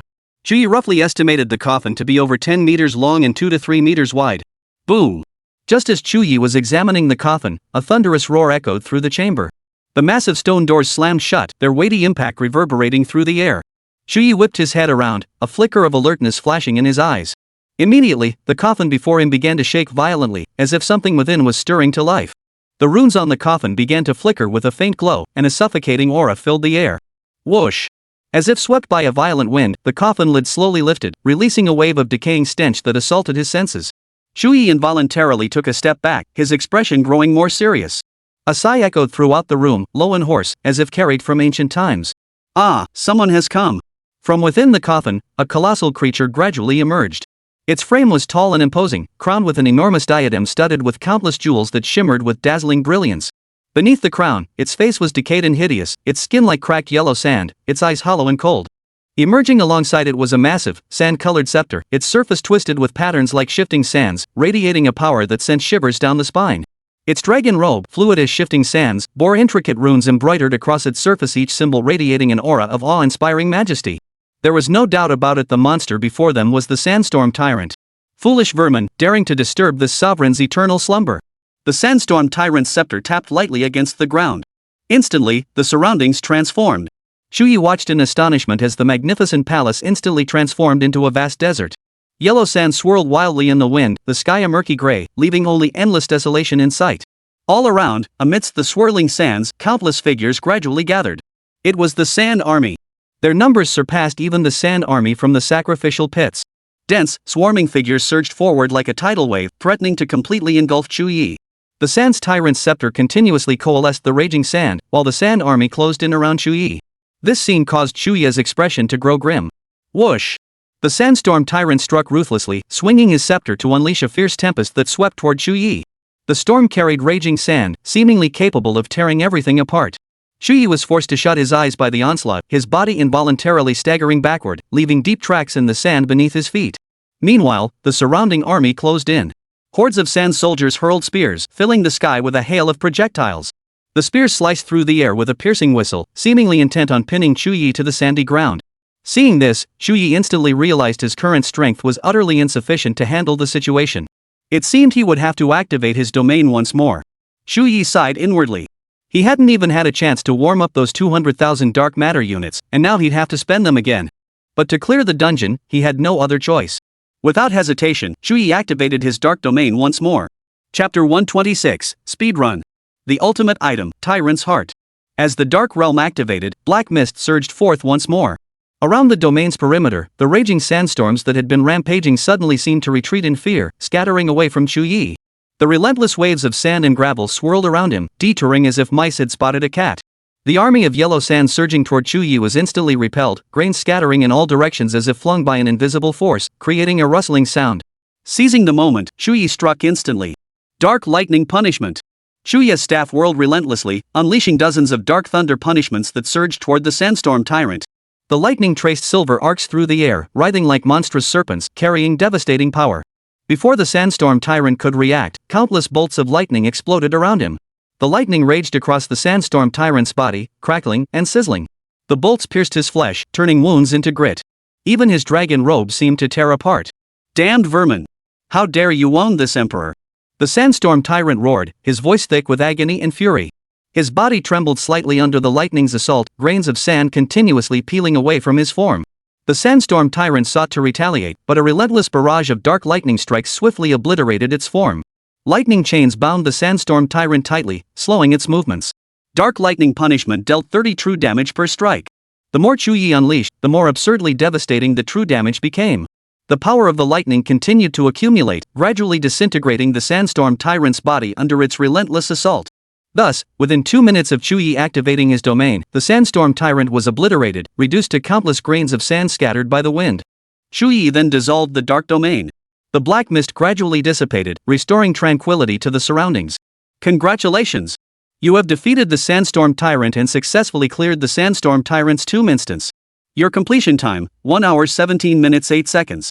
Congratulations! You've set a new dungeon record. You have gained 100,000 EXP. You obtained 15,000 drops of dark matter.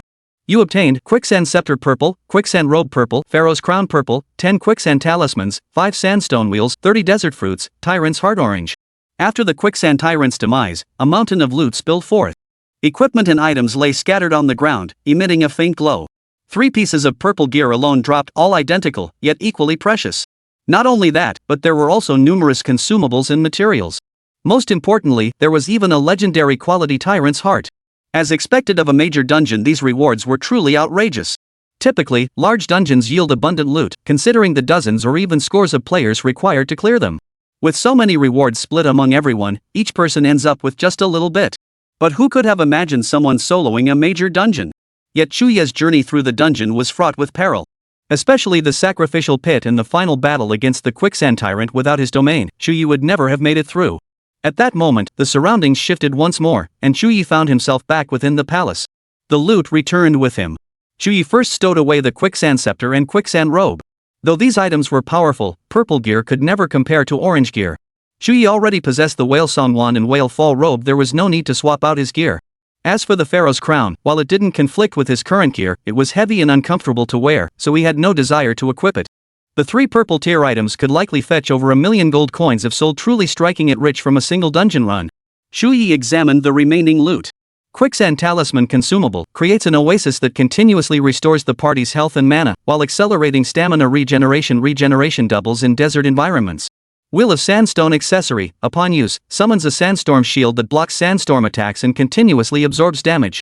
Desert fruit, effective only in desert environments. Consuming it grants 30 damage reduction and continuously restores mana at a rate of 3 per second for 30 minutes. All 3 items are decent, but not particularly useful to me. Chu Ye shook his head, a hint of regret flashing in his eyes. These 3 items are undoubtedly powerful tools for tackling the Tomb of the Quicksand Tyrant dungeon. The Quicksand Talisman restores status effects, the Sandstone will block sandstorms, and the Desert Fruit reduces damage. Used effectively, they could significantly boost the chances of clearing this dungeon.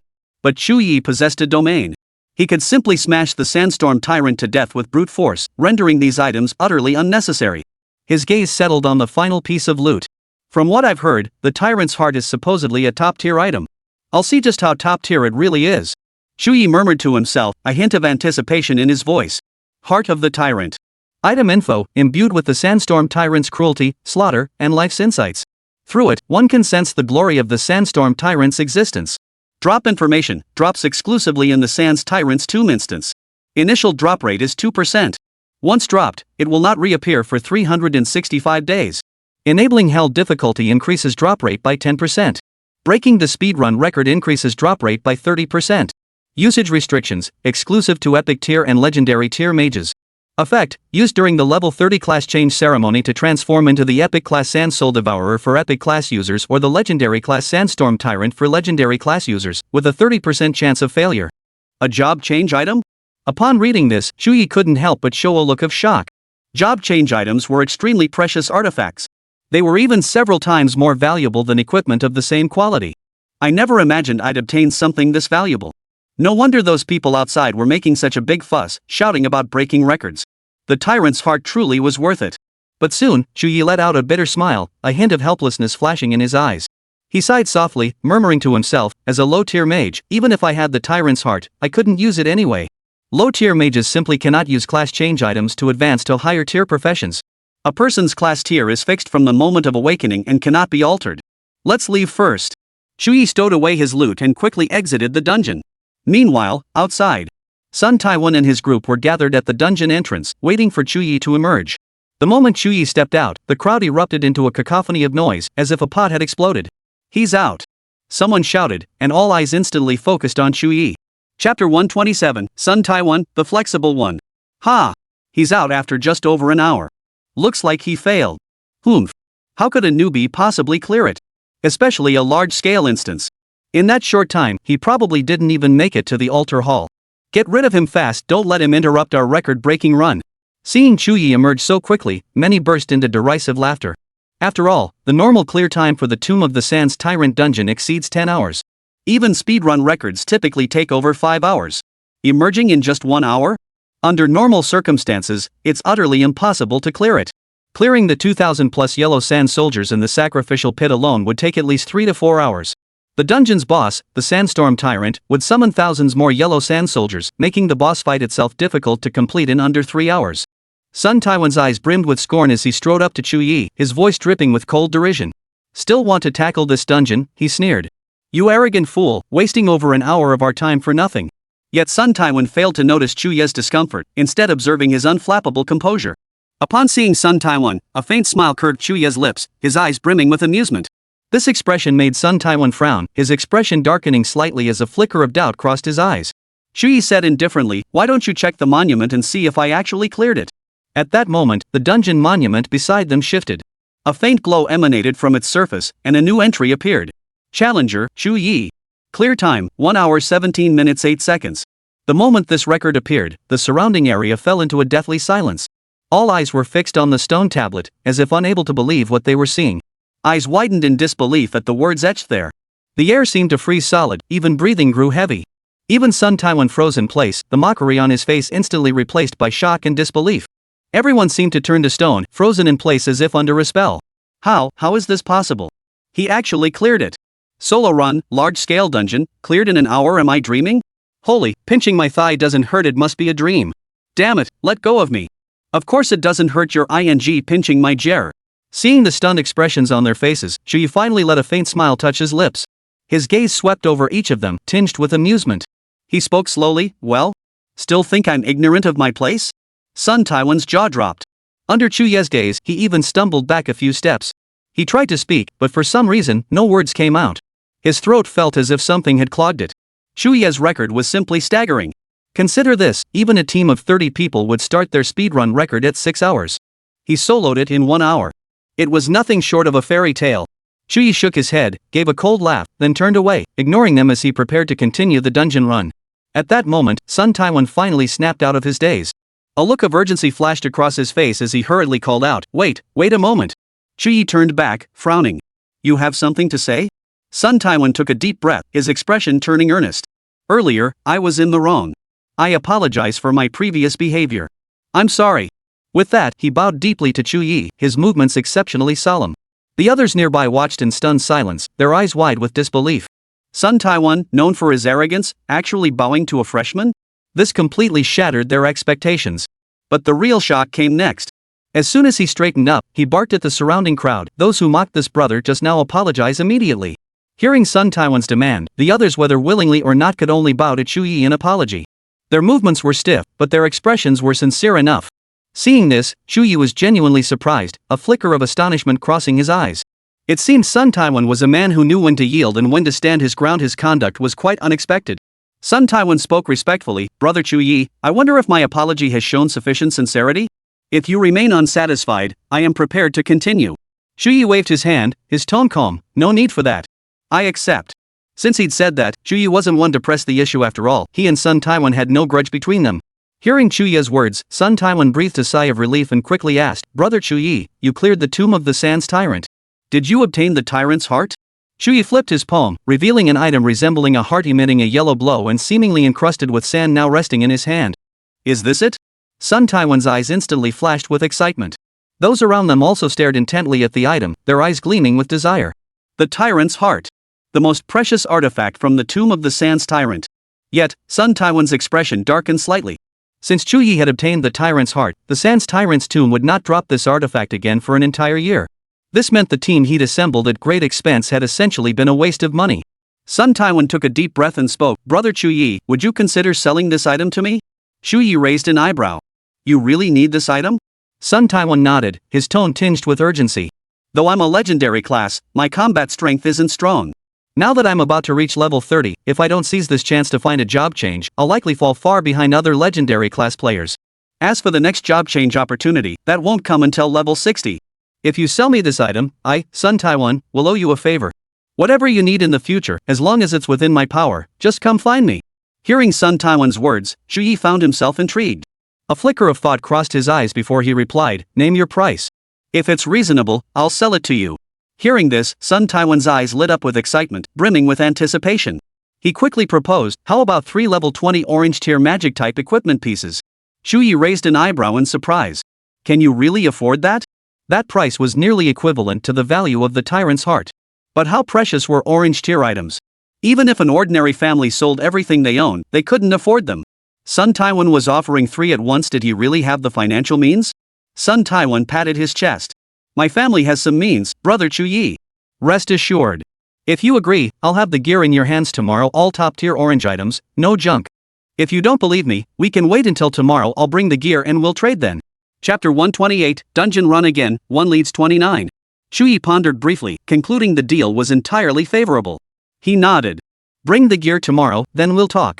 Sun Taiwan beamed with delight, promptly exchanging contact details with Chu Ye and setting the time and place for tomorrow's meeting. His tone carried a hint of urgency. Brother Chu Ye, I promise to bring all the gear tomorrow. I won't keep you waiting.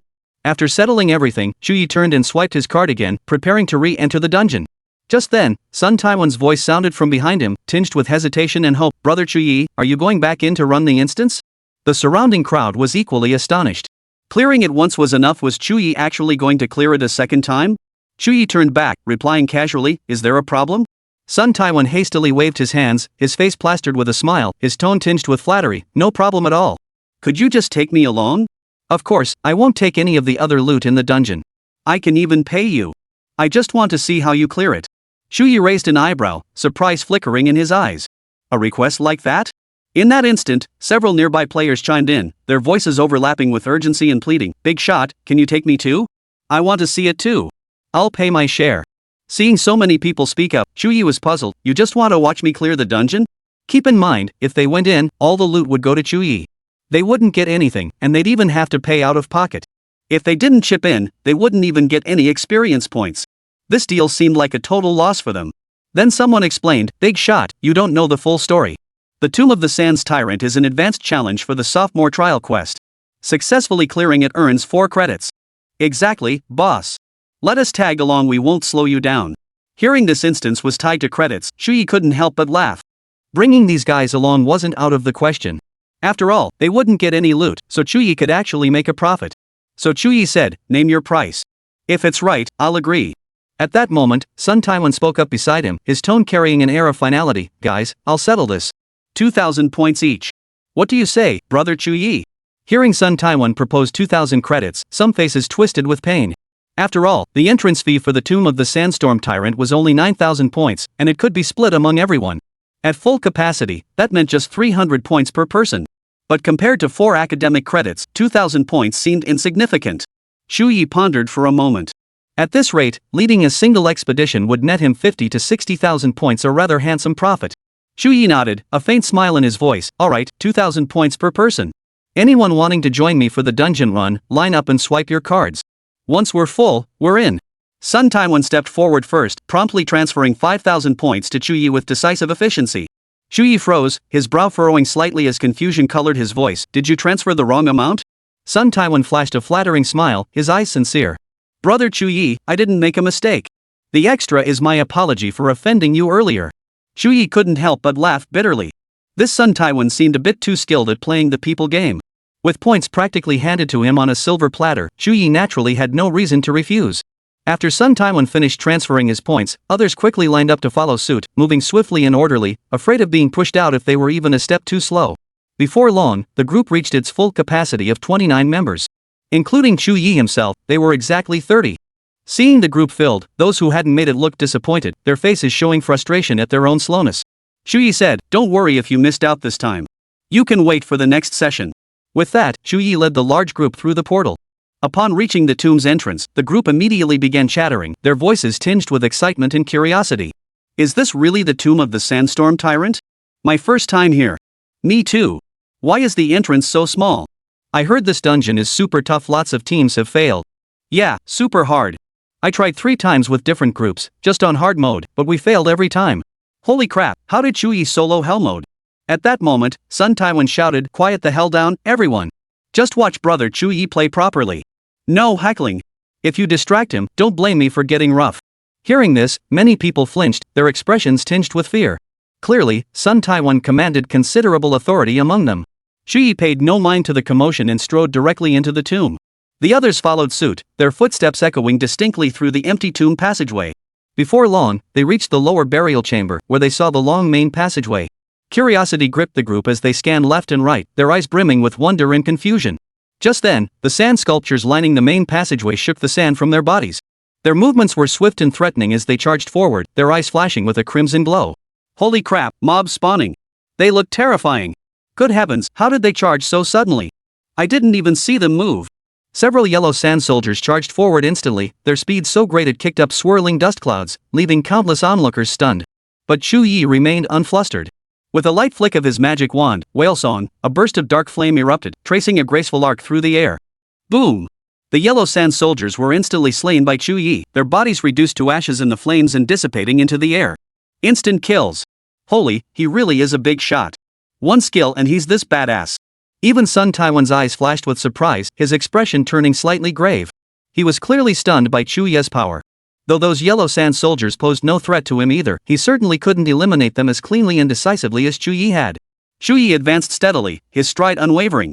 The yellow sand soldiers charged relentlessly, but each one was dealt with by Chu Ye. Behind him, gasps echoed continuously, eyes brimming with admiration and awe. By the end, they had grown almost numb, having witnessed Chu Ye's formidable power for the first time. Finally, after about half an hour, Chu Ye arrived at the altar hall. Chapter 129, Soloing the Dungeon. Stepping onto the desert altar, many were stunned by the 4 colossal statues before them. The statues stood majestically, as if having traversed time from ancient eras. Each towered over 10 meters tall, their faces solemn and dignified, their gazes seemingly piercing through time as they coldly observed the approaching crowd. A mix of astonishment, awe, and fear rippled through the crowd. Some stared wide-eyed, unable to look away for a long time. Others murmured softly, as if talking to themselves. Still others instinctively took a few steps back, as if the statues might come to life at any moment. But soon, whirlwinds began to gather around the 4 statues. At first, the winds were faint, like a whisper of air in the desert. Yet they swiftly grew stronger, whirling grains of sand into powerful dust whirlwinds that swept outwards in all directions. A sandstorm? What's going on? How did a sandstorm suddenly appear? It's the statue. I saw it. The wind started blowing from above the statue. The moment the sandstorm hit, many people clearly panicked. At that very moment, Chu Ye made his move. Skill activated, Dark Lightning Punishment. As the wand whale song swung, a powerful dark lightning bolt instantly shattered one of the statues. The statue exploded in a flash of lightning, shattering into fragments that scattered in all directions with a piercing crackling sound. Immediately after, a colossal sand soldier emerged from the statue. Its towering form caused the ground to tremble with each step, as if struggling to bear its weight. Residual Night Beam. Chu Ye struck again, piercing the statue with the beam. He immediately unleashed another dark lightning punishment, shattering the giant sand soldier's form in the lightning's glow. It crumbled into a pile of yellow sand, scattering in the wind. Only then did the crowd breathe a sigh of relief. Holy crap! I thought I was dead. Ha, Chu Ye is so badass. That huge monster, killed with just one lightning bolt. I could never pull that off. Ha! The sandstorm seems to have died down a bit? People chattered among themselves, as if the recent peril had been nothing but a false alarm. Chu Ye paid them no mind, continuing his assault. He shattered the second statue, simultaneously slaying the second giant sand soldier. His movements were crisp and decisive, without a hint of hesitation. Then came the third, the fourth. As the 4 sand soldiers fell, the sandstorm finally ceased. Throughout this process, admiration grew increasingly evident in many eyes.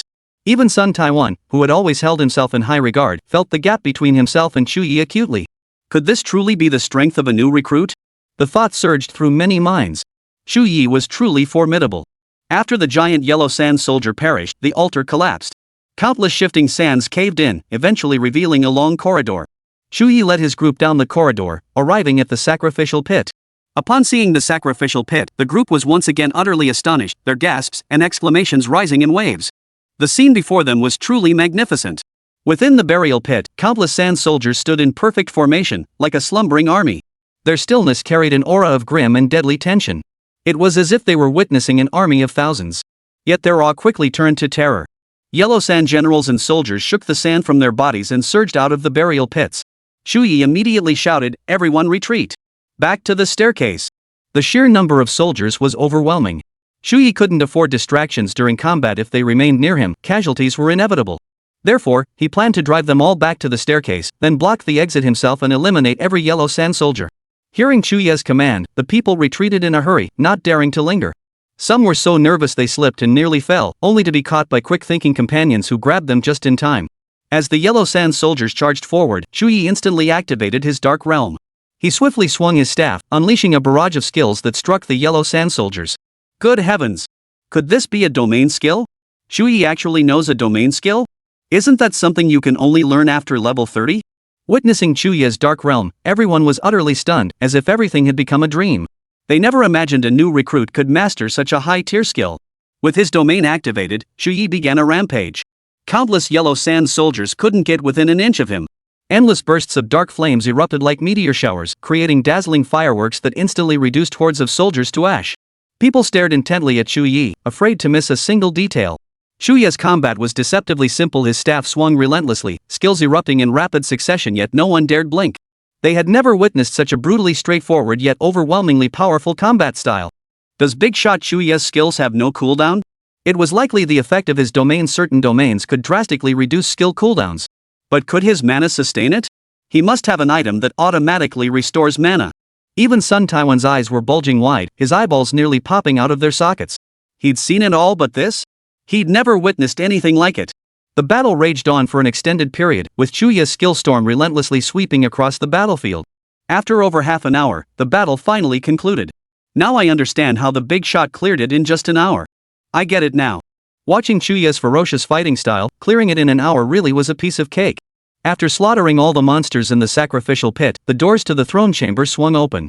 Upon entering, the group beheld a colossal coffin, the casket of the sandstorm tyrant. The coffin was thick and ancient, adorned with intricate carvings that seemed to whisper tales of a long-buried history. With a thunderous slam, the doors closed behind them.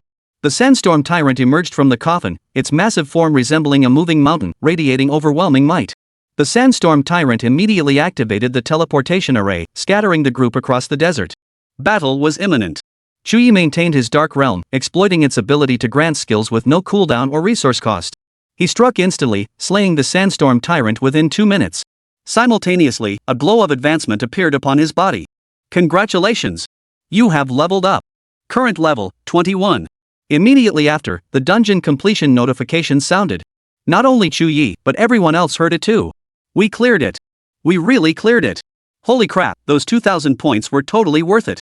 Chu Ye is absolutely the most badass person I've ever seen, no contest. I hereby declare, Big Shot Chu Ye is my idol. Many gazed at Chu Ye once more, their eyes now filled with admiration. Sun Taiwan even approached him directly, his expression tinged with flattery. Brother Chu Ye, no, big brother Chu Ye, are you thirsty? Would you like some water? Seeing Sun Taiwan's attitude, Chu Ye couldn't help but feel both amused and exasperated. This guy was flexible, but he was way too flexible. Chu Ye simply waved his hand. No thanks. After this battle, Sun Taiwan, despite being a sophomore, had lowered his stance considerably before Chu Ye. He had come to realize that Chu Ye was an absolute powerhouse. If he could cultivate a good relationship with him, perhaps he could use that connection to rise to great heights in the future. His family held some influence, but that was all nothing compared to the top-tier clans. Given the power Chu Ye had demonstrated, if he could grow in the future, he himself would become a top-tier family. Sun Taiwan's father had instilled in him from childhood, in this world, what matters most isn't your own strength, but the quality of your judgment. Back in his day, he had supported a young man who was merely a non-commissioned officer.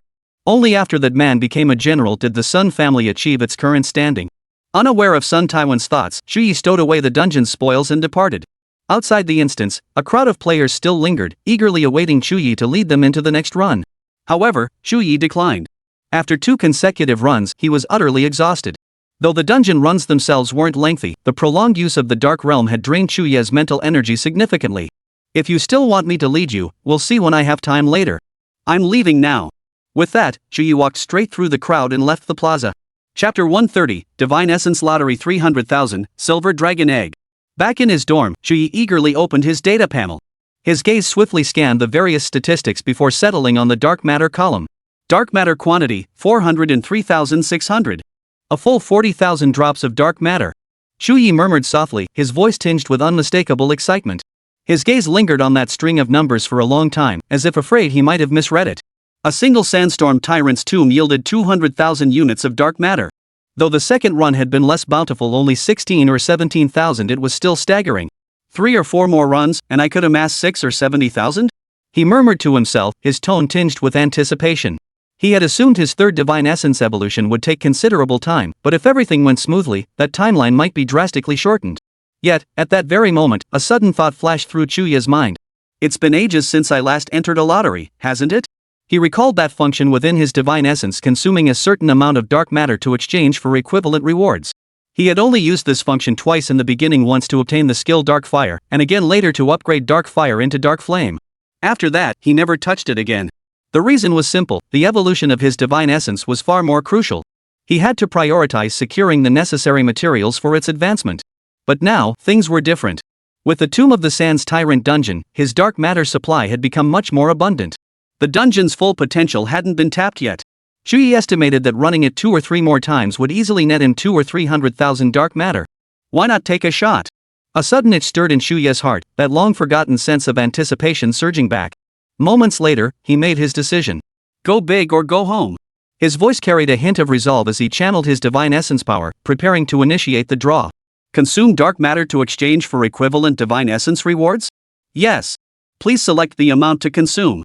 Chu Ye pondered briefly before settling on 350,000 dark matter. He intended to keep 50,000 as a reserve for tomorrow's dungeon runs. However, just as he was about to confirm, a divine essence prompt suddenly appeared. Divine core integrity is insufficient. You may consume a maximum of 300,000 dark matter.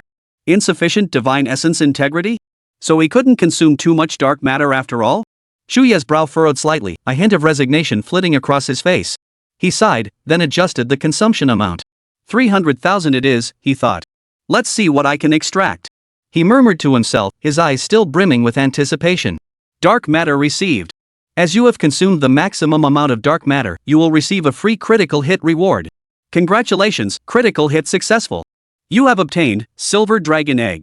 As the divine entity's notification echoed, a thick black mist suddenly surged through the room, only to dissipate swiftly moments later. Once the darkness vanished completely, a massive dragon egg, nearly as tall as Chu Ye's knee, appeared before him. Chu Ye's pupils contracted slightly as he stared blankly at the dragon egg before him, his mind churning with shock. A dragon egg? His voice trembled with disbelief, and he couldn't help but swallow hard. Dragons were not entirely absent from this world, but each one possessed immense power, boasting combat prowess comparable to that of the great Xia war god, Yulin Yuan. Whether in the mortal realm or the abyss, dragons stood at the apex of the food chain. Even the abyss lords dared not provoke them lightly. Precisely because of this, a dragon egg was an incredibly precious treasure wherever it might be found.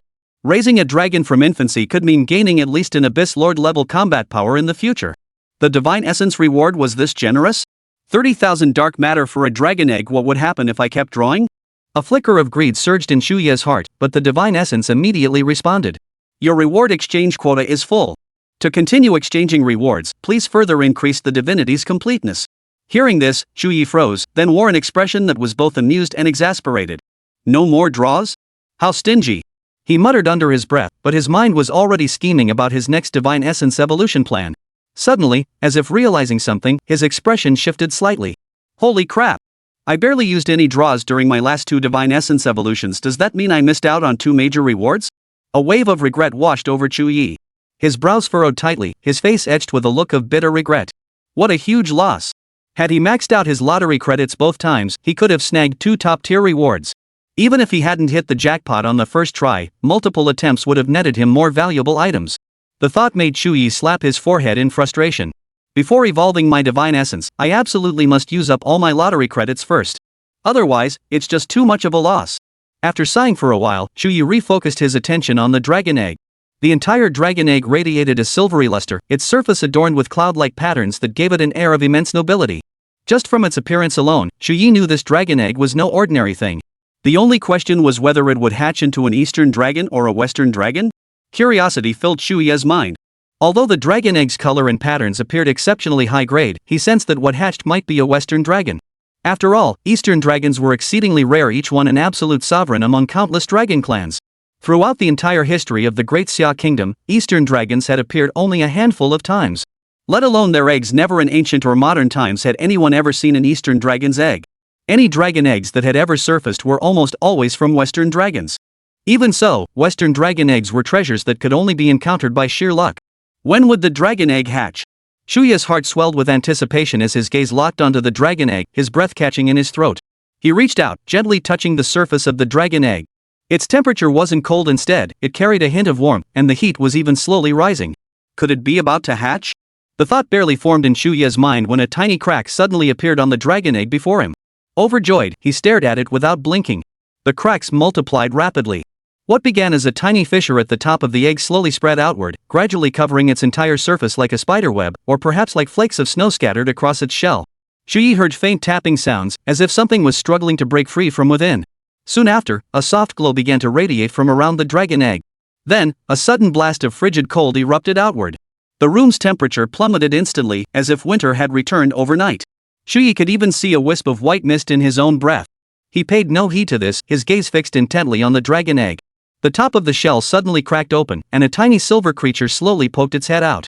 It flapped its forelimbs and wings, struggling to smash the eggshells in front of it, before revealing its entire body. It was a silver western dragon, petite in stature, its entire body covered in scales that shimmered with silver light. Its large eyes scanned the surroundings, filled with curiosity about this world.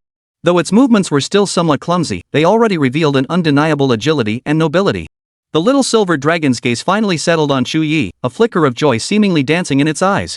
It flapped its wings, hopping clumsily to land at Chu Ye's feet. Rubbing against his knee, it lifted its head, blinking its large eyes. Then, in a childish voice, it called out, "Kaka." Chu Ye looked down at the little creature, unable to suppress a smile. He crouched down, gently stroking the little silver dragon's head, feeling its thin scales and warm body heat. "Welcome to this world, little one," he murmured softly, his voice tinged with tenderness and anticipation. Chapter 131, Little Silver Dragon Kaka. The moment this little one broke free from its shell, Chu Ye instantly sensed a subtle connection forming between them, as if an invisible thread had tightly bound their destinies together. This strange sensation made Chu Ye frown, a hint of confusion rising in his heart. Just then, the Divine Essence's voice sounded, offering a timely answer to Chu Ye's question. Divine Essence reward: if the item is a living being, it will become permanently bound to you, locked at full loyalty. It will value your life above its own and never betray you. You may access all information regarding the reward item through the Divine Essence. Hearing this, a flash of understanding crossed Chu Ye's eyes, and he couldn't help but marvel at the divine power's profound capabilities. After all, raising a pet could easily result in ingratitude, but under the Divine Essence's intervention, the little silver dragon before him held absolute loyalty to Chu Ye. This trust and dependence were unshakable by any external force. After connecting with the Divine Essence within him, Chu Ye immediately saw its information. Unnamed. Species: Silver Dragon Clan. Gender: female. Bloodline: Dragon King bloodline mythical. Growth stage: juvenile.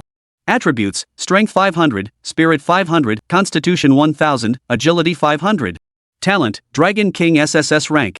Talent: Ice Element SSS-Rank. Skills: Dragon Roar, Frost Ray, Freezing Blast, Blizzard.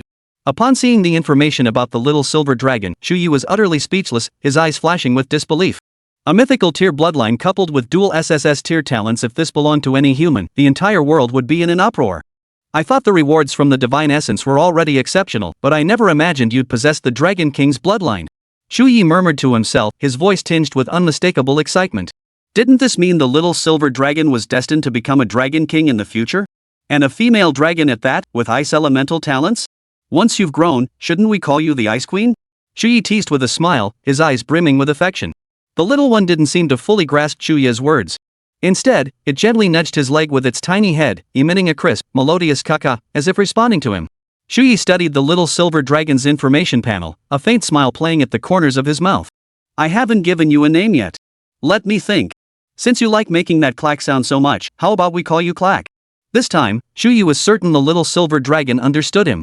Upon hearing those two syllables, the little silver dragon became visibly delighted, fluttering and leaping at Chu Ye's feet while repeatedly calling out, "Caca." Its voice brimmed with pure joy and excitement. Chu Ye instantly felt this name suited the little creature perfectly. Smiling, he bent down and scooped the little silver dragon into his arms.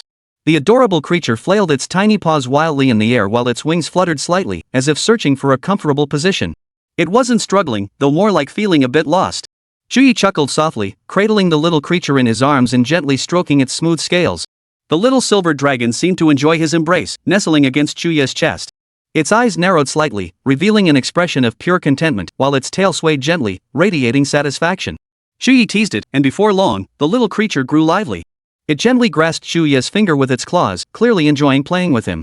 After a few minutes of play, the little silver dragon suddenly adopted a pitiful expression, opening its mouth slightly and repeatedly uttering, "Ka." The sound carried a hint of petulance. This "ka-ka" was entirely in the level tone. If one only heard it, it might be difficult to understand. But Chu Ye understood instinctively, as if sensing its inner longing. He instantly grasped the little one's meaning. Hungry? The little one nodded vigorously, its "ka-ka" cries quickening as its tail wagged more excitedly, as if urging Chu Ye to find food for it right away. Just a moment. Chu Ye smiled as he ruffled its head, placing the little creature on the soft sofa before heading toward the kitchen. I remember there should be a few pounds of beef in the fridge.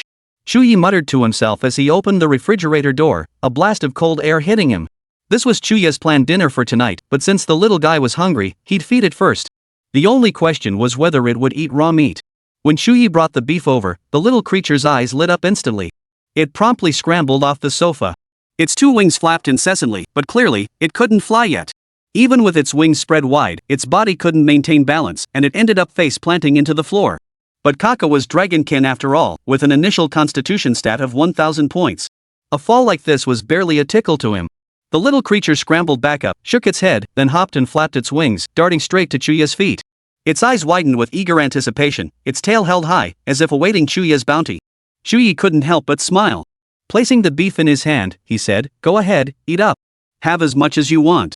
At Chu Ye's command, the little creature began devouring the meat with abandon, its sharp teeth tearing through nearly 4 pounds of beef in an instant, shredding it to pieces before swallowing it whole. Using his divine essence to observe Kaka, Chu Ye soon noticed different panel information. Kaka. Personality, proud, cold, cruel. Health, 100. Satiety, 26. Growth progress, 1. Loyalty, 100 maximum locked. Seeing this information, Chu Ye felt a sudden surge of curiosity, raising an eyebrow slightly. Could the divine essence really grant me such detailed information about Kaka? Even beast masters couldn't access such granular data on their spirit beasts. Forget health and satiety levels, even loyalty is unquantifiable, something only gradually sensed through daily interaction. Yet with the divine essence's aid, Chu Ye now saw precise, quantifiable data. Not only that, but Chu Ye could even discern its temperament. But this little guy's temperament was proud, cold, and cruel? Chu Ye was utterly baffled. He looked down at the little silver dragon wolfing down its food, his eyes filled with confusion. How come I never noticed that? You're telling me this little guy, stuffing his face right in front of Chu Ye with zero regard for his image, is cold-hearted? Chu Ye shook his head, deciding to put these thoughts aside for now. Anyway, he was quite fond of this little creature. Before long, the beef was completely devoured with satisfying munching sounds. Yet clearly still hungry, it lifted its head and gave Chu Ye another loud caw. Its tail tapped lightly on the ground, eyes brimming with expectation. Chu Ye glanced at the information panel. Its satiety level was only at 34%. 4 pounds of beef only added 8 to its satiety level?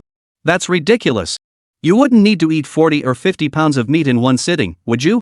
Chu Ye couldn't help but gasp, his tone tinged with resignation. No wonder you're a dragon. Even as a juvenile, you can eat this much. But we're out of meat right now. Wait a moment, I'll go buy some for you. The little one understood, nodding vigorously like a garlic press while flapping its wings against Chu Ye's feet, clearly urging him to hurry up and buy some. Chapter 132, Tiny Creature, Huge Appetite. Though night had fallen, the campus remained brightly lit. Warm yellow light spilled from the classroom windows, while street lamps cast long shadows across the playground. Occasional bursts of student laughter echoed through the campus, lending an air of serene vitality to the quiet surroundings. Chu Ye soon arrived at the market, where all kinds of fresh ingredients were sold around the clock. He navigated through the various sections, eventually reaching the beef area where he swiped his card to make a purchase. Worried that Kaka might not have enough to eat, Chu Ye bought over 1,000 pounds of beef in one go, spending tens of thousands of points. This meat could be stored in the Moonlight Treasure Ring, requiring only a dedicated compartment. The storage space had no air circulation and contained no bacteria, creating an environment nearly equivalent to a vacuum. Thus, there was absolutely no need to worry about the meat spoiling. This much meat should last for quite a while, right? Chu Ye murmured to himself, a relaxed smile touching his lips. Carrying the large quantity of beef, Chu Ye returned to his dormitory. As he pushed open the door, he immediately heard the sound of creaking. Crunch! Crunch! Spotting Chu Ye's return, the little creature immediately rushed to his feet, tail wagging excitedly. Its large eyes sparkled with joy, radiating sheer delight. Chu Ye crouched down, gently patting its head before smiling as he pulled out a piece of beef to feed it. The little guy was clearly starving, devouring the meat voraciously, practically stuffing large chunks into its mouth one after another. Only after devouring over 30 pounds of beef did it finally look satisfied. Chu Ye checked its fullness level. It had reached 93, clearly sated. Even though it was full, Chu Ye noticed its belly hadn't changed at all. How on earth did that tiny belly hold so much food? Chu Ye shook his head helplessly with a wry smile. From now on, to ensure Kaka's meals, his points expenditure would likely skyrocket. After Kaka finished eating, Chu Ye played with it for a while longer. But soon, Chu Ye felt troubled. What should I do about Kaka next? He murmured to himself. Xinsha Academy didn't explicitly forbid pets after all. There was the Xianhuang Academy, which specialized in training beast masters. But the problem now was that Kaka was simply too conspicuous. You're a dragon, you know. If I took you out, how many eyes would be glued to you? Chu Ye sighed. Dragons, there are barely any in the entire world. And those who had a dragon as their contract spirit beast? That was practically unheard of. It was certain that the moment Chu Ye stepped outside with Kaka, it would become the center of everyone's attention. News that a student at Xinsha Academy possesses a silver dragon as a mount would likely spread like wildfire. Thinking pessimistically, someone might even target Chu Ye, lying in wait to strike and snatch Kaka away.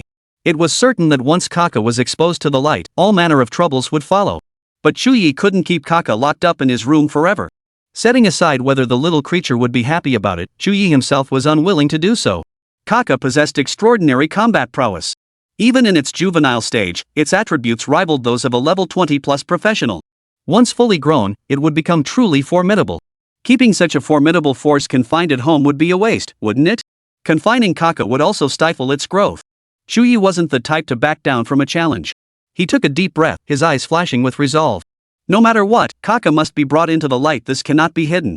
Tomorrow, he would first contact Xiaoyan, then inform Uncle Yu and Father Luo. Perhaps that would make things better. They already knew about Chu Ye's ability to treat bone-corroding disease, so there was no point in hiding Kaka's situation. After making his decision, Chu Ye felt a wave of relief wash over him. He specially found a large soft cushion for Kaka to use as its temporary bed. Though it was just a cushion, the little creature adored it, constantly stomping and jumping on it, flapping its wings and stirring up a cool breeze. Soon after, Chu Ye retired for the night. Early the next morning, Chu Ye first fed Kaka several dozen pounds of meat before eating his own breakfast. He felt somewhat helpless. Judging by Kaka's meat consumption, it might easily devour 100 pounds of meat in a single day.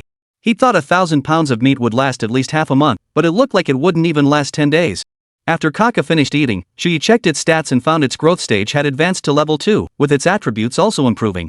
Specifically, its strength, agility, and spirit had each reached 600 points, while its constitution had soared to 1,200 points. 100 points in attributes in a single day? That's absurd. Chu Ye's eyes widened in astonishment. At this rate, wouldn't Kaka's 4 primary attributes surpass 10,000 points by the next growth stage? 4 attributes exceeding 10,000? That was the kind of stat only a level 40-something professional would possess. This rate of growth truly stunned Chu Ye. Regardless of whether the stats were unrealistic, it was certain to consume massive amounts of resources next. I wonder if my points will even be enough to sustain it? Chu Ye felt both helpless and amused. Perhaps this was a happy problem to have. After playing with Kaka for a while, Chu Ye contacted Luo Qiuyan. Can you come to my dorm? I need to talk to you about something. Before long, Luo Qiuyan replied immediately. I'm on my way. A few minutes later, Chu Ye's doorbell rang. Opening the door, he saw Luo Qiuyan standing there. She still wore her signature star-patterned robes, her hair softly draped over her shoulders, a gentle smile on her face. Morning, Chu Ye smiled, greeting Luo Qiuyan. Morning. What do you need? Are we running a dungeon together? Luo Qiuyan replied promptly. In the past, whenever the two of them got together, it was almost always to team up and run dungeons. This time, Luo Qiuyan naturally assumed the same. She had originally planned to complete an academy assessment task today, but upon seeing Chu Ye's message, she immediately abandoned that plan and rushed straight over to him. Click, click. Click, click.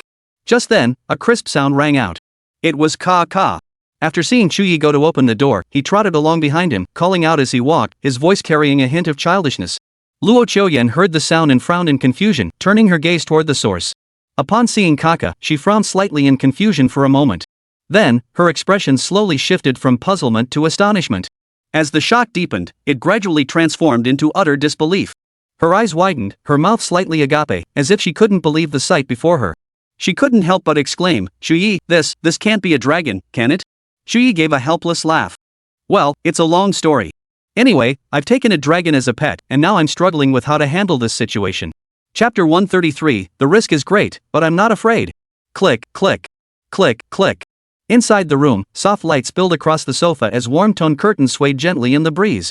The little silver dragon curled up in Chu Ye's embrace, its silver scales shimmering with a delicate luster under the light, as if bathed in a faint moonlight. Its amber pupils narrowed slightly, glaring at the uninvited guest before it with a mix of wariness and disdain.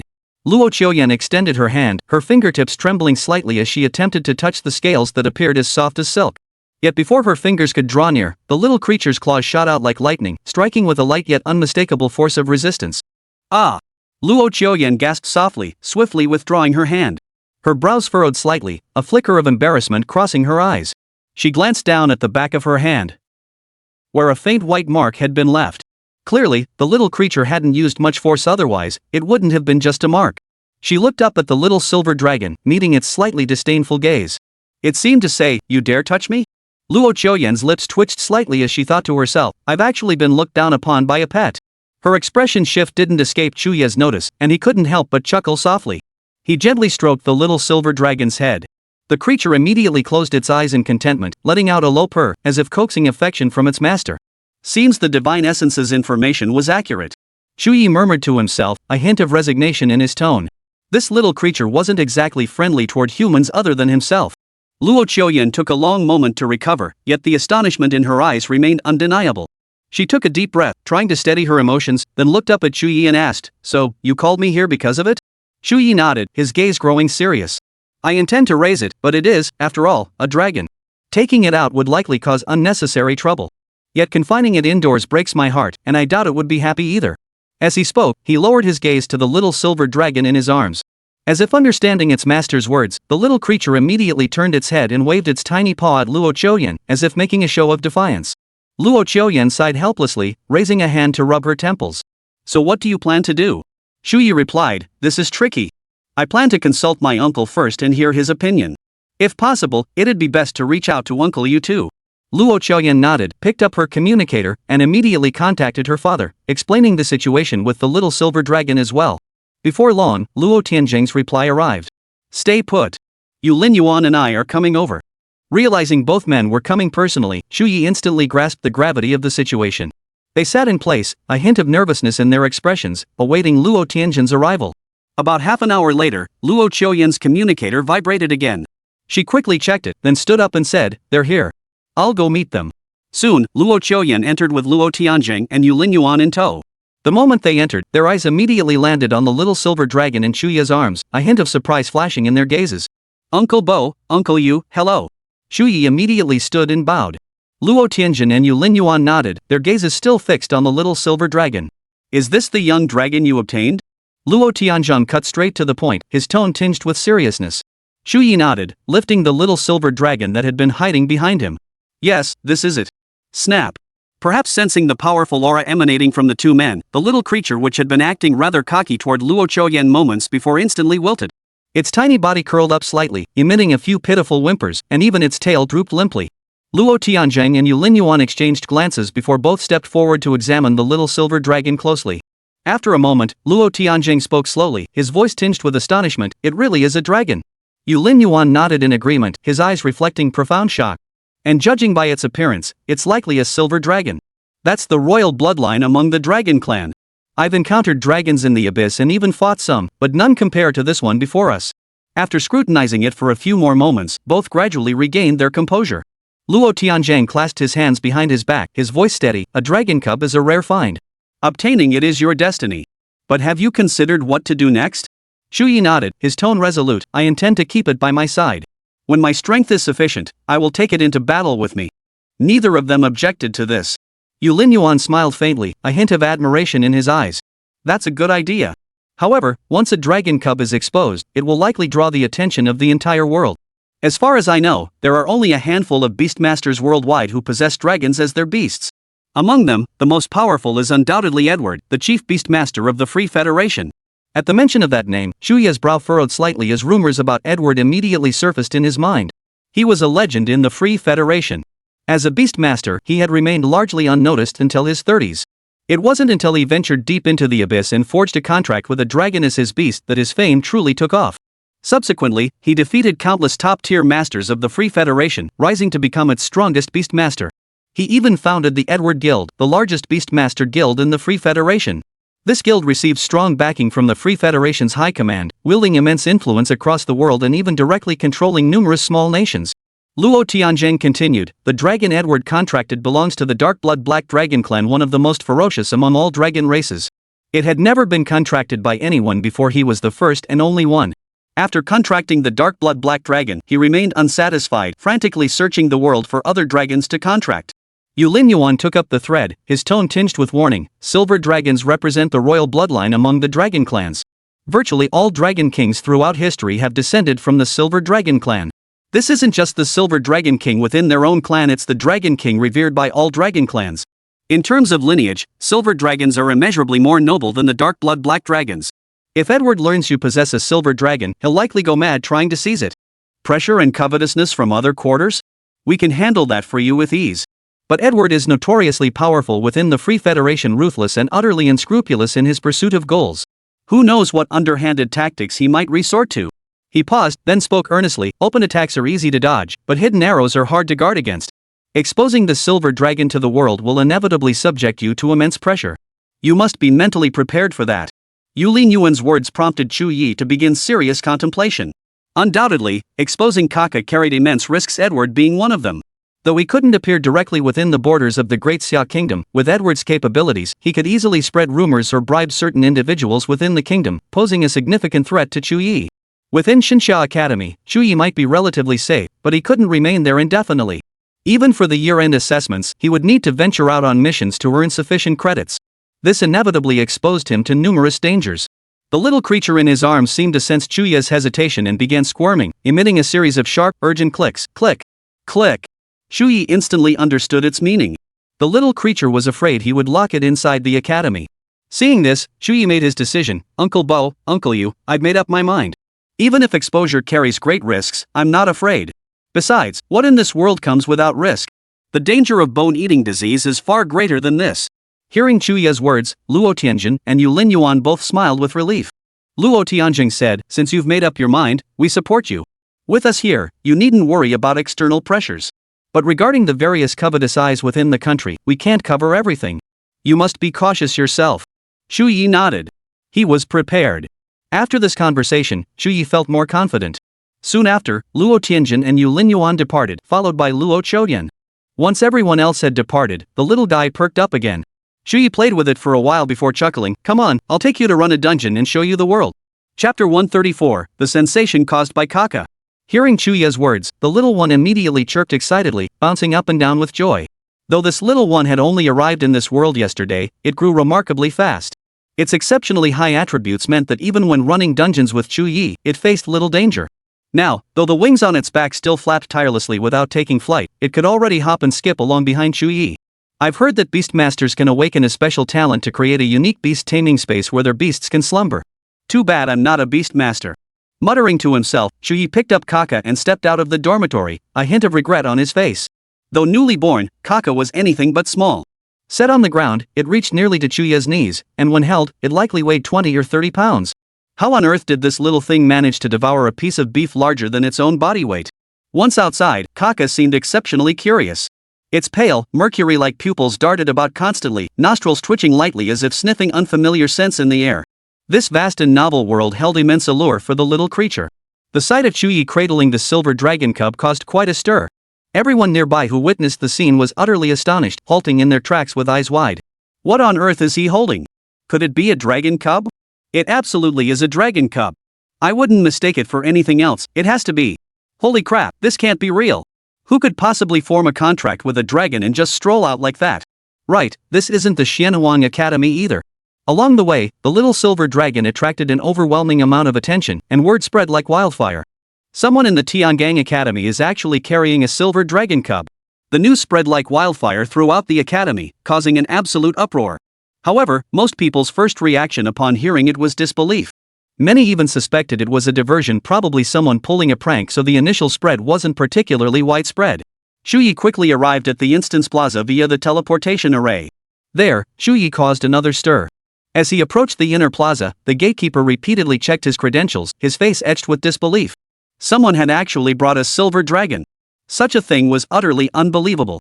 While it wasn't uncommon to see people in the Shenhuang Academy walking their beasts in public, beasts like the azure flame white wolf, the crimson armor lion, or the sky-striding cloud crane, each more impressive than the last, these were still considered rare. A dragon? That was an absolutely awe-inspiring presence anywhere in the world. And this wasn't even the Shenhuang Academy. Ignoring the stairs, Chu Ye strode directly into the inner plaza. Chu Ye is here. Boss, are we still tackling the tomb of the sandstorm tyrant today? Take me with you. Big shot, take me along too, I'll chip in. Huh, what did the boss bring today? Holy crap, a dragon? After yesterday's incident, Chu Ye had gained some fame in the inner plaza, and many sophomores had heard about him. Though they were skeptical that a freshman could solo a major dungeon, so many people were saying it, and the dungeon records couldn't be faked. Consequently, quite a few rushed over, hoping Chu Ye would take them along to clear the dungeon. But what truly caused a sensation was the Kaka in Chu Ye's hands. Seeing Chu Ye cradling a baby dragon, crowds gathered around, each person more astonished than the last. Their eyes darted back and forth over Kaka, as if trying to confirm whether this was truly a dragon cub. Kaka, clearly nervous at the crowd, curled up in Chu Ye's arms. Its tiny claws clutched tightly at his clothes, baring its teeth in a feeble attempt to look fierce. Yet, its mercury-like pupils betrayed a hint of panic. Chu Ye said, "Alright, don't crowd around. I'm still going to raid the tomb of the sandstorm tyrant today. If any of you want to join, swipe your cards.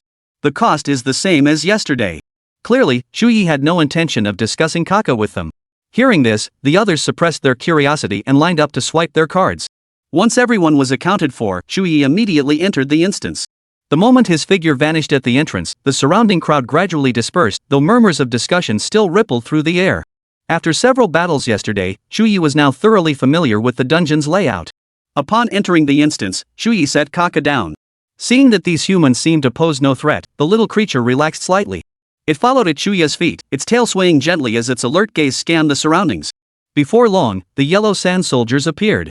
One of them charged toward Chu Ye. Just as Chu Ye was about to attack, Kaka suddenly let out a sharp cry, "Kaka!"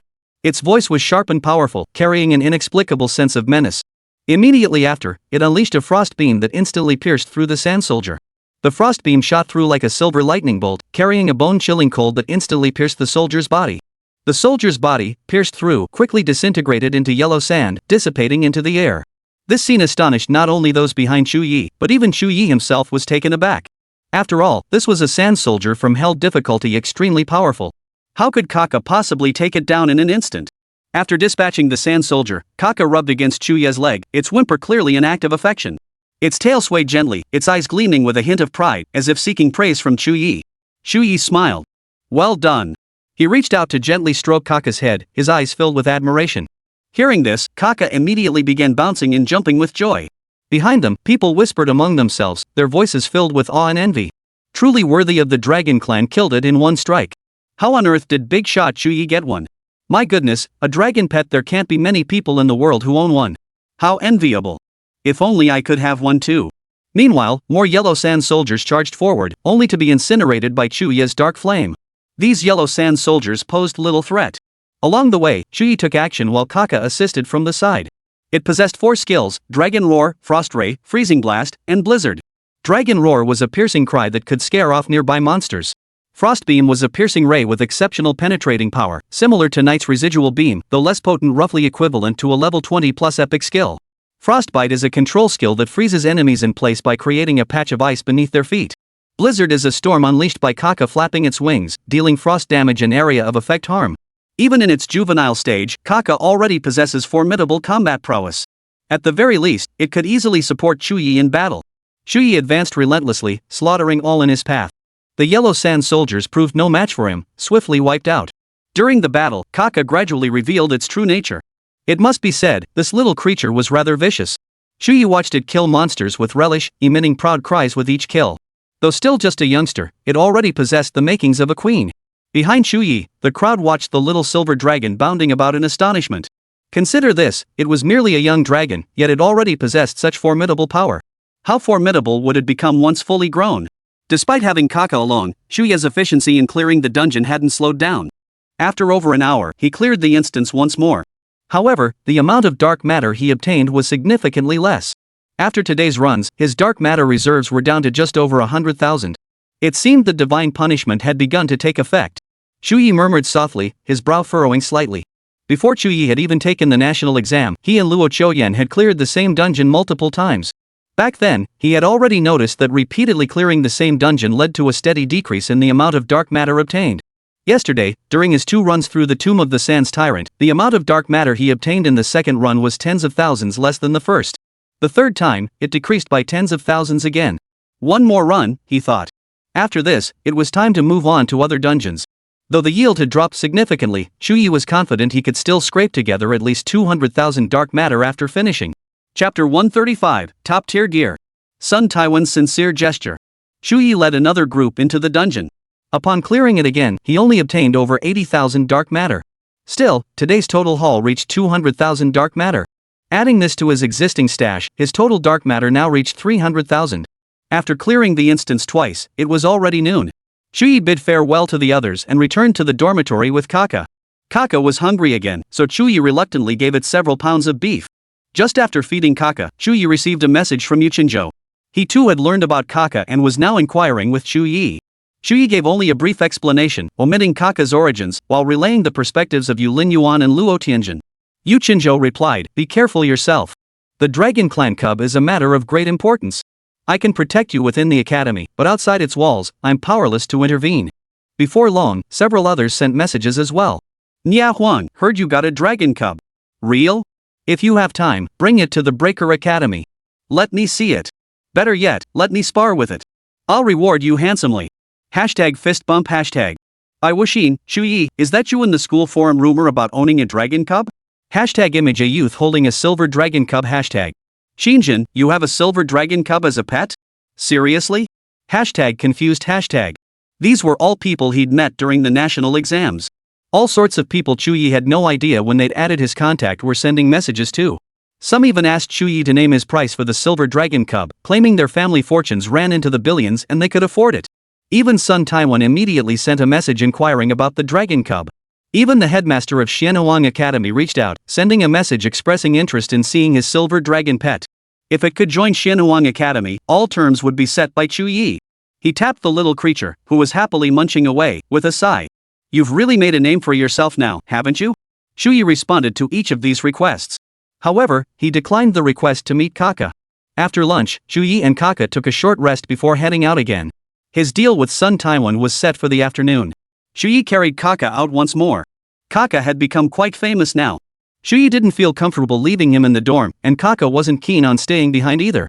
Keeping him close was the safest option for Chu Ye. Chu Ye arrived at a pavilion in the Academy Park, where Sun Taiwan was already waiting. Spotting him, Sun Taiwan immediately called out, "Brother Chu Ye, over here." Chu Ye spotted Sun Taiwan too. He hurried over and, upon seeing Kaka in Chu Ye's arms, couldn't help but gasp in astonishment. Is that really a dragon? Brother Chu Ye, can I touch it? Sun Taiwan's eyes widened in disbelief. Chu Ye replied, "You can just look. This little guy won't let anyone touch it except me. If you get too close, it might even grab you." Sun Taiwan quickly replied, "Ha, no touching, no touching. Brother Chu Ye, I'm truly amazed. I never imagined you'd be so powerful even acquiring a dragon. What about our deal? I've already brought the tyrant's heart." Hearing this, Sun Taiwan beamed with delight and immediately said, "Great. That's settled then." He promptly produced a ring. This is a small storage ring with about 1 cubic meter of space. I've placed all my gear inside, and it won't conflict with your current equipment. If you're okay with it, consider this storage ring a gift from me. Chu Ye accepted the storage ring and inspected it, discovering 3 pieces of equipment already inside, each glowing with an orange radiance. Chu Ye examined them one by one. These 3 pieces were indeed different from his current gear: a secondary weapon, a magical artifact emblem, a pair of boots, and a pendant. While their value certainly couldn't match that of a main weapon or primary armor, they were more than sufficient to trade for the tyrant's heart. Chu Ye examined their attributes one by one. Meditation emblem, hourglass. Equip level, 20. Equipment restriction, mage class professions. Equipment effect, 1200 spirit, 2500 mana pool, 150% cooldown reduction efficiency. Core mechanism, time freeze. Passive, hourglass of time. Each skill cast stacks 1 layer of sand timer max 30 layers, increasing casting speed by 3 per layer.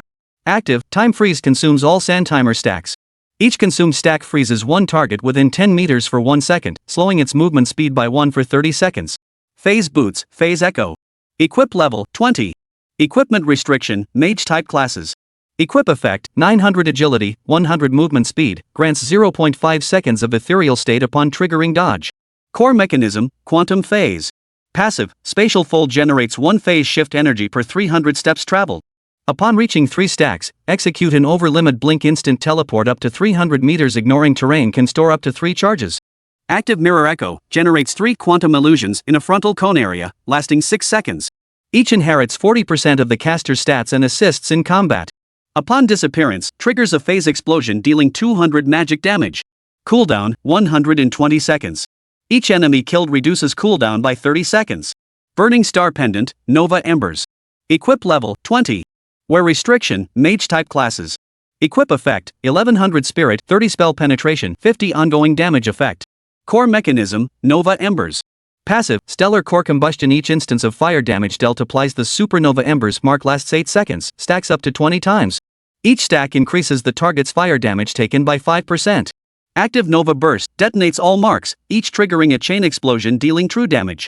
3 pieces of equipment, all attributes and core mechanics appeared before Chu Ye's eyes. Upon seeing these effects, Chu Ye couldn't help but reveal a look of astonishment. Though not primary weapons or armor, the bonuses they provided were anything but modest. The offhand weapon touched upon time, the boots touched upon space, and the trinket even touched upon the stars. These were the pinnacle elements in equipment crafting. Incorporating any one of them would infinitely amplify an item's value. Chu Ye couldn't help but remark, the effects of these items are even more powerful than many main weapons. Are you really going to trade them away? This far exceeds the price of the tyrant's heart. Sun Taiwan replied, Brother Chu Ye, if you like them, that's all that matters. This trade isn't a loss for me at all. The real point is, getting to know you, Brother Chu Ye, and having this friendship that's priceless to me. Truthfully, Sun Taiwan had initially intended to trade ordinary legendary gear. But after hearing about the silver dragon, he immediately changed his mind. He was certain Chu Ye would rise to great heights in the future, so he specifically sought out his father to discuss the matter. His father slapped his thigh in excitement upon hearing it, fully backing the plan. He then leveraged the family's resources to scour the market, ultimately securing these 3 top-tier legendary items. Their value equaled 2, even 3 tyrants' hearts. But it didn't matter. His father told him that maintaining this connection with Chu Ye was paramount. The Sun family's future rise to prominence depended entirely on him. Chu Ye remained unaware of Sun Taiwan's true intentions. Even he could sense the immense weight of the sacrifice behind such generous terms. Chapter 136, Death Threats? You think I'm scared? Faced with such generous terms from Sun Taiwan, Chu Ye naturally accepted the deal on the spot. Sun Taiwan was overjoyed, repeatedly expressing his gratitude. His eyes lit up even more after obtaining the tyrant's heart. Brother Chu Ye, if you ever need any help in the future, just call me. Sun Taiwan is at your beck and call. Don't refuse me, I've got plenty of time. Seeing Sun Taiwan's enthusiasm, Chu Ye smiled and nodded in agreement. Though their first meeting had been anything but friendly, this transaction had laid the groundwork for a budding relationship. Regardless of Sun Taiwan's motives, he had certainly invested heavily to befriend Chu Ye. 3 top-tier legendary items, just like that. With such boldness, why should Chu Ye make things difficult for him? Chu Ye transferred the 3 items into his moonlight treasure ring and stowed away the storage ring. Storage rings couldn't be stored inside other storage rings. The built-in spells conflicted, making it impossible. Forcing one into another would only damage both rings. With the 3 items in hand, Chu Ye swiftly returned to his dormitory. He couldn't wait to equip them. First was the meditation emblem. This piece clung tightly to his wrist like a tattoo. Once activated, its patterns would glow with light. Removing it required nothing more than Chu Ye's mental command. The emblem's pattern was peculiar, resembling some ancient script and emitting a faint yellow glow. Next came the boots of void step. These silver boots instantly heightened Chu Ye's agility upon wearing them. When sprinting, he could even leave after images behind. Finally, the burning star pendant, a star-like orb that was simple to wear, resting comfortably around his neck. During combat, it would automatically cling to his skin, eliminating any worry of it swinging about. All 3 pieces granted Chu Ye massive stat boosts. He immediately opened his character panel. Name, Chu Ye, Demon Shattering Young Lord. Class, Low-Tier Mage. Level, 21. Health, 4,500. Mana, 7,600, 1,800, 2,500. Core attributes, Strength 320, Spirit 4, 2,800, 1,200, 1,100, Constitution 300, 800, Agility 300, 900. Equipment, Wand Song of the Whale Orange, Robe Fall of the Whale Orange, Sigil of Contemplation Sand of Time Orange, Boots of Phantom Step Phase Echo Orange, Pendant Burning Star Nova Embers Orange. Class skills, Dark Flame, Night Veil, Life Sucking Chain, Residual Night Beam, Dark Lightning Punishment, Undead Swamp. Additional skills, Hymn of the World Eater, Magic Surge Passive, Eternal Binding of the Abyss. Unique Divine Skill, Dark Realm. Talent, Dark Origin Divine. Divinity, Fractured Dark Soul. Dark Matter Quantity, 312,800 droplets. In terms of attribute bonuses, my spirit is exceptionally high. With equipment enhancements factored in, my spirit reaches 3,520 points, nearly matching the stats of a level 30 professional. Additionally, my mana pool approaches 12,000 points. With such substantial mana reserves, I can unleash skills at will. Not to mention, Chu Ye possesses Magic Spring, allowing his mana to regenerate continuously. Of course, the greatest gains extend far beyond these. It's the core mechanics of the equipment. First is the Meditative Seal, Hourglass of Time. Its core mechanism is Sequence Freeze. Its passive ability continuously accelerates Chu Ye's casting speed, with a maximum boost of 90.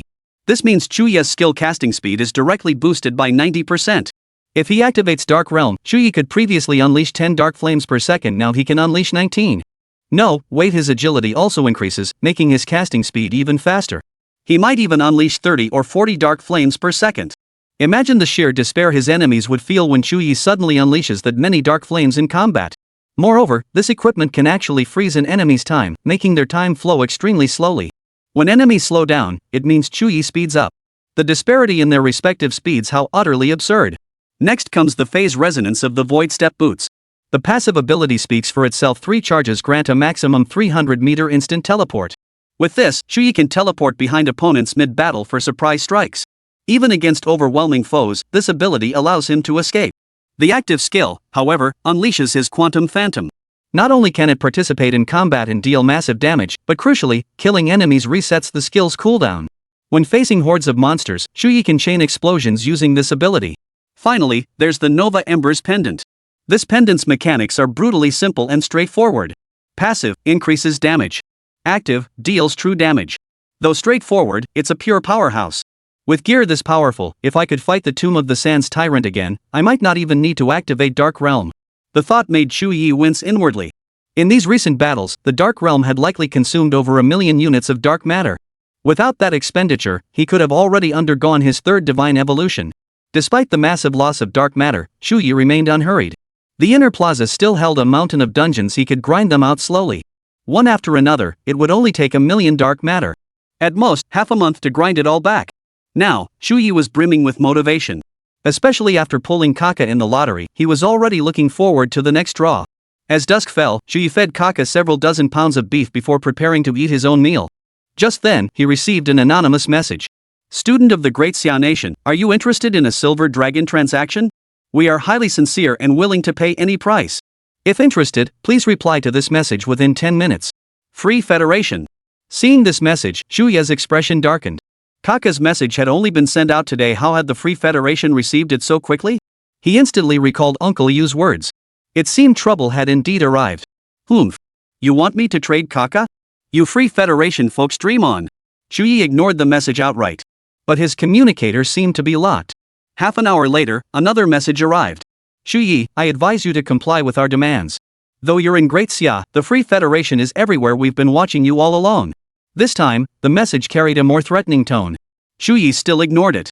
A few minutes later, a third message arrived. Respond within 3 minutes. We know where you are. This is your final warning. Seeing this, Chu Ye sneered coldly. Do you think I'm easily intimidated? He still ignored it. 3 minutes later, another message arrived. Death has marked you. Consider your options. Following this message, Chu Ye received a multimedia message. It was an image of the Grim Reaper's scythe, drenched in blood. Seeing this, Chu Ye's gaze grew icy. Threatening him? He was the last person to be intimidated. Just as Chu Ye was about to contact Luo Tianzheng, he received a message from Luo Tianzheng himself. I've intercepted the message sent to your communicator. Do not acknowledge it. Do not reply. We will protect you. Chapter 137, Lin Nie Yuan. After receiving Luo Tianzheng's message, the harassing messages indeed ceased. Even so, a shadow of unease settled over Chu Ye's heart. The Free Federation. In this world, if any nation could be called the most tyrannical, it was undoubtedly the Free Federation. Since the Great Change, the Free Federation seemed blessed by the heavens, not only leading all nations but also becoming the first to give birth to a deity. Though the deities themselves had long since departed this world, the wealth they left behind still allowed the Free Federation to maintain its position as the world's dominant power. In fact, the Federation stands alone as the only nation in the world openly possessing divine essence bearers. Their divine power bearers are notoriously flamboyant, frequently traveling to other nations to flaunt their might, yet no one dares challenge them. Now, upon learning that Chu Ye possessed a silver dragon, the Free Federation sent a blatant threat. Though Great Xia is also a global superpower, it pales in comparison to the Free Federation. The gap is not just a little, but a lot. For a long time, the Great Xia Kingdom has adhered to a strategy of keeping a low profile and biding its time, rarely provoking conflicts on its own initiative. Frankly speaking, the Free Federation could field several individuals as formidable as Lin Yuan at a moment's notice. In terms of international standing, the two nations are currently unequal. However, the Great Xia Empire is no pushover. Despite the Free Federation's aggressive posturing, they dare not actually invade the Great Xia Empire's territory to cause trouble. If the two nations were to engage in a life or death battle, the Great Xia Empire might lose, but the Free Federation would undoubtedly face complete decline. While victory is currently elusive for Great Xia, it possesses countless means to ensure mutual destruction. Within the academy, my safety is assured. But the Free Federation will never accept defeat. The moment I step outside these walls, dangers will likely come one after another. After some thought, Chu Ye decided not to dwell on it further. In any case, this was inevitable.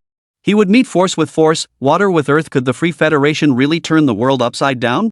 After making his decision, Chu Ye felt a wave of relief wash over him. Soon, Chu Ye arrived at the Academy's mission center with Kaka in tow. Though Kaka had been exposed before, many had yet to see it in person. Now, upon seeing Chu Ye, they were all utterly astonished. Chu Ye paid no mind to the stares, heading straight to the front desk to browse the available missions. Dungeon runs could wait. His strength had improved enough for now. First, he needed to rack up those credits. Scanning the quest list, he quickly spotted numerous trial missions. Most trial missions only offered 2 credits each. If he only completed these, he'd need to finish 25 missions to max out his credits. However, many of these quests were far from simple. Take gathering Swiftwind Wolf Claws, for instance. It required collecting 50 Swiftwind Wolf Claws, and the Swiftwind Wolf was notorious for its ferocity among level 20-30 monsters. Take Earthbear Armor Collection, for instance. You had to defeat the formidable dungeon boss, the Earthbear, to obtain it. Then there's the Cleansing the Abyssal Cult, which requires venturing out to designated areas and eliminating a set number of cult members. Of course, for Chu Ye, these trial quests weren't particularly difficult. but Chu Ye still frowned slightly. The credit rewards were too meager. Were there any quests offering more credits? A nearby staff member overheard and said, "Student, if you want to earn a large amount of credits at once, why not try the extreme challenge quests? What kind of task is that?" Just as the staff member was about to answer Chu Ye, a figure suddenly pushed its way forward, shoving Chu Ye aside. Chu Ye's brow furrowed slightly. Then he saw a young man with tattered robes and disheveled long hair. A long sword engraved with flames and sky patterns was strapped to his waist. Aside from that sword, everything else about him appeared extremely crude. Yet, this youth sent a chill down Chu Ye's spine. Though he wasn't looking at Chu Ye, the latter sensed a faint, almost imperceptible aura of murderous intent emanating from him. This wasn't the youth intending to kill Chu Ye, rather, it seemed to be an inherent aura emanating from him. Upon reaching the counter, the youth spoke in a deep voice, rough yet powerful, "I'm here to turn in a quest." With that, he tossed several fragments of what appeared to be broken stones onto the counter. The staff member's expression immediately changed, their tone tinged with surprise. "So soon? You haven't even been on this mission for 3 days yet, have you?" The young man remained silent as the clerk swiftly processed his submission. "Submitted for you." The young man nodded, pointing to several tasks on the task board. This one, and this one, I've accepted them all." "You want to take more?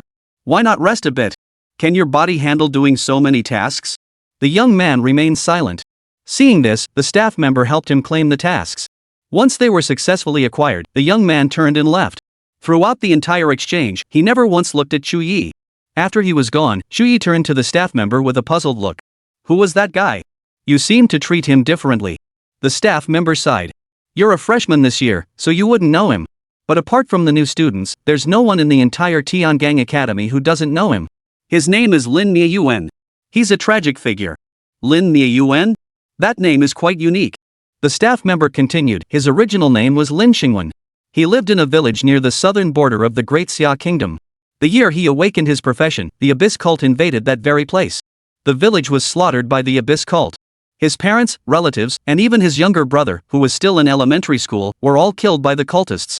Had he not been at level 10 at the time, heading to the temple for his advancement trial, he likely would have perished too. After that, he changed his name to Lin Nieyuan. Last year, he placed third in the national examinations and also achieved third place in the freshman trials during the opening ceremony. Though the Breaker Academy sought to recruit him, he chose the Heavenly Guardian Academy without hesitation. Within a month of arriving at the academy, he volunteered to join the Corruption Front, the only freshman of his cohort to do so. His instructors initially barred him from going, but he left without a word, fleeing the academy to reach the front lines. The academy eventually relented, granting permission. On the Corruption Front, I've heard he fought with unbridled ferocity, singling out members of the Abyss cult for elimination. In fact, after eliminating several high-ranking cult figures, he directly prompted the cult to issue a bounty on his head. Whenever he returned to the academy, he'd typically hand in quests and immediately take on new ones. He only accepted missions related to the Abyss, especially those targeting the Abyss cult. If any such quests were available, he never passed them up. Despite being only a sophomore, he had already reached level 32, the highest-ranked sophomore in the entire Tiangang Academy. The staff member's tone was flat, devoid of discernible emotion. Yet from these words, Chu Ye pieced together a vivid picture. A young man, witnessing his loved one's murder, fueled by vengeance, had earned admission to Tiangang Academy, vowing to eradicate the Abyss cult from the world. His name, his actions, everything embodied this purpose. A sudden wave of heaviness gripped Chu Ye's chest. He was merely a transmigrator, while Lin Nieyuan had truly witnessed the deaths of his loved ones with his own eyes. Abyss sect. Abyss sect. Given the chance, Chu Ye too would utterly eradicate these malignant tumors. Staff member, alright, enough of that. You were here to claim an extreme quest, right? These are all available. Take your pick. Chapter 138, The Legend of the Soul Monument Forest Training Ground. Hearing this, Chu Ye's attention was instantly captured, his gaze settling on the extreme missions. The so-called extreme missions were formerly known as the Tiangang Academy Extreme Challenge Missions. As the name implies, these missions were designed to push students to their absolute limits. Beyond academic credits, they offered no other rewards. Chu Ye quickly scanned through some of the listed missions. Simulated battle at the Judgment Arena, Undead Assault Defense. Mission objective, proceed to the Judgment Grounds, activate Undead Assault mode, and successfully defend against attacks for 30 hours. Credits, 10. Immortal Great Wall Outpost Defense. Task, proceed to the Judgment Training Ground, enter the Immortal Great Wall Outpost simulation, activate Maximum Monster Invasion, and defend the outpost for 40 hours. Credits, 12. Abyssal Demon Simulation Battle. Mission details, proceed to the Punishment Training Grounds, initiate the Abyssal Demon Simulation Battle, and eliminate the Abyssal Demon along with its vast horde of subordinate abyssal monsters. Credits, 10. As you can see, each extreme mission rewards at least 10 credits. However, the challenges are equally formidable. First, the 2 defensive missions require holding out for dozens of hours, placing immense pressure on challengers. It's either guard duty or battling abyssal demons. Chu Ye still remembered the abyssal demon corrupted claw priest Urgoro he encountered in the Abyss Cult's temple.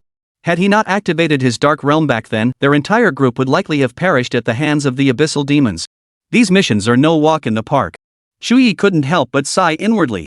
The staff member advised, "Student, I suggest you focus on more routine trial missions for now. You can attempt the extreme ones once your strength has grown." Chu Ye shook his head and continued browsing. Before long, his gaze locked onto one particular mission. Soul Monument Forest Challenge. Task: enter the inner grounds of the Soul Monument Forest Training Ground and challenge any of the top 10 ranked individuals. Victory grants corresponding credits. Credits 5 per person. Chu Ye was instantly drawn to this mission. If I accept this mission, I only need to defeat all 10 top-ranked individuals in the inner arena of the Soul Monument Forest Training Grounds. Wouldn't that mean I'd instantly earn 50 credits? With 50 credits, he could take the year-end assessment, effectively completing all his tasks for the year. The academy wouldn't interfere with his subsequent actions. What was this? This was essentially killing 2 birds with 1 stone. Without hesitation, Chu Ye declared, "I accept this mission." The staff were astonished to see this. "Classmate, to complete this task, you'll have to challenge someone in the inner arena of the Soul Monument Forest Training Ground." Chu Ye replied, "I know. Please help me claim it." Seeing this, the staff member said no more and immediately accepted the quest for Chu Ye. After accepting the task, Chu Ye immediately headed for the Soul Monument Forest Training Ground. The last time he'd been here, he had defeated Yen Nangue. However, Yen Nangue was merely an outer arena practitioner. The inner arena was filled with nothing but legends. Access to the Soul Monument Forest Training Grounds inner arena required credentials, just like the inner plaza of the dungeon square. Fortunately, Chu Ye already possessed the necessary credentials, so he didn't need to obtain them separately. Upon entering the inner area of the Soul Monument Forest Training Ground, Chu Ye found it not vastly different from the outer grounds. Yet, the number of soul steels here was significantly fewer. The information panel at the entrance revealed that the inner field contained a total of 100 stone steels. Every figure enshrined within was a legendary figure since the founding of the Xinxia Academy. Unlike the inner square of the Quest Plaza, this area was sparsely populated. In fact, Chu Ye barely saw anyone else. He said barely because he had spotted one person. He wore tattered robes, a sword strapped to his waist. Chu Ye had just seen him moments ago. It was Lin Nieyuan. Had he come here too? Chu Ye felt puzzled. In truth, the sparse crowd at the Soul Monument Forest Training Grounds was hardly surprising. After all, combat here offered no rewards, even for victory. Compared to the Soul Monument Forest, people preferred tackling various dungeons. Moreover, since Tiangang Academy students were assigned to guard the Immortal Great Wall after graduation, places like the Judgment Grounds, which featured a simulated Immortal Great Wall secret realm, were far more popular than the Soul Monument Forest Training Ground. Chu Ye silently observed Lin Nieyuan, noticing him paying homage to the soul steel in the training ground with a look of genuine reverence. He was utterly earnest. This was no mere performance. Because if Chu Ye hadn't come, he would have been the only one here. After finishing his prayers, Lin Nieyuan turned and walked away. Upon seeing Chu Ye, his expression remained utterly unchanged, as if Chu Ye were no different from a stone by the roadside. As he passed by Chu Ye, the long sword strapped to his waist flashed a cold gleam. Chu Ye felt as though he could see spattered blood. For some reason, Chu Ye instinctively called out, "Lin Nieyuan?" Lin Nieyuan halted, turning to face Chu Ye. His deep voice carried a weighty tone. "What is it?" Chu Ye considered for a moment before asking, "I saw you paying respects at the Soul Monument earlier. What was that about?" Lin Nieyuan replied coldly, "Is it any of your business?" He seemed utterly unwilling to exchange another word with Chu Ye. Before Chu Ye could speak again, Lin Nieyuan turned and walked away. Snap! Snap! Beside Chu Ye, the little silver dragon seemed displeased. It let out 2 low whines at Lin Nieyuan's retreating back, its tiny paws flapping restlessly. Lin Nieyuan showed no reaction whatsoever. Was he blind to the dragon's presence, or simply indifferent? Chu Ye suspected the latter was more likely. Seems like he's quite difficult to get along with. Whether it was due to his past or not, Lin Nieyuan seemed to have closed off his heart, unwilling to engage with anyone. Chu Ye shook his head, dismissing the thoughts swirling in his mind.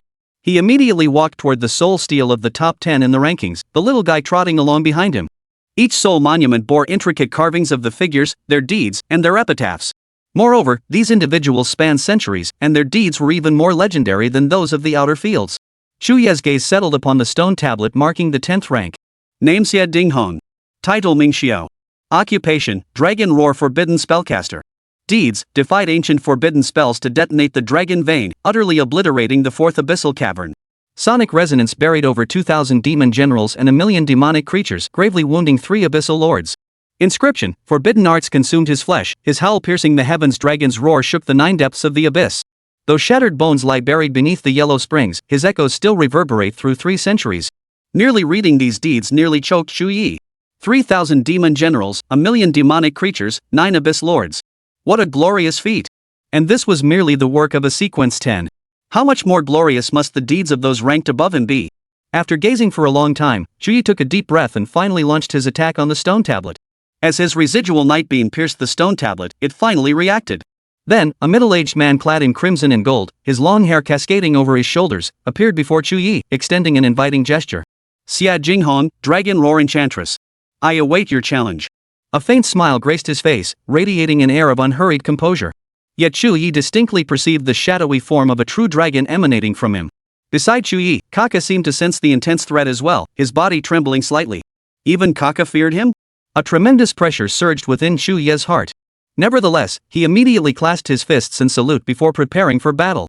Within the inner arena, the figures in the Soul Monument Forest training ground were far more powerful and of higher rank. Xia Jinghong's level surpassed Chu Ye's by a full 5 ranks. His true strength far exceeded this, but because Chu Ye's level was too low, the Soul Monument had correspondingly suppressed his power. Despite the mere 5-level gap, Chu Ye still found himself fighting with great difficulty. Even with 3 top-tier legendary equipment pieces, he quickly found himself at a disadvantage after engaging Xia Jinghong. Whether in combat experience or skill execution, Chu Ye was no match for Xia Jinghong. Purely in terms of raw power, the two were actually quite evenly matched. However, Xia Jinghong's vast experience allowed him to employ a wide array of combat tactics that overwhelmed Chu Ye, often luring him into traps with a single misstep. Beside them, Kaka gnashed its teeth and flapped its wings and claws frantically, desperate to intervene. Yet it too was no match for Xia Jinghong, easily knocked flying. Fortunately, being a dragon, it was remarkably resilient. Together, the man and the dragon still couldn't overcome Xia Jinghong. In that moment, Chu Ye finally grasped the chasm separating him from a true master. He even sensed that even if Xia Jinghong were at his own level, he still wouldn't stand a chance against him. It seemed that without the Dark Realm, he had almost no chance of defeating his opponents here. Thus, Chu Ye ceased holding back and immediately activated his Dark Realm. Empowered by the domain, Chu Ye quickly secured victory. But the battle wasn't over yet. Xia Jinghong was only ranked 10th, 9 others were stronger than him. Chapter 139, Consecutive Battles Against the Top 10. The top 10 ranked individuals were each more awe-inspiring than the last. Burying 1,000,000 demons, demolishing the Church of the Abyss, and perishing alongside several Abyss Lords. Any one of these feats alone was legendary enough to be etched into the annals of history. And every single one of them had emerged from the Divine Summer Academy. Not just the Heavenly Guardian Academy, but also the Breaking Army Academy, Divine Mechanics Academy, Celestial Pivot Academy, and the Xuanji Academy. Every time Chu Ye fought, he felt that weighty emotion churning within his chest. The Great Xia Empire boasts countless heroes. It is precisely because these individuals forged the Great Wall with their flesh and blood that the land now enjoys the glow of 10,000 households. Even now, peace remains elusive. The shadow of the abyssal cult perpetually looms over the borders. Those small towns with curling smoke and villages with rolling rice fields could be swallowed by the cult at any moment. With each successive battle, Chu Ye felt the pressure mounting. Yet, drawing upon the power of his divine essence, he claimed victory after victory. Without the Dark Realm, Chu Ye's current strength alone would be utterly insufficient to challenge those ranked within the top 10. At best, he could only match Yen Nangui. In terms of raw power alone, they might not be vastly stronger than Chu Ye. But their lifetime of combat experience and battle wisdom far surpassed his. Unless Chu Ye possessed combat abilities equal to theirs, defeating them at comparable strength was nearly impossible. Congratulations on defeating rank 6 Han Xianye. Congratulations! You have defeated Xiao Yao, rank 5. Congratulations on defeating Sequence 4, Lin Sui. As Chu Ye defeated one opponent after another, deep, resonant voices echoed across the training grounds. On each of these stone monuments, Chu Ye inscribed his name as a challenger. Finally, Chu Ye approached the stone tablet of Sequence 1. This massive black steel, towering 3 feet above the others, bore a surface covered in sword-like cracks, emanating a chilling aura in the twilight. Name Qin Wufeng. Title Sword Soul. Occupation Bladeless Sword Spirit User. Deeds: severed all his own meridians to awaken an ancient sword formation. Used his soul's blood to forge 100,000 fearsome blades.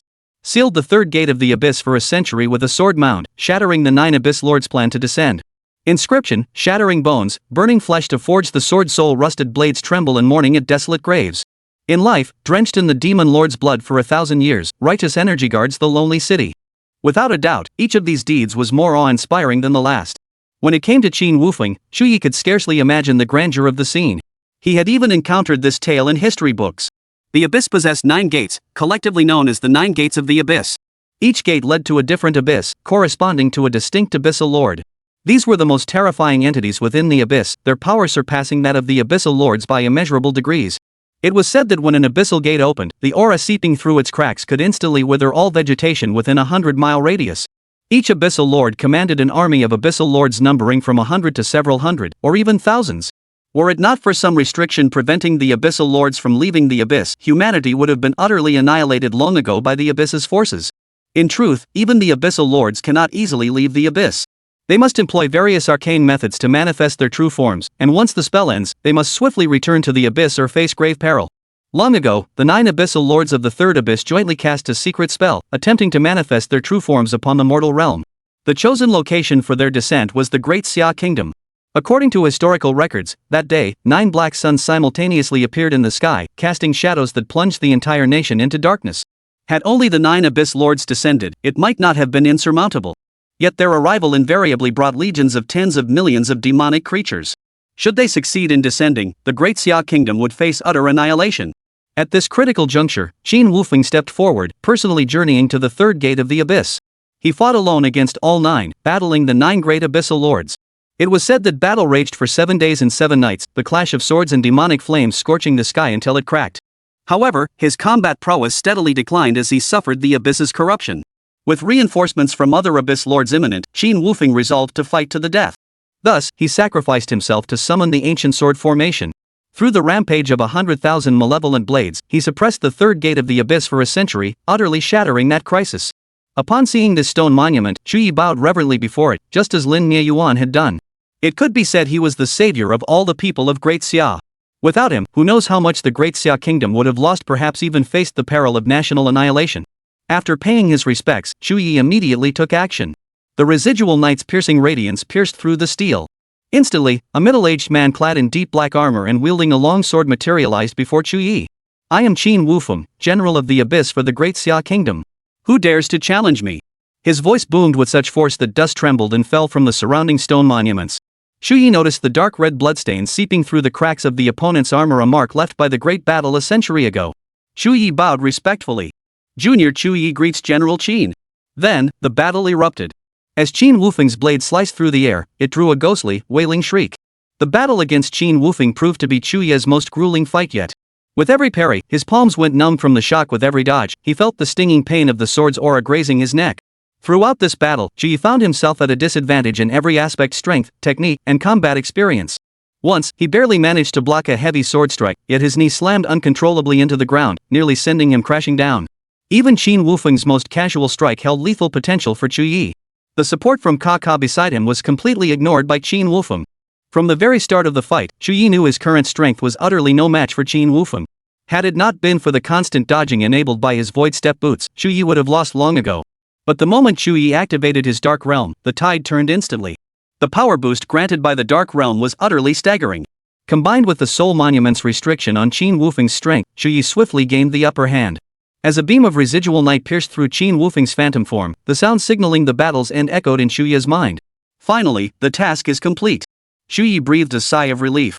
To complete this mission, Chu Ye had activated the Dark Realm 10 times, consuming nearly 100,000 units of dark matter in the process. Fortunately, his reserves were substantial enough to withstand such strain, otherwise, this mission would have been impossible.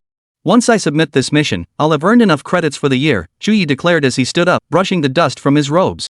"Next, I'll clear all the remaining dungeons in the dungeon plaza.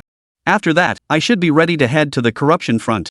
Chu Ye was confident in his abilities. After all, Lin Nieyuan had made it to the corruption front in less than a month after enrollment. How could Chu Ye not? As for the potential threat from the Free Federation, Chu Ye wasn't afraid. If he were afraid of this and that, he might as well hide away in the academy for the rest of his life. Just as Chu Ye was about to leave, a voice made him pause. "Congratulations! You have successfully defeated all individuals ranked within Sequence 10. You have fulfilled the hidden requirement and may now engrave your name upon the central soul monument." Unlike the previous mechanical, icy tones, this voice carried an ancient cadence, as if echoing from the far reaches of time itself. Chu Ye froze, then his pupils abruptly contracted. At that very moment, the surroundings of the Soul Monument Forest training ground began to shift. The original soul steels gradually vanished. Immediately after, the ground began to tremble. Tiny pebbles danced across the surface, emitting crisp clinking sounds. A massive, majestic stone monument slowly rose from the earth, emerging at the center of the training ground. The monument was pitch black, its surface covered in dark red patterns resembling dried bloodstains. Chu Ye found himself drawn forward, where he saw two large characters carved upon the steel. Heroic Souls. Chapter 140, Inscription on the Monument of Heroic Souls, Astonishing the Great Xia War God. To actually trigger a reaction from the Monument of Heroic Souls, remarkable, young one. What is your name? Just as Chu Ye was examining the stone tablet before him, an aged voice slowly emerged. Turning his head, Chu Ye saw an elderly man dressed in a white shirt, his face kind and gentle, approaching slowly. Chu Ye hadn't noticed when he'd arrived. It was as if he'd materialized out of thin air. Who might you be? The old man spoke slowly, his tone unassuming. My surname is Zhou. I oversee this area and have been here for roughly 30 years. Hearing this, Chu Ye immediately bowed respectfully. This junior is Chu Ye. Greetings, Elder Zhou. Though he claimed to be merely a caretaker, Chu Ye sensed something extraordinary about him and showed no disrespect. The elderly man surnamed Zhou seemed to understand. So you are Chu Ye, the youngster who's been making quite a name for himself lately. Is this your silver dragon? To have a silver dragon as a pet, your fortune is truly remarkable. Kaka, hearing old Master Zhou mention it, chirped twice, its tiny claws gently scratching forward. Chu Ye didn't pursue the topic, instead asking, Old Master Zhou, you mentioned the Spirit Monument earlier. What is that? Old Master Zhou explained, the Spirit Soul Monument is the treasured artifact of the Heavenly Guardian Academy, a mythical great item. Once your name is engraved upon it, the monument will forever protect your soul.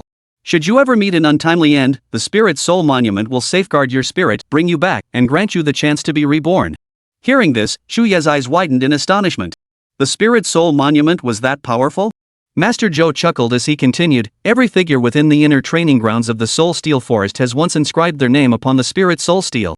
Now that you've earned its recognition, hasten to engrave your name. Should you achieve great deeds in the future, even if you become ancient, your legend will live on here. Chu Ye nodded and walked toward the Spirit Monument, immediately carving his name into it. As the characters Chu Ye were etched, the Spirit Monument emitted a peculiar glow before sinking into his body. He instantly felt as if something had been added to his body, but the sensation vanished almost as quickly, leaving him feeling as though nothing had ever happened. Is that all? Chu Ye wondered. Old Master Zhou nodded. Instantly, light flared beneath his feet, and the surroundings shifted once more. The monument of heroic souls dissolved into light and gradually vanished, while countless soul monuments reappeared all around. Chu Ye was startled. The entire scene seemed to have never occurred at all. But that feeling, it couldn't be faked. Taking a deep breath, Chu Ye stepped out of the Soul Monument Forest. Dean's office. Yu Qinzhou was working when suddenly, he received a message. That kid carved his name on the Spirit Monument? This message came directly from Elder Zhou. Zhou Lao's full name was Zhou Zhenghua, a contemporary of Yu Qinzhou. The reason Yu Qinzhou appeared middle-aged while old Zhou was frail and aged was because Yu Qinzhou's level was so high that his lifespan had been greatly extended. After reaching level 50, a professional's lifespan would increase dramatically, far surpassing that of ordinary people. A typical level 50 plus professional could live to be 120 or 130 years old, showing signs of aging only after 70 or 80, with mobility gradually declining after 100. After level 60, a professional's lifespan can reach up to 150 years. After level 70, 200 years becomes the norm. Beyond level 80, they might even live to 300. Upon reaching level 90, a practitioner's lifespan is extended to over 500 years. Even at 100 or 200 years old, they can still maintain the appearance of middle age. Though Yulin Yuan, Yu Qinzhou, and Luo Tianjin all appear as middle-aged men, their actual ages have long surpassed 100. A century ago, the Great Xia Kingdom was in utter chaos. Not only did they face the onslaught of the abyss, but they also endured blockades from other nations. As a result, many people spent years in constant warfare during that era. Luo Tianjin was one such warrior. Otherwise, Luo Qiuyan wouldn't have been born until now. Amidst the constant warfare, Luo Tianjin dared not have children. The Great Xia Kingdom's peace had only lasted these past 20 or 30 years. Zhou Zhenghua relayed every detail of Chu Ye's performance to Yu Qinzhou. Upon hearing this, Yu Qinzhou's eyes widened in astonishment. That kid has grown so fast? With that thought, he simultaneously relayed the news to Yulin Yuan and Luo Tianjin. Upon learning the news, both men were equally astonished. They were aware of the events at the Soul Monument Forest training ground. Qin Wufeng was a senior figure even to Yulin Yuan. Back then, Yulin Yuan's choice to join the Tiangang Academy had been influenced by Qin Wufeng. Had the 9-ringed Black Sun incident never occurred, the title of Great Xiao War God might never have fallen to Yulin Yuan. In terms of combat achievements, Qin Wufeng's record far surpassed Yulin Yuan's. How many days had that kid even been a professional? Yet he had defeated General Qin. Even if it was merely a phantom of the Soul Monument, it was still astonishing enough. Luo Tianjing said, judging from Yu Qinzhou's report, he must have used a domain. Since his level hasn't surpassed 30, the soul shadow he manifested wouldn't possess a domain either. With their strengths and weaknesses balancing out, his victory might not be surprising. Yulin Yuan shook his head. Even so, it shows his strength is formidable. After the Silver Dragon incident, I was still a bit worried about him. Now it seems I can relax a little. Lately, Luo Tianjing and Yulin Yuan had been spending much time together. They discussed various abyss matters, military affairs, or talked about Chu Ye. Yulin Yuan, the great Xiao war god, had been Luo Tianjing's comrade in arms in their early years. Though he'd left the military, his influence within its ranks remained formidable. Reflecting on Chu Ye's situation, Yulin Yuan mused, with his current strength, staying at the academy might no longer be the best place for him to grow. Luo Tianjing frowned slightly. You want to send him out? Yulin Yuan smiled. The Free Federation wants his silver dragon, right? We can let him make an appearance. With our protection, Edward won't dare to strike him directly. If it's just competition among peers, I don't believe he can't outdo those from the Free Federation. After pondering, Luo Tianjin found the reasoning sound and nodded in agreement. At that moment, Chu Ye had just left the Soul Monument Forest training grounds, unaware that Yulin Yuan and Luo Tianjin were discussing him. He had intended to head to the dungeon plaza, but since Kaka was hungry again, he had to return to the dormitory first to fetch several dozen pounds of meat to feed it. This time, the little creature devoured 60 to 70 pounds of beef in one go, leaving Chu Ye utterly speechless. You little rascal, your appetite keeps growing. Chu Ye tapped Kaka's head, feeling rather helpless. Kaka. The little creature thought Chu Ye was praising it. Far from feeling embarrassed, it happily barked in response. Chu Ye checked its growth progress and found it had reached level 3. At this rate, Kaka would likely enter the next stage in about 3 months, right? Chu Ye was actually looking forward to it. What changes would Kaka undergo when advancing to the next stage? Watching it wolf down its food, Chu Ye concluded that while other changes were uncertain, its appetite would definitely double. In the future, just to feed this little guy, Chu Ye would likely have to consume hundreds of pounds of meat daily. Once it had eaten its fill, Chu Ye immediately returned to the mission plaza and submitted his task. The staff members' eyes widened like copper bells upon seeing Chu Ye had actually completed the extreme mission, as if witnessing something terrifying. Their gaze seemed to scream, "Are you even human?" Regardless of the staff's thoughts, Chu Ye collected his 50 credits and headed straight for the dungeon plaza. With over a dozen dungeons left to clear, he'd start with the next one. Chapter 141, Dungeon Grinding Marathon, 1 million Dark Matter. The next instance after the Tomb of the Sands Tyrant was the Plague Laboratory. This instance was no longer a large-scale one, but a standard 5-player dungeon. Of course, soloing it wasn't particularly difficult either. Consequently, the dungeon fee is quite reasonable at only 1,200 points. Chu Ye, accompanied by Kaka, immediately entered the instance. The Plague Lab is a linear instance filled with venomous mutant rats and plague-infected zombie humans. Additionally, toxic fumes permeate the air, and inhaling them carelessly can easily lead to poisoning. While this instance might prove challenging for others, it posed no real pressure for Chu Ye. The moment he entered, Chu Ye heard the Divine Essence prompt. Detected massive contamination. Initiate Divine Power Absorption? Hearing this, Chu Ye didn't hesitate for a second and activated the absorption immediately. Thus, the toxic fumes were swiftly transformed by Chu Ye into dark matter. Of course, beyond the toxic fumes, the area was infested with all manner of venomous creatures. Mutant rats, giant cockroaches, mutated centipedes, zombie humans. These monsters were not only ferocious but also highly venomous. Yet to Chu Ye, none posed any real threat. In terms of difficulty, this instance was considerably less challenging than the Tomb of the Quicksand Tyrant. After all, it wasn't a large-scale instance. Thus, Chu Ye and Kaka practically swept through the entire route, swiftly dispatching every monster they encountered along the way. After about half an hour, Chu Ye arrived at the boss room. The dungeon's boss was a mutated rat king capable of summoning thousands of poisonous rats. Yet these poisonous rats proved utterly helpless against Chu Ye, all reduced to fuel for the dark flames. As the dark flame transformed the swarm of poisonous rats into undead minions, the mutant rat king watched in horror as its own summoned children turned against it. Finally, Chu Ye ended the mutant rat king with a single dark thunder strike. Congratulations! You have successfully defeated the mutant rat king and cleared the Plague Lab instance. You have gained 80,000 EXP. You obtained 10,000 drops of dark matter. You obtained Venomous Rodent, Venomous Robe Purple, Venomous Orb Purple. After defeating the mutant rat king, Chu Ye's loot was quite decent. Various equipment and materials were plentiful. Most importantly, he cleared this instance without using his divine essence power, resulting in a surprisingly substantial dark matter haul. This instance alone netted me nearly 80,000 drops of dark matter. Other instances probably won't yield much less. This thought energized Chu Ye immensely. By clearing all dungeons below level 30, he could likely amass 1,000,000 drops of dark matter. And he'd likely have hundreds of thousands left over. Without delay, Chu Ye set off for the next instance, the Thunderous Altar. This instance was a massive altar. Monsters continuously spawned upon it, making it essentially an experience farming haven. Moreover, it contained far more monsters than the instance Niahuang had provided him.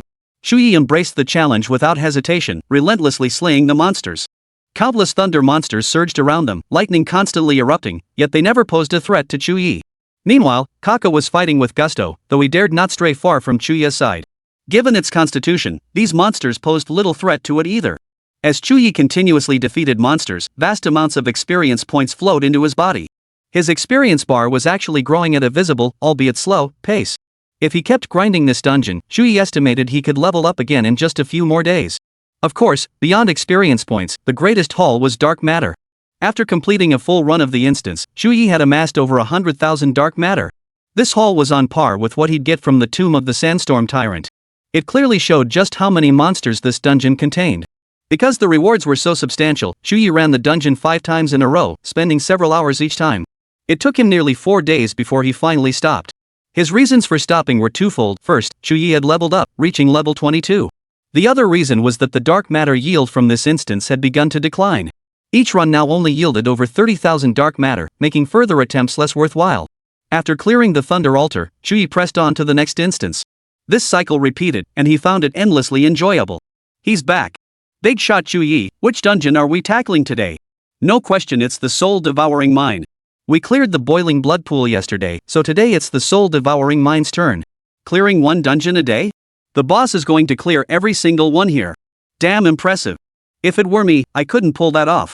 Over these past few days, Chu Ye's relentless challenge of every dungeon has made him a household name in the inner plaza. Even sophomores, juniors, and seniors were gradually catching wind of this figure named Chu Ye. After all, the little silver dragon by his side was simply too striking to go unnoticed. Facing the stairs, Chu Ye had long since grown accustomed to it.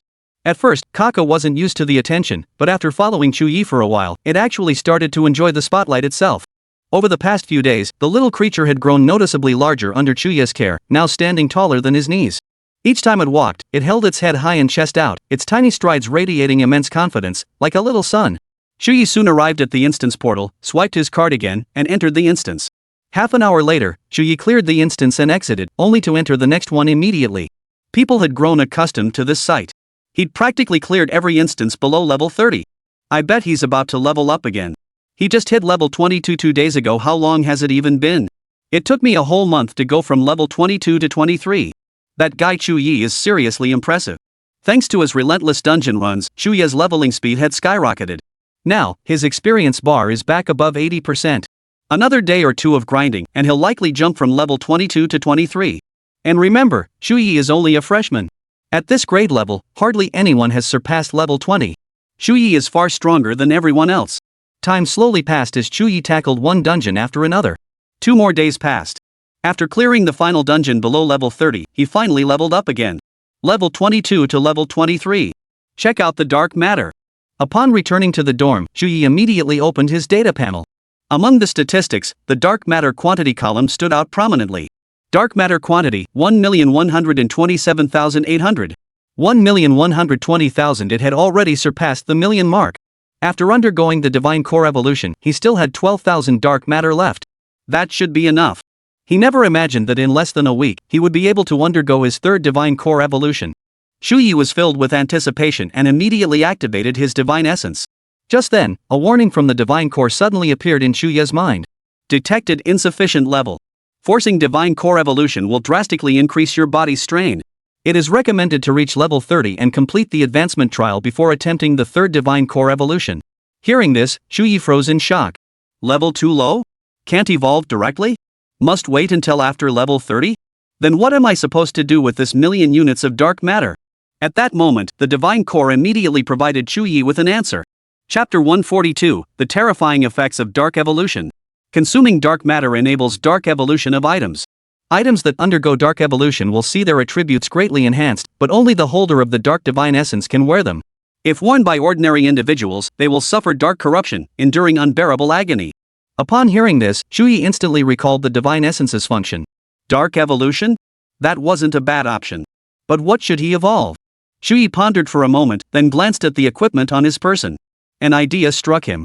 Why not try evolving the magic wand whale song first? Dark evolution and equipment had its pros and cons. The upside was a significant boost in attributes, making it far more powerful. The downside was that only Chu Ye could wear it. This meant that once he no longer needed the equipment, it would become useless, unsellable, and worthless. But Chu Ye didn't seem to mind much. He immediately retrieved the wand whale song. Consume 100,000 dark matter to trigger dark evolution on the whale song wand? Holy, a single dark evolution requires 100,000 dark matter? How greedy is that? The divine essence remains silent. After a moment of hesitation, Chu Ye made his decision: evolve. Congratulations! Evolution successful. As the confirmation chime rang out, Chu Ye eagerly inspected his equipment changes. Whale Song Wand. Status: Dark Evolution. Equip level 1520. Equipment restriction: Mage class professions. Equipment effects: 800, 2000 spirit, 1800 3600 mana pool, 120 240 spell power. Core skill: Abyssal Trio. First movement: Tidal Surge generates a tidal vortex every 31 skill hits, pulling nearby enemies toward its center. Second movement: Abyssal Rift deals 300-500 magic damage to enemies within the vortex and applies the corrosion status. This status increases by 1/3 per second, up to a maximum of 100. Third movement: Whalefall summon a spectral skull of a demon whale to unleash an area of effect devouring attack, clearing all corrosion marks and dealing 300-500 true damage. Upon seeing the new equipment effect, Chu Ye was utterly stunned. Holy crap, all the effects just doubled? At this sight, Chu Ye's earlier gloom vanished instantly. This dark evolution was worth every bit of it. The cost of consuming 100,000 dark matter suddenly felt like nothing. What if other equipment evolved? Their stats would likely skyrocket too. At that moment, the divine essence issued another reminder. Each time dark evolution is performed, the equipment's wear level increases. If the new level exceeds the wearer's level, dark evolution cannot be performed. Upon hearing this, Chu Ye understood immediately. The Whale Song Wand's wear level had increased by 5 levels. So it seemed Sun Taiwan's 3 pieces of equipment couldn't be evolved for now. But the magic robe Whalefall could still be evolved. Thus, Chu Ye chose to evolve the magic robe. Consume 150,000 dark matter to initiate dark evolution on the magic robe Whalefall? 15,000 dark matter this time? Fine, evolve. As Chu Ye's voice fell, the magical robe whale's fall began to transform. Demon robe Whalefall. Status: Dark evolution. Equipment level 1520. Equipment restriction: Mage type classes. Equipment effects: 800, 2000 Constitution, 3000 10,000 maximum health, 5100 all elemental resistances, 120 300 healing received. Core skill: Eternal Silence Abyss. Eternal Silence Abyss. Passive: Abyssal Siphon, every 52 seconds, absorbs 12% of enemies' current HP within 10-20 meters, converting it into personal energy shield effect halved against elite bosses. Active: Abyssal Sanctuary consumes all barrier energy to activate a domain, granting the Abyssal Sanctuary status to self and allies within range. 1. Immune to all debuffs. Restores 510 maximum HP per second for 1020 seconds. 2. Each enemy death during domain duration extends its effect by 23 seconds. The enhancement from the magical robe Whalefall surpasses that of the magic wand whale song. No wonder it demands 150,000 dark matter. Though it consumes a lot of dark matter, the boost is absolutely worth it. After the dark evolution, Chu Ye's spirit reached 4,720 points. His constitution also surpassed 2,000 points. His mana pool surged by nearly 2,000 points. These attribute gains translated into immense power increases. Not to mention the other effects of his equipment, such as various resistances and damage output, which had also doubled. With these enhancements, Chu Ye's combat prowess would receive an immense boost. He must hurry to reach level 25. Once he does, the Meditation Seal, Void Step Boots, and Burning Star Pendant would also become eligible for Dark Evolution.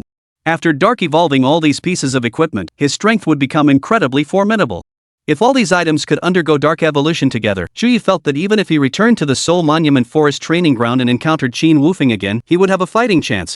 Victory wasn't guaranteed, but at least he wouldn't be forced into a corner where he couldn't fight without activating his Dark Realm. Moreover, Chu Ye's delight didn't end there. Dark evolution isn't a one-time process, it can be performed multiple times. This meant that in the future, Chu Ye would scarcely need to replace his gear. By continuously performing dark evolution, his equipment would steadily upgrade. He'd seize this chance to evolve other items too, exploring what effects they could unleash. Chu Ye then retrieved a bottle of mad strength potion, a reward he'd received from Wang Kaiyuan. Consume 2000 dark matter to trigger dark evolution on the berserk potion? Consume. As the dark power surged in, the frenzy potion instantly completed its evolution. After the evolution, the potion's color shifted from red to a deep crimson black, appearing somewhat unsettling yet undeniably more potent. Chu Ye immediately checked its properties. Frenzy potion, upon consumption, increases your strength by 300,1500 points for 530 minutes. Caution, only dark godhood holders may consume. Otherwise, you will be corrupted by dark energy. Holy crap, the potion's effect boost is this insane? A one-time boost of 1,500 strength points? That's practically equivalent to a legendary piece of gear. Even though only Chu Ye could use it after his dark evolution, this boost was just too massive. With that thought, Chu Ye immediately evolved all the remaining frenzy potions. Besides these, Chu Ye still possessed the Heavenly Gang's revitalizing pills. After pondering for a moment, however, he decided against evolving these pills. While evolution would make them more powerful, others wouldn't be able to use them. Chu Ye himself might not need the Heavenly Gang's restoring essence pills. What if one of his companions, like Luo Chouyan, faced mortal danger in the future and required them? If he evolved them now, wouldn't he regret it then? Chu Ye made his decision immediately. Life-saving pills would not be evolved. All other pills could be evolved. As Chu Ye pondered, a message arrived on his communicator. It was from Yuchinzhou. Come to my office immediately. Chapter 143, International Youth Exchange Conference. Without hesitation, Chu Ye headed straight for the dean's office, bringing Kaka along. By now, people on campus had grown accustomed to seeing Chu Ye walking around with the silver dragon, so it no longer drew the same astonished stares as it had initially.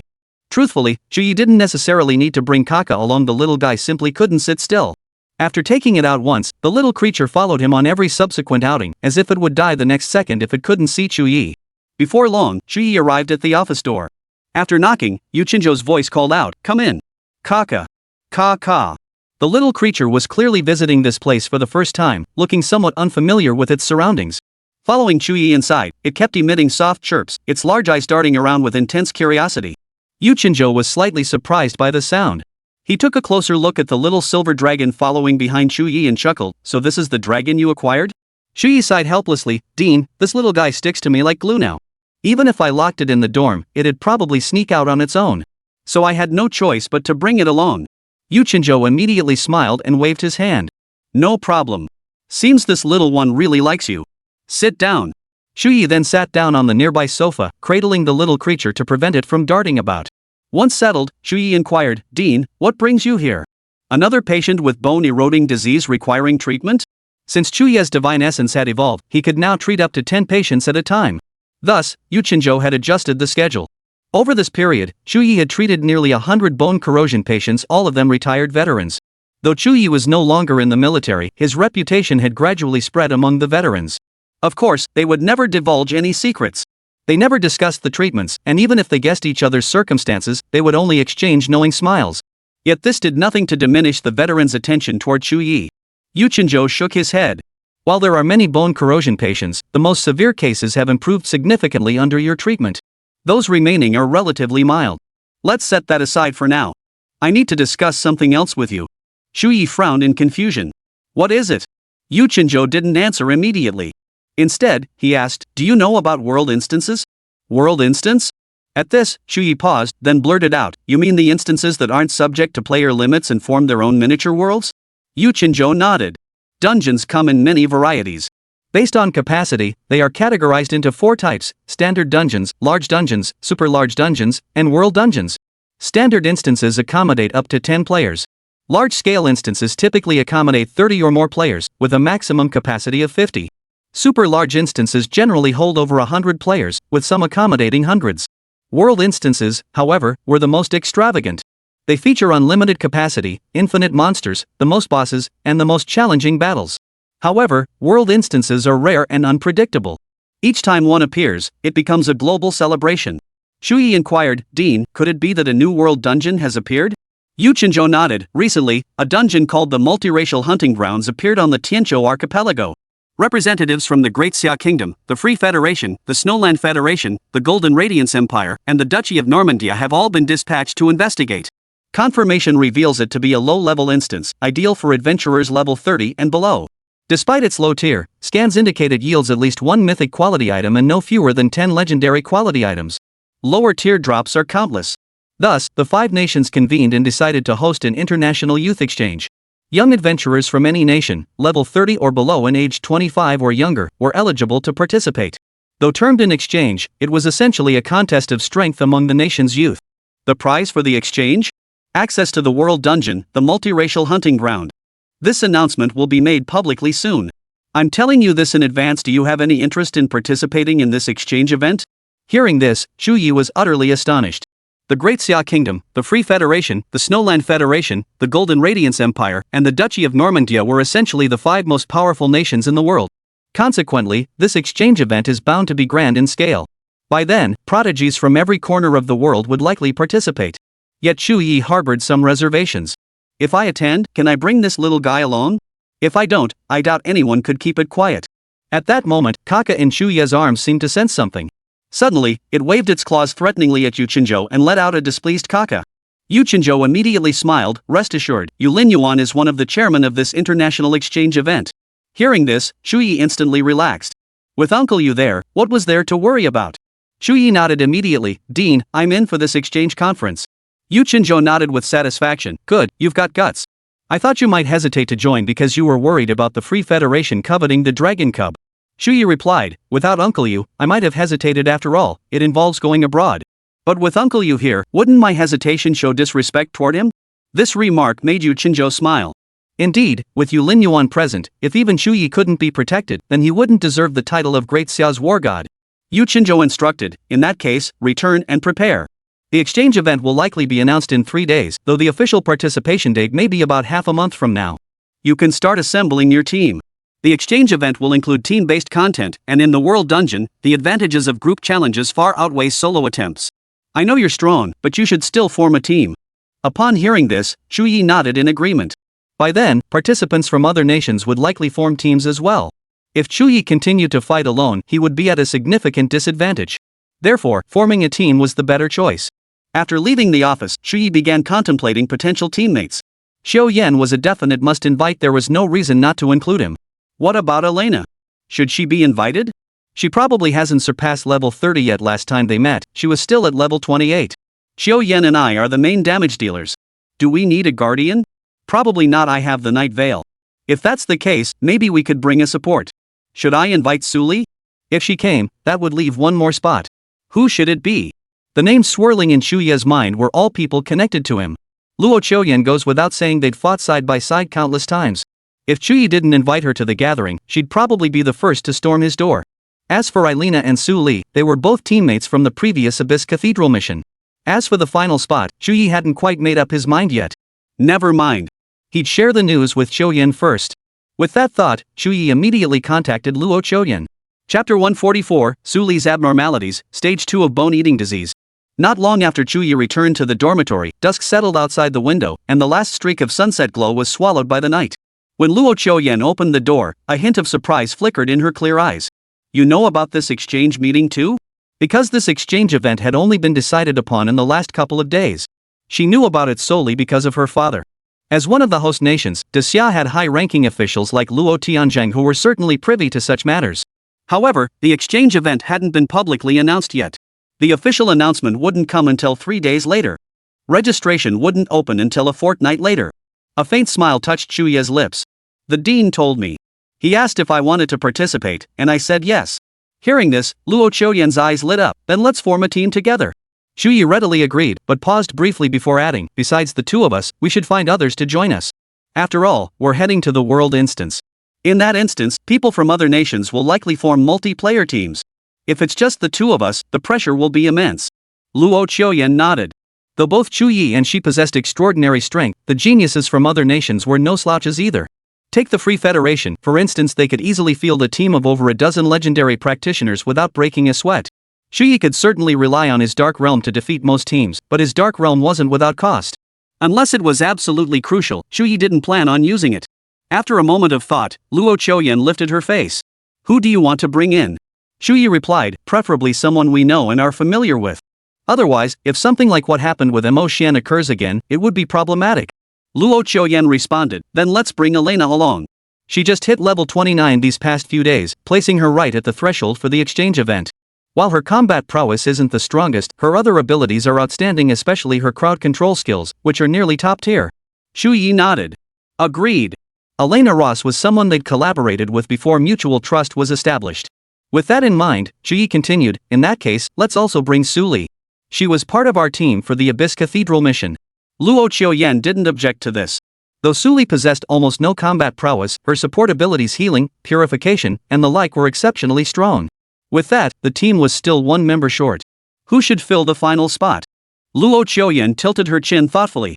We're still missing a guardian-type class. Should we find someone? Chu Ye shook his head. I have the Night Veil. For pure defense, shouldn't that be sufficient? If that's the case, then let's just add another damage dealer. Elena's combat ability isn't high, Su Li lacks combat ability, and while my combat ability is sufficient, I'm more focused on strategy and crowd control. My damage output isn't as high as yours either. Why not bring Nia Huang? Nia Huang and Chu Ye actually get along pretty well. When it comes to damage output, that battle maniac is definitely more than capable. Luo Qiuyan also pictured Nia Huang in her mind. After a moment's thought, she said, Nia Huang is acceptable. Since Luo Qiuyan didn't object, Chu Ye had no further concerns. Then I'll contact Su Li and Nia Huang while you reach out to Elena. How does that sound? Luo Qiuyan nodded, and the two proceeded to make their respective contacts. The dormitory fell silent, filled only by the faint hum of electronic devices. Chu Ye sent the message to Nia Huang first. Nia Huang hadn't heard about the International Youth Exchange yet, but after Chu Ye explained it, he immediately agreed to attend and had no objections to teaming up with Chu Ye. Nia Huang's side was settled. Meanwhile, Elena also replied to Luo Qiuyan, confirming she was in. Chu Ye then messaged Su Li. Before long, Su Li replied. She didn't agree, but she didn't refuse either. Instead, she sent another message. Can you come over? Just you. Seeing this message, Chu Ye frowned slightly. She wants me to come alone? Luo Qiuyan leaned in to read it, her brows furrowing slightly before she suddenly realized something. Could it be the bone-eating disease? Chu Ye said, I've already treated her. Logically, it shouldn't flare up in the short term. Still, I'll go take a look. Luo Qiuyan nodded, and Chu Ye prepared to leave. Clatter hopped off the bed, flapping its wings to follow. Chu Ye crouched down, his fingers gently stroking its head. Stay in the dorm for a bit. I'll be back soon. The little creature chirped in displeasure but obediently settled back into its nest. Before long, Chu Ye arrived at the Lingshu courtyard. Night had deepened, and streetlights along the path flickered on one by one. The moment Chu Ye approached Su Li's dorm room door, something felt off. A putrid stench seeped from beneath the door, seeming to lower the surrounding temperature by several degrees. He drew a deep breath, his divine sense growing increasingly intense. Detected intense decaying aura. Absorb? In that instant, Chu Ye understood. Her bone-corroding disease had flared up again. Just as Chu Ye was about to knock, his knuckles brushed the door and he realized it wasn't locked. He pushed the door open, and the stench of decay hit him like a wave, making him involuntarily hold his breath. Inside, Su Li lay curled up on the sofa, her eyes tightly shut. A fine sheen of cold sweat glistened on her forehead, soaking the strands of hair that fell across it. She curled up in agony on the sofa, her hands clutching her arms so tightly her nails nearly sank into her flesh. Her face was as pale as paper, her lips bitten until they bled, her entire body trembling uncontrollably like a small boat in a raging storm. Seeing this, Chu Ye silently closed the door. He strode quickly to Su Li's side. Su Li slowly opened her eyes, tiny beads of sweat still clinging to her forehead. Recognizing Chu Ye, her lips parted slightly, struggling to utter a few words. It hurts. The sound was like crushed ice, fragile and formless. Chu Ye felt a sharp pang of heartache. He gently bent down, crouching halfway on the sofa, carefully brushing away the strands of hair clinging to Su Li's face with sweat. His movements were cautious. Don't worry, I'll treat you. Then, Chu Ye immediately began channeling the power of his divine essence. His palm hovered over Su Li's forehead as dark energy slowly circulated, absorbing the decaying aura from her body. He could feel the divine essence trembling within him, devouring the dark energy with ravenous hunger. Absorbing decaying aura, you have obtained 680 drops of dark matter. Absorbing decaying aura. Hearing the voice in his mind, Chu Ye felt no joy whatsoever. He noticed Su Li's breathing growing increasingly ragged, her chest heaving violently clearly, her pain had scarcely lessened. Just then, Chu Ye's gaze was suddenly drawn to an anomaly below Su Li's neck.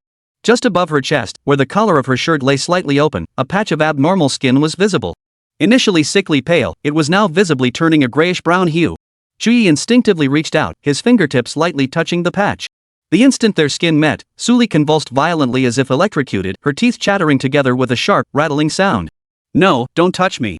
Her broken voice trembled with tears as her fingers grasped Chu Ye's wrist in a feeble attempt to stop him, as light as a fallen leaf in the wind. Chu Ye immediately let go. The patch instantly turned white, then oozed several drops of black pus blood, emitting a pungent sulfuric stench. Seeing this, Chu Ye's eyes widened slightly. Your bone-corroding disease has entered the second stage? He recalled what Luo Tianzhang had told him. When bone-eating disease reaches its second stage, necrotic patches appear on the skin. Touching them causes black pus blood to ooze out, accompanied by a pungent sulfur smell. As the symptoms worsened, the patient's bones would weaken, making them prone to fractures from minor impacts and requiring mechanical support for mobility. In the late second stage, the patient's mind would be plagued by constant whispers of corruption, leading to unpredictable, violent outbursts. Currently, Su Li's condition appeared to have only just entered the second stage, yet it was already overwhelming her fragile body. Chu Ye's divine essence raced through her system, absorbing at an ever-increasing pace. This treatment lasted nearly half an hour. Su Li's condition finally stabilized somewhat. The black pus and blood no longer seeped from the corrupted patches, and the skin gradually regained its normal color, leaving only faint traces behind. However, as the divine essence alerted him that absorption had reached its limit, Chu Ye had no choice but to stop. He exhaled softly, watching as a faint flush finally returned to Su Li's face. He gently wiped the cold sweat from her forehead, his voice soft as if afraid of disturbing something. How do you feel? Are you better? Chapter 145, Special Circumstances. Su Li's condition gradually improved, and the tremors in her body subsided. She gently propped herself up on the sofa and sat up. When her gaze met Chu Ye's again, it held a complex mix of emotions. Gratitude, sorrow, memories all intertwined like 100 flavors, impossible to pinpoint any single one. Su Li shook her head. Thank you. I'm fine now. Hearing this, Chu Ye breathed a sigh of relief, yet he still couldn't help asking, but I already treated you. How did your bone-corroding disease progress to the second stage? After all, during the previous treatment, Chu Ye had absorbed most of the decaying energy within Su Li's body. Logically, without that decaying energy, the bone-corroding disease should have remained dormant for a long time. Chu Ye had also inquired with Yu Qinzhou about the veteran's conditions. Yu Qinzhou's consistent response was that they were doing well. The disease hadn't resurfaced since, and their symptoms had significantly eased. Su Li shook her head, her voice faint as a sigh. I don't know. How are you feeling now? It's fine for now. Shouldn't be a problem. Chu Ye nodded. That's good. Get some rest. Have you eaten? If not, should I bring you something? I've eaten. I'll leave now. If anything comes up, come find me. If the bone-eating disease flares up again, contact me immediately. I'll come right over. With that, Chu Ye turned to leave. But Su Li suddenly called out to him, Chu Ye. As soon as Chu Ye turned back, Su Li spoke up. What did you just say about the International Youth Exchange Conference? Hearing this, Chu Ye hesitated for a moment. Given Su Li's current condition, would it be suitable for her to participate? He sensed it might be difficult. With that thought, Chu Ye explained, it's an international competition, culminating in a world instance. I'm currently recruiting teammates. I intended to invite you, but given your current physical condition, you should rest properly. But Su Li shook her head. Though her tone was cool, her eyes held a hint of pleading. I want to participate. Let me join. Chu Ye clearly saw her fingers suddenly clench the sofa armrest so tightly they began to turn white. Chu Ye nearly blurted out his agreement, but paused instead.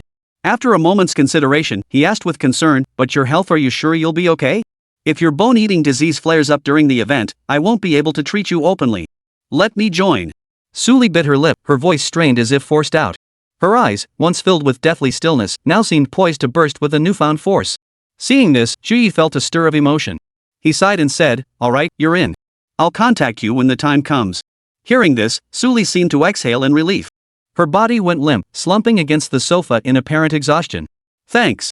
I need to rest now. All right, I'll be going now. After Chu Ye left, he closed the door for Su Li. Watching Chu Ye's retreating figure, Su Li's gaze remained fixed in place. Only after a long while did it gradually shift away. Recalling the pain she had just endured in Chu Ye's treatment, Su Li's heart felt incredibly complicated.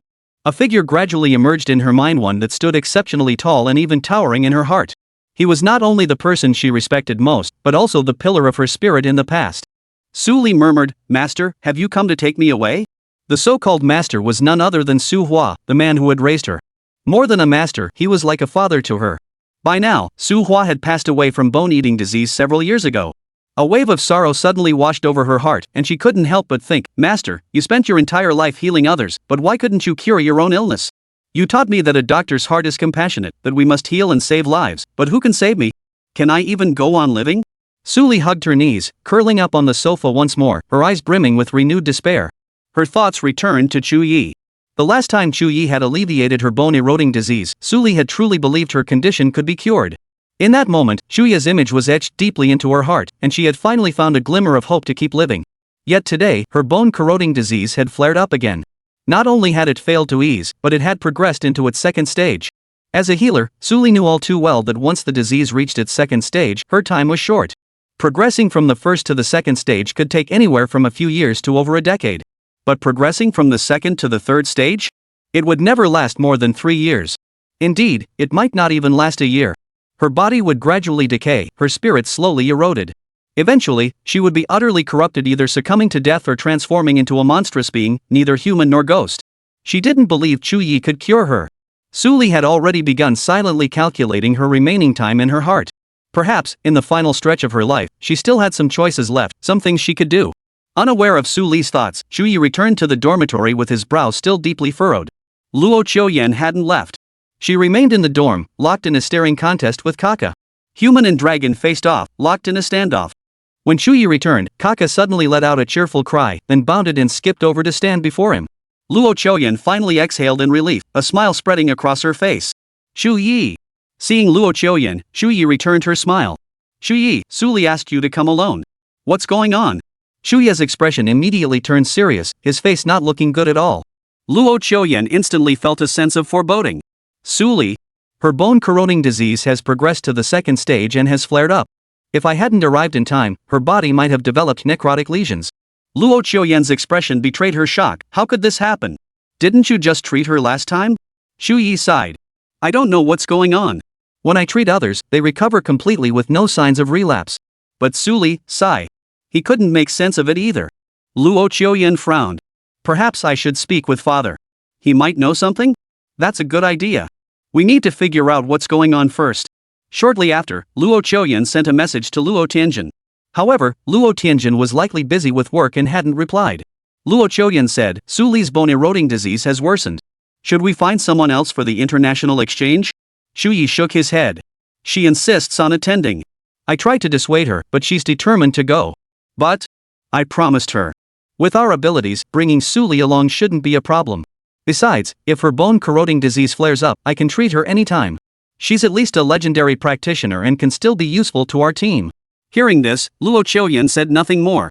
Just then, Luo Tianzhang replied with a message, his tone grave. You and Chu Ye, come to me immediately. I've spoken with Yu Qinzhou, he'll approve your leave from campus. Chapter 146, Mutated Bone-Eating Disease, The Unfortunate Girl. Upon seeing the news, Chu Ye instinctively sensed something was amiss. Perhaps Su Li's condition was more serious than Chu Ye had imagined. Luo Qiuyan's expression also turned serious upon seeing this. After making preparations, the two departed from the teleportation array. Chu Ye didn't bring Kaka along. Instead, he told it to stay home and rest. Though the little creature was usually noisy and disruptive, it seemed to sense the gravity of the situation now and had fallen quiet. Before long, Chu Ye and Luo Qiuyan departed the academy and headed for the Luo residence. Upon re-entering the Luo Manor's main hall, Chu Ye noticed Yu Lin Yuan had also arrived. Both men greeted Chu Ye and Luo Qiuyan, inviting them to sit. Luo Qiuyan couldn't help but frown. Dad, what exactly is going on that you called us here? Luo Tianzhang remained silent. Yu Lin Yuan produced a document and handed it to them, saying, review this document first, but remember to keep its contents strictly confidential. Currently, the 5 major nations have reached an agreement and will not disclose the matters outlined here for the time being. Hearing this, both Chu Ye and Luo Qiuyan looked stunned. What could this matter be? They took the document and scanned its contents. Yet, even just reading the title, Chu Ye's brow furrowed deeply. Report on mutations caused by abyssal contamination in human organ pathology syndromes. Though the full name of the abyss contamination-induced human and organ pathology syndrome was lengthy, Chu Ye could largely guess it referred to the bone-eating syndrome. But Chu Ye's gaze lingered on the word mutation. The report was lengthy, devoting considerable space to the origins, pathology, and complications of bone erosion syndrome, accompanied by multiple investigation reports. None of that was the crux. The crux was this: based on long-term observation, an unknown mutation had gradually begun to emerge in bone-eating syndrome over recent years. This mutation manifested as a drastic reduction in the time required for the disease to progress from its first stage to the second. Patients' time to death accelerated, and the dying process became more agonizing. Moreover, this mutation cannot be alleviated by pain-blocking agents. Currently, the 5 major nations are investigating the origin of this mutation. Preliminary inquiries suggest it may be linked to the deepening abyss invasion. Monitoring data from all fronts indicates that abyssal contamination along the corruption front has intensified year after year, forcing human lines of defense to retreat annually. Reports from the Immortal Wall also indicate that the number of patients afflicted with bone-eating disease increases year after year. Among these, cases of mutated bone corrosion disease are currently rare. However, for every instance discovered, the average time from diagnosis to death is less than 1 year.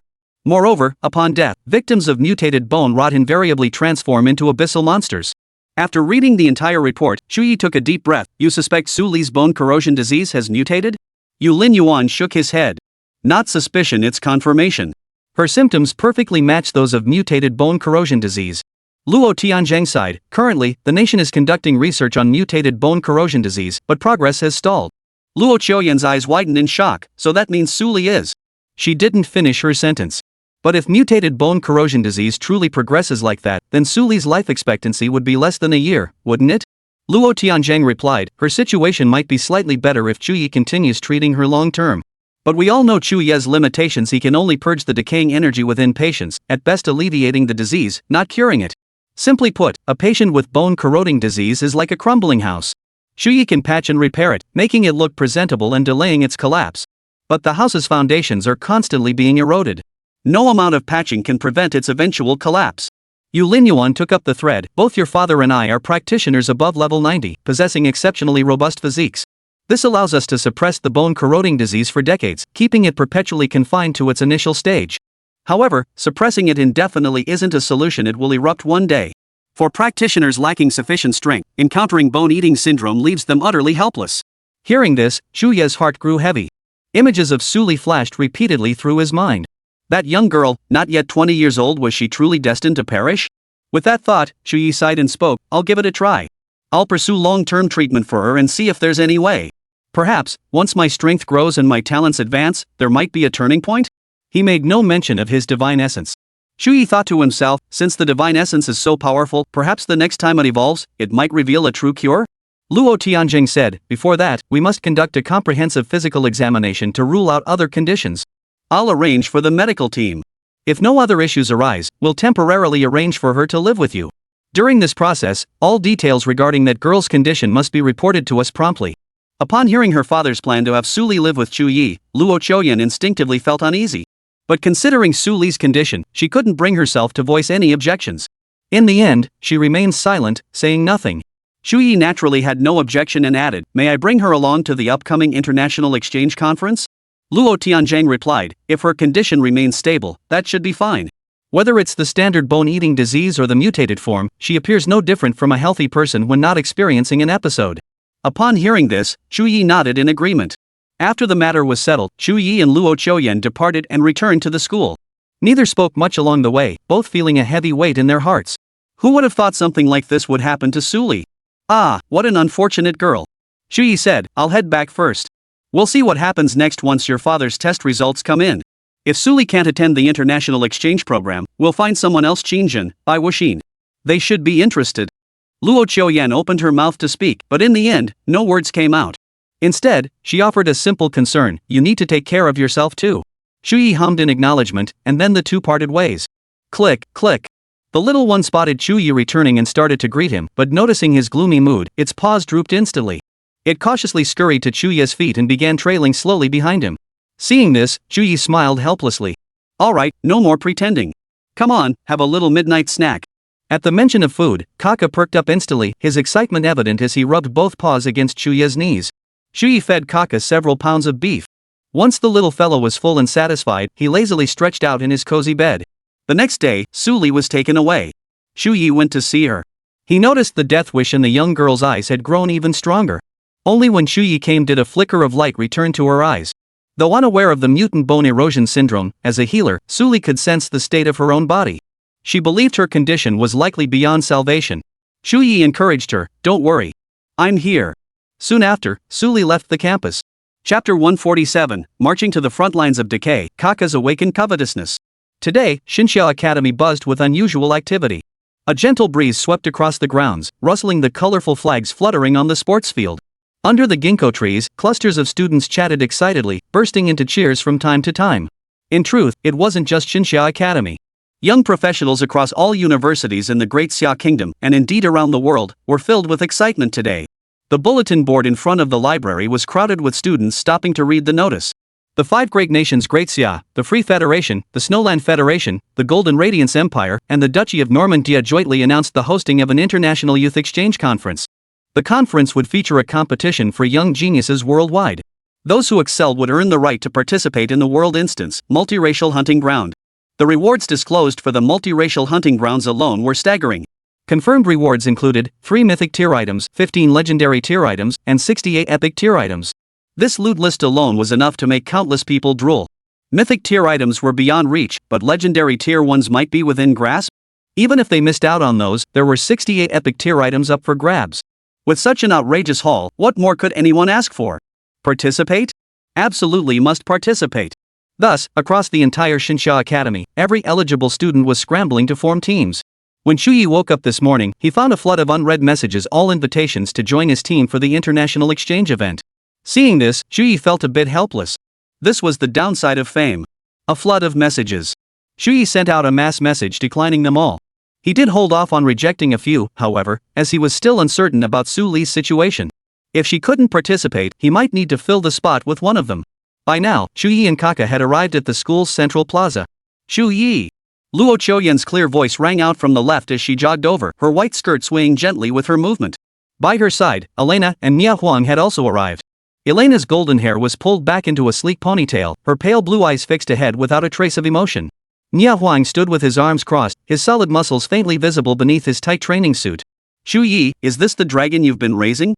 How strong is it now? I hear dragons grow incredibly fast. Care for a spar? Nia Huang stepped forward, leaning slightly to stare at the little creature, his eyes blazing with a combative light.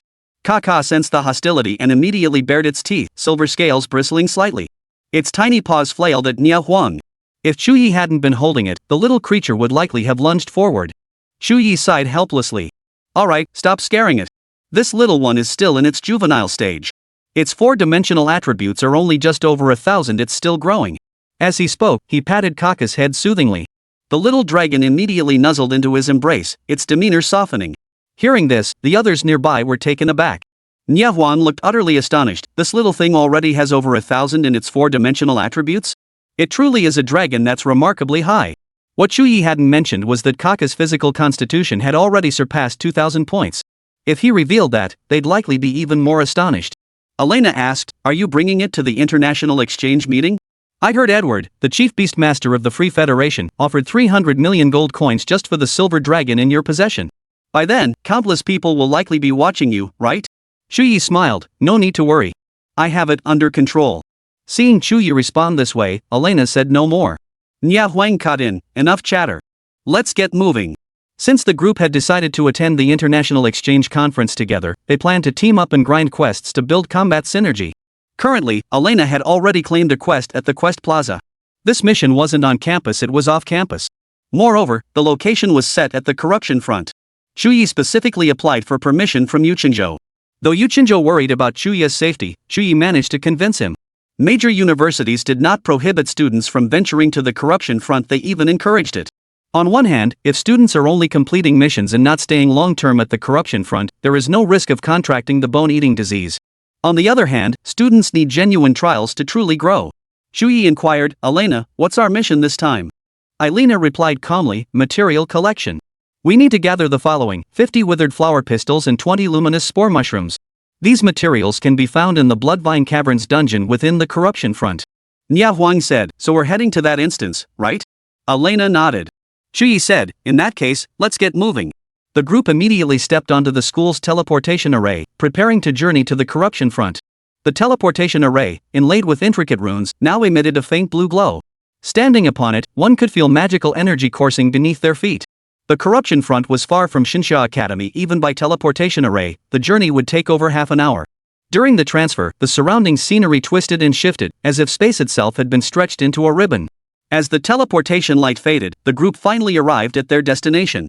However, this was not the location of the instance itself, but rather one of the Great Xia Kingdom's outposts established along the corruption front. As the blinding light faded, a stone-walled city came into view, its surfaces scarred by weathering and covered in enigmatic carvings. A makeshift market had sprung up within the walls, bustling with vendors hawking all manner of goods. The air carried a blend of herbal medicine, metal, and grilled meat, occasionally tinged with the faint stench of decay.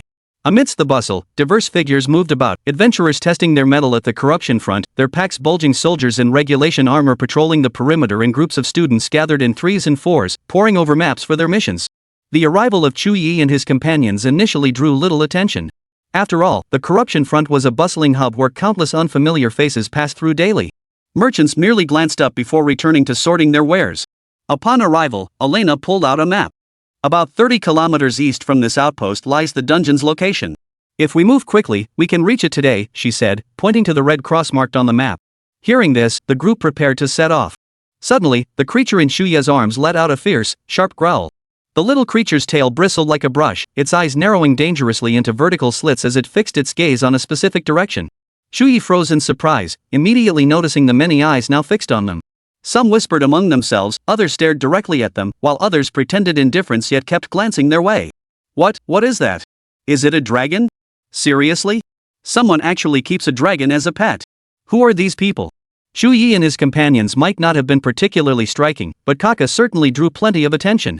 Stares of shock, envy, greed, or cold indifference fell upon them like tangible weight, causing Luo Qiuyan to instinctively press closer to Chu Ye. Chapter 148. Who the hell do you think you are? This reaction was exactly what Chu Ye had anticipated. Having chosen to bring Kaka out, he hadn't failed to consider the consequences. It's okay, don't be afraid. I'm here. Chu Ye murmured softly, his long fingers gently scratching the little creature's soft chin with a tenderness akin to petting a kitten. Kaka's silver eyes narrowed slightly. His taut dragon wings slowly relaxed, the ferocity in his gaze gradually fading. Nia Huang snorted coldly. His muscular arms tensed as he slammed his heavy Xianhuang warblade into the ground with a thud, sending up a cloud of dust. What are you staring at? Are you all a bunch of hicks who've never seen the world? Turn your eyes away now. His voice thundered like a crack of lightning, causing the surrounding crowd to instinctively stumble back several steps. Several timid professionals, in their panic, even knocked over wooden crates behind them, sending them crashing to the ground with a clatter. Nia Huang might be arrogant, but there was a certain advantage to his audacity. See? His sheer presence had already intimidated quite a few.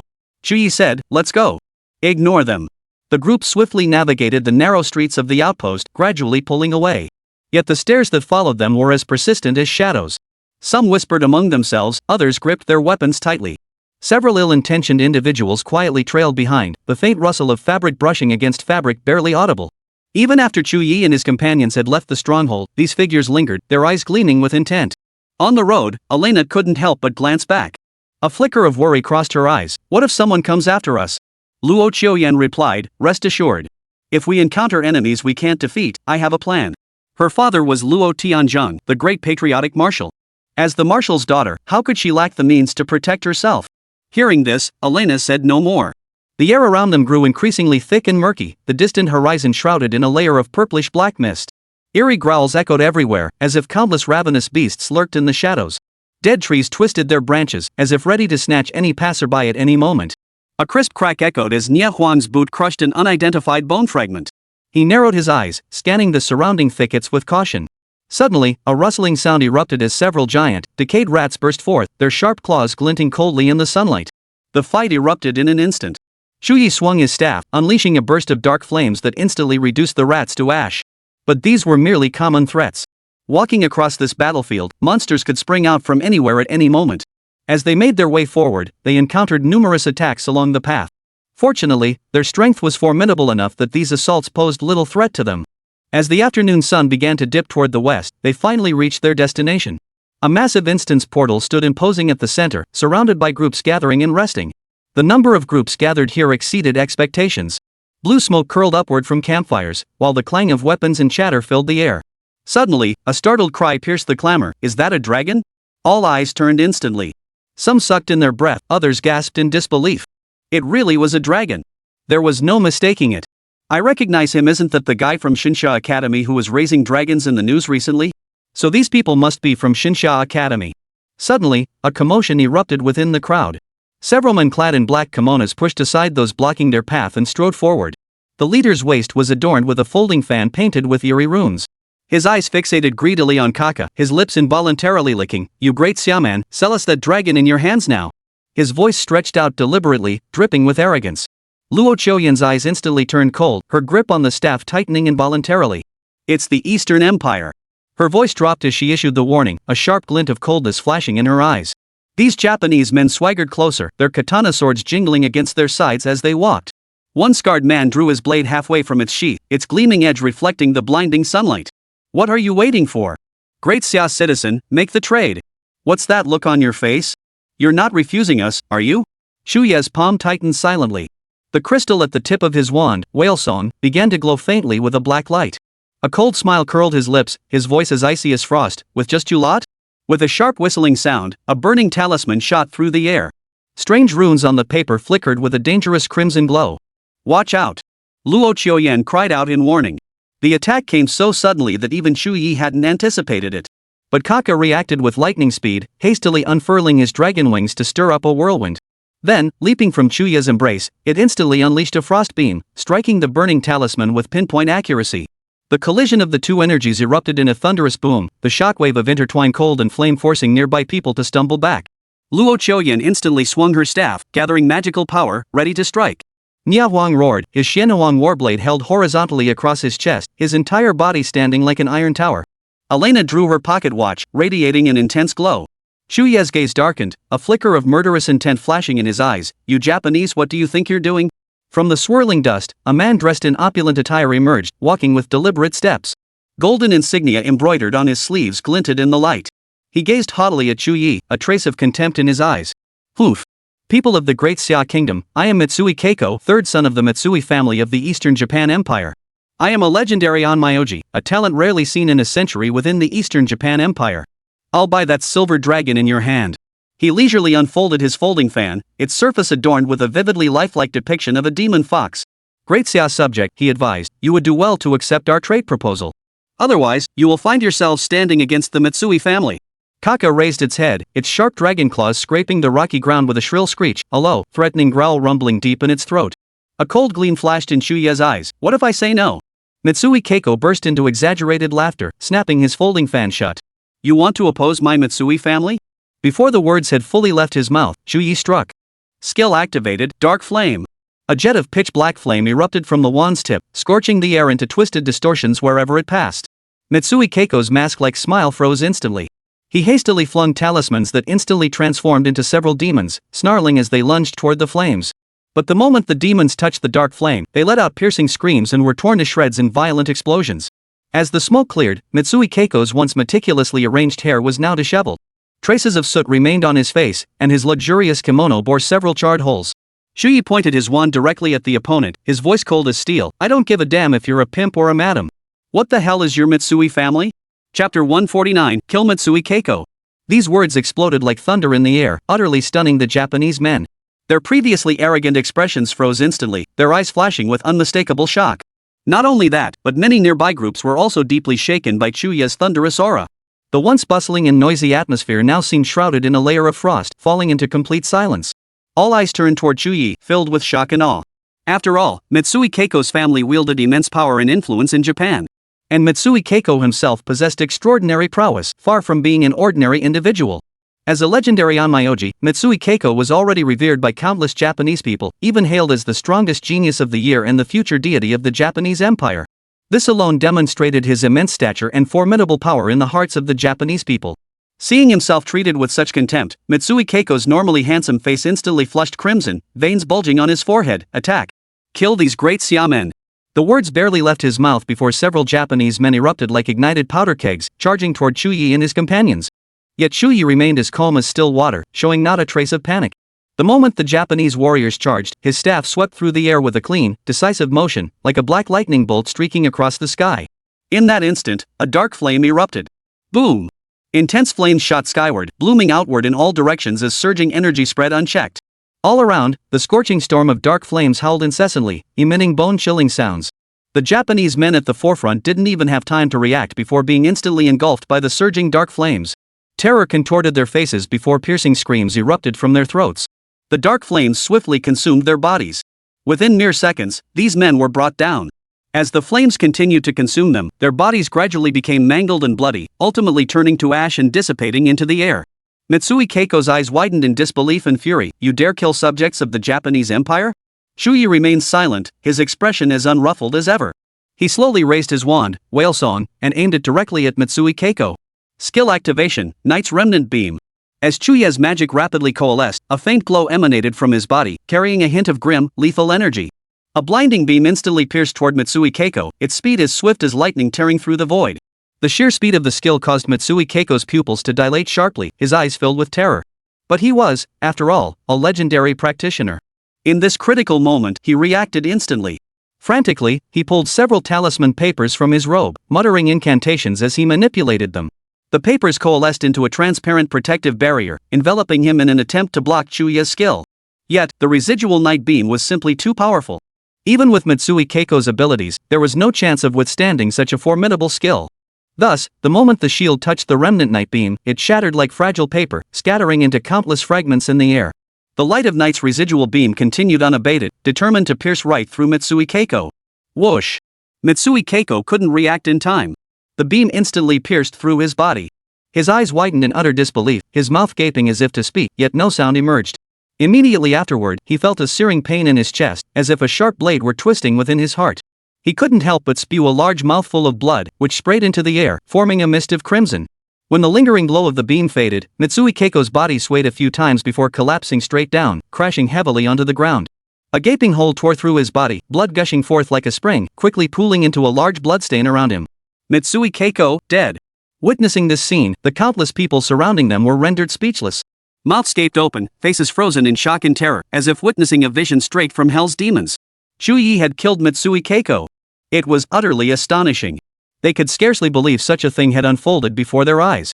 For a moment, the entire space seemed to freeze, enveloped in an eerie, bone-chilling silence. Nia Huang, however, was in high spirits, his face beaming with a satisfied grin.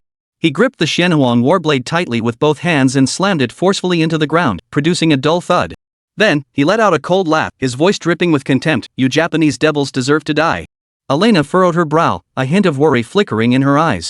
She felt Chu Ye might be acting recklessly. But seeing Chu Ye's expression as calm as still water, she hesitated for a moment before ultimately saying nothing, merely letting out a soft sigh. Luo Qiuyan's eyes also flashed with satisfaction, the corners of her mouth lifting slightly into an almost imperceptible smile. As a member of a military family, Luo Qiuyan harbored a deep-seated hatred for the Japanese. When the Great Xia Empire was invaded by the abyssal monsters, the Eastern Empire had seized the opportunity to attack. At that time, all the male members of the Luo family had gone to the battlefield. Luo Qiuyan originally had 5 uncles, but during the war against the Eastern Empire, her 4th uncle was killed in action. He was surrounded by several of the empire's top warriors and ultimately perished while attempting to break through their encirclement. Chu Ye remained unaware of these events. Yet, being well versed in the history of the Great Xia Kingdom, he harbored no affection for the Eastern Empire either. If the conflict between the Great Xia Kingdom and the Free Federation was a struggle for influence and global standing, then the war against the Eastern Japan Empire was one that determined the very survival of the Great Xia Kingdom. Chu Ye said, "All right, let's hurry into the instance." The others nodded and followed closely behind Chu Ye. They arrived at the instance portal, where a stone tablet stood nearby, clearly detailing the instance's information. Bloodvine Caverns. Recommended level, 29. Maximum party size, 10. Dungeon difficulty, Hell. Just from the description alone, it was clear this dungeon wouldn't be easy. With a fixed Hell difficulty and a maximum party size of 10. For the vast majority of players, this is undoubtedly a challenging dungeon to conquer. But for Chu Ye and his companions, this level of difficulty held no pressure. They exchanged glances, their eyes brimming with confidence, before swiftly stepping into the instance. Their figures gradually vanished into the portal's glow. Chapter 150, Bloodvine Caverns. The moment their figures stepped into the instance, the surroundings instantly transformed. Before their eyes lay the entrance to a deep, unfathomable cavern. At the entrance, darkness thickened like a tangible substance, resembling the gaping maw of a man-eating beast, emanating a chilling aura. The group swiftly cast spells. As the magical light blossomed, the dark cavern entrance finally brightened. Yet the sight before them sent shivers down their spines. Blood-red vines sprawled wildly across the cave floor. They pulsed rhythmically like tangled blood vessels, yet also resembled fat worms writhing ceaselessly. Each wriggle seemed to whisper of eeriness and foreboding. Simultaneously, an overpowering stench of blood and decay surged forth from the cavern like a tidal wave. The foul stench pierced their nostrils, causing everyone's stomachs to churn violently. Nia Huang frowned deeply, his eyes filled with disgust. He snorted coldly, "Disgusting smell." Elena's expression was grim. Though she tried to maintain her composure, her tightly pressed lips and slightly furrowed brow betrayed her inner displeasure. With a light flick of her wrist, a compact robotic unit shot from her hand, darting straight into the cavern's depths. A light slowly illuminated from the robot's head, like a searchlight, beginning to scan the cavern. Seconds later, Elena spoke, "The vines in these caverns suck blood. Once entangled, they continuously drain your health. Worse, they tear open wounds, causing relentless bleeding." Chu Ye's voice was deep and resolute, "Leave it to me." With that, he immediately cast his spell. Dark flames erupted, surging into the cavern like a black fire serpent before instantly exploding outward in all directions. As the flames surged upward, the blood vines ignited instantly, crackling and popping as if wailing in agony. The vines twisted more violently, emitting waves of eerie, spine-chilling sounds. Within moments, the flames faded. The blood vine lay reduced to a pile of ashes, leaving the cave floor somewhat cleaner. Chu Ye said, "It's taken care of. Let's go in." The group filed in one after another, stepping into the subterranean cavern. The entrance was long and narrow, like the winding body of a giant serpent. Chu Ye led the way, staff in hand. With each step forward, he swung his staff, unleashing bursts of dark flames that thoroughly purged the surrounding blood vines, carving out a safe passage for the group. After about 10 minutes, they finally reached the underground, arriving at a spacious chamber. The walls here were densely covered with fluorescent grass. These glow-in-the-dark plants flickered with an eerie purple light. Though not bright, the illumination was sufficient to prevent complete darkness. SSS. A piercingly shrill cry suddenly shattered the silence. Following the sound, they saw a dozen or so corpses, entwined in vines, staggering toward them. Elena reacted swiftly, deploying her robot for another scan. These creatures, known as corrupted floggers, were originally corrupted zombies that had evolved due to the unique environment here. Though merely minor enemies, they possessed a staggering 18,000 HP. In their 4 core attributes, both strength and agility exceeded 1,000. They also wielded skills like root entanglement and toxin spray. Everyone must exercise extreme caution. Their weakness was fire, so Chu Ye should have no trouble handling them. Hearing such detailed intelligence, everyone was somewhat surprised. Elena calmly stated, "My analysis robot can decipher most monster data, even elite monsters or dungeon bosses pose no challenge." Chu Ye said, "Since they fear fire, leave them to me." He gripped his wand, whale song, and channeled his magical energy. Immediately, several bursts of dark flames erupted, striking the corrupted floggers. The monsters were instantly engulfed in flames, letting out agonized screams. In the blink of an eye, they all collapsed to the ground, reduced to piles of ashes. You killed the corrupted flogger. Gained 400 EXP. You obtained 300 dark matter. The dark matter gained from slaying the corrupted flogger was decent, though the EXP was meager. This was because the experience points had been split evenly among the 4 players. If Chu Ye had tackled the dungeon solo, he could have claimed all the experience points for himself. But Chu Ye didn't care about that. Moments later, 7 or 8 monsters rose from the ashes, transformed into undead, and approached Chu Ye. Nia Huang frowned, about to intervene, when Luo Qiuyan cautioned from the side, "Chu Ye's skill can turn monsters into undead. Don't attack." Nia Huang looked astonished upon hearing this. He actually has that ability? Elena remained composed, having witnessed this before. Chu Ye said nothing, and the group pressed onward. Though these monsters possessed high stats, they were ultimately minor foes and posed little threat to the group. Along the way, corrupted scourges kept appearing, but without exception, each was easily incinerated by Chu Ye's dark flames. Watching Chu Ye fight with such ease made Nia Huang itch to join in, but he couldn't find an opening. Besides, these minor foes held little interest for him. As they delved deeper, Chu Ye sensed the passage growing increasingly narrow. Beneath their feet, the earth pulsed with a faint, rhythmic vibration. Within the cramped passage, the corrupted floggers kept appearing in endless waves. Not only that, but the blood vines grew increasingly dense. While neither posed much threat to the group, they did slow their progress. After traversing the narrow path, the passage ahead suddenly opened up. At that moment, a massive creature burst into their field of vision. Resembling the corrupted floggers in appearance, this creature stood 4 to 5 meters tall, a towering presence like a small mountain, imposing and formidable. The moment the group appeared, the creature sensed their presence. Its massive head slowly turned, a pair of blood-red eyes glaring viciously at the group as a low, menacing growl rumbled from its maw. Seeing this, Elena swiftly commanded the robot to initiate a scan. "It's an elite monster, several times stronger than the corrupted flogger. Be careful." Crack! The monster's thick arm swung upward, unleashing a long vine like a black lightning bolt. With a sharp whistling sound, it lashed out fiercely toward the group. Just as Chu Ye was about to strike, Nia Huang charged forward. "Ha! I've had enough of waiting. Leave this monster to me, you lot, just watch." Gripping his Xianhuang warblade, he swung it upward in an instant, intense battle intent surging from Nia Huang's body. A light as vast as the earth itself instantly blossomed around his form. The monster screeched incessantly as the vine lashed out at Nia Huang. But Nia Huang swung his blade, severing the monster's vines in an instant. Wilderness body severing the river. With Nia Huang's fierce shout, the battle blade erupted with unparalleled might, like a frenzied blade cleaving a great river, striking toward the monster in an instant. Countless vines surged toward Nia Huang, yet beneath his great blade, they proved utterly fragile. Boom! After a series of explosive sounds, Nia Huang's battle blade came crashing down. The elite monster was instantly cleaved in two. Your ally Nia Huang has slain the colossal whip-bringer. You have gained 2000 EXP. Chapter 151, Parasitic Flower Demon. After effortlessly dispatching the colossal whip-bearer, Nia Huang sheathed his blade and turned to face Chu Ye and the others. How about it? Chu Ye replied, impressive. You've grown stronger again. This was not mere polite flattery from Chu Ye, but a heartfelt compliment. Currently, Nia Huang has demonstrated a significant improvement in his strength compared to the last time Chu Ye fought him. This battle alone clearly demonstrates that Nia Huang has not wasted a single moment during this period.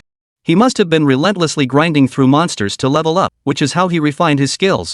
Nia Huang continued, just you wait. I won't let you stay above me forever. One day, I'll prove to you that I am the strongest. That was Nia Huang, stubborn to his core. No matter who he faced, if they were stronger than him, he was convinced he could surpass them someday. Chu Ye chuckled, we'll see about that. After successfully slaying the colossal flogger, the group took a brief rest before setting off once more. Along the way, the number of corrupted floggers was staggering. As far as the eye could see, they were densely packed. Occasionally, they caught glimpses of several colossal scourgers mingling among them. Whenever they encountered large groups of corrupted floggers, Chu Ye would strike without hesitation. He unleashed waves of dark flames, consuming them and reducing them to ashes. Whenever a colossal whipmaster appeared, Nia Huang immediately stepped forward, taking charge without hesitation. Before long, the group arrived at an open expanse. At first glance, it resembled a vast plaza, its ground flat and open, yet upon closer inspection, it felt eerily like the interior of some colossal creature's heart. The ground pulsed rhythmically, as if alive. Each pulse was accompanied by a faint tremor. The moment they stepped onto the ground, their feet gave way beneath them. Their bodies swayed uncontrollably, and they stumbled, nearly falling to the ground. Nia Huang swayed several times before finally steadying himself, muttering under his breath, what a crappy place. His sense of balance was already poor, and now, facing this constantly pulsating ground, he felt utterly overwhelmed. With no other choice, he planted his Shenhuang warblade into the ground, gripping the hilt tightly with both hands to maintain his balance. Just as everyone struggled to adapt to the trembling ground, a sharp, piercing screech suddenly pierced the air, instantly capturing their attention. Chu Ye quickly looked up to see countless black, seed-like objects tumbling down the wall ahead. The moment these seeds touched the ground, they seemed to be enchanted, sprouting at a visible pace. In the blink of an eye, bizarre flowers appeared before their eyes. Their roots were slender and supple, writhing across the floor like agile snakes. Their petals formed eerie triangles, resembling serpent heads with sharp tips that glinted with a cold, icy light. Even more spine-chilling, the petals periodically opened with hissing sounds, resembling venomous snakes poised to strike. Chu Ye, witnessing this, immediately acted. He unleashed his skill, Dark Flame. As Chu Ye channeled his power, surging black flames erupted, carrying boundless heat and an aura of destruction as they swept toward the bizarre floral formations. In the blink of an eye, the serpentine flowers were completely engulfed by the dark flames, emitting piercing screams before quickly turning to ash. You have killed the parasitic flower demon and gained 450 EXP. You obtained 330 dark matter. Despite Chu Ye's swift reaction in incinerating these parasitic flower demons, the surrounding walls soon began to violently tremble once more. Countless seeds rained down like a torrential shower. In the blink of an eye, the ground was once again covered with newly sprouted parasitic flower demons. They took various forms, emitting an array of bizarre cries, deep growls and shrill screeches intertwined. Like an unstoppable tide, the parasitic flower demons surged relentlessly toward the group. Seeing this, the group sprang into action. Chu Ye continuously unleashed dark flames, devouring the parasitic flower demons one by one, reducing them to ashes in an instant. Luo Qiuyan unleashed bursts of starlight pulses that continuously split apart, spreading outward like blooming fireworks. Elena unleashed her mechanical clusters, launching fierce assaults against the parasitic flower demons. Their razor-sharp mandibles gnawed relentlessly at the demons' bodies, reducing them to dust wherever they struck. Nia Huang, however, stood quietly by, not joining the fray. After all, his skills were primarily single-target damage, rendering him somewhat ineffective in this group combat scenario. Players like Nia Huang possess skills with extremely high damage multipliers. When facing elite monsters or bosses, their formidable single-target attack capabilities allowed them to perform like war gods, slaughtering enemies left and right. However, this extreme single-target prowess inevitably came with a significant drawback, a severe lack of, or even complete absence of, group combat capabilities. No matter how devastating Nia Huang's skills were, each strike could only target a single foe. When enemies surge in from all directions like a tidal wave, he struggles to cope. But Chu Ye was different. As a mage, he excelled at group combat. Facing the surging sea of parasitic flower demons before him, Chu Ye felt not the slightest pressure. As the group continued their relentless slaughter, wave after wave of parasitic flower demons fell under the barrage of powerful spells. After about half an hour, the parasitic flower demons finally ceased appearing, their remains piled thick on the ground. Yet at this moment, subtle shifts seemed to occur nearby. A deafening boom erupted suddenly, as if a massive bomb had detonated deep underground. The ground beneath their feet convulsed violently, like a heart contracting with brutal force. The intense tremor instantly threw them off balance, causing them to stumble and nearly collapse to the ground. Fortunately, their reflexes were lightning fast. Just as their bodies were about to hit the ground, they all adjusted their stances and steadied themselves. At that very moment, a voice echoed in their ears. Your actions have enraged the parasitic flower demons. Their sovereign will come to deal with you personally. Immediately afterward, the surrounding space seemed to be violently squeezed by an invisible giant hand, beginning to contract intensely. The once solid walls cracked under this immense pressure, fissures spreading like spider webs across the surfaces. From the fissures, crimson blood gushed forth, instantly pooling on the ground to form a river of blood. The river emitted a pungent, foul stench that made the group feel nauseous. Amidst this shocking scene, a colossal figure slowly emerged from the shattered walls and flowing blood. It was a colossal flower demon, its form dozens of times larger than an ordinary parasitic flower demon. Its body resembled a small mountain, radiating an aura that sent chills down the spine. Chapter 152, The Bloodvine Core. The ground around the flower demon seemed to boil. Thick roots erupted violently from the earth like a swarm of disturbed snakes, twisting and writhing as they shot toward Nia Huang and his companions at breakneck speed. Wherever they passed, deep gullies were carved into the earth. Spotting the colossal flower demon radiating an eerie aura, Nia Huang swung his blade without hesitation. His form soared high into the air, his aura abruptly shifting. Desolate body severing river. Nia Huang roared, unleashing a suffocatingly powerful aura that spread outward like a surging tide. The very air around him hummed under the pressure of this overwhelming force. Simultaneously, the flower demon's vines lashed out like whips, whistling through the air as they struck. Yet Nia Huang showed no fear. Gripping his greatsword tightly with both hands, his arms bulged with straining muscles and protruding veins. With a low, furious roar, he swung the blade with 1,000-pound force, striking instantly.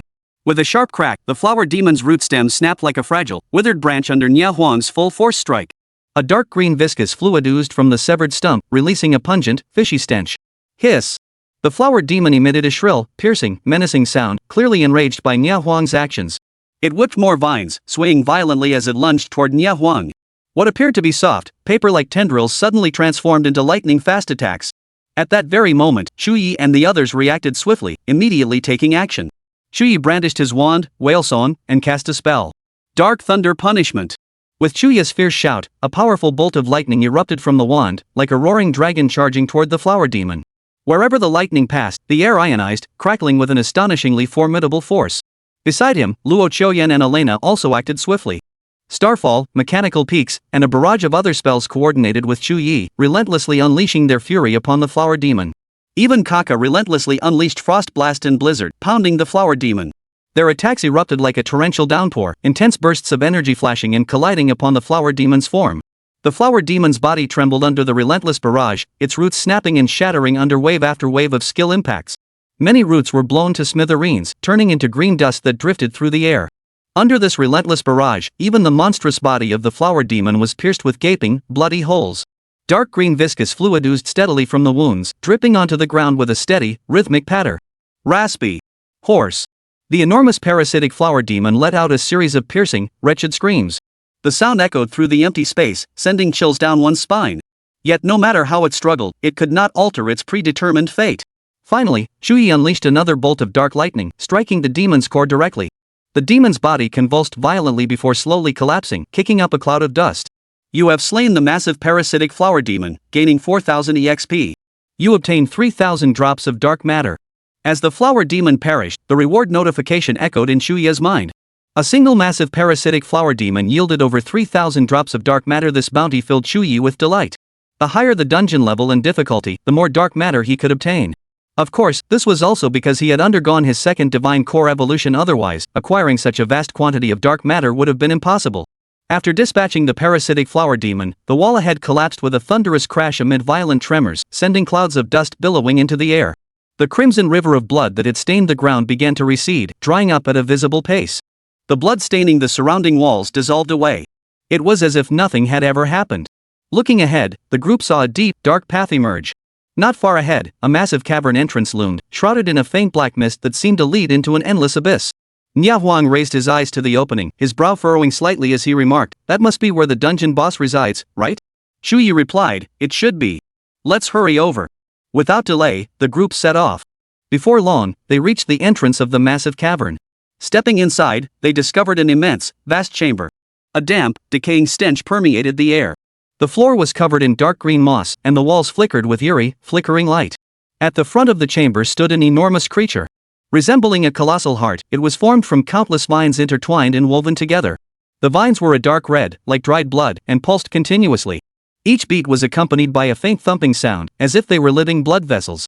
These vein-like tendrils formed a vast spiderweb, connecting every corner of the space, binding the entire chamber together. It felt as though the entire space was the monster's very body. Upon the group's arrival, the vines before them seemed to react to some stimulus, suddenly scattering rapidly to reveal several blood-red glowing orbs resembling eyes. Immediately afterward, the surrounding vines pulsed with even greater intensity, as if venting boundless fury.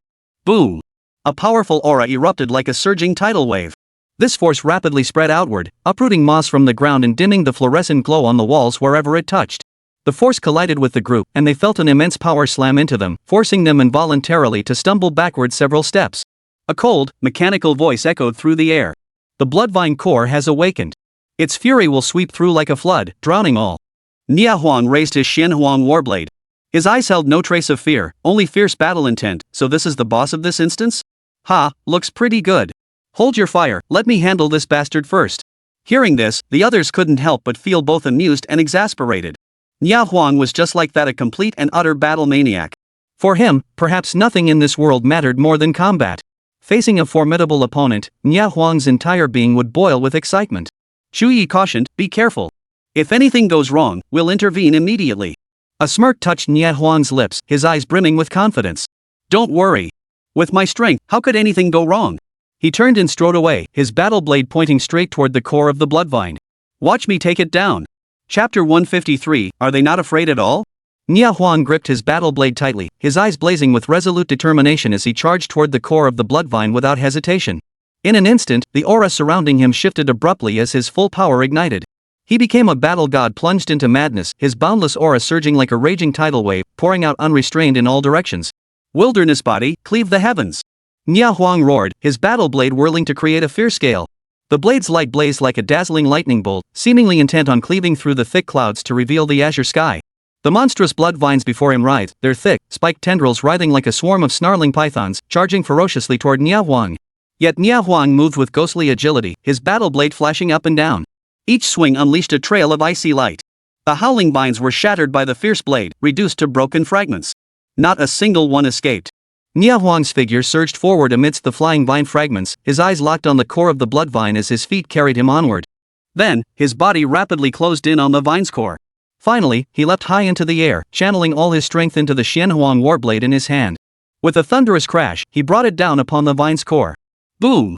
A deafening explosion echoed, its overwhelming force radiating outward in concentric waves like a detonating bomb, with Nia Huang at its epicenter. The powerful shockwave whipped up dust from the ground, forming a cloud of smoke. Even Chu Ye and the others, standing slightly farther away, were involuntarily shaken by the force of the shockwave. Witnessing Nia Huang unleash such astonishing power, Luo Qiuyan's eyes widened slightly, revealing a hint of astonishment. After entering the Divine Summer Academy, Luo Qiuyan had journeyed to the Star Tower to undergo another professional evolution. After that, she had clearly felt her power increase significantly. She had even secretly speculated that perhaps her strength was now on par with Nia Huang's. Yet witnessing Nia Huang's current display, she was startled to realize he had grown even stronger. She couldn't help but inwardly marvel. Truly, the pinnacle of combat-oriented professions, this strength was undeniably formidable. Among all the first-year students at Xinsha Academy, aside from Chu Ye, it was indeed difficult to find anyone who could suppress Nia Huang. Beside her, Elena's normally fair complexion betrayed a hint of astonishment in her eyes. Though Nia Huang's displayed prowess paled in comparison to Chu Ye's almost exaggerated strength, it was still astonishing enough. She silently acknowledged to herself, truly, the most renowned freshman of the Breakers Academy lives up to his reputation. The blade in Nia Huang's hand flashed with icy light as he delivered blow after blow. Under this storm of relentless strikes, the core of the Bloodvine bore increasingly gruesome wounds. Countless tendrils shattered into fragments under Nia Huang's fierce blows, scattering in all directions. Finally, mustering every ounce of strength, Nia Huang raised his battle blade high. With a thunderous shout, he brought it crashing down upon the core of the bloodvine. A series of violent explosions erupted. Beneath this single blow, the core proved as fragile as paper, instantly shattering into countless fragments that vanished into the air. Your ally Huang has defeated the bloodvine core. Congratulations on clearing the bloodvine cavern. You gained 25,000 EXP.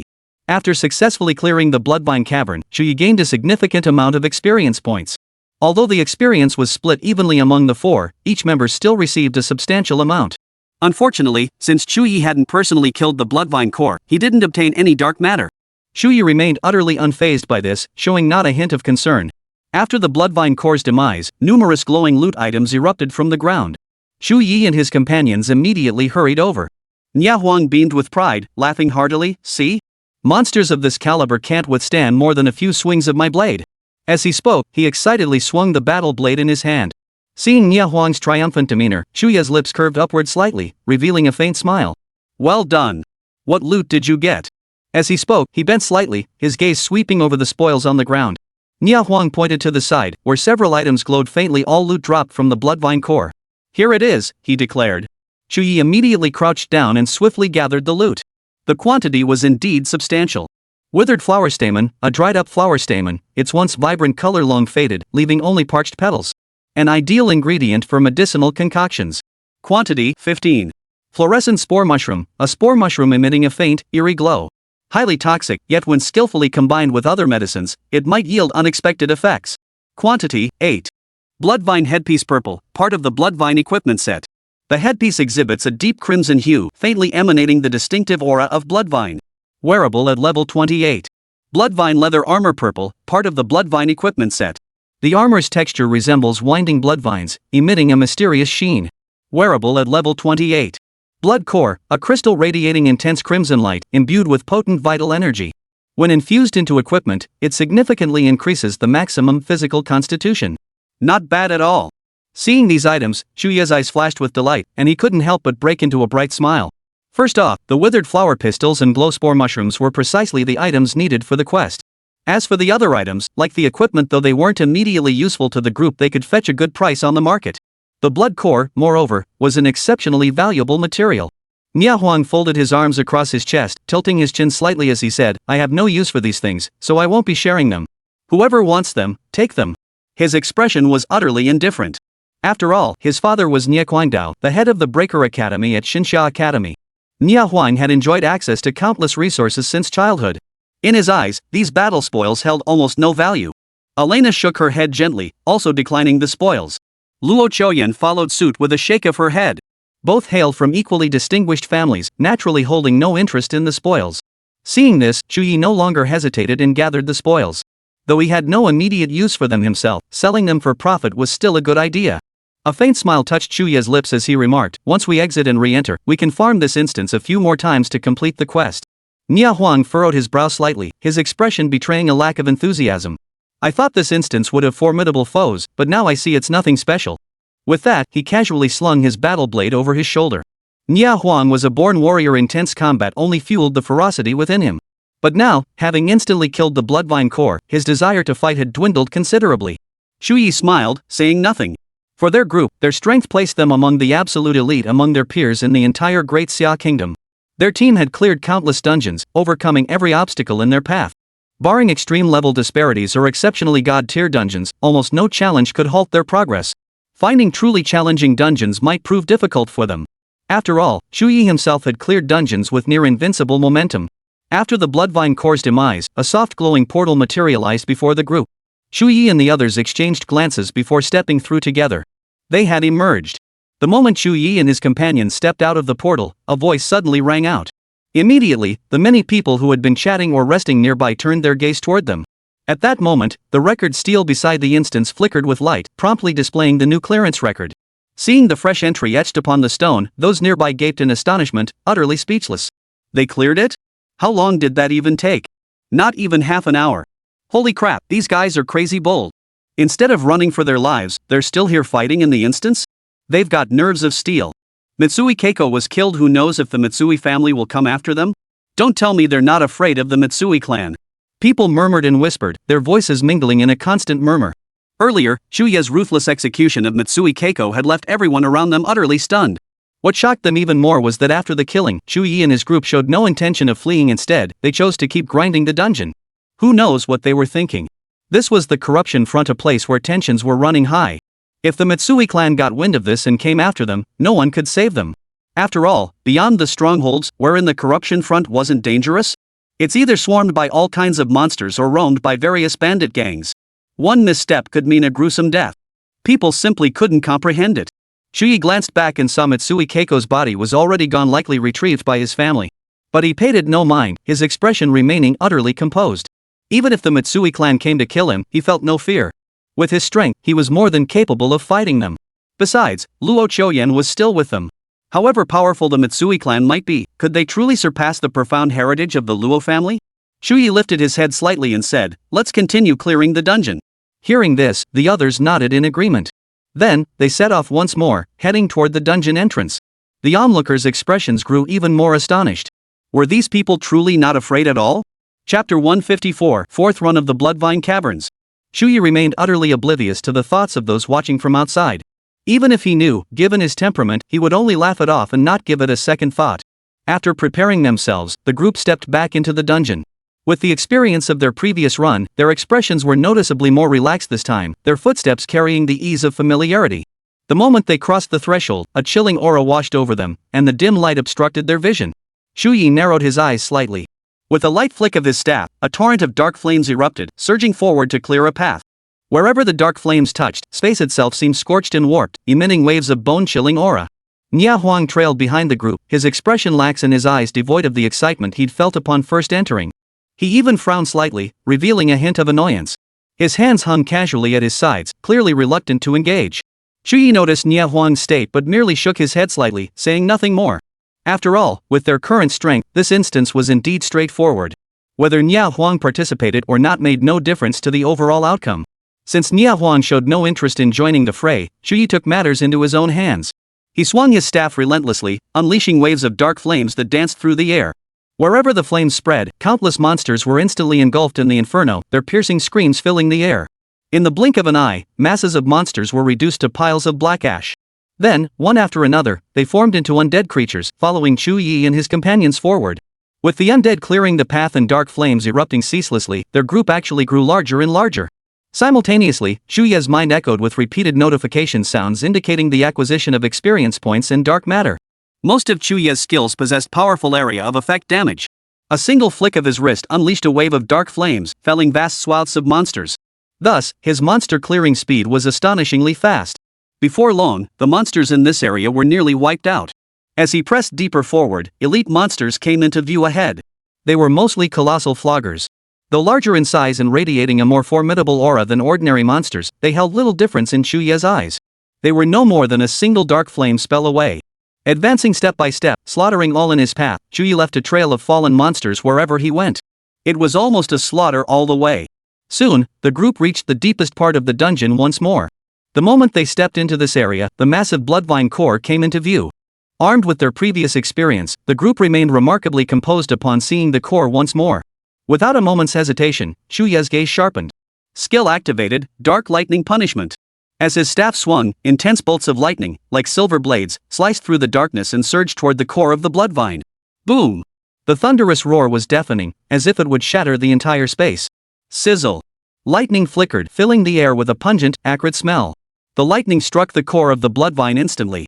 Under the assault, the core twisted violently, while the surrounding vines whipped wildly, lashing out toward Chu Ye. The vines whistled through the air, leaving a trail of piercing sounds wherever they passed.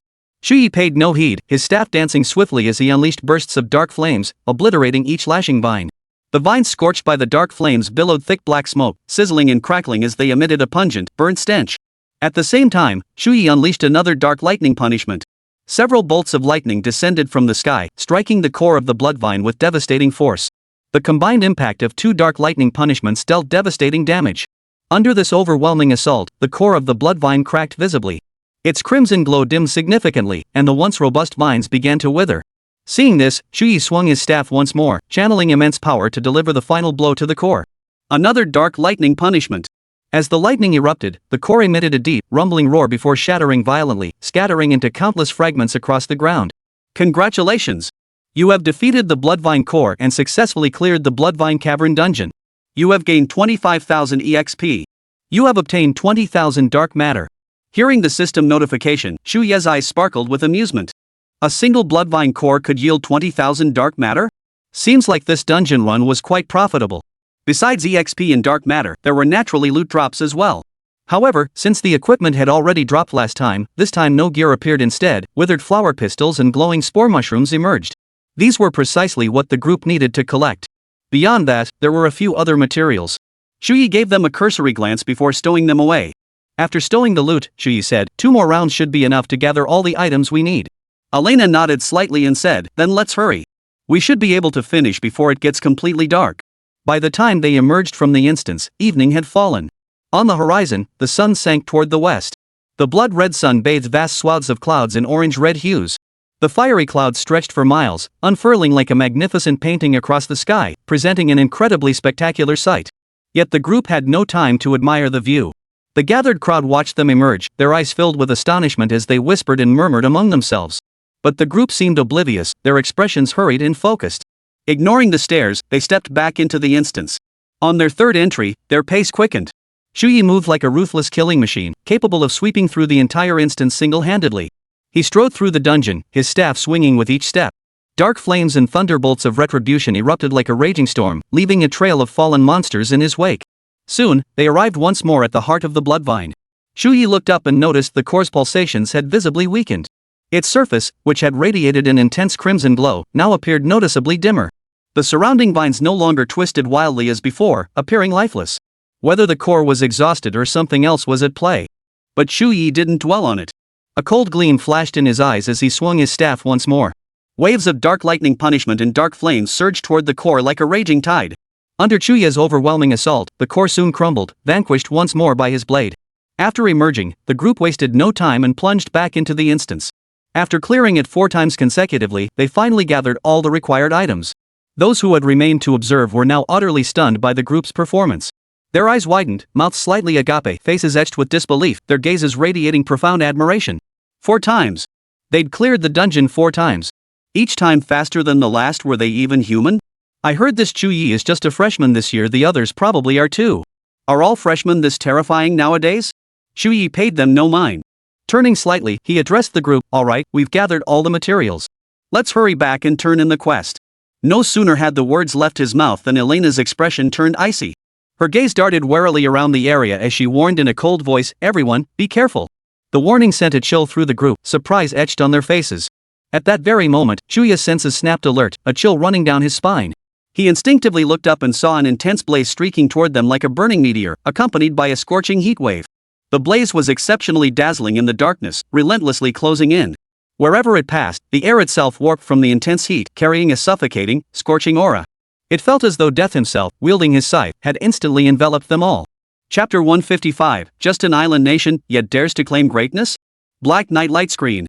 At the critical moment, Chu Ye's eyes narrowed sharply as he instantly cast his spell. In an instant, jet black light erupted from the tip of his staff, spreading outward at blinding speed. It coalesced before the group into a protective barrier of light. As the barrier descended, the assailants' attacks were instantly halted. Boom! A deafening roar erupted, like thunder rolling across the heavens. Intense fireballs, carrying world-shattering power, unleashed violent explosions that erupted wildly in all directions. Rolling flames scattered wildly, warping the air wherever they touched. Wave after wave of scorching heat surged forward. Yet, thanks to Chu Ye's timely deployment of the Night Veil, the searing flames and intense heat failed to inflict even the slightest harm upon the group. Despite this, the expressions on Chu Ye and his companions' faces remained grim. Who? Chu Ye roared, his gaze sharp as blades. Beside Chu Ye, Kaka let out a sharp yelp, his silver eyes wide with shock. Nia Huang gripped his Shanhuang warblade tightly, his eyes blazing with fury. Luo Choyan and Eilina stood side by side, their expressions equally grave. At that moment, several figures approached slowly. The figure at the head wore an exquisitely ornate kimono of the Eastern Empire. The kimono was predominantly black, embroidered with golden cherry blossom patterns that shimmered with a mysterious glow in the dim light. His hair was neatly tied back, and he wore a black mask over his face, revealing only a pair of narrow, cold eyes that radiated intense murderous intent. The others were dressed in standard samurai attire, long swords sheathed at their waists. Their posture was rigid and upright, radiating an aura of grim resolve. Their appearance sent ripples of unease through the surrounding crowd. Whispers spread through the crowd as murmurs of speculation filled the air. The Eastern Empire? Could they be from the Mitsui family? The Japanese Empire warriors before them were equally consumed by rage. Damned great Xia people! Did you kill my third young master? The leading Onmyoji roared, his voice thick with hatred. Hearing this, Chu Ye instantly understood. He sneered coldly, yes, it was us. So what? Beside him, Nya Huang burst into unrestrained laughter, his voice dripping with contempt and mockery, a mere Japanese ghost killed and done with. What can you possibly do about it? These words sent the Japanese envoys into a fury. They were the guards of the Mitsui family, entrusted with the crucial duty of protecting Mitsui Keiko's safety. Now that Mitsui Keiko had been killed, returning home would surely bring them punishment worse than death. Their only hope now was to kill the culprits first, bring back their heads, and perhaps find a sliver of mercy. The leading Onmyoji bellowed, charge! Slay these great Xia men! The moment the words left his mouth, several samurai charged forward. One warrior charged ahead, his great sword radiating an earthen glow, radiating a sense of weight and oppression. He raised his blade high, let out a furious roar, and swung it down viciously toward Chu Ye. The blow carried formidable power. Had it landed squarely, Chu Ye would have suffered greatly. But Chu Ye's reflexes were lightning fast. At the critical moment when the blade was about to strike, a cold gleam flashed in Chu Ye's eyes as he bellowed, life-snatching rope. As his staff swept through the air, 9 black chains abruptly materialized from the void. Like 9 black dragons, they lunged at the warrior, claws and fangs bared. In the blink of an eye, the chains bound the warrior tightly, immobilizing him completely. The fierce aura that had filled the air deflated like a punctured balloon, vanishing in an instant. The warrior's eyes widened in sheer terror. His mouth spewed curses like bastard, over and over, his voice sharp and piercing with rage and fear. Chu Ye merely gave a cold laugh. Then, his magical power surged, enveloping him in a faint black glow. The 9 chains binding the warrior instantly transformed, morphing into 9 razor-sharp spears that pierced through his body. The warrior felt an excruciating pain surge through his body. Looking down, he saw multiple gaping holes in his flesh, blood gushing like fountains, instantly staining his clothes crimson. His face contorted with terror and despair as he let out a wretched scream before collapsing lifelessly like a. Around him, the battle raged fiercely, the situation largely unchanged.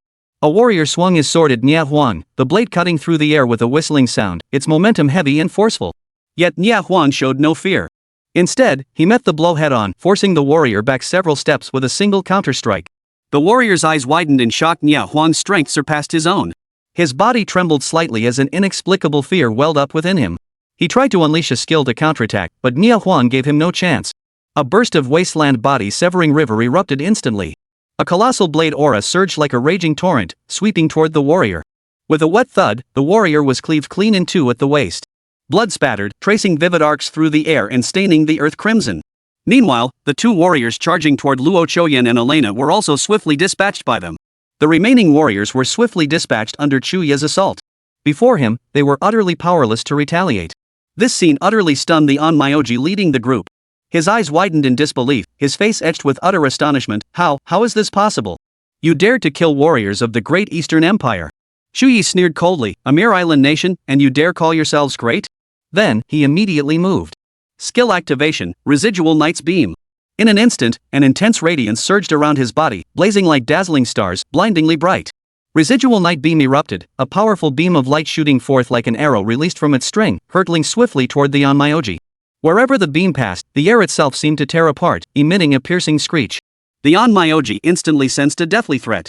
His face instantly turned deathly pale, and beads of sweat formed on his forehead. Without hesitation, he channeled his mystical power, his hands darting rapidly before him as he unleashed several talismanic papers. The talismans flickered with eerie light in the air, like a flock of agile birds, flying toward Chu Ye's residual night beam, attempting to block his attack. Yet how formidable was the residual night beam?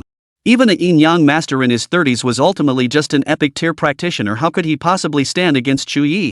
The knight's remnant beam pierced through the shaman's defenses as effortlessly as a bayonet tearing through newspaper. The talisman shattered like snowflakes upon contact with the residual night beam, dissolving into specks of light that vanished into the air. Then, without hesitation, the beam pierced straight through the Onmyoji's body. His eyes widened, his expression freezing in disbelief, as if he hadn't realized he'd died so easily. In the next instant, his complexion swiftly turned as pale as a sheet of white paper. Immediately after, a mouthful of blood spurted from his lips, tracing an arc through the air before splattering onto the ground. Amidst a wretched scream, the Onmyoji met his end at Chu Ye's hands. After finishing this, Chu Ye clapped his hands, a relaxed smile spreading across his face. Done. Easy peasy. To him, killing these few people felt like accomplishing nothing more than a trivial task. Nya Huang snorted coldly, his face brimming with disdain. I thought these guys were supposed to be powerful. Is this all they've got? He sheathed the Xianuang warblade with a hint of impatience as he spoke. Luo Qiaoyan also smiled faintly, her expression as radiant as spring blossoms, captivatingly beautiful. She murmured softly, let's hurry back. Don't worry about these people anymore. Eileen cautioned, but we can't be careless. The Mitsui family won't let this go easily.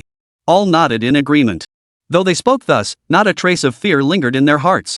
If they were afraid, Chu Ye wouldn't have killed Mitsui Keiko in the first place. As for the consequences this incident might trigger, that was not something they cared about. Right now, their sole focus was to leave this trouble spot as quickly as possible. Soon, Chu Ye led the group swiftly away from the area. By evening, they had returned to the Great Xia Nation's stronghold. News of Mitsui Keiko's death hadn't spread, and the base's personnel remained unaware of the fierce battle that had just unfolded. What astonished them far more was seeing Chu Ye walking atop the stronghold with a dragon in tow. Chu Ye was already accustomed to this. Whenever they arrived in an unfamiliar place, Kaka inevitably caused a stir. After all, dragons were still exceedingly rare in this world. At first, the little creature had been extremely wary and fierce, unwilling to let too many humans see it. But as such encounters became more frequent, it seemed to grow indifferent. Now, it simply trailed lazily behind Chu Ye. Sometimes when it doesn't feel like walking, it'll rub its paw against Chu Ye's knee, a clear signal for him to pick it up and carry it. Whenever this happened, Chu Ye couldn't help but feel both amused and exasperated. But he didn't mind. After growing over this period, Kaka's attributes had become increasingly powerful, and its body had grown slightly larger. Its weight was likely over 50 jin. But to Chu Ye, it was still no big deal. Using the teleportation array at the outpost, the group quickly returned to the Great Xia Kingdom. Elena submitted the quest, and the rewards would be split evenly among them later. Chu Ye didn't care much about that. Compared to the rewards, he valued the dark matter far more. Night had fallen, the sky draped like a vast black silk cloth over the entire campus. The surroundings were brightly lit and bustling with activity, but Chu Ye and his companions had no heart to appreciate it. They bid each other farewell and went their separate ways. The next morning, sunlight streamed through the window, flooding Chu Ye's room. Chu Ye had just gotten out of bed and hadn't even had time to wash up when he saw the message from Yuchinzhou. Su Li's test results are in. Come see me. Chapter 156, Su Li returns, the start of cohabitation. After finishing breakfast, Chu Ye wasted no time, hurrying toward Yuchinzhou's office. Morning sunlight streamed through the corridor windows, casting patches of golden light across the floor. He pushed open the office door. Inside, besides Yuchinzhou, Chu Ye also spotted Su Li. Su Li sat quietly to one side, clad in a plain-colored long dress, her figure appearing slightly frail. Noticing Chu Ye's entrance, Su Li slowly turned her head. The moment their gazes met, 1,000 thoughts seemed to surge through her clear eyes, complex and hard to decipher. In the end, however, she merely bit her lower lip slightly and turned her head away without a word, her jet-black hair swaying gently with the movement. Yuchinzhou, observing this, wore a warm smile as he greeted him. You're here? Have a seat.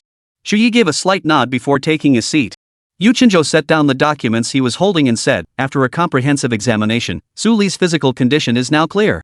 At present, aside from the bone-eroding disease, no additional complications have emerged. Moreover, thanks to your previous treatment, although her bone-eroding disease has progressed to the second stage, the symptoms have significantly eased. At the very least, the disease won't flare up again within the next month. After a pause, Yuchinzhou continued, I've discussed your situation with her, and Su Li has agreed.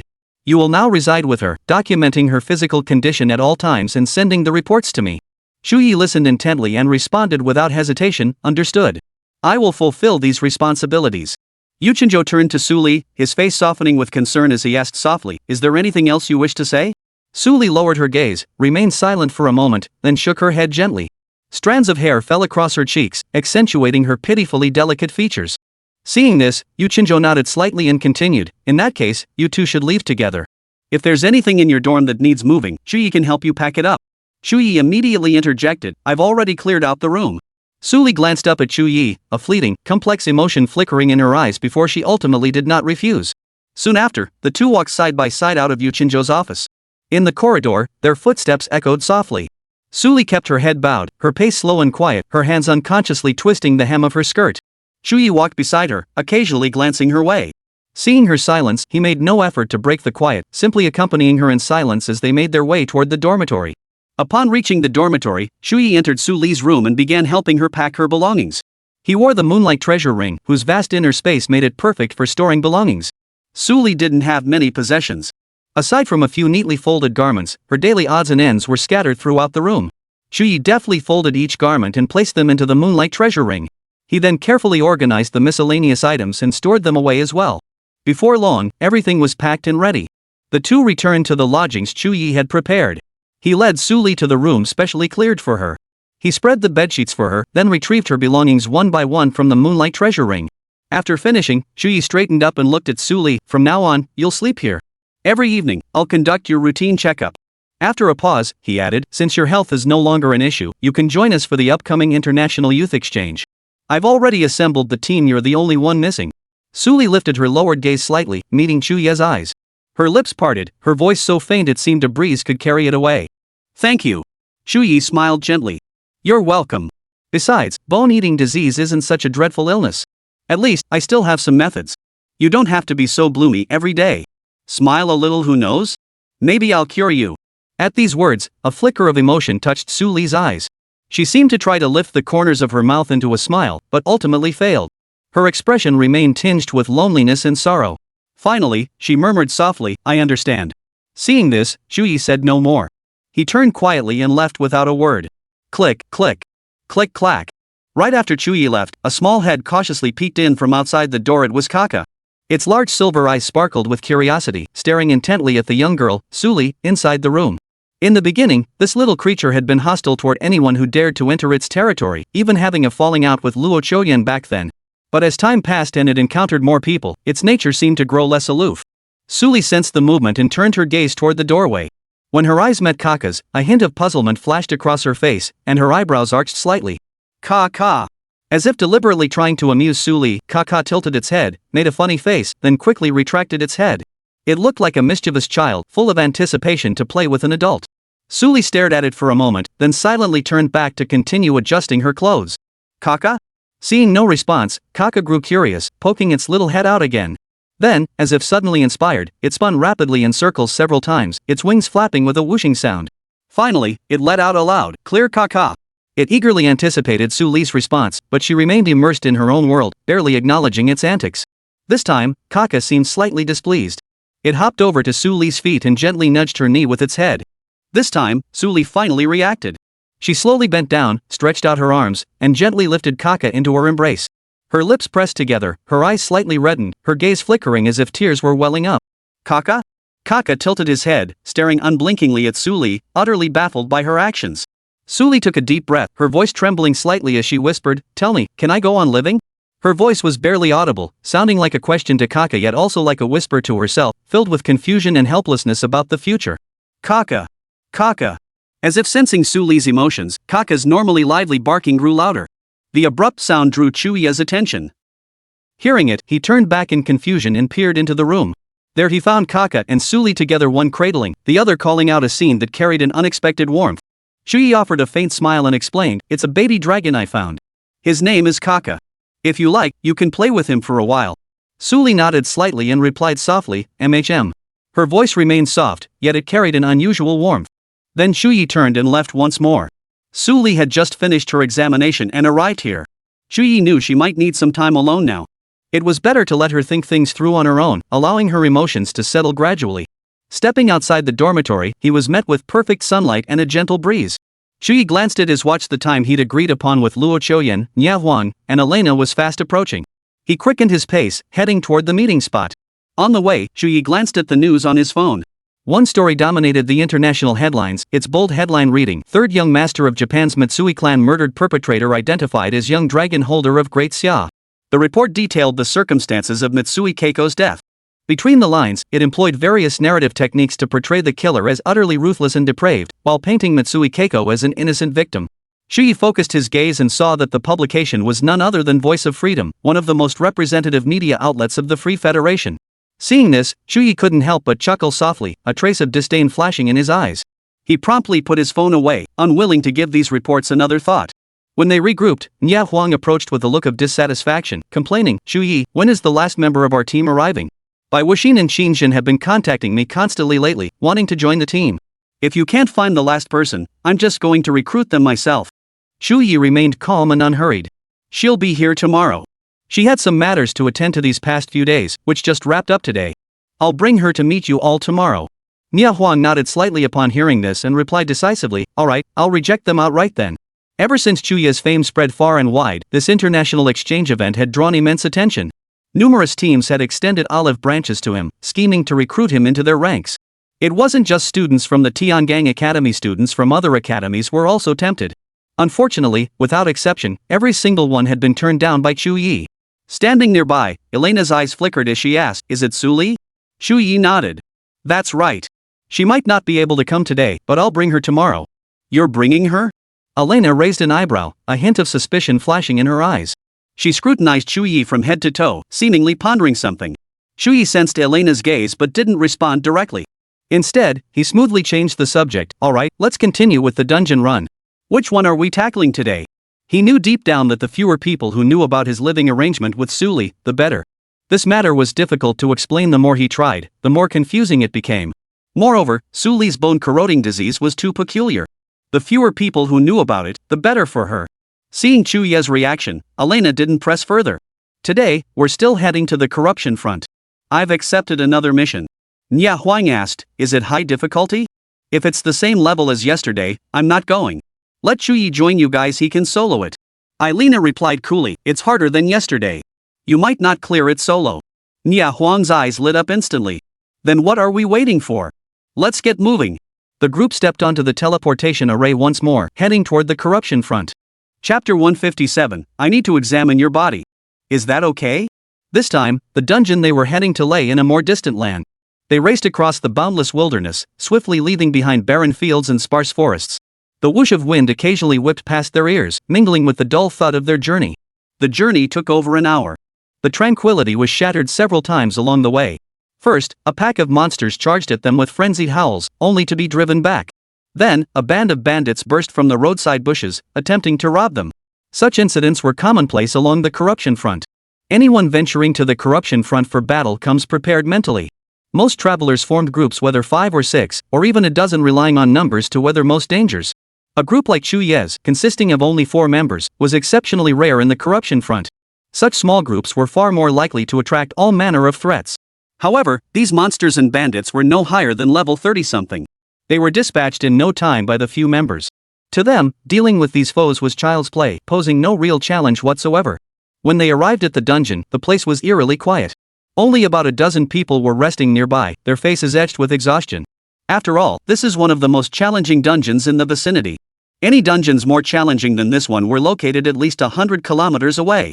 Since Chu Ye hadn't brought Kaka along this time, their group didn't attract much attention along the way. However, when they cleared the dungeon in a staggering time of 2 hours, 36 minutes, and 34 seconds, the entire dungeon area erupted in excitement. It was worth noting that the previous speedrun record for this dungeon had taken over 3 hours. Everyone stared in shock, whispering among themselves, their eyes filled with disbelief. Where on earth did these masters come from? Breaking the record on their very first attempt. Many wanted to befriend them. But Chu Ye and his companions seemed oblivious, paying no heed to the surrounding buzz. After clearing the instance, they wasted no time and plunged back in. This instance proved significantly more challenging than the Bloodvine Caverns. Nia Huang's eyes gleamed with excitement throughout the journey. Whenever an elite monster appeared, he charged forward like a starving tiger pouncing on its prey. Chu Ye and his companions merely watched, intervening only when monsters attempted sneak attacks. His Shenhuang Warblade whirled through the air with a fierce, whistling wind, and most elite monsters fell beneath his storm like a salt. Yet his victories came at a cost. These elite monsters were not only exceptionally tough but also possessed devastatingly powerful berserk effects. Their attacks came like a storm, and one misstep could mean facing over a dozen slashes in a single second. During the fight, Nia Huang sustained multiple injuries. Fortunately, everyone carried healing potions, and Nia Huang's injuries were minor, so it wasn't a major issue. Ironically, this meant the raid took them longer than expected. Had Chu Ye intervened, breaking the speedrun record would have taken less than 2 hours. But Chu Ye understood Nia Huang's combative nature. If he wasn't clearing dungeons, he'd likely seek out sparring matches instead. Chu Ye shook his head slightly, thinking to himself that it was better to let Nia Huang fight his fill in the dungeon. That way, he could avoid a lot of trouble. Moreover, Chu Ye reaped substantial rewards while clearing the minor monsters. Nia Huang dismissed the minor enemies with utter contempt. In his eyes, they were far too weak to warrant wasting any effort. Thus, the task of clearing them fell almost entirely to Chu Ye. Through his relentless slaughter, the minions yielded a substantial haul of dark matter. The 4 of them tackled the dungeon 3 times in succession. Time slipped away in the midst of intense combat, and before they knew it, nearly 8 hours had passed. By the time they returned to campus to submit their quest, the sunset was already sinking low on the horizon, and dusk enveloped the land. Across campus, streetlights flickered on one by one, casting a warm, yellow glow that stretched their shadows long across the ground. Back in the dorm, Chu Ye witnessed a scene that made him chuckle. Kaka was circling Suli incessantly, bouncing up and down with a pouty expression, eyes brimming with grievance, and occasionally letting out whimpering cries. Suli stood rooted to the spot, utterly flustered. Her hands nervously tugged at her shirt hem, her eyes filled with bewilderment and helplessness. She seemed even more lost than Kaka. Her cheeks flushed slightly, her lips trembling as if she wanted to say something but didn't know where to begin.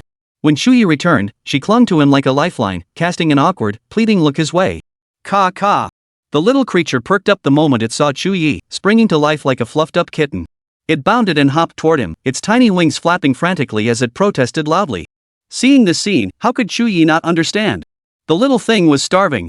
He'd been gone all day, leaving in such a hurry that he hadn't even left at lunch. Chu Ye smiled helplessly, his face softening with affection as he murmured, all right. Stop fussing. I'll get you something to eat right now. With that, Chu Ye swiftly retrieved a large chunk of beef from his moonlight treasure ring. At the sight of the beef, Kaka's eyes lit up instantly. Flapping its wings joyfully, it cried out loudly, eagerly devouring the entire pile of beef in one go. The way it devoured the meat, gobbling it down like a whirlwind, made it seem as if Chu Ye had been a second too late and it would have starved to death. Chu Ye turned to Suli and explained, this little guy is hungry. He eats 4 meals a day: breakfast, lunch, dinner, and a midnight snack. Each meal might be over 100 pounds of meat. Hearing this, Suli's eyes widened in disbelief as she stared at Kaka. It was hard to fathom that such a tiny young dragon could consume so much food in a single sitting. Compared to when it was first born, Kaka had visibly grown larger. Its height now surpassed Chu Ye's knees, and its once tiny frame had become noticeably sturdier. Chu Ye checked Kaka's attributes and discovered significant changes. Kaka. Race, Silver Dragon Clan. Gender, female. Bloodline, Dragon King bloodline mythical. Growth stage, juvenile 33. Attributes, Strength 1500, Spirit 1500, Constitution 3000, Agility 1500. Talent, Dragon King SSS-Rank. Talent, Ice Element SSS-Rank.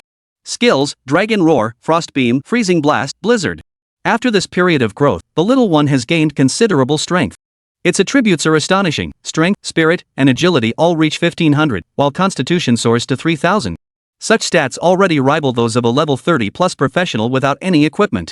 At this rate, it won't be long before it truly catches up to Chu Ye. Kaka wolfed down another 100 pounds of beef before finally feeling full. It let out a satisfied belch, its face glowing with contentment. Just then, Chu Ye suddenly noticed a faint silver glow emanating from Kaka's body. The light was soft and mysterious, spilling around like moonlight. It flickered and vanished almost instantly. Simultaneously, a divine prompt sounded in Chu Ye's mind.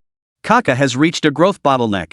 Feeding it beef will no longer promote further development.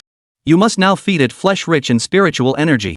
Hearing this, Chu Ye furrowed his brow slightly, a hint of surprise flashing in his eyes. He hadn't expected the bottleneck to arrive so soon.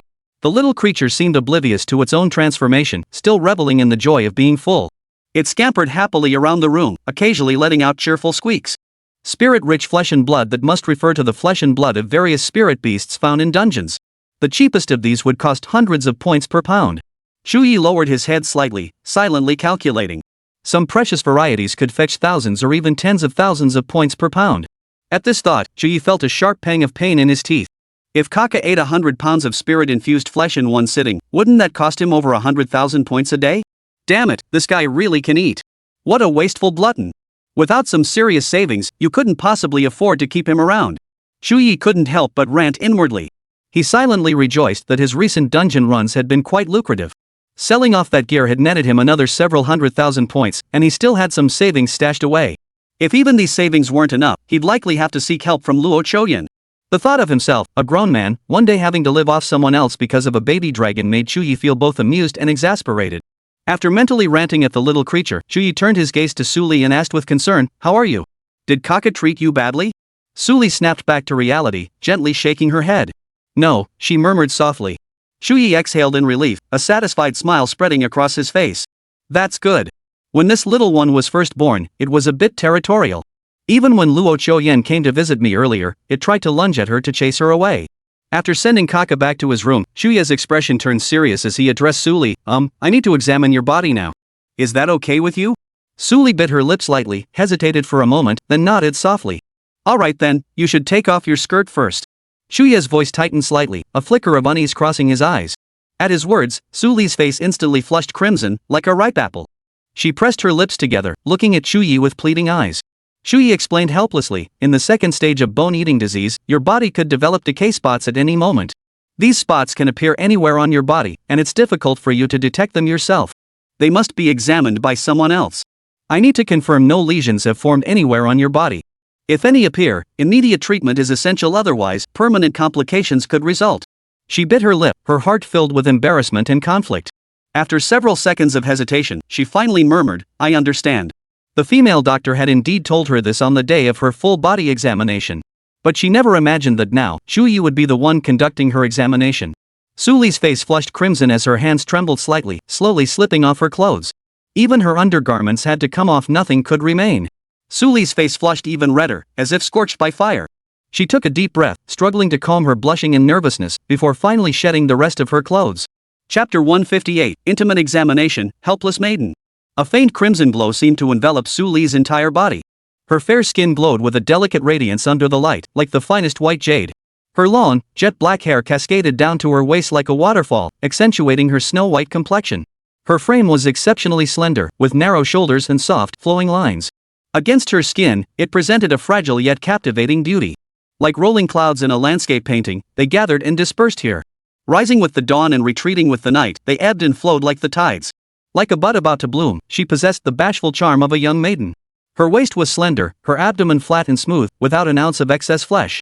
Her knees were pressed together, her lines delicate and long. Misty and hazy, dreamlike and indistinct. Chu Ye's gaze fell upon Su Li, as if drawn by an invisible force, utterly unable to look away. His Adam's apple bobbed uncontrollably as he swallowed hard, struggling to regain his composure. But how could that be easy? The surge of desire welling up from his core felt like a raging tide, wave after wave threatening to overwhelm his rational defenses. Seeing Chu Ye frozen in place for so long, Su Li felt a mix of confusion and shyness. She murmured softly, "Shack, shack." That soft voice finally snapped Chu Ye out of his brief daze. He drew a sharp, deep breath. Though his heart still raced, he forced himself to calm down. I need to conduct a close-up inspection, so some of my movements might. Chu Ye's voice trembled slightly, tinged with an almost imperceptible edge of nervousness. Su Li pressed her lips together, her pink mouth almost leaving a mark where she bit it. She said nothing, merely nodding slightly, her eyes lowered. Her lashes fluttered like startled butterflies. Then, Chu Ye began to gather the power of his divine essence into his hands. This would allow him to precisely detect any emerging patches of corruption. Should he find any, he could immediately extinguish their source. A faint layer of black mist, like a delicate gauze, slowly coalesced in his hand. When the mist took shape, Chu Ye's hand gently descended upon Su Li's body. He distinctly felt Su Li's body tremble slightly, as if she'd been electrified. Su Li quickly turned her face away, her fair neck flushing with a faint blush of embarrassment. Unable to meet Chu Ye's gaze, her feet shifted nervously on the ground, like a startled fawn, as if these small movements could ease her inner shyness and tension. Chu Ye took another deep breath, trying to steady his racing heart. His gaze swept over Su Li's body, examining every minute detail to ensure no signs of decay had formed. Simultaneously, his hands moved slowly across Su Li's body, their touch gentle yet meticulous. The power of his divine essence flowed like nimble threads through Su Li's skin, gradually penetrating deeper into her body. Through this examination, Chu Ye could obtain the clearest picture of Su Li's physical condition. He began his examination at Su Li's back. His hands slid lightly over her back, each inch of skin he touched causing Su Li's body to tremble slightly. Chu Ye examined her with extreme meticulousness. After completing a full circle and confirming no new ailments, he slowly moved forward. He remained utterly focused on each area, examining meticulously to ensure no potential issue was overlooked. As the examination deepened, Su Li's complexion grew increasingly flushed, like a ripe apple, radiant and tempting. When Chu Ye's hand finally reached the front, causing the soft cotton fabric to dim slightly, Su Li could no longer contain herself. A soft gasp escaped her lips. "Ah. Did I hurt you?" Chu Ye's voice carried concern, his brow slightly furrowed. Su Li bit her lip, her cheeks flushed so deeply they seemed ready to drip. She shook her head softly. Chu Ye took another deep breath, steadying his emotions before resuming his focused examination. Time seemed to slow to a crawl in that moment, each second feeling like an agonizing wait. After nearly half a minute, Chu Ye's hand finally withdrew from that area. Su Li silently exhaled in relief, her tense body relaxing slightly. But the examination wasn't over. Next came the lower abdomen. When Chu Ye's hand reached Su Li's ribs, it suddenly halted as if encountering something unusual. Detecting a forming source of corruption. "Absorb? Absorb." Hearing the prompt, Chu Ye responded without hesitation. Then, wisps of black mist began to seep out from Su Li's body. Like sinister little snakes, the mist coiled and twisted as it fell into Chu Ye's hands. Su Li suddenly felt a piercing agony, as if countless needles were stabbing her from within, causing her to cry out involuntarily. Chu Ye's expression was grave as he said in a deep voice, "Don't move. This is the corrupted plaque forming." At that moment, Chu Ye's expression was utterly focused, his gaze fixed solely on the black mist being steadily absorbed. Watching Chu Ye's intense focus, Su Li suddenly froze. Her eyes held a complex mix of emotions. That gaze held gratitude for Chu Ye's all-out efforts to save her, a touch of shyness at such intimate proximity, and a hint of quietly hidden affection. The black mist was swiftly absorbed by Chu Ye. Su Li felt her entire body grow noticeably lighter, and the furrowed lines on her forehead gradually smoothed out. Chu Ye continued his examination. What followed was an even more embarrassing ordeal for Su Li, but she could only bite her lip tightly and endure it. The room fell so quiet that only their faint breaths could be heard, the air thick with an indescribable mix of intimacy and tension. After about 15 minutes, Chu Ye's examination finally concluded. He straightened slightly, a hint of a smile touching his lips. By the time Chu Ye gave his approval, Su Li's face had already flushed as red as a ripe apple, as if it might bleed. "Turn around." Su Li's voice trembled slightly with embarrassment. Chu Ye immediately turned away. The rustling sound of clothing moving against skin echoed distinctly in the quiet room. After a short while, Su Li's voice finally came through. It's okay." Her voice still carried a thick layer of bashfulness. Seeing Su Li didn't resist too much, Chu Ye secretly breathed a sigh of relief, a heavy weight finally lifted from his heart. "How do you feel? Is anything uncomfortable?" Su Li shook her head. Seeing this, Chu Ye felt somewhat reassured. "Today I discovered a corrupted patch about to form. I'll report it up the chain. Also..." Chu Ye paused briefly before continuing. "This check will need to be done daily from now on. Corruption patches develop rapidly. If we're not vigilant, they could mature before we know it. By then, I might not be able to do anything." Su Li murmured a soft her voice as faint as a mosquito's buzz. "Alright, rest now. Call me anytime if you need anything." After giving his instructions, Chu Ye silently withdrew, closing the door behind him for Su Li. After Chu Ye left, Su Li sat on the bed, hugging her knees as her body curled slightly. The flush on her cheeks hadn't faded, as if the vivid sensations lingered, making it seem as though everything that had just happened hadn't ended. Every inch of her body, above and below, was consumed by it. This vivid sensation felt like a fire burning within her. Chaos reigned in Su Li's mind as complex emotions tangled together, leaving her utterly bewildered.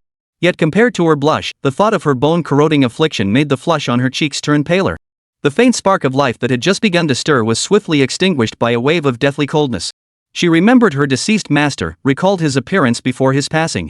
The image played like a nightmare, replaying endlessly in her mind. His entire body was covered in patches of decay, not a single inch of skin spared.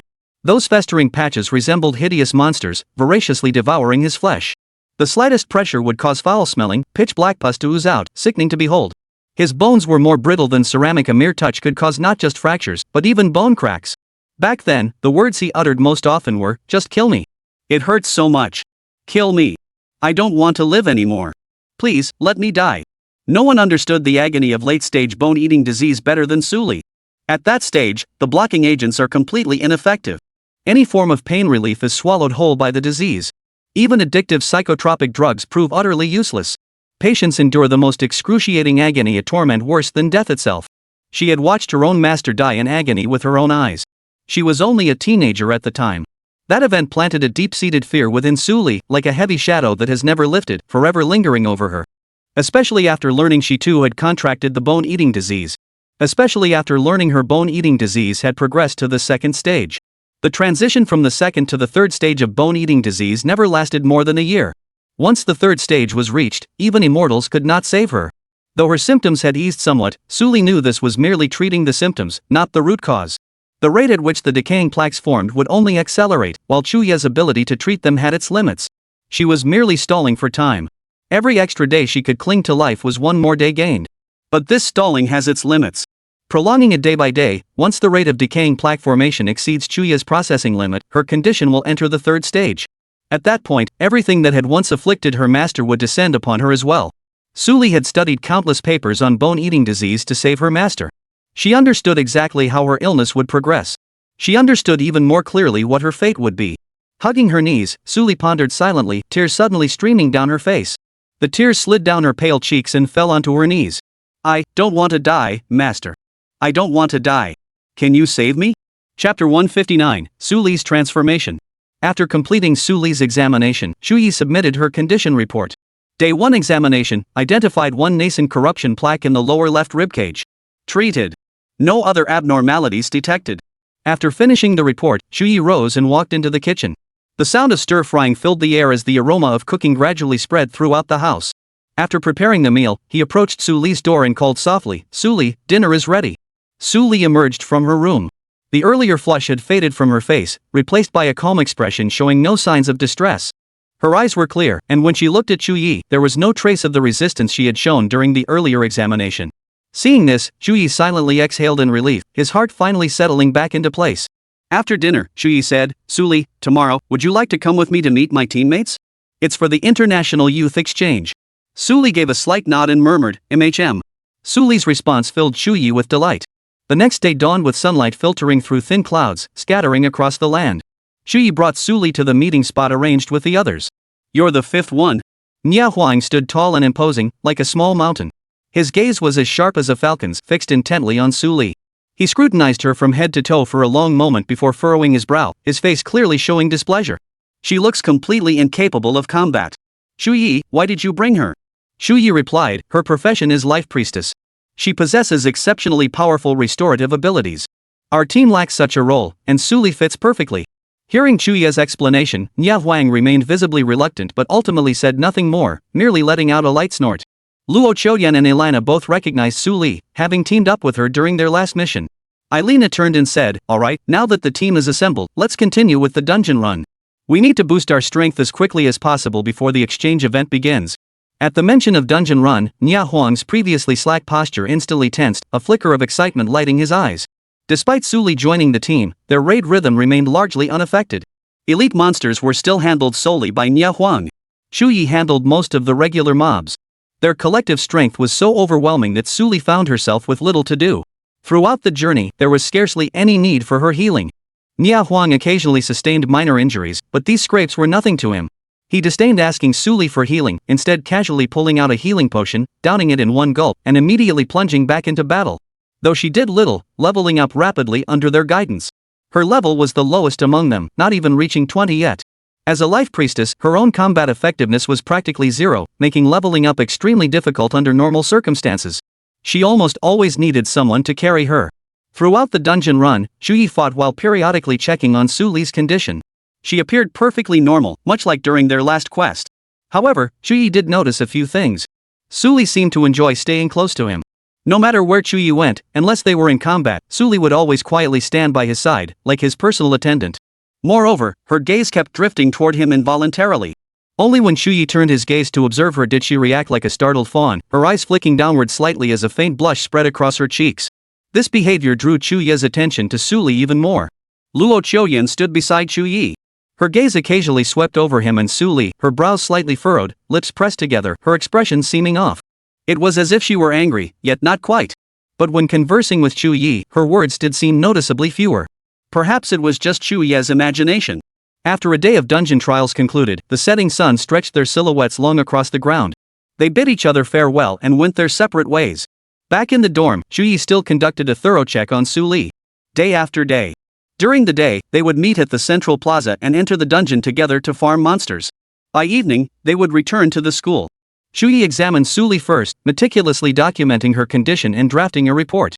Afterward, he would head to the basement of the dean's office to treat the other patients suffering from bone-corroding disease. Over the past few days, Chu Ye had identified 5 areas where corrupted lesions were about to form, but he had eliminated them all in advance. Regarding Su Li's condition, Chu Ye dared not be the slightest bit negligent. He reported every detail thoroughly, leaving nothing out. During the examinations, Su Li initially trembled slightly with nervousness, her gaze evasive. But as the examinations continued, though she remained shy with flushed ears, her initial nervousness gradually subsided. Their relationship gradually grew closer with each examination. From initial silence, Su Li gradually opened up to Chu Ye about her past. Her voice was soft, tinged with a faint sadness. Chu Ye listened intently, occasionally sharing his own experiences. When she learned that Chu Ye's father had perished in the abyss, Su Li's eyes widened instantly, filled with astonishment. Her gaze toward Chu Ye then held a deeper sense of shared understanding, drawing them even closer. During the examination, Chu Ye inevitably encountered Su Li's private areas. At such moments, Chu Ye always felt his throat go dry, his heartbeat quickening involuntarily, making him somewhat uncomfortable. Once, noticing Chu Ye's ears turning slightly red, Su Li suddenly asked softly, "Can't hold back anymore?" Her voice was soft as a feather brushing against skin. Chu Ye froze instantly, his face burning with embarrassment. He was at a loss for words, his hands pausing mid-motion. Suli then turned her face away, closing her eyes slightly as her lashes quivered gently. Chu Ye composed himself, forcing calmness. Pretending not to hear, he continued his inspection. In the dorm, aside from Chu Ye, Suli and Kaka surprisingly got along quite well. The little creature was usually aloof with others, spending its days lazily sprawled in a corner. Yet, it was exceptionally affectionate towards Suli, constantly bouncing and jumping around her. It loved rubbing its head against Suli's legs, making clicking sounds as it playfully interacted with her. Once, when Chu Ye opened the door to feed Kaka, he found the two of them playing together. Suli's eyes crinkled into slits as a long-forgotten smile finally graced her face. Though usually quiet and reserved, her eyes usually devoid of life, when Suli truly smiled, it was a beautiful sight. Like a fully bloomed lily, pure and beautiful. Chu Ye stood frozen at the doorway, momentarily mesmerized. Suli turned her head and saw Chu Ye standing dumbstruck in the doorway. Thinking he was about to check her body again, she gently patted Kaka's head and shooed him out, closing the door behind him. Without needing Chu Ye's prompting, she silently slipped off her clothes, her expression calm yet tinged with a hint of shyness. Chu Ye snapped back to attention and began his examination. After a long while, Chu Ye suddenly remarked, "Suli, did you know? Your smile is truly beautiful." Suli's eyes brightened slightly, but quickly dimmed again. "Do you like seeing it?" Suli asked softly. "Well," Chu Ye replied with a smile, "a smiling beauty is always more pleasing than a melancholy one, no matter what. Then I'll give it a try." Suli silently thought to herself, "Let me try smile more for you." She didn't voice the latter part. Because she was afraid. Her bone-eating disease had indeed eased considerably, but the illness was still slowly worsening. She knew her life was merely counting down. She feared that the smile she offered now would become the pain of the future. She feared Chu Ye would watch her die, just as she had watched her master die. That helpless agony she had endured it once. She didn't want Chu Ye to endure it. Chu Ye remained unaware of Suli's thoughts, focusing solely on his examination. After finishing the examination, Chu Ye said happily, "No signs of decay spots for 3 days now. Looks like your condition has stabilized." Suli responded with a simple MHM. But deep down, she knew this was merely an illusion.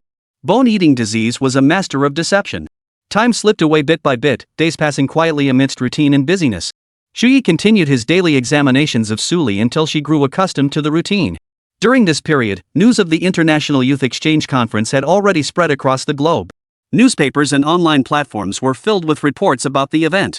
Countless individuals prepared for the event, training relentlessly day and night to hone their skills, eager to showcase their talents at the gathering. Today, Chu Ye, Luo Qiuyan, Suli, Elena, and Nia Huang arrived at the school's central plaza. The square was teeming with people, a dense crowd surging like a tide. Whispers and murmurs filled the air, a cacophony of chatter rising and falling. Their eyes sparkled with excitement, unable to contain their inner thrill. Team after team formed orderly lines across the plaza. Members either discussed tactics with fiery determination or nervously checked their equipment. Standing before her team, Elena declared, "Today is registration day. Once we're signed up, we head to the International Youth Exchange tomorrow. Be ready, we've got plenty of competition." Nia Huang crossed his arms, chest slightly puffed out, radiating fighting spirit. "Humph. Bring it on, whoever it is. I'm not afraid." Beside Chu Ye stood Suli and Luo Qiuyan. Chu Ye wore a confident smile as he said, "Take it step by step. Don't push too hard. Our ultimate goal is the world dungeon." Suli stood quietly nearby, her eyes holding a mix of tension and anticipation. Luo Qiuyan nodded slightly, her gaze fixed on the distance. Chapter 160, Luo Qiuyan questions, "How far have you and her gone?" Team name, members. Chu Ye squad, members, Chu Ye, Luo Qiuyan, Elena, Suli, Nia Huang. Display your levels. Got it. Chu Ye responded, then turned to give his teammates a slight nod. In an instant, brilliant beams of light erupted from each of them. The light formed a tangible screen, revealing their level information without reservation. Levels verified. Eligible to compete. Registration fee, 300 points per person. Chu Ye promptly paid the points. The staff member then picked up 5 tokens from the nearby desk and handed them to Chu Ye, stating expressionlessly, "These are your tokens to enter the venue and your competition credentials. After inputting your mana, they will record your information. The token details must match your registration information, otherwise, they will be deemed invalid." The tokens had an ancient, rustic texture, cool to the touch. Mysterious runes were engraved on their surfaces, emitting a faint, glowing aura. Chu Ye took the tokens with both hands and promptly distributed them to his teammates. The group immediately channeled their magical energy, infusing the tokens with their power. A flash of light erupted from the tokens, and their information appeared clearly, matching their registration details perfectly. With that, the registration process was successfully completed. As soon as Chu Ye and his team turned to leave, the next group of registrants surged forward like a tidal wave. Nia Huang's face lit up with excitement, his eyes sparkling as he declared eagerly, after waiting all these days, the exchange conference is finally starting. I hear the Free Federation is acting pretty cocky this year. I can't wait to see what they're made of. Chu Ye chuckled, we've been grinding levels non-stop these past few days, so our strength has improved significantly. Once the exchange event starts, entering the world instance shouldn't be a problem. For nearly half a month, the 5 of them had been inseparable, traversing various instances day and night. Through relentless dungeon runs, they gradually developed a solid rapport while achieving remarkable growth in their abilities. In terms of levels, Chu Ye, Luo Qiuyan, and Nia Huang had all reached level 23. Elena, meanwhile, had reached level 29. Another fortnight of grinding would see her level up. She had timed her exchange conference registration perfectly. Though Suli's level remained relatively low, her persistent efforts during this period had successfully brought her to level 22. Beyond that, Chu Ye had accumulated nearly 1.5 million drops of dark matter during the past fortnight of combat. Such a vast quantity of dark matter would not only sustain his dark realm for an extended period but also provide sufficient fuel to unleash his god-tier skill, Eternal Imprisonment of the Abyss. Ever since Chu Ye learned this skill, it had remained sealed away in his skill inventory, never once used. First, it required a minimum of 50,000 drops of dark matter just to activate, with no upper limit on the cost. The actual consumption was incalculable. Second, Chu Ye had yet to encounter a threat powerful enough to warrant its use. Elena suggested, let's rest today and skip the dungeon run. We'll regroup at the original location tomorrow morning. Sound good? The others nodded in agreement. Indeed, there was no need to risk further today. Registration had closed, and everyone needed to conserve their strength for the upcoming exchange event. After registration closed, they slowly made their way down the street. Suli silently followed Chu Ye. But just then, Luo Qiuyan suddenly reached out and grabbed Chu Ye's sleeve. Her fingers tightened slightly, knuckles turning white from the pressure, as if she were struggling to restrain something. Chu Ye halted, turning to face Luo Qiuyan with a puzzled expression. What is it, Qiuyan? He asked softly. Luo Qiuyan's face bore a hint of frost, her eyes reflecting complex emotions. She stared intently at Suli for a long moment before biting her lip slightly and speaking. Chu Ye, there's something I need to tell you. Just you. Seeing Luo Qiuyan's expression, Chu Ye frowned slightly, about to ask when Luo Qiuyan urgently continued, don't refuse me. Chu Ye sighed helplessly and turned to Suli, Suli, please go back first. Suli nodded. A fleeting, almost imperceptible light flashed in her eyes. Before leaving, she gave Luo Qiuyan one last, lingering look. Follow me. Once Suli's figure faded from view at the street's end, Luo Qiuyan grabbed Chu Ye's hand and tugged him forcefully along. Chu Ye followed her, his mind filled with questions. Qiuyan, what is it? Luo Qiuyan offered no reply, only continuing to pull Chu Ye along at a brisk pace. They pushed through the bustling crowd, leaving the central square behind until they reached a secluded grove within the school park. Here, silence reigned. Only the rustling of leaves in the breeze could be heard. Sunlight filtered through the gaps in the canopy, casting dappled patches of light and shadow. Chu Ye's face was etched with confusion. His brows were furrowed, his eyes filled with bewilderment. At that moment, Luo Qiuyan finally turned around slowly. She stared intently into Chu Ye's eyes, not blinking once. Her gaze carried a hint of scrutiny, as if she intended to see straight into his soul. The intensity made Chu Ye feel slightly uneasy. He instinctively averted his gaze, a wave of inexplicable tension rising within him. Then, Luo Qiuyan finally spoke. Chu Ye, tell me, how far have you and Suli gone? Chu Ye froze, his heart clenching sharply before sinking into a hollow void. Not a single day in the past fortnight had he skipped examining Suli. Except for not breaking through that final barrier, what hadn't he seen or touched? But could he discuss this with Luo Qiuyan? Logically speaking, they weren't even in a relationship yet, so it shouldn't matter. But was it truly inconsequential? Chu Ye felt his throat go dry, as if something had lodged there, leaving him momentarily speechless. His gaze flickered nervously, unable to meet Luo Qiuyan's eyes. After a long pause, Chu Ye finally managed to ask, what exactly did you mean by that? Luo Qiuyan pressed her lips together, her gaze growing more scrutinizing. She took a step forward, drawing so close to Chu Ye that they were nearly pressed together. He could even catch the faint, delicate scent emanating from her body. One more step, and she might have pressed herself into his embrace. Luo Qiuyan fixed her gaze firmly on Chu Ye's eyes. Chu Ye, don't play dumb. I know everything. The second stage examination for bone-eroding syndrome patients requires a thorough inspection of every part of the body to confirm no signs of decayed patches have appeared. Not even the most private areas can be overlooked. You've been together for half a month now, haven't you? As she spoke these words, a tremor ran through Luo Qiuyan's voice. Seeing this, Chu Ye sighed inwardly. So she had found out after all. How could he explain?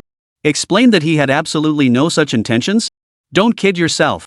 During several examinations, Chu Ye himself had nearly lost control.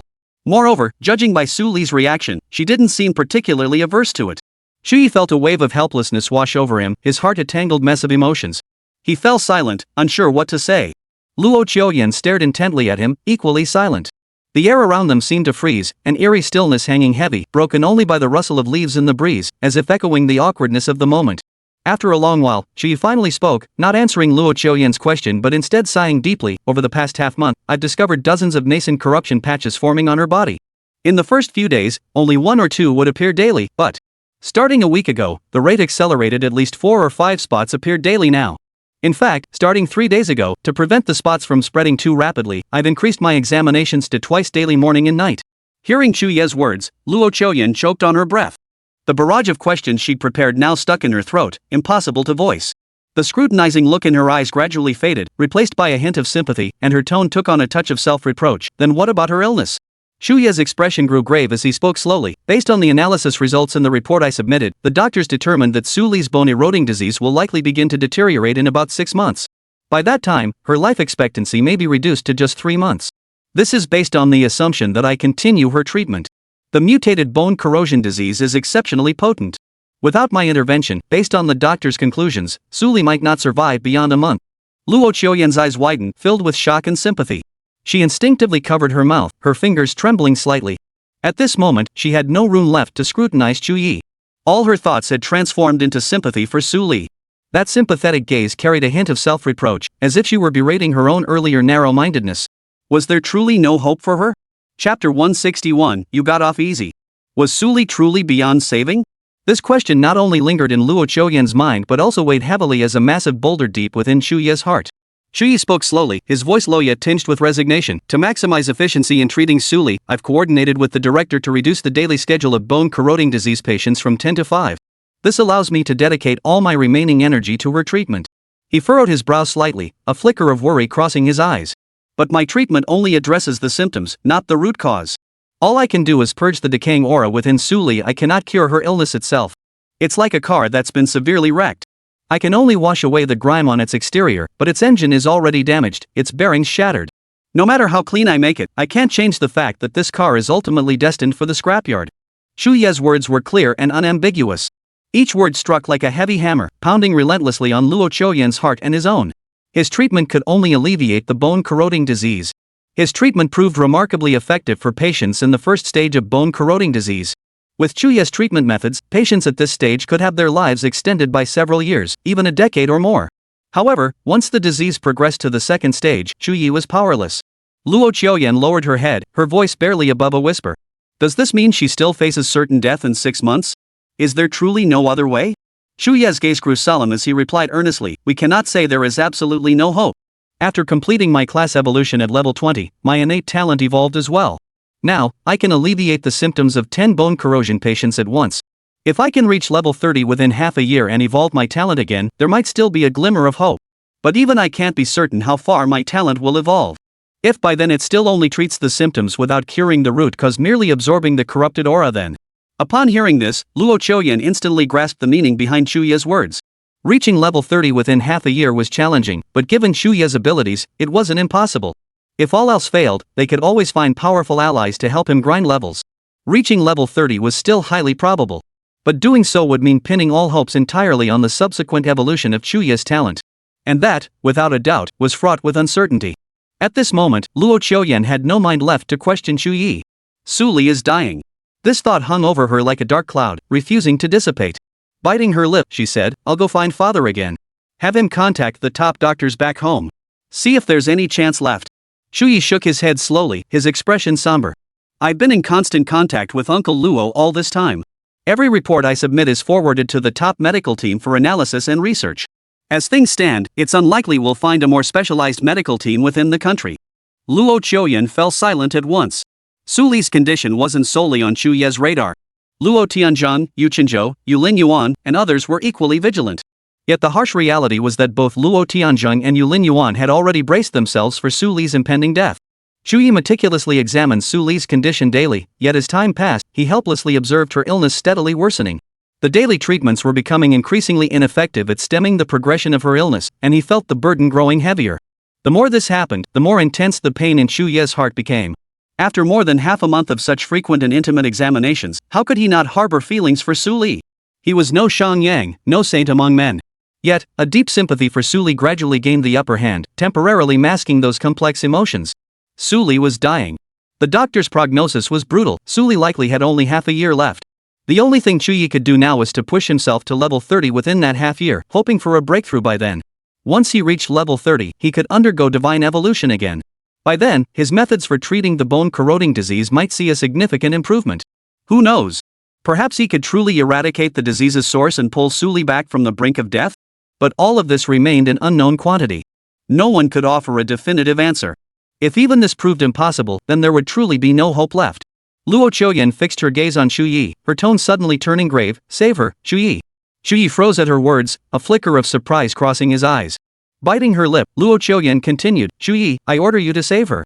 No matter what it takes. Her voice trembled slightly, yet carried an undeniable authority. If you manage to save her, I won't mind what happens between you two. The words left her lips, and her cheeks flushed slightly, her eyes flickering with a mix of shyness and conflict. At these words, Chu Ye froze instantly.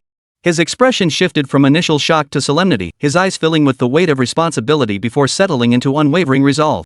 I understand. He nodded solemnly, his voice soft yet resonant with strength. At that moment, he suddenly smiled softly. For some reason, that smile carried a touch of relief. As if a heavy burden had finally lifted from his heart. Luo Qiuyan shot Chu Ye a glare and pouted, you're off the hook this time. With that, she swiftly turned and strode away.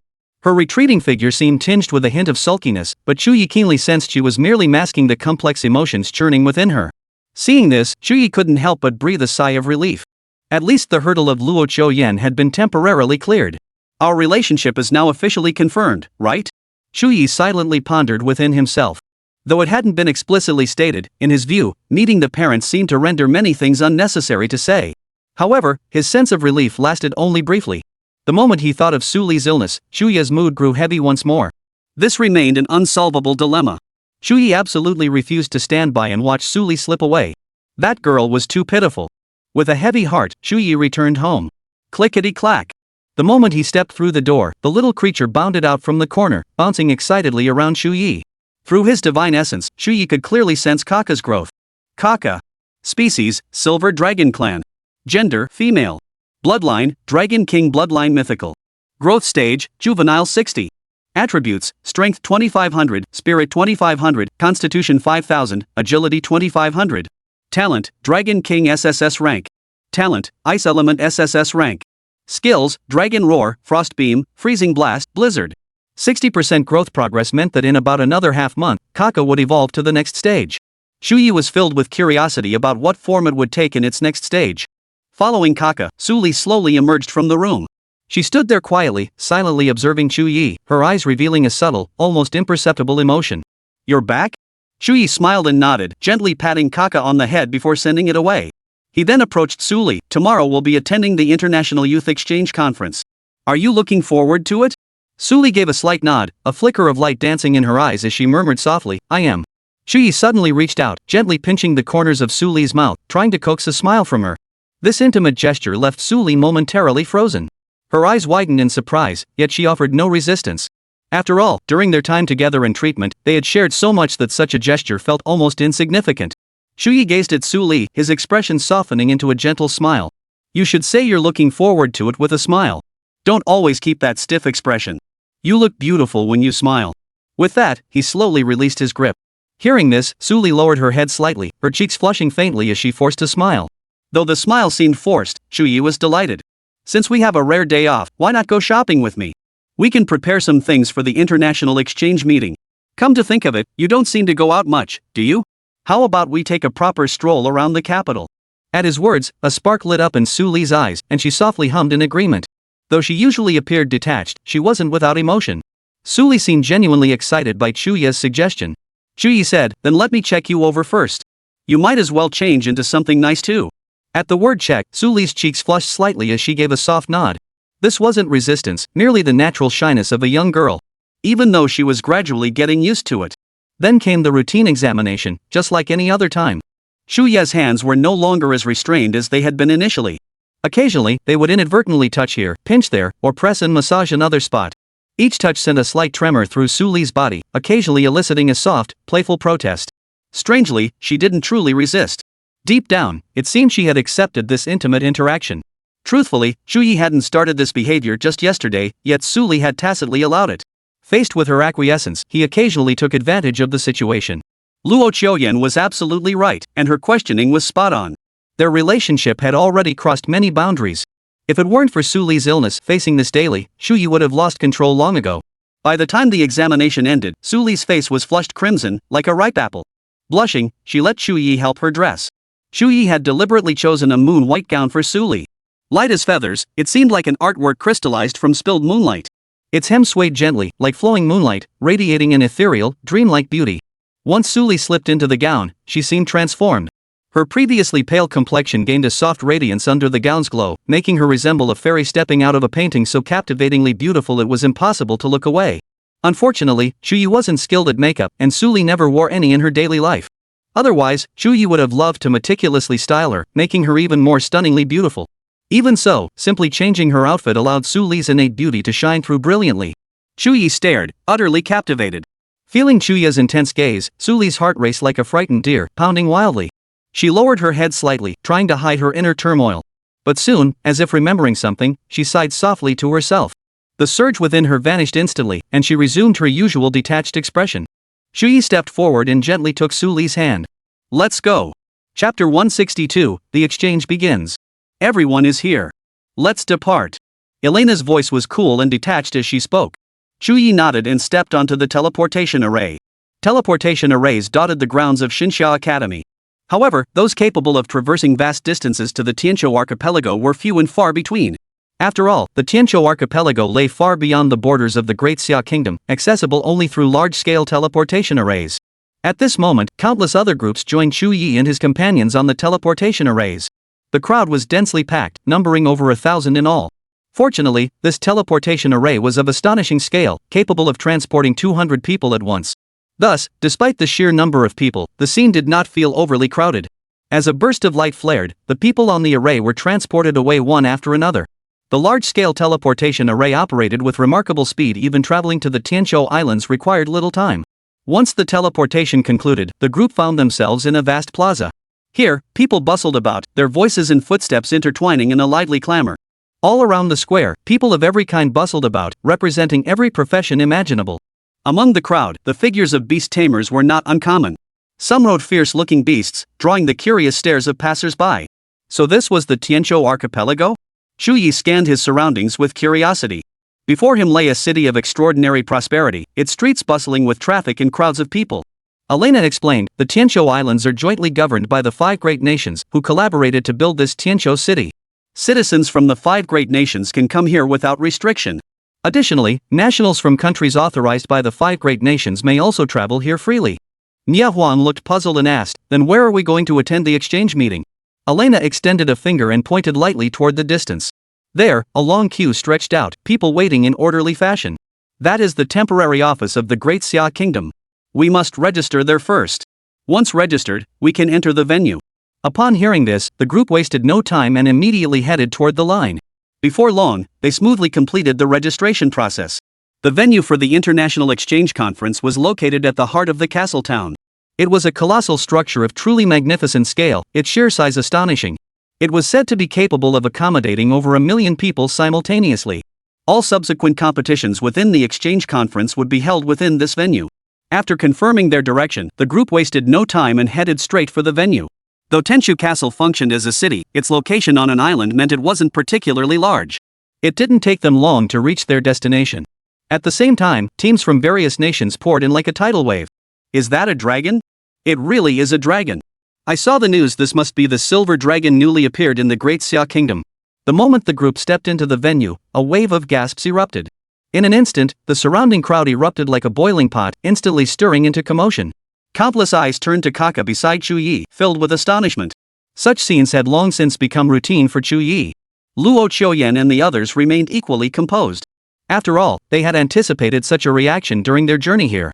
Soon, the group navigated through the crowd and smoothly entered the venue. The interior of the venue was exceptionally spacious, resembling a vast maze meticulously divided into numerous distinct zones. At the venue's center stood a grand and imposing hall. Chu Ye and his companions quickly located the area designated for the Great Xia Kingdom. Chu Ye. Just then, a familiar greeting echoed from afar. Chu Ye looked in the direction of the voice and saw Qingjin and Bai Wuxin standing not far away. They had formed a team with several other people whose faces were slightly unfamiliar. Spotting them, Chu Ye smiled. "You're already here?" Qingjin replied, "We were among the first to be teleported here, so we arrived a bit earlier." Bai Wuxin scrutinized Luo Qiuyan, Suli, and Elena before a mischievous grin spread across his face. "No wonder you refused to team up with us. You found yourself a trio of beauties. Chu Ye, you're quite the ladies' man." Chu Ye gave a helpless smile.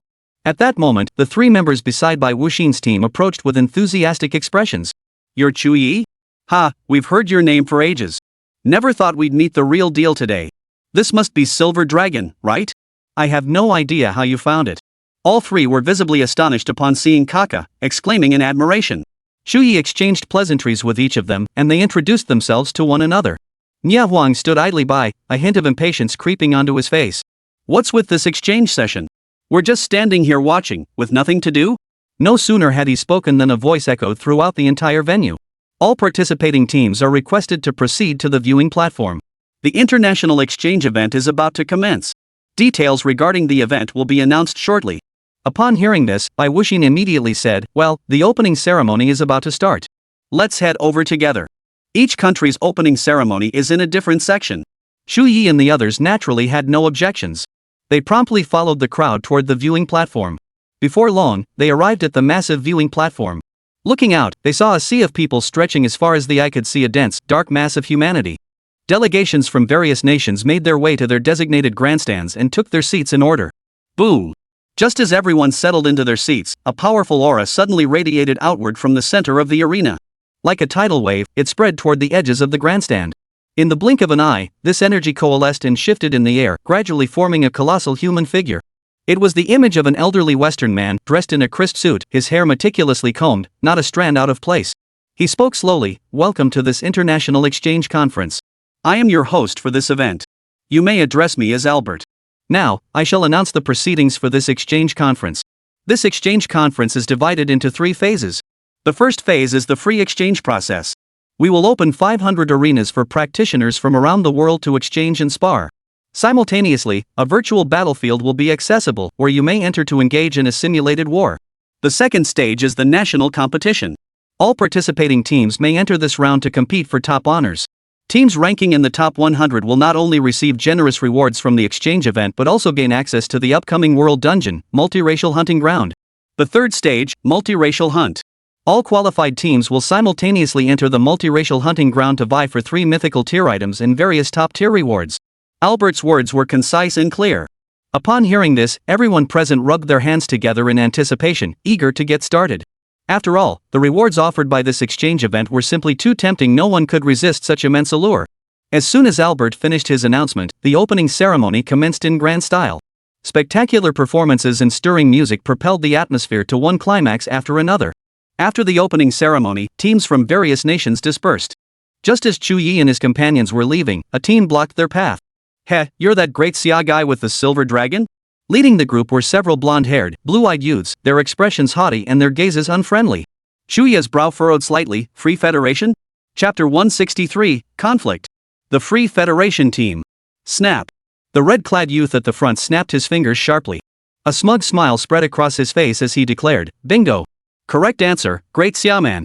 Chu Ye remained calm. "What's the matter?" The red-clad youth tilted his chin slightly, extending a finger toward the kaka at Chu Ye's feet. "Silver dragon. Hand it over." His tone carried an unquestionable arrogance. As if keenly sensing these people were discussing him, Kaka's already restless emotions were instantly ignited, erupting into a torrent of rage. It bared its teeth and bellowed, "Kaka!" Its voice was shrill, its expression vicious, poised to attack at any moment. Chu Ye sneered, his eyes brimming with contempt. "With you lot?" He had anticipated this very situation upon arriving here. Since he dared bring Kaka along, he had nothing to fear. Chu Ye held no regard whatsoever for these so-called geniuses of the Free Federation. The red-robed youth's expression darkened, his previously carefree demeanor instantly turning grave. "Man of great Xia, if you're wise, I advise you to do as I say. Lord Edward holds the silver dragon in high regard. It has no future following you. Only Lord Edward is a true dragon master." Chu Ye didn't even bother to lift an eyelid. I can't be bothered listening to your nonsense. Move aside. At these words, the expressions on the faces of the Free Federation members froze instantly. Their expressions swiftly darkened. They never imagined this great Xiaoman would show them such utter disregard. In their eyes, the Free Federation held revered status internationally. Others always treated them with utmost respect. They'd never endured such blatant disregard. The tense standoff between the two sides shattered the surrounding tranquility like a boulder dropped into a calm lake, instantly drawing the attention of many passers-by. People who had been busy with their own affairs paused their actions, craning their necks one after another, their eyes brimming with curiosity, eager to see what commotion was unfolding here. The crowd began to gather, murmurs of discussion rising around them. The young man in red grew increasingly grim, his tone thickening with menace as he snarled, "Great Xia Kingdom, you truly intend to refuse me?" Just as the tension reached its peak, Nia Huang burst forward. His eyes bulged as he bellowed, "ING Free Federation. Get the hell out of my way. Stop blocking me." As he cursed, he swung his Xianhuan warblade, slashing forward with brutal force. The blade sliced through the air with a whistling sound, its overwhelming momentum seeming to tear the surrounding atmosphere apart. The force of the strike sent a wave of shock through the onlookers. Many instinctively took a few steps back, fear evident in their eyes. Several Free Federation members paled, their pupils instantly contracting as they scrambled backward to evade Nia Huang's assault. "You bastard from Great Xia, what do you think you're doing?" The red-robed youth's eyes blazed with fury. Nia Huang's actions had completely ignited the rage burning within him. Nia Huang spat impatiently, his face twisted with disgust. "You filthy, worthless trash dare block my path? If you don't get the hell out of here, don't blame my blade for showing no mercy." Chu Ye watched Nia Huang's actions, a faint smile curling at the corners of his mouth. Then he spoke up, "Gentlemen, we've no time for your childish games. Wherever you came from, you'd best get back there immediately." These words ignited the powder keg, completely enraging the Free Federation members. How dare these great Xia bastards act so arrogant? Wait, let's go. Teach them a lesson. Exactly. If we don't teach them a lesson, they'll think they can stand shoulder to shoulder with the Free Federation. The red-robed youth named Vite wore a cold expression, his eyes flashing with a hint of murderous intent. He raised one hand, channeling magic until a burst of fiery light erupted from his palm. The flames swelled from small to large, gradually coalescing into a crimson-red staff. The flames danced along its length, radiating intense heat that warped the surrounding air. "It seems I must demonstrate our strength," he declared, "so you may see clearly whose words hold weight here." As Vitus spoke, he slammed the staff forcefully into the ground. Instantly, several fine cracks appeared, flickering with faint sparks of fire within. Several members of the Free Federation growled in response. A burly guardian abruptly raised both arms, and a massive black iron shield instantly materialized in his grasp. The shield's surface was engraved with intricate, mysterious runes, gleaming with a cold, metallic sheen under the sunlight. He thrust the shield before him, his entire form resembling an immovable mountain. A burly warrior gripped a golden heavy blade with both hands, raising it high. The glare reflecting off its surface was blinding. A priest clad in white robes waved his staff, his body radiating a soft white glow as magical energy surged around him. Then there was the shadow assassin in black robes, crouched low, his form blending into the darkness. Only his eyes, gleaming with a cold, piercing light, were visible. Each displayed the power of their respective professions. Instantly, the air around the arena seemed weighed down by their overwhelming presence, growing thick and heavy. Seeing this, Chu Ye and his companions refused to be outdone, each drawing their weapons. This commotion drew even more onlookers. The crowd surged like a tidal wave, closing in until there was no room to breathe. Many shouted excitedly, "They're fighting! They're fighting! Ha! The Great Xia Kingdom and the Free Federation are at it! Holy crap, I can't miss out on something this entertaining." Tensions were running high on both sides. Just then, a staff member in uniform hurriedly pushed through the crowd, arriving between the two sides. His face betrayed urgency as he gasped for breath and shouted, "Gentlemen! If you wish to fight, proceed to the designated arena. No combat is permitted at the exchange venue. Violators will be disqualified." Vit shot the staffer a cold, contemptuous glance. He then turned his gaze to Chu Ye and the others, his voice grinding with anger. "To the ring!" Chu Ye naturally wouldn't refuse. He turned to the others beside him and said, "Let's go." Soon, both teams headed toward the nearby battle platforms. A large crowd of spectators followed behind them. Internationally, the Great Xia Nation and the Free Federation had long been at odds. Their rivalry, both overt and covert, had been simmering for years, with constant friction erupting between them. This international exchange event was inherently a stage for nations to showcase their strength, and the spotlight naturally fell upon these two countries. Unexpectedly, this confrontation began so swiftly, leaving everyone both surprised and exhilarated. Betting is open. Betting is open. Who's backing the Great Xia team? Who's backing the Free Federation team? Place your bets now, no take-backs. A voice suddenly rang out from the crowd. Such a lively scene would be incomplete without a flurry of betting odds. Instantly, a large crowd began placing their bets. Damn it! I'm betting 2,000 gold coins that the Free Federation will win. Those damn great Xia bastards? No way they can stand a chance against the Free Federation. Those damn little Japanese devils look down on us? I'm betting 5,000 gold coins that Chu Ye and his team will win. The Royal Knights of the Golden Radiance Empire, Squad 1, bets 20,000 gold coins the Free Federation will win. Betting lines opened up everywhere, with wagers piling higher and higher. People flocked to the arena's fighting platforms, following their chosen teams. Numerous battle platforms stood ready for the teams to clash. Chu Ye's group and Wit's group immediately stepped onto the arena. The platform was constructed from a special type of rock, its surface smooth and even yet adorned with unique patterns. There were no railings around the perimeter. Falling off the platform meant defeat. The moment they stepped onto the platform, tensions flared between the two sides once more. Wit narrowed his eyes, a dangerous gleam appearing in them. You people of the Great Xia Kingdom will regret this decision. This arena battle isn't about life or death. I will kill every last one of you and bring the silver dragon back to Lord Edward. Chapter 164, Fierce Battle. Chu Ye remained silent, focusing solely on gathering his magical power. Seeing this, Vetter roared, "Attack!" No sooner had the words left his mouth than the black-robed assassin's body trembled. Instantly, he dissolved like a wisp of smoke, swiftly merging into the surrounding shadows and vanishing without a trace. Chu Ye's expression remained composed. Xiaoyan. Luo Xiaoyan understood immediately. Gripping her staff Tianxian, she cast her spell without delay. In an instant, the light of her spell swirled and shifted in her hands. Simultaneously, a soft white halo began to radiate from her entire body. As her magical power surged like a raging tide, Luo Xiaoyan parted her crimson lips and began to chant softly. "Starlight, illuminate my path." As the words fell, an intense white light erupted around Luo Xiaoyan. This light was pure and dazzling, like divine radiance cascading from the distant heavens, enveloping her completely. At that moment, her figure was graceful and her face breathtakingly beautiful, resembling a goddess descended from the heavens. An aura of awe-inspiring reverence emanated from her. Her entire being had transformed into a vision of silver hair and violet eyes, like an ethereal spirit from a dream. Mark! Following her transformation, Luo Xiaoyan's voice changed as well, becoming ethereal and icy. Intense magical light spread out like lightning in all directions. The assassin, who had been concealed in the shadows, was instantly and clearly marked the moment the light touched him. The assassin remained oblivious.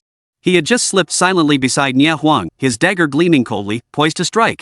Nia Huang sensed the impending danger, whirling around with a flash of ferocity in his eyes. He roared, Huang body severing river. Gripping his Xianhuang warblade tightly, he swung it fiercely toward the assassin. As the blade swung, its edge whistled through the air, unleashing a surging wave of overwhelming momentum that crashed toward the assassin. The assassin paled in terror, frantically casting spells as his body twisted violently midair. Only by the skin of his teeth did he narrowly evade Nia Huang's attack. "You can see me," he gasped.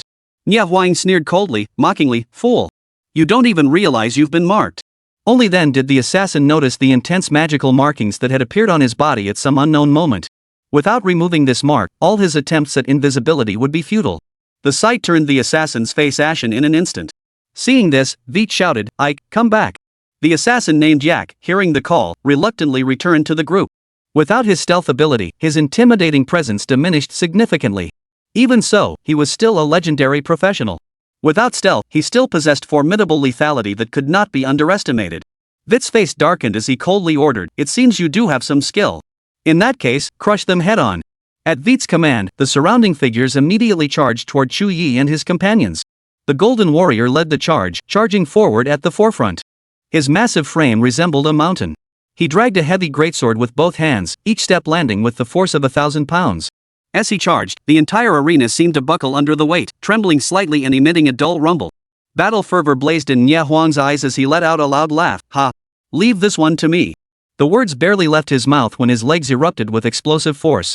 Like a black bolt of lightning, he surged forward, locking horns with the Golden Warrior in an instant. Yak struck again. Since invisibility was impossible, he abandoned concealment altogether. Relying on his razor-sharp agility, he closed the distance to Chu Ye and the others with ghostly speed. "Die, Great Xia," he snarled through gritted teeth. A jet-black dagger gleamed coldly in his tight grip as he lunged straight at Chu Ye. Before Chu Ye could react, Luo Xiaoyan had already launched forward like an arrow released from its string. Stellar pulse. Gripping her staff, Tianxian, with both hands, she swung it with all her might, unleashing a powerful burst of pulsating light. Yak was startled by this sudden assault, his expression shifting abruptly as he flickered away to evade the attack. But Luo Xiaoyan gave him no chance to catch his breath. She immediately closed the distance, her staff whirling relentlessly as skills erupted like fireworks in rapid succession. The others joined the fray as well. The enemy guardian raised a massive shield high above his head and slammed it down onto the ground. A deep, thunderous rumble echoed as the ground shook violently. Instantly, thick shields materialized around the members of the Free Federation. The support priest chanted incantations, unleashing their own abilities. Instantly, crimson and azure light flared around them, signs of amplified strength and spirit. This Free Federation team was a textbook example of a well-rounded squad, featuring damage dealers, frontline tanks, support, and crowd control specialists. Such a composition had been proven time and again in countless battles to be the most optimal team setup, ensuring seamless coordination and orderly offense and defense. In contrast, Chu Ye's team lacked a dedicated guardian. Though Chu Ye possessed the Night Veil, it was merely a secondary role. In terms of defense, it ultimately couldn't match a true guardian. Empowered by the buff, the Golden Warrior grew fiercer with each strike. His attacks became increasingly fierce, each swing of his sword accompanied by a whistling wind. Soon, he began to exert a degree of pressure on Nia Huang. Nia Huang fought back fiercely, but his rhythm was already being disrupted. Luo Qiuyan and Yak were locked in a stalemate. Yak moved with the agility of a slippery fish, weaving and darting across the battlefield. Luo Qiuyan clearly lacked the assassin's agility. Though her skills were formidable, they proved useless if she couldn't land her blows. She gradually began to struggle, unable to control the flow of the battle. Their opponents not only had buffs but also shields. In combat, Chu Ye's side was clearly at a disadvantage, suffering significant losses. Chu Ye's brow furrowed as his gaze swept rapidly across the battlefield. He spoke calmly, "Eilina, go assist Qiuyan. Kaka, go support Nia Huang." At his command, Eilina and Kaka sprang into action. Eilina summoned her pocket watch, which accompanied her as she advanced. This pocket watch possessed formidable capabilities, capable of forcibly slowing down time around its target, making the enemy's movements sluggish. With Elena's arrival, Luo Qiuyan's situation improved significantly. Just as Kaka was about to join Nia Huang's fight, he was abruptly ordered back by Nia Huang. "I don't need your help. Stay out of this." Hearing this, Kaka let out an unhappy cry before returning to Chu Ye's side. Seeing this, Chu Ye sighed softly, a hint of resignation in his expression. He understood Nia Huang's temperament, while stubborn and unyielding, with his own principles in battle. On the battlefield, aside from the support-type characters with little combat ability, only Chu Ye and Vite remained untouched. Their gazes locked mid-air, both eyes brimming with icy coldness. That chill seemed capable of freezing the air itself, plunging the entire battlefield into a momentary silence as if suspended by their gaze. Chapter 165, Chu Ye Strikes. Amidst the roaring, boiling arena, the atmosphere grew so thick it felt as though one could wring water from it. Chu Ye and Vite stood motionless like statues, neither making the first move. Yet, the tide on the arena was quietly turning. Nia Huang had initially been at a disadvantage in the fight, but this adversity only fueled the flames, igniting the rage within him. With a sudden, furious roar, Nia Huang threw his head back. In that instant, it was as if a mysterious force had reshaped his entire being. His body began to transform, unleashing every ounce of his power. With Nia Huang's transformation, the tide of battle instantly turned. He unleashed the desolate body-cleaving heaven technique, instantly overwhelming his opponent. The Golden Warrior's previously confident expression instantly gave way to terror. Facing Nia Huang's onslaught, he retreated step by step, utterly unable to withstand the assault. Each strike from Nia Huang sent his body flying backward uncontrollably, nearly knocking him off the stage. Meanwhile, Luo Qiuyan's battle also entered a new phase. After Elena joined the fray, the momentum shifted instantly. While Elena's combat prowess might not be top tier, her time-slowing ability was utterly extraordinary. This ability bore some resemblance to Chu Ye's passive ability, the meditation rune, yet Elena's power was far more potent. When she activated it, the surrounding space seemed enveloped by an invisible viscous substance, causing the flow of time itself to slow. Under her influence, enemy movements became sluggish, each attack appearing in slow motion, while friendly strikes struck their targets with increased speed. Not only that, Elena summoned a colossal Titan robot. With heavy, deliberate steps, it strode onto the battlefield and joined the fray. Now, Luo Qiuyan, Elena, and the Titan robot formed a 3-against-1 advantage, their superiority evident. Even with speed as swift as lightning, Yak found himself overwhelmed and gasping for breath under the triple assault. His once agile form now appeared disheveled within their attacking web, constantly dodging left and right. Several wounds had already appeared on his body, blood staining his clothes crimson. Meanwhile, the Guardian, whose offensive capabilities were never exceptional to begin with, now had to constantly maintain its shield. He knew that any momentary lapse would only worsen his already dire situation. As for the enemy's priest, he too possessed little combat prowess. This fierce battle unfolded completely before the eyes of the surrounding spectators. The crowd's excitement was ignited, the venue erupting in a cacophony of noise. Holy! What an intense fight! But why does it look like the great Xiagai has the upper hand? Are these Free Federation guys even capable? I bet 8,000 bucks on this. Damn it! How dare you underestimate the Free Federation? Watch out, the Japanese Empire won't be polite. Damn it, a tiny island nation, and they dare to make noise? The atmosphere was tense and volatile. Not only was there combat on the stage, but an invisible war was also brewing below it. Seeing his side at a disadvantage, Vetter's expression finally lost its composure. His face darkened. I never expected you great Xia people to have any real strength. Looks like I'll have to step in myself. He gritted his teeth, enunciating each word deliberately. The moment the words left his mouth, Vetter suddenly threw his head back and let out a fierce roar. In an instant, a blazing, fiery light erupted from his entire body. Then, the staff in his hand began to slowly gather power. Kill! With Vetter's furious roar, countless beams of flame erupted from his staff. Like furious serpents of fire, they slithered toward the battlefield, searing the air with a hissing crackle wherever they passed. Seeing this, Chu Ye's eyes instantly sharpened. He turned to Kaka and Suli, speaking rapidly. Kaka, protect Suli. Suli, act according to the situation. With his orders given, Chu Ye flickered forward, charging out like a bolt of black lightning. His speed was blinding, stirring up a whirlwind that left spectators seeing only an afterimage. Skill activation, Knight's Light Barrier. As his Majest, a powerful light barrier erupted before him. The barrier stood like an impenetrable shield, radiating an enigmatic black glow. Its flame beam struck the barrier, rebounding as if hitting an invisible wall, sending sparks flying in all directions. Wit's pupils contracted sharply as disbelief washed over his face. Though these weren't his most powerful skills, having them so easily blocked made the typically arrogant Vetter feel his pride trampled underfoot. You're asking for death, great Xia man? His eyes blazed with fury as he bellowed at Chu Ye. A faint smile slowly curled at the corners of Chu Ye's lips. Without hesitation, he unleashed his next move. Remnant Night Beam. With Chu Ye's fierce shout, the Knight's Remnant Beam erupted. A blinding beam shot from his hand, hurtling toward Vetter. You dare, great Xia man? At that moment, the guardian beside him, seeing Vetter in peril, charged forward without hesitation, positioning himself in front of Vetter. He raised a massive shield, its surface engraved with mystical runes that emitted a faint glow. The moment the residual night beam struck the shield, it erupted with blinding light, forming an impenetrable barrier that completely absorbed the beam's power, even severing it mid-air. Seeing this, the unease vanished from Vetter's face, replaced by a loud laugh. Ha! Great Xia man, even I struggle to break through Chris's shield. You think this skill of yours can hurt me? The guardian named Chris sneered coldly, his face brimming with contempt. Your great Xia attacks are as fragile as rotten paper crushed under a single step. Hearing these taunts, Chu Ye not only remained unruffled but broke into an even brighter smile. His eyes sparkled with playful amusement, as if everything unfolded precisely as he intended. You really think so?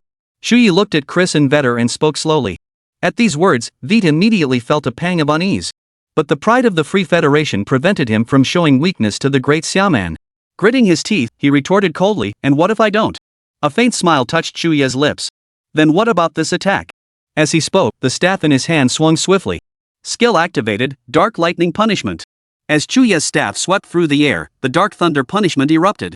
Intense lightning blazed forth from his staff, coiling like a black dragon as it surged toward the group. The energy unleashed by this lightning far surpassed that of the residual night beam.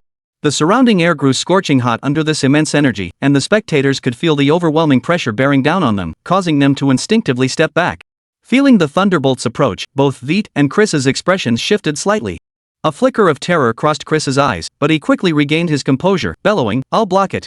The moment the words left his mouth, the shield in his hands erupted, swelling to colossal proportions. It loomed like a towering mountain, radiating an overwhelming aura of defense. However, the power of the Dark Lightning Punishment was even greater. The bolt surged forward, colliding directly with the colossal shield. With a thunderous crash, the lightning bolt pierced right through the shield. The powerful shockwave sent Chris flying through the air. He arced through the sky before crashing heavily onto the stage. Chris lay on the ground, looking miserable, his hair disheveled, a trickle of blood at the corner of his mouth, moaning in pain. Seeing this, Vetter's expression darkened further. Chapter 166, Rage and Humiliation. You forced my hand, great Xia. Vetter snarled, his face twisted in fury. No sooner had the words left his mouth than the flames surrounding Vetter intensified, surging wildly. The flames were orange-red, their edges flickering with a ghostly blue light. They enveloped his entire body, distorting and vibrating the surrounding air, making it scorching hot. He then gripped his staff tightly with both hands and began swinging it wildly. The gem at the staff's tip flickered with an eerie glow. As he danced, a vast magical array gradually took shape from the staff. The intricate lines radiated a searing crimson glow. Within the array, countless fireballs surged forth like an enraged swarm of bees or a meteor shower from the heavens, roaring with rolling waves of heat. Wherever they passed, the air sizzled and crackled as it was scorched. Boom! Fireballs exploded one after another where Chu Ye stood. In an instant, flames shot skyward. Each explosion unleashed tremendous force, drowning the surroundings in blinding light as scorching heat surged like a relentless tidal wave, mercilessly searing everything in its path. Spectators nearby felt waves of scorching heat wash over them. Many stumbled backward, unable to withstand the intense heat. Seeing this, Veet laughed uproariously. Ha! You great Xiaoman, you're no match for me after all. Yet, as the flames gradually dissipated, Veet froze in place, as if struck by a petrification spell. Where the flames had erupted, thick smoke still rose slowly, yet Chu Ye was nowhere to be seen. The space was empty, as if Chu Ye had never been there at all. What was going on? Veet's eyes widened, his face etched with confusion and shock. His gaze darted frantically around the area. Where did the great Xiaoman go? Heh, I'm right behind you. Chu Ye's teasing voice came from behind Veet. Wit jumped in fright, his body instinctively trembling. He spun around in alarm, only to find Chu Ye had appeared behind him without warning. This left Veet utterly stunned, and he quickly backed away. When did you sneak up behind me? Chu Ye chuckled, right when you cast your skill. His void step boots possessed the ability of instant teleportation.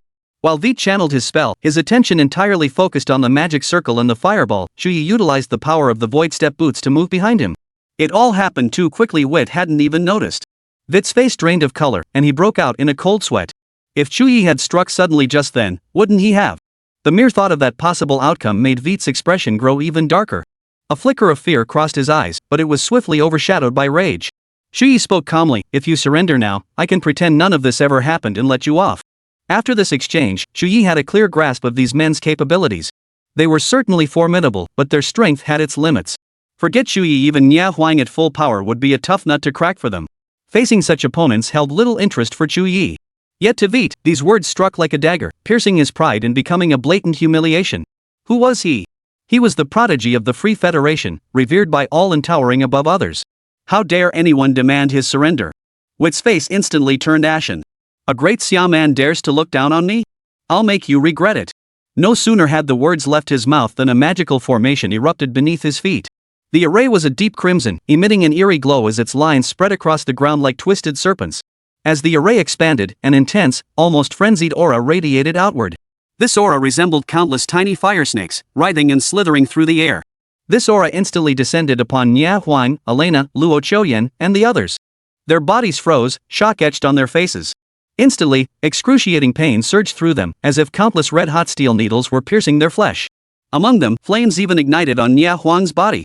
The flames began at his hands and rapidly spread upward, leaving his clothes untouched but searing his skin. Nia Huang's brow furrowed into a deep crease, his eyes reflecting a seriousness. This scene left Chu Ye slightly startled. What kind of skill is this? A cold smile spread across Veet's face. This is one of my ultimate techniques. Once unleashed, it ignites countless flames wherever air exists. Every last one of you will be burned to death by my fire. Chu Ye frowned upon hearing this. He felt the temperature around him steadily rising, as if trapped inside a massive steamer. Even tiny flames began to flicker at his fingertips. Though small, the flames were intensely hot, searing his palms with a sharp pain. Ah! Luo Qiuyan was the first to break down, letting out a piercing scream. Her defensive abilities were already weak, and she couldn't withstand this powerful flame attack. As she screamed, flames began to lick at Luo Qiuyan's body. She stared in shock at her surroundings, her expression shifting slightly. Immediately after, inexplicable flames also ignited on Elena's body. She tried to shake off the flames, but they clung to her like a flesh-eating disease, refusing to budge. Witnessing this, Veet wore a smug expression. Only I can extinguish this flame. Though its damage is minimal, the constant burning will eventually reduce all of you to a pile of white bones. Just then, a brilliant emerald light suddenly appeared. The Rainbow Bridge of Life.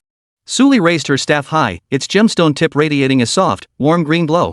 The emerald light coalesced into bridges, extending toward the group. These bridges glowed faintly, as if woven from the very essence of life itself. As the bridges touched the group, cascades of shimmering light poured forth. Wherever the light touched, the relentless flames were instantly extinguished by Suli. Not only that, but the injuries they had sustained from the flames began to heal rapidly. Wit's smile froze on his face at this sight, then twisted into waves of murderous intent. Oh, and you have a priest. Die. Wit gritted his teeth and struck immediately. His staff whirled, conjuring a massive fireball hurtling towards Suli. Suli's expression shifted slightly, a flicker of alarm darting through her beautiful eyes. She instinctively took a step back. Just then, Kaka leapt forward. The little creature let out a shrill cry as a powerful frost beam erupted from its brow, hurtling toward the fireball. The collision of fiery and icy forces instantly triggered a violent explosion. Wit's attack was shattered outright by Kaka. Chapter 167, The Overwhelming Might of Ling Yuan. Seeing Vite's predicament, Chu Ye held nothing back. He gripped his magic staff, Whalesong, tightly with both hands as magical energy surged within him. In an instant, clusters of black flames coalesced at the wand's tip, twisting and churning like fiery dragons poised to strike. Dark flames! Chu Ye swung his wand with fierce force. Streaks of dark flames shot forth like arrows released from a bow, hurtling toward Vite. The fireballs sliced through the air, leaving behind trails of pitch-black smoke that seemed to ignite the very atmosphere. The energy contained within these fireballs was terrifying. Had they all struck their target, Vite would likely have been reduced to ashes in an instant. Fortunately, Chris kept a close watch on the battle. Seeing Vite in danger, he forced himself to ignore the pain from the dark lightning punishment and charged forward. He spread his arms wide, a radiant glow emanating from his body as his shield reopened, shielding Vitus firmly behind him. As a guardian, Chris was already exceptionally strong and resilient. Combined with the constant healing from the team's priest, he barely managed to withstand this terrifying assault. Boom! A torrent of dark flames slammed into Chris's shield, erupting in successive deafening booms. The intense explosions sent waves of scorching heat radiating outward from the arena, forcing the surrounding spectators to instinctively retreat as the searing heat washed over them. Flames flickered, plunging the entire battlefield into chaos. The battle had now reached a fever pitch. Spectators stared wide-eyed, mouths agape, their faces frozen in disbelief. The might of the Free Federation was widely known, yet these few warriors from Great Xia proved themselves no less formidable. Especially Chu Ye, the overwhelming power he displayed had them utterly stunned. Who were these people? How could they be so powerful? Did the Great Xia Kingdom harbor such formidable geniuses? It seems we have underestimated them. The battle raged on. Yet it was clear that since Chu Ye's forceful intervention, the Great Xia faction had gradually seized control of the battlefield. Under Chu Ye's relentless barrage of attacks, Vite retreated step by step, utterly unable to withstand the onslaught. It must be noted that Chu Ye's skills had virtually no cooldown time. He was like an unstoppable war machine, continuously unleashing terrifying damage. Though Chris could block Dark Flame and Knight's residual beam with his shield, he was utterly helpless against Chu Ye's Dark Thunder punishment. Seeing the battle largely within his grasp, Chu Ye resolved to end it decisively. A sinister gleam flashed in his eyes as he bellowed, "Undead Swamp!" With that fierce command, a massive magic circle instantly materialized beneath his feet, radiating an eerie glow as runes flickered. Then, a shocking spectacle unfolded. The entire arena seemed manipulated by an invisible giant hand, undergoing earth-shattering transformations. The ground beneath quickly softened, transforming into bottomless swamps. Thick, black mud bubbled and gurgled, releasing a nauseating stench of decay. Luo Qiuyan, Nia Huang, and the others, as Chu Ye's teammates, were under his special protection. Their feet remained firmly planted, completely unaffected. But Vite and his group weren't so fortunate. They felt the ground vanish beneath their feet, instantly losing their balance. Stumbling, they sank into the swamp. The mud swiftly engulfed their ankles, then knees, continuing to rise relentlessly. What kind of skill is this? Vite's eyes widened in terror as he frantically waved his staff, desperately trying to cast a spell to break free. Yet the swamp's pull was terrifying, clutching him with relentless force. Quick, interrupt its casting. If it alters the environment here, we won't be able to fight anymore. The Free Federation members swiftly turned their guns, charging recklessly toward Chu Ye and unleashing a barrage of diverse skills. Clank! Clank! At that moment, a silver figure darted forward like lightning, blocking the path before Chu Ye. It was Kaka. Its wings flapped fiercely, each beat stirring a bone-chilling blizzard. Immediately, a powerful magical fluctuation radiated outward from Kaka's center, instantly forming a fierce blizzard. Crystal-clear snowflakes intertwined with razor-sharp icicles, forming an impenetrable barrier that deflected every skill attack from the Free Federation members. The collision of ice shards and magic bolts produced crisp clangs, scattering dazzling sparks of light. Seeing such formidable combat prowess emanating from a mere young dragon, several members of the Free Federation glared with fury. Meanwhile, Chu Ye's necrotic swamp had fully materialized. Whoosh! Roar! Accompanied by an eerie wind, a multitude of undead creatures of various forms slowly crawled out of the swamp. Their twisted bodies radiated a bone-chilling aura, while their mouths emitted all manner of eerie cries. Like ravenous beasts, these undead creatures lunged at the members of the Free Federation, instantly covering their bodies. Their withered hands clamped onto the men's limbs, dragging them forcefully deeper into the swamp. Whether it was Vet, Ake, Chris, the Golden Warrior, or the priest, all were now trapped in a desperate situation.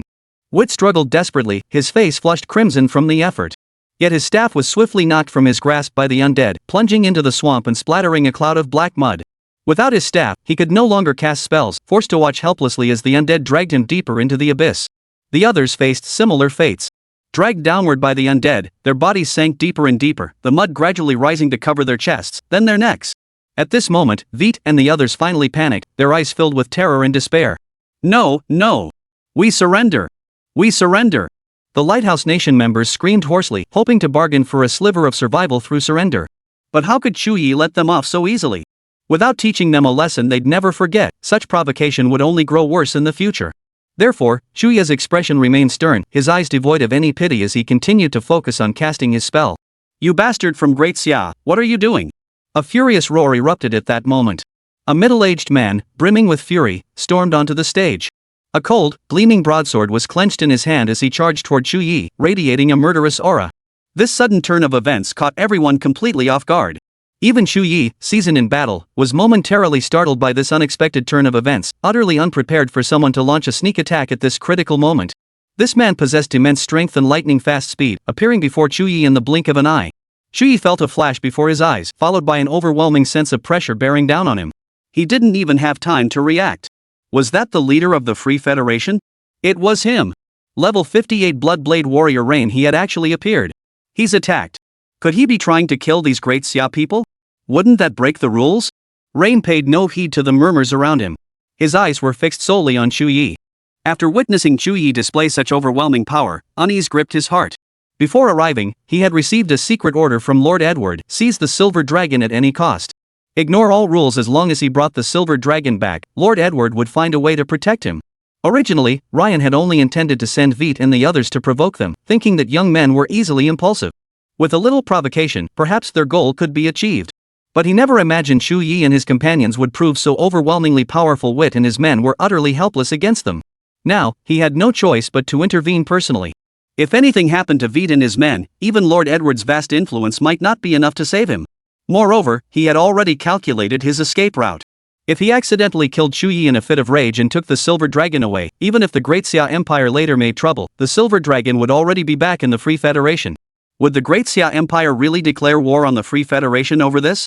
Rain's plan seemed flawless. His greatsword was raised high, cutting through the air with a whistling sound, as he brought it down fiercely toward Chu Ye. At this moment, he stood mere meters from Chu Ye. With this single strike, everything would unfold as he desired. At this critical moment, a blindingly bright light erupted without warning. The light blazed like a scorching sun, instantly illuminating the entire battlefield, blinding everyone within sight. In the next instant, Rain felt as though he'd collided with a towering mountain.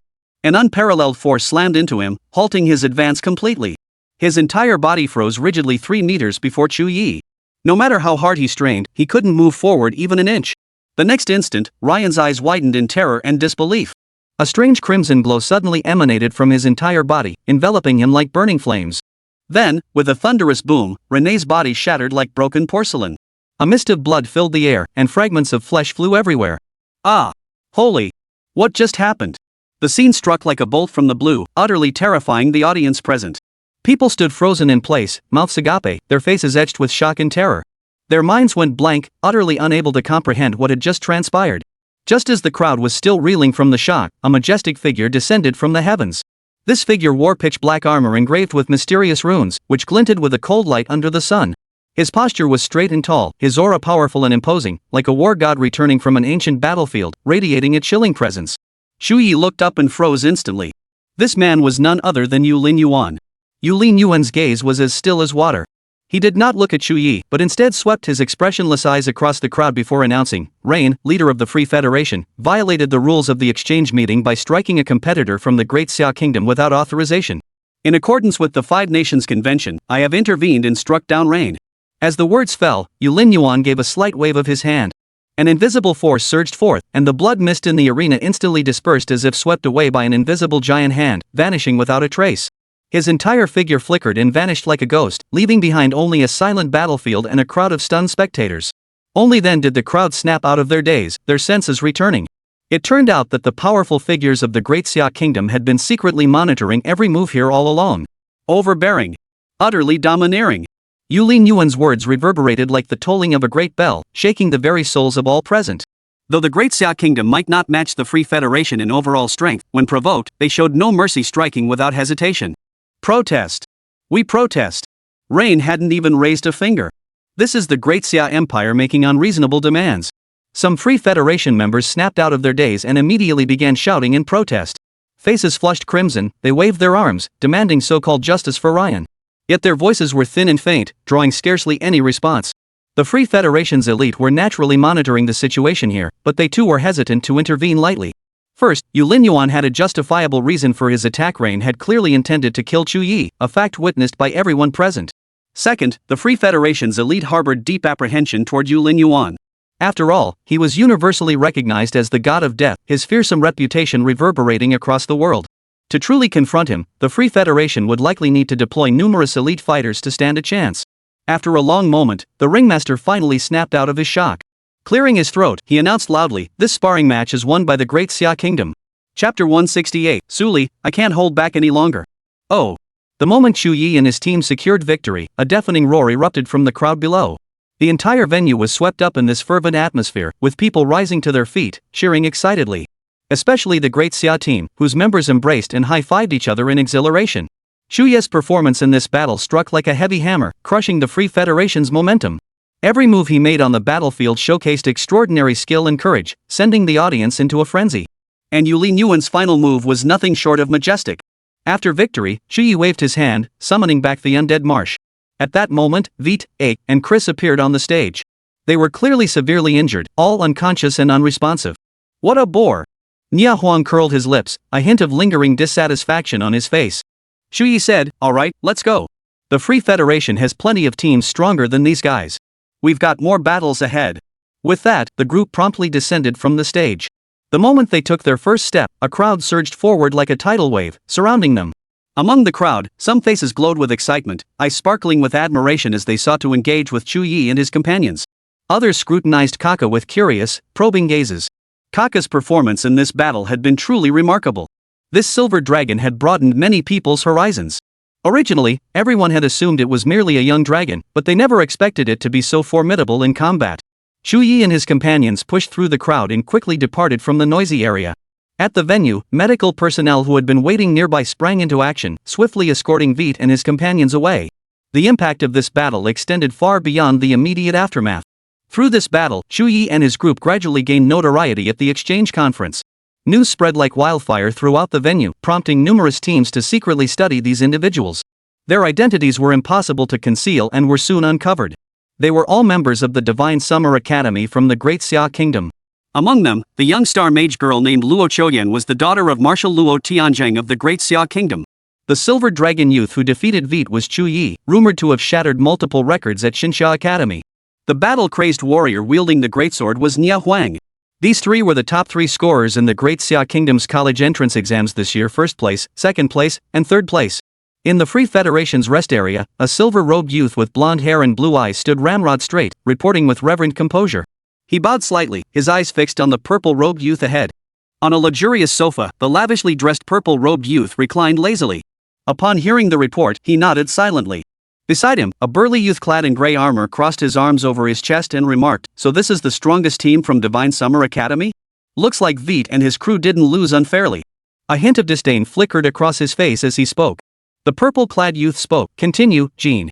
The silver-robed youth known as Gold continued, "The other two aren't particularly strong, they're in support roles. The girl with the emerald staff is Su Li, a life priestess.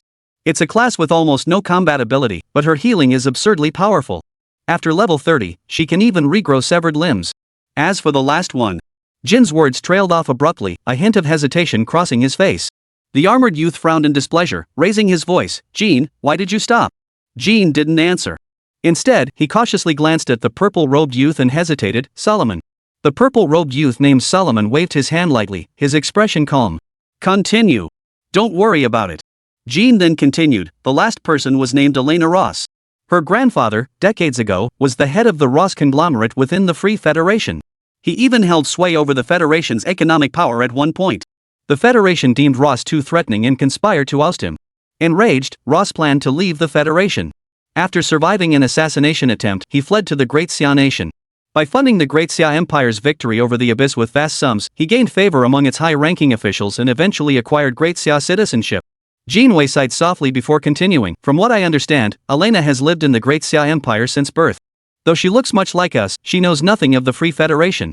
Solomon's lips slowly curved upward as he murmured, "Interesting." Jean spoke up, "Judging by their combat, these individuals possess formidable strength. Especially Chu Ye. According to records, he can even wield a domain. He seemed remarkably at ease during his battle with Veet. The armored youth snorted coldly, dismissively remarking, "So what? We've seen plenty of so-called geniuses." Every single one was hyped to the skies. In the end, they all met their demise at Solomon's hands. Solomon waved his hand, his expression turning serious. "Enough, Gustav. These individuals are not like the useless fools we usually encounter. You must take them seriously. At the very least, they possess considerable skill to have beaten Wit into that state." Gustav lowered his head slightly upon hearing this, saying nothing more before turning away. Though a hint of reluctance lingered on his face, he complied with Solomon's orders. Jean hesitated. "Solomon, should we test them in the upcoming trials? If needed, I can recall Hubert and Edgar." Solomon shook his head. "No need. Let them have their moment. Our focus lies in the world instance." "But what about Lord Edward's instructions?" "Humph. Edward wants the silver dragon but refuses to pay the price. We'll just give him a token gesture. Let's not be as foolish as those like Vit. Anyone who truly disregards those great Xia people is a complete idiot. Our goal isn't to fight the great Xia to the death that would only benefit others. Our goal is to seize those 3 mythic tier treasures. Everything else must yield to that end." Edward has already contacted Solomon, instructing his team to deal with Chu Ye and his group and seize the silver dragon for him. Solomon made his offer, demanding one of Edward's dragon eggs and an additional mythical artifact. Of course, the dragon egg was merely an ordinary one, far inferior to the royal bloodline of a silver dragon. Solomon deemed this exchange fair. After all, to seize the enemy's silver dragon, they would surely fight tooth and nail. The Great Xia Empire's authorities, including that Great Xia war god Yulin Yuan, would undoubtedly intervene. This was immense pressure. Edward refused, offering no more than 500 million gold coins. Hearing this offer, Solomon nearly laughed in anger. Was he trying to give alms to a beggar? 500 million gold coins wouldn't even buy a single mythical grade equipment piece. He felt Edward lacked sincerity, but his father had warned him that the family had many enemies and advised against provoking Edward too much for now. Thus, Solomon planned to give verbal assent while dragging his feet in actual action. After all, who would do something that offered no benefit? Solomon wasn't an idiot. Seeing Solomon speak thus, Jean could say no more. In terms of power and influence, Solomon's father was a military heavyweight in the Free Federation. He could easily ignore Edward. In this world where might reigned supreme, strength and influence often determined everything. Though the silver dragon was astonishing, in Solomon's eyes, it was merely a dragon at best. It could reach Edward's level. Though hailed as the Free Federation's foremost beastmaster, Edward stood no chance against true elite combatants in a real fight. Never mind the Free Federation's elite, even Yulin Yuan of the Great Xia Nation could easily beat Edward hands down, even if he were to hold back. This was precisely why Solomon had little interest in engaging with Edward. In Solomon's view, Edward's entire success rested on his black dragon. Without the black dragon, what was he? In this world, ultimately, only one's own strength commands respect. Chu Ye remained unaware that their group had already drawn attention. Even if he did, he wouldn't care. Today marked the opening day of the exchange event, with countless teams sparring and exchanging techniques. The entire venue buzzed with extraordinary excitement. Teams engaged in fierce battles on the stage, while cheers and shouts from the audience below rose and fell in waves. But for Chu Ye and his companions, these sparring matches held little value. Therefore, after finishing their battle with Veet and his group, they parted ways immediately, heading to the hotel in the Great Xia Kingdom area to rest. Chu Ye and Su Li, of course, stayed at the same inn. Walking side by side into the lobby, they found soft lighting and a quiet, comfortable atmosphere. As soon as they entered the room, Chu Ye said, "Su Li, let me check on you. After today's battle, your condition might have worsened." Su Li's cheeks flushed slightly. Already accustomed to this, she gave a soft nod before slowly shedding her clothes. Then came Chu Ye's examination. Though she'd been through this many times before, she still couldn't help feeling shy each time. Especially now that they'd grown closer, Chu Ye's examinations had gradually become more unrestrained. Sometimes, Su Li truly couldn't tell whether Chu Ye was examining her or simply taking liberties. The warm sensation spreading across her chest, that touch that stirred her heartstrings, made her heart pound wildly. She felt her body was molding itself to Chu Ye's shape. Today's examination, as usual, took longer than expected. Chu Ye examined her meticulously and slowly. His hands moved gently, leaving no detail overlooked, until half an hour later when he finally paused. By the time Chu Ye uttered the word done, Su Li's gaze had grown hazy. Her eyes brimmed with bashfulness and drowsiness, her cheeks flushed crimson. Her body suddenly went limp, and she collapsed into Chu Ye's arms. Her body trembled slightly, as if all strength had left her. Seeing Su Li like this, Chu Ye's heart skipped a beat. An overwhelming sensation surged within him. His arms instinctively wrapped around her. Soon, their gazes locked. Chu Ye's heartbeat quickened, and he couldn't help but swallow hard. His eyes betrayed a hint of nervousness and longing, his breathing growing ragged. For a moment, Su Li froze. Her eyes brimmed with shyness and confusion, unsure how to respond to this moment. Chu Ye's voice grew hoarse as his hands instinctively reached out. His movements were somewhat urgent, his hands trembling slightly. Then, Chu Ye firmly grasped the two focal points. Li instantly felt a surge of tension, and the wellspring of her pleasure began to flow. Her body trembled slightly, emitting a soft moan. "Sorry, Li, I couldn't hold back." Chu Ye flipped her over and pressed down, kissing Li. His movements were urgent, as if emotions long suppressed had finally erupted in this moment. Li's eyes widened, yet she offered no resistance. Her eyes brimmed with bashfulness and submission. Allowing the soft culture of economic trends to probe relentlessly at the city's throat. Chu Ye also began implementing an open policy toward his own clothing. For a time, the economy overheated. Chu Ye focused on the core theme, driving it into deeper waters to implement profound reforms. As the economic bubble burst, Li couldn't help but let out a pained cry. This was the growing pains of reform. Chu Ye asked with concern, "Does it hurt very much?" Li flushed and shook her head. "Keep going." Chapter 169, Li's State of Mind. Ah! A soft moan escaped Li's lips like a delicate thread, followed by a long, drawn-out sigh, as if pent-up emotions had finally found release. In that instant, something seemed to ignite silently, erupting within the stillness of the space. In the bedroom, on the plush bed, Chu Ye and Li clung tightly to each other.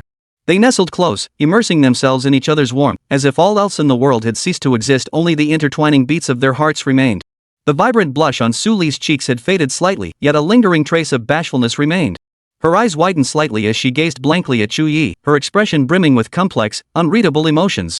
There was the bewilderment after their first intimate contact, the uncertainty about the future, and above all, an indescribable dependence on the man before her. Chu Ye returned her gaze, yet inexplicably, a pang of guilt welled up within him. He opened his mouth, trying to say something. "Li, I." Li shook her head gently, her long, lustrous black hair swaying with the motion. She slowly extended her arms, wrapping them around Chu Ye's neck, and offered him a kiss of her own accord.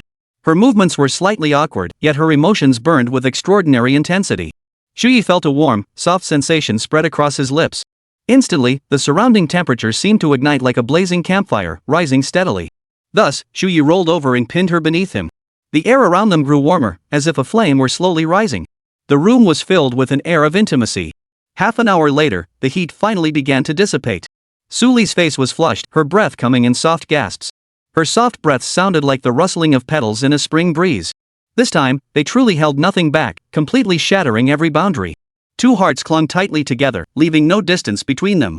Perhaps entering a state of heightened clarity, Chu Ye's thoughts gradually became sharp and active. He tilted his head back slightly, gazing at the ceiling, a quiet sigh rising within him. What was bound to happen has finally come to pass. In truth, ever since learning he would perform that particular examination on Li and realizing she hadn't refused, Chu Ye had been enduring a grueling struggle. At the height of his youthful vigor, resisting such temptation for this long had been no small feat. After all, he wasn't a saint. It had finally come to this. Chu Ye murmured to himself. At that moment, Luo Qiuyan's face suddenly flashed through his mind. Thankfully, she already knew about this and hadn't objected. Otherwise, explaining it to her would have been an extremely difficult task for Chu Ye. Chu Ye tilted his head slightly, gently drawing Li into his embrace and letting her rest her head on his shoulder. Li nestled against him obediently. The two held each other tightly, as if they had become one. At this moment, no barriers remained between them. Chu Ye hesitated, then tentatively asked, "Li, when did you?" Though he hadn't finished, Li already understood.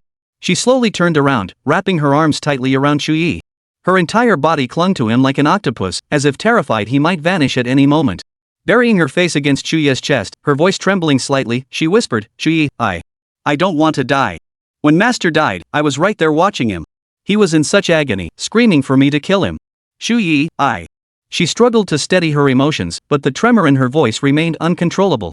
Chu Ye's heart tightened. He quickly wrapped his arms around her, pulling her closer, as if trying to merge her completely into his own body. He stared intently into Li's eyes, speaking slowly and deliberately, "Li, I won't let you die." "Absolutely not." Li lifted her gaze to meet Chu Ye's. Seeing the unwavering resolve in his eyes, a wave of warmth and reassurance flooded her heart. Regardless of whether those words were true or false, in this moment, she was willing to believe him without reservation. Gradually, the corners of the young girl's mouth lifted, forming a faint, gentle curve. It was Li's smile, still somewhat strained, perhaps even tinged with lingering sorrow. Yet in Chu Ye's eyes, it was as beautiful as the first flower blooming in spring. As if the snow on Mount Tianshan had melted. Chu Ye was instantly captivated. "You said you like seeing me smile, so I'll try to smile more often," Li murmured softly. Chu Ye could no longer resist and gently kissed her. Chu Ye let out a soft, breathy sigh and slowly closed her eyes. She began to respond to Chu Ye, though her movements remained awkward. Beyond Chu Ye, she had no other experience. It wasn't just Chu Ye didn't have much experience either. This was the first time for both of them. But that didn't matter. The air's temperature slowly rose. Time slipped away unnoticed. It wasn't until evening that the two of them gradually came to an end. As always, Chu Ye examined Chu Ye afterward.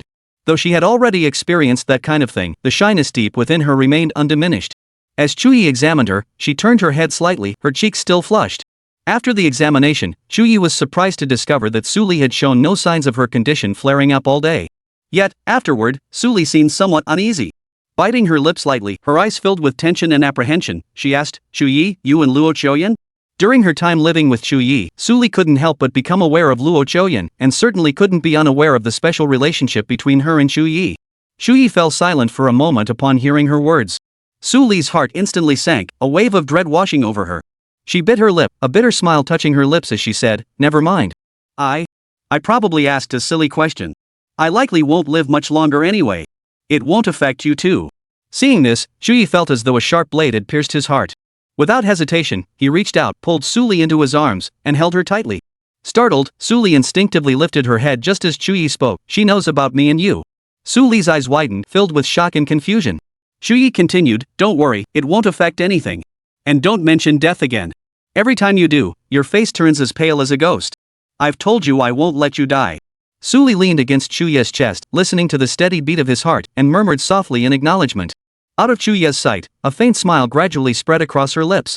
Chu Ye felt nothing but heartache for Chu Ye. After all, Xiao Yan had already said she didn't oppose him and Chu Ye. Since today's events had already unfolded, Chu Ye wouldn't evade responsibility. He might as well acknowledge it outright. He'd already gone this far. Was he supposed to pull up his pants and deny everything? Chu Ye wasn't that kind of person. Chu Ye admitted that from the very first day he met Chu Ye, he'd harbored special feelings for this girl. Her delicate, melancholic aura had stirred a deep protective instinct within him. Especially during these past 2 weeks of living together, spending every waking moment with Chu Ye, the emotions within Chu Ye had only grown more intense. Heaven knew how hard he'd been holding back. If not for fear of scaring Chu Ye, he would have lost control long ago. Throughout the subsequent treatment process, he cautiously tested her boundaries step by step. When he realized she truly didn't seem to resist, Chu Ye finally stopped pretending. But was Chu Ye any different? After enduring the devastating blow of her master's death, Chu Ye harbored an innate dread of the bone-corroding disease. It was akin to someone who nearly drowned as a child harboring an innate dread of the ocean. Learning she too had contracted the disease pushed her terror to its peak. For the first few nights, she would dream every night, envisioning herself rotting away like her master, bones shattering, suffering worse than death. Each time, she would wake in the dead of night, drenched in sweat. Then, the horrific images of her master's death would relentlessly echo in her mind. Clutching her quilt, she would weep silently alone. This terror tormented her day after day until, in the end, she had become numb to it. It was like a terminal patient who, upon first learning of their diagnosis, feels despair, screams, and struggles to accept it. But as time passed and death drew nearer, the terror gradually faded, replaced by a state of utter resignation, silently awaiting the end. When Chu Ye first encountered Chu Ye, she was already shrouded in death's pallor. Alive, yet living like a corpse. It wasn't until Chu Ye's devoted care and constant companionship that she began to change. Chu Ye had become Chu Ye's sole lifeline. Upon realizing she still held a glimmer of hope for survival, Chu Ye's mind became consumed solely by Chu Ye. Her yearning for life once again overpowered her fear of death. This yearning gradually transformed into an intense attachment, so profound that she felt no aversion whatsoever to Chu Ye's unconventional actions. Now, she could only rely on Chu Ye. She did not want to die. And Chu Ye seemed like someone worthy of her trust. "Come on, let's go have dinner together." After dressing Chu Ye reached out and gently helped her to her feet. "You'll be okay walking, right?" The moment Chu Ye stood up, her legs buckled. Her body lurched forward involuntarily, nearly sending her crashing to the floor. Fortunately, Chu Ye reacted swiftly, extending both arms to catch her securely. A hint of apology flashed across Chu Ye's face as he asked, "Did I move too abruptly?" Chu Ye's face flushed instantly. She lowered her head slightly, her voice barely above a whisper, "It's fine. If you like it, I'm fine." With Chu Ye's support, she straightened her body with effort and slowly stood up. Chu Ye sighed helplessly. "You should rest properly. I'll make dinner. If you can't get up, I'll feed you." Chu Ye's face remained flushed as she softly murmured, "Ahem." At that moment, her heart felt warm, as if bathed in the gentle sunlight of spring. Chapter 170, Change. Day 17 of examination, no signs of generated decay spots observed. Patient is in good condition with no abnormalities noted. Day 18, no new corruption patches detected. Patient remains in good condition with no abnormalities. Day 19, one nascent corruption lesion detected and treated.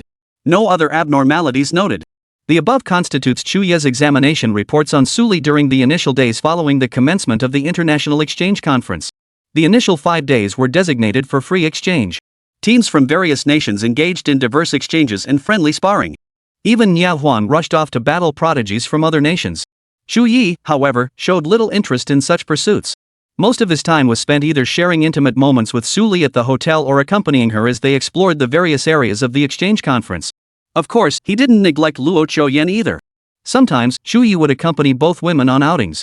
Luo Qiuyan didn't object, a faint smile playing at the corners of her lips as she quietly savored the time spent with Chu Ye. Of course, Luo Qiuyan remained unaware that her relationship with Suli had deepened. Chu Ye didn't want to tell her. If he did, Luo Qiuyan would likely be upset. After all, neither of them had engaged in overly intimate behavior. But perhaps after what happened with Suli, Chu Ye had become slightly bolder in his actions when with Luo Qiuyan. At the very least, they had grown accustomed to holding hands while out shopping. Chu Ye felt that given the right opportunity, he might even be able to take her first kiss. After that, everything would just fall into place. It must be said that after the incident with Suli, Chu Ye had indeed grown bolder. But Chu Ye wasn't in a hurry. With Uncle Luo and Uncle Yu backing their relationship, it felt rock solid. Sometimes, Chu Ye would feel a bit self-deprecating, wondering if his thoughts were a bit twisted. For instance, waiting until he and Luo Qiuyan had consummated their relationship before mentioning Suli. Or how about gradually testing the waters and teasing her, letting their relationship heat up step by step? But then he'd think, if he didn't do these things, was he really going to spend his whole life in a platonic relationship? Don't be ridiculous. Dating for years without even holding hands, or even just holding hands, that kind of plot only happens to the victims of those cheesy romance novels. What pleased Chu Ye was that Suli's condition had actually begun to improve gradually these past few days. I told you smiling more would help. See? Your body is slowly recovering. Chu Ye beamed, his eyes brimming with relief as he gently clasped Suli's hand. Though she remained in the second stage of bone-eating disease, at least there were no signs of further deterioration. Upon hearing this, Suli's face lit up with joy. A faint blush spread across her previously pale cheeks, and her eyes curved into crescent moons. Chu Ye finally saw her smile without reservation. After the events of these past days, the young girl's attachment to him had clearly deepened. This attachment deepened steadily, perhaps even approaching a pathological intensity. How to put it? Now, Suli had to see him by her side every single morning upon waking to feel at ease. Yesterday morning, Chu Ye had just gotten up and was preparing breakfast as usual, intending to call Suli to eat. He discovered Suli had already woken. Her eyes were vacant as they stared at the ceiling, and 2 clear tears had fallen down her cheeks. Chu Ye's heart lurched in alarm. He hurried to the bedside, his voice urgent. Suli, what's wrong? Suli was both crying and smiling, her voice trembling slightly as she whispered, I thought you'd left. This made Chu Ye both amused and helpless. Like soothing a child, he gently patted Suli's back and tenderly assured her he wouldn't leave. He then carefully helped her dress. Only then did Suli's mood gradually improve. Of course, growing so close to Suli brought Chu Ye another headache. Kaka was jealous. Originally, Chu Ye would always set aside time each evening to play with Kaka. But now that Chu Ye and Suli were glued together, Kaka was displeased. Its normally lively eyes brimmed with hurt. Every night, it protested to Chu Ye, wriggling its little body incessantly while making clicking sounds. Chu Ye was utterly helpless. Only after giving it an extra treat did it perk up again, its little tail wagging like a rattle. Of course, these were all happy troubles. 5 days passed in the blink of an eye. Early on the 6th day, sunlight streamed through the windows, illuminating every corner of the room. Chu Ye, accompanied by Suli, met up with Luo Qiuyan, Elena, and Nia Huang. Nia Huang cracked his neck, flexing his muscles, and bellowed, damn it, this free exchange phase is finally over.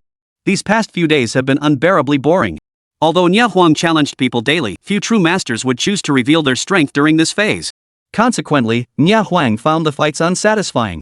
A hint of reluctance lingered in his eyes as he shook his head and sighed repeatedly. Chu Ye chuckled, let's hurry and register. Once registration closes, the matches begin immediately. Then we'll face teams from other nations. Nia Huang retorted, about time. I can't wait any longer. Soon, the group headed toward the registration area. Inside the vast arena, hundreds of registration desks were set up. Teams streamed in continuously, creating a bustling hub of activity. The mingling of conversations and footsteps created an extraordinary bustle. Ultimately, tens of thousands of teams might register for the competition. Nearly 300,000 participants would compete. Yet only 100 teams would earn entry to the World Dungeon. A maximum of 500. This competition will be fiercely contested. As they headed to register, the group engaged in lively discussions. Nya Huang said, Elena, do you know any teams that are strong enough? Damn it, fighting those useless players all the time is going to break me. Elena replied calmly, every major nation has top-tier teams. Take the Great Xia Kingdom were officially ranked first because Luo Chuyen, Chu Ye, and you were the top 3 in this year's college entrance exams. But in reality, there are definitely other teams domestically that can match us. From what I understand, many top-tier second-year professionals deliberately hold back their abilities to secure smoother advancement paths. They'll be formidable opponents. Hearing this, Nya Huang's interest was instantly piqued. He couldn't help but ask eagerly, any more? Elena continued, beyond that, the Royal Knights of the Golden Radiance Empire, the Violet Squad of the Duchy of Normandia, and Joseph's squad from the Snowland Federation are all noteworthy teams. They are the officially recognized top squads in their respective nations. Nya Huang's eyes lit up. At this point, Chu Ye inquired, what about the Free Federation? At the mention of the Free Federation, Elena's brow seemed to furrow slightly, though it might have been an illusion. She lowered her head slightly, as if deep in thought. After a moment's silence, she continued, the strongest squad openly acknowledged by the Free Federation is the Solomon Squad. Its captain, Brewster Solomon, is also the strongest professional practitioner within the Free Federation this year. Her voice remained calm, yet carried a barely perceptible weight. Chu Ye's interest piqued. How does he compare to Vetter? Elena shook her head. A world of difference. Among our 5, if anyone could surpass Solomon, it might only be you. Hearing this, Nya Huang immediately bristled, so you're saying I'm not as good as that Solomon? Elena glanced at him before nodding. Damn it! Nya Huang cursed under his breath. Short-sighted fool. That Solomon better hope he never crosses paths with me. If he does, I'll beat him into a pig's head. Elena showed no reaction to this. She was long accustomed to Nya Huang's temperament, standing quietly by with eyes as still as water. The others had grown accustomed to it as well. Soon, they headed to the registration desk to sign up. Just then, Chu Ye suddenly felt a pair of hands clamp down tightly on his arm. Startled, he turned his head slightly and suddenly noticed Su Li beside him, her eyes wide and her body trembling slightly. Chu Ye's heart clenched as if gripped by an invisible hand. He hurriedly asked, Su Li, what's wrong? At that moment, Luo Chuyen, Elena, and Nya Huang also turned to look. Following Su Li's gaze, they saw a team dressed in traditional warrior attire. The intricate and unique patterns on their garments clearly marked them as a team from the Eastern Empire. One of them noticed Su Li staring and turned his head, a look of contempt crossing his face as he spat out a curse. Damn you, you damn great Xia bastard. What are you staring at? Chapter 171, Sweeping Through. The furious shout reverberated like a thunderclap, instantly stirring commotion throughout the surrounding area. All eyes turned to this spot. Hey, isn't that the Great Xia team that defeated the Free Federation squad on the field just days ago? Yep, it's them. Looks like they've gotten into a conflict with the Eastern Empire. Looks like another showdown is brewing. As everyone knows, relations between the Great Xia Kingdom and the Eastern Japan Empire have always been tense. Whenever they meet, the atmosphere is like a lit powder keg, hardly any pleasantries exchanged. The surrounding crowd was now particularly curious, eager to witness the spectacle. Chu Ye turned his head slightly, glancing at Su Li. She gripped his arm tightly, her hand trembling slightly. Her eyes flashed with hatred. She forced her voice down, making it sound as if she were grinding her teeth. Before Master died, I saw them at the corruption front. Under the leadership of the Eastern Empire's troops, they captured many people and gathered them together to hold a competition torturing the people of Great Xia. Her voice was so low it was almost inaudible, yet it seemed on the verge of erupting. Luo Chuyen, Nya Huang, and Elena stood nearby. Her words reached their ears clearly. Chu Ye's expression darkened instantly, a flash of murderous intent flickering in his eyes. Nya Huang, unable to contain his rage, roared furiously, them. I'll slaughter every last one of these devils. Before the words had even faded, he eagerly drew his Xianhuang warblade. Without hesitation, he charged straight toward the Japanese imperial forces. Chu Ye watched Nya Huang's retreating figure without uttering a word to stop him. The Japanese soldiers, seeing this, were instantly struck with terror. One of them shouted, You great Xia man, are you looking to die? Bastard! How dare you attack us? Another, his face twisted with rage, shouted curses. Several men from the Eastern Empire drew their weapons, poised to strike. Halt! Just as the situation reached a boiling point, ready to erupt at any moment, a cold command erupted. Immediately afterward, a middle-aged man suddenly appeared. Tall and imposing, he wore a specially tailored work uniform embroidered with insignia signifying his status. After the voice sounded, he swiftly stepped forward, firmly blocking both Nya Huang and the Japanese imperial forces who were about to engage. His presence felt like an invisible wall rising between them, preventing either side from taking another step forward. Private combat is strictly prohibited within the conference venue. With the staff intervening, the confrontation abruptly halted. Yet, whether from the Empire of the Rising Sun or the Great Xia Kingdom, anger was etched across every face. Nia Huang, in particular, glared at the Japanese Empire representative with eyes that seemed to shoot flames, his expression so fierce it looked as if he wanted to devour the man alive. The Japanese Empire side hurled a barrage of insults, words like bastard spewing forth like machine gun fire, their faces twisted with contempt and fury. Seeing this, the staff raised their voices once more, issuing a stern warning: return to your respective groups immediately.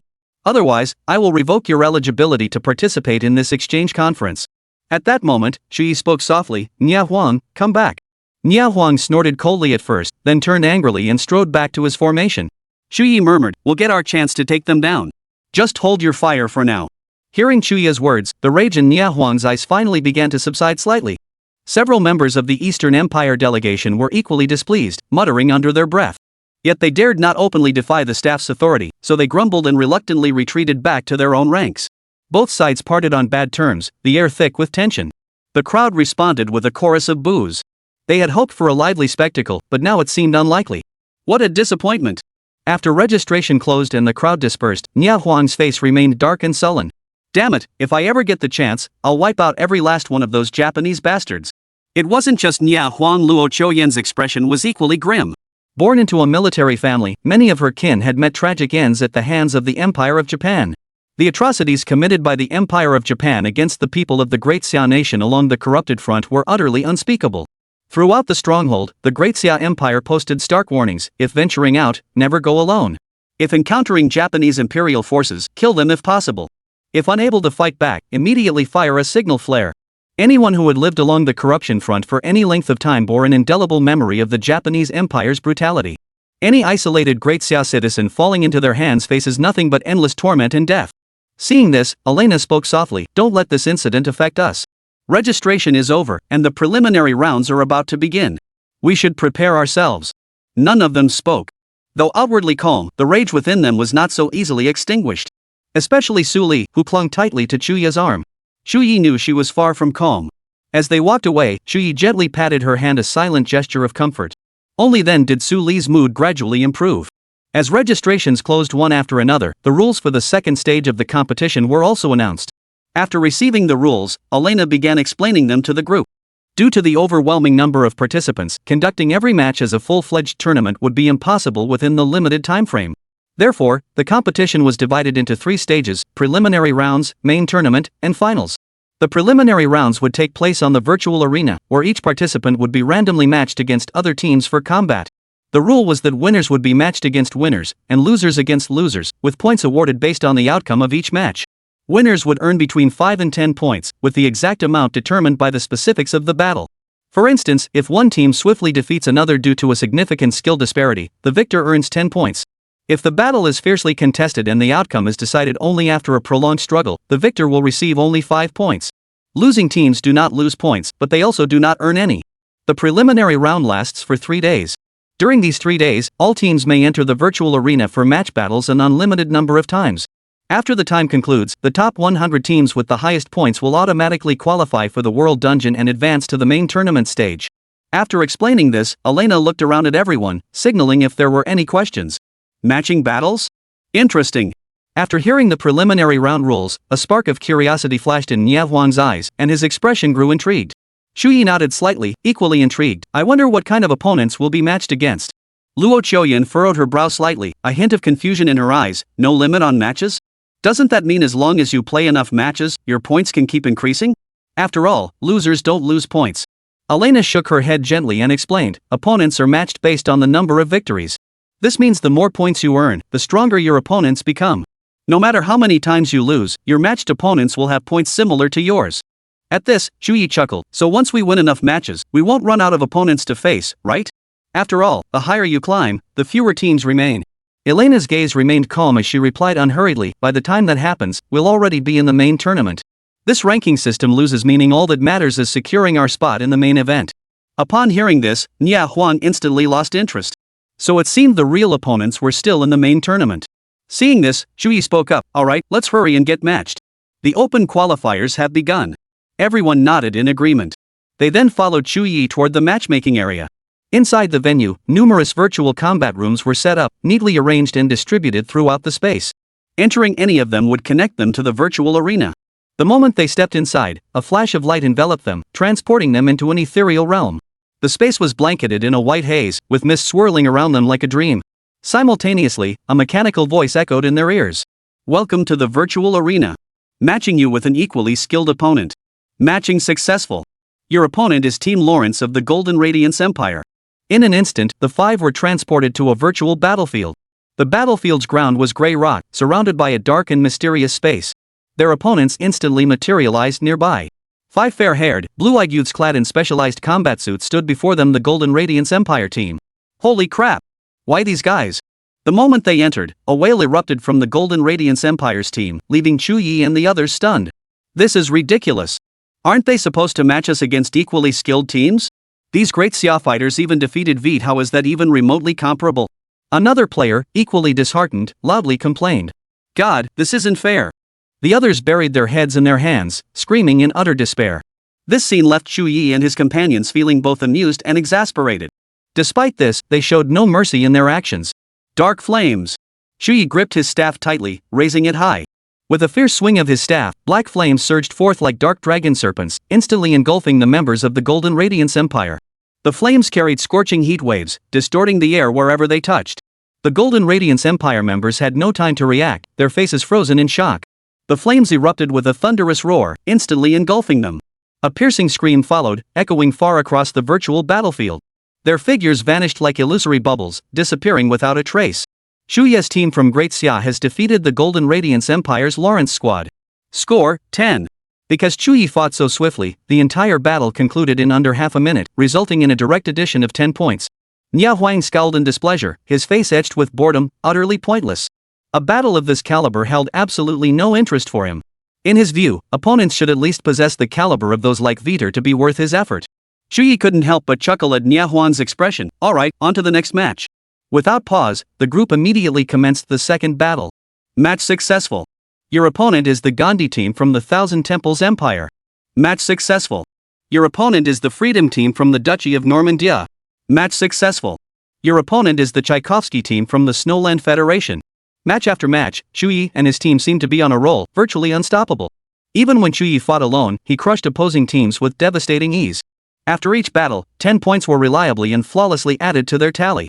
Throughout the series of battles, Nia Huang remained utterly disinterested.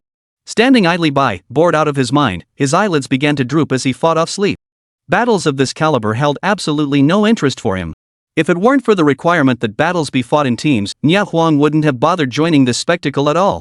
As the battles continued, Chu Ye's team accumulated a total of 100 points. According to the real-time rankings, they had successfully entered the top 100. To Chu Ye's surprise, despite their team's lightning-fast pace, they still hadn't claimed the top spot. The top-ranked team had already amassed 140 points.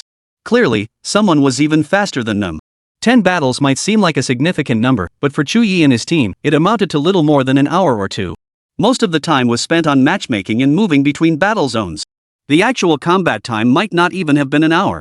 A relaxed smile spread across Chu Ye's face as he said, "Let's do one more match today, then we'll rest." At this pace, breaking into the top 100 is no problem at all. At the mention of rest, Nia Huang perked up instantly, his drooping eyelids snapping open. Chu Ye proceeded to initiate another match. Matching you with a team of comparable skill. Once the matchmaking screen appeared, the group stood silently in place, waiting. The air around them seemed to freeze, the silence so profound that only their faint breaths could be heard. After several minutes, the words "match successful" finally appeared. Match complete. Your opponents are the Violet Squad from the Duchy of Normandia. Upon hearing the team name, Nia Huang's eyes lit up instantly, a flicker of excitement dancing within them. Elena, is this the strongest team in the Duchy of Normandia you mentioned? He quickly turned to Elena, asking eagerly. Elena nodded. Nia Huang instantly perked up, his previously slouching posture straightening like a predator poised to strike. Finally, some damn worthy opponents. You lot, don't interfere. I'm taking on the Duchy of Normandia's top team myself. Chapter 172, The Kawashima Squad. These past few days had been unbearably stifling for Nia Huang. He yearned to find someone to fight, but every team he encountered along the way was lackluster. The famed top-tier teams, like Chu Ye's, were nowhere to be found. It seemed everyone had reached an unspoken agreement. Wasting precious time on this free exchange phase was pure folly.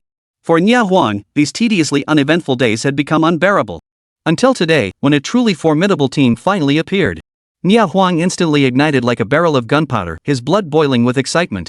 Before long, the team from the Duchy of Normandia came into view. Comprising 3 men and 2 women, their roles were warrior, mage, archer, guardian, and support. Though lacking in assassin or stealth class, this balanced composition offered both offensive and defensive capabilities, promising strong synergy. Are you Chu Ye's team from the Great Xia Kingdom? The members of the Duchy of Normandia's team scanned Chu Ye and his companions, their eyes brimming with keen interest. Seems like a formidable team, one murmured. Indeed. Just days ago, they defeated the Vetter team, another chimed in. After a brief exchange, one of them decisively spoke up, I see. Then we'll forfeit. No need to waste our strength here. No sooner had the words left his mouth than a soft yet distinctly unique glow gently enveloped them. Immediately afterward, a clear system notification sounded in their ears. Team Normanland has chosen to forfeit. Team Chu Ye gains 10 points. This sudden announcement left Chu Ye and his team frozen in place, exchanging bewildered glances. What just happened? They actually withdrew. Elena said calmly, probably to conserve strength and wait for the main event. With their current ranking, they're already guaranteed a spot in the top 100. ING cowards. Nia Huang's face flushed crimson, veins bulging on his forehead as he roared with fury. He had been itching for a fight, his heart brimming with anticipation for a fierce battle. But their completely unexpected withdrawal made him feel like he'd punched a soft, fluffy pillow. All his strength went to waste, and the fire of his rage burned even brighter. This outcome left Chu Ye feeling equally helpless. He sighed softly and soothed, alright, since that's the case, let's just wait for the main event to begin. The group slowly exited the virtual arena. Meanwhile, the day's ranking points had been tallied. Chu Ye's team, riding an 11-game winning streak, had secured 110 points, solidly placing them at 62nd. The cutoff for the top 100 was 76 points. Unless every match yielded the maximum 10 points, breaking into the top 100 would require at least a dozen victories. Surprisingly, the top-ranked team wasn't one of the powerhouses Elena had mentioned earlier, but rather Team Kawashima from the Eastern Empire. Their record was impressive, 156 points from 18 wins and 7 losses.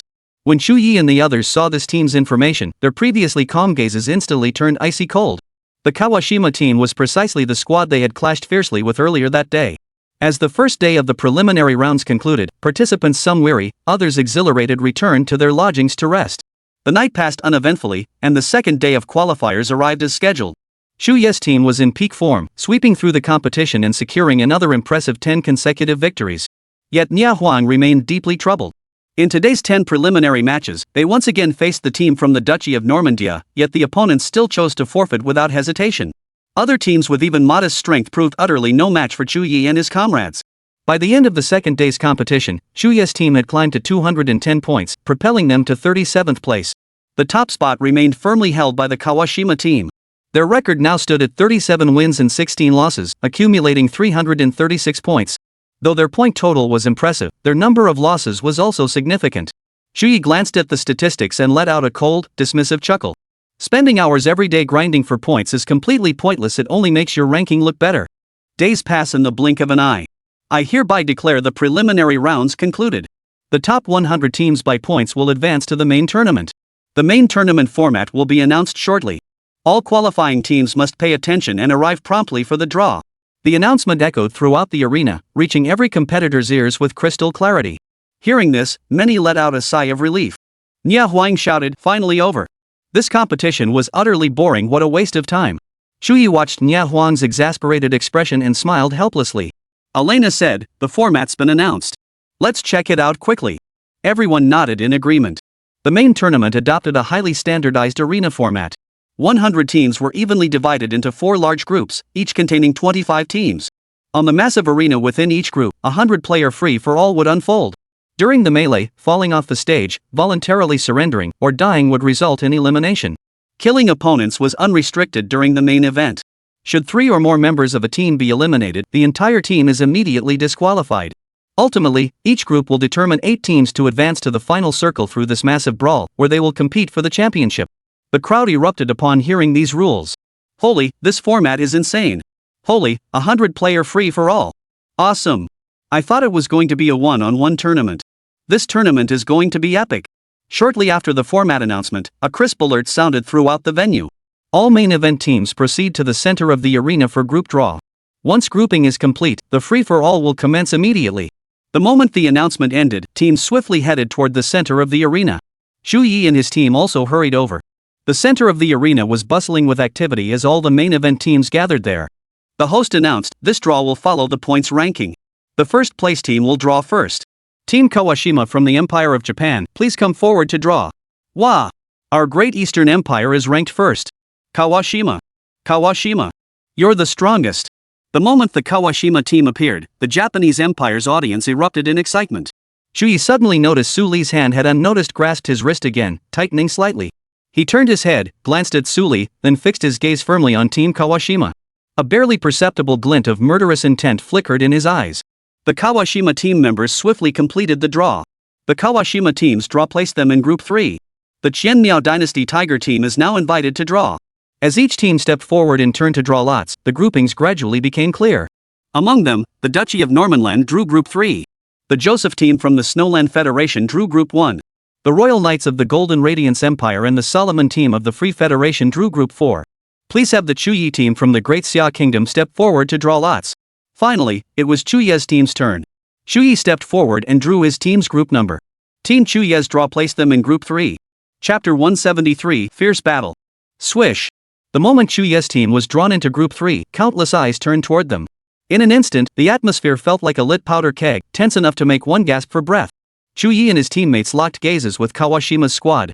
They stood locked in a standoff, silent, yet the icy killing intent flashing in each pair of eyes was as sharp as a blade, seemingly capable of slicing through the air. Nya Huan cracked his neck sharply, grinding out the words through clenched teeth. Good. We got them. Chu Ye, hold nothing back. Don't spare a single one of these Japanese devils. A faint, cold smile touched Chu Ye's lips. Of course. Soon, the draw concluded. The groupings were now set. All groups proceed to your designated platforms immediately to commence the competition. A booming voice echoed across the entire arena. As the voice faded, teams began streaming toward their designated platforms. As Chu Ye and his group made their way to the arena, members of the Kawashima team approached them, their faces twisted with scorn. One of them sneered, "You Great Xia people, don't think your reputation makes you strong. Today, the Great Eastern Empire will bury you forever." At these words, the expressions of Chu Ye and his companions instantly turned as cold as frost. Nya Huang nearly lost control and lunged forward to fight. Even Kaka sensed the tension, snapping its jaws menacingly in warning.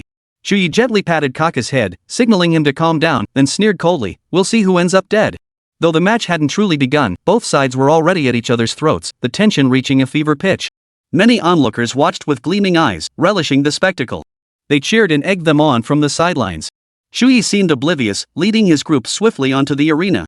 The arena was exceptionally spacious, its floor paved with solid stone slabs and its perimeter secured by thick ropes more than ample for a 125-person free-for-all. Even after all teams took their places, the space remained uncrowded. I now declare the official competition of this International Youth Exchange Conference officially open. The referee's rousing declaration sent the entire arena erupting into a frenzy. Every team on the arena sprang into action at that very moment. In an instant, bursts of skill-based light filled the sky. The entire arena transformed into a fantastical battlefield, a dazzling interplay of light that left spectators dizzy.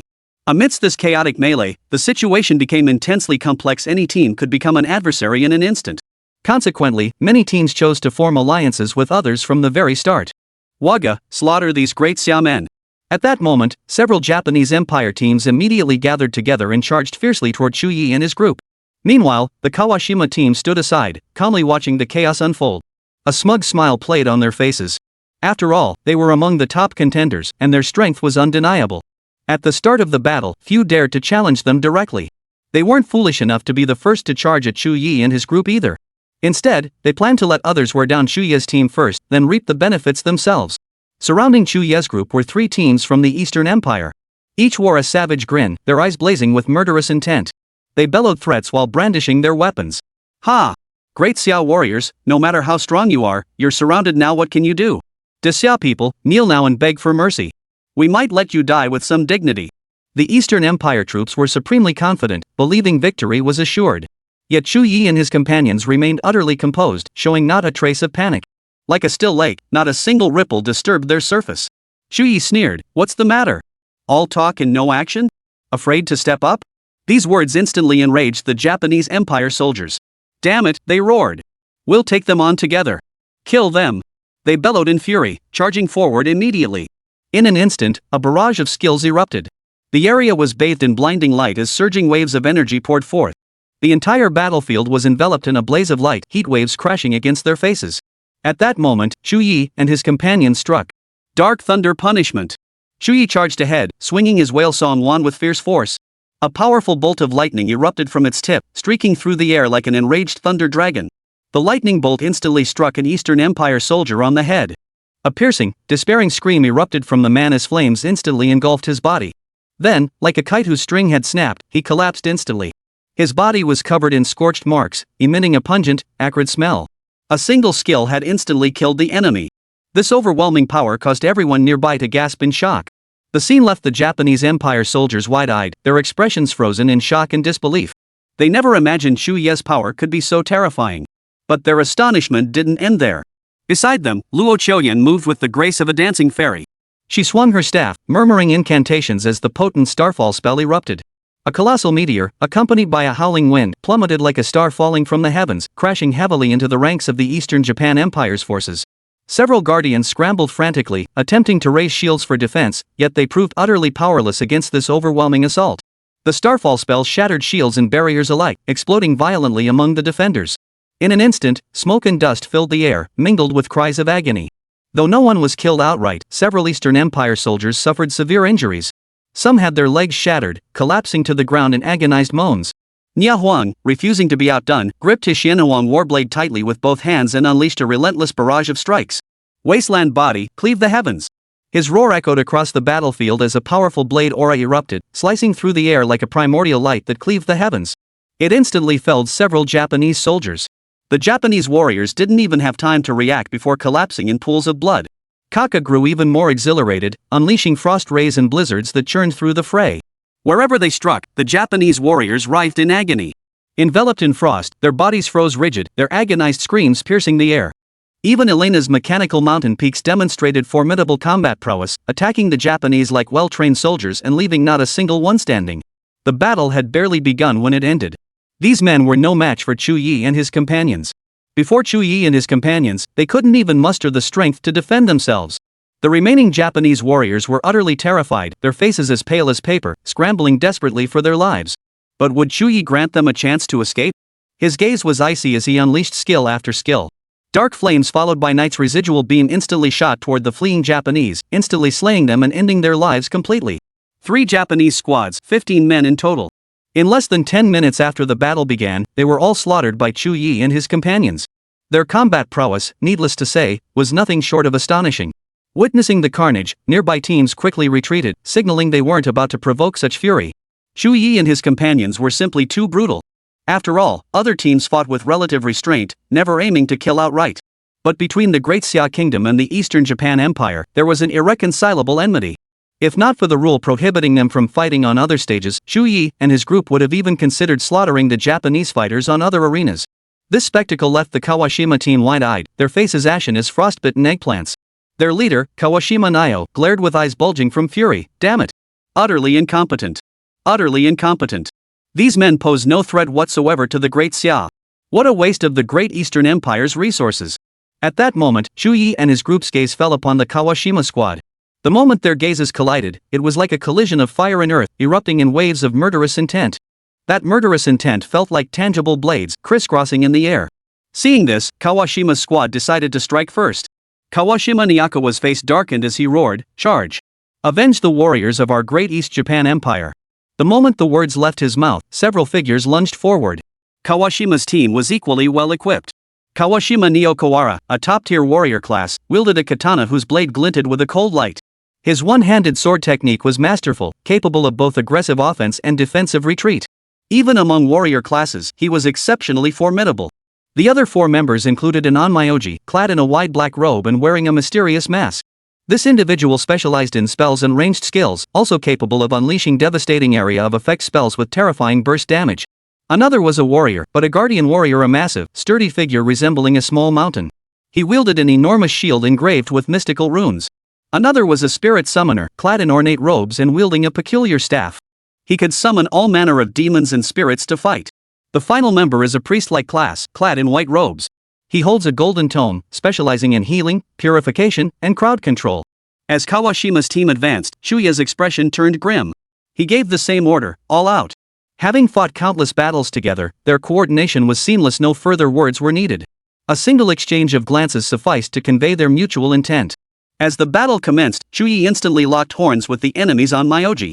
Huang charged fiercely at the samurai, his hands gripping the Xianhuang warblade tightly. The blade flashed with a cold light, as if poised to cleave his opponent in two. Luo Qiuyan took charge of the spirit tamer. As for Elena, she provided both support and intelligence, scouting weaknesses and gathering critical information. Suli healed and purified as the situation demanded. Kaka focused on protecting Suli while seeking opportunities to take out the enemy priest. Kawashima's team was no pushover. From the very start of the battle, both sides clashed fiercely. Skills collided with extraordinary intensity. Countless bursts of fire and lightning erupted across the arena. The entire arena resembled a massive fireworks display, with crisscrossing beams of light and continuous explosions. Initially, both sides fought cautiously, testing each other's strength. They moved their feet with utmost care, eyes fixed on each other's every move, searching for openings. However, after battling for some time, Chu Ye and his group realized these opponents were only on par with the V team. In fact, they were slightly inferior. Instantly, the tide of battle shifted. Wilderness body, open heaven. Huang was the first to enter his frenzied state. His eyes blazed crimson like a rabid beast, muscles bulging as immense power surged through his body. Gripping the Xianhuang warblade with both hands, its blade now blazing with intense light, he charged headlong at the enemy warriors with all his might. Primordial body cleaves the heavens was one of Huang's most formidable skills. As the skill unleashed, the surrounding air seemed to tear apart, emitting a piercing, shrill howl. The enemy warrior couldn't withstand the force. A piercing, desperate scream erupted as Huang sent him flying. His body arced through the air, crashing heavily to the ground and kicking up a cloud of dust. But Huang wasn't about to let him off so easily. With a single step, he closed the distance at lightning speed, like a gust of wind, pursuing his target relentlessly, intent on finishing him off. Luo Qiuyan handled the enemy's spirit master with equal ease. Her form was light and agile as she weaved through the battlefield. Though the spirit masters possessed formidable power, they posed little challenge to Luo Qiuyan. Especially with her starburst pulse, a skill capable of infinite division. As her star pulse continuously split, it resembled countless shooting stars. Within mere seconds, it slaughtered every demon and monster summoned by the opposing spirit masters.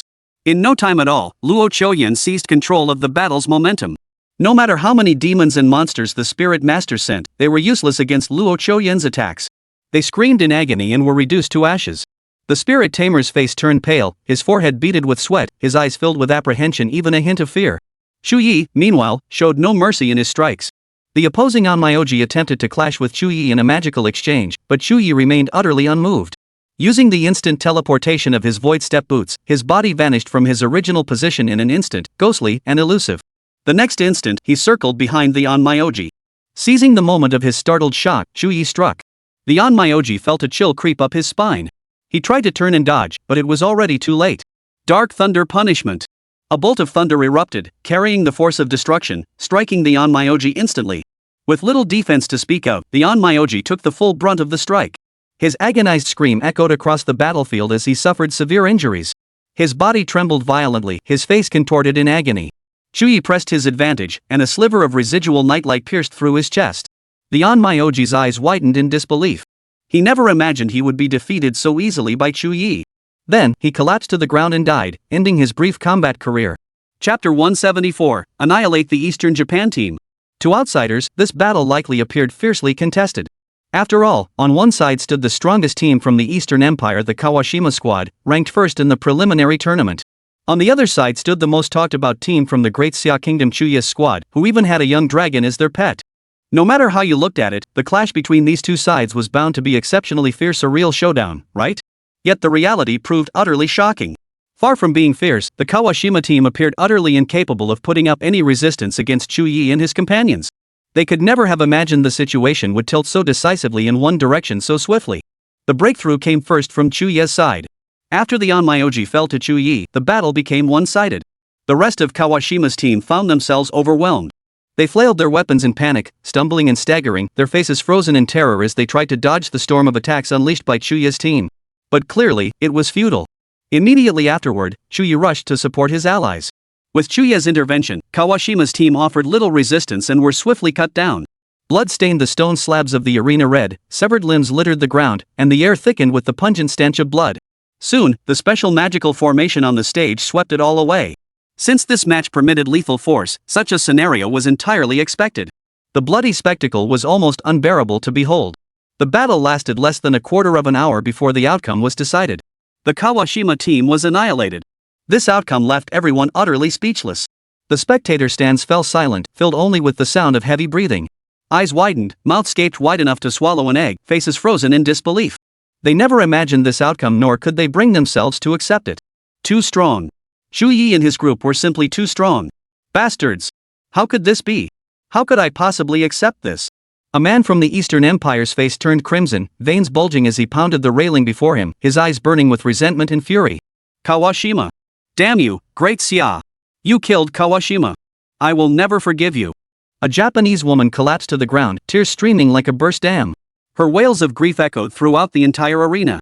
This can't be real. I refuse to believe it. You Damashians deserve to die. Seeing Kawashima's entire team wiped out, countless Japanese Empire citizens below were utterly horrified. Some of the more fragile-minded among them had already begun to faint in agony, their faces turning as pale as paper as they curled into tight balls. The Japanese Empire's spectator stands were filled with wails of despair. Meanwhile, nations harboring grudges against the Eastern Empire now gloated with schadenfreude.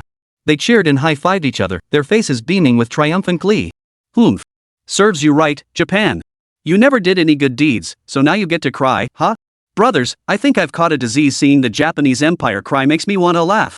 Go, brothers of the Great Xia Nation. Take down these Japanese bastards. The waves of cheers echoed across the sky. In stark contrast to Chu Ye's relentless momentum, the other teams on the arena weren't fighting nearly as fiercely. Though both sides clashed with dazzling skill exchanges, the intensity of their battles paled in comparison to Chu Ye's side. After witnessing Chu Ye's team's battle, many spectators now watched the other matches with a look of boredom and indifference. However, the official competition was far from over. Every team from the Eastern Empire on this stage had now been eliminated by Chu Ye and his group. Weaker teams had also begun to be eliminated. Chu Ye and his group shifted their focus elsewhere. Strangely, though people fought fiercely on the stage, no one dared approach Chu Ye and his group.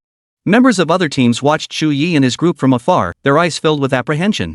They swallowed unconsciously, their feet instinctively retreating backward. After all, their ruthless elimination of the Eastern Empire team was utterly astonishing. No one dared claim they could go toe-to-toe with Chu Ye's team. In fact, some nearby teams scattered like they'd encountered a plague god, rushing to distance themselves. Seeing this, Nye Huang slung his greatsword over his shoulder and sneered coldly, "A bunch of nobodies." Swiftly dispatching these Eastern Empire soldiers held little meaning for him. After all, the battle wasn't even intense. It wasn't even as good as what Vite and his men had done. Chu Ye chuckled, "Since they won't come forward, we might as well use this chance to rest. The real battle won't begin until we advance to the next stage." With Chu Ye speaking so decisively, the others remained silent. Thus, while other teams continued battling their way forward, Chu Ye and his group actually sat down right where they were and began resting. Their demeanor was relaxed, as if this weren't a brutal tournament but a leisurely gathering. This scene left many utterly dumbfounded. Had it been any other team, Chu Ye and his group would likely have been pushed off the stage long ago. How could they afford such leisure? But now, everyone knew Chu Ye and his group weren't pushovers. Anyone wishing to challenge them would have to carefully gauge their own mettle. As time passed, the number of teams on the field steadily dwindled. Gradually, eyes began turning toward Chu Ye and his team once more. For any team hoping to advance, facing them was inevitable. Swish! A piercing cold light suddenly shot toward them. Like a venomous snake striking, it carried a bone-chilling coldness, slicing through the air with a piercing whistle. Yet Chu Ye seemed to have anticipated this. The moment the light appeared, he instantly unfurled the night veil. The night veil unfolded with tangible substance, radiating a mysterious, eerie glow. As the light barrier erupted, the beam was instantly blocked. Though the group rested in place, this did not mean they had completely let down their guard. Chu Ye, in particular, kept a constant watch on the developments on the arena. The ambushers were a team from the Free Federation. Clad in silver battle armor, wielding uniquely shaped weapons, and sporting fierce expressions, they clearly came prepared. Ha! Finally, someone dares to come and die? Nye Huang stood up, cracked his neck, and let out a cold chuckle. He flexed his shoulders, joints cracking audibly, as his greatsword whirled through the air, leaving trails of afterimages. His eyes burned with excitement and anticipation. Chu Ye spoke slowly, "This tournament, it's time to wrap things up." He rose steadily, his aura surging suddenly as an invisible pressure radiated outward. As the figures rose, the atmosphere instantly turned bitterly cold. Those nearby felt their breath catch, as if the very air had frozen, sending a chill down their spines. Chapter 175, The Might of Chu Ye. The magic wand whale song in Chu Ye's hand emitted a deep, oceanic blue glow. The light seemed to pulsate with life, coiling around the wand's shaft to form mysterious patterns. Seeing this, the others gripped their weapons tightly. In an instant, icy glints and streaks of light erupted, reflecting off one another. The air around them seemed churned by this sudden surge of power, an invisible pressure spreading outward like a tidal wave. The once noisy arena fell instantly silent, even the spectators holding their breath unconsciously. At that moment, the remaining teams all turned their gaze toward this spot, their eyes filled with caution and curiosity. Nia Huang gripped his Xianhuang warblade tightly and suddenly spoke, "Chu Ye, how about letting me have some fun?" A bloodthirsty curve lifted the corners of his mouth, his eyes blazing with fierce combat intent. Chu Ye smiled, "As you wish." No sooner had the words left his mouth than a savage grin twisted Nia Huang's lips. He abruptly hoisted the Xianhuang warblade onto his shoulder, planted his feet firmly on the ground, and launched himself like an arrow from a bowstring into the crowd. Desolation bodies severing the river. Nia Huang roared, his aura erupting like a volcano, causing the surrounding air to shriek with a piercing crackle. His figure blurred into a phantom, closing the distance to a formation in an instant. The members of that group stared wide-eyed, terror etched across their faces. Before they could react, Nia Huang's blade, carrying a fierce wind, struck down like a black lightning bolt. The blade flashed, and before the victims could even cry out, they were sent flying off the stage like kites with severed strings, crashing heavily before the spectator seats. Fortunately, Nia Huang retained his composure and refrained from delivering a fatal blow. Otherwise, the arena would have been drenched in blood once more. Even so, this terrifying display of power sent shivers down countless spines. The stands echoed with waves of gasps and sharp inhales. At that moment, Chu Ye also began his move. Slowly raising his wand, Whale Song, his gaze grew deep and icy, dark flame. With that fierce command, his arm whipped through the air, the wand leaving trails of afterimages. Black flames shot out like meteors, accompanied by a piercing screech, scattering in all directions. Boom! Boom! Boom! Boom! The deafening explosions sent countless teams reeling before they could react, knocked flying by the shockwaves from the raging dark flames. Screams echoed in rapid succession as figures flew off the stage like fallen leaves. Referees hurriedly raised flags, declaring one team after another eliminated. At that moment, the spectators nearby were all stunned. Mouths gaped open, eyes widened to their limits, faces frozen in utter disbelief. How is this possible? Does this great Xiaoman's skill have no cooldown at all? Unbelievable. I refuse to believe it. I absolutely refuse to believe it. Good heavens! Who could possibly counter this man? Shouts of astonishment echoed through the stands. Not only the others, but even Nia Huang had paused in his movements. Battle knife in hand, he panted slightly, staring blankly at Chu Ye's moves. A fierce fighting spirit flared in his eyes as he silently marveled, Chu Ye has grown stronger. After Chu Ye intervened, the outcome of this arena battle was swiftly decided. Team after team proved utterly powerless against Chu Ye. Even the Violet team from the Duchy of Normandia, its members gritting their teeth with grim expressions as they strained every ounce of strength to withstand Chu Ye's relentless waves of dark flames, could only struggle to hold their ground. They had no chance to counterattack. Only now did the crowd truly grasp the sheer might of this great Xia team. Many sighed in unison, their faces etched with helplessness and admiration.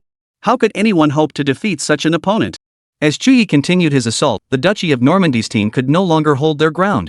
Before long, they too were knocked off the stage by Chu Ye. The outcome was decided. Chu Ye's team claimed first place in the tournament. The host stood beside the arena, eyes wide and mouth slightly agape, frozen in place, unable to process what had just happened. Only when Chu Ye approached and spoke softly did he snap back to reality. His voice trembling, he announced, "Match on platform 3 has concluded." Far away, Yulin Yuan stood in the VIP section, arms crossed, watching Chu Ye's performance below. A faint smile crept onto his lips, not bad. This kid's gotten stronger again. His eyes brimmed with admiration. It seemed this time in the world instance, Chu Ye would perform exceptionally well. Yulin Yuan held high hopes for Chu Ye and was confident that he would shine brightly in this world instance. Compared to others, Luo Qiuyan, Nia Huang, and Elena had long been aware of Chu Ye's capabilities, so they remained relatively composed.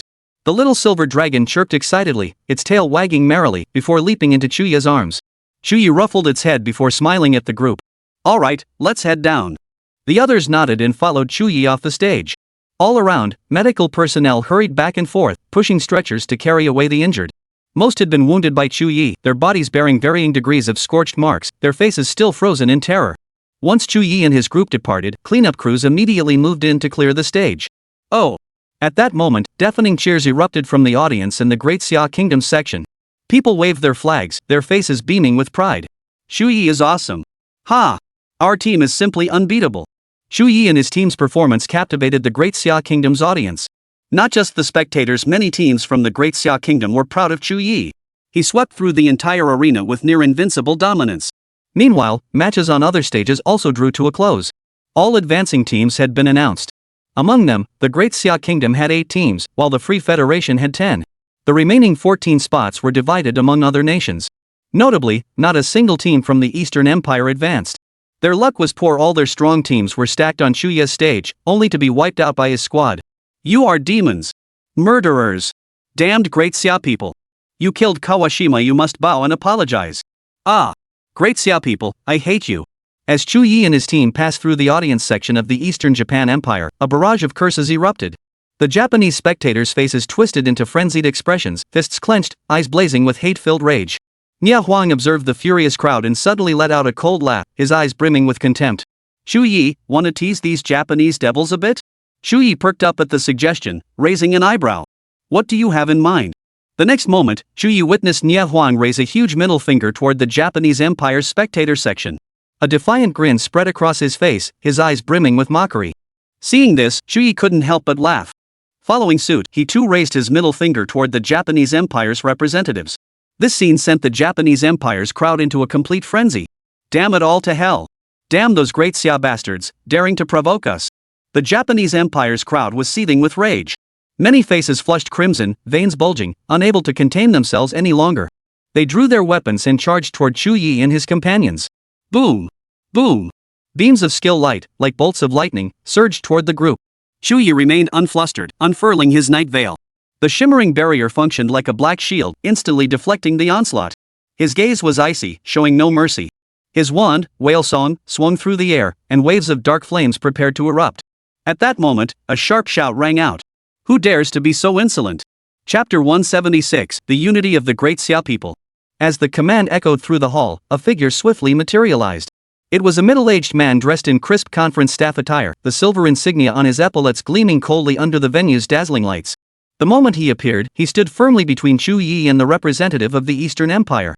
His hands swiftly formed seals, and a translucent barrier rippled outward before him, instantly halting the fierce attacks from both sides. Even more astonishingly, the formidable power of this barrier also suppressed the counterattacks launched by Chu Ye and his companions. The middle-aged man's arrival felt like pressing pause on the boiling venue. The previously chaotic and noisy surroundings instantly fell into a brief, deathly silence. Both sides, locked in fierce combat, halted their actions. The middle-aged man glared at Chu Ye and his group, bellowing, "Don't you know disturbances are prohibited in this venue? You completely disregard the rules of this place." Chu Ye remained composed as he replied, "They attacked first. What does that have to do with us?" The middle-aged man turned his head slightly, his gaze carrying a hint of scrutiny as he looked toward the Japanese Empire delegation. Is that truly the case?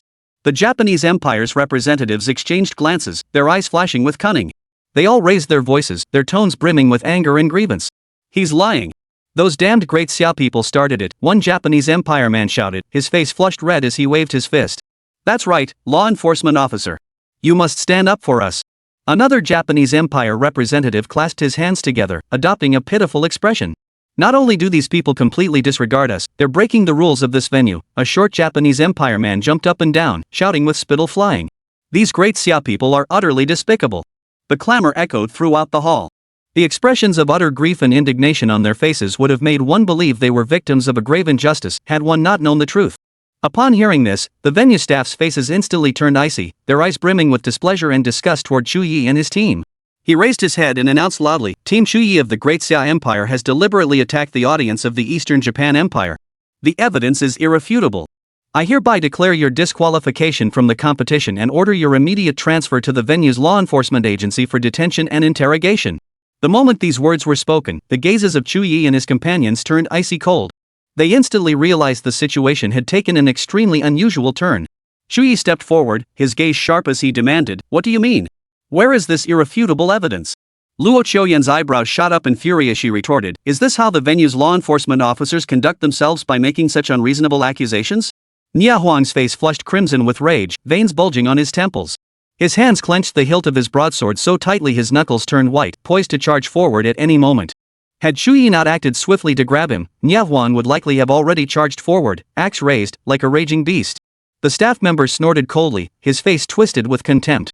"Everyone from the Eastern Empire says the same thing. You still want to deny it? Surrender immediately, or don't blame me for being rude."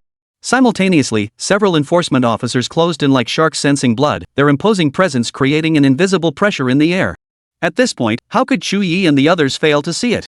Their faces darkened like storm clouds gathering before a tempest, their hearts already certain these enforcers were completely biased toward the Eastern Empire. Witnessing this, the great Xia citizens present felt their anger ignite instantly. Bai Wuxin and his companions shot forward like arrows released from a bowstring, demanding loudly, "What do you think you're doing? Attacking our great Xia team without any justification?" Many great Xia spectators gathered around, their voices filled with fury. Damn it! Is this how the enforcement officers at this exchange event do their jobs? Have you no shame? Such blatant targeting. Hell. How much did those Japanese bastards pay you? The waves of curses echoed through the venue like surging tidal waves. It was the Japanese Empire who started the fight, yet not a single sanction was imposed on them. Instead, they began punishing the great Xia team. If you can't see through this, either your ass is crooked or your brain is twisted. Seeing so many great Xia citizens closing in, the expressions of several law enforcement officers shifted slightly, a flicker of panic crossing their eyes. They felt immense pressure. What do you think you're doing?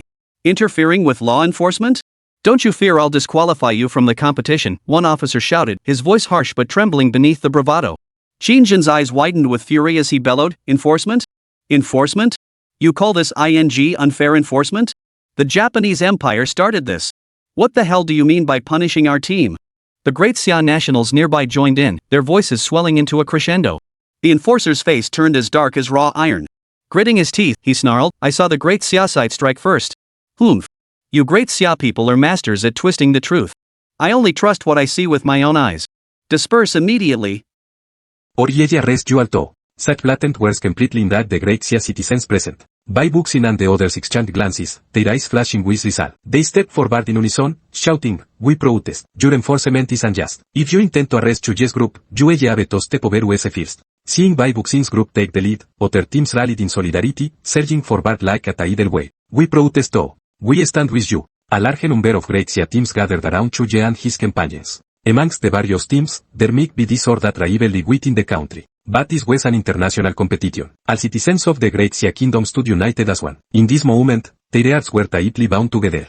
Seeing this scene, Chu Ye and his companions wore relieved smiles. Nie Huang, in particular, lifted his chin defiantly, his eyes brimming with max satisfaction. Stared at the enforcement officers as if to say, "Now let's see how you're going to handle this." The faces of the enforcement officers darkened to the point of being almost dripping with anger. This scene had far exceeded their wildest expectations. They had only intended to teach the great Xia team a lesson, to curb their arrogance. At the same time, if possible, they planned to arrest them and take them to the interrogation room, seizing the silver dragon in the process. But they never anticipated such a massive backlash. Nearly every great Xia team participating in the main tournament had turned up to back Chu Ye and his crew. Now they were completely stuck between a rock and a hard place. To act now would mean antagonizing the entire great Xia nation. Worse still, if they provoked the great Xia kingdom's supreme masters to intervene, their fate would be utterly grim. Hadn't they seen how Yuan publicly executed the leader of the BTTM? No one dared to step forward. But if they simply left now, their mission would effectively be over. They'd become an international laughingstock. Just as the standoff reached a heart-trigger tension, a figure descended from the sky like a feather, floating down with effortless grace.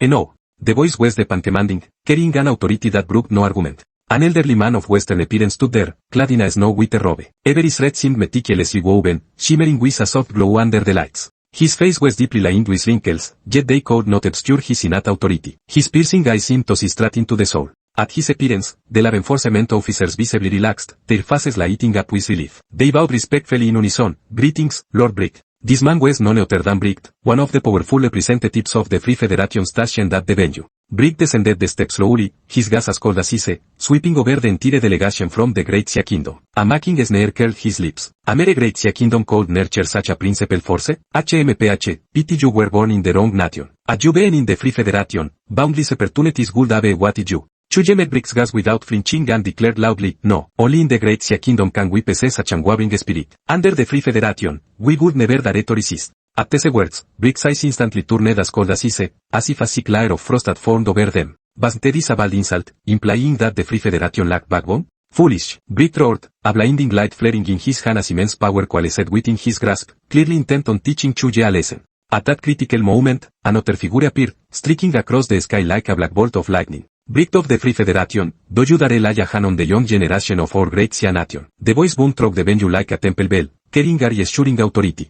At the sight of this man, the great Xia delegation erupted in enthusiastic cheers. "It's the War God Yue." The roar surged like crashing waves, wave after wave. The one who appeared was none other than Yuan. Clad in black battle armor, his robes billowing in the wind, exuded an otherworldly aura. His arrival felt like an adrenaline shot for the great Xia team, instilling a wave of reassurance throughout the ranks. Seeing Joelin appear, Brick's gas grew even colder. Snorted coldly, this matter ends here. With that, swept his lips and departed, his figure quickly vanishing from sight. Joelin, observing this, gradually faded into obscurity until it all vanished. With both influential figures gone, the law enforcement officers exchanged awkward glances, their expressions a mix of embarrassment and resignation. In the end, they could only snore coldly and slink away. With Lord Brick having declared the matter closed, they dared not make any further moves. As the law enforcement officers departed, Sanders chairs erupted once more from the Great Xia Kingdom side. Yeah. Idea the twistes as soles, they be all got their asses in the clouds. Only the Great Xia War God could pull this off, Joesan is the real deal. Let's see if they dare target Great Xia again. On the other side, the representatives of the Eastern Japan Empire were muttering curses under their breaths. Their faces were ashen, eyes burning with fury and resentment, yet they were utterly powerless. Throughout this exchange, the Eastern Japan Empire had no sway whatsoever. Even their strongest warriors dared not act out in the presence of a figure like Joelin. Chu Ye stepped forward before the crowd and declared loudly, "Thank you all for your assistance." The Great Xia teams responded with smiles. "We're all on the same side. Helping each other out when we're away from home is only natural." Now that's the spirit. You wiped out the entire Japanese Empire contingent. Chu Ye, you guys absolutely have to take first place in this competition. Chu Ye and his team have become a household names. Every team in the Great Xia Kingdom knows them. Especially Chu Ye, whose dominance over every other team has captivated countless spectators. Many young women stood among the crowd, their eyes brimming with admiration, already sending him secret glances. Chu Ye responded to each compliment with a smile. Before long, the crowd began to disperse. Manhwa roared with laughter, slapping Chu Ye on the shoulder. He talked to the guys were tough, but they lost their nerve once the crowd grew. A confident smile curved Chu Ye's lips as he replied, "They have their connections, but so do we. Without Joelin, their journey would never have begun so smoothly." And with Joelin on his side, no one dared to covet his caca anymore. It could be said that raw power trumps everything. Before long, the final match schedule appeared on the massive electronic screen. The finals would be el tomorrow. This final would be a single elimination tournament, no room for error. The competing teams hurried over to check their opponents, and Chu Ye's group immediately ran toward the screen. Soon, they saw the detailed bracket. The finals were divided into two brackets, the upper and lower halves. The Solomon team, deemed the strongest by Elena, was placed in the lower bracket, separate from Chu Ye's group. Manhwa studied the bracket and remarked, "So it seems we won't face the Solomon team until the championship match." Elena's expression was focused, her eyes reflecting a hint of calm as she replied, "Let's look at the current matchups first." Chu Ye and his team's first opponents were the Free Federation's Rodri team. Elena pointed at the information on the screen and explained earnestly, "Rodri is the top tier. They're not even as strong as the BT team. We should have no trouble with this match." Chu Ye inquired, "Who might we face next?" Elena continued her analysis, based on the bracket, we likely face team Joseph from the Snowland Federation next. Also, the Royal Knights of the Golden Radiance Empire are in the same half of the bracket as US. Apart from these two teams, the rest are no match for US.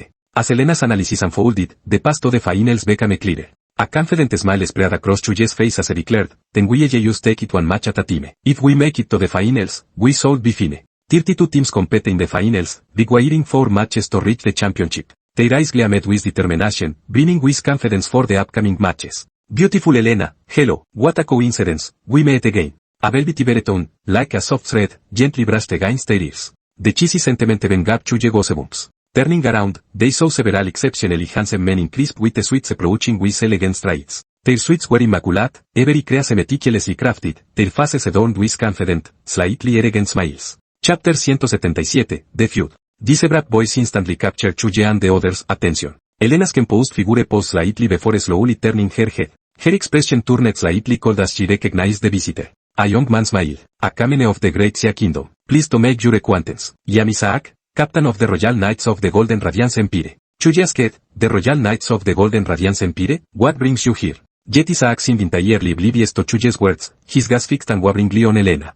"Step forward, Elena, why should a fly settle among chickens? Staying in the Great Xia Kingdom will only bury your potential. Come with me to the Golden Radiance Empire, that is where you truly belong." As he spoke, he did not even glance at Chu Ye and the others. His contemptuous attitude made them feel like mere dust beneath his feet. This attitude stirred a wave of displeasure within Chu Ye and the others. Manhwa's face instantly turned cold. Elena remained impassive, her voice soft yet firm. "Isaac, I refused you before, I refuse you now, and I will refuse you forever. Your efforts are futile. I was born in the Great Xia Kingdom, and I will remain a citizen of the Great Xia Kingdom." Seeing this, Chu Ye speculated inwardly that there seemed to be an untold story between Elena and Isaac. It made sense, her ancestors were from the Free Federation, so ties to the Golden Radiance Empire were hardly surprising.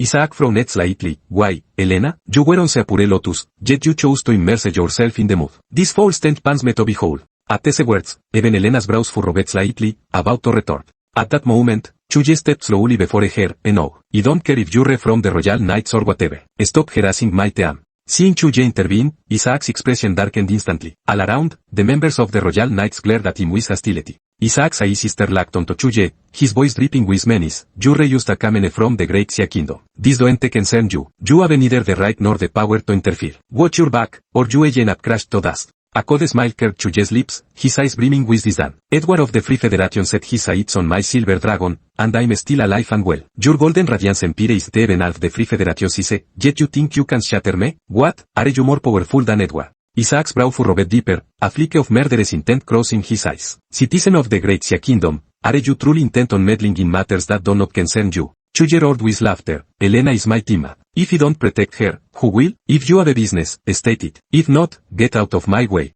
A sharp glint of cruelty flashed in Isaac's eyes as his voice turned sinister. Citizen of the Great Xia Nation, we reign the same half of the bracket. In this match, killing is the forbidden. Chu Ye sneered. Then you should be the one stacking your tals between your legs. The Royal Knights erupted in fury, their bodies radiating savage energy as their chests haved violently beneath their armor. In the Golden Radiance Empire, they were the center of attention wherever they went. Who had ever dared to mock them like this? At that moment, Elena gently tugged at Chu Ye's sleeve and whispered softly, Chu Ye, that's enough. Let's leave. At her prompting, Chu Ye nodded slightly. Alright, let's go. With that, the group turned and departed. Watching Chu Ye and the others, figures gradually recede into the distance, Isaac and his companions, faces darkened so intensely they seemed ready to drip with venom. Isaac, shall we strike? A knight gripped his sword and whispered. These great Xia people are used to arrogant, another knight gritted his teeth. And Elena, who knows what kind of mind numbing potion they fed her? She even rejected you. Yet another knight said with resentment. A flick of malevolence flashed in Isaac's eyes before he regained his composure, shaking his head slowly. No need. Once we've taken them down in the arena, Elena will see the light. Ha! A proud princess won't marry a weak prince. Ye make her witness my strength. The feud was fought even before the battle began. On their way out, Chu Ye caught a glimpse of Elena's usually composed face. Rarely had it shown such visible anger. A thought struck Chu Ye, and spoke up. Elena, what's going on between you and that Isaac? Elena's footsteps faltered slightly. After a moment's silence, her expression gradually regained its composure.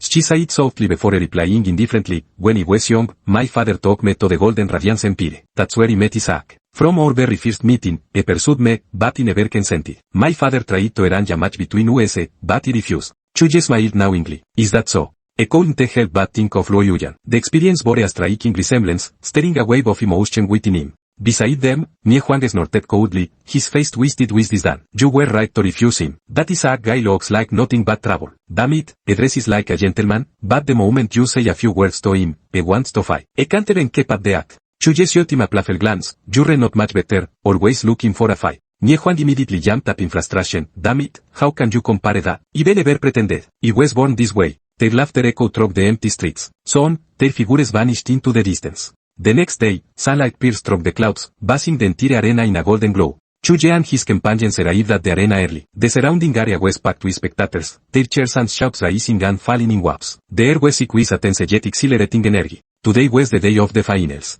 All teams had arrived and were fully prepared. The arrival of Chu Ye and his team drew countless eyes. The announcer's voice rang out clearly to all. The finals of this international exchange tournament officially commence. Now, the round of 32-16 begins. First match, Team Chu Ye of Great Xia vs Team Flamirski of the Snowren Federation. As soon as the words fell, Chu Ye and his teammates exchanged a glance before rising to their feet and slowly making their way onto the stage. The Snowland Federation team followed suit, their faces slightly pale and their steps unsteady. Tension and unease filled the eyes of several members. Over the past few days, Chu Ye's team had already gained widespread fame. Especially Chu Ye's performance in the elimination rounds, which countless people had studied day and night. Facing Chu Ye's team in the very first match was anything but fortunate. The host, seeing both teams ready, announced loudly, he declared the match begins. With that command, the entire arena fell instantly silent. Everyone held their breath, waiting for the start of this thrilling showdown. Chapter 178, Boring. The moment the words fell, the Snowren Federation's fighters launched their assault. Magical crystals suddenly floated into position around the perimeter of the arena, blazing crimson and casting an intensely glaring light upon them.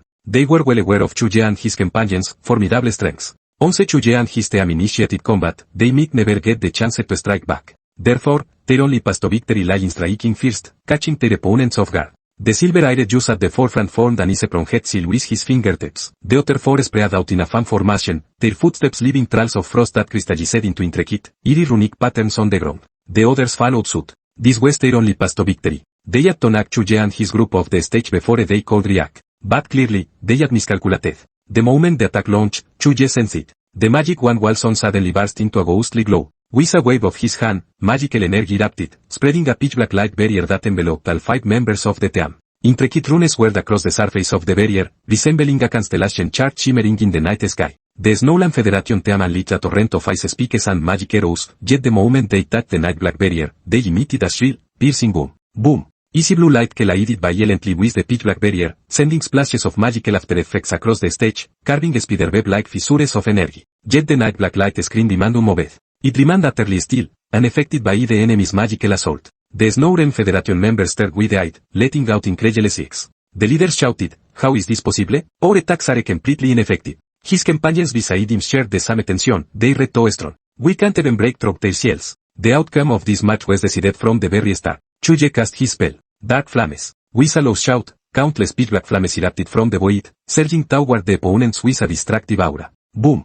The searing flames instantly engulfed the Snowland Federation members. Piercing screams mingled with the roar of explosions, echoing across the arena. Several figures, engulfed in flames, were hurled backward like kites whose strings had snapped, crashing heavily onto the ground. They groaned in agony before losing consciousness one after another. This contest is won by the Chu Ye team of the Great Xia Kingdom. The announcer immediately declared the result. A wave of buzz erupted from the surrounding spectators. The disapproval was not directed at Chu Ye's team, but rather at the Snowland Federation squad. From the stands, murmurs of discontent rose in waves. The battle ended far too quickly. Chu Ye single-handedly resolved it without requiring any others to intervene. Seeing this, many spectators felt a sense of disappointment. Still, it came as no surprise to anyone. After all, Chu Ye and his team's prowess was undeniable. Medical personnel hurriedly wheeled stretchers onto the stage. The Snowland Federation fighters lay charred and limp upon them, while Chu Ye and his companions descended the arena with measured steps. Ah, boring. Manhwa crossed his arms, a hint of dissatisfaction curling his lips. The fierce battle they anticipated still hadn't materialized. Chu Ye smiled but said nothing. After stepping down, the group made their way to their reserved spectator seats to watch the other teams fight. The subsequent matches proved utterly uninteresting. Talk magical lights intertwined on the stage and the combatants, battle cries deafened the ears. To Chu Ye and his companions, the sheer power displayed felt woefully inadequate. If it were up to them, the scene would never be this lackluster. In truth, these matches were already quite spectacular. Many professionals watched with bated breath, and some spectators even stood up involuntarily, their faces aglow with excitement. Compared to ordinary people, these individuals were undeniably geniuses. Yet to Chu Ye, they were still far too weak. It just goes to show, there is always someone better out there. The only match that piqued Chu Ye and his team's interest was the one featuring the Snowland Federation's Joseph squad. They were facing a team from the Free Federation. This Free Federation team was roughly on par with the beat team Chu Ye and his group at first, significantly stronger than the other teams. Yet Joseph's team, being the strongest in the Snowland Federation, still held a slight edge. The initial clash between the two sides was fierce and intense, with attacks flying back and forth. Joseph's team leader manipulated the sky filled with his blades, slicing the opponents, fireworks to shreds. The Free Federation mage summoned colossal stone golems, whose fists pounded the ground, sending up billowing clouds of dust. This battle was far more intense than any other teams. Many spectators watched with bated breath. It was exhilarating. But as time wore on, Joseph's team gradually gained the upper hand, ultimately defeating their opponents in one decisive blow. The match drew cheers from the crowd. Both sides fought with such intensity, unleashing a dazzling array of skills that left spectators unable to look away. Chu Ye leaned against the railing, his fingers tapping lightly on the handrail as his gas grew deep. They weren't fighting at full strength. His companion followed his gas and noticed Joseph's team remained remarkably calm, showing no signs of having just endured a fierce battle. Manhwa remarked, the opponents didn't put much pressure on them. Normal. Yet, a sense of anticipation began to stir within him. Joseph's team was formidable. If they crossed paths, it would undoubtedly be a fierce battle for him. Next up were teams from other nations. The Great Xia team was among them. Baibuxin's team also defeated their opponents and advanced to the next round. They were not in the same half of the bracket as Chu Ye. However, their next opponents were none other than the Solomon team from the Free Federation. Upon seeing their opponents, Baibuxin and his team grew solemn. They knew full well that this competition would most likely end here for them. Like Chu Ye's team, Solomon had also defeated their opponents with remarkable ease, barely showcasing their true strengths. This team maintained a low profile throughout the exchange event, yet countless observers still favored them to claim the championship. This remained true even after Chu Ye and his group had demonstrated such formidable strengths. Finally, the first day of competition concluded. The magical lights in the dome of the arena gradually dimmed, and the evening breeze carried damp mist through the open arched doors. The matchups for the next day had already been determined. Chu Ye and his companions stared intently at the holographic projection suspended in the air, their expressions growing serious. Nie Wang's voice was cold. "We refacing the Royal Knights of the Golden Radiance Empire. HMPH, it's about time we took them on." They had used crossed swords with the Royal Knights, and now they were set to face them again in the next round. Fast with this situation, Nie Wang's fighting spirit said. Chu Ye chuckled, "Let's take tomorrow seriously. I hear this team is quite formidable. Treat it as a dress rehearsal for facing Solomon's squad." It was Teus Chu Ye and his group. In an outer rest area, Isaac's hand paused mid-motion as he waved his sword. His gaze fixed on the projected matchup list, a cold smile curling his lips, the great Siateam. HMPH, your journey ends here. The blade flashed coldly under the light, as if already foreseeing tomorrow's battle. Chapter 179, The Clash. The next day's competition arrived as scheduled, under the gaze of countless spectators. Crystal chandeliers suspended from the dome illuminated the arena as brightly as day, while the roaring crowd in the stands nearly shook the roof. As the dust settled on several consecutive matches, the announcer's voice echoed throughout every corner of the arena. Next up, Team Chu Ye of the Great Xia Empire versus the Royal Knights of the Golden Radiance Empire. The announcement ignited the crowd like a torch to a powder keg, instantly setting the arena ablaze. In the stands, spectators leapt to their feet, cheering wildly. Some waved the flags of both nations, others flashed crimson with excitement. The surging murmurs of the crowd churned like boiling water. Ah, finally, this match. The top team of the Great Xia Kingdom versus the top team of the Golden Radiance Empire, which side holds the edge? Either way, this match is bound to be spectacular. Ibe waited all the days used for this match. The Royal Knights of the Golden Radiance Empire had long been a formidable presence on the international stage. Within the Golden Radiance Empire, this team boasts an unblemished record. Each victory is like a golden medal, inlaid upon their banner of glory. Facing countless challengers from around the world, they consistently crushed their opponents with thunderous force. Some even claim this team possesses the strength to rival the elusive Solomon squad from the Free Federation. Unfortunately, these two teams have never met on the battlefield, leaving countless spectators with a lingering regret. Meanwhile, Chu Ye's team, having weathered numerous trials, had long since gained widespread renown. People are filled with anticipation for this showdown, eager to witness it firsthand. Which of these two elite teams would emerge victorious? Soon, both teams stepped onto the stage amid the roaring cheers and shouts of the entire audience. The 5 members of the Royal Knights stood like golden statues. Their equipment, dominated by dazzling gold, shimmered brilliantly under the lights, radiating nobility and authority. Isaac, the warrior leading the charge, wore intricate golden armor. His gleaming golden longsword flashed coldly, its hilt set with a ruby that seemed like congealed blood, radiating an aura both sacred and dangerous. The 4 behind the mage fulfilled distinct roles. A mage clad in golden robes wielded a gleaming staff, its golden crystal tip pulsing with an eerie glow, as if containing terrifying power. A burly guardian stood at the center of the group, bearing a massive golden shield. The shield's surface was covered in mysterious runes. His muscles taut, stood unyielding as an iron tower. A hunter crouched nearby, bow in hand, his gaze sharp as a wolf's. His fingers lightly caressed the bowstring, the arrow glinting coldly in the light. A female priestess stood nearby, her golden robes fluttering in the breeze. She held a pure white staff, her face adorned with a holy smile, yet her eyes held a hint of vigilance. The 5 stood in formation, their coordination flawless. On Chu Ye's side, every member was equally prepared for battle. Chu Ye had already drawn his magic staff, while Son, his expression calm. Nie Huang gripped his Xuan bar blade like a beast poised to strike. Luo Yuyan's staff, Tianxuan, glowed brilliantly, her hair flowing in the wind. Elena's pocket watch shine spanned deftly between her fingers, her sapphire eyes reflecting the silhouettes of the opposing enemies, her expression focused and serious. Sully stood with her staff in hand, Kaka by her side. Even before the formal clash began, the air thickened with the palpable tension of impending battle. Their clashing gases ignited a battle intent potent enough to set the air itself ablaze. With the announcer's command, the match commenced. The entire arena fell silent for a moment, then magical energy sailed from both combatants like a hurricane, sweeping across the space. The audience gasped in astonishment, overwhelmed by the crushing pressure of this immense power. Kill! Nie Huang roared, launching the first strike.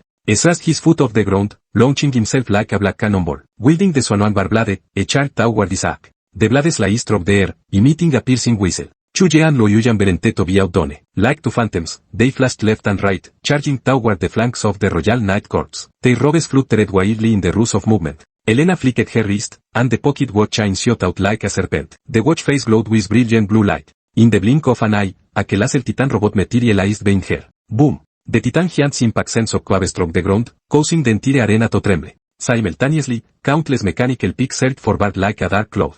Her ghastly man cool as she calculated the enemy's weaknesses. The crystal atop Sully's staff emitted a soft glow. Her focus remained fixed on the battlefield, ever ready to unleash healing and purification spells. Kaka stood like a silver tower, never straying from Sully's side, tasked with protecting her.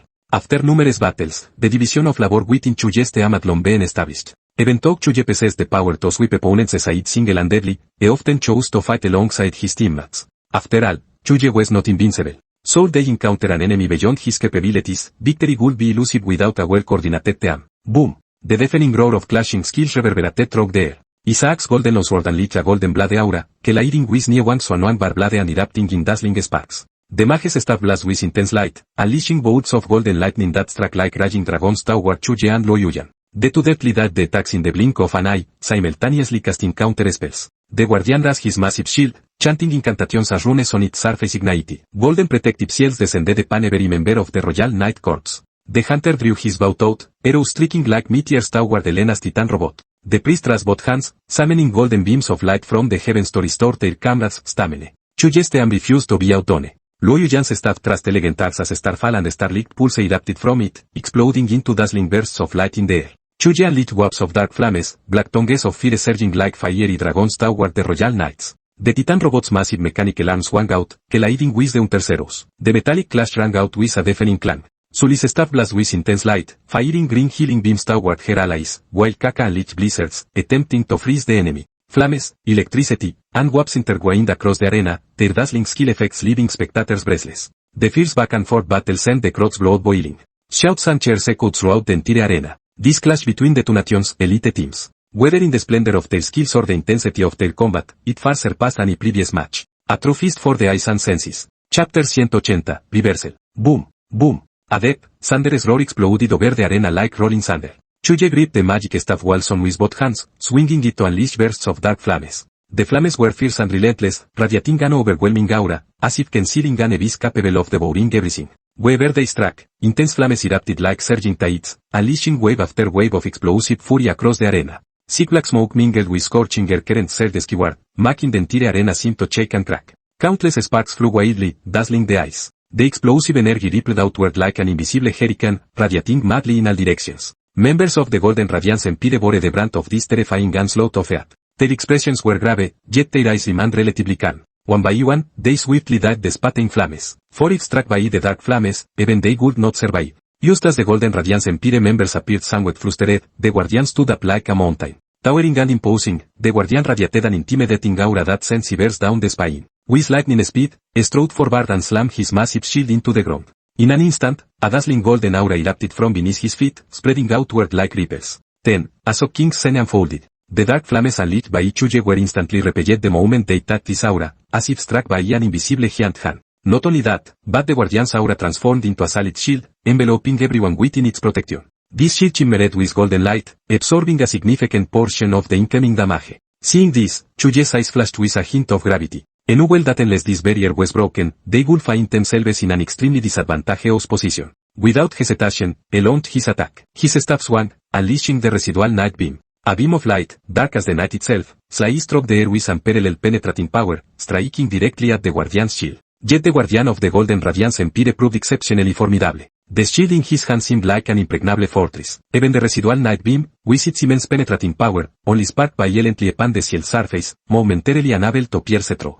Not only was Chu Ye's attack blocked, Niewang's desolate body severing river and Luo Yuyan's star-lit pulse were both effortlessly parried by the Guardian's shield. The Guardian stood like a towering mountain range, steadfastly blocking the team's path and absorbing every attack from Chu Ye and his companions. With the Guardian's protection, the other members of the Golden Radiance Empire gained confidence and began to unleash their attacks with renewed vigor.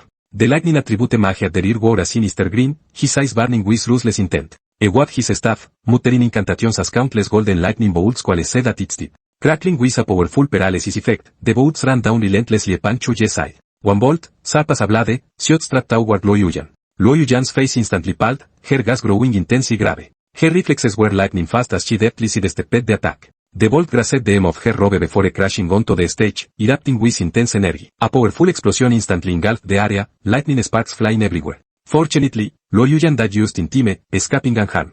Still trembling with fear, she rose to her feet, her gaze solemn. She knew all too well that at that bolt struck her, she would have been in grave danger. Meanwhile, on another battlefield, Niewang and Isaac's fight was gradually turning against them. Originally, fueled by his berserk status' immense power, Niewang held his own against Isaac, even managing to suppress him to some extent. But when the Guardian joined the fray, the tide turned instantly. Many of Niewang's attacks were blocked by the Guardian's shield, dissipating most of the damage. Meanwhile, Isaac's attacks ran down unimpeded upon Niewang, creating a severe imbalance in the damage exchange between the two. Ryan's frustration boiled within Niewang. His eyes blazed crimson, his teeth clenched so hard a trickle of blood seeped from the corner of his mouth. His attacks grew increasingly fierce, each strike carrying a death-defying intensity. Yet, fast with the Guardian's interference, struggled to breach the defenses. Instead, his rage caused his combat rhythm to lose its structure, his movements becoming increasingly erratic. Every detail was observed by Chu Ye. His brow furrowed deeply. In terms of raw combat power, their side held the absolute advantage. Yet now, because of one Guardian's meddling, the situation had become precarious.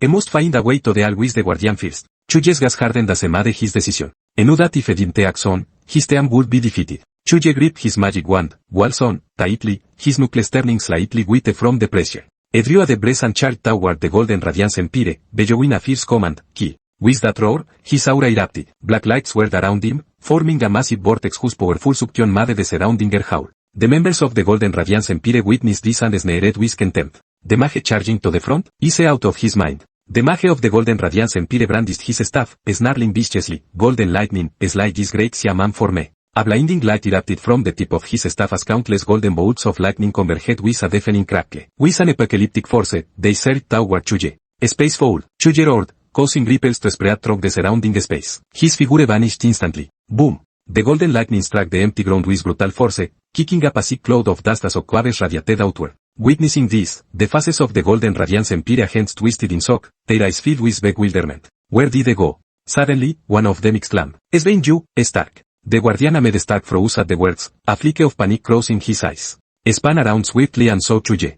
Stark's eyes widened in fury as he roared, "You're asking for it." Then, gripping his shield tightly with both hands, he swung it down with all his might, aiming straight for Chu Ye. Yet, a confident curve lifted at the corner of Chu Ye's mouth. Before Stark could fully attack, Chu Ye had already secretly unleashed a torrent of dark flames. These flames clung to Stark like a freezing ulcer, adhering tightly to his body. Though blocked by the shield, they left countless black marks upon Stark's body. Nova burst. At Chu Ye's command, the marks instantly erupted in blinding light.